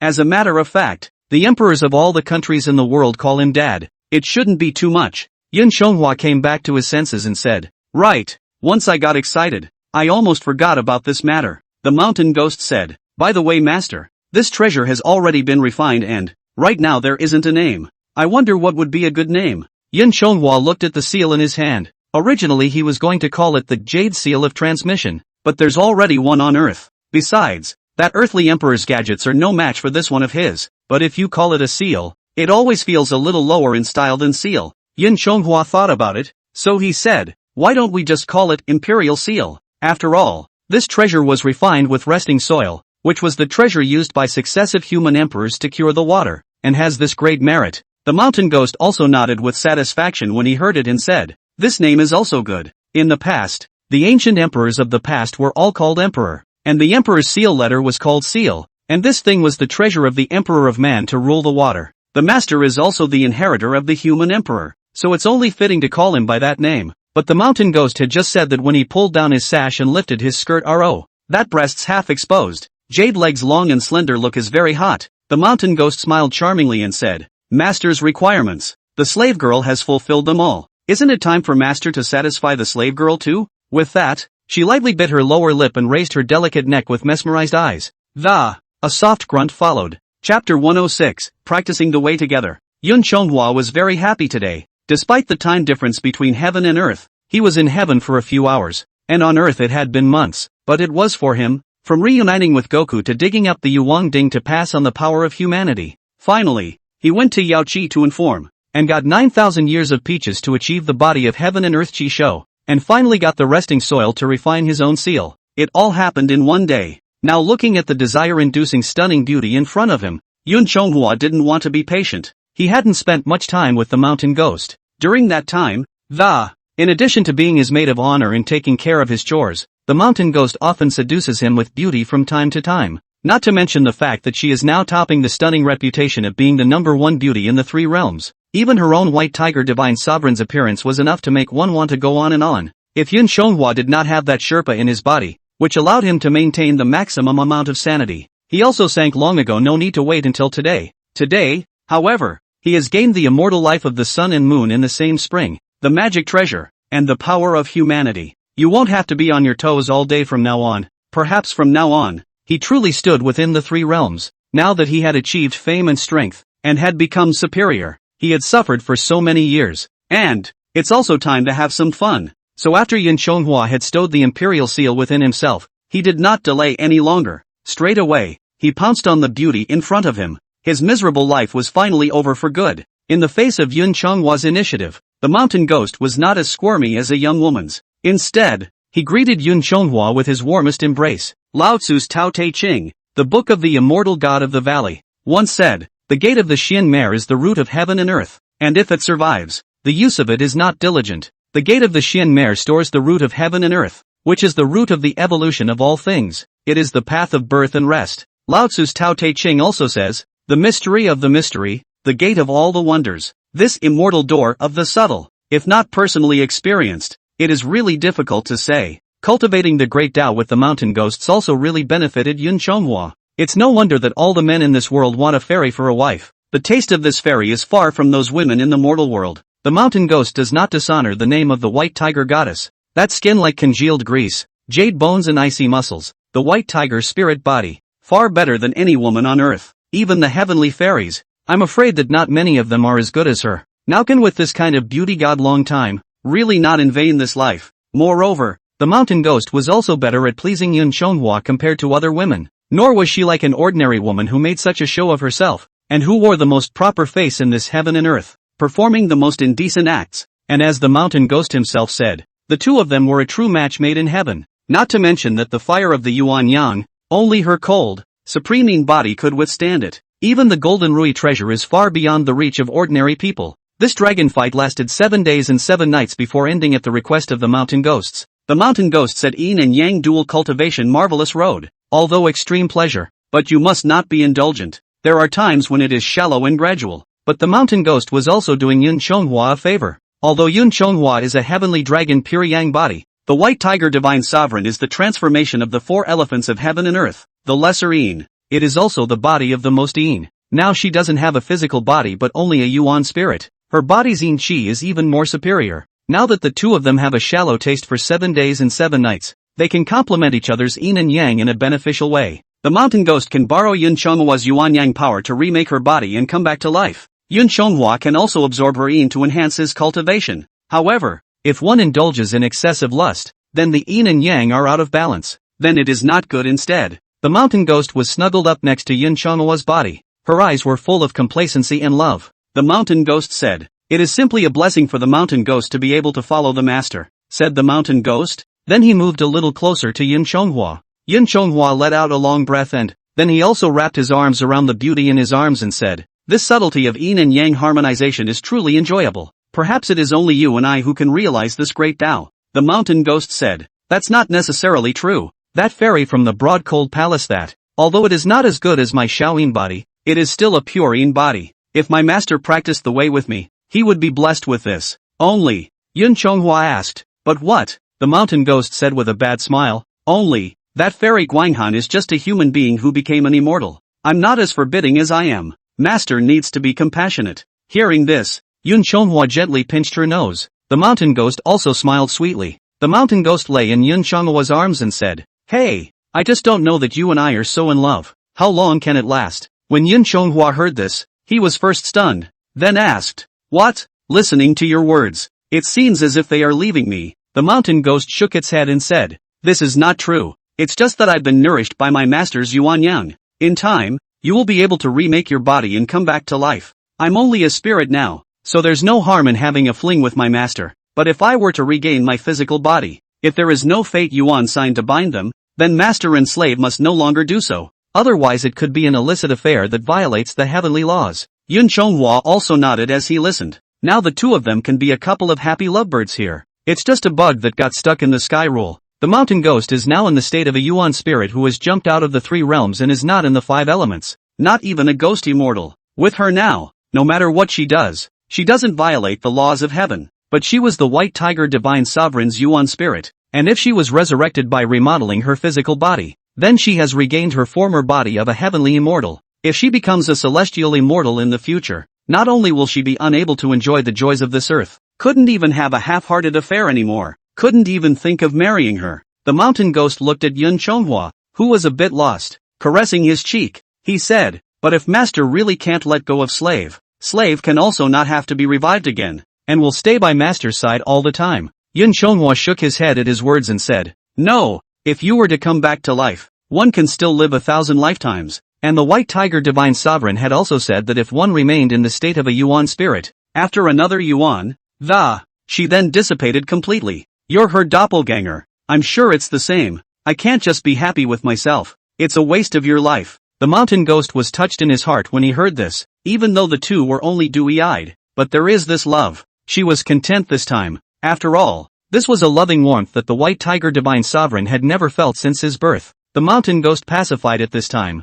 "But if master really can't let go of his slave, then in the future, master will do a small favor for my slave girl, and after I am revived, he will help me capture the Yuanling of my own body back. When the time comes for me to merge with her, then I can become a true white tiger divine sovereign. With that heavenly immortal body avatar, I can also separate myself again. When the time comes, it will always be in the state of Yuan spirit, always accompanying the master." With that, the mountain ghost hugged Yun Chonghua tightly. However, Yun Chonghua asked at this time, "By the way, what exactly is that destiny Yuan sign? I've heard Sister White Crane mention before that the only real divine couple is the one who goes to the Moon Lord and hangs up the destiny dollar plaque, and you said that that life element sign would have a binding." What does this binding refer to? Chapter 107. Although the life elemental brand is strong, it's of little use to you. Facing Yun Chonghwa's question, the mountain ghost replied, the life elemental plaque. It is used to control the heirs of immortal couples. Although the heavenly rules prohibit illicit love, they do not prohibit the marriages of earth immortals, ghost immortals, or human immortals. As long as it is approved by His Majesty, you can be a god and enjoy that earthly joy. Still, immortal gods and humans are different. When an immortal god gives birth to an heir, it would be a natural half-immortal body. If the immortal bones were not removed, a little cultivation would stimulate immortal power, and their lifespan and ability to, it will be far beyond that of mortals. The lifespan of an immortal god is often 1,000 years, 10,000 years. During these 10 million years, if they were to procreate unchecked, it won't be long before there are countless descendants. So the heavenly court would need to use the life yuan cards are used to restrict these gods and goddesses from procreating. As long as one hangs the life element tag with True Lord Yuehua, the couple's life element will be bound by the love threads that are transformed by the heavenly rules. Then the 6 spirits will have no way to cast this immortal birth. Then husband and wife will be able to live in peace, and as long as they serve His Majesty the Queen faithfully, always nourished by the Spirit, you can be a couple for eternity. But if you want an heir,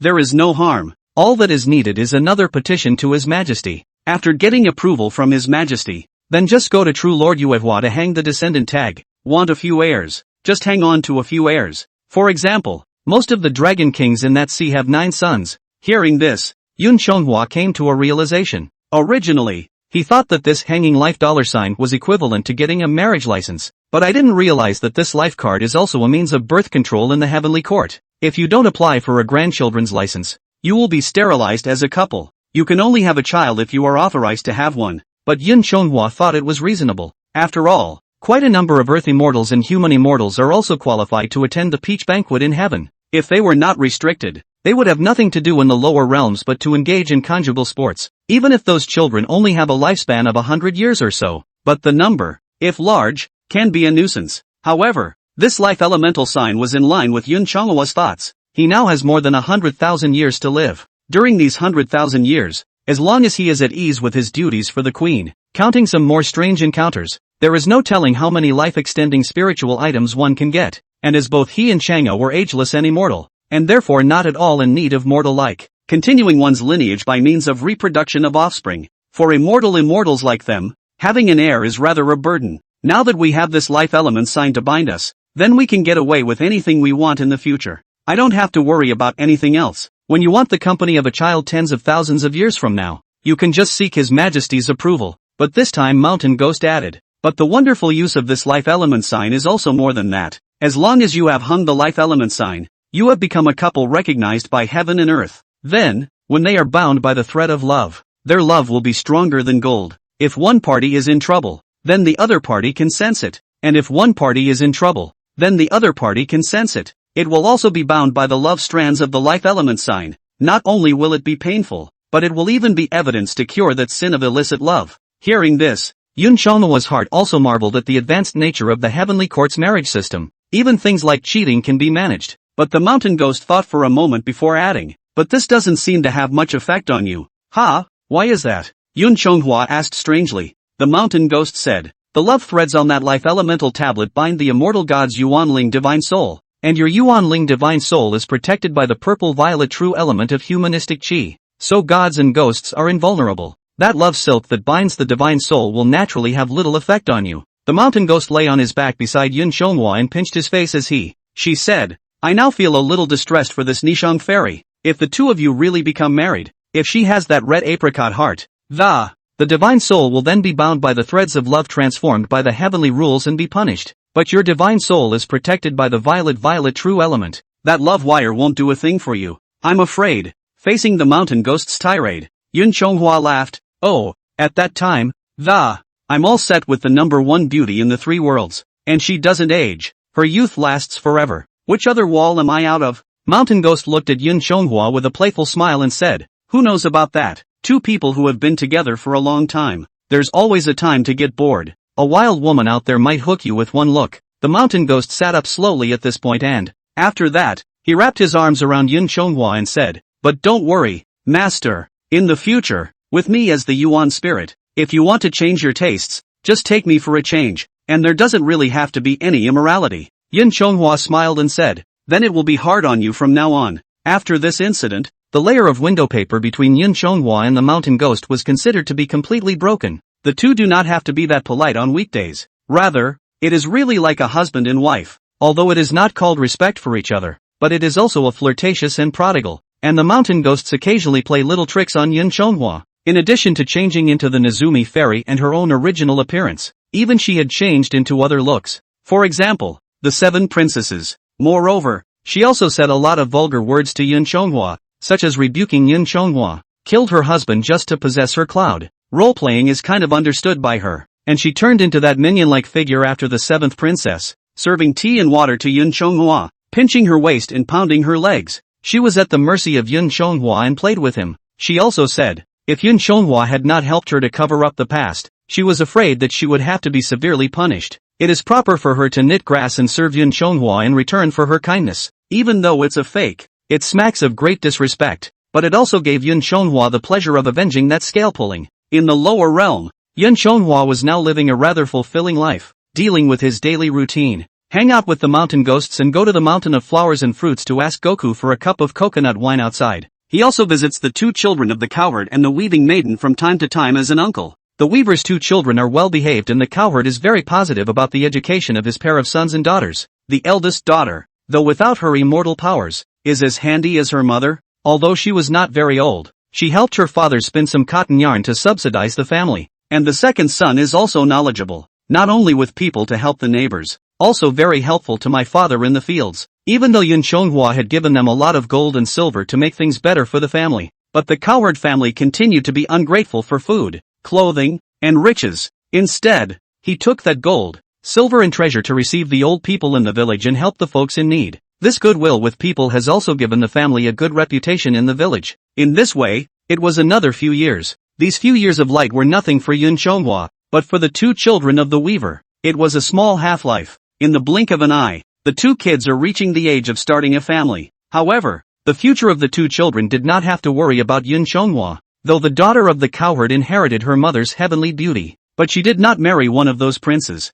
Instead, she married a kind-hearted doctor. The couple opened a pharmacy in town, often to the surrounding townspeople charity clinic. Although there are some coveted her beauty of the denizens of the prodigal son, but with Yin Chonghua accounted for the protection of the land deities. The couple, on the other hand, was neither surprised nor frightened, and cowherd's son grew up to be a handsome, strong man, capable of hunting and tackling tigers in the mountains. He was able to build roads and bridges and reclaim good land. He stayed in the village and became the backbone of the village, the head of the village. The siblings were not well off, but they were well clothed. Now that the children have grown up and are self-reliant, Yin Chonghua's mission is complete. He also did a little trick to make their aunt and uncle disappear completely. Now that he had been whisking these children for many years, it was time for Yin Chonghua to go to the weaver to report on the situation. Chapter 108, Gift from the Weaving Maiden. On this day Yin Chonghua took advantage of the break in his duty report to heaven and took the time to go to the Weaving Maiden's palace where the Weaving Maiden was located. After being reported by the immortal egg beside the Weaving Maiden,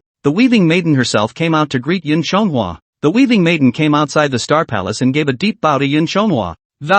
Then he said, "How is it the Dragon Lord has this much leisure to come to Little Immortal Star Palace as a guest today? Please quickly take a seat in the palace." The Weaving Maiden was very attentive to Yin Chonghua's arrival, because the Weaving Maiden is the #1 weaver in the 3 worlds, and in the past there were many people who had requests for her. Naturally, there is no shortage of courtesy. She was only a weaver, but she really had a lot of exotic things here. Purple Chi Yao herb, Bairoot golden elixir presented by the birthday girl, the barefoot fairy's gift of crossed pear, fire date. There were even exotic flowers and fruits sent by the Buddha in the western heaven. There were also superb immortal teas from the 10 continents and 3 islands, and she brought them all to entertain Yin Chonghua. Yin Chonghua looked at the Weaving Maiden and said, "Sister Weaving Maiden, I have come today to ask for some small things." The Weaving Maiden smiled and said, "There's no harm in saying what the Dragon Lord has to say. If there is a need, Little Fairy will certainly do her best." However, Yin Chonghua gave the weaver a look and told her to screen off the attendants around her first. The weaver understood and then said, "By the way, the matters explained by His Majesty's mother must not be delayed. You guys go ahead and reel out the heavenly silk. I'll weave it in a moment." Yes. After hearing this, the several maids turned around and left, starting to head to the palace where the heavenly silkworms were being farmed, ready to reel in silk for the weaver. After the maids left, the weaver asked, "What does the Dragon Lord need? Now you can say it. If there is anything you need, just command." Little Immortal will certainly do her best. Yun Chonghua shook his head and said, "Sister is overstating the case. What need can I have? But I've just come to know how my sister is doing on Earth." The weaving maiden heard this and quickly asked, "But what has happened to my child and my husband?" Yun Chonghua looked at her anxious appearance and quickly waved his hand and said, "Sister, don't be anxious. They're all good." The weaver heard this, and she also breathed a sigh of relief. And she said, "It's been a dozen days in the sky, and it's just a decade or so on Earth. I thought something had happened to my child and my husband. It really scared me." Yun Chonghua said,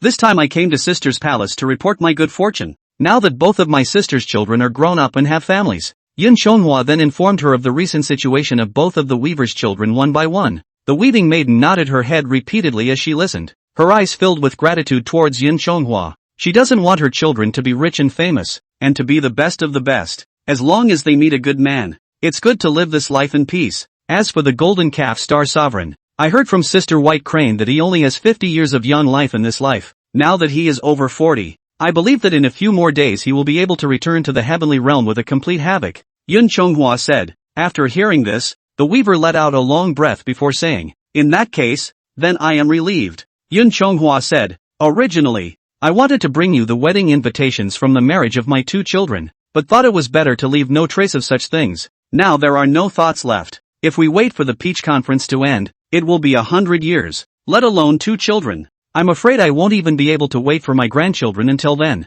The weaving maiden sighed and replied, "It can't be helped that immortals and mortals are different. Thanks to the Dragon Lord for taking care of me this time." With that, the weaver stood up and bowed to Yun Chonghua. Yun Chonghua also stood up and said, "Oh, Sister Kaiwei doesn't have to be polite. It's just a show of hands. Now that the matter is over, the 2 children are still surrounded by ghost immortals. Don't worry, sister." After saying that, Yun Chonghua arched his hand and made a gesture to leave. At this time, the weaving maiden stopped him and said, "Dragon King, wait. The Dragon King has taken such pains over my affairs. Kaiwei is really not proud of it." Then the weaver pointed to the crosspairs, fire dates, and blue root golden elixir on the coffee table. The strange flowers and fruits said, "These are all gifts from the 3 immortals, the barefoot fairy, and the western Buddha. All of them have the divine effect of prolonging life and enhancing cultivation. Dragon Lord, take it with you. Consider it a small token of appreciation from Little Fairy." Yun Chonghua now has the same lifespan as heaven and earth, and the same spring as the sun and moon.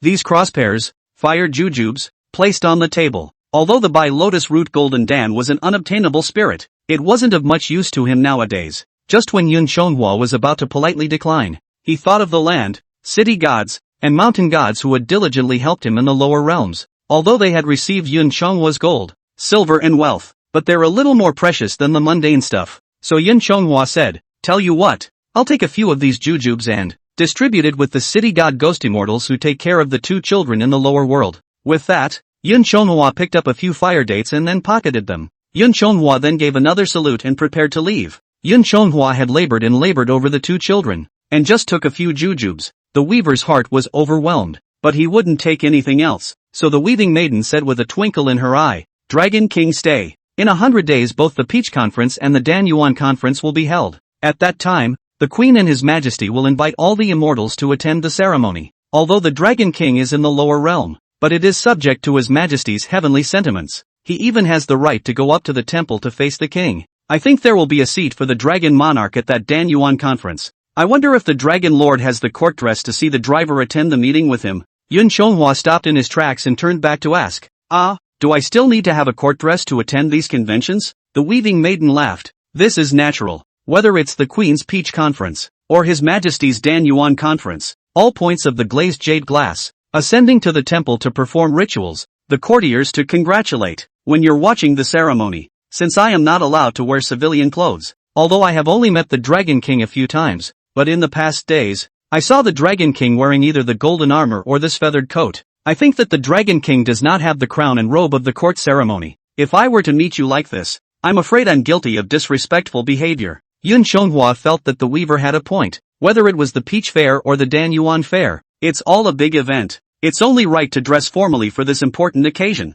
So Yun Chonghua said, "I first ascended to the immortal realm just over 20 days ago, but Hanji and Sister White Crane have not told me either. I don't know the etiquette of this heavenly realm. Thanks to Sister Kaiwei for telling me. I just don't know what this court dress crown looks like. How should it be divided into grades? Please ask Kaiwei to enlighten me, after I return to the lower world. It's also good to get organized as soon as possible. The weaving maiden said. Why does the Dragon King need to go to such trouble? Little Fairy is the best weaver in the 3 realms, and every time there is a grand event, all the fairies can't help but come to Little Fairy to beg for a new outfit. If the Dragon King doesn't give up, how would my daughter like to give a set to the Dragon Lord? Yun Chonghua understood what the weaver meant. The weaving maiden was merely too upset in her heart to, just trying to find something to return the favor. However, since the other party gave it to him in good faith, if he didn't accept it, I am afraid that it would be a bit rude. After all, courtesy is the only thing that counts. So Yun Chonghua arched his hand and said, in that case, then I thank Sister Kaiwei.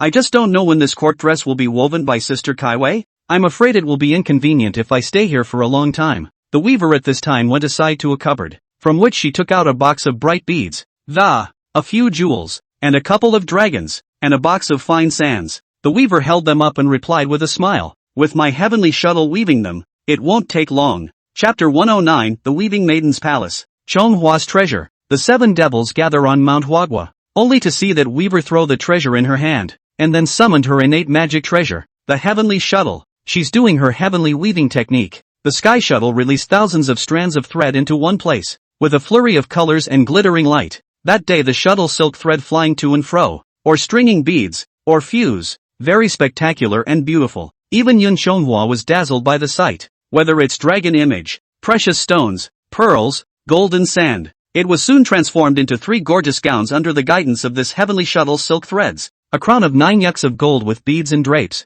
a basalt-colored courtesy robe embroidered with dragons, a pair of court boots inlaid with 2 jewels. After the gown was woven, the weaver waved her hand and, the 3 gowns then transformed into a ball of spiritual energy flying towards Yun Chonghua's body. The next moment these 3 gowns were on Yun Chonghua's body. Yun Chonghua looked up and down at the court dress and, reaching out, he touched the beaded curtain of his crown on his head. With a wave of her hand, the weaving maiden summoned the heavenly mirror in the palace, which then flew to Yun Chonghua's heels. She asked, how was it? Is it satisfactory? Yun Chonghua looked at himself in the mirror. This hair crown draped in curtains, brocade robe and jade belt, foot in the boots does have some special royal style, Yun Chonghua said after looking up and down. Sister Tsaiwei's craftsmanship is worthy of being the #1 in the 3 realms, but I've also never worn a court dress in all these years, and I'm a bit uncomfortable wearing it now. The weaving maiden laughed. Oh, this is the Dragon King not having the stature of a king. There are many Dragon Kings of all sizes in these 3 realms and 4 states, and the only exception is the Dragon King.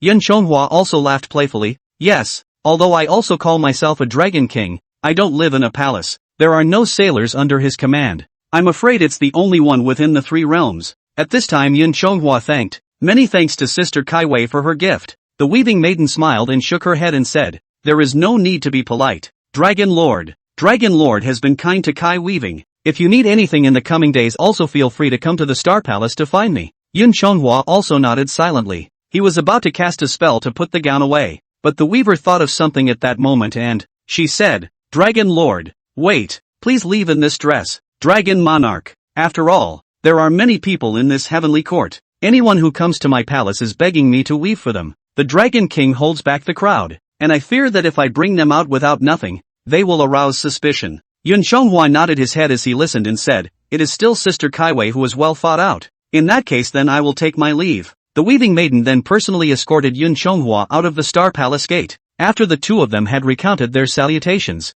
only then did Yun Chonghua turn around and leave. After Yun Chonghua returned to the lower realm, he came to the Nanyang area at the first opportunity. He took the fire dates he had brought out from the middle of the Star Palace, 1 for each person, regardless of rank. They were distributed to the city gods and landlords who were under his command. When all the people saw Yun Chonghua rewarding these precious treasures, they all thanked him profusely. After distributing the rewards to all the people, thinking that it was not the rainy season recently, Yun Chonghua had nothing to do. He also went straight to the mountain of flowers and fruits, preparing to go to Brother Monkey to ask for a cup of wine to eat. When he was bored, he could also spar with him in martial arts. Over the past 2 years, Yun Chonghua has been sparring with Wukong from time to time, and the 2 of them have been taking advantage of each other's strengths and weaknesses in this martial art. All of them have made considerable progress as well. The 2 often fought from day to night and back again, without spelling spells, without the use of magic treasures. It is not uncommon for two people to fight for several days and nights without a win or a loss. However, Yun Chonghua felt that in terms of martial arts, his monkey was much more powerful than himself. After all, the Rui weapon in his hand weighed 13,500 pounds, while his own painted Pol Fong Tian halberd only weighed 7,200 pounds. This difference of half the weight of the fact that he was still able to fight himself to a draw with his martial arts showed that Monkey's martial arts were slightly stronger than his own. On this day Yun Chonghua went to the Mountain of Flowers and Fruits again as usual, but today the Mountain of Flowers and Fruits is very noisy and lively. At this time the mountain is holding a banquet. The king of the 72 holes was at the bottom of the mountain, while Ben, Ba, Ma and Lu protected the mountain. All the monkeys in the mountain were offering fruits, and all the small demons in the mountain were servants. Yun Chonghua descended his cloud to come before the mountain gate. Seeing that red Shiri Horse Monkey asked, "Why is this mountain so lively today?" General Horse Monkey made a bow to Yun Chonghua and then replied, "Reporting back to Grandpa Dragon Monarch, today the great king is feasting in the mountains on the other 6 brothers of the Dragon King's grandfather." Hearing this Yun Chonghua was a bit confused. He said, "When did I?" But at that moment, he knew who it was, and he couldn't help but frown. Those 6 people on the mountain must be the Bull Demon King, the Jiao Demon King, the Pine Demon King and other 6 demons. In the past, the 7 great saints were united in righteousness, and it was considered a good story. But nowadays, Yun Chonghua didn't want Wukong to interact more with these demons of the lower realms. After all, close to the Zhu Shi Qi, close to the Inkshire Black, and the 6 demons are not really friends. At best, some can enjoy the same blessings. It's just a drinking buddy who can't share the pain. This kind of friend is not to be trusted. So Yun Chonghua didn't delay and went straight to that mountain. Here in the Mountain of Flowers and Fruits, inside the water curtain cave, Wukong is talking about literature and martial arts with the 6 devils, raising their glasses and drinking. It's a good time. Yun Chonghua looked at the scene before him and, "But it is a big scene," shouted, "Brother, today banquet guests eat wine. How also do not know will be small brother a word." Hearing this shout, the 6 devils also each looked towards Yun Chonghua. Seeing the crowd turn around, Yun Chonghua also took a closer look at the 6 devils in front of him. Those 6 devils sat in 2 columns at the bottom, and were drinking with their master, Wukong, who was on the high seat. And these 6 devils do not dishonor their names. The Bull Demon, the Jiao Demon, the Pine Demon, one by one, the beast's head and body. The appearance is really unbearable. But compared to a few other dragons, Yun Chonghua paid the most attention to the King Bull Demon sitting on the first seat of the lower head. After all, this Bull Demon King does count in the story of the journey to the west. He and the same also have 72 changes of magic with him. In addition to the Tsuiyan Mountain Banana Cave Mountain Wife Little Sweet Iron Fan Princess Rakshasa Female, there is even a mount under the seat to avoid Water Golden Crystal Beast. It is also considered to be the only Demon King in the journey to the west world that has a mount with him. When the 6 devils saw Yun Chonghua, who was in human form and full of immortal aura, they did not dare to move lightly. The crowd was also looking at me and me at you. At this time Wukong saw Yun Chonghua arrive and hurriedly jumped off his throne and descended the steps to meet him. The Wukong said, "The virtuous brother is not to blame. Just the virtuous brother to the sky to report duty do not know when to return, so I have not invited the virtuous brother. This choose the day is not as good as bumping into the day. Since the virtuous brother personally come, but also forgive me as a brother has not been far to welcome. Do not blame, do not blame." Hearing the words reporting to heaven, the 6 devils were all startled. Especially that Bull Demon King was looking at Yun Chonghua with delight. Yun Chonghua naturally wouldn't blame Wukong. And then Wukong guided Yun Chonghua straight to the banquet table. And the little monkeys moved a stone bench for Yun Chonghua to sit with the 6 devils. When Yun Chonghua and Goku were seated, Goku then said, "6 brothers, this is the Dragon King of Surabaya, my brother's sworn brother, whom I have often mentioned to you. But my brother is so busy with his official duties that he is not as free as we are. Therefore, it has been a long time since I have met you all. Today is truly an honor." "An honor," said Goku and laughed out loud. Chapter 110, Meeting the Devil in the Mountain of Flowers and Fruits. Chonghua advises the great sage. After listening to Wukong's introduction, that Bull Demon King was the first to raise the wine cup in front of him. Then he stood up and prepared to toast Yun Chonghua. The Bull Demon King said fawningly, "Oh, I have long heard of the Dragon King's great name, and I don't want to have the honor of meeting you only today. I am the Ox Demon King of Basho Cave in Tsuiyan Mountain." With that, the Bull Demon King began to introduce the others, saying, "These are my brothers from the Golden Orchid. This is the Ping Demon King, and this is the Jiao Demon King." King Bull Demon introduced all the remaining 5 demons in turn. However, Yun Chonghua was not in the mood to listen to his introduction of these cowards and snakes. It was just a polite concurrence, and then a simple salute to each. If it wasn't to give Goku face, he also didn't care to spend more than half a sentence with these demons. It wasn't that Yun Chonghua looked down on them, relying on his status as an immortal. It's the mouths of these people that stink. Anyone in this heaven and earth who has hurt his life and sinned and eaten people will spit out a mouthful of unpleasant, foul-smelling gas. This mouth of turbid gas is even in the mouth of that old dragon king of the East China Sea. And the more you eat, the heavier the turbid chi. Although Yun Chonghua was now a human being, his senses as a celestial dragon were always present. Even though he had deliberately used his mana to reduce the sensitivity of his sense of smell and hearing a bit for the sake of his past life, even so, you can still smell the turbid gas emanating from the mouths of the 6 devils. Among these 6 devils, the Jiao devil, Pine devil, the lion demon is the most important, followed by the bull demon, the rhesus monkey, and the umbrellas. Therefore, although these 6 devils have no grievances with Yun Chonghua in the past, they have no grudges in the recent past. But Yun Chonghua didn't have much for them either. Among the 6 devils, the bull demon king is the oldest, with the strongest magic power and the most practiced in human affairs. He could see the contempt in the middle of Yun Chonghua's expression, but he didn't care.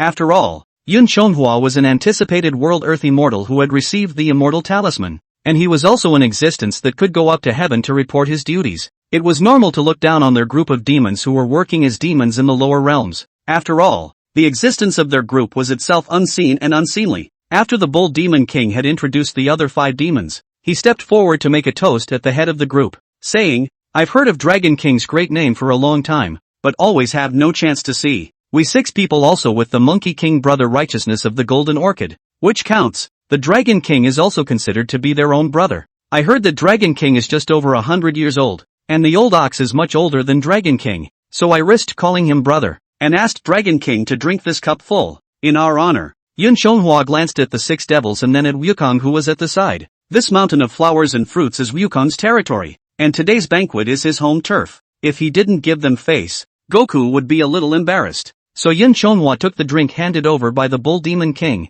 and then he drank it all in one go. Softly, he replied, "Thanks a lot." The people then brought Yun Chonghua along to drink and rejoice, except that the banquet that Yun Chonghua was the one who stole Goku's thunder. Originally, when the 7 saints of this mountain of flowers and fruits met, they were supposed to be led by Wukong, the master. But now the 6 devils were constantly pushing cups with Yun Chonghua and then verbally boasting. Wukong is a monkey, but he's a monkey, and he's drunk. When his head was hot, he talked about Yun Chonghua's ability. They say he's a great martial artist and has vast magical powers. A 7,200 pounds of painting pole square heavenly halberd make tiger wind, and he fought for 3 days and 3 nights also do not share the victory and defeat clouds. This demon world has always honored strength, and even if we don't talk about Yun Chonghua's identity as a deity, just based on this martial arts skill that can fight with Wukong, the 6 devils also have a high regard for him. In his words, he was even more admired. But this Bull Demon King is different from the other demon kings. In addition to compliments to Yun Chonghua,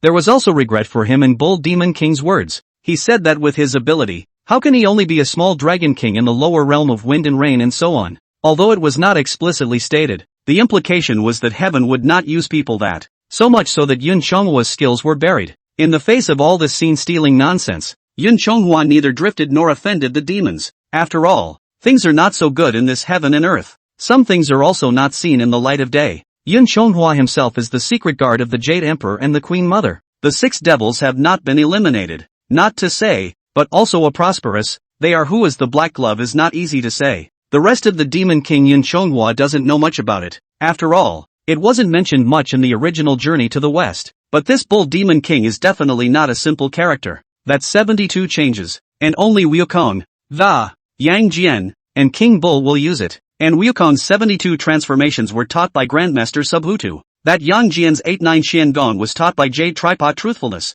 a high disciple of Yuan Shi Tianzun. As for where this Bull Demon King learned it, it's not so clear. But that Bull Demon King knows 72 transformations, has a water-avoiding golden crystal beast as his mount, and has an enlightened human immortal as his wife. His wife had a magic weapon, the banana fan. It may be difficult to explain the reason for this. There's nothing to help with the wine when the demons get together. If you go to other people's houses, there may be some songs and dances, but Wukong is not good at women's color, and does not do that bully men and women. Therefore, there are only monkeys in the mountain, demon soldiers. There was no singing or dancing to help, so the people were practicing martial arts in the schoolyard, and Wukong led the way. First of all, I invited everyone to see the Huagua Mountain Demon Soldiers military formation neat. The flag is majestic. Finally, he again took the stage himself and raised his Rui weapon in his hand to perform martial arts. The people also praised Goku for his good skills. The six devils had also intended to have Yun Shonghua come on and demonstrate some, but Yun Shonghua didn't want to display his strength in front of them,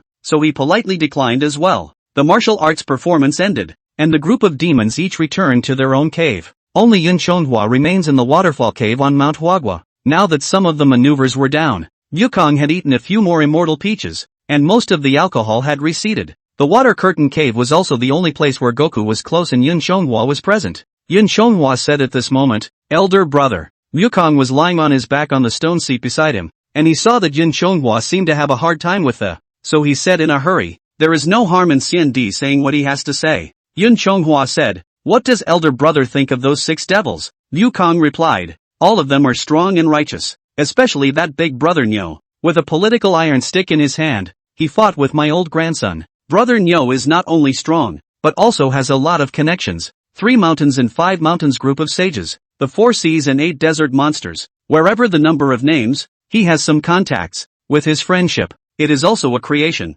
Hearing Wukong's bragging about the Bull Demon King, Yun Shonghua couldn't help but shake his head. That King Bull Demon was no more than a demon even if his skills were strong and his connections were extensive. I'm only afraid that my own monkey, I don't know how wide his own network will be in the future. Those 3 mountains and 5 mountain groups of sages called him brother and brother. And as for the spirits and monsters of the 4 seas and 8 deserts, I'm only worthy to meet Grandpa's son. Seeing Yun Shonghua shaking his head, Wukong asked, "Does Sage Brother feel there is something wrong?" Yun Shonghua replied, "There's nothing wrong with that. It's just that I want to remind my elder brother to be affiliated with those 6 devils. This is a private matter of the elder brother, and it would have been inconvenient for my younger brother to intervene. Just elder brother and I in the past in that Western C8 worship for friendship and righteousness. If my younger brother does not say words, it is considered that I do this brother's not righteousness. My little brother observes that the 6 devils are not good, and the great falsehood seems to be true. Rather like a group of drunken friends, they befriended their elder brother, but only because of his ability and the rising power of the mountain of flowers and fruits nowadays. It is not true that we have sincere friendship with our elder brother. We may share the same blessings now, but if there are difficulties in the future, you may help them. They, however, may not come to the aid of the elder brother. Besides, brother's skill is superb, and it is not difficult for him to have a bright future if he wants it. Why do you need to associate with these people? Although I'm not high up in the hierarchy, I'm a trusted member of His Majesty's family, so if I were to recommend you, why should brother worry about not having an official position to live in?" Chapter 11, The True Man Goes to the Temple to Slander, and the spiritual officer goes down to declare the Dragon King. In the face of Yun Shonghua's words, Goku was also somewhat moved this time. Son Wukong asked, "Sage brother, is this heaven really that good?" Yun Shonghua also froze in the face of Goku's words. Whether it's good on this day or not, it depends on the person. For someone like Yun Shonghua, it was naturally good. He can come and go as he pleases in the sacred realm of Yaoqi.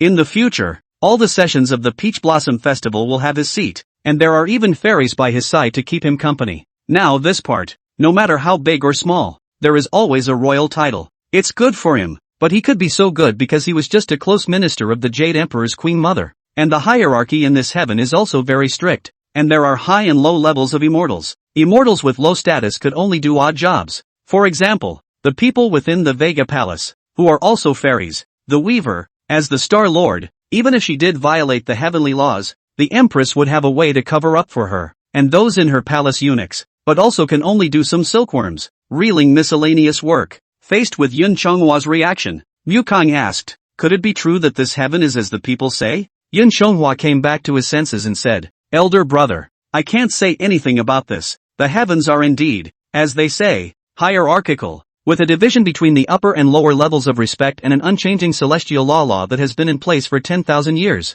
Perhaps not so free, and not able to do as he pleases. But without this immortal status, you can't get rid of that demon character. After all, it's hard to become great, but the beauty of heaven is not comparable to earth." When Wukong heard this, he then said, "That's fine. Wise brother's good intentions are appreciated. As for this matter of going up to heaven as an official, let me consider it for some more time." Yun Shonghua sniffed and didn't try to persuade him any further, only hoping that Wukong would figure it out soon. Yun Shonghua then also turned back to his Surabaya divine mansion. It's not that Goku doesn't want to take a walk in the sky, but he listened to the group of demons, and the 6 devils, and said that if he went to heaven he would be constrained by people in the future. No freedom, and no comfort. Goku, on the other hand, recognizes himself as a man who asks the gods for help, rather than making his own decisions, and it shall come to pass in these latter days, when he shall receive the heavenly portents, that it shall be to his liking, but if it be not to his liking, with his temperament he would never stop. When the time comes,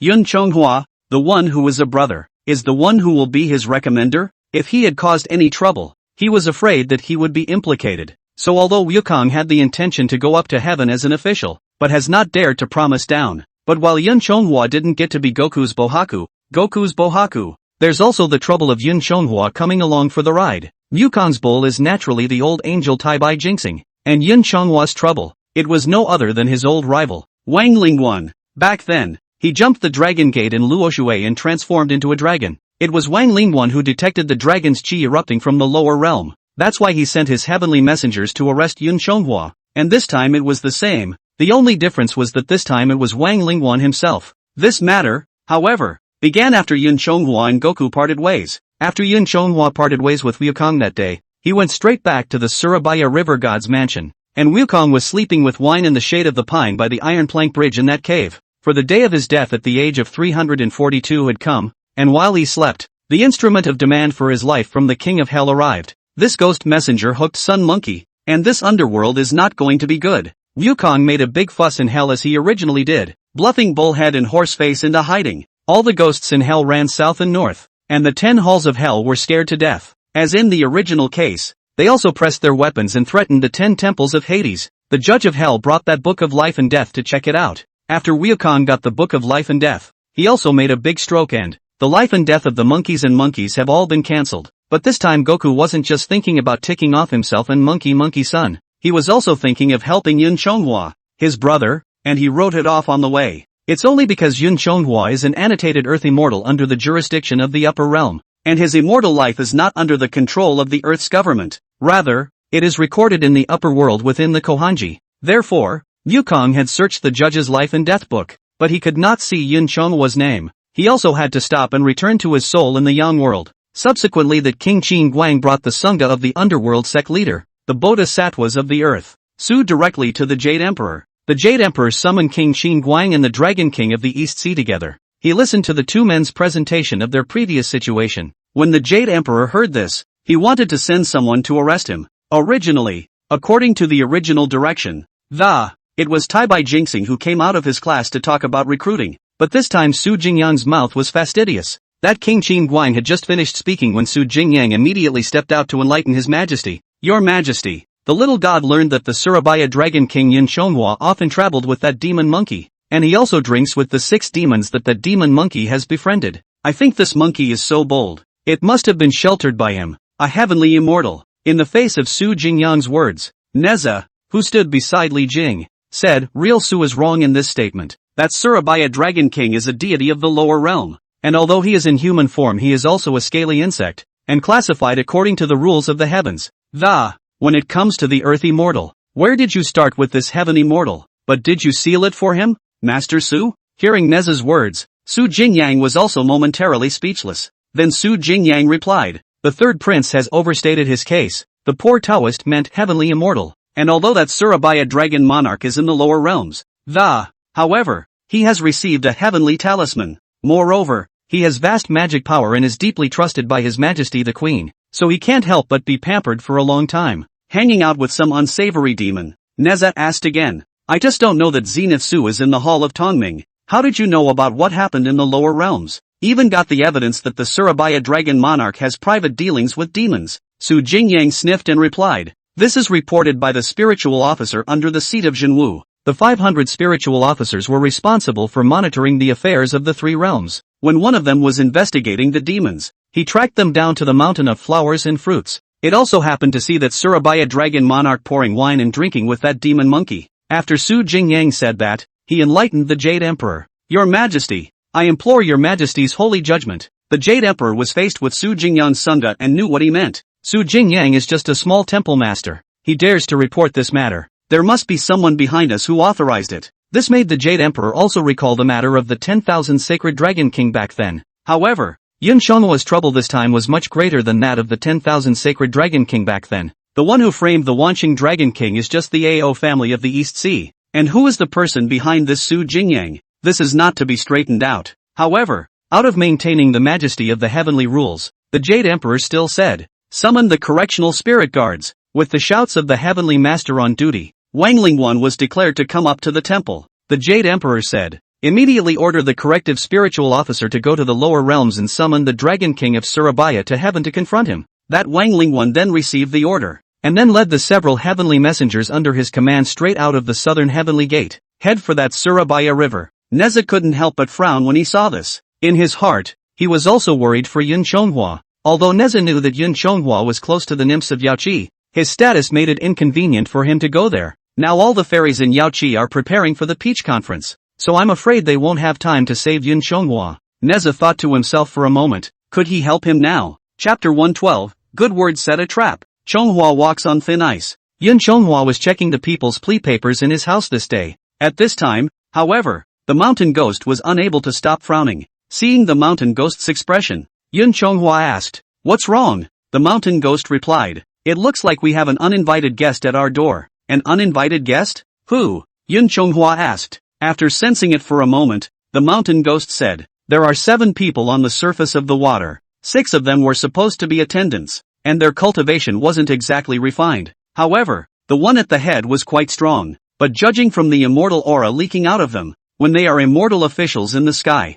Yun Chonghua sniffed and frowned. Yun Chonghua asked, "Heavenly immortal officials? Could it be that you and I have been discovered in our private life?" Yun Chonghua remembered that the two of them used to do some flirty things before. Even the mountain ghost turns into the 7th princess to spice that up a bit. This insult to the princess of heaven, this matter in the larger sense, is to dishonor the royal family, is really a crime of great disrespect. Yun Chonghua was also a bit worried. The mountain ghost was connected to Yun Chonghua's divine thoughts, and she knew what Yun Chonghua was thinking. The mountain ghost replied, "No, I'm just a spirit body. You and I do not violate the laws of heaven even if we have a private life. As for anything else, it's impossible. Our water house is situated hundreds of feet under the river. There's also this water pearl sheltering us from the river. No one else will be able to catch us, and that great power of the wise eyes consumes a lot of mana. Those great powers wouldn't be so bored as to use such great magic to watch our affair." Just as Yun Chonghua was puzzled, the Wangling one on that river's surface strangled and twisted his spell.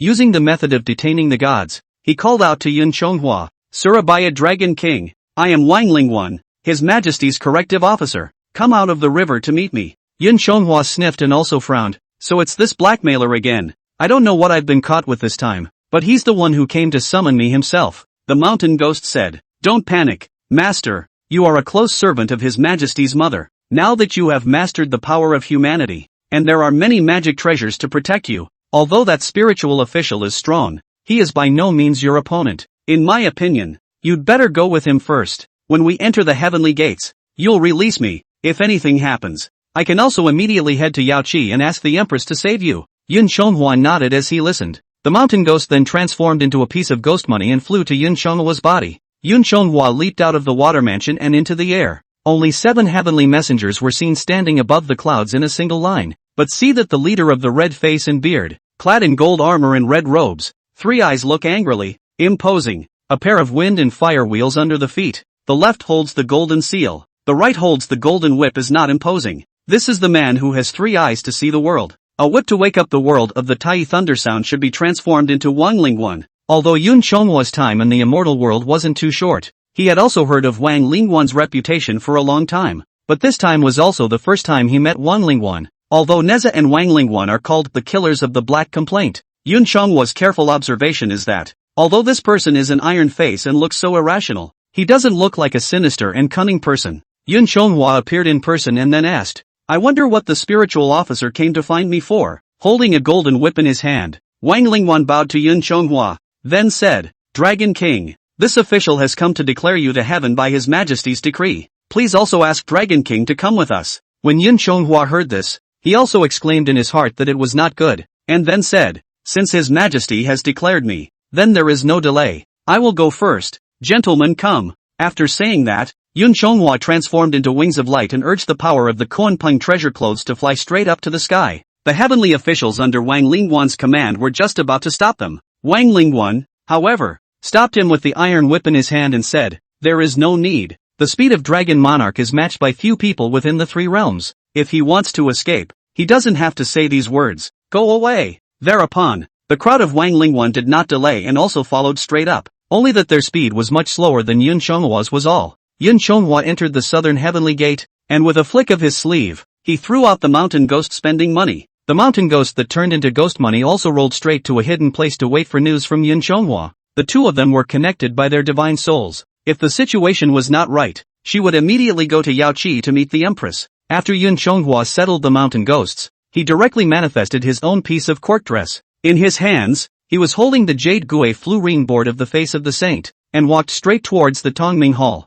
That Tongming Hall guard had wanted to stop them, but seeing that it was Yun Chonghua, he also immediately released them. When he had passed the hall of Tongming, he came to the outside of the hall of the heavenly palace. Yun Chonghua said to the celestial official on duty at the door, "Please ask the celestial official to report to His Majesty that Surabaya Dragon Lord Yun Chonghua is waiting outside the temple." The heavenly official looked around and then asked, "Did the Dragon Lord come alone? How come I don't see Wang Lingwan and the others who went to announce the summoning?" Yun Chonghua replied, "Their clouds are very slow, far less fast than mine. I'll be there in a little while. If His Majesty is looking for me on urgent business, why don't you quickly send word?" The celestial official who was on duty in front of that hall, looked around, saw that there were no outsiders, and, so he whispered to Yun Chonghua, "Dragon Monarch, His Majesty declared you because of the matter of you befriending the demons of the lower realms, that spiritual officer under the command of Jinwu."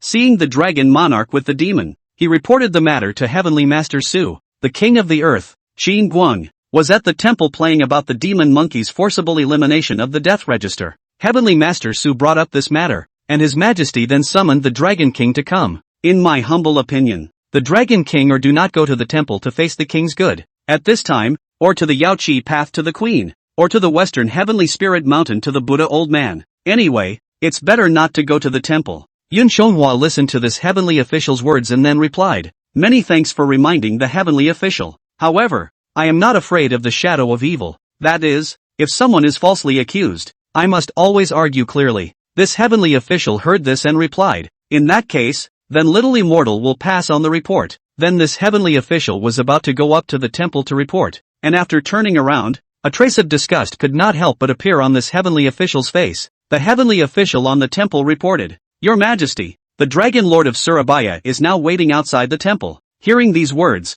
a trace of dissimilarity flashed amongst the expressions of Su Jingyang and the others. His Majesty sniffed and said, "Declare to come to the palace." The celestial officials in this hall also shouted in unison, "Declare Surabaya Dragon Lord Yun Chonghua to the hall." With a mountainous cry, Yun Chonghua also took an official step and, holding the jade gui, he slowly walked inside the Ling Shao Baodian. He stopped at the right place, according to his rank. Then, holding a jade kui in his hand, he made a deep bow to the Jade Emperor and said, "Junior God Surabaya Dragon Monarch Yun Chonghua, pay homage to your Majesty." His Majesty the Jade Emperor replied, "The beloved ministers are excused. Today, I have declared that you have come here. It is because there is a matter to be confronted with Ai Qing.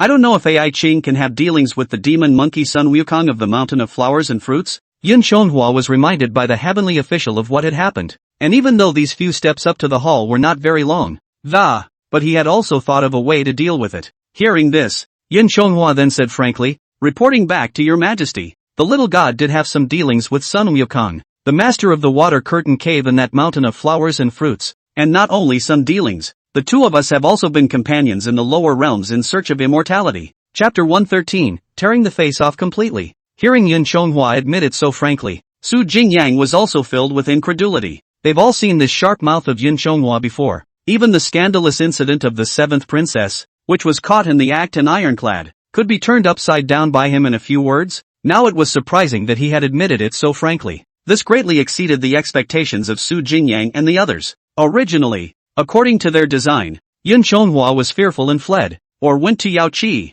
or flee to Spirit Mountain. As long as he escaped, then the charge would be completely confirmed, either Yun Chonghua, resisting death and denying it, after which they will bring out the evidence, then made it true that Yun Chonghua colluded with the demons. Ultimately, it also made him make this charge true, but in doing so, they weren't trying to put Yun Chonghua to death, after all, as big as this thing was. But the crime is not to death. It's just a matter of trying to force Yun Chonghua away or cut off his future. After all, those who can't be pulled together and have potential are better sidelined as early as possible. But Yun Chonghua directly and frankly admitted it, and the result was greatly unexpected. Of course, the people do not believe that Yun Chonghua is trying to confess to leniency. Then Su Jingyang said, "Your Majesty, it seems that the spiritualist's report is true. The Surabaya Dragon Lord does have dealings with the demon monkey that haunts the Earth's capital to eliminate the Book of Death." At this time, the star god of Wutsu stepped forward and said, "Your Majesty, although the Dragon King of Surabaya is in the lower realms,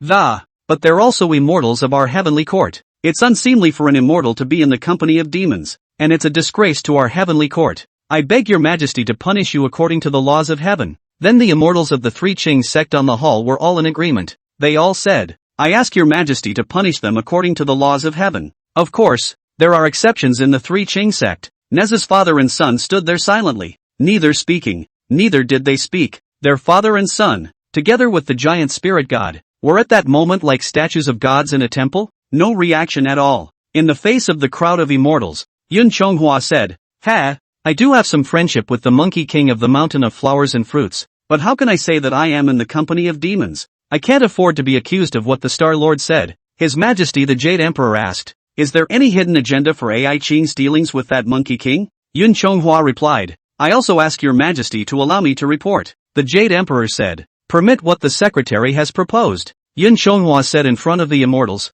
"Your Majesty, when the little god had not yet attained, once met with the Monkey King of the Mountain of Flowers and Fruits in the Western Ocean Sea, the two of us were destined to meet, and agreed to go overseas together to find an immortal fate and cultivate some skills. However, this karma has its own heavenly destiny, and the lesser god and he parted ways at an unknown mountainous place in the western Nuba continent. This has been a few years. Just a few days ago that Monkey King's dragon palace seized a treasure, causing the waters of the sea river to pour in. Little Dragon went to check it out and he was meeting the Dragon King of the East Sea and the other three dragon monarchs of the sea. Little Dragon and agreed with them that the three dragon monarchs would go up to heaven to face the Holy Spirit, and Little Dragon would go to the Mountain of Flowers and Fruits to find out what was going on. When Yun Chonghua said that, he looked at Aoguang who was standing at the side. His Majesty the Jade Emperor asked, "Is this true of the Dragon King of the Eastern Sea?" Aoguang bowed and replied, "Your Majesty, this is indeed the case. That demon monkey is exceedingly capable. He came to my dragon palace to take the iron of the god of the sea, and after he got the treasure, he used his martial arts to show off in the small dragon palace. The water of the sea river was pouring in. It is what he did when he wielded that divine iron. Afterward he forced the cloak, and the four brothers, the youngest dragon, put together a pair for him. Only then did they send him away. After that, when the four little dragon brothers were preparing to go up to heaven to face the saint, they met the Dragon King who came to explore the situation. It is also true that the Dragon Monarch brought Little Dragon to face your Majesty, and at that time the Dragon Monarch did say that he was going to go to the Mountain of Flowers and Fruits to investigate. It's just that the matter of Xiaolong losing his belongings is too small for his Majesty's day-to-day business, and the Heavenly Master on duty has ordered Xiaolong to wait. That's why we joined together with Yama to report to the temple today." Hearing Ao Guang's words, the four Heavenly Masters who were on duty at the temple, all had somewhat ugly faces. After Ao Guang said that, Yun Chonghua continued, "After the little god bid farewell to the Dragon King that day, then I went to that Mountain of Flowers and Fruits to find out what was going on.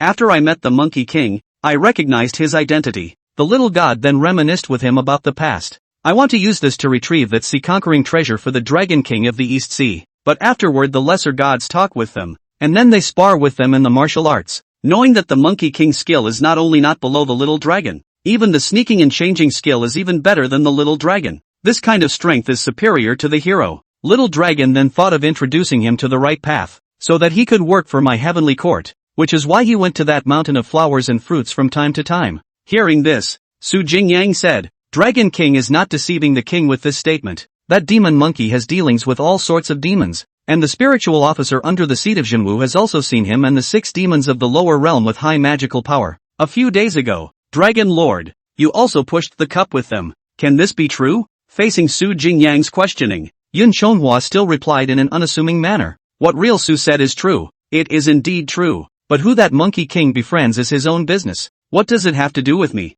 I'm just remembering that we used to seek the way together, and I don't want him to go astray and bury his skills." At this point, the Martial Star Monarch said, "But Dragon Lord, as an immortal god of my upper realm, it's just as well that I don't fight demons. He even shares the same table with those demons. This is really a disgrace to the majesty of our heavenly court. Upon hearing the words of Star Monarch Wuxu, Yun Chonghua laughed. Subduing demons and removing devils? Star Monarch is really flattering me. The 6 demons who befriended the Monkey King called themselves Demon Kings, and they were all superb in their skills. I'm just a small dragon king who has lived 100 years in vain. There is not much vast magical power. Letting me tackle those 6 demon kings with 1 against 6. Does the Star Monarch take me for a demon-swinging heavenly father? Hearing Yun Chonghua's words, Neza couldn't help but stifle his laughter from the side. Hearing this, the martial stargazer said, even so, that should be done to the best of one's ability. How can we immortals and gods be afraid of those who are evil? Not realizing that evil does not suppress good.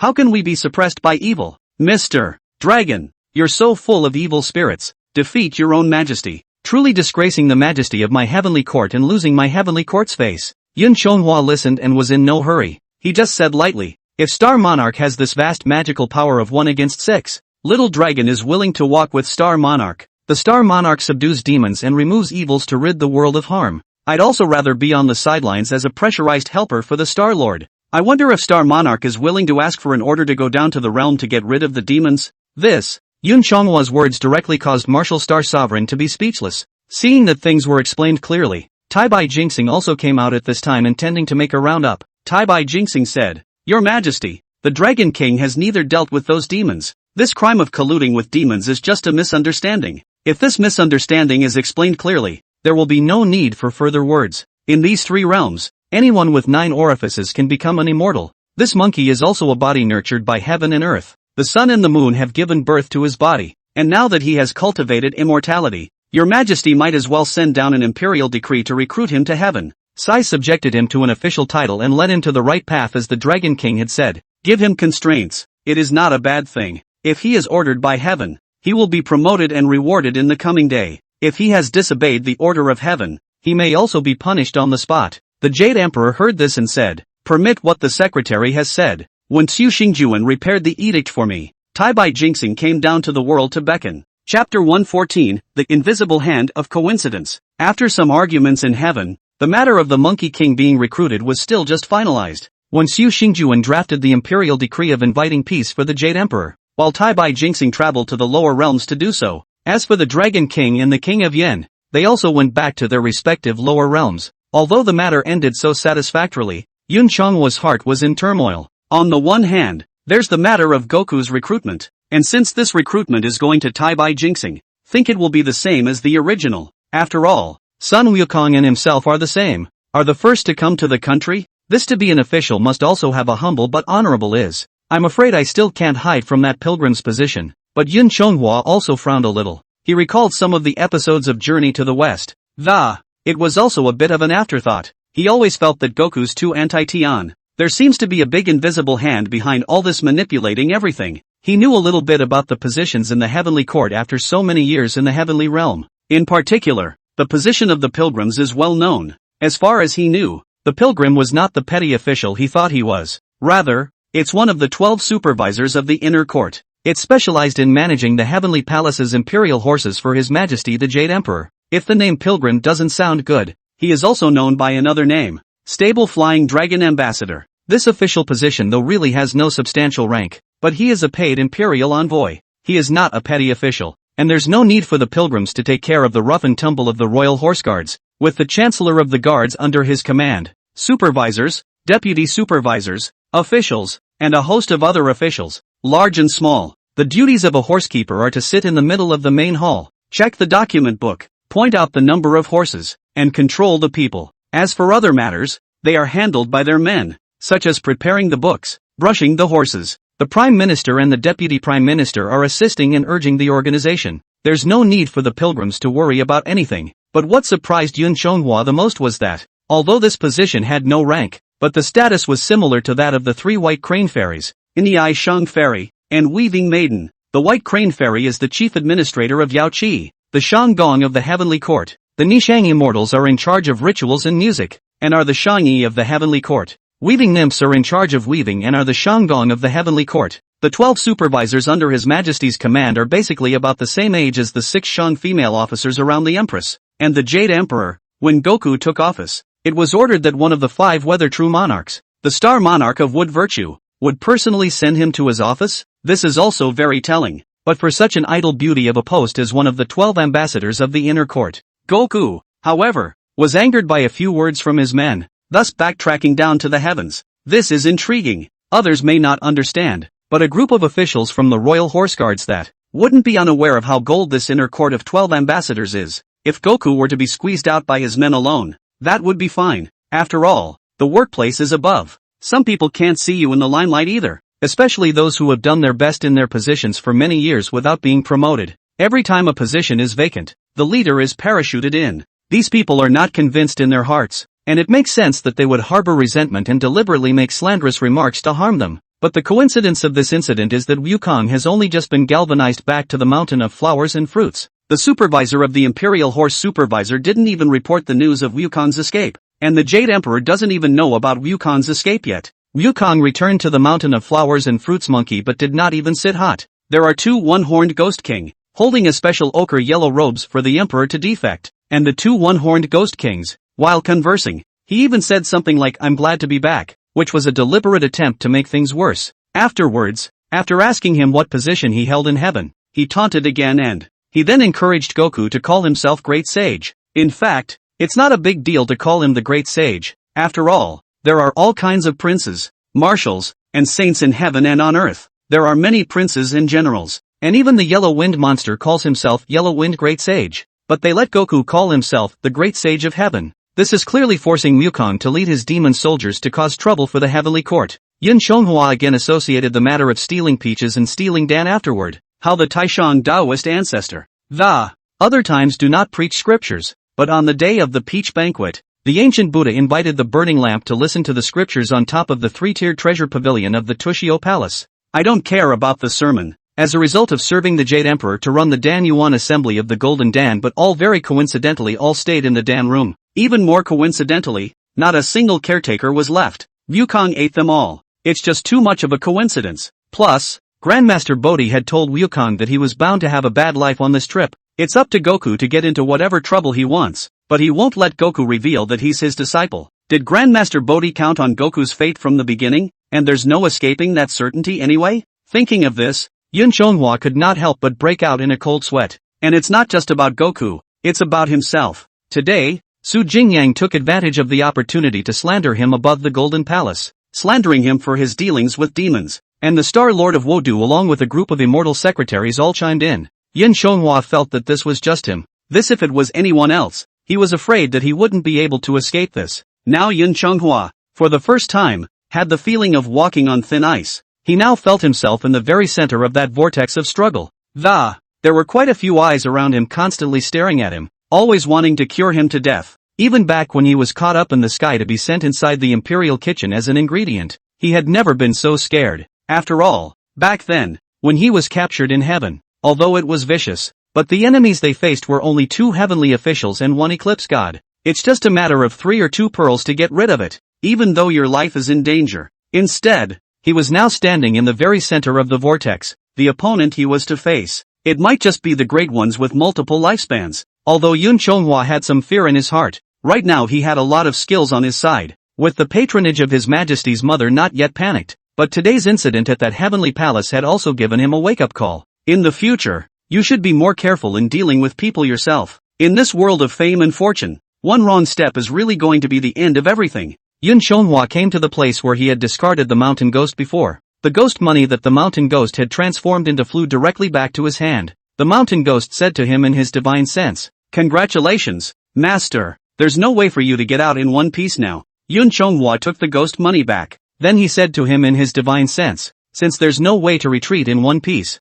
then I have to go all the way to the black. Since they made the first move against me, then I can't just sit around and wait." The mountain ghost said, "My view is the opposite of my master's. Master, even though you are now a human emperor, but you're not strong enough to fight the people behind that now. Maybe they can't kill you, but if you get in the way, trapping you in a formation that, or banished to some other place, it's not a difficult task. Besides, His Majesty is in charge of the heavenly laws, so he can't harbor you in the open. Today's plan is to keep quiet and improve our skills. Wait for the changes in the current situation. Don't let them catch hold of you again." Yun Chonghua snorted coldly at his words. With a fierce look, he glanced toward the sky beyond the sky above his head. Yin Chonghua originally wanted to be a close minister beside His Majesty's mother, to have a backer and gain some benefits, then take a fairy for a wife, after that have a not-so-big name and live your own little life. But now it seems that he thought a bit simplistically. This man has no intention of harming the tiger, but the tiger is harmful to the heart. With the increase in strength, he had now become a thorn in the side and a thorn in the flesh of others.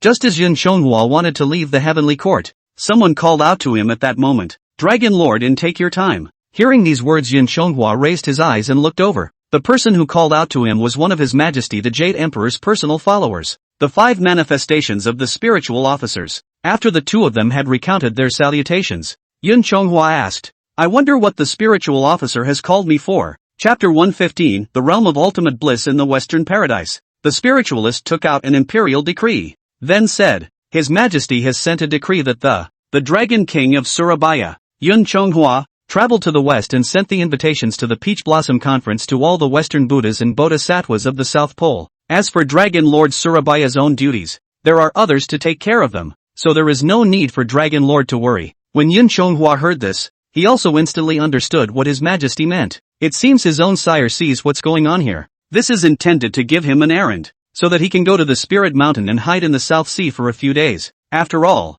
there were now still 100 days to go before the Peach Conference, and such a trifle as that, any immortal official could have done it. There was absolutely no need to send him. So Yin Chonghua received the imperial decree, and then he went straight down to the South China Sea. The Bodhisattva was also a bit surprised to be confronted with the fact that Yin Chonghua had come to deliver the invitations at this very moment. But after the Bodhisattva had counted with his fingers, he also knew the former situation, so he accepted the invitation to be invited, and stayed Yin Chonghua in her Putua Luojia mountain for many days, perhaps because of the relationship of the same clan. Yin Chonghua, during the time he stayed in Luojia mountain for a short time, he was always accompanied by the beautiful and flowery dragon lady, accompanying him to swim in the purple bamboo forest and watch the tide sound in full bloom. During this time he also learned about the life of the little dragon lady. Originally, Yin Chonghua thought that the pearl-holding dragon lady was witch princess of the Ao family of the Four Seas. However, the dragon lady of the pearl is not a member of the Ao family. She is the daughter of the 19th heaven,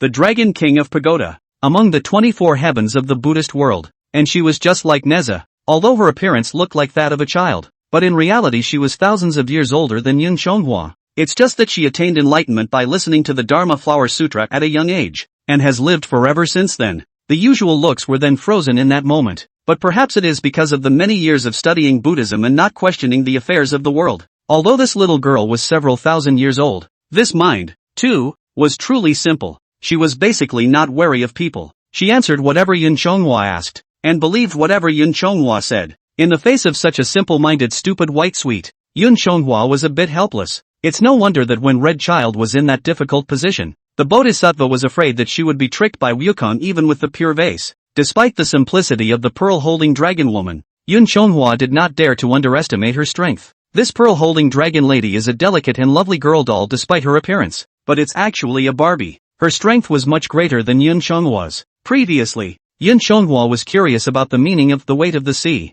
He really saw it this time here in the Bodhisattva. For other gods to move mountains and seas, they still need to use their own mana to cast a divine spell. But in the presence of this little dragon lady, it was simply lifting it up and then putting it down. Yin Chonghua stayed here at the Bodhisattva for a short time, after which he moved on to other places to deliver the message. Before leaving, the dragon lady quite liked the pearl of the eastern sea on Yin Chonghua's body, so Yin Chonghua gave her a few of them. After all, such a powerful person, it was impossible to say that she would be able to use them in the future. After leaving the South China Sea, Yin Chonghua also went straight to Spirit Mountain. He rode a cloud to the Great Thunder Sound Temple on Spirit Mountain, and after making his intentions known to the 4 great Vajra guarding the mountain gate, Buddha's seat of Anuwa, Kai Yi personally came to the mountain gate to meet Yin Chonghua. Stepping into the Spirit Mountain Immortal Buddha realm, Yin Chonghua was considered to have his eyes completely opened. I only see that this spiritual mountain is worthy of being the realm of ultimate bliss. The beauty of its scenery is no less than that of the Yaohe sanctuary of the Empress Dowager.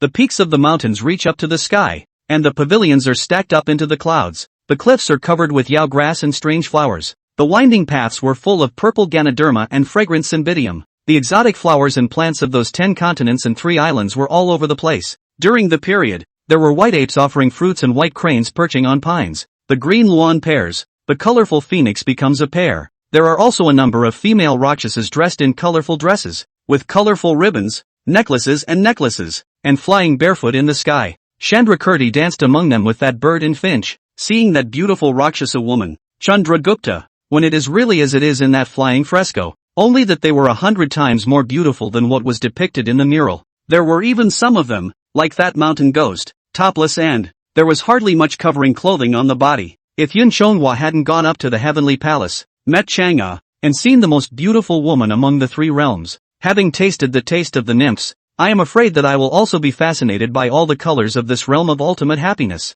Further into the depths of the Spirit Mountain, which is strewn with trees of gold and treasure, bright onyx floor tiles, east and west line, are the Rue Palace Pearl K. The north and south of the area is full of treasure pavilion precious building, the Heavenly King's Hall is filled with haze, and in front of the Dharma Protector's Hall there is purple smoke. Under that Spirit Mountain Fudu Pagoda, the euphorbia flowers bloomed in pieces. The fragrance of the flowers is like intoxicating wine. See that naked female Rakshasa, dry it in the bushes play, really a good wine. Sex and wealth. In the face of this pure land of bliss, the temptations of wine, sex, money and sex, Yun Chonghua was sort of dazzled. Now he feels that one day, taking the relics in his belly and exchanging them for a Buddha seat, there doesn't seem to be anything wrong with living here for a long time. Not much time. Yun Chonghua lined to the Maharishi temple outside. In Nuwa, Kaiyan's lead step into it. Then he paid homage to the elder Buddha of the West, Ka. After Yun Chonghua offered the invitation to the Buddha for the Peach Conference, the Buddha also understood his intention. With that, Buddha then also warmly entertained Yun Chonghua, instructed Nuwa. Kai guided Yun Chonghua to the precious building to entertain him with fasting food, and then arranged songs and dances for him, a layman, and then found an upper room for him to live in. Then Yun Chonghua followed Nuwa, Kai to the precious building. This Spirit Mountain's fasting food is not much different from the Bodhisattva's place, basically focusing on a series of vegetarian dishes such as fasting fruits, and so on. The flavor is bland, and it's only manna, no booze. As the saying goes, the guest follows the host. Although Yun Chonghua was a bit uncomfortable with the food, he was not in a position to make any demands. Nuwa, Kai too honors, accompanied by Yun Chonghua fasting. During the period, we also invited the Rakshasa woman above the spiritual mountain, Kian Tapa, to entertain Yun Chonghua, a secular immortal, with a delicate dance of extreme happiness. Yun Chonghua stared unblinkingly at the flying dancer with her twisting slender waist and graceful dance, listened to the wonderful sounds of the pipa, tambourine, and kong ho. Yun Chonghua felt that this dance performance of the pure land of ultimate bliss, but then the Yaoqi Chang'e and other people rehearsed to save energy too much. Although all the fairy eagles in Yaoqi are also beautiful in appearance, their dances are gaudy but not colorful. It reveals a word of beauty from start to finish.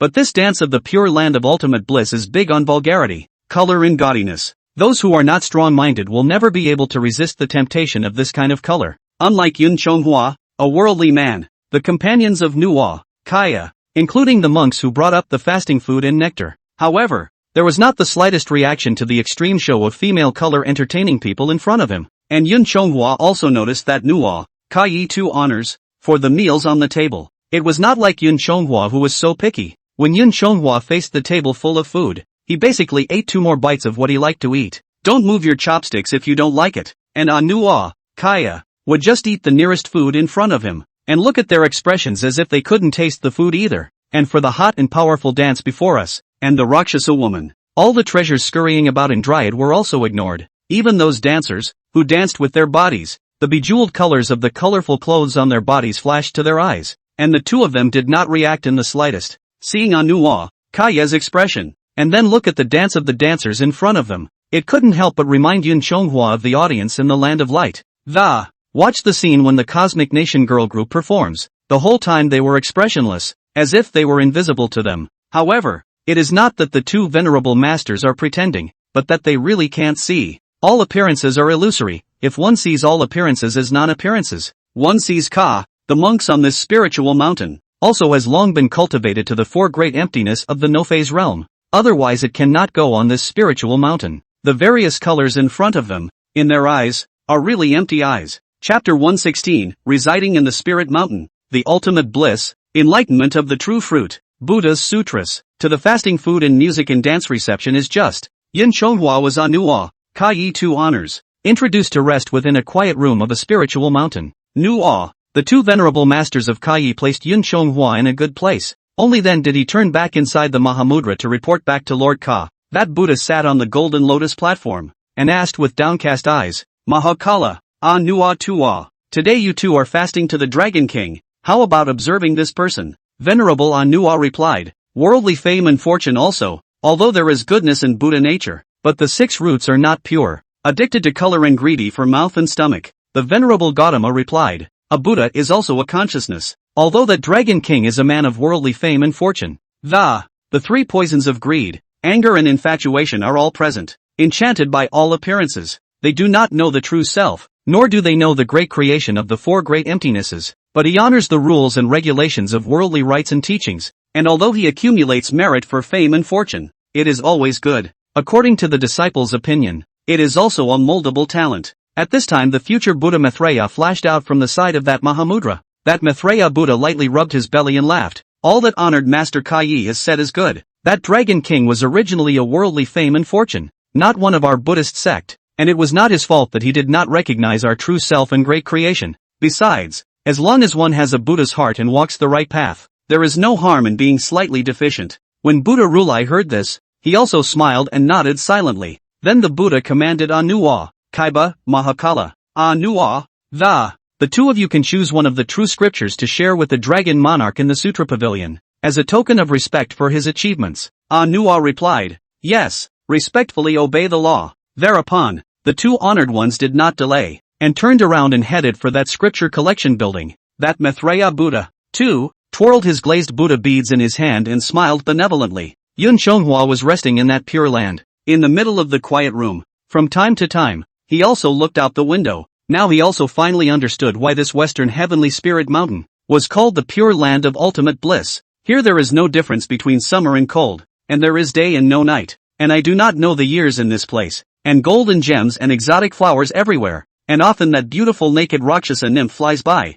The flowers bloom every day, and the fruit ripens every time. The aroma and flavor are as good as wine and food. No sorrow, no pain, no worry, no terror. This wine, sex, and wealth is a place for those who have a strong Buddha's heart. The monks of the 4 greats were not much of a big deal, but for a worldly person like Yun Shonghua, who was mesmerized by the color of but isn't that the pure land of ultimate bliss? Yun Shonghua admired the beauty of the surroundings, the scenery, and ate the delicacies placed amongst the golden plates. It feels as if it would be nice for me to come here for a vacation once in a while. At this time, Yun Shonghua heard a creaking noise. He raised his eyes and saw a small white mouse, stealing and drinking the lamp oil inside the glazed marble in his room. That little white mouse saw Yun Shonghua discovering himself, and immediately froze in fear, and then his little paw failed to grab and the calf didn't descend either, and fell right off the lamppost. Seeing its shivering appearance, Yun Shonghua also dodged and grabbed it in his hands. Perhaps it was the strong oppressive feeling of the bloodline of the dragon, the king of all beasts. That little white mouse didn't dare to move around in Yun Shonghua's hands, leaning back and shivering. Seeing the adorable look of this little mouse shivering, Yun Shonghua couldn't help but smile. Yun Shonghua then pinched up a vermilion fruit from the fruit plate on his side of the table. It was then handed to the little mouse's paw. That white rat was no longer afraid when it saw Yun Shonghua's full smile. After she received that fruit with her little paw, using the white hair on her body, she rubbed it against Yun Shonghua's hand as a sign of gratitude. Yun Shonghua also slowly crouched down and placed it back on the ground. The white rat jumped forward 2 steps and looked back at Yun Shonghua again. After 2 squeaks, then he took the fruit and ran away in a hurry. After sending this little white mouse away, Yun Shonghua also continued to enjoy the spectacle of the Rakshasa flying maiden outside the window. The little white mouse with the fruit, hiding in a corner, could not help but look at the handsome man in front of him, and there was extravagance in his eyes. This white rat hid at the corner of the wall, peeking at Yun Shonghua while eating the zhugui he gave him. Now this mouse had stolen and drunk the lamp oil inside the glazed marigold, and had eaten the immortal fruit given by Yun Shonghua. This white rat's body has also undergone some minor changes. The tip of its nose was also slowly changing to a golden color. That rat squatted in front of the door of the room for a long time, and used his own nose to sniff Yun Shonghua's scent fiercely. Only after it had memorized the smell did it turn and run away. There is day and no night in this ultimate heavenly Buddha land, and the cold and heat do not know the years. Yun Shonghua also looked at the flying goddess without knowing how sleepy she was, and he didn't know exactly how long he had been looking here. Just at this time, Venerable Kai and Venerable Anua slowly walked in. In the hands of that Atri was a golden plate, covered with dragon silk, and that Venerable Anua was holding a golden basin with his 5 fingers. which was filled with lustrous and glittering pure water. That Nuwa venerable looking at the cloud shown Hua this concentrated obsessive look. The couldn't stop shaking his head either. Then venerable Nuwa shouted, Amitba Buddha, Nuwa, Kai Yi has met the Dragon Lord. Hearing Nuwa's shouts, his god swims in the void and that roaming the sky goddess of the cloud-heavy China. It was only then that he awoke from the flying goddess's illusion of emptiness. Seeing the two venerable masters standing next to him, Yun Chonghua also hurriedly saluted. Just now, I was lost in thought. I beg your pardon for not having greeted the two honored ones. Seeing this, that Kai Yi Zunsher laughed and said, Oh, although the dragon monarch is worldly and obsessed with color, but it has not been lost in it, and it returns at the first call, which is rare and rare. Yun Chonghua was also a little embarrassed when he heard the laughter of Venerable Jia Yi. Yun Chonghua said, I, a worldly person, do not have the determination of the two honored ones. Venerable Nuwa said, Dragon Monarch, the Buddha issued a decree. Remembering Dragon Monarch's past achievements, the two of us were instructed to choose one of the true scriptures in the pavilion as a token of respect. Although Yun Chonghua still didn't know what the Buddha's fruit of merit was, he was still not sure what it was, but surely a treasure given by the Buddha can't be bad. The Buddha had previously given him a relic, and after he had transformed it into an inner elixir in accordance with the White Crane Fairies,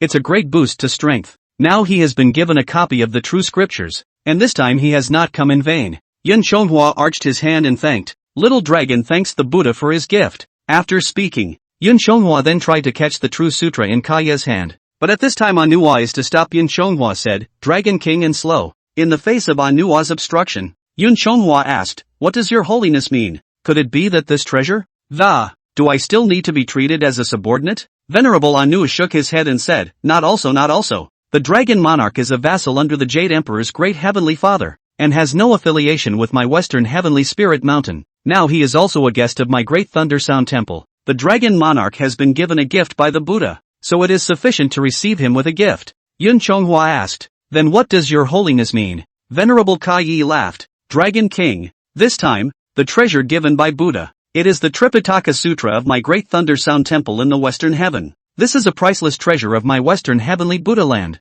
no more than any other, and this sutra must not be passed on lightly, nor can they be taken empty. If you want to receive the scriptures, please ask the Dragon King to give up some of his personnel. We can also follow the Buddha's order. Preach the scriptures for the Dragon King. Chapter 117, The Wordless Scripture. Upon hearing the words of Venerable Jia Yi, Yun Chonghua directly froze. The true scripture of feelings, no matter who comes, has to put aside some personnel to take it away. However, Yun Chonghua was a secular person. No more than that Tang monk and his disciples were Buddhist. With the Tang monk and his disciples, the Buddha still wanted them to realize it on their own. And for a worldly person like Yun Chonghua, there was no harm in explaining it bluntly. Faced with Yun Chonghua's face full of incomprehension, that Nuwa Venerable is also straight to explain. Long Jun do not have to see doubt. This white hand passing scriptures, descendants when starved to death, and my Buddhist heavy cause and effect. One must not know that there is a cause in order to have an effect. And Reverend Kai Yi was afraid that Yun Chonghua's enlightenment was not enough. Continuing,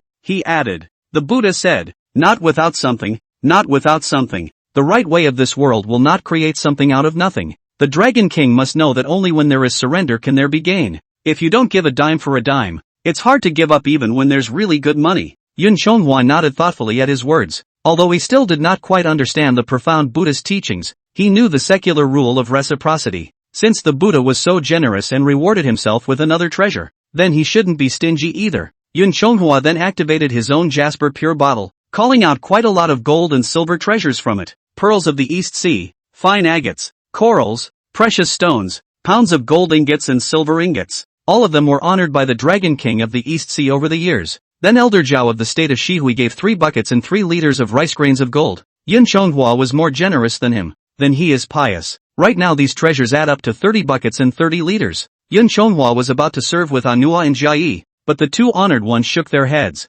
Seeing this, Yun Chonghua asked, "Oh, could it be that these gold and silver treasures are not enough?" That Kai Yizunshir looked at the many treasures in front of him and said, "Although there are many of these precious things, it was gifted to the Dragon Monarch by the Dragon King of the East Sea, not owned by the Dragon Monarch himself. And this true scripture of the Buddha was bestowed upon you, Dragon Monarch. It is not that of the Dragon King of the East China Sea. Although there is a proverb in this world of offering a flower to the Buddha, if it is true that the flower is offered with the Buddha before then whose merit should be counted for this honoring of the Buddha?" Hearing this, Yun Chonghua also understood what Venerable Kai meant, and he said, "In that case, need to use my own earned silver to do so?" The karmic venerable nodded as he listened. Yun Chonghua searched carefully among the precious bottles. Then he took out 2 hangs of money and said, "This is the reward offering I received when I brought private rain to the people on both sides of Surabaya, in addition to my daily expenses, and the relief for the poor and needy. And that's all that's left." Seeing Yun Chonghua handed over 2 hanging money,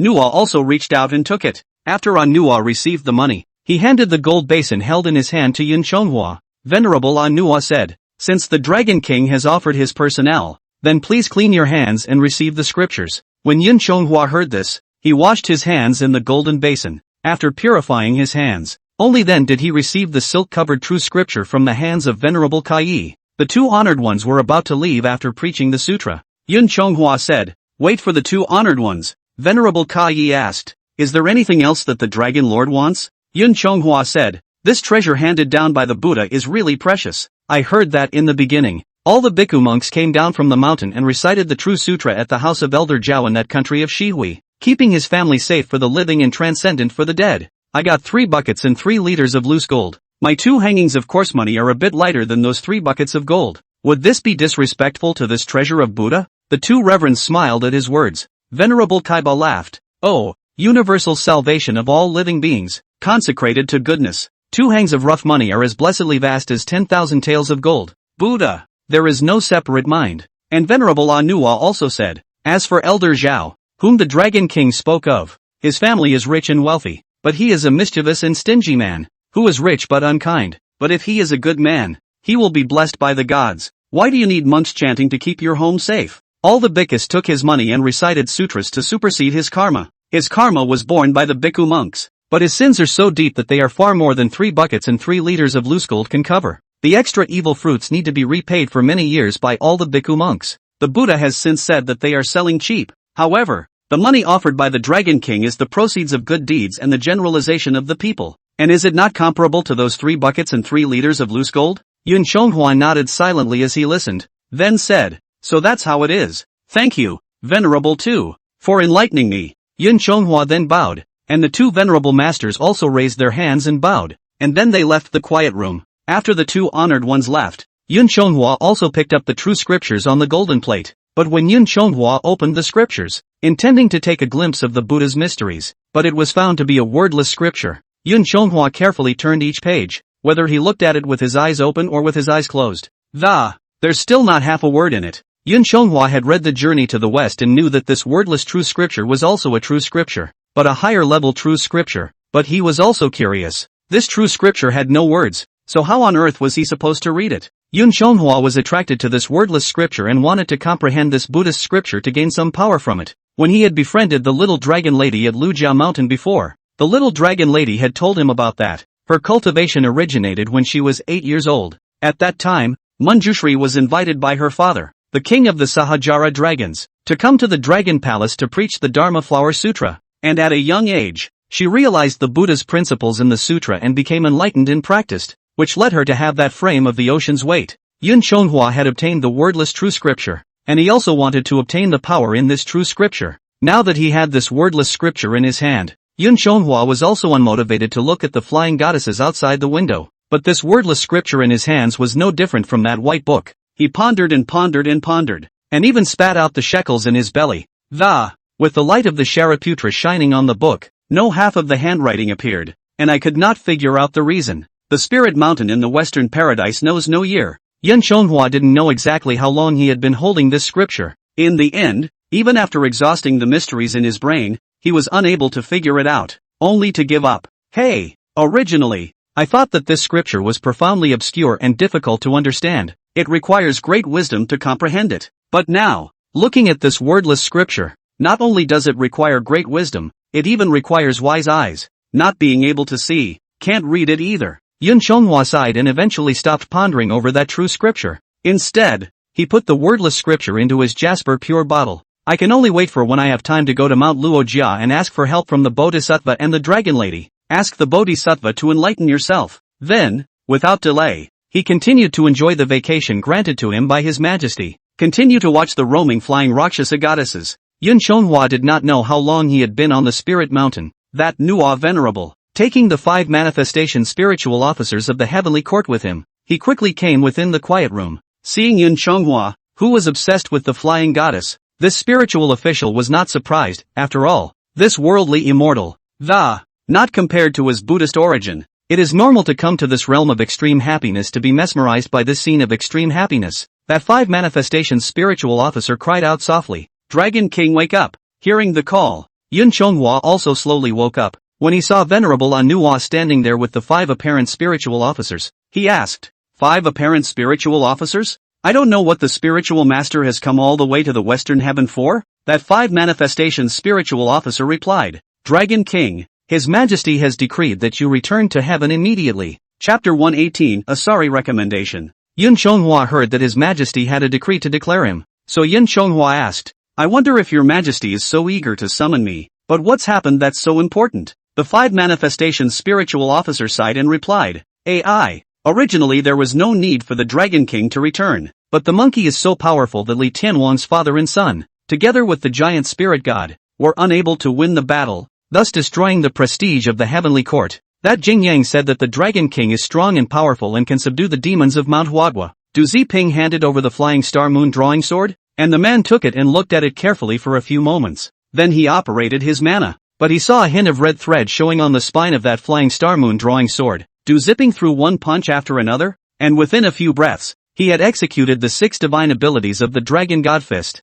fire dragons, ice augers, wind blades, thunderbolts, golden needles, and giant rocks fell one after another, and red blood streamers were also sacrificed, with several tentacles flying out and curling toward the golden-bodied god devil. To loyalty and sincerity, thanks to the fact that they have the nerve to use a company name like that, Feng Yu was so angry that his eyes were on fire. Watching the personnel on the bridge, one by one, make their attitudes known in their own way, Zhu Nan couldn't help but feel a warmth in his heart. It turned out that he wasn't the only one who wasn't willing to give up on his comrades, and these mates who have lived together on the battleship for a year and a half. Li Feng shouted angrily, then turned into a light of golden scales and rushed up to the sky, broke through the death cloud far away, only to see the red devil sword chi make a pirouette in the air, directly blocking Li Feng's route of departure. With a single swipe, he sliced through the mountain's shadow, and his sharp sword aura exploded, once again forcing the 3 sect masters back, even if one is accustomed to the egalitarian attitude of those around them. But for a normal person like him, it would be a little hard to accept Huey's apology with open arms. Besides, it's also true that it's not a big deal. Even if it's just an ordinary friend who's leaving, rushing over to say goodbye is the proper courtesy. Although that general was in fear, he was proud of the fact that the prefect was on top, so he did not dare to avoid it and saluted Shi Jingsun. That Taoist Yun fished out a 3-foot-long silver glittering wooden stick from his magic treasure pouch and handed it over. The man took it and looked at it, and said, "This silver lightwood is of good quality. I'll exchange it." After saying that, he then handed over the picture of the gathering of 100 ghosts.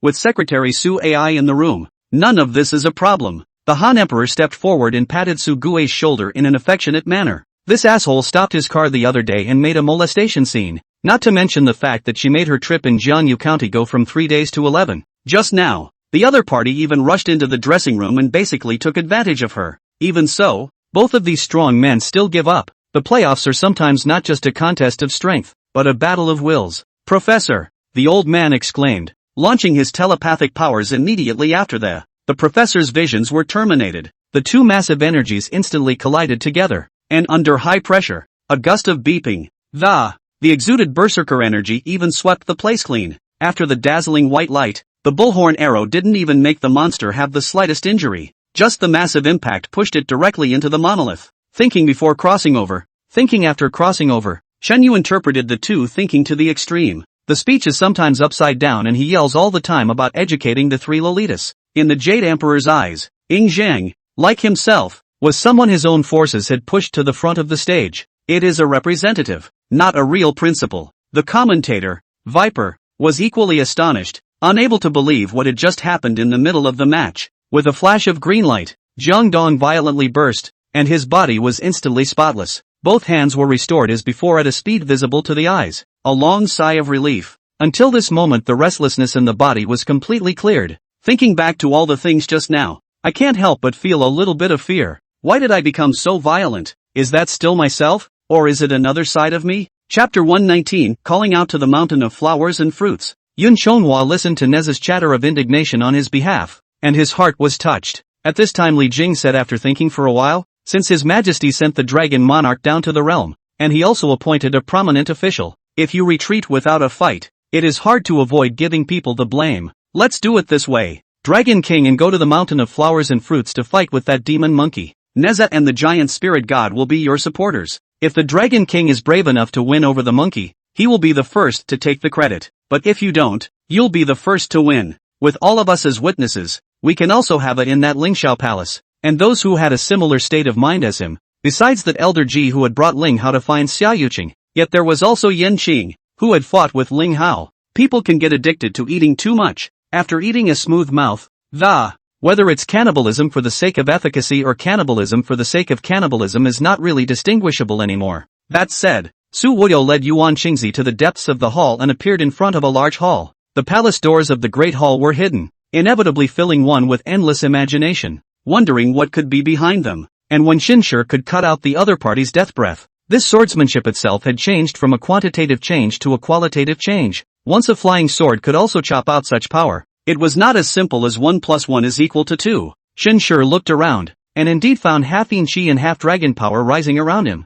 When the two forces collided together, there was a crackling and bursting sound, like fire meeting gasoline. Its body is covered in gold. It's a higher underworld ghost comparable to a supreme sage. It was simply unimaginable just how terrifying the existence it called Lord was. But in the end, Nameless carried through, and even, inwardly, gained a great sublimation, which, instead of letting him fall flat on his face, it stirred him up to be even more competitive. It wasn't wrong though. It's actually kind of a crooked path compared to steady cultivation. Directly seizing aura for a long period of time would deplete one's heart and deplete one's talent. By the time you really want to sink your teeth into cultivation, only then do you realize that you have personally broken the path of refinement. My inspiration is too strong. I'm only equivalent to the title second step of the martial sect realm today. However, with the inspiration of the prime propping up the earth, one can exterminate all the great ghosts and monsters. Han Dong carried his hands behind his back, and his eyes flashed with radiant splendor. Likewise with the great song,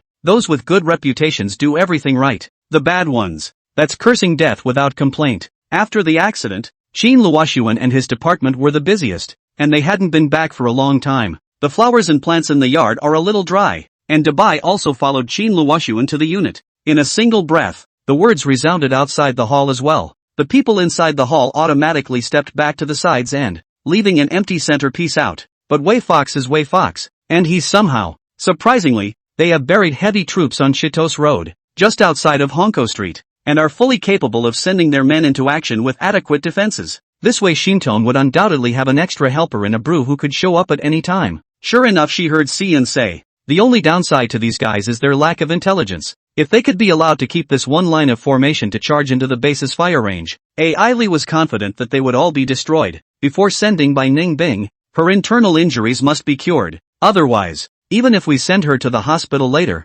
those doctors won't be able to cure her at all. What's this guy's offense? Why don't we just arrest him and put him on trial? Zhong Yisum do not understand. These 2 years they rectify the crackdown, but met with the suspect, are arrested back at trial. The original form is guaranteed. Though it's true that Zhang Qingzi hasn't gotten his hands on the legendary Taisher cake even now. But aren't there already shards? Shilua only felt that Ji Yen, who was usually gentle and shy, it was more like a beast on the verge of going berserk at this point. Stopping the Dawn's planetary-class main ship at Seaside City and activating its internal automated defense systems. Luo Tianyi planned to fly directly back to the frontline gathering place with Luo Iayat in the Dome-Light Superfighter. Chapter 120, A small demon dares to act recklessly in front of the widow. Yun Chonghua looked at Goku, who was fully clothed, and scanned the one-horned Ghost King beside Goku. With those 6 devils, he stayed on guard, then pointed a finger at Wukong with the square sky painting halberd in his hand and said, Brother, you and I met at a young age and were friends for 8 years. It's a kind of brotherhood witnessed by heaven and earth.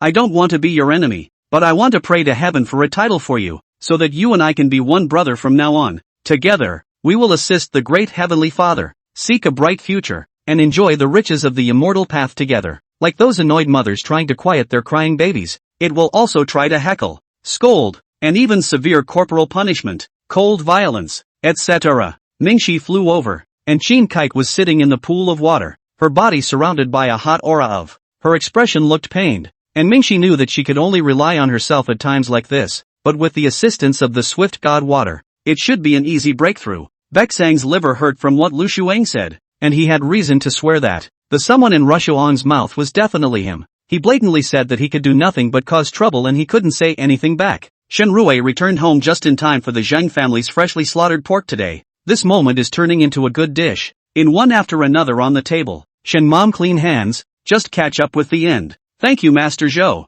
It was natural to come to this point, and for Lao Zhou's congratulations.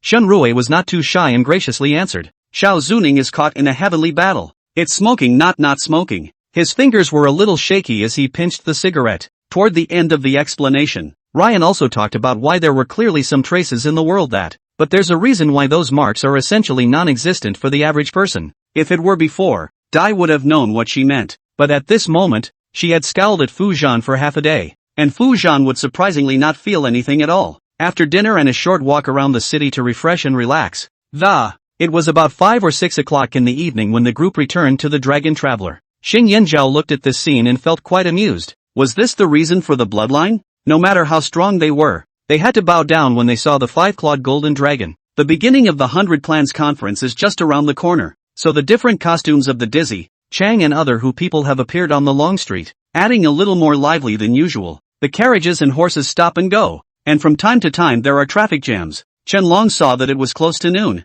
simply parked on the side, looking for a sitting head on the street, asked for a few bowls of chipped noodles to quench his appetite. Zhou Buchuan had wanted to repeat the details of the discussion between the several people just now, but unexpectedly, Chen Long didn't mention it at all, only asked Gui Jia for his plan. Understanding that Gui Jia had already anticipated Chen Long's current dilemma, and this time he had come specifically to offer his plan, so stopping his mouth from speaking, several people were looking at Gui Jia. I said how I saw the Ice Servant clan showing up in the central state before, so that's how it was. Then, can brother know what strength that shadow shocker is? Someone else came up to inquire again, and Yin's eyes widened in shock, realizing that although he was holding her, he looked calm and, after only looking at her, he turned his head toward the window. Mu Jinyan opened another secret compartment, which similarly held a tube of liquid, only that the tube of medicinal liquid given to Qin Jian was colorless, while this tube of liquid was red. On the other side of the fence, the first pharmaceutical group has been keeping an eye on the movements of Huaxia Corp.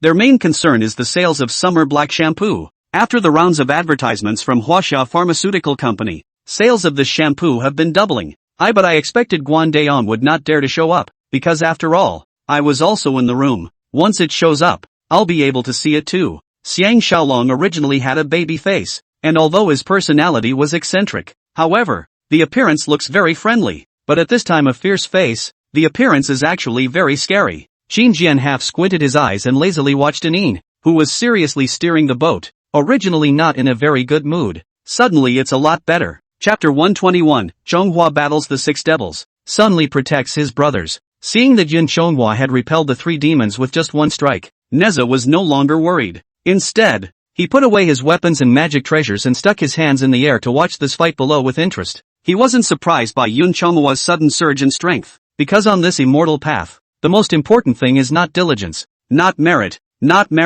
it's chance, and this unattainable chance, which also achieved the immortal path of all kinds of creation. On the side of the walkers, the Corpse King has reached the peak value. Within all the walkers equals to this is the happy news. If they had another alpha level that could simply crush the humans, they wouldn't have been bullied deeper into the dense forest. I was busy looking in the mirror, feeling that my hair seemed a little disheveled, and combing it haphazardly.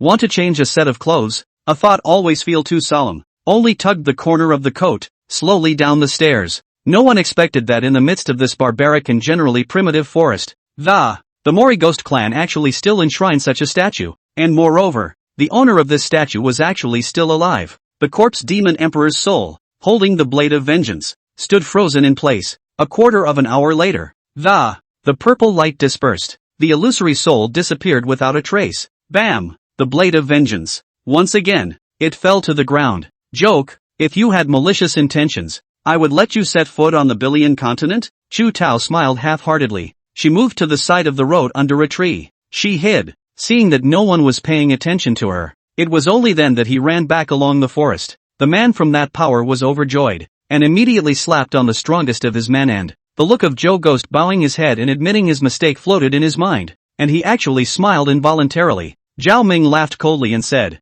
"More than just knowing martial arts. With the knife she used to stab the man in black just now. It's enough to rank as one of the top experts in the Jianghu." Sun Fei was silent and didn't answer. Her eyes flicked towards me twice. If Princess Shou was before her time, that was his past and she could care less. What about Yuan? How can Yuan explain? No matter how he explains it, she can't accept it and can't let go of it. Unforgivable. Then, from this point of view, not only did Yang Yuro's business not make a loss, and it was still a big profit, not only had he earned the spiritual liquid, but he had also earned the goodwill of a great man. Won't they be afraid of you mercenaries? Fenrir has been a mercenary for some time, but he is still a knight at heart, especially when in front of outsiders. Standing in front of the portal, Zekin said, "I'm back," and stepped through the portal with one foot. With a cold laugh, the purple figure split into four, and the unrivaled fist winds carried an endless overbearing intent, blasted towards the four of them separately. The body has begun to tremble and Li Muyu no longer continued to let his body stiffen and remain motionless underwater, but instead tried to swim his tail so that he could gradually begin to adapt to the environment of the waters here. Thinking of that day, Li Muyu's face couldn't help but sink again. Unexpectedly, such a dainty beauty who actually enjoys watching people wear dresses. Yu Ming secretly grumbled in his heart. It's true that what should come cannot be avoided. In his heart, he cursed Yao Tai along with Xiu Ming 180 times, but on his face, he still looked serious and earnest, lifting his head and chest and clamping his butt. A loose wet hair spilled over her shoulders and there was a hint of blush on her face tinged by shyness. A flash of lightning streaked across the sky, bright as day, followed by, it was the sound of a loud roar of robbers' thunder. The neighborhood where I originally lived in an apartment was a bit of a distance from Ichiraku Noodle House, but after moving to a single house near the shopping street, it became closer to Ichiraku's store, far away in a residential neighborhood near a shopping street. 4. Who was cooking? Was the moment the ship fell? Frowning, Hatsudo's face was suddenly slightly serious, yet only for an instant. Then the bright smile returned. Chapter 122, Samadhi Magic Buddha's Light appears.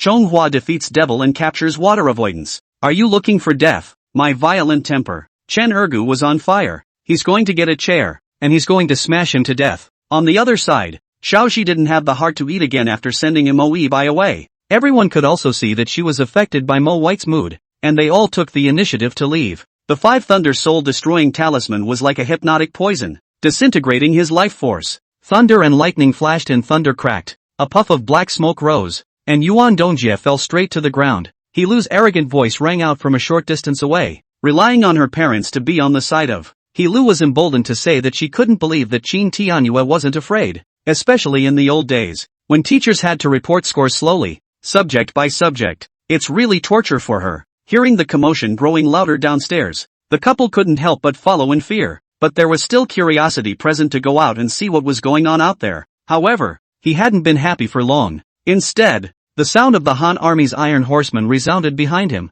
The large Chinese character flags fluttering in that gale made Kwai Trek tremble with fear. Shi Bing, who had been pretending to sleep with his eyes, opened his eyes slyly, and his seductive peach blossom eyes concealed a fine light. Playfully looking at Xiaoji, he slightly hooked up the corner of his lips. I didn't expect that the oldest member of the Xiao family is really a person who values love and justice. Surprisingly, he came personally. She had initially only thought that Xiaoji would step in to help, but she had never thought that Xiaoji would personally appear. Don't you want to be with me? Xiaoji threw the question back at him, looking at him with a smirk. The man opened his mouth grimly, his voice without the slightest bit of warmth, and Phantom nodded and, knowing exactly what the man was referring to, it was 1,000-year-old poison that he had gotten last time, and the person who was poisoned would surely die and rot all over his body.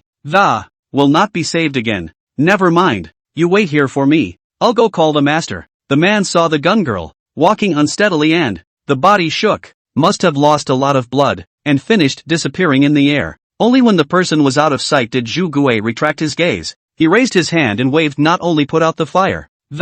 Even the ashes were nowhere to be seen. He made sure that there wasn't a trace left behind before he quietly left like a ghost. Tough luck, you guys, we'll take care of the rest. In came none other than Tiz and Sam. Yuan Jun has personally experienced this scene, but Zhang Zong is not Yuan Jun, not as fast or responsive as Yuan's army. Not to mention, he had been hungry for a long time. Zhang Zong was obviously flustered in the face of those mad dogs, and he panicked in the darkness like a headless fly. Chi Yao was still a bit angry when she was stopped, But when she thought about that cultivation larger-than-life Changfeng Palace master, it was also hesitant to understand Hannah Jamie's situation. Long repentance was paralyzed to death on the ground. He then realized that he was nothing in Qin Mo's eyes. It wasn't even close to Olinyu. Deep within the Dan domain, Situ Xiang, Tantai Rongrua, Zhang Dao, and Zhang Miao simultaneously descended into the wood-devouring palace with their divine sense. I used to be too shy to experience the good stuff, but now I'm a millionaire myself. If you don't enjoy it while you're young, when will you? After all, they've suffered too many traumatic injuries from their forays into the dark world. It's no different than a home-cooked meal. That's what they say when you've been sick for a long time. It turned out to be a young man from a superb ancient martial arts world and had met Lan Sini 2 years ago. Fell in love with her instantly, jumping back and forth through the forest like an ape, and constantly turning direction without warning. Prevent being tracked. The crowd was dumbfounded at this scene. How powerful did Tang Knight have to be to do this to this extent? The flames turned into a shield, blocking even Qin Yashue's attack. This kind of power. Dare you say it's not a warlock who was proficient in the 5 elements of fire? Wang Ning now had a separate barracks to watch over his fellow officers of the first capital. Yes, to live still very good. At least the bright side of these people will not be against him. Hui Gao in the heart of a sneer. Do not know that the wall down people push. Broken drum 10,000 people whack? Seeing that Ji Kang's face was particularly grave, the 2 men and also raised their spirits, and the 3 of them took their respective seats. Ji Kang told what he had just said, while the expressions on the 2 men's faces became grave. Having given favors to the Lord of all worlds, the will of the Lord of all worlds will return them. Shelter the people and things that have helped him. When the earth aura enters among the blood around the body, it's like sand seeping through the water.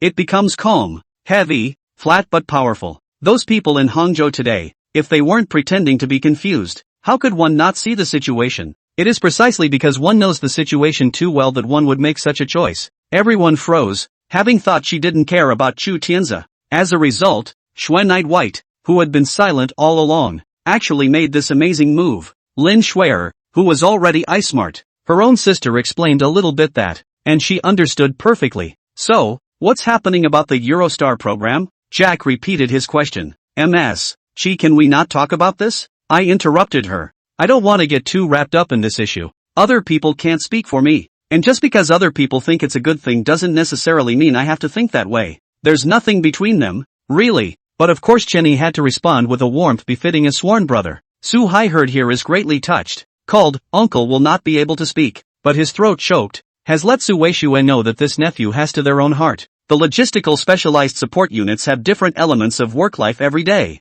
No one can say that one day is easier than another. Arms clasped in front of his chest, gasping for air, half a dozen times before he calmed down a bit and sat himself down in the sand. Dr. You had no choice but to turn to IBM headquarters for help after eating a closed door. But first, we have to take a detour and get help from our intel acquaintances. Chenny this could know that the Japanese friend Lin Qing mentioned who was about to return home was actually a character like Li Ku. Chapter 123, Chonghua's Victory and Joyful Battalion. The Jade Emperor's decree to recruit ancestors. Yun Chonghua's first battle on Earth was a success, killing the 6 devils and returning home victorious. The Jiao Demon King, the Yu Tamarind King, and the Rhesus Monkey King were tortured to death by his 3 divine winds. The Lion Hunchback King was defeated by him, and as for the Bull Demon King, he was even taken away from his mount by Yun Chonghua, water-avoiding golden-eyed beast. The only thing that had suffered some losses was the wind-stabilizing magic treasure on that Peng Demon King. Despite not having fought Wukong, this battle has saved the heavenly court a bit of face. As this golden light swept through this space, the entire space was instantly stained with a faint golden color. Eventually, after a certain time, the area finally presented the look that Li Hao was familiar with. The Khitans were not given the task of attacking the city, but the Khitan Lord General couldn't wait to start setting up his own tasks. This is not that he has a high awareness, but let the reality forced. It's just too hard to live on hunger and food. However, as soon as his words fell, the old man on the side didn't seem to want to answer his companion's words. Directly at Han Li, he shouted arrogantly. Only, at this time, that prohibition, which they had spent many hours laying down. Instead, they became a hindrance. But where was the Count willing to let him go? And the next time he had an appointment he didn't know when it would be. If all the rules were mixed together for physical realization, that's almost as difficult as trying to find a thread in the middle of a mess. Originally, the 4 Seasons were very bad at judging such sensations. Seeing that Miyuki feels the same way finally confirms it. Walking with his head held high, he was as powerful as a ferocious beast, with a fierce aura, coldly staring at Qin Lai. It was as if they were scrutinizing their prey. And in the cauldron on the side, the heat was steaming, and the water in the cauldron was gurgling and bubbling. It's already rolling away. Jun Qingyao's patience had worn out, and his eyes had turned completely red, exuding a fierce aura like an evil spirit from the cultivation of hell. He coldly locked onto the 4 people of Wu Pingfeng, as if he couldn't eat them right away. Ning Zhao's words made Luo Jiqiang not know how to reply. She only had reverence in her heart. It had never occurred to him that Ning Xiao had such a talent above the Dan Dao. After Gao Jingzong purified his hands, he also did not resign to Sima Yu, unusually arrogant Long Yang, and went away. The guards in the ban had already received Chu Garlic's order and did not dare to come forward to stop them. Today was the 60th birthday of the old lady of the Lian family, and all the people were here to pay their respects to the old lady of the Lian family. Old Lady Lian was dressed in a red 5 blessings of longevity jacket, a dark red 6-paneled skirt, her lapel adorned with 3 things of gold, her hair combed without a trace of disarray, and her beads encircled with emeralds. It looks kind and rich and peaceful. Her brow was now and then stretched and locked, and her expression, for a moment, with a faint smile, was, one moment he looked angry and unusual. Instead of achieving the strategic goal of recovering the states of Yu, Luo, Cheng, and Su, the Jin state. The point is that the Xianbei kingdom has occupied the central plains and has been killing people in all directions, leaving the people of China dead and wounded, and the imperial court is also in an uproar. The real reason for surviving this event is unknown to the outside world. Ran Yu, the former lieutenant general of the 1st Lieutenant General's office, was transferred to the 8th Division as the division commander. Wei Dafu, the former lieutenant general of the House of the Lieutenant General of the Personal Guards, served as the deputy commander of the 8th Division. There were quite a few painters who painted beauties in the Great Yuan dynasty, but it's hard to draw 7 beauties at once like Yue Yao, and each one of them has its own unique characteristics. In addition to Yue Yao's profound skills, drawing each beauty in a particularly evocative manner, it's hard not to be sought after. Very good. The peak of the spiritual awareness realm. Your next goal is the late refined essence stage, possessing the power to drag 7 oxen backwards. Dan Xian said at this time. Let's go to the movies first tomorrow. Chu Mastiff, you said with some anticipation. Each of Ziyi's movies.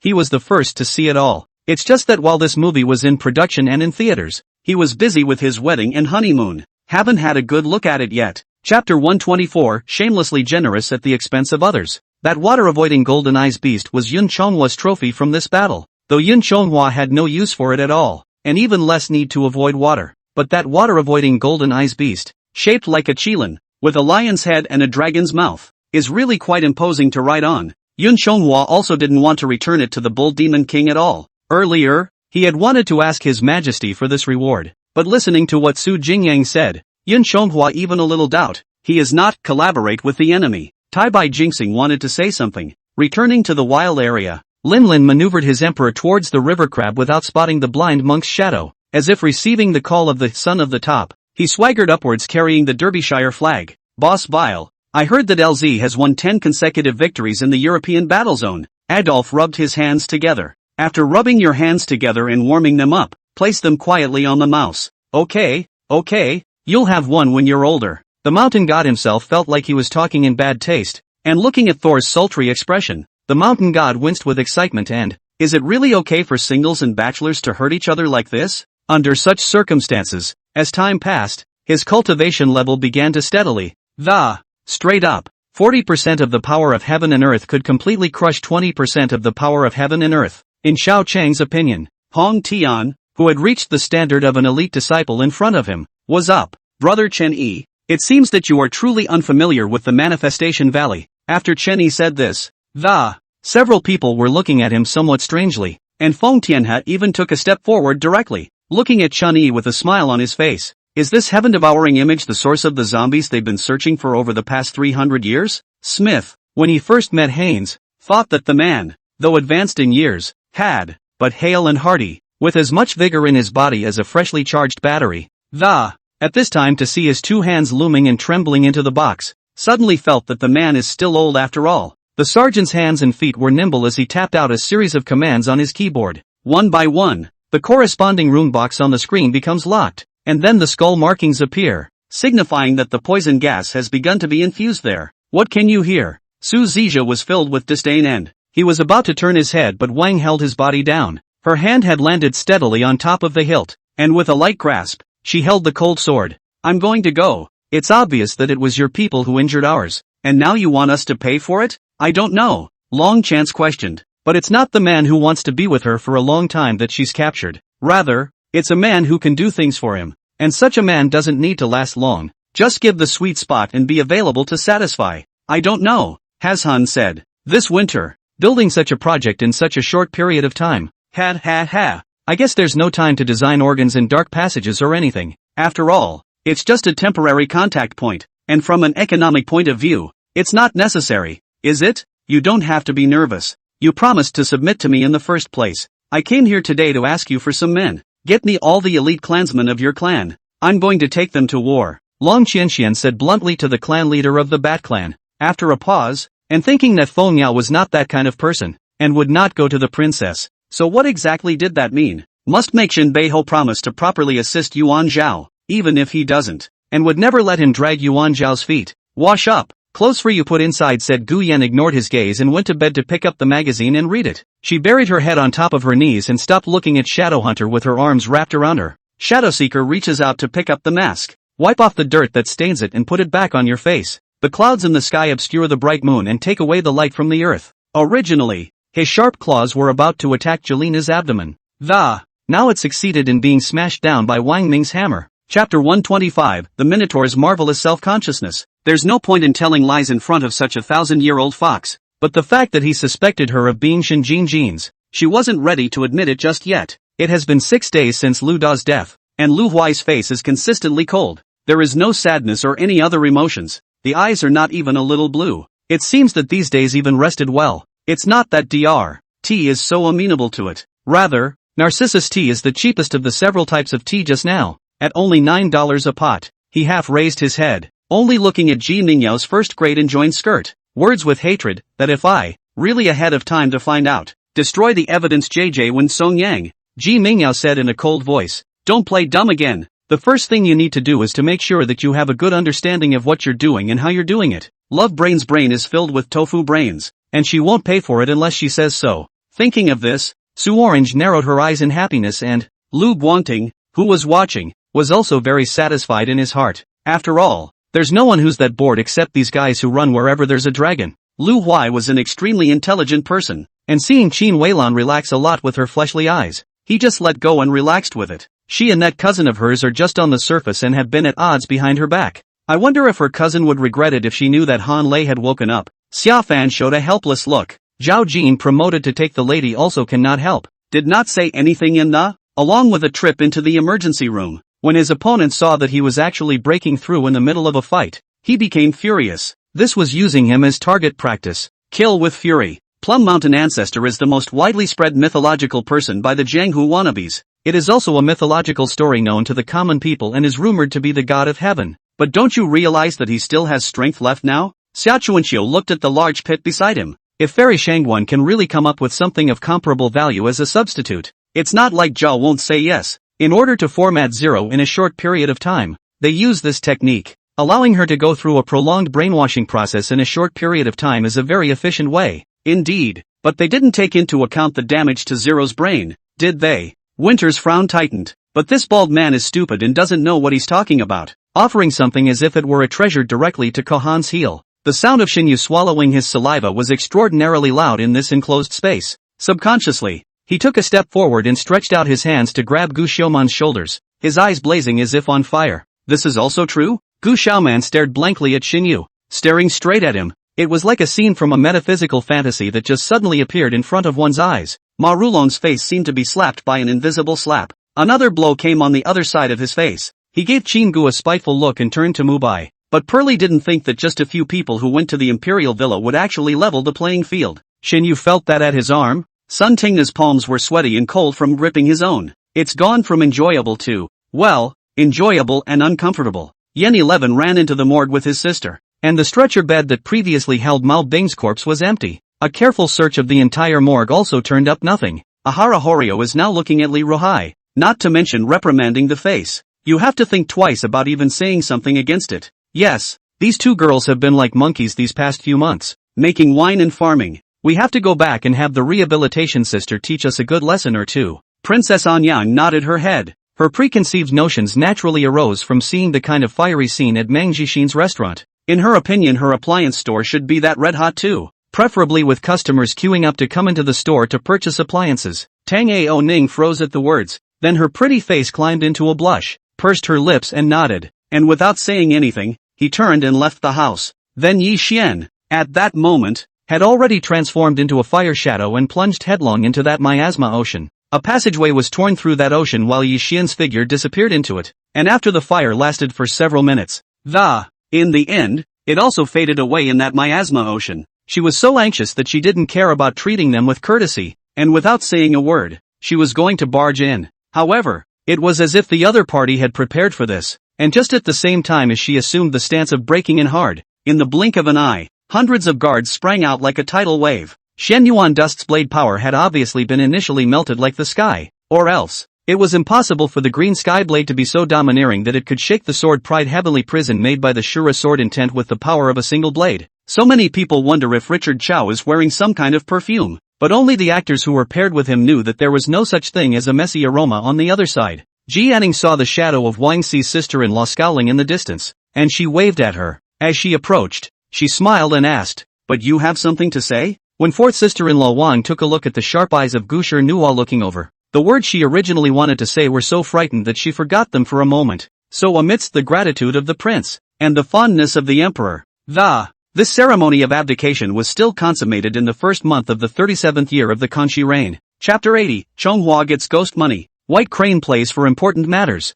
the White Tiger godly monarch said at this time. That's right, now this thing, even though it has my aura, but it's still an ordinary piece of ghost money, and if you want to awaken it, you'll still need a drop of your life essence blood to do so. After it's awakened, the wonders of it will be yours for the taking. The White Tiger Divine Sovereign looked around this witch mountain. Then he sighed and said, "This time, the spiritual power is now present, and it was discovered by the sky, so I'm afraid that this witch mountain can't be stayed." Saying that, the piece of clothing she was wearing transformed back into the money-spotted white tiger. Only the money spots on that tiger were missing one at this point, and the White Tiger godly monarch was now in a naked form again, presenting himself to Yun Chonghua. The White Tiger godly monarch rode on that white tiger's body. She smiled and waved her hand at Yun Chonghua and said, "All right, little doll, don't forget what I've explained. You and I will meet again sometime." With that white tiger ran towards the distance. After running far away, both the White Tiger and the White Tiger godly monarch transformed into wisps of light rhythms that dispersed towards the distance. In the blink of an eye it disappeared without a trace. Although Yun Chonghua did not know what this mountain ghost spending money in his hand was in the end, but it was put away for the time being. He didn't delay, and immediately took off, heading straight for the heavenly palace. Although there were still many questions in his mind, as long as he met with the Empress and the White Crane Fairy and reported the former situation, he believed that it would all be clear soon. Yun Chonghua flew through the southern heavenly gate, crossed the coast of the heavenly river, and headed straight for Yaoqi. However, after he arrived at the Yaoqi, the fairy on duty at the Yaoqi stopped him. The fairy asked, "Wait a minute, Divine Lord." Even though the fairy on duty knew Yun Chonghua, the rules of Yaoqi, except for the Peach Blossom Conference, male immortals could not enter Yaoqi without being guided by someone from Yaoqi. Even Yun Chonghua was not an exception to this rule. Yun Chonghua said, "Please inform sister that I have urgent matters to see the Empress." Hearing this, the fairy didn't dare to delay at all, and hurriedly set up a cloud to inform within the Yaoqi. A few moments later,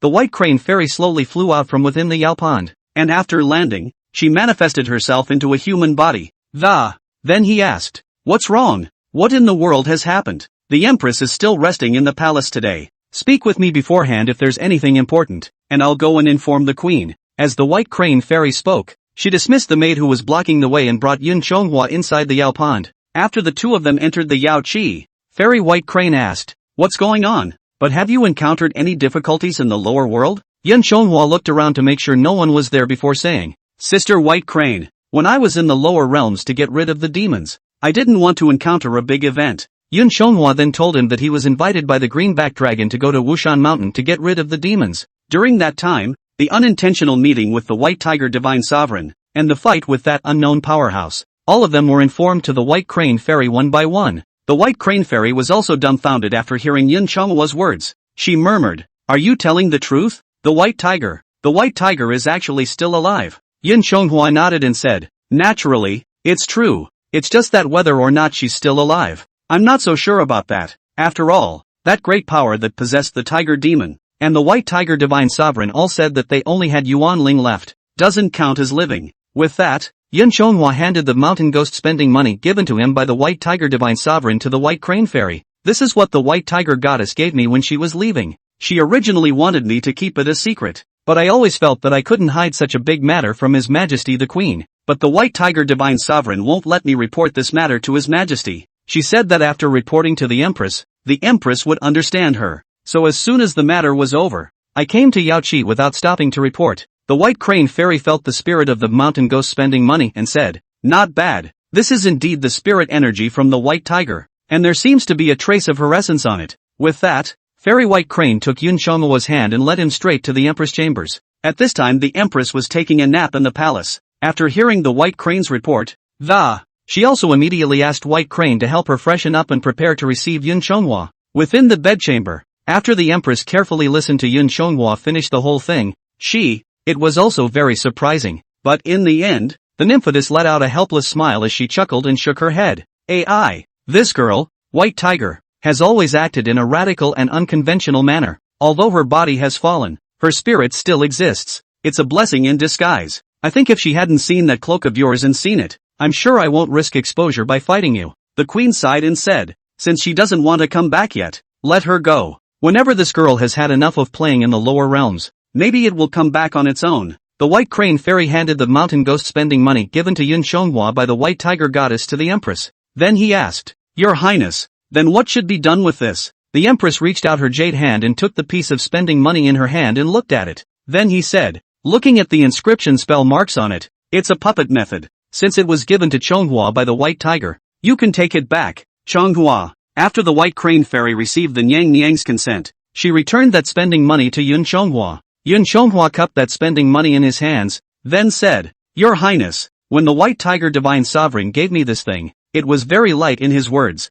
and it also requires my essence blood to awaken. The Empress knew what Yun Chonghua meant, and the Empress laughed, although that girl Baihu likes to play around. However, you will not victimize your own people. This chance she has given you, the palace can't see any other name for it. When you return, and there's no harm in trying it with essence blood. Yun Chonghua said, Yes. Yun Chonghua then went out of the Empress chambers with Fairy White Crane. As to who that mysterious powerhouse really was, the nymphette did not talk about it in between conversations. Yun Chonghua was also sensible enough not to ask more questions, and this time the White Crane Fairy didn't retain Yun Chonghua. Just after sending Yun Chonghua out of the Yaoqi, then they immediately turned back. Yun Chonghua looked at the White Crane Fairy and he also knew that this matter was not something he could get involved in. Right now he had already reported the matter to the Empress and done his part. As for the rest, it was out of his hands. After Yun Chonghua left Yaoqi, he went straight out of the southern heavenly gate and returned to his Surabaya River God's mansion. He wanted to see what this thing that the White Tiger Divine Lord had given him was. After the White Crane Fairy returned to Yaoqi, the Empress asked, Sent Chonghua out? The White Crane Fairy said, reporting back to the Empress, it has already been sent away. The Queen asked, Did he ask you about the identity of the man behind the curtain? White Crane Immortal shook her head and said, Chonghua is a smart person. He has also always abided by his duty. Since the maiden has not informed him, he has not asked much. The Empress pillowed her head at this time and sighed. That's good. Although this child Chonghua is loyal, his roots are still too shallow, and these matters are not something he can get involved in yet. The Empress looked out the door of the Yaoqi and frowned. Fortunately, he didn't tear his face off this time. It's just using a puppet to persuade him to surrender. If he were to strike in person, Chonghua and that girl Baihu would be afraid that both would not be able to escape this fate. The White Crane Immortal said, Your Highness, since the other party has already made a move, then shouldn't we transfer Chonghua up to heaven? He has done a lot of good deeds in the lower realms over the years and has accumulated a lot of merit. I think it's enough if I return to my post in heaven. After thinking about it, the Queen said, Let's put it this way, the Peach Conference will be held in 100 days or so. When the Peach Conference is over, then we'll promote him. Chapter 81, The Wonderful Use of Mountain Ghost's Money. Yun Chonghua left Yaoqi and returned straight to the Jiangdu Dragon Palace. After informing the Greenback Dragon of the news that the matter of Wushan had been concluded, then he went straight back to his Surabaya Divine Mansion. Yun Chonghua returned to his bedroom and carefully examined the mountain ghost spending money in front of him. He looked at it carefully for half a day and still couldn't see anything particularly famous. So he followed what the White Tiger Divine Sovereign had said before. Try waking it up directly with your own blood. Yun Chonghua's fingers turned into dragon claws, pricked himself on his other hand with a sharp fingernail, then put a drop of blood and dripped it onto the mountain ghost's spending money. With a flash of aura, that flower slowly absorbed the drop of dragon blood. It then turned into a cloud of spiritual rhythm and scattered in all directions. When that mass of spiritual rhythms coalesced again, a naked woman was then presented in front of Yun Chonghua, and this woman's appearance was no other than the White Tiger Divine Sovereign who had been separated earlier. Yun Chonghua asked in surprise, "White Tiger Divine Lord?" The woman smiled softly and said, "Master doesn't have to be so surprised. I'm nothing more than a sliver of her body's metapsychic spirit controlled by a spell." Yun Chonghua looked up and down and, the perfect white tiger jade body in front of him asked, "Then are you the white tiger godly monarch or not?" The woman replied, "That's a bit complicated to explain. Suffice it to say that or you can say no. If I say yes, I am also the white tiger divine sovereign's Yuan soul essence, and I am not very different from her. But to say otherwise, there is some difference between her and me. She holds more weight than I do. She counts instants. I'm sort of a diversion." The woman looked at Yun Chonghua and said with a smile, "If you like it, master, or you can call me Mountain Ghost." Looking at the naked woman in front of him, Yun Chonghua laughed bitterly. "This gift of hers, it's really a bit expensive." Yun Chonghua asked, "But this doppelganger of yours actually still has a spirit. This is really rare." The Mountain Ghost replied, "That's natural. I've inherited part of her memories and divine sense. It's not much stronger, but it's still okay to talk to you." Yun Chonghua sniffed and asked, "Since you have inherited her memories, do you know that who exactly was the tiger demon that tangled with us yesterday?" Mountain Ghost shook his head at that and said, "I'm not so sure about that one. When she separated me and merged me into that speck, she purposely deleted that memory, as well as the memories of the distant past. Nowadays I only remember the last few hundred years." "So," Yun Chonghua murmured. Yun Chonghua thus looked at her and asked, "Right, then would you know the spell she used when she fought with that tiger demon before?" "I saw her fight with that tiger demon and cast quite a few subtle spell aptitudes." The Mountain Ghost sniffed and helplessly spread his hands and said, "You seem to be expecting a bit too much from this doppelganger of mine. To put it bluntly, the current me is a ghost attached to a flower-speckled coin. What were you thinking when you expected a ghost to still have those subtle spells?" Yun Chonghua also asked helplessly. You don't know anything here, so what can you do? Is it possible that it was given to me specifically to chat and relieve my boredom?" The Mountain Ghost replied, "I can still do a lot, although I don't know those subtle spells of my main body, but it's still possible to transform." With that, the Mountain Ghost slumped to the ground and transformed back into his white tiger form. Only her white tiger form was still very different from the white tiger godly monarch. The white tiger form of the white tiger goddess has money spots on its body, and the white tiger transformed by the Mountain Ghost in front of him was just an ordinary white tiger. Yun Chonghua looked at the white tiger in front of him and asked, "Then what? Is it hard to believe that she gave me a pet?" The Mountain Ghost said, "Of course not. Now that I've sucked your essence blood, already connected to your bloodline divine consciousness, a well-understood analogy is that I am now your devourer, that you can control me with your divine thoughts, attach your own power and spells to my body and control me to fight." "Yeah, I'll try," said Yun Chonghua, turning his divine thoughts. The next moment his divine thought did attach itself to the body of the white tiger.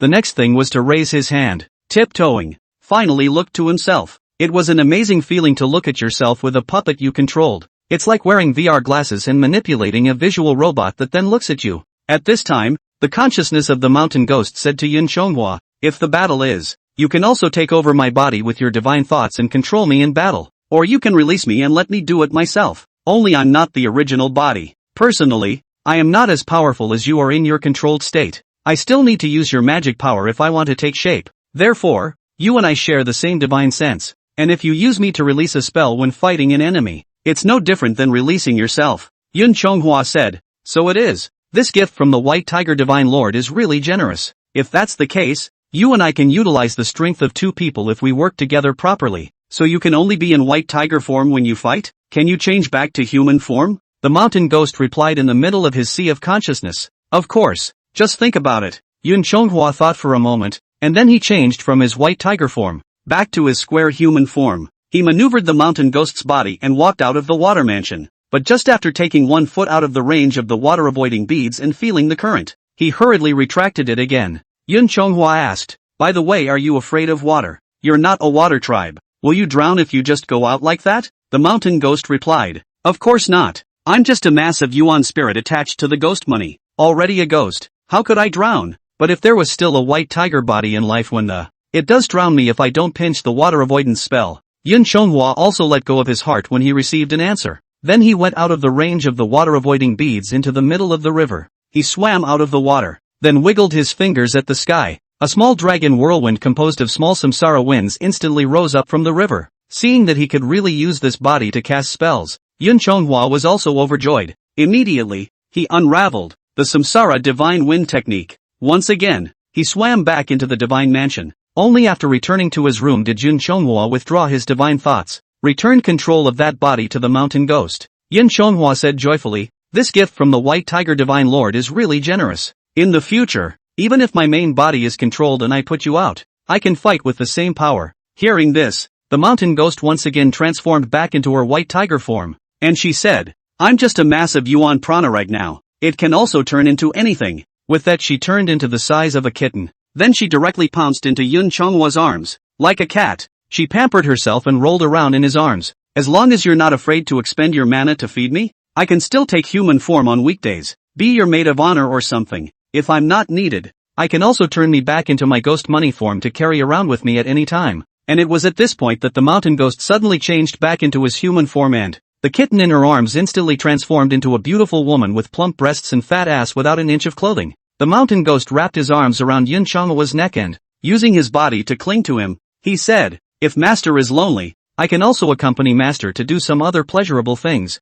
Saying this, he hugged Yun Chonghua's head and it was pressed against his chest. Chapter 8200 changes ghost money. Perhaps because of the Buddha nature of the relics in his belly, which hardened his Buddha mind. Although I have not reached the realm of the four great emptiness, I do not have too many worldly desires anymore. Now facing the mountain ghost's cleansing milk, Yun Chonghua is much calmer, not so eager to color. Yun Chonghua glanced at her unclothed appearance and then said, "I think I'd better find you something to wear first." The mountain ghost sniffed and got up from his body, then asked, "So, do you have any clothes here? I'm in a soul body now. No need for tailoring. Just give me a piece and I can change it myself." After Yun Chonghua looked around for a moment, he saw the dragon image that the Dragon King had given him earlier. This dragon image is considered to be one of the few good clothing materials among the three worlds, even in the tribute offered by the Dragon Palace to the Jade Emperor. This is missing. Yun Chonghua took the bed-spreading dragon image down from the bed and he asked, "Is this okay?" The mountain ghost picked up the dragon image,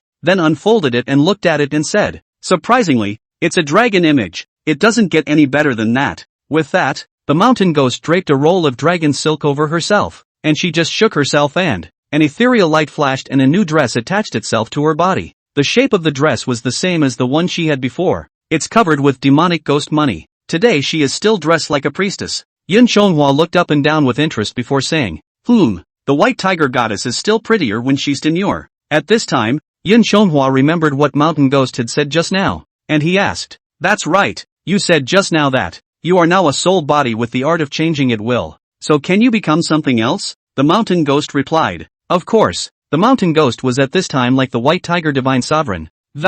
With an impish grin. "That's why when she gave me to you, she told you to use me however you want and make sure you get a lot of use out of it." But this time the mountain ghost is again sad. Long sigh said, "Alas, people live for 100 years. 9 out of 10 things are not as good as they seem. As immortals and gods, our lifespan far exceeds that of mortals. It's natural that this is a bit more unsatisfactory than those mortals, like liking someone and never getting a response from them. Mortals may only have to wait a few decades to forget their ties and troubles in a bowl of forgetful water, but the immortals and gods have to fulfill their duties. This love may be buried in the heart for 1,000 years, 10,000 years, or even 100,000 years without being told." Seeing the mountain ghost's expression and hearing her words, Yun Chonghua didn't even realize that this is what the ghost money said, or the heart of the white tiger god himself. Mountain ghost looked at Yun Chonghua this time and said with a smile, "But you, Master, rather a blessed man. If you have any girl you are seeking, I can change into her likeness to accompany you. I am not a real person, but my company can be an added comfort, even if that comfort is false. At least it's better than nothing.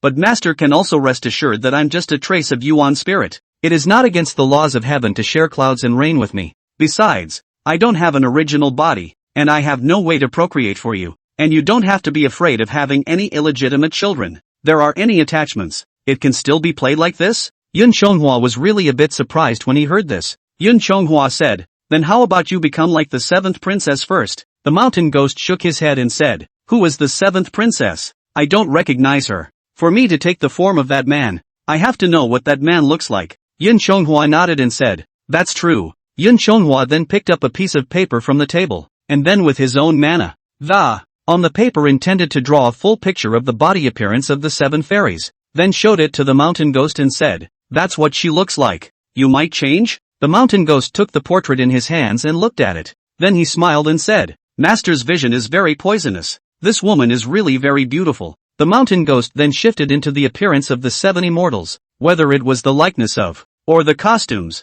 all changed exactly as they were painted. Looking at the mountain ghost that had turned into the 7 immortals in front of him, Yun Chonghua couldn't help but applaud, called out yes. After looking himself up and down, the mountain ghost said, "This woman's dress is quite modest. Such a pretty face. Whose princess is she? Is she your sweetheart, master?" Yun Chonghua couldn't help but let out a cold laugh when he heard this and said, "This person you've changed is the 7th princess of the heavenly court. Instead of being my sweetheart, I'm my enemy." The mountain ghost smiled at his words and said, "Oh, so master you like this mood," said the mountain ghost, with a tug at his own lapel, revealing his snow-white arms, and then said, "Then please master, ravage this asterisk of mine to your heart's content." Saying that, she even threw a wink at Yun Chonghua. Then he crouched down and crawled on his knees to Yun Chonghua's feet. Looking at this charming and flirtatious appearance of the mountain ghost, Yun Chonghua was very embarrassed. He asked, "I wonder now where you, a fairy, learn such foul language?" The mountain ghost replied,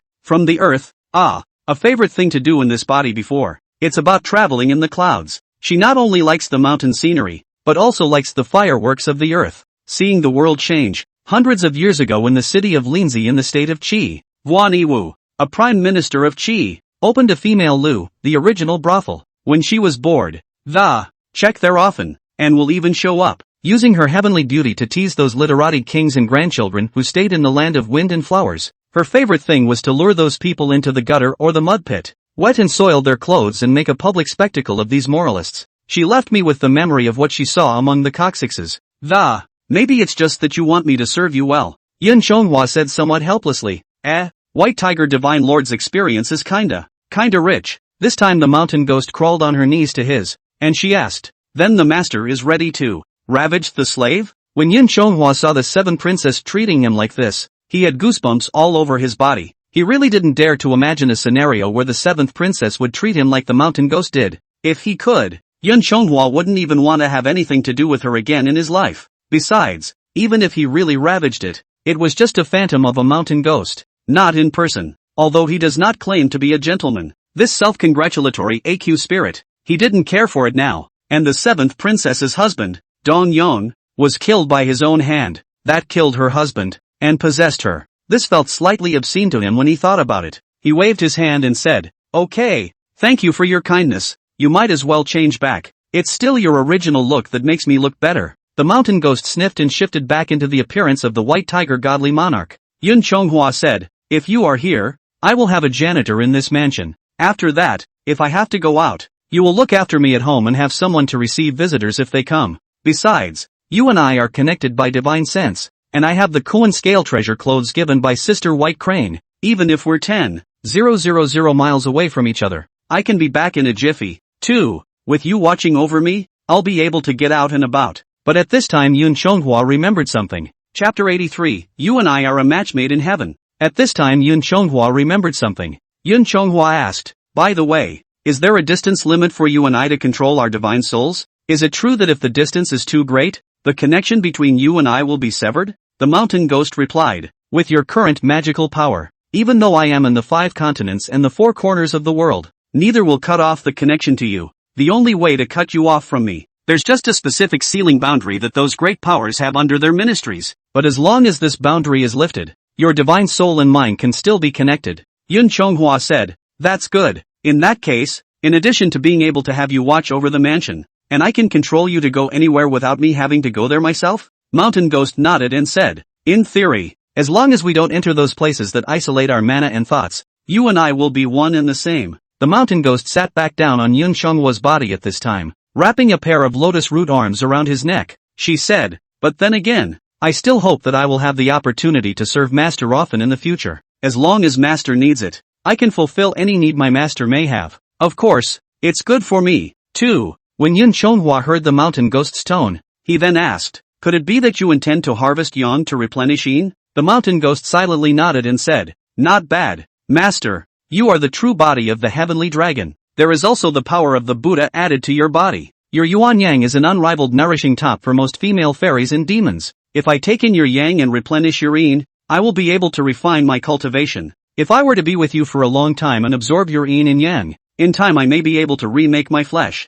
Yun Chonghua laughed. Earlier, the white tiger divine sovereign even said that she didn't want to come back to life. Now that she has given you to me, could it be that she wants to borrow my yuan yang to come back to life? The mountain ghost shook his head and said, "That's not true. She doesn't want to come back to life, perhaps because of the long years that it made her tired of the vagaries of the world. I don't know exactly what she's been through, but I'm a part of her, too. I can clearly feel the part of the memory she didn't leave me, full of heartache and bitterness. She did this, I guess she wanted me to live for her." When Yun Chonghua heard this, he also sighed and said, "Alas, maybe it is." The mountain ghost smiled this time and said, "Say something happy. Master, you and I are kind of an unbeatable match made in heaven." Yun Chonghua came back to his senses and asked, "What is this saying?" "Master is the true body of the heavenly dragon, and although your yuan yang is good, but not everyone can afford it. Immortals and demons with cultivation may still be able to withstand it, but if a mortal woman matches you, their weak bodies can't withstand the raging power of that yuan yang, and the same goes for me. I am the yuan spirit of the white tiger divine lord. The 4 elephants were born at the beginning of heaven and earth. The 4 divine beasts were born from the 4 elephants. The green dragon was born in the east as Xiao Yang, and I was born in the west as Xiao Yin. The vermilion bird in the south is the sun and the Xianwu in the north is the Taiyin. The 4 elephants are transformed into life. My body itself is a body of Xiao Yin, and not just anyone can touch it. Plus the fact that I'm not a living person now, but a yuan prana, is even more yin on top of yin. Not to mention ordinary men. Even some slightly cultivated celestial immortals and earthly demon kings were charmed by my colorful face. If you have intercourse with me, you will also be harmed in 100 ways. If you were a mortal, you would be immediately injured by my yin chi and die. Only a heavenly dragon true body of pure yang like you, Master, can have this blessing. Experience my soft jade and warmth. You and I complement each other's yin and yang. This is a match made in heaven." Hearing this, Yun Chonghua said, "So that's how it is. However, nowadays, my cultivation has not yet been fully refined. There are still many arts that have not been practiced. I also don't know if it's good or bad to break the body of yuan yang now. But don't worry, since you and I are now one and the same, I will nourish you from time to time in the future and bring you back to life." Hearing this, the mountain ghost walked up and kissed Yun Chonghua on the cheek. Then he said, "Then it will be hard work for Master in the future. Slave will also serve Master well in the future, and will certainly make Master linger as well." It's been used endlessly. Time passed and it was more than half a year again. During these half a year, with the mountain ghost taking care of the, Yun Chonghua was much more relaxed in his daily chores, and it does come in handy to have a mountain ghost around, for the believers claim, what he, a man, could not conveniently go to, he could then control the body of a mountain ghost to go to. Of course, because of this white tiger divine sovereign's beauty that didn't belong to the mortal world at all, and that fabulous body with its plump breasts and fat ass also brought a little trouble. There are many prodigal sons of men who use force, deceit, or stalking. There are also some people with a little literary talent who write a lot of crooked words, acid feud to pour out their love for each other. The ultimate goal is to have a kiss with this heavenly beauty. What he hates most is those sour showmen, writing those sour fugue poems and lyrics. It almost soured Yun Chonghua's dragon teeth. The 7th princess fell in love with Dong Yong, who was filial to heaven and earth, and he could understand that, but he really didn't understand what the 3rd Holy Mother saw in Lu Yenchang. Figure he'd write all that acidic poetry? As for these people, Yun Chonghua was not as good-tempered as the White Tiger Divine Lord. At most, the White Tiger Divine Sovereign was using spells, teasing them a bit, and making a fool out of them to their faces. But Yun Chonghua had always been able to use his hands, never his mouth. For those who molested himself, he basically controlled the mountain ghosts to beat them up. Let this group of people to learn a long lesson. On this day the purple smoke bell rang, and it was time for Yun Chonghua to go up to heaven to report his duties. But this time he'd like to take the mountain ghost with him. Having already realized the secret of this ghost money himself, we must report it to the queen as well. Yun Chonghua just entered the south heavenly gate, but on the face of that Tongming Hall on duty Tianshi, realist Su Jingyang walked over head-on. That Su Jingyang stepped forward and made a Taoist bow and said, "Dragon King." The poor Taoist bowed. Although Yun Chonghua hadn't been in the heavenly realm for a very long time, he still recognized Su Jingyang as the 4 great celestial masters on duty at the Tongming Hall. Yun Chonghua had still met the emperor a few times before when he went up to the hall to face him. Yun Chonghua then returned the salute with an arch and said, "So it's realist Su. I don't know what is so important that real Su stopped me?" Su Jingyang laughed. He, Dragon Lord has been in the lower realms these past few years, cutting down demons and eliminating devils when really. But Su Jingyang hadn't finished his words yet. Another voice then said, "Real Su isn't on duty in the Hall of Tongming, so how come he's free to chat here?" Hearing this voice, Su Jingyang couldn't help but look stunned as he turned back around and said, "Ha, so it's the White Crane Fairy. Isn't the fairy also not in Yaoqi?" The White Crane Fairy said with a cold smile, "I came out to seek this brother of mine for something important. I don't know what real Su is looking for this brother of mine for." Hearing this, Su Jingyang replied, "Oh, it's nothing. It's just that Dragon Lord has been in the lower realms for the past few years. I've done a lot of good deeds in eliminating demons and defending the Tao. For us Taoist disciples in the lower realms, we have spared a lot of trouble. Therefore, they burned a diatribe and reported to the Grandmaster Yu Qing. The Grandmaster Jade Emperor remembered the merit of the Dragon King, so he sent the poor Taoist to inform the Dragon King. If Dragon Lord has any leisure time in the coming days, he may go to the Upper Qing Heavenly Milo Palace and listen to the lecture on the fruit of the mixed Yuan Dao with Ancestor Jade Clear." Chapter 84, The First Beauty of the Three Realms. Hearing this, the White Crane Fairy replied with a smile on her face, He, it turns out to be such a good thing. I thought that this brother of mine was reckless and had offended in some way, and had bumped into realist Su." Immortal White Crane looked at Yun Chonghua and then said, "Chonghua, since it's Tianzuan Yuan sure who has an invitation, then go and see it when you have time. Rumor has it that this fruit of the Tao of the mixed elements has infinite wonders, and listening to the lectures will surely bring about extraordinary transformations. Besides, not all immortals have the opportunity to go to that upper clear sky Milo Palace." Yun Chonghua had spent a lot of time with the White Crane Fairy, so he had heard the meaning of the White Crane Fairy's words, and he understands the big taboo in the workplace. The most taboo thing in the workplace is to be two-faced. Nor does anyone have the money and means to get things done left and right. Lack of absolute loyalty to the leader is absolute disloyalty. Yun Chonghua then arched his hand and said, "I'd like to trouble realist Su and relay the message to Heavenly Father. I am grateful for your kind invitation, but I am afraid that my qualification is stupid and I don't know the true meaning of the Heavenly Father's way. So I am afraid that I will be slowing down the great teaching. Heavenly Father's kindness is appreciated by Little Dragon, and there is no need for Heavenly Father to be concerned about doing something minor in the lower realm. Besides, the lower realm is full of affairs. Little Dragon also has no time to go there, so please forgive me, Heavenly Father." Hearing that Yun Chonghua had put his words on the table, Su Jingyang also stopped making a fool of himself. Then Su Jingyang let out a light laugh and said, There's no need for Dragon King to be too modest. If the Dragon Lord is free in the future, the Dragon Lord can also go there at any time. In that case, the poor Taoist takes his leave," Su Jingyang said, and with a shake of his own duster,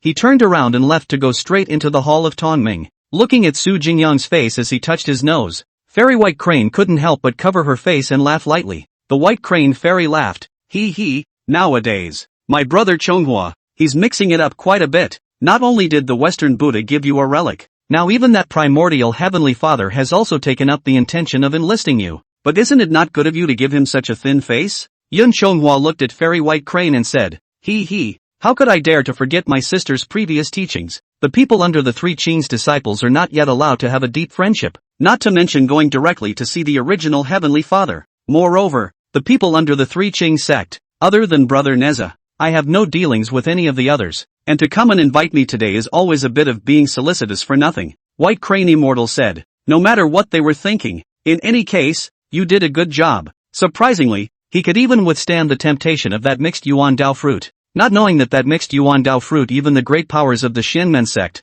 there are not many who have the honor to go to listen to the lecture. My brother Chonghua's loyalty will please His Majesty and the Queen very much when they learn of it. Yun Chonghua didn't think about it that much, he was just acting from his heart. Whether it was the Xianmen or the Western sect, none of them were as great to him as the favor that the Nymphet had given him. Besides, he was all cloaked and decked out in his precious garments, including even the half-companion of the mountain ghost.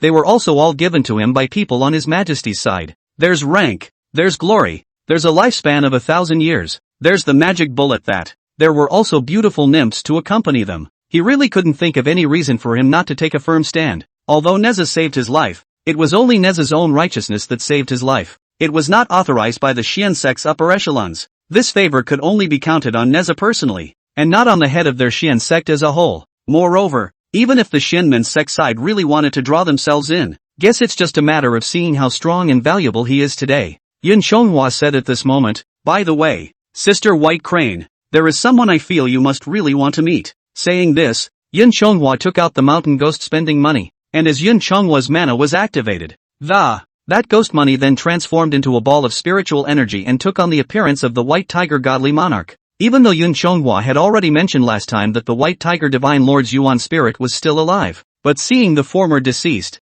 the White Crane Fairy was still very surprised. White Crane Fairy went forward and hugged the mountain ghost and said, Sister White Tiger, it's so good to see you again. But the mountain ghost in front of me, apart from some logical common sense, then there are only memories of the last few hundred years. The mountain ghost held up his hand and said, Calm down, Fairy. I'm just a slave doppelganger that the main body gave to the master. Although looking at you feels familiar, I really can't recall who you are. The White Crane Immortal was a bit surprised at his words. She looked at Yun Chonghua and asked, What the hell is going on here? Then Yun Chonghua told what happened to him after he spiritualized the ghost money. I also told the White Crane Fairy everything. Of course, the mountain ghost's special usage. He was too embarrassed to mention it to the White Crane Fairy. It only says that the White Tiger Divine Sovereign gave him a servant girl with an autonomous consciousness. There is also an assistant who can be connected to God's soul. The White Crane Immortal looked at the mountain ghost in front of her and murmured, So that's how it is. She only has a few hundred years of memories,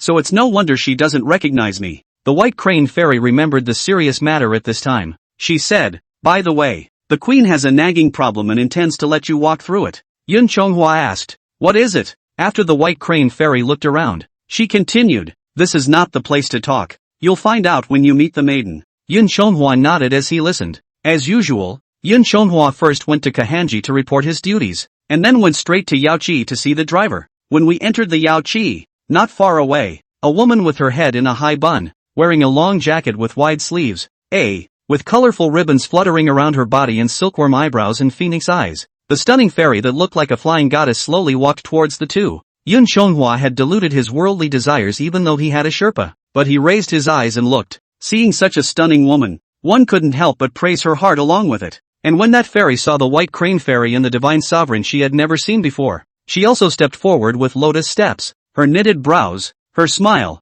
and the grace with which she walks. With her lotus steps, Yun Chonghua didn't even know how to describe it. Although the 7 immortals, the 3 virgins, and the White Tiger Goddess are all of heavenly beauty, but facing the beauty in front of us, and yet, it's slightly less so. The word beauty is used to describe her. It's the blessing of beauty. That fairy came to the two and bowed. White Crane Fairy and Yun Chonghua also returned the salute. However, both parties did not say a word more, and the fairy slowly walked away. Seeing Yun Chonghua's expression, the White Crane Fairy laughed. Hey, the people have gone far away. Stop looking. However, the White Crane Fairy was not surprised by Yun Chonghua's reaction. After all, she is only as beautiful as those Buddhist elders who have gone through 1,000 tribulations. The Heavenly Father, who have gone through 1,000 tribulations. The clear-minded mighty cannot be attracted to it. Yun Chonghua only had a lifespan of over 100 years, and this cultivation and hardiness was still far from enough. It is normal for a young man to be seduced by the sight of such a beauty. Yun Chonghua asked,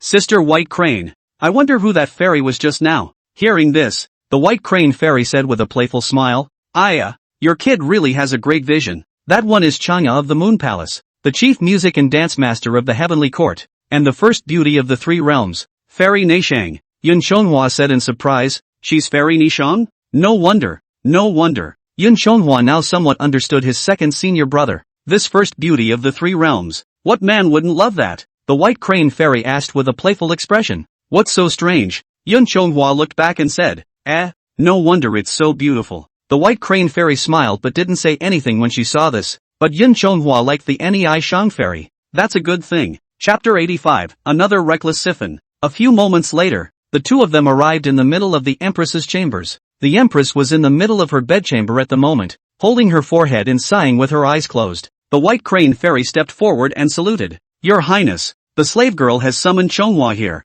The Queen sniffed, opened her eyes, and sat up straight. The Empress said, Chonghua, you're here. This palace has a matter to send you on a journey to the lower world. Yun Chonghua also stepped forward to salute and said, If there is anything important that your Highness wants to do, you can order Chonghua by all means. Chonghua will certainly go through fire and water without hesitation. The Empress held her forehead at that moment and sighed, just about to speak but then she wanted to stop. Then the Empress said, White Crane, this palace is very upset today. so it's better for you to speak with Chonghua. Seeing the queen's sighing appearance, and listening to her tone of voice, Yun Chonghua knows that this matter is afraid that it is another black work which is not to be seen in the light. With that, Yun Chonghua turned to the side hall with Fairy White Crane. After arriving at the side hall, Yun Chonghua asked, "Sister, I wonder what happened. Can you make your majesty so upset?" The White Crane Fairy also spread her hands and sighed. "It's still the matter of the fairy siphon. Ha, could it be that the seventh princess has sneaked off to the lower realms again?"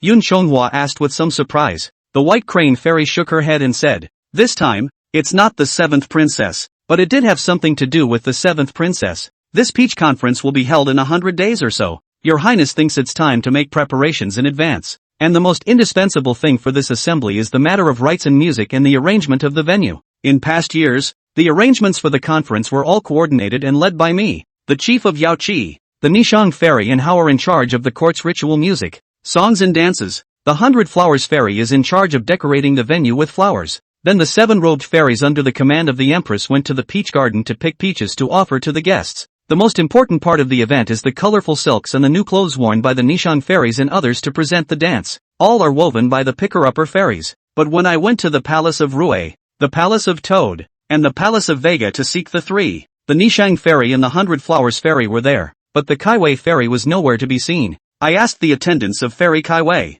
They say that the Kai Weaver fairy has not returned for nearly 5 or 6 days. Yun Chonghua said, "This, 5 or 6 days in heaven, 5 or 6 years on earth. She's been AWOL for so long and no one reported it? Don't the fairies in this heaven have to do their duty?" The White Crane Fairy replied, "This is not unnecessary. It's just that the female immortals in the sky are all under the jurisdiction of the Empress. It's just that the dots are not as attentive as those of earthly immortals. As for the Weaving Maiden, she, like you and me, is also a close friend of the Empress. Have your own star palace in the sky, and the weaver is usually in charge of court weaving, except for the peach. Outside of the 2 Dan Yuan conferences, she had no other business at any other time unless His Majesty's Queen sent an additional decree. Besides, there are some tapestry things that are only found in the mortal world and grow for a long time. It's not uncommon for her to come down for a few years to travel to collect, so people don't really care if she's gone for a few days. Originally, I also thought she had descended to the earth to seek the weaving of the, but then I remembered that the 7th princess had sought her out earlier to borrow a heavenly shuttle to weave brocade.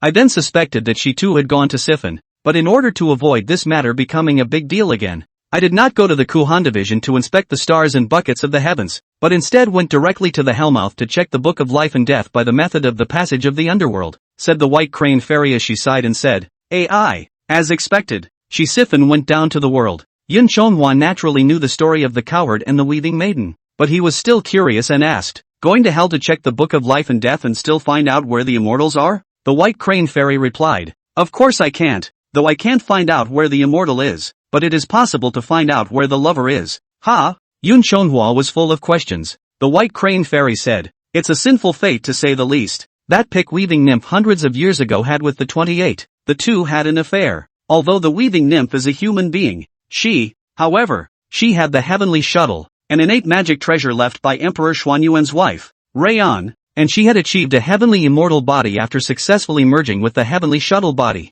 Unlike other fairies in the sky, Ho-E is a human immortal body. According to the rules of heaven, she cannot give birth to love. This matter was discovered by the Picket Wangling and reported to His Majesty. Originally, both of them were going to be relegated to the mortal world to go through the tribulation and retraining, but the Golden Bull Star Monarch was so deeply in love that he took all the blame. When he reported to His Majesty, he said that he saw the beauty of the Fairy Kaiwei and pestered her. Although the 28 stars are His Majesty's favorite generals, the rules of heaven are hard to disobey. His Majesty then relegated the Golden Calf Star Monarch to the mortal world to reincarnate and pass on. The punishment given to him is that of being widowed of his kinship, though he may live a long life. However, he has been lonely and miserable in all his 5 lives. I've checked in hell. He's been through 4 miserable lifetimes. This is his 5th. Now he was born in Anning Village, Nanyang County in the lower realm, and his name is Niolong. But Niolang, who was supposed to have a lonely and bitter life, now has a pair of extra children, and there's no way to find out where his wife came from.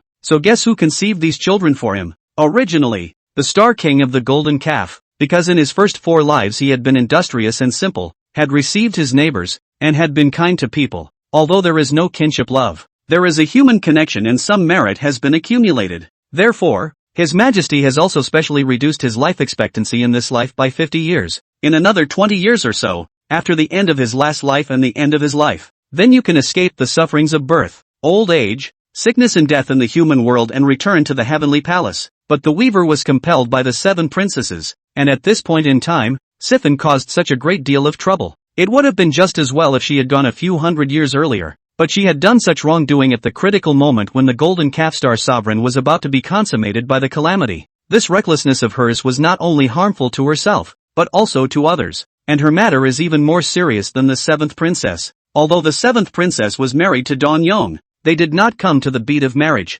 However, the weaving maiden gave birth to 2 half-born sons of God for the cowherd. Fortunately for this matter, right now only the Empress and I know about it. If it were known by others, not only will the weaving maiden be stripped of her heavenly immortal bones and relegated to mortal status, and the Taurus Star King's suffering in these 5 lifetimes in 5 worlds will be considered in vain. Not only will he suffer for nothing, but he will even add to his sins. He'll be made to suffer for 5 more lifetimes. It's not impossible. Yun Chonghua asked. In that case, what the Empress means is that she wants me to go and get the weaver back, and then we'll deal with it privately in the Yaoqi? The White Crane Fairy nodded and said, yes, taking advantage of the fact that no one knows about it right now. The Queen thought of bringing the weaver back to heaven as soon as possible. Things are resolved behind closed doors, and in the end, it is good for everyone to pretend that nothing happened. It's just that I have to prepare for the Peach Blossom Conference, and I also have to stabilize the fairies to keep this matter from leaking. Can't personally go down to the realm to persuade her back. And right now there are not many competent people around the Empress who are close to her.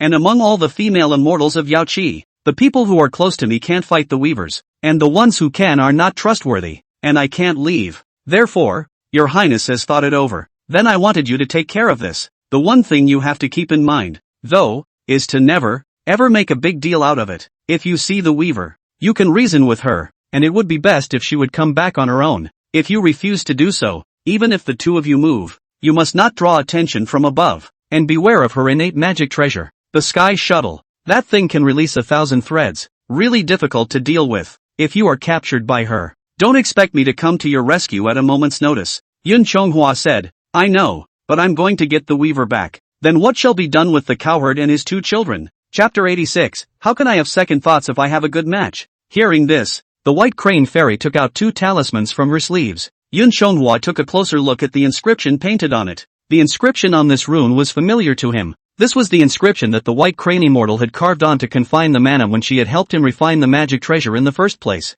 The White Crane Immortal said, this mama is also prepared. After you have captured the weaver, we can then cover this matter up. As for the weaver's pair of demigod children, though particularly troublesome, but I've drawn these 2 runes that confine mana, and all you have to do is to strike these runes into those 2 children's bodies with the law. The mana they were born with would then be imprisoned. I also secretly changed their lifespan to that of an ordinary person. It's still in the Book of Life and Death. The Li Dai Taoji found a woman who died early to be their nominal mother. The judges sighed, mischecking such a big thing. As long as this thing doesn't get out of hand, he wouldn't vocalize it even if he was afraid of taking responsibility. As long as the 2 of them don't reveal their mana, then he can be a blessed mortal on earth for a lifetime. As for the cowherd, he will be able to die at the age of 50 and return to the heavenly realm with his karmic destiny fulfilled. That way everyone is at peace with each other too. Yun Chonghua listened and said, this is good for everyone. Good. I'm going down to the realm to get the weaver back. The White Crane Immortal nodded and continued, I'll leave this matter to you,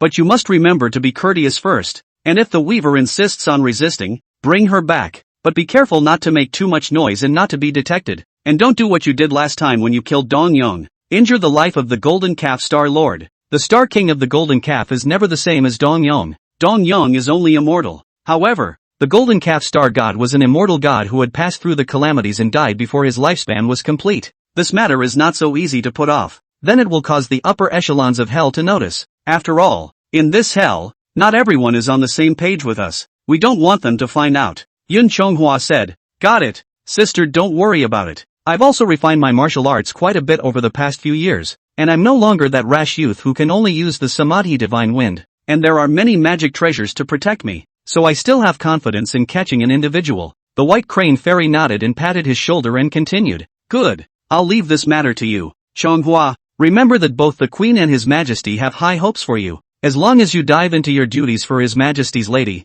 His Majesty's lady will not treat you poorly in the future. Yun Chonghua replied, this I naturally understand. Sister, there's no time to lose. I'll go now. The White Crane Fairy nodded and then guided Yun Chonghua out of the Yaoqi. After sending Yun Chonghua away, Immortal White Crane returned to the Empress chambers. Seeing that White Crane had returned, the Empress asked, "Have you given Chonghua an explanation?" The White Crane Fairy nodded and replied, reporting back to the Empress, "The slave girl has already informed Chonghua of all the circumstances of the matter, and Chonghua has already gone down to the realm to capture Immortal Kai way back to the heavens." The Empress sighed and said, I didn't realize that this wind of Sithan was still so forbidding." At this time, White Crane reported, "By the way, Your Highness, just now, when I went to the heavenly gate to welcome Chonghua to Yaoqi, Su Jingyang of the Tongming Hall stopped Chonghua." Upon hearing this news, the nymphette immediately came to her senses as she opened her eyes and asked, Su Jingyang? What does he want with Chonghua?" The White Crane Fairy replied, "He was ordered by the first Heavenly Father to invited Chonghua to listen to the lecture on the mixed Yuan Dao fruit at the Morocco Palace. It seems to have the intention of enlisting him. I think that the person who went to capture the White Tiger Divine Sovereign that day, it should be him, too." The Queen was not surprised by the news. The Queen asked, "It's good that you're not looking for trouble with Chonghua. By the way, what is Chonghua's attitude towards this matter?" Not everyone would have the opportunity to go to the fruit of the Tao of the mixed elements, with his qualifications, if he went to study it, in time. Then you can also be a great emperor and call yourself an ancestor. Fairy White Crane replied. Chonghua was concerned about going to Morocco Palace to hear about the mixed Yuan Dao fruit. Without the slightest interest, he refused the solicitation of the first Heavenly Father on the spot. After that, he came to Yaoqi with his slave girl. When the Empress heard that Yun Chonghua had rejected the temptation of the mixed Yuan Dao fruit on the spot, she was overjoyed. The Empress laughed. "Oh, the children are teachable. It's not in vain that this palace favors him like this. To be able to refuse a few pieces of Dharma, the pull of the avatar, this was not difficult, but to directly reject the mixed Dao fruit, that's not very easy. It seems like we all weren't wrong about him." The White Crane Fairy continued. "By the way, Your Highness, the gift that Sister White Tiger gave to Chonghua before, it's one of her genjutsu doppelgangers. Chonghua showed it to me before coming. That doppelganger, although it has spiritual awareness, yet there are no memories of the past millions of years. It seems that Sister White Tiger doesn't want to mention too much to Chonghua." The Queen said, "The White Tiger is still like this, though he is a bit cynical in his daytime, but still this much care for the juniors. She sent Chonghua this chance, so I think she has her own plans. Just let her be." At this point, the Queen murmured, "But that Yuan Shi Tianzun, since they are willing to take out the mixed Yuan Dao fruit to enlist Chonghua, I'm afraid they won't just let it go. I'm afraid that they won't just let it go. The most difficult thing in this world is the human heart. Now that Chonghua is feeling the kindness of this palace's enlightenment, it makes sense that he would refuse such an opportunity. If this is a long time," White Crane Immortal said. "Your Highness, Chonghua's loyalty to His Majesty and Your Highness can be seen by the heavens and the sun. Never a second thought." Nyang Yang said. "Naturally, this palace doesn't doubt Chonghua's loyalty. It's just that this palace is thinking that how to completely enlist Chonghua. After all, something like favor will slowly fade with the passage of time, and the temptation of that fruit of the Tao of mixed origin is eternal. After this long period of time, the palace is a little afraid that the first Heavenly Father will take advantage of the situation. After all, it is not without precedent that those who have attained the fruits of the way and switched to the Three Qing sect, from true lord to a heavenly emperor, have become great emperors. He's been following His Majesty in this palace for a much longer time than Rahua." White Crane Fairy naturally knew who the Queen was talking about, only that it was sort of a taboo that neither His Majesty nor the Empress wanted to bring up much, so she could only keep her mouth shut. The White Crane Fairy said at this time with a change of words, "Your Highness need not be troubled. Chonghua's temperament was different from the others. His temperament was similar to that of his sister, White Tiger, in that both were for power. A person who didn't have too much ambition for positions of power. Although he had descended to the earth to serve for nearly 10 years, he still resided among the river god's water mansion. He did not start his own dragon palace. The self-proclaimed name in ordinary days also never as king and prince. As for preferences, the slave girl feels that there is only wine and color. And when the slave girl brought him into the Yaoqi this time, the two of us met up with Immortal Nishang, and he was just as enamored with the beauty of Immortal Nezhang as the male immortals in general. Didn't the Empress say before that, "Will you choose a good match for him in the coming days?" In my humble opinion, why don't we match him with Fairy Nishang? If Your Majesty were to betroth this first beauty of the three realms to him, would you still be afraid that he would have second thoughts about Your Majesty? Hearing this, the Empress said, "Nico? A good choice indeed. Chonghua and her are also considered to be a talented couple. The palace had planned to set them up when Chonghua returned to heaven and became famous. Today she came, And this palace also tried to probe this girl. It's just that our beauty has been living in the Toad Palace for a long time, and she's very cold and lonely. She said she had no intention of getting married. This matchmaker is willing to do, but this kind of thing, but also two sides must be willing to do. The melon that is twisted by force is never sweet. If I were to choose someone else, I would still be confident that I could convince her to marry Chonghua, but with her, even this palace is really in a difficult position. The Empress also said helplessly, the most difficult thing in this world is still this word love. Well, this matter will be discussed later after transferring Chonghua back to the heavenly court. The White Crane Fairy listened and said no more, although she wanted to help Yun Chonghua facilitate this beautiful matter. But as the queen said, the word love is the most difficult to understand. After all, it's fate, not fate. Such a thing as ending without a disease was not something she had experienced with the White Tiger Divine Sovereign and the others. The White Crane Fairy didn't think much of anything since. She only hoped that Yun Chonghua could have his heart in the right place, not like they used to be. Chapter 87 Meeting the Weaver in the Mountain. Yun Chonghua left the heavenly realm and arrived in Nanyang territory. After landing on the cloud, he hid his magic power and changed into his usual clothes for walking on Earth. After looking for neighbors and passers-by to find out about Tranquility Village,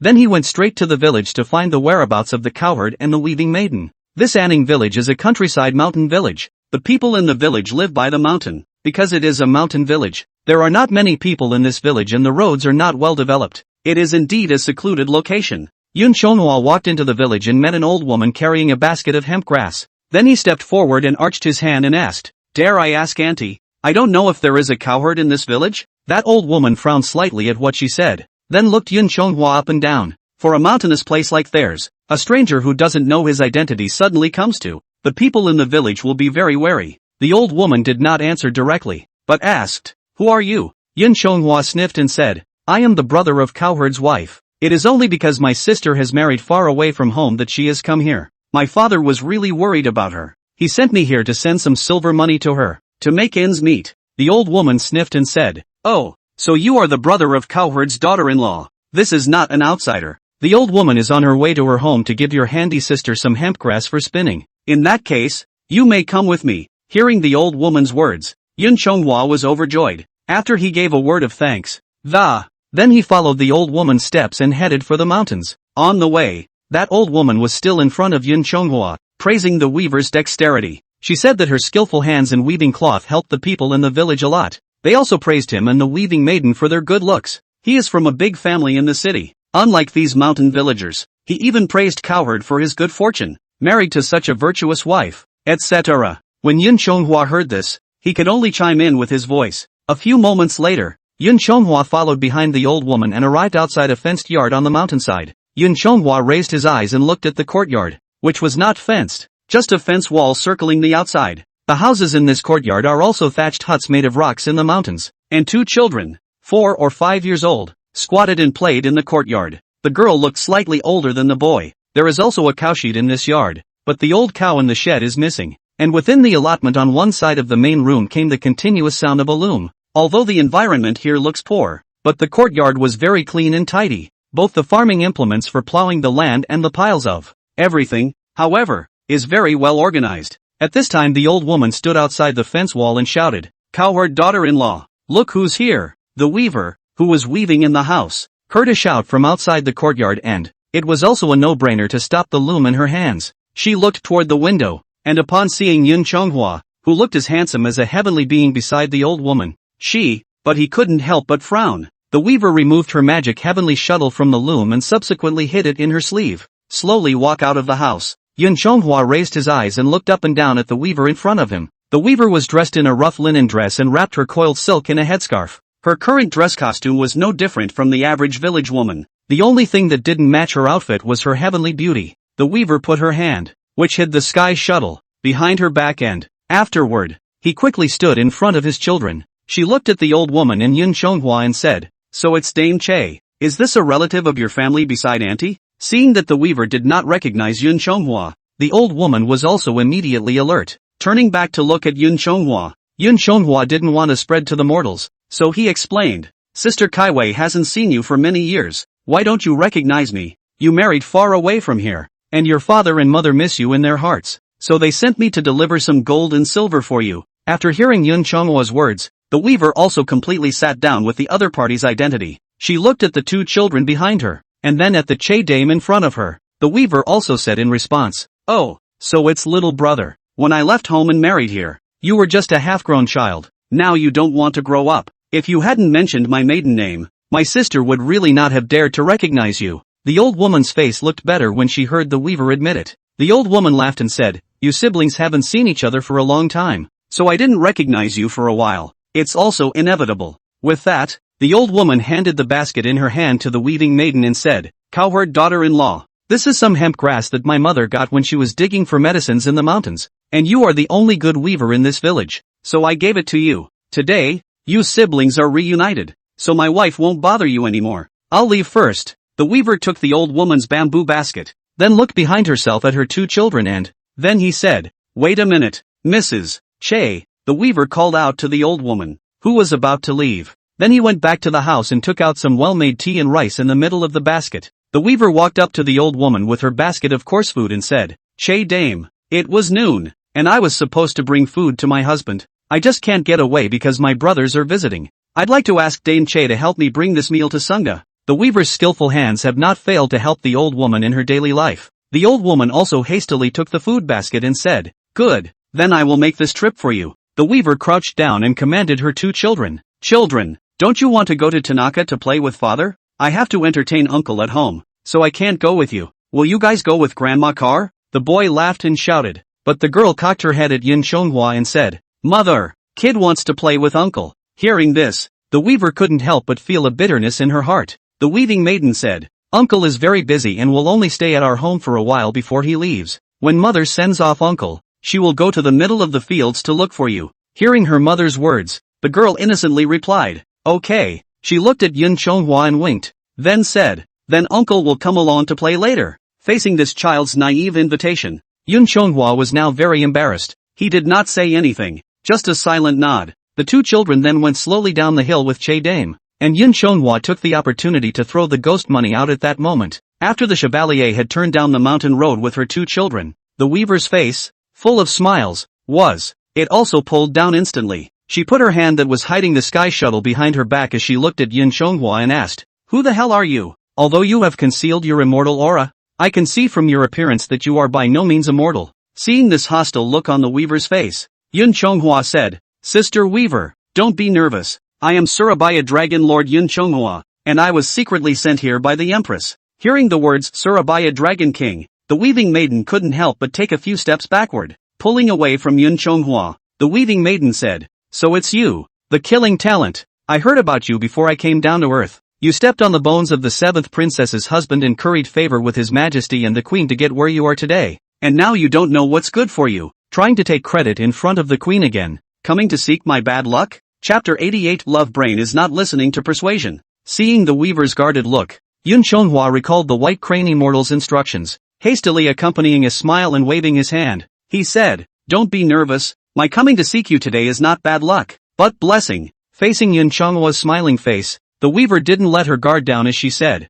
"Blessed? What good fortune is there in being associated with a scoundrel like you? Mr. Dong Xiaozi died in an accident. The 7th princess has been punished by being grounded in Yaoqi. And it's all because of you. If it wasn't for you, the 7th princess and Dong Xiaozi can make peace in the lower realms and be a beautiful couple." When the weaver had not finished speaking, Yun Chonghua continued, "Then they were reported by Zhaojuan, caught red-handed by the great spirit god. The 7th princess will be confined for 10,000 years because of Siphon, and Dong Yong was relegated to the 18 layers of hell for eternity. If I hadn't taken the responsibility for the 7th princess that day, this is what would have happened to the 7th princess and Dong Yong. Nowadays, the 7th princess is only confined to her own chambers in Yaoqi, and Dong Yong is also reincarnated to enjoy the blessings of 9 lifetimes. That's what the scumbag in me brought them." The weaver heard this and turned her head sideways and said disdainfully, "Oh, it's just you for power and position. It's just a grandiose defense. In the middle of that incident, Dong Xiaozi died and the 7th princess was grounded. Although Zhaojuan was a blackmailer, but he's just reporting it impartially. There's nothing to blame. You're the only one who's profiting the most from this killing. What is this person who steps on other people's corpses and bones to reach heaven, if not a scumbag?" Hearing this cold words from the weaver, Yun Chonghua didn't bother to argue with her. After all, she's already got a preconceived bad impression of herself. It would be futile to explain yourself any further. But Yun Chonghua didn't care about the weaver's tirade. The one-step reward was the reward he deserved after he had defended the royal face and the majesty of the strip, and had brought the matter to a successful conclusion at minimal cost. As to whether it is a credit to the defense of the three worlds, or the meanness of breaking up people's marriages, that can only be seen in a benevolent way. The wise man has seen the light. Yun Chonghua looked at the weaver and said, I don't care what you think of me. I've come to see you today by secret order of the queen. If it weren't for the queen's order, I wouldn't bother with your business. It's all right. There are no outsiders here. We don't have to hide our words. The fact that you, Fan, went down to the realm to have a child in an illicit match with the golden calf star lord has been exposed. But the empress is merciful, and Sister White Crane has taken care of everything for you.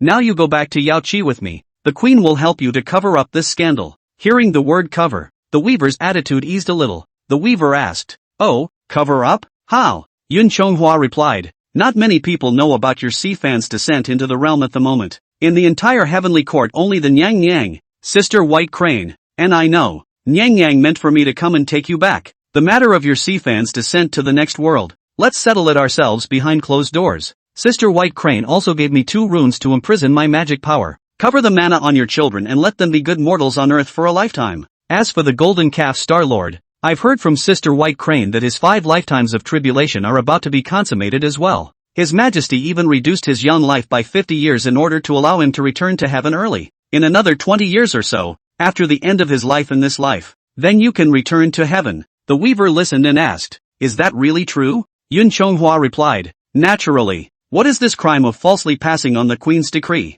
I'm sure you don't need me to tell you. I'm not that bold yet. All right. I have already brought the meaning of the empress. The best outcome at the moment is for you to return to Yaoqi with me to apologize to the empress and hang on to your horse in time. How the queen will punish you afterward, this I am not sure. But Taurus Stargazer and your 2 children, we can all have a good ending. Let's take advantage of the fact that everyone doesn't know about it. And let's make this a big deal and a small deal. It's the best possible outcome. The weaver was silent even as she listened. The weaver looked at Yun Chonghua again as she pondered. And Yun Chonghua just stood still and waited for her to think things through. Yun Chonghua looked at the weaver's heart inside. He was not so good at commenting on the weaver's siphon. I'm just glad that Taurus Stargazer wasn't victimized by the weaver before. There are times when having a reckless love brain wife is a real stumbling block in the career path. Just when Yun Chonghua felt that he had spoken to the weaver, intending to just take her back to the heavenly court to resume her duties, the weaver was frowning and said, No, you're lying to me. Hearing this, Yun Chonghua was also stunned.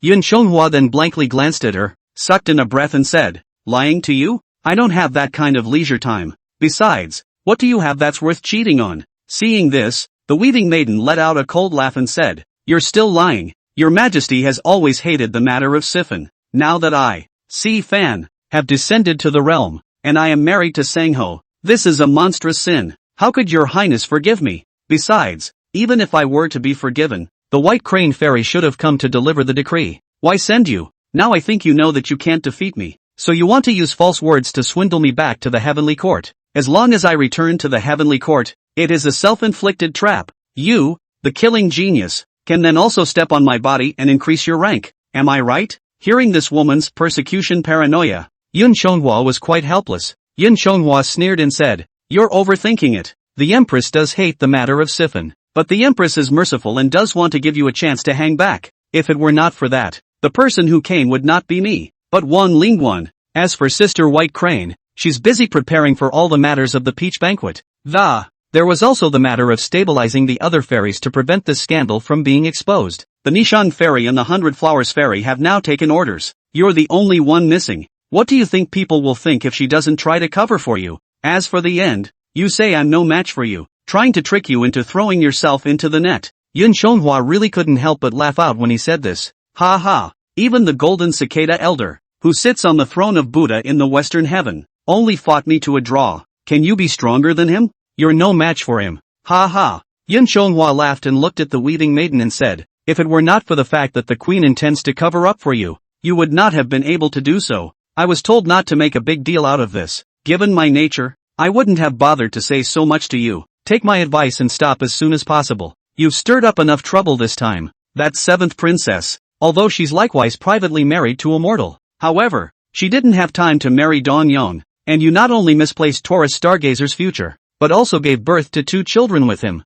If this matter does get out, there is no need for me to say what will happen to you. Go back to Yaoqi with me now and apologize to the queen. It's not too late. Otherwise, all of your family will be doomed. Although Yun Chonghua had already maximized his efforts to move his heart and reason, but the weaver was not buying him in the least. The weaver sneered and said, "Humph, mileage, you people only have prospects in your eyes. Although my husband and I have only been together for a few years, during these years we have both been in love as husband and wife, plowing and weaving in the mountains and raising our children. The joy of love and affection in it is far better than being some kind of god in the cold and clear sky. That heartless heaven. Go back to yourself if you want to." Yun Chonghua sighed helplessly as he listened. Dealing with women with love brains is a real pain in the ass. His patience was also worn out by her. Yun Chonghua said, "Alas, since you are so insensitive, stubbornness, then I'll be offended." Saying that, Yun Chonghua then summoned the painted pole square sky halberd. Chapter 89, letting you make a move is just a matter of not being so proud of yourself. Yun Chonghua summoned his painted pole square sky halberd. Then he pointed his halberd at the weaving maiden and said, "I'll give you one last chance. If you honestly follow me back to Yaoqi, we will all be at peace." When the weaver saw this, she, too, gave a tug at the cloth she was wearing and he also revealed his true body of a heavenly immortal in brocade garments. The weaver laughed coldly. "Oh, you're annoyed after I broke down your true colors, but want to take me down. You're not good enough for a little dragon king. Enough or not, always have to try before saying so." Having said that, Yun Chonghua also did not bother to speak with her more. An instantaneous body came to the front of the weaver. He waved the painting halberd in his hand and raised his hand towards her chest and abdomen. Although the weaving maiden is a celestial fairy, she is only good at plowing and weaving. The only thing that was relied upon was the heavenly shuttle, an innate magic treasure, in his hands. Yun Chonghua's sudden strike also really caught her off guard. Hardly took this hit from Yun Chonghua, but Yun Chonghua didn't want to beat her to death. He just wanted to subdue her and tie her up with the dragon binding rope. Just put it in a bottle and bring it back to Yaoqi. Together with the fact that the weaving maiden was a heavenly immortal body. Although it was a bit painful to receive this blow, it was not a big problem. At this time, the weaver's innate magic weapon, the sky shuttle, flew out of her own sleeve, only to see that the heavenly shuttle released 1,000 strands of thread, which instantly turned into a heavenly net, blocking the weaver who had been sent flying. The weaver covered her own chest and abdomen and said, "You kill talents, when you are really ruthless." Yun Chonghua laughed coldly. "If I were truly ruthless, that blow just now would only have been heavier." "How? Will you come back with me now?" The weaver rubbed her injury and said with a sneer, "Humph, but it was just that you lost a move by your villainous sneak attack. Now that my magic treasure has been sacrificed, you're the one who should be in trouble," the weaver said, with a divine light in her eyes, and as her hands choked the incantation, the heavenly shuttle in her hand spun up rapidly, and as it did, tens of thousands of golden threads flew towards Yun Chonghua. Seeing this, Yun Chonghua dodged left and right, and waved his halberd in his hand to take turns to fight. However, the golden thread was like a living thing, comparable to a maggot attached to the bone. Like a shadow, wherever Yun Chonghua hid, the golden thread chased him. Yun Chonghua waved the halberd in his hand. The halberd was released by the thunder light, although it could cut off the silk thread. But the threads connected again the next moment. Yun Chonghua had no choice but to activate the Kuan scale treasure cloth, and light wings manifested behind him. Immediately, he flew above the sky. The weaving maiden saw the Kuan scale treasure cloth on him, but she couldn't help but laugh and say, "Ha, you kill talent when really good life. White crane fairy of this magic treasure. I did not expect that now wear to your body. However, fiddling with this immortal cloth in front of me is considered to be your own death." With a movement of the weaver's divine thoughts, the Kuan scale treasure cloth instantly became ineffective. Yun Chonghua planted himself directly from the sky, and the weaver is grasping at straws at the moment. The 1,000 threads also grabbed straight towards Yun Chonghua. Seeing this, Yun Chonghua immediately summoned his cloak to fend it off, but in the very next moment, Yun Chonghua was bound into a dumpling by the silk thread released by the weaver's heavenly shuttle. When the weaver raised her hand, a few silk threads flew out and they hung him on the mountain. The weaving maiden flew to Yun Chonghua on an auspicious cloud at this time and asked, "How is it? Let's see what you've got left now." Seeing this, Yun Chonghua let out a light laugh and said, "You bunch of heavenly immortals with innate magic treasures. One by one, they're all such rascals. It seems that I have underestimated your abilities. Now that I've been captured by you, I have nothing to say. It's just that I don't understand how you made my Kunscale treasure cloth lose its immortal power in an instant. Even if this dress was made through your hands, you can't control this immortal dress, right?" The weaver replied, "It is true that I have no way to control the Kunscale treasure cloth, yet I can disable it. The core of this Kuan scale treasure clothes is the essence of the Kuan Pang on your chest, but if you want to use the power of the Kuan Pang, You still need the feathers of the 100 birds on your clothes to tame the power of the Kuan Pang, and connecting the essence to these 100 birds' feathers. Guess where the silk threads are? Yun Chonghua sighed as he listened and said, alas, so that's how it is. I didn't expect that one of my most ceremonial magic treasures would become the deadliest break in front of you. The weaver laughed. Kid, just stay here in the mountains for a few years. Seeing the weaver's complacent look, Yun Chonghua immediately poured cold water on her and said, AI, don't get cocky yet. You just unexpectedly want to move against me. Our fight isn't over yet. The weaver laughed at this. Oh, so what else do you have? You're bound by this 1,000 threads of mine, and you still have such a stiff upper lip. Yun Chonghua shook his head and said, it's just a matter of letting you make a move. If it weren't for the fact that your highness had previously instructed, don't allow me to make a big deal out of it, you would have been blown back to the southern heavenly gate by my samadhi divine wind. Alas, your majesty's errand this time is truly a chore, and if it were not for this restriction, I would not have had to tangle with you for so long, Yun Chonghua said and shouted open. Then the wheel of merit appeared behind him. The body was filled with dazzling Buddhist light. The 1,000 threads released by the weaver's heavenly shuttle were difficult to entangle, however, it was also instantly swollen and broken by his golden body Dharma phase. The weaving maiden was shaken back by the sudden Buddhist light. She did not expect Yun Chonghua,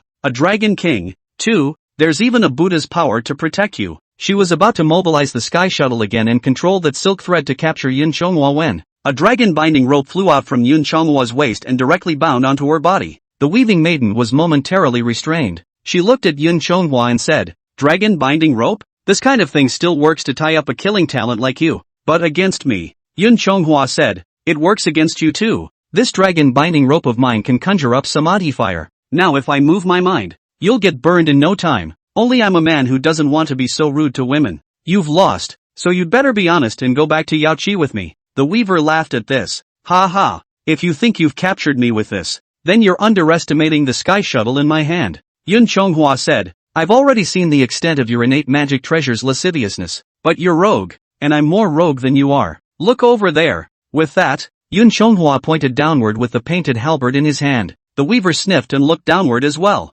At that moment in that field, the cowherd is hard at work plowing with the old oxen of his family, and the 2 children of the weaving maiden are playing happily in the fields. But just a short distance away from that field, there stood a beautiful woman in purple. She was looking at the cowherd and her 2 children. Although the weaving maiden had never seen the white tiger goddess, looking at her appearance, she was by no means mortal. At this time, the weaver turned back and scolded, you killing talents are really shameless. I didn't realize I was hiding a helper. You can come at me if you want. Threaten me with my husband and child. What a hero, Yun Chonghua said. I'm sorry, I've never called myself a hero. Besides, you're the one who's not looking out for them, not me. The weaving maiden snorted coldly and said, humph, if it weren't for you, the killer genius, we'd be a loving couple. Helen. Before the weaver could finish her sentence, Yun Chonghua raised his hand and slapped her. The slap blindsided the weaver directly, and she turned back to the full of surprise. He looked at Yun Chonghua. Chapter 90 White Face,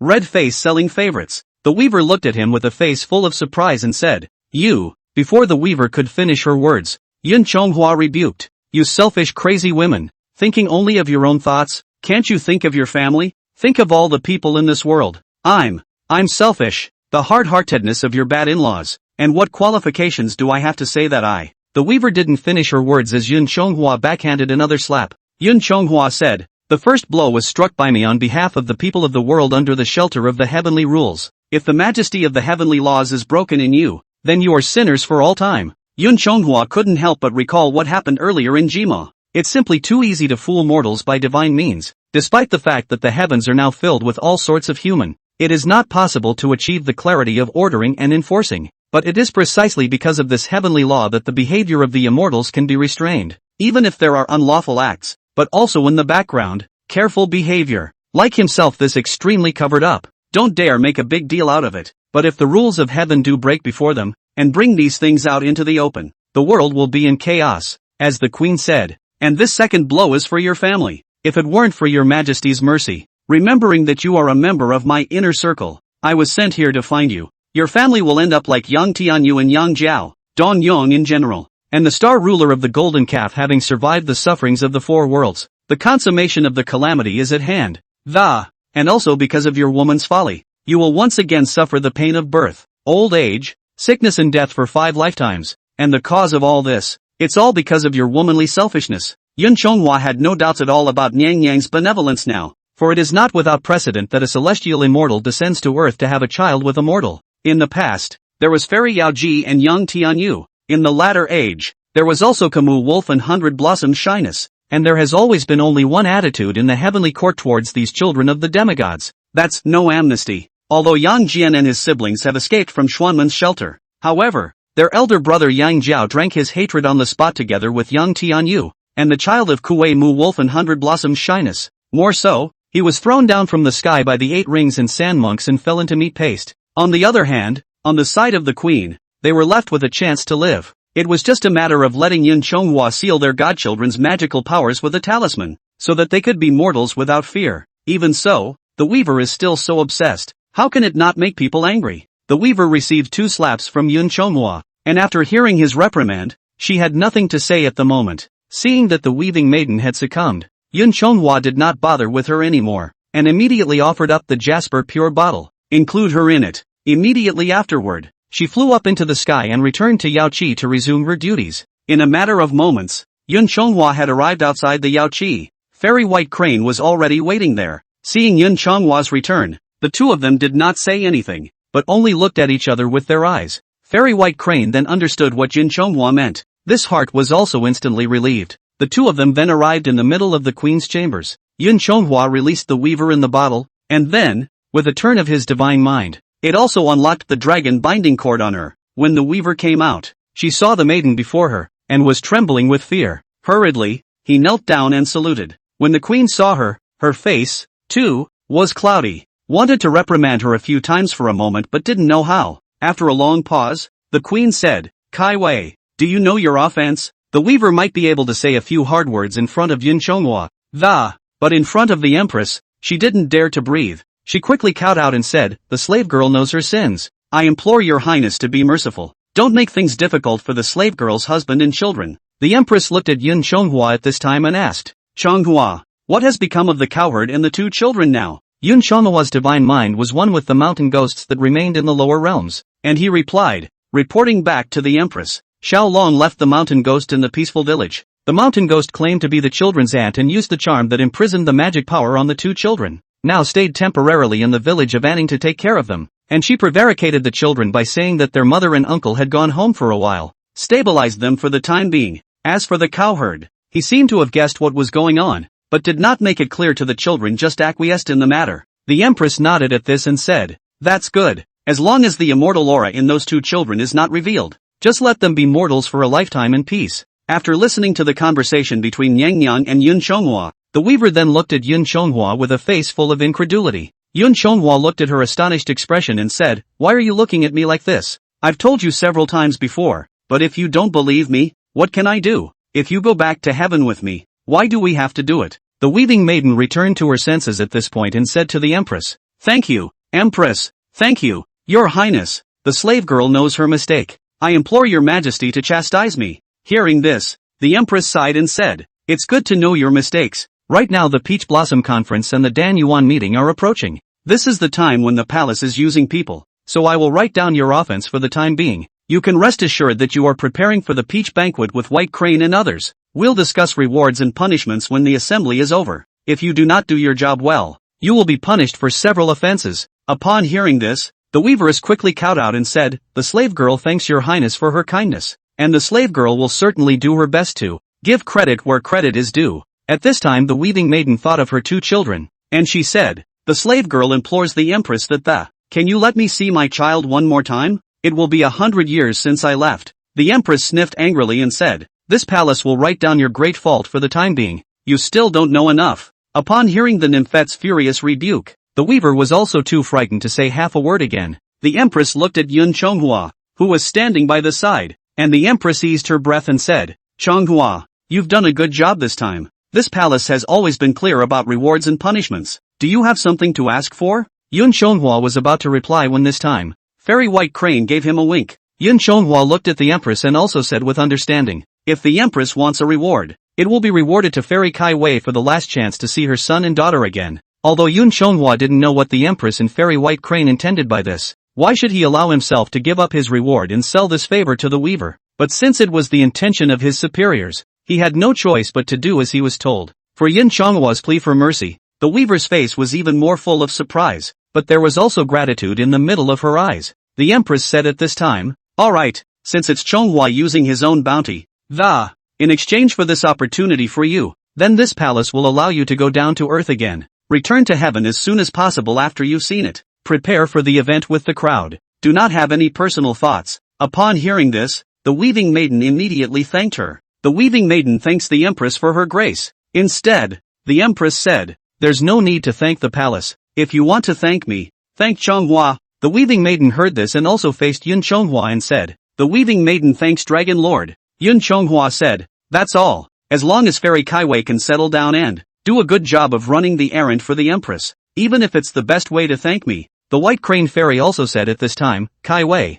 there is 1 day in heaven and 1 year on earth. You should not delay any longer either. You go down to the world with Chonghua as quickly as possible. After you have seen the child, return to heaven as soon as possible. The Peach Conference and the Dan Yuan Conference are things that cannot be delayed." The Weaving Maiden and Yun Chonghua then took their leave of the Empress, and the two of them prepared to descend to the earth for another journey. Chapter 91, A Favor from the First Weaver of the Three Worlds. After Yun Chonghua and the Weaving Maiden left, the White Crane Fairy looked at the Empress and asked, "Empress, the slave girl doesn't quite understand. Even though your highness wanted to grant Saiwei's wish to visit the child, there's no need to let Chonghua do favors with his bounty." The Empress laughed, "Oh, Saiwei's favor is the best reward for Chonghua. White Crane, who else does Kaiwei have the best relationship with among all the fairy eagles in the sky, other than with you and 100 Flowers?" The White Crane instantly understood what the nymphette meant, and the White Crane Immortal said, "Immortal Nei Shang." The queen nodded and said, "Not bad, this Qingling fairy of ours. In addition to the court rituals and music to offer dance, weekdays are almost always secluded in the Toad Palace, even if she has been in the immortal world for thousands of years, but also rarely interact with people. The only people who are on good terms with her would be Kaiwei, Yao Ji, and the three holy mothers, and the only one she frequents is Kaiwei. Nazumi doesn't have any favorites on a regular basis, and she doesn't like spells and magic treasures, much less positions of power. Apart from musical instruments, songs and dances, the only thing she liked was the brocade garments made by Kaiwei. It was because of this that, only this time did this palace let Chonghua personally handle this matter. I also wanted him to show Kaiori some kindness, but I didn't expect Kaiori to be so stubborn. He has been tied back by him, and now he has no choice but to do so. He and Kaiwei will work together under the palace's command, so we can make good karma. It's not a bad thing. Moreover, Kai Weaving is in charge of the heavenly shuttle. Although there are quite a few great powers with magical power in these 3 realms and 6 channels, but that seamless heavenly weaving wonderful skill is something only she can do. Even if that Western heavenly Buddha old man wanted to weave Jinlan Buddha clothes, it was after sending some tributes to the heavenly court. It was only after His Majesty's decree that Kaiyu helped to weave it with the help of the heavenly shuttle. With this favor, if Chonghua needs anything in the future, there is also no need to labor for His Majesty and the palace to lower their orders. But at this time the nymphette also sighed and said, "Alas, it's just that I don't know if Chonghua can understand this palace's good intentions." The White Crane Fairy replied. The slave girl thought that although Chonghua would not necessarily understand, but he will also be sure to follow Her Majesty's decree. Yun Chonghua and the Weaving Maiden went out of the Yaoqi, and then they were going straight to the lower realm. Even though the two of them walking together was eye-catching, the Celestial Court Immortals didn't feel there was anything wrong. After all, both of them were regular visitors to the Yaoqi and close ministers of the Empress. When the two of them arrived at the Flying Snow and Jade Flower stage at the Yaoqi stage, Fairy Nishang is rehearsing music and dance on the stage with a group of Toad Palace ladies. The melodious divine music of the heavenly palace that had been passed down for 10,000 years was really refreshing to smell.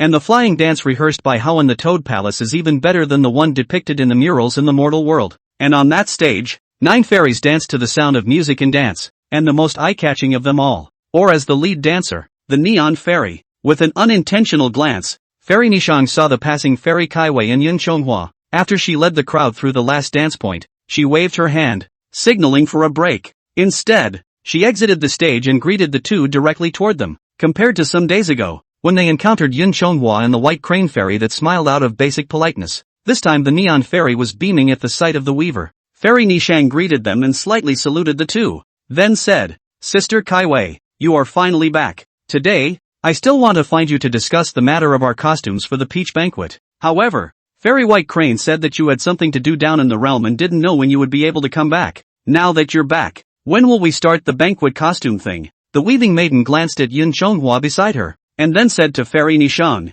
"Sister Nishang, let's talk about the banquet preparations later. I still have some things to go down to the realm to take care of with the Dragon King, when I return later, and then I will confer with my sister." Immortal Nishang nodded at her words and said, "Alright, then Sister Kaiwei will first deal with important matters with the Dragon Lord. We also rehearsed first." At this time, Immortal Nishang looked towards Yun Chonghua and saw the two of them going down together to take care of things. Then this thing must be no small thing. Then Fairy Nishang made another bow to Yun Chonghua, and then said, "Dragon King, although my sister Kaiwei is strong, her magic power is not high, so I would like to ask the Dragon Lord to take care of her when she is in the lower realms." Hearing that the always cool Fairy Nishang had actually spoken to herself, Yun Chonghua was a bit surprised. However, he also replied without being overbearing, "Don't worry, Fairy, Chonghua will definitely do his best." When the two said that, the Neon Fairy folded back to the stage after nodding her head. Instead, Yun Chonghua and the Weaving Maiden went out of the Yaoqi and went down to the lower realm at the earliest possible time. A few moments later, Yun Chonghua returned to the mountains around Ning village with the Weaver. But the Weaver did not immediately go to her husband and children. The two of them had just landed on the clouds, but the Weaving Maiden knelt directly in front of Yun Chonghua. Yun Chonghua was startled at the sight, then asked, "What is the fairy doing?" However, due to the differences between men and women, Yun Chonghua was not in a position to come forward to assist. The Weaving Maiden said, "It was me who misunderstood Dragon Lord about what happened before. Please forgive me." Kaori is also grateful to the Dragon Lord for exchanging his own reward for the chance to see my child again. Yun Chonghua replied, "Fairy doesn't have to be like this. These are all graces given to you by the Empress. I'm just an errand boy. If the fairy wants to thank you, just be good enough to run errands for the queen." The Weaver listened, but still did not get up. After the Weaving Maiden was silent for a long time, she looked at Yun Chonghua and prayed, "Dragon King, Kaiwei has a favor to ask of the Dragon Lord." Yun Chonghua looked at the woman's eyes and guessed what she was asking for. Yun Chonghua said, "Are you begging me to take care of your children and husband?" The Weaving Maiden nodded and said, "Dragon King is wise. Now I'm going back to heaven to prepare for the Peach Conference. There is a lot of business involved, and this farewell may be decades, and these decades, it may be nothing to us immortal gods, but to my two children it is their whole lives. Now they are still young. Someone needs to take care of it. Kaiwei implores Dragon Lord to take the trouble to watch over my two children until they reach adulthood. If Dragon Lord is willing to oblige." Thereafter Kaiwei knots the grass and titles the ring as well to surely repay the Dragon Lord's kindness. With that, the Weaving Maiden was bending down and bowing to Yun Chonghua. Yun Chonghua looked at her with a sense of emotion. Even though they, the ones who are immortals, have vast magical powers and millions of years of life, they have families, but they also have emotional ties. Yun Chonghua thought carefully, feeling that the Nianjiang and the White Crane asked him to sell this favor to the Weaver. Although he did not know the reason, he thought that there must be a deep meaning. After all, if it was just a plea for mercy, there was no need for him to say it. White Crane said the same thing, although Yun Chonghua did not know the intention. But multiple friends are better than multiple enemies, and there is no harm in making good karma. After thinking about it, Yun Chonghua said, "It's just a matter of lifting a finger. Fairy, there's no need to be like this. Besides, the children still call me uncle, so there's no harm in me caring a little more on earth." Hearing Yun Chonghua's promise, the Weaver hurriedly thanked her. Kai Weaving thanks Dragon Lord for making this possible. Kai Weaving magic power is not as vast as the Dragon King, but in terms of weaving skills, I dare to boast that no one in the three realms is as good as me. If Dragon Lord has any needs in the future, he can also come to the Vega Palace to find me by all means. Yun Chonghua didn't take it too seriously as he said, Alright, you and I are on the same errand for the Empress. We should help each other out. There's no need for the fairy to be like this. Get up quickly." The Weaver sniffs, then slowly rises to her feet. The two then each changed back into their earthly attire and headed straight for Cowboy's home. Chapter 92, The Great Sage Returns. After Yun Chonghua promised the Weaving Maiden, the two of them changed their earthly attire after then he went straight to the place where the cowherd lived. As we approached the house, Yun Chonghua stopped his footsteps and asked, "I just don't know how Fairy parted with her family?" The Weaver sighed and said, "What else could it be, since it is a parting of life and death? This time, returning to heaven. Even if there was a chance to see them again, it would be decades after the lower world. By that time the children were dying of old age. It would be really unseemly to see my magnificent mother again," the Weaving Maiden said with some sadness. "Besides, parting in life and death is something that must be experienced in life, even though it's cruel to the kids. But the long pain is always better than this short pain. Only then can they start a new life better." Yun Chonghua said nothing although he was a bit shocked. After that, Yun Chonghua returned to that home with the weaving maiden as her younger brother. Meet up with the auntie who was pretending to be a mountain ghost. The family then had a final reunion dinner at the home of the cowherd. Yun Chonghua and the weaving maiden stayed in this home for a few days. Yun Chonghua also mentioned to the weaver about using charms to imprison the children's mana. But when speaking of it, the weaver looked at a son and a daughter she had given birth to. Something seemed to come to mind. Yun Chonghua also saw the change in her eyes, from the initial sudden realization, and then the fear, the clarity, the pain, and finally the resilience that followed. The weaver did not use the white crane fairy's charm after that. A once and for all solution was chosen. That is, picking the bones of a fairy. Because only in this way can her children truly become immortal, to truly live as immortal. Though Yun Chonghua didn't know what the weaver had thought of, what she was jealous of. Letting go of the simplest talisman that imprisons mana. He had to pick the fairy bones of the children, but it was her decision as her own mother, so he couldn't really say anything. The weaver endured the pain in her heart and wasted the immortal bones of her two children with her own hands. But fortunately, the two children are still young, and have not yet practiced, and their immortal bones have not yet been awakened. The fit with their bodies wasn't great either. After the weaver had fed the children the mandragora flowers that Yun Chonghua had gathered from 10,000 miles away to fall asleep, the pain of this transformation is not too strong for them. In the days that followed, the children were as if they had been very sick. The weaver took good care of them for a few days, and after the children are well, but also ushered in one of the biggest bad news in his life. That is, his mother went up the mountain to collect medicines, lost his footing and fell off the cliff. Death news. And then the villagers of Anning village, along with Yun Chonghua, mountain ghosts of the couple. He took care of the aftermath of the weaver himself. As an aunt, the mountain ghost is also trying her best to comfort the two children who have lost their mother.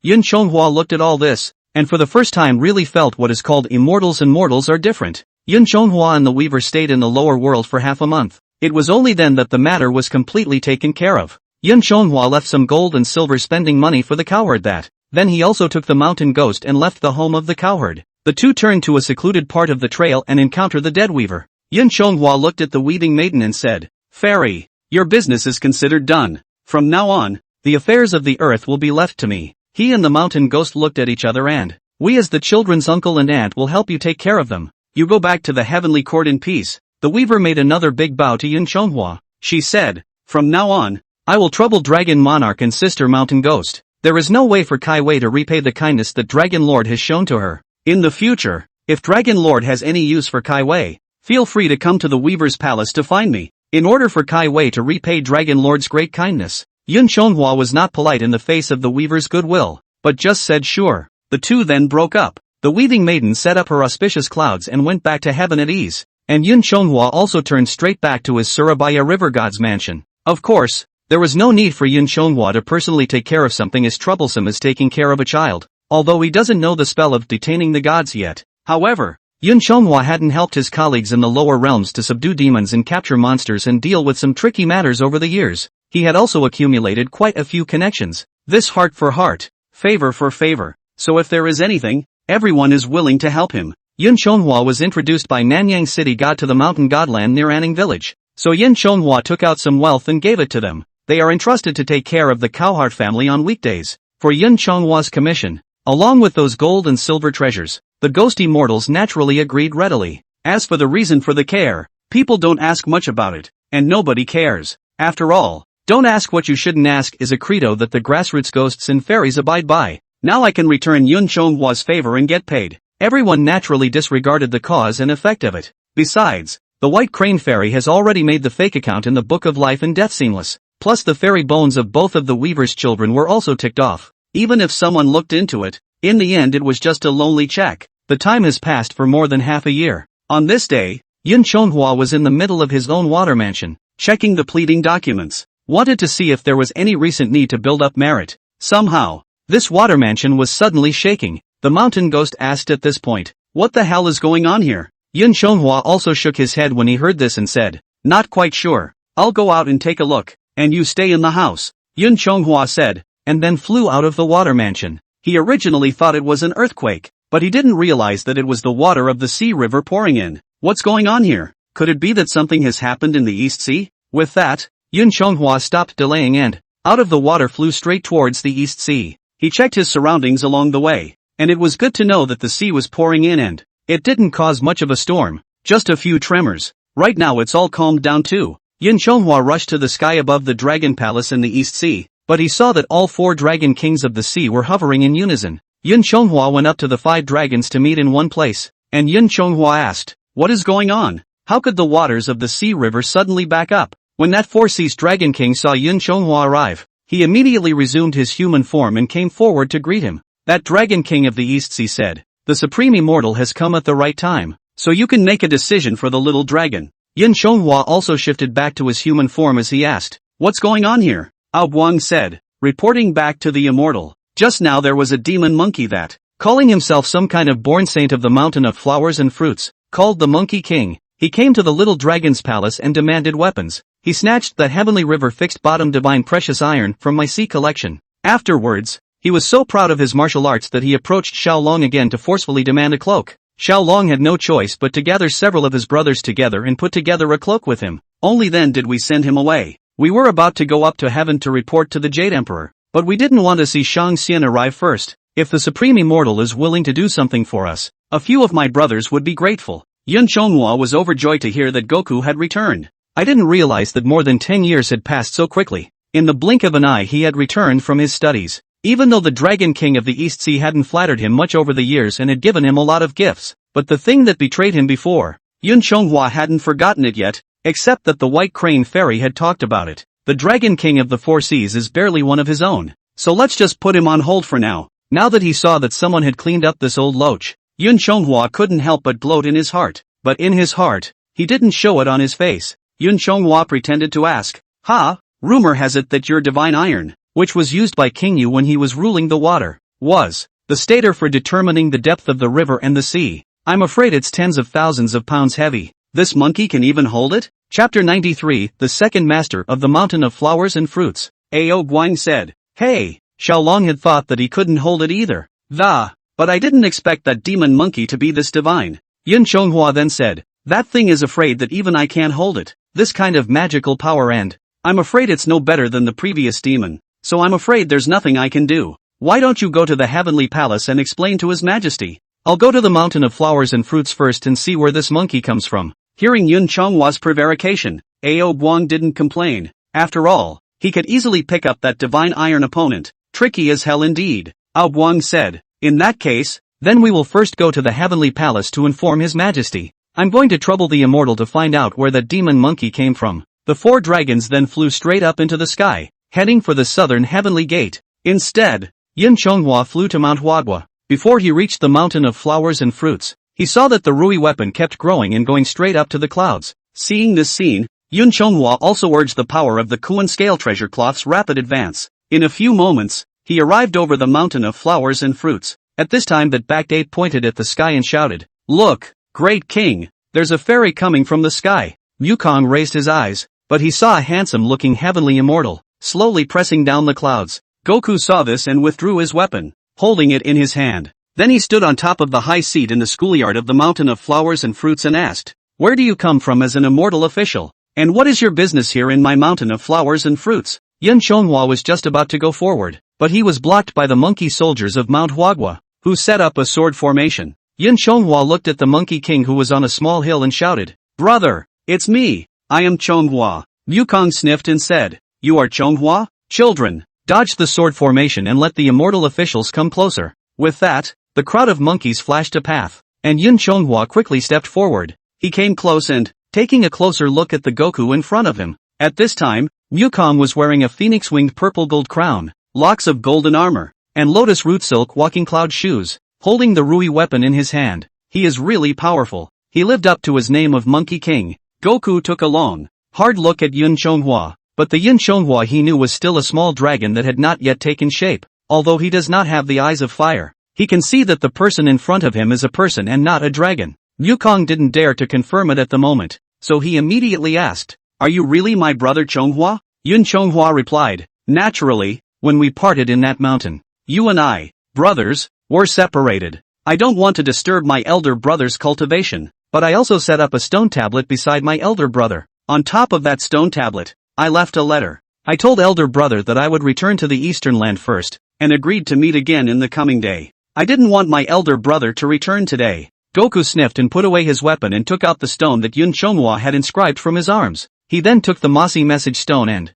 he ran to Yun Chonghua's front and said, I didn't realize that it was really my younger brother. Before you and I sought immortality together, I went into the cave without seeing you. I've had a hard time finding you. The fairy boy who guarded the door once said that you have another destiny. At the time, I thought he was just trying to stall, but I didn't expect it to be true. Before the virtuous brother was a small four-clawed dragon, now cultivated into a human body. If not mentioned this message stone, my brothers really doesn't dare to recognize him. Yun Chonghua laughed. He, little brother has indeed changed a bit over the years. Goku then said, Come, sage brother, please take your seat. With that, he led Yun Chonghua to the Monkey King's throne. Wukong greeted the monkeys and said, Boys, this is my king on his way to study. We are brothers. Now that we are reunited, bring us the best wine and fruits from the mountain. Pick up with my brother. When the monkeys heard Wukong's greeting, they immediately sprang into action. Those who picked melons, fruit picking for fruit picking and wine serving for wine serving.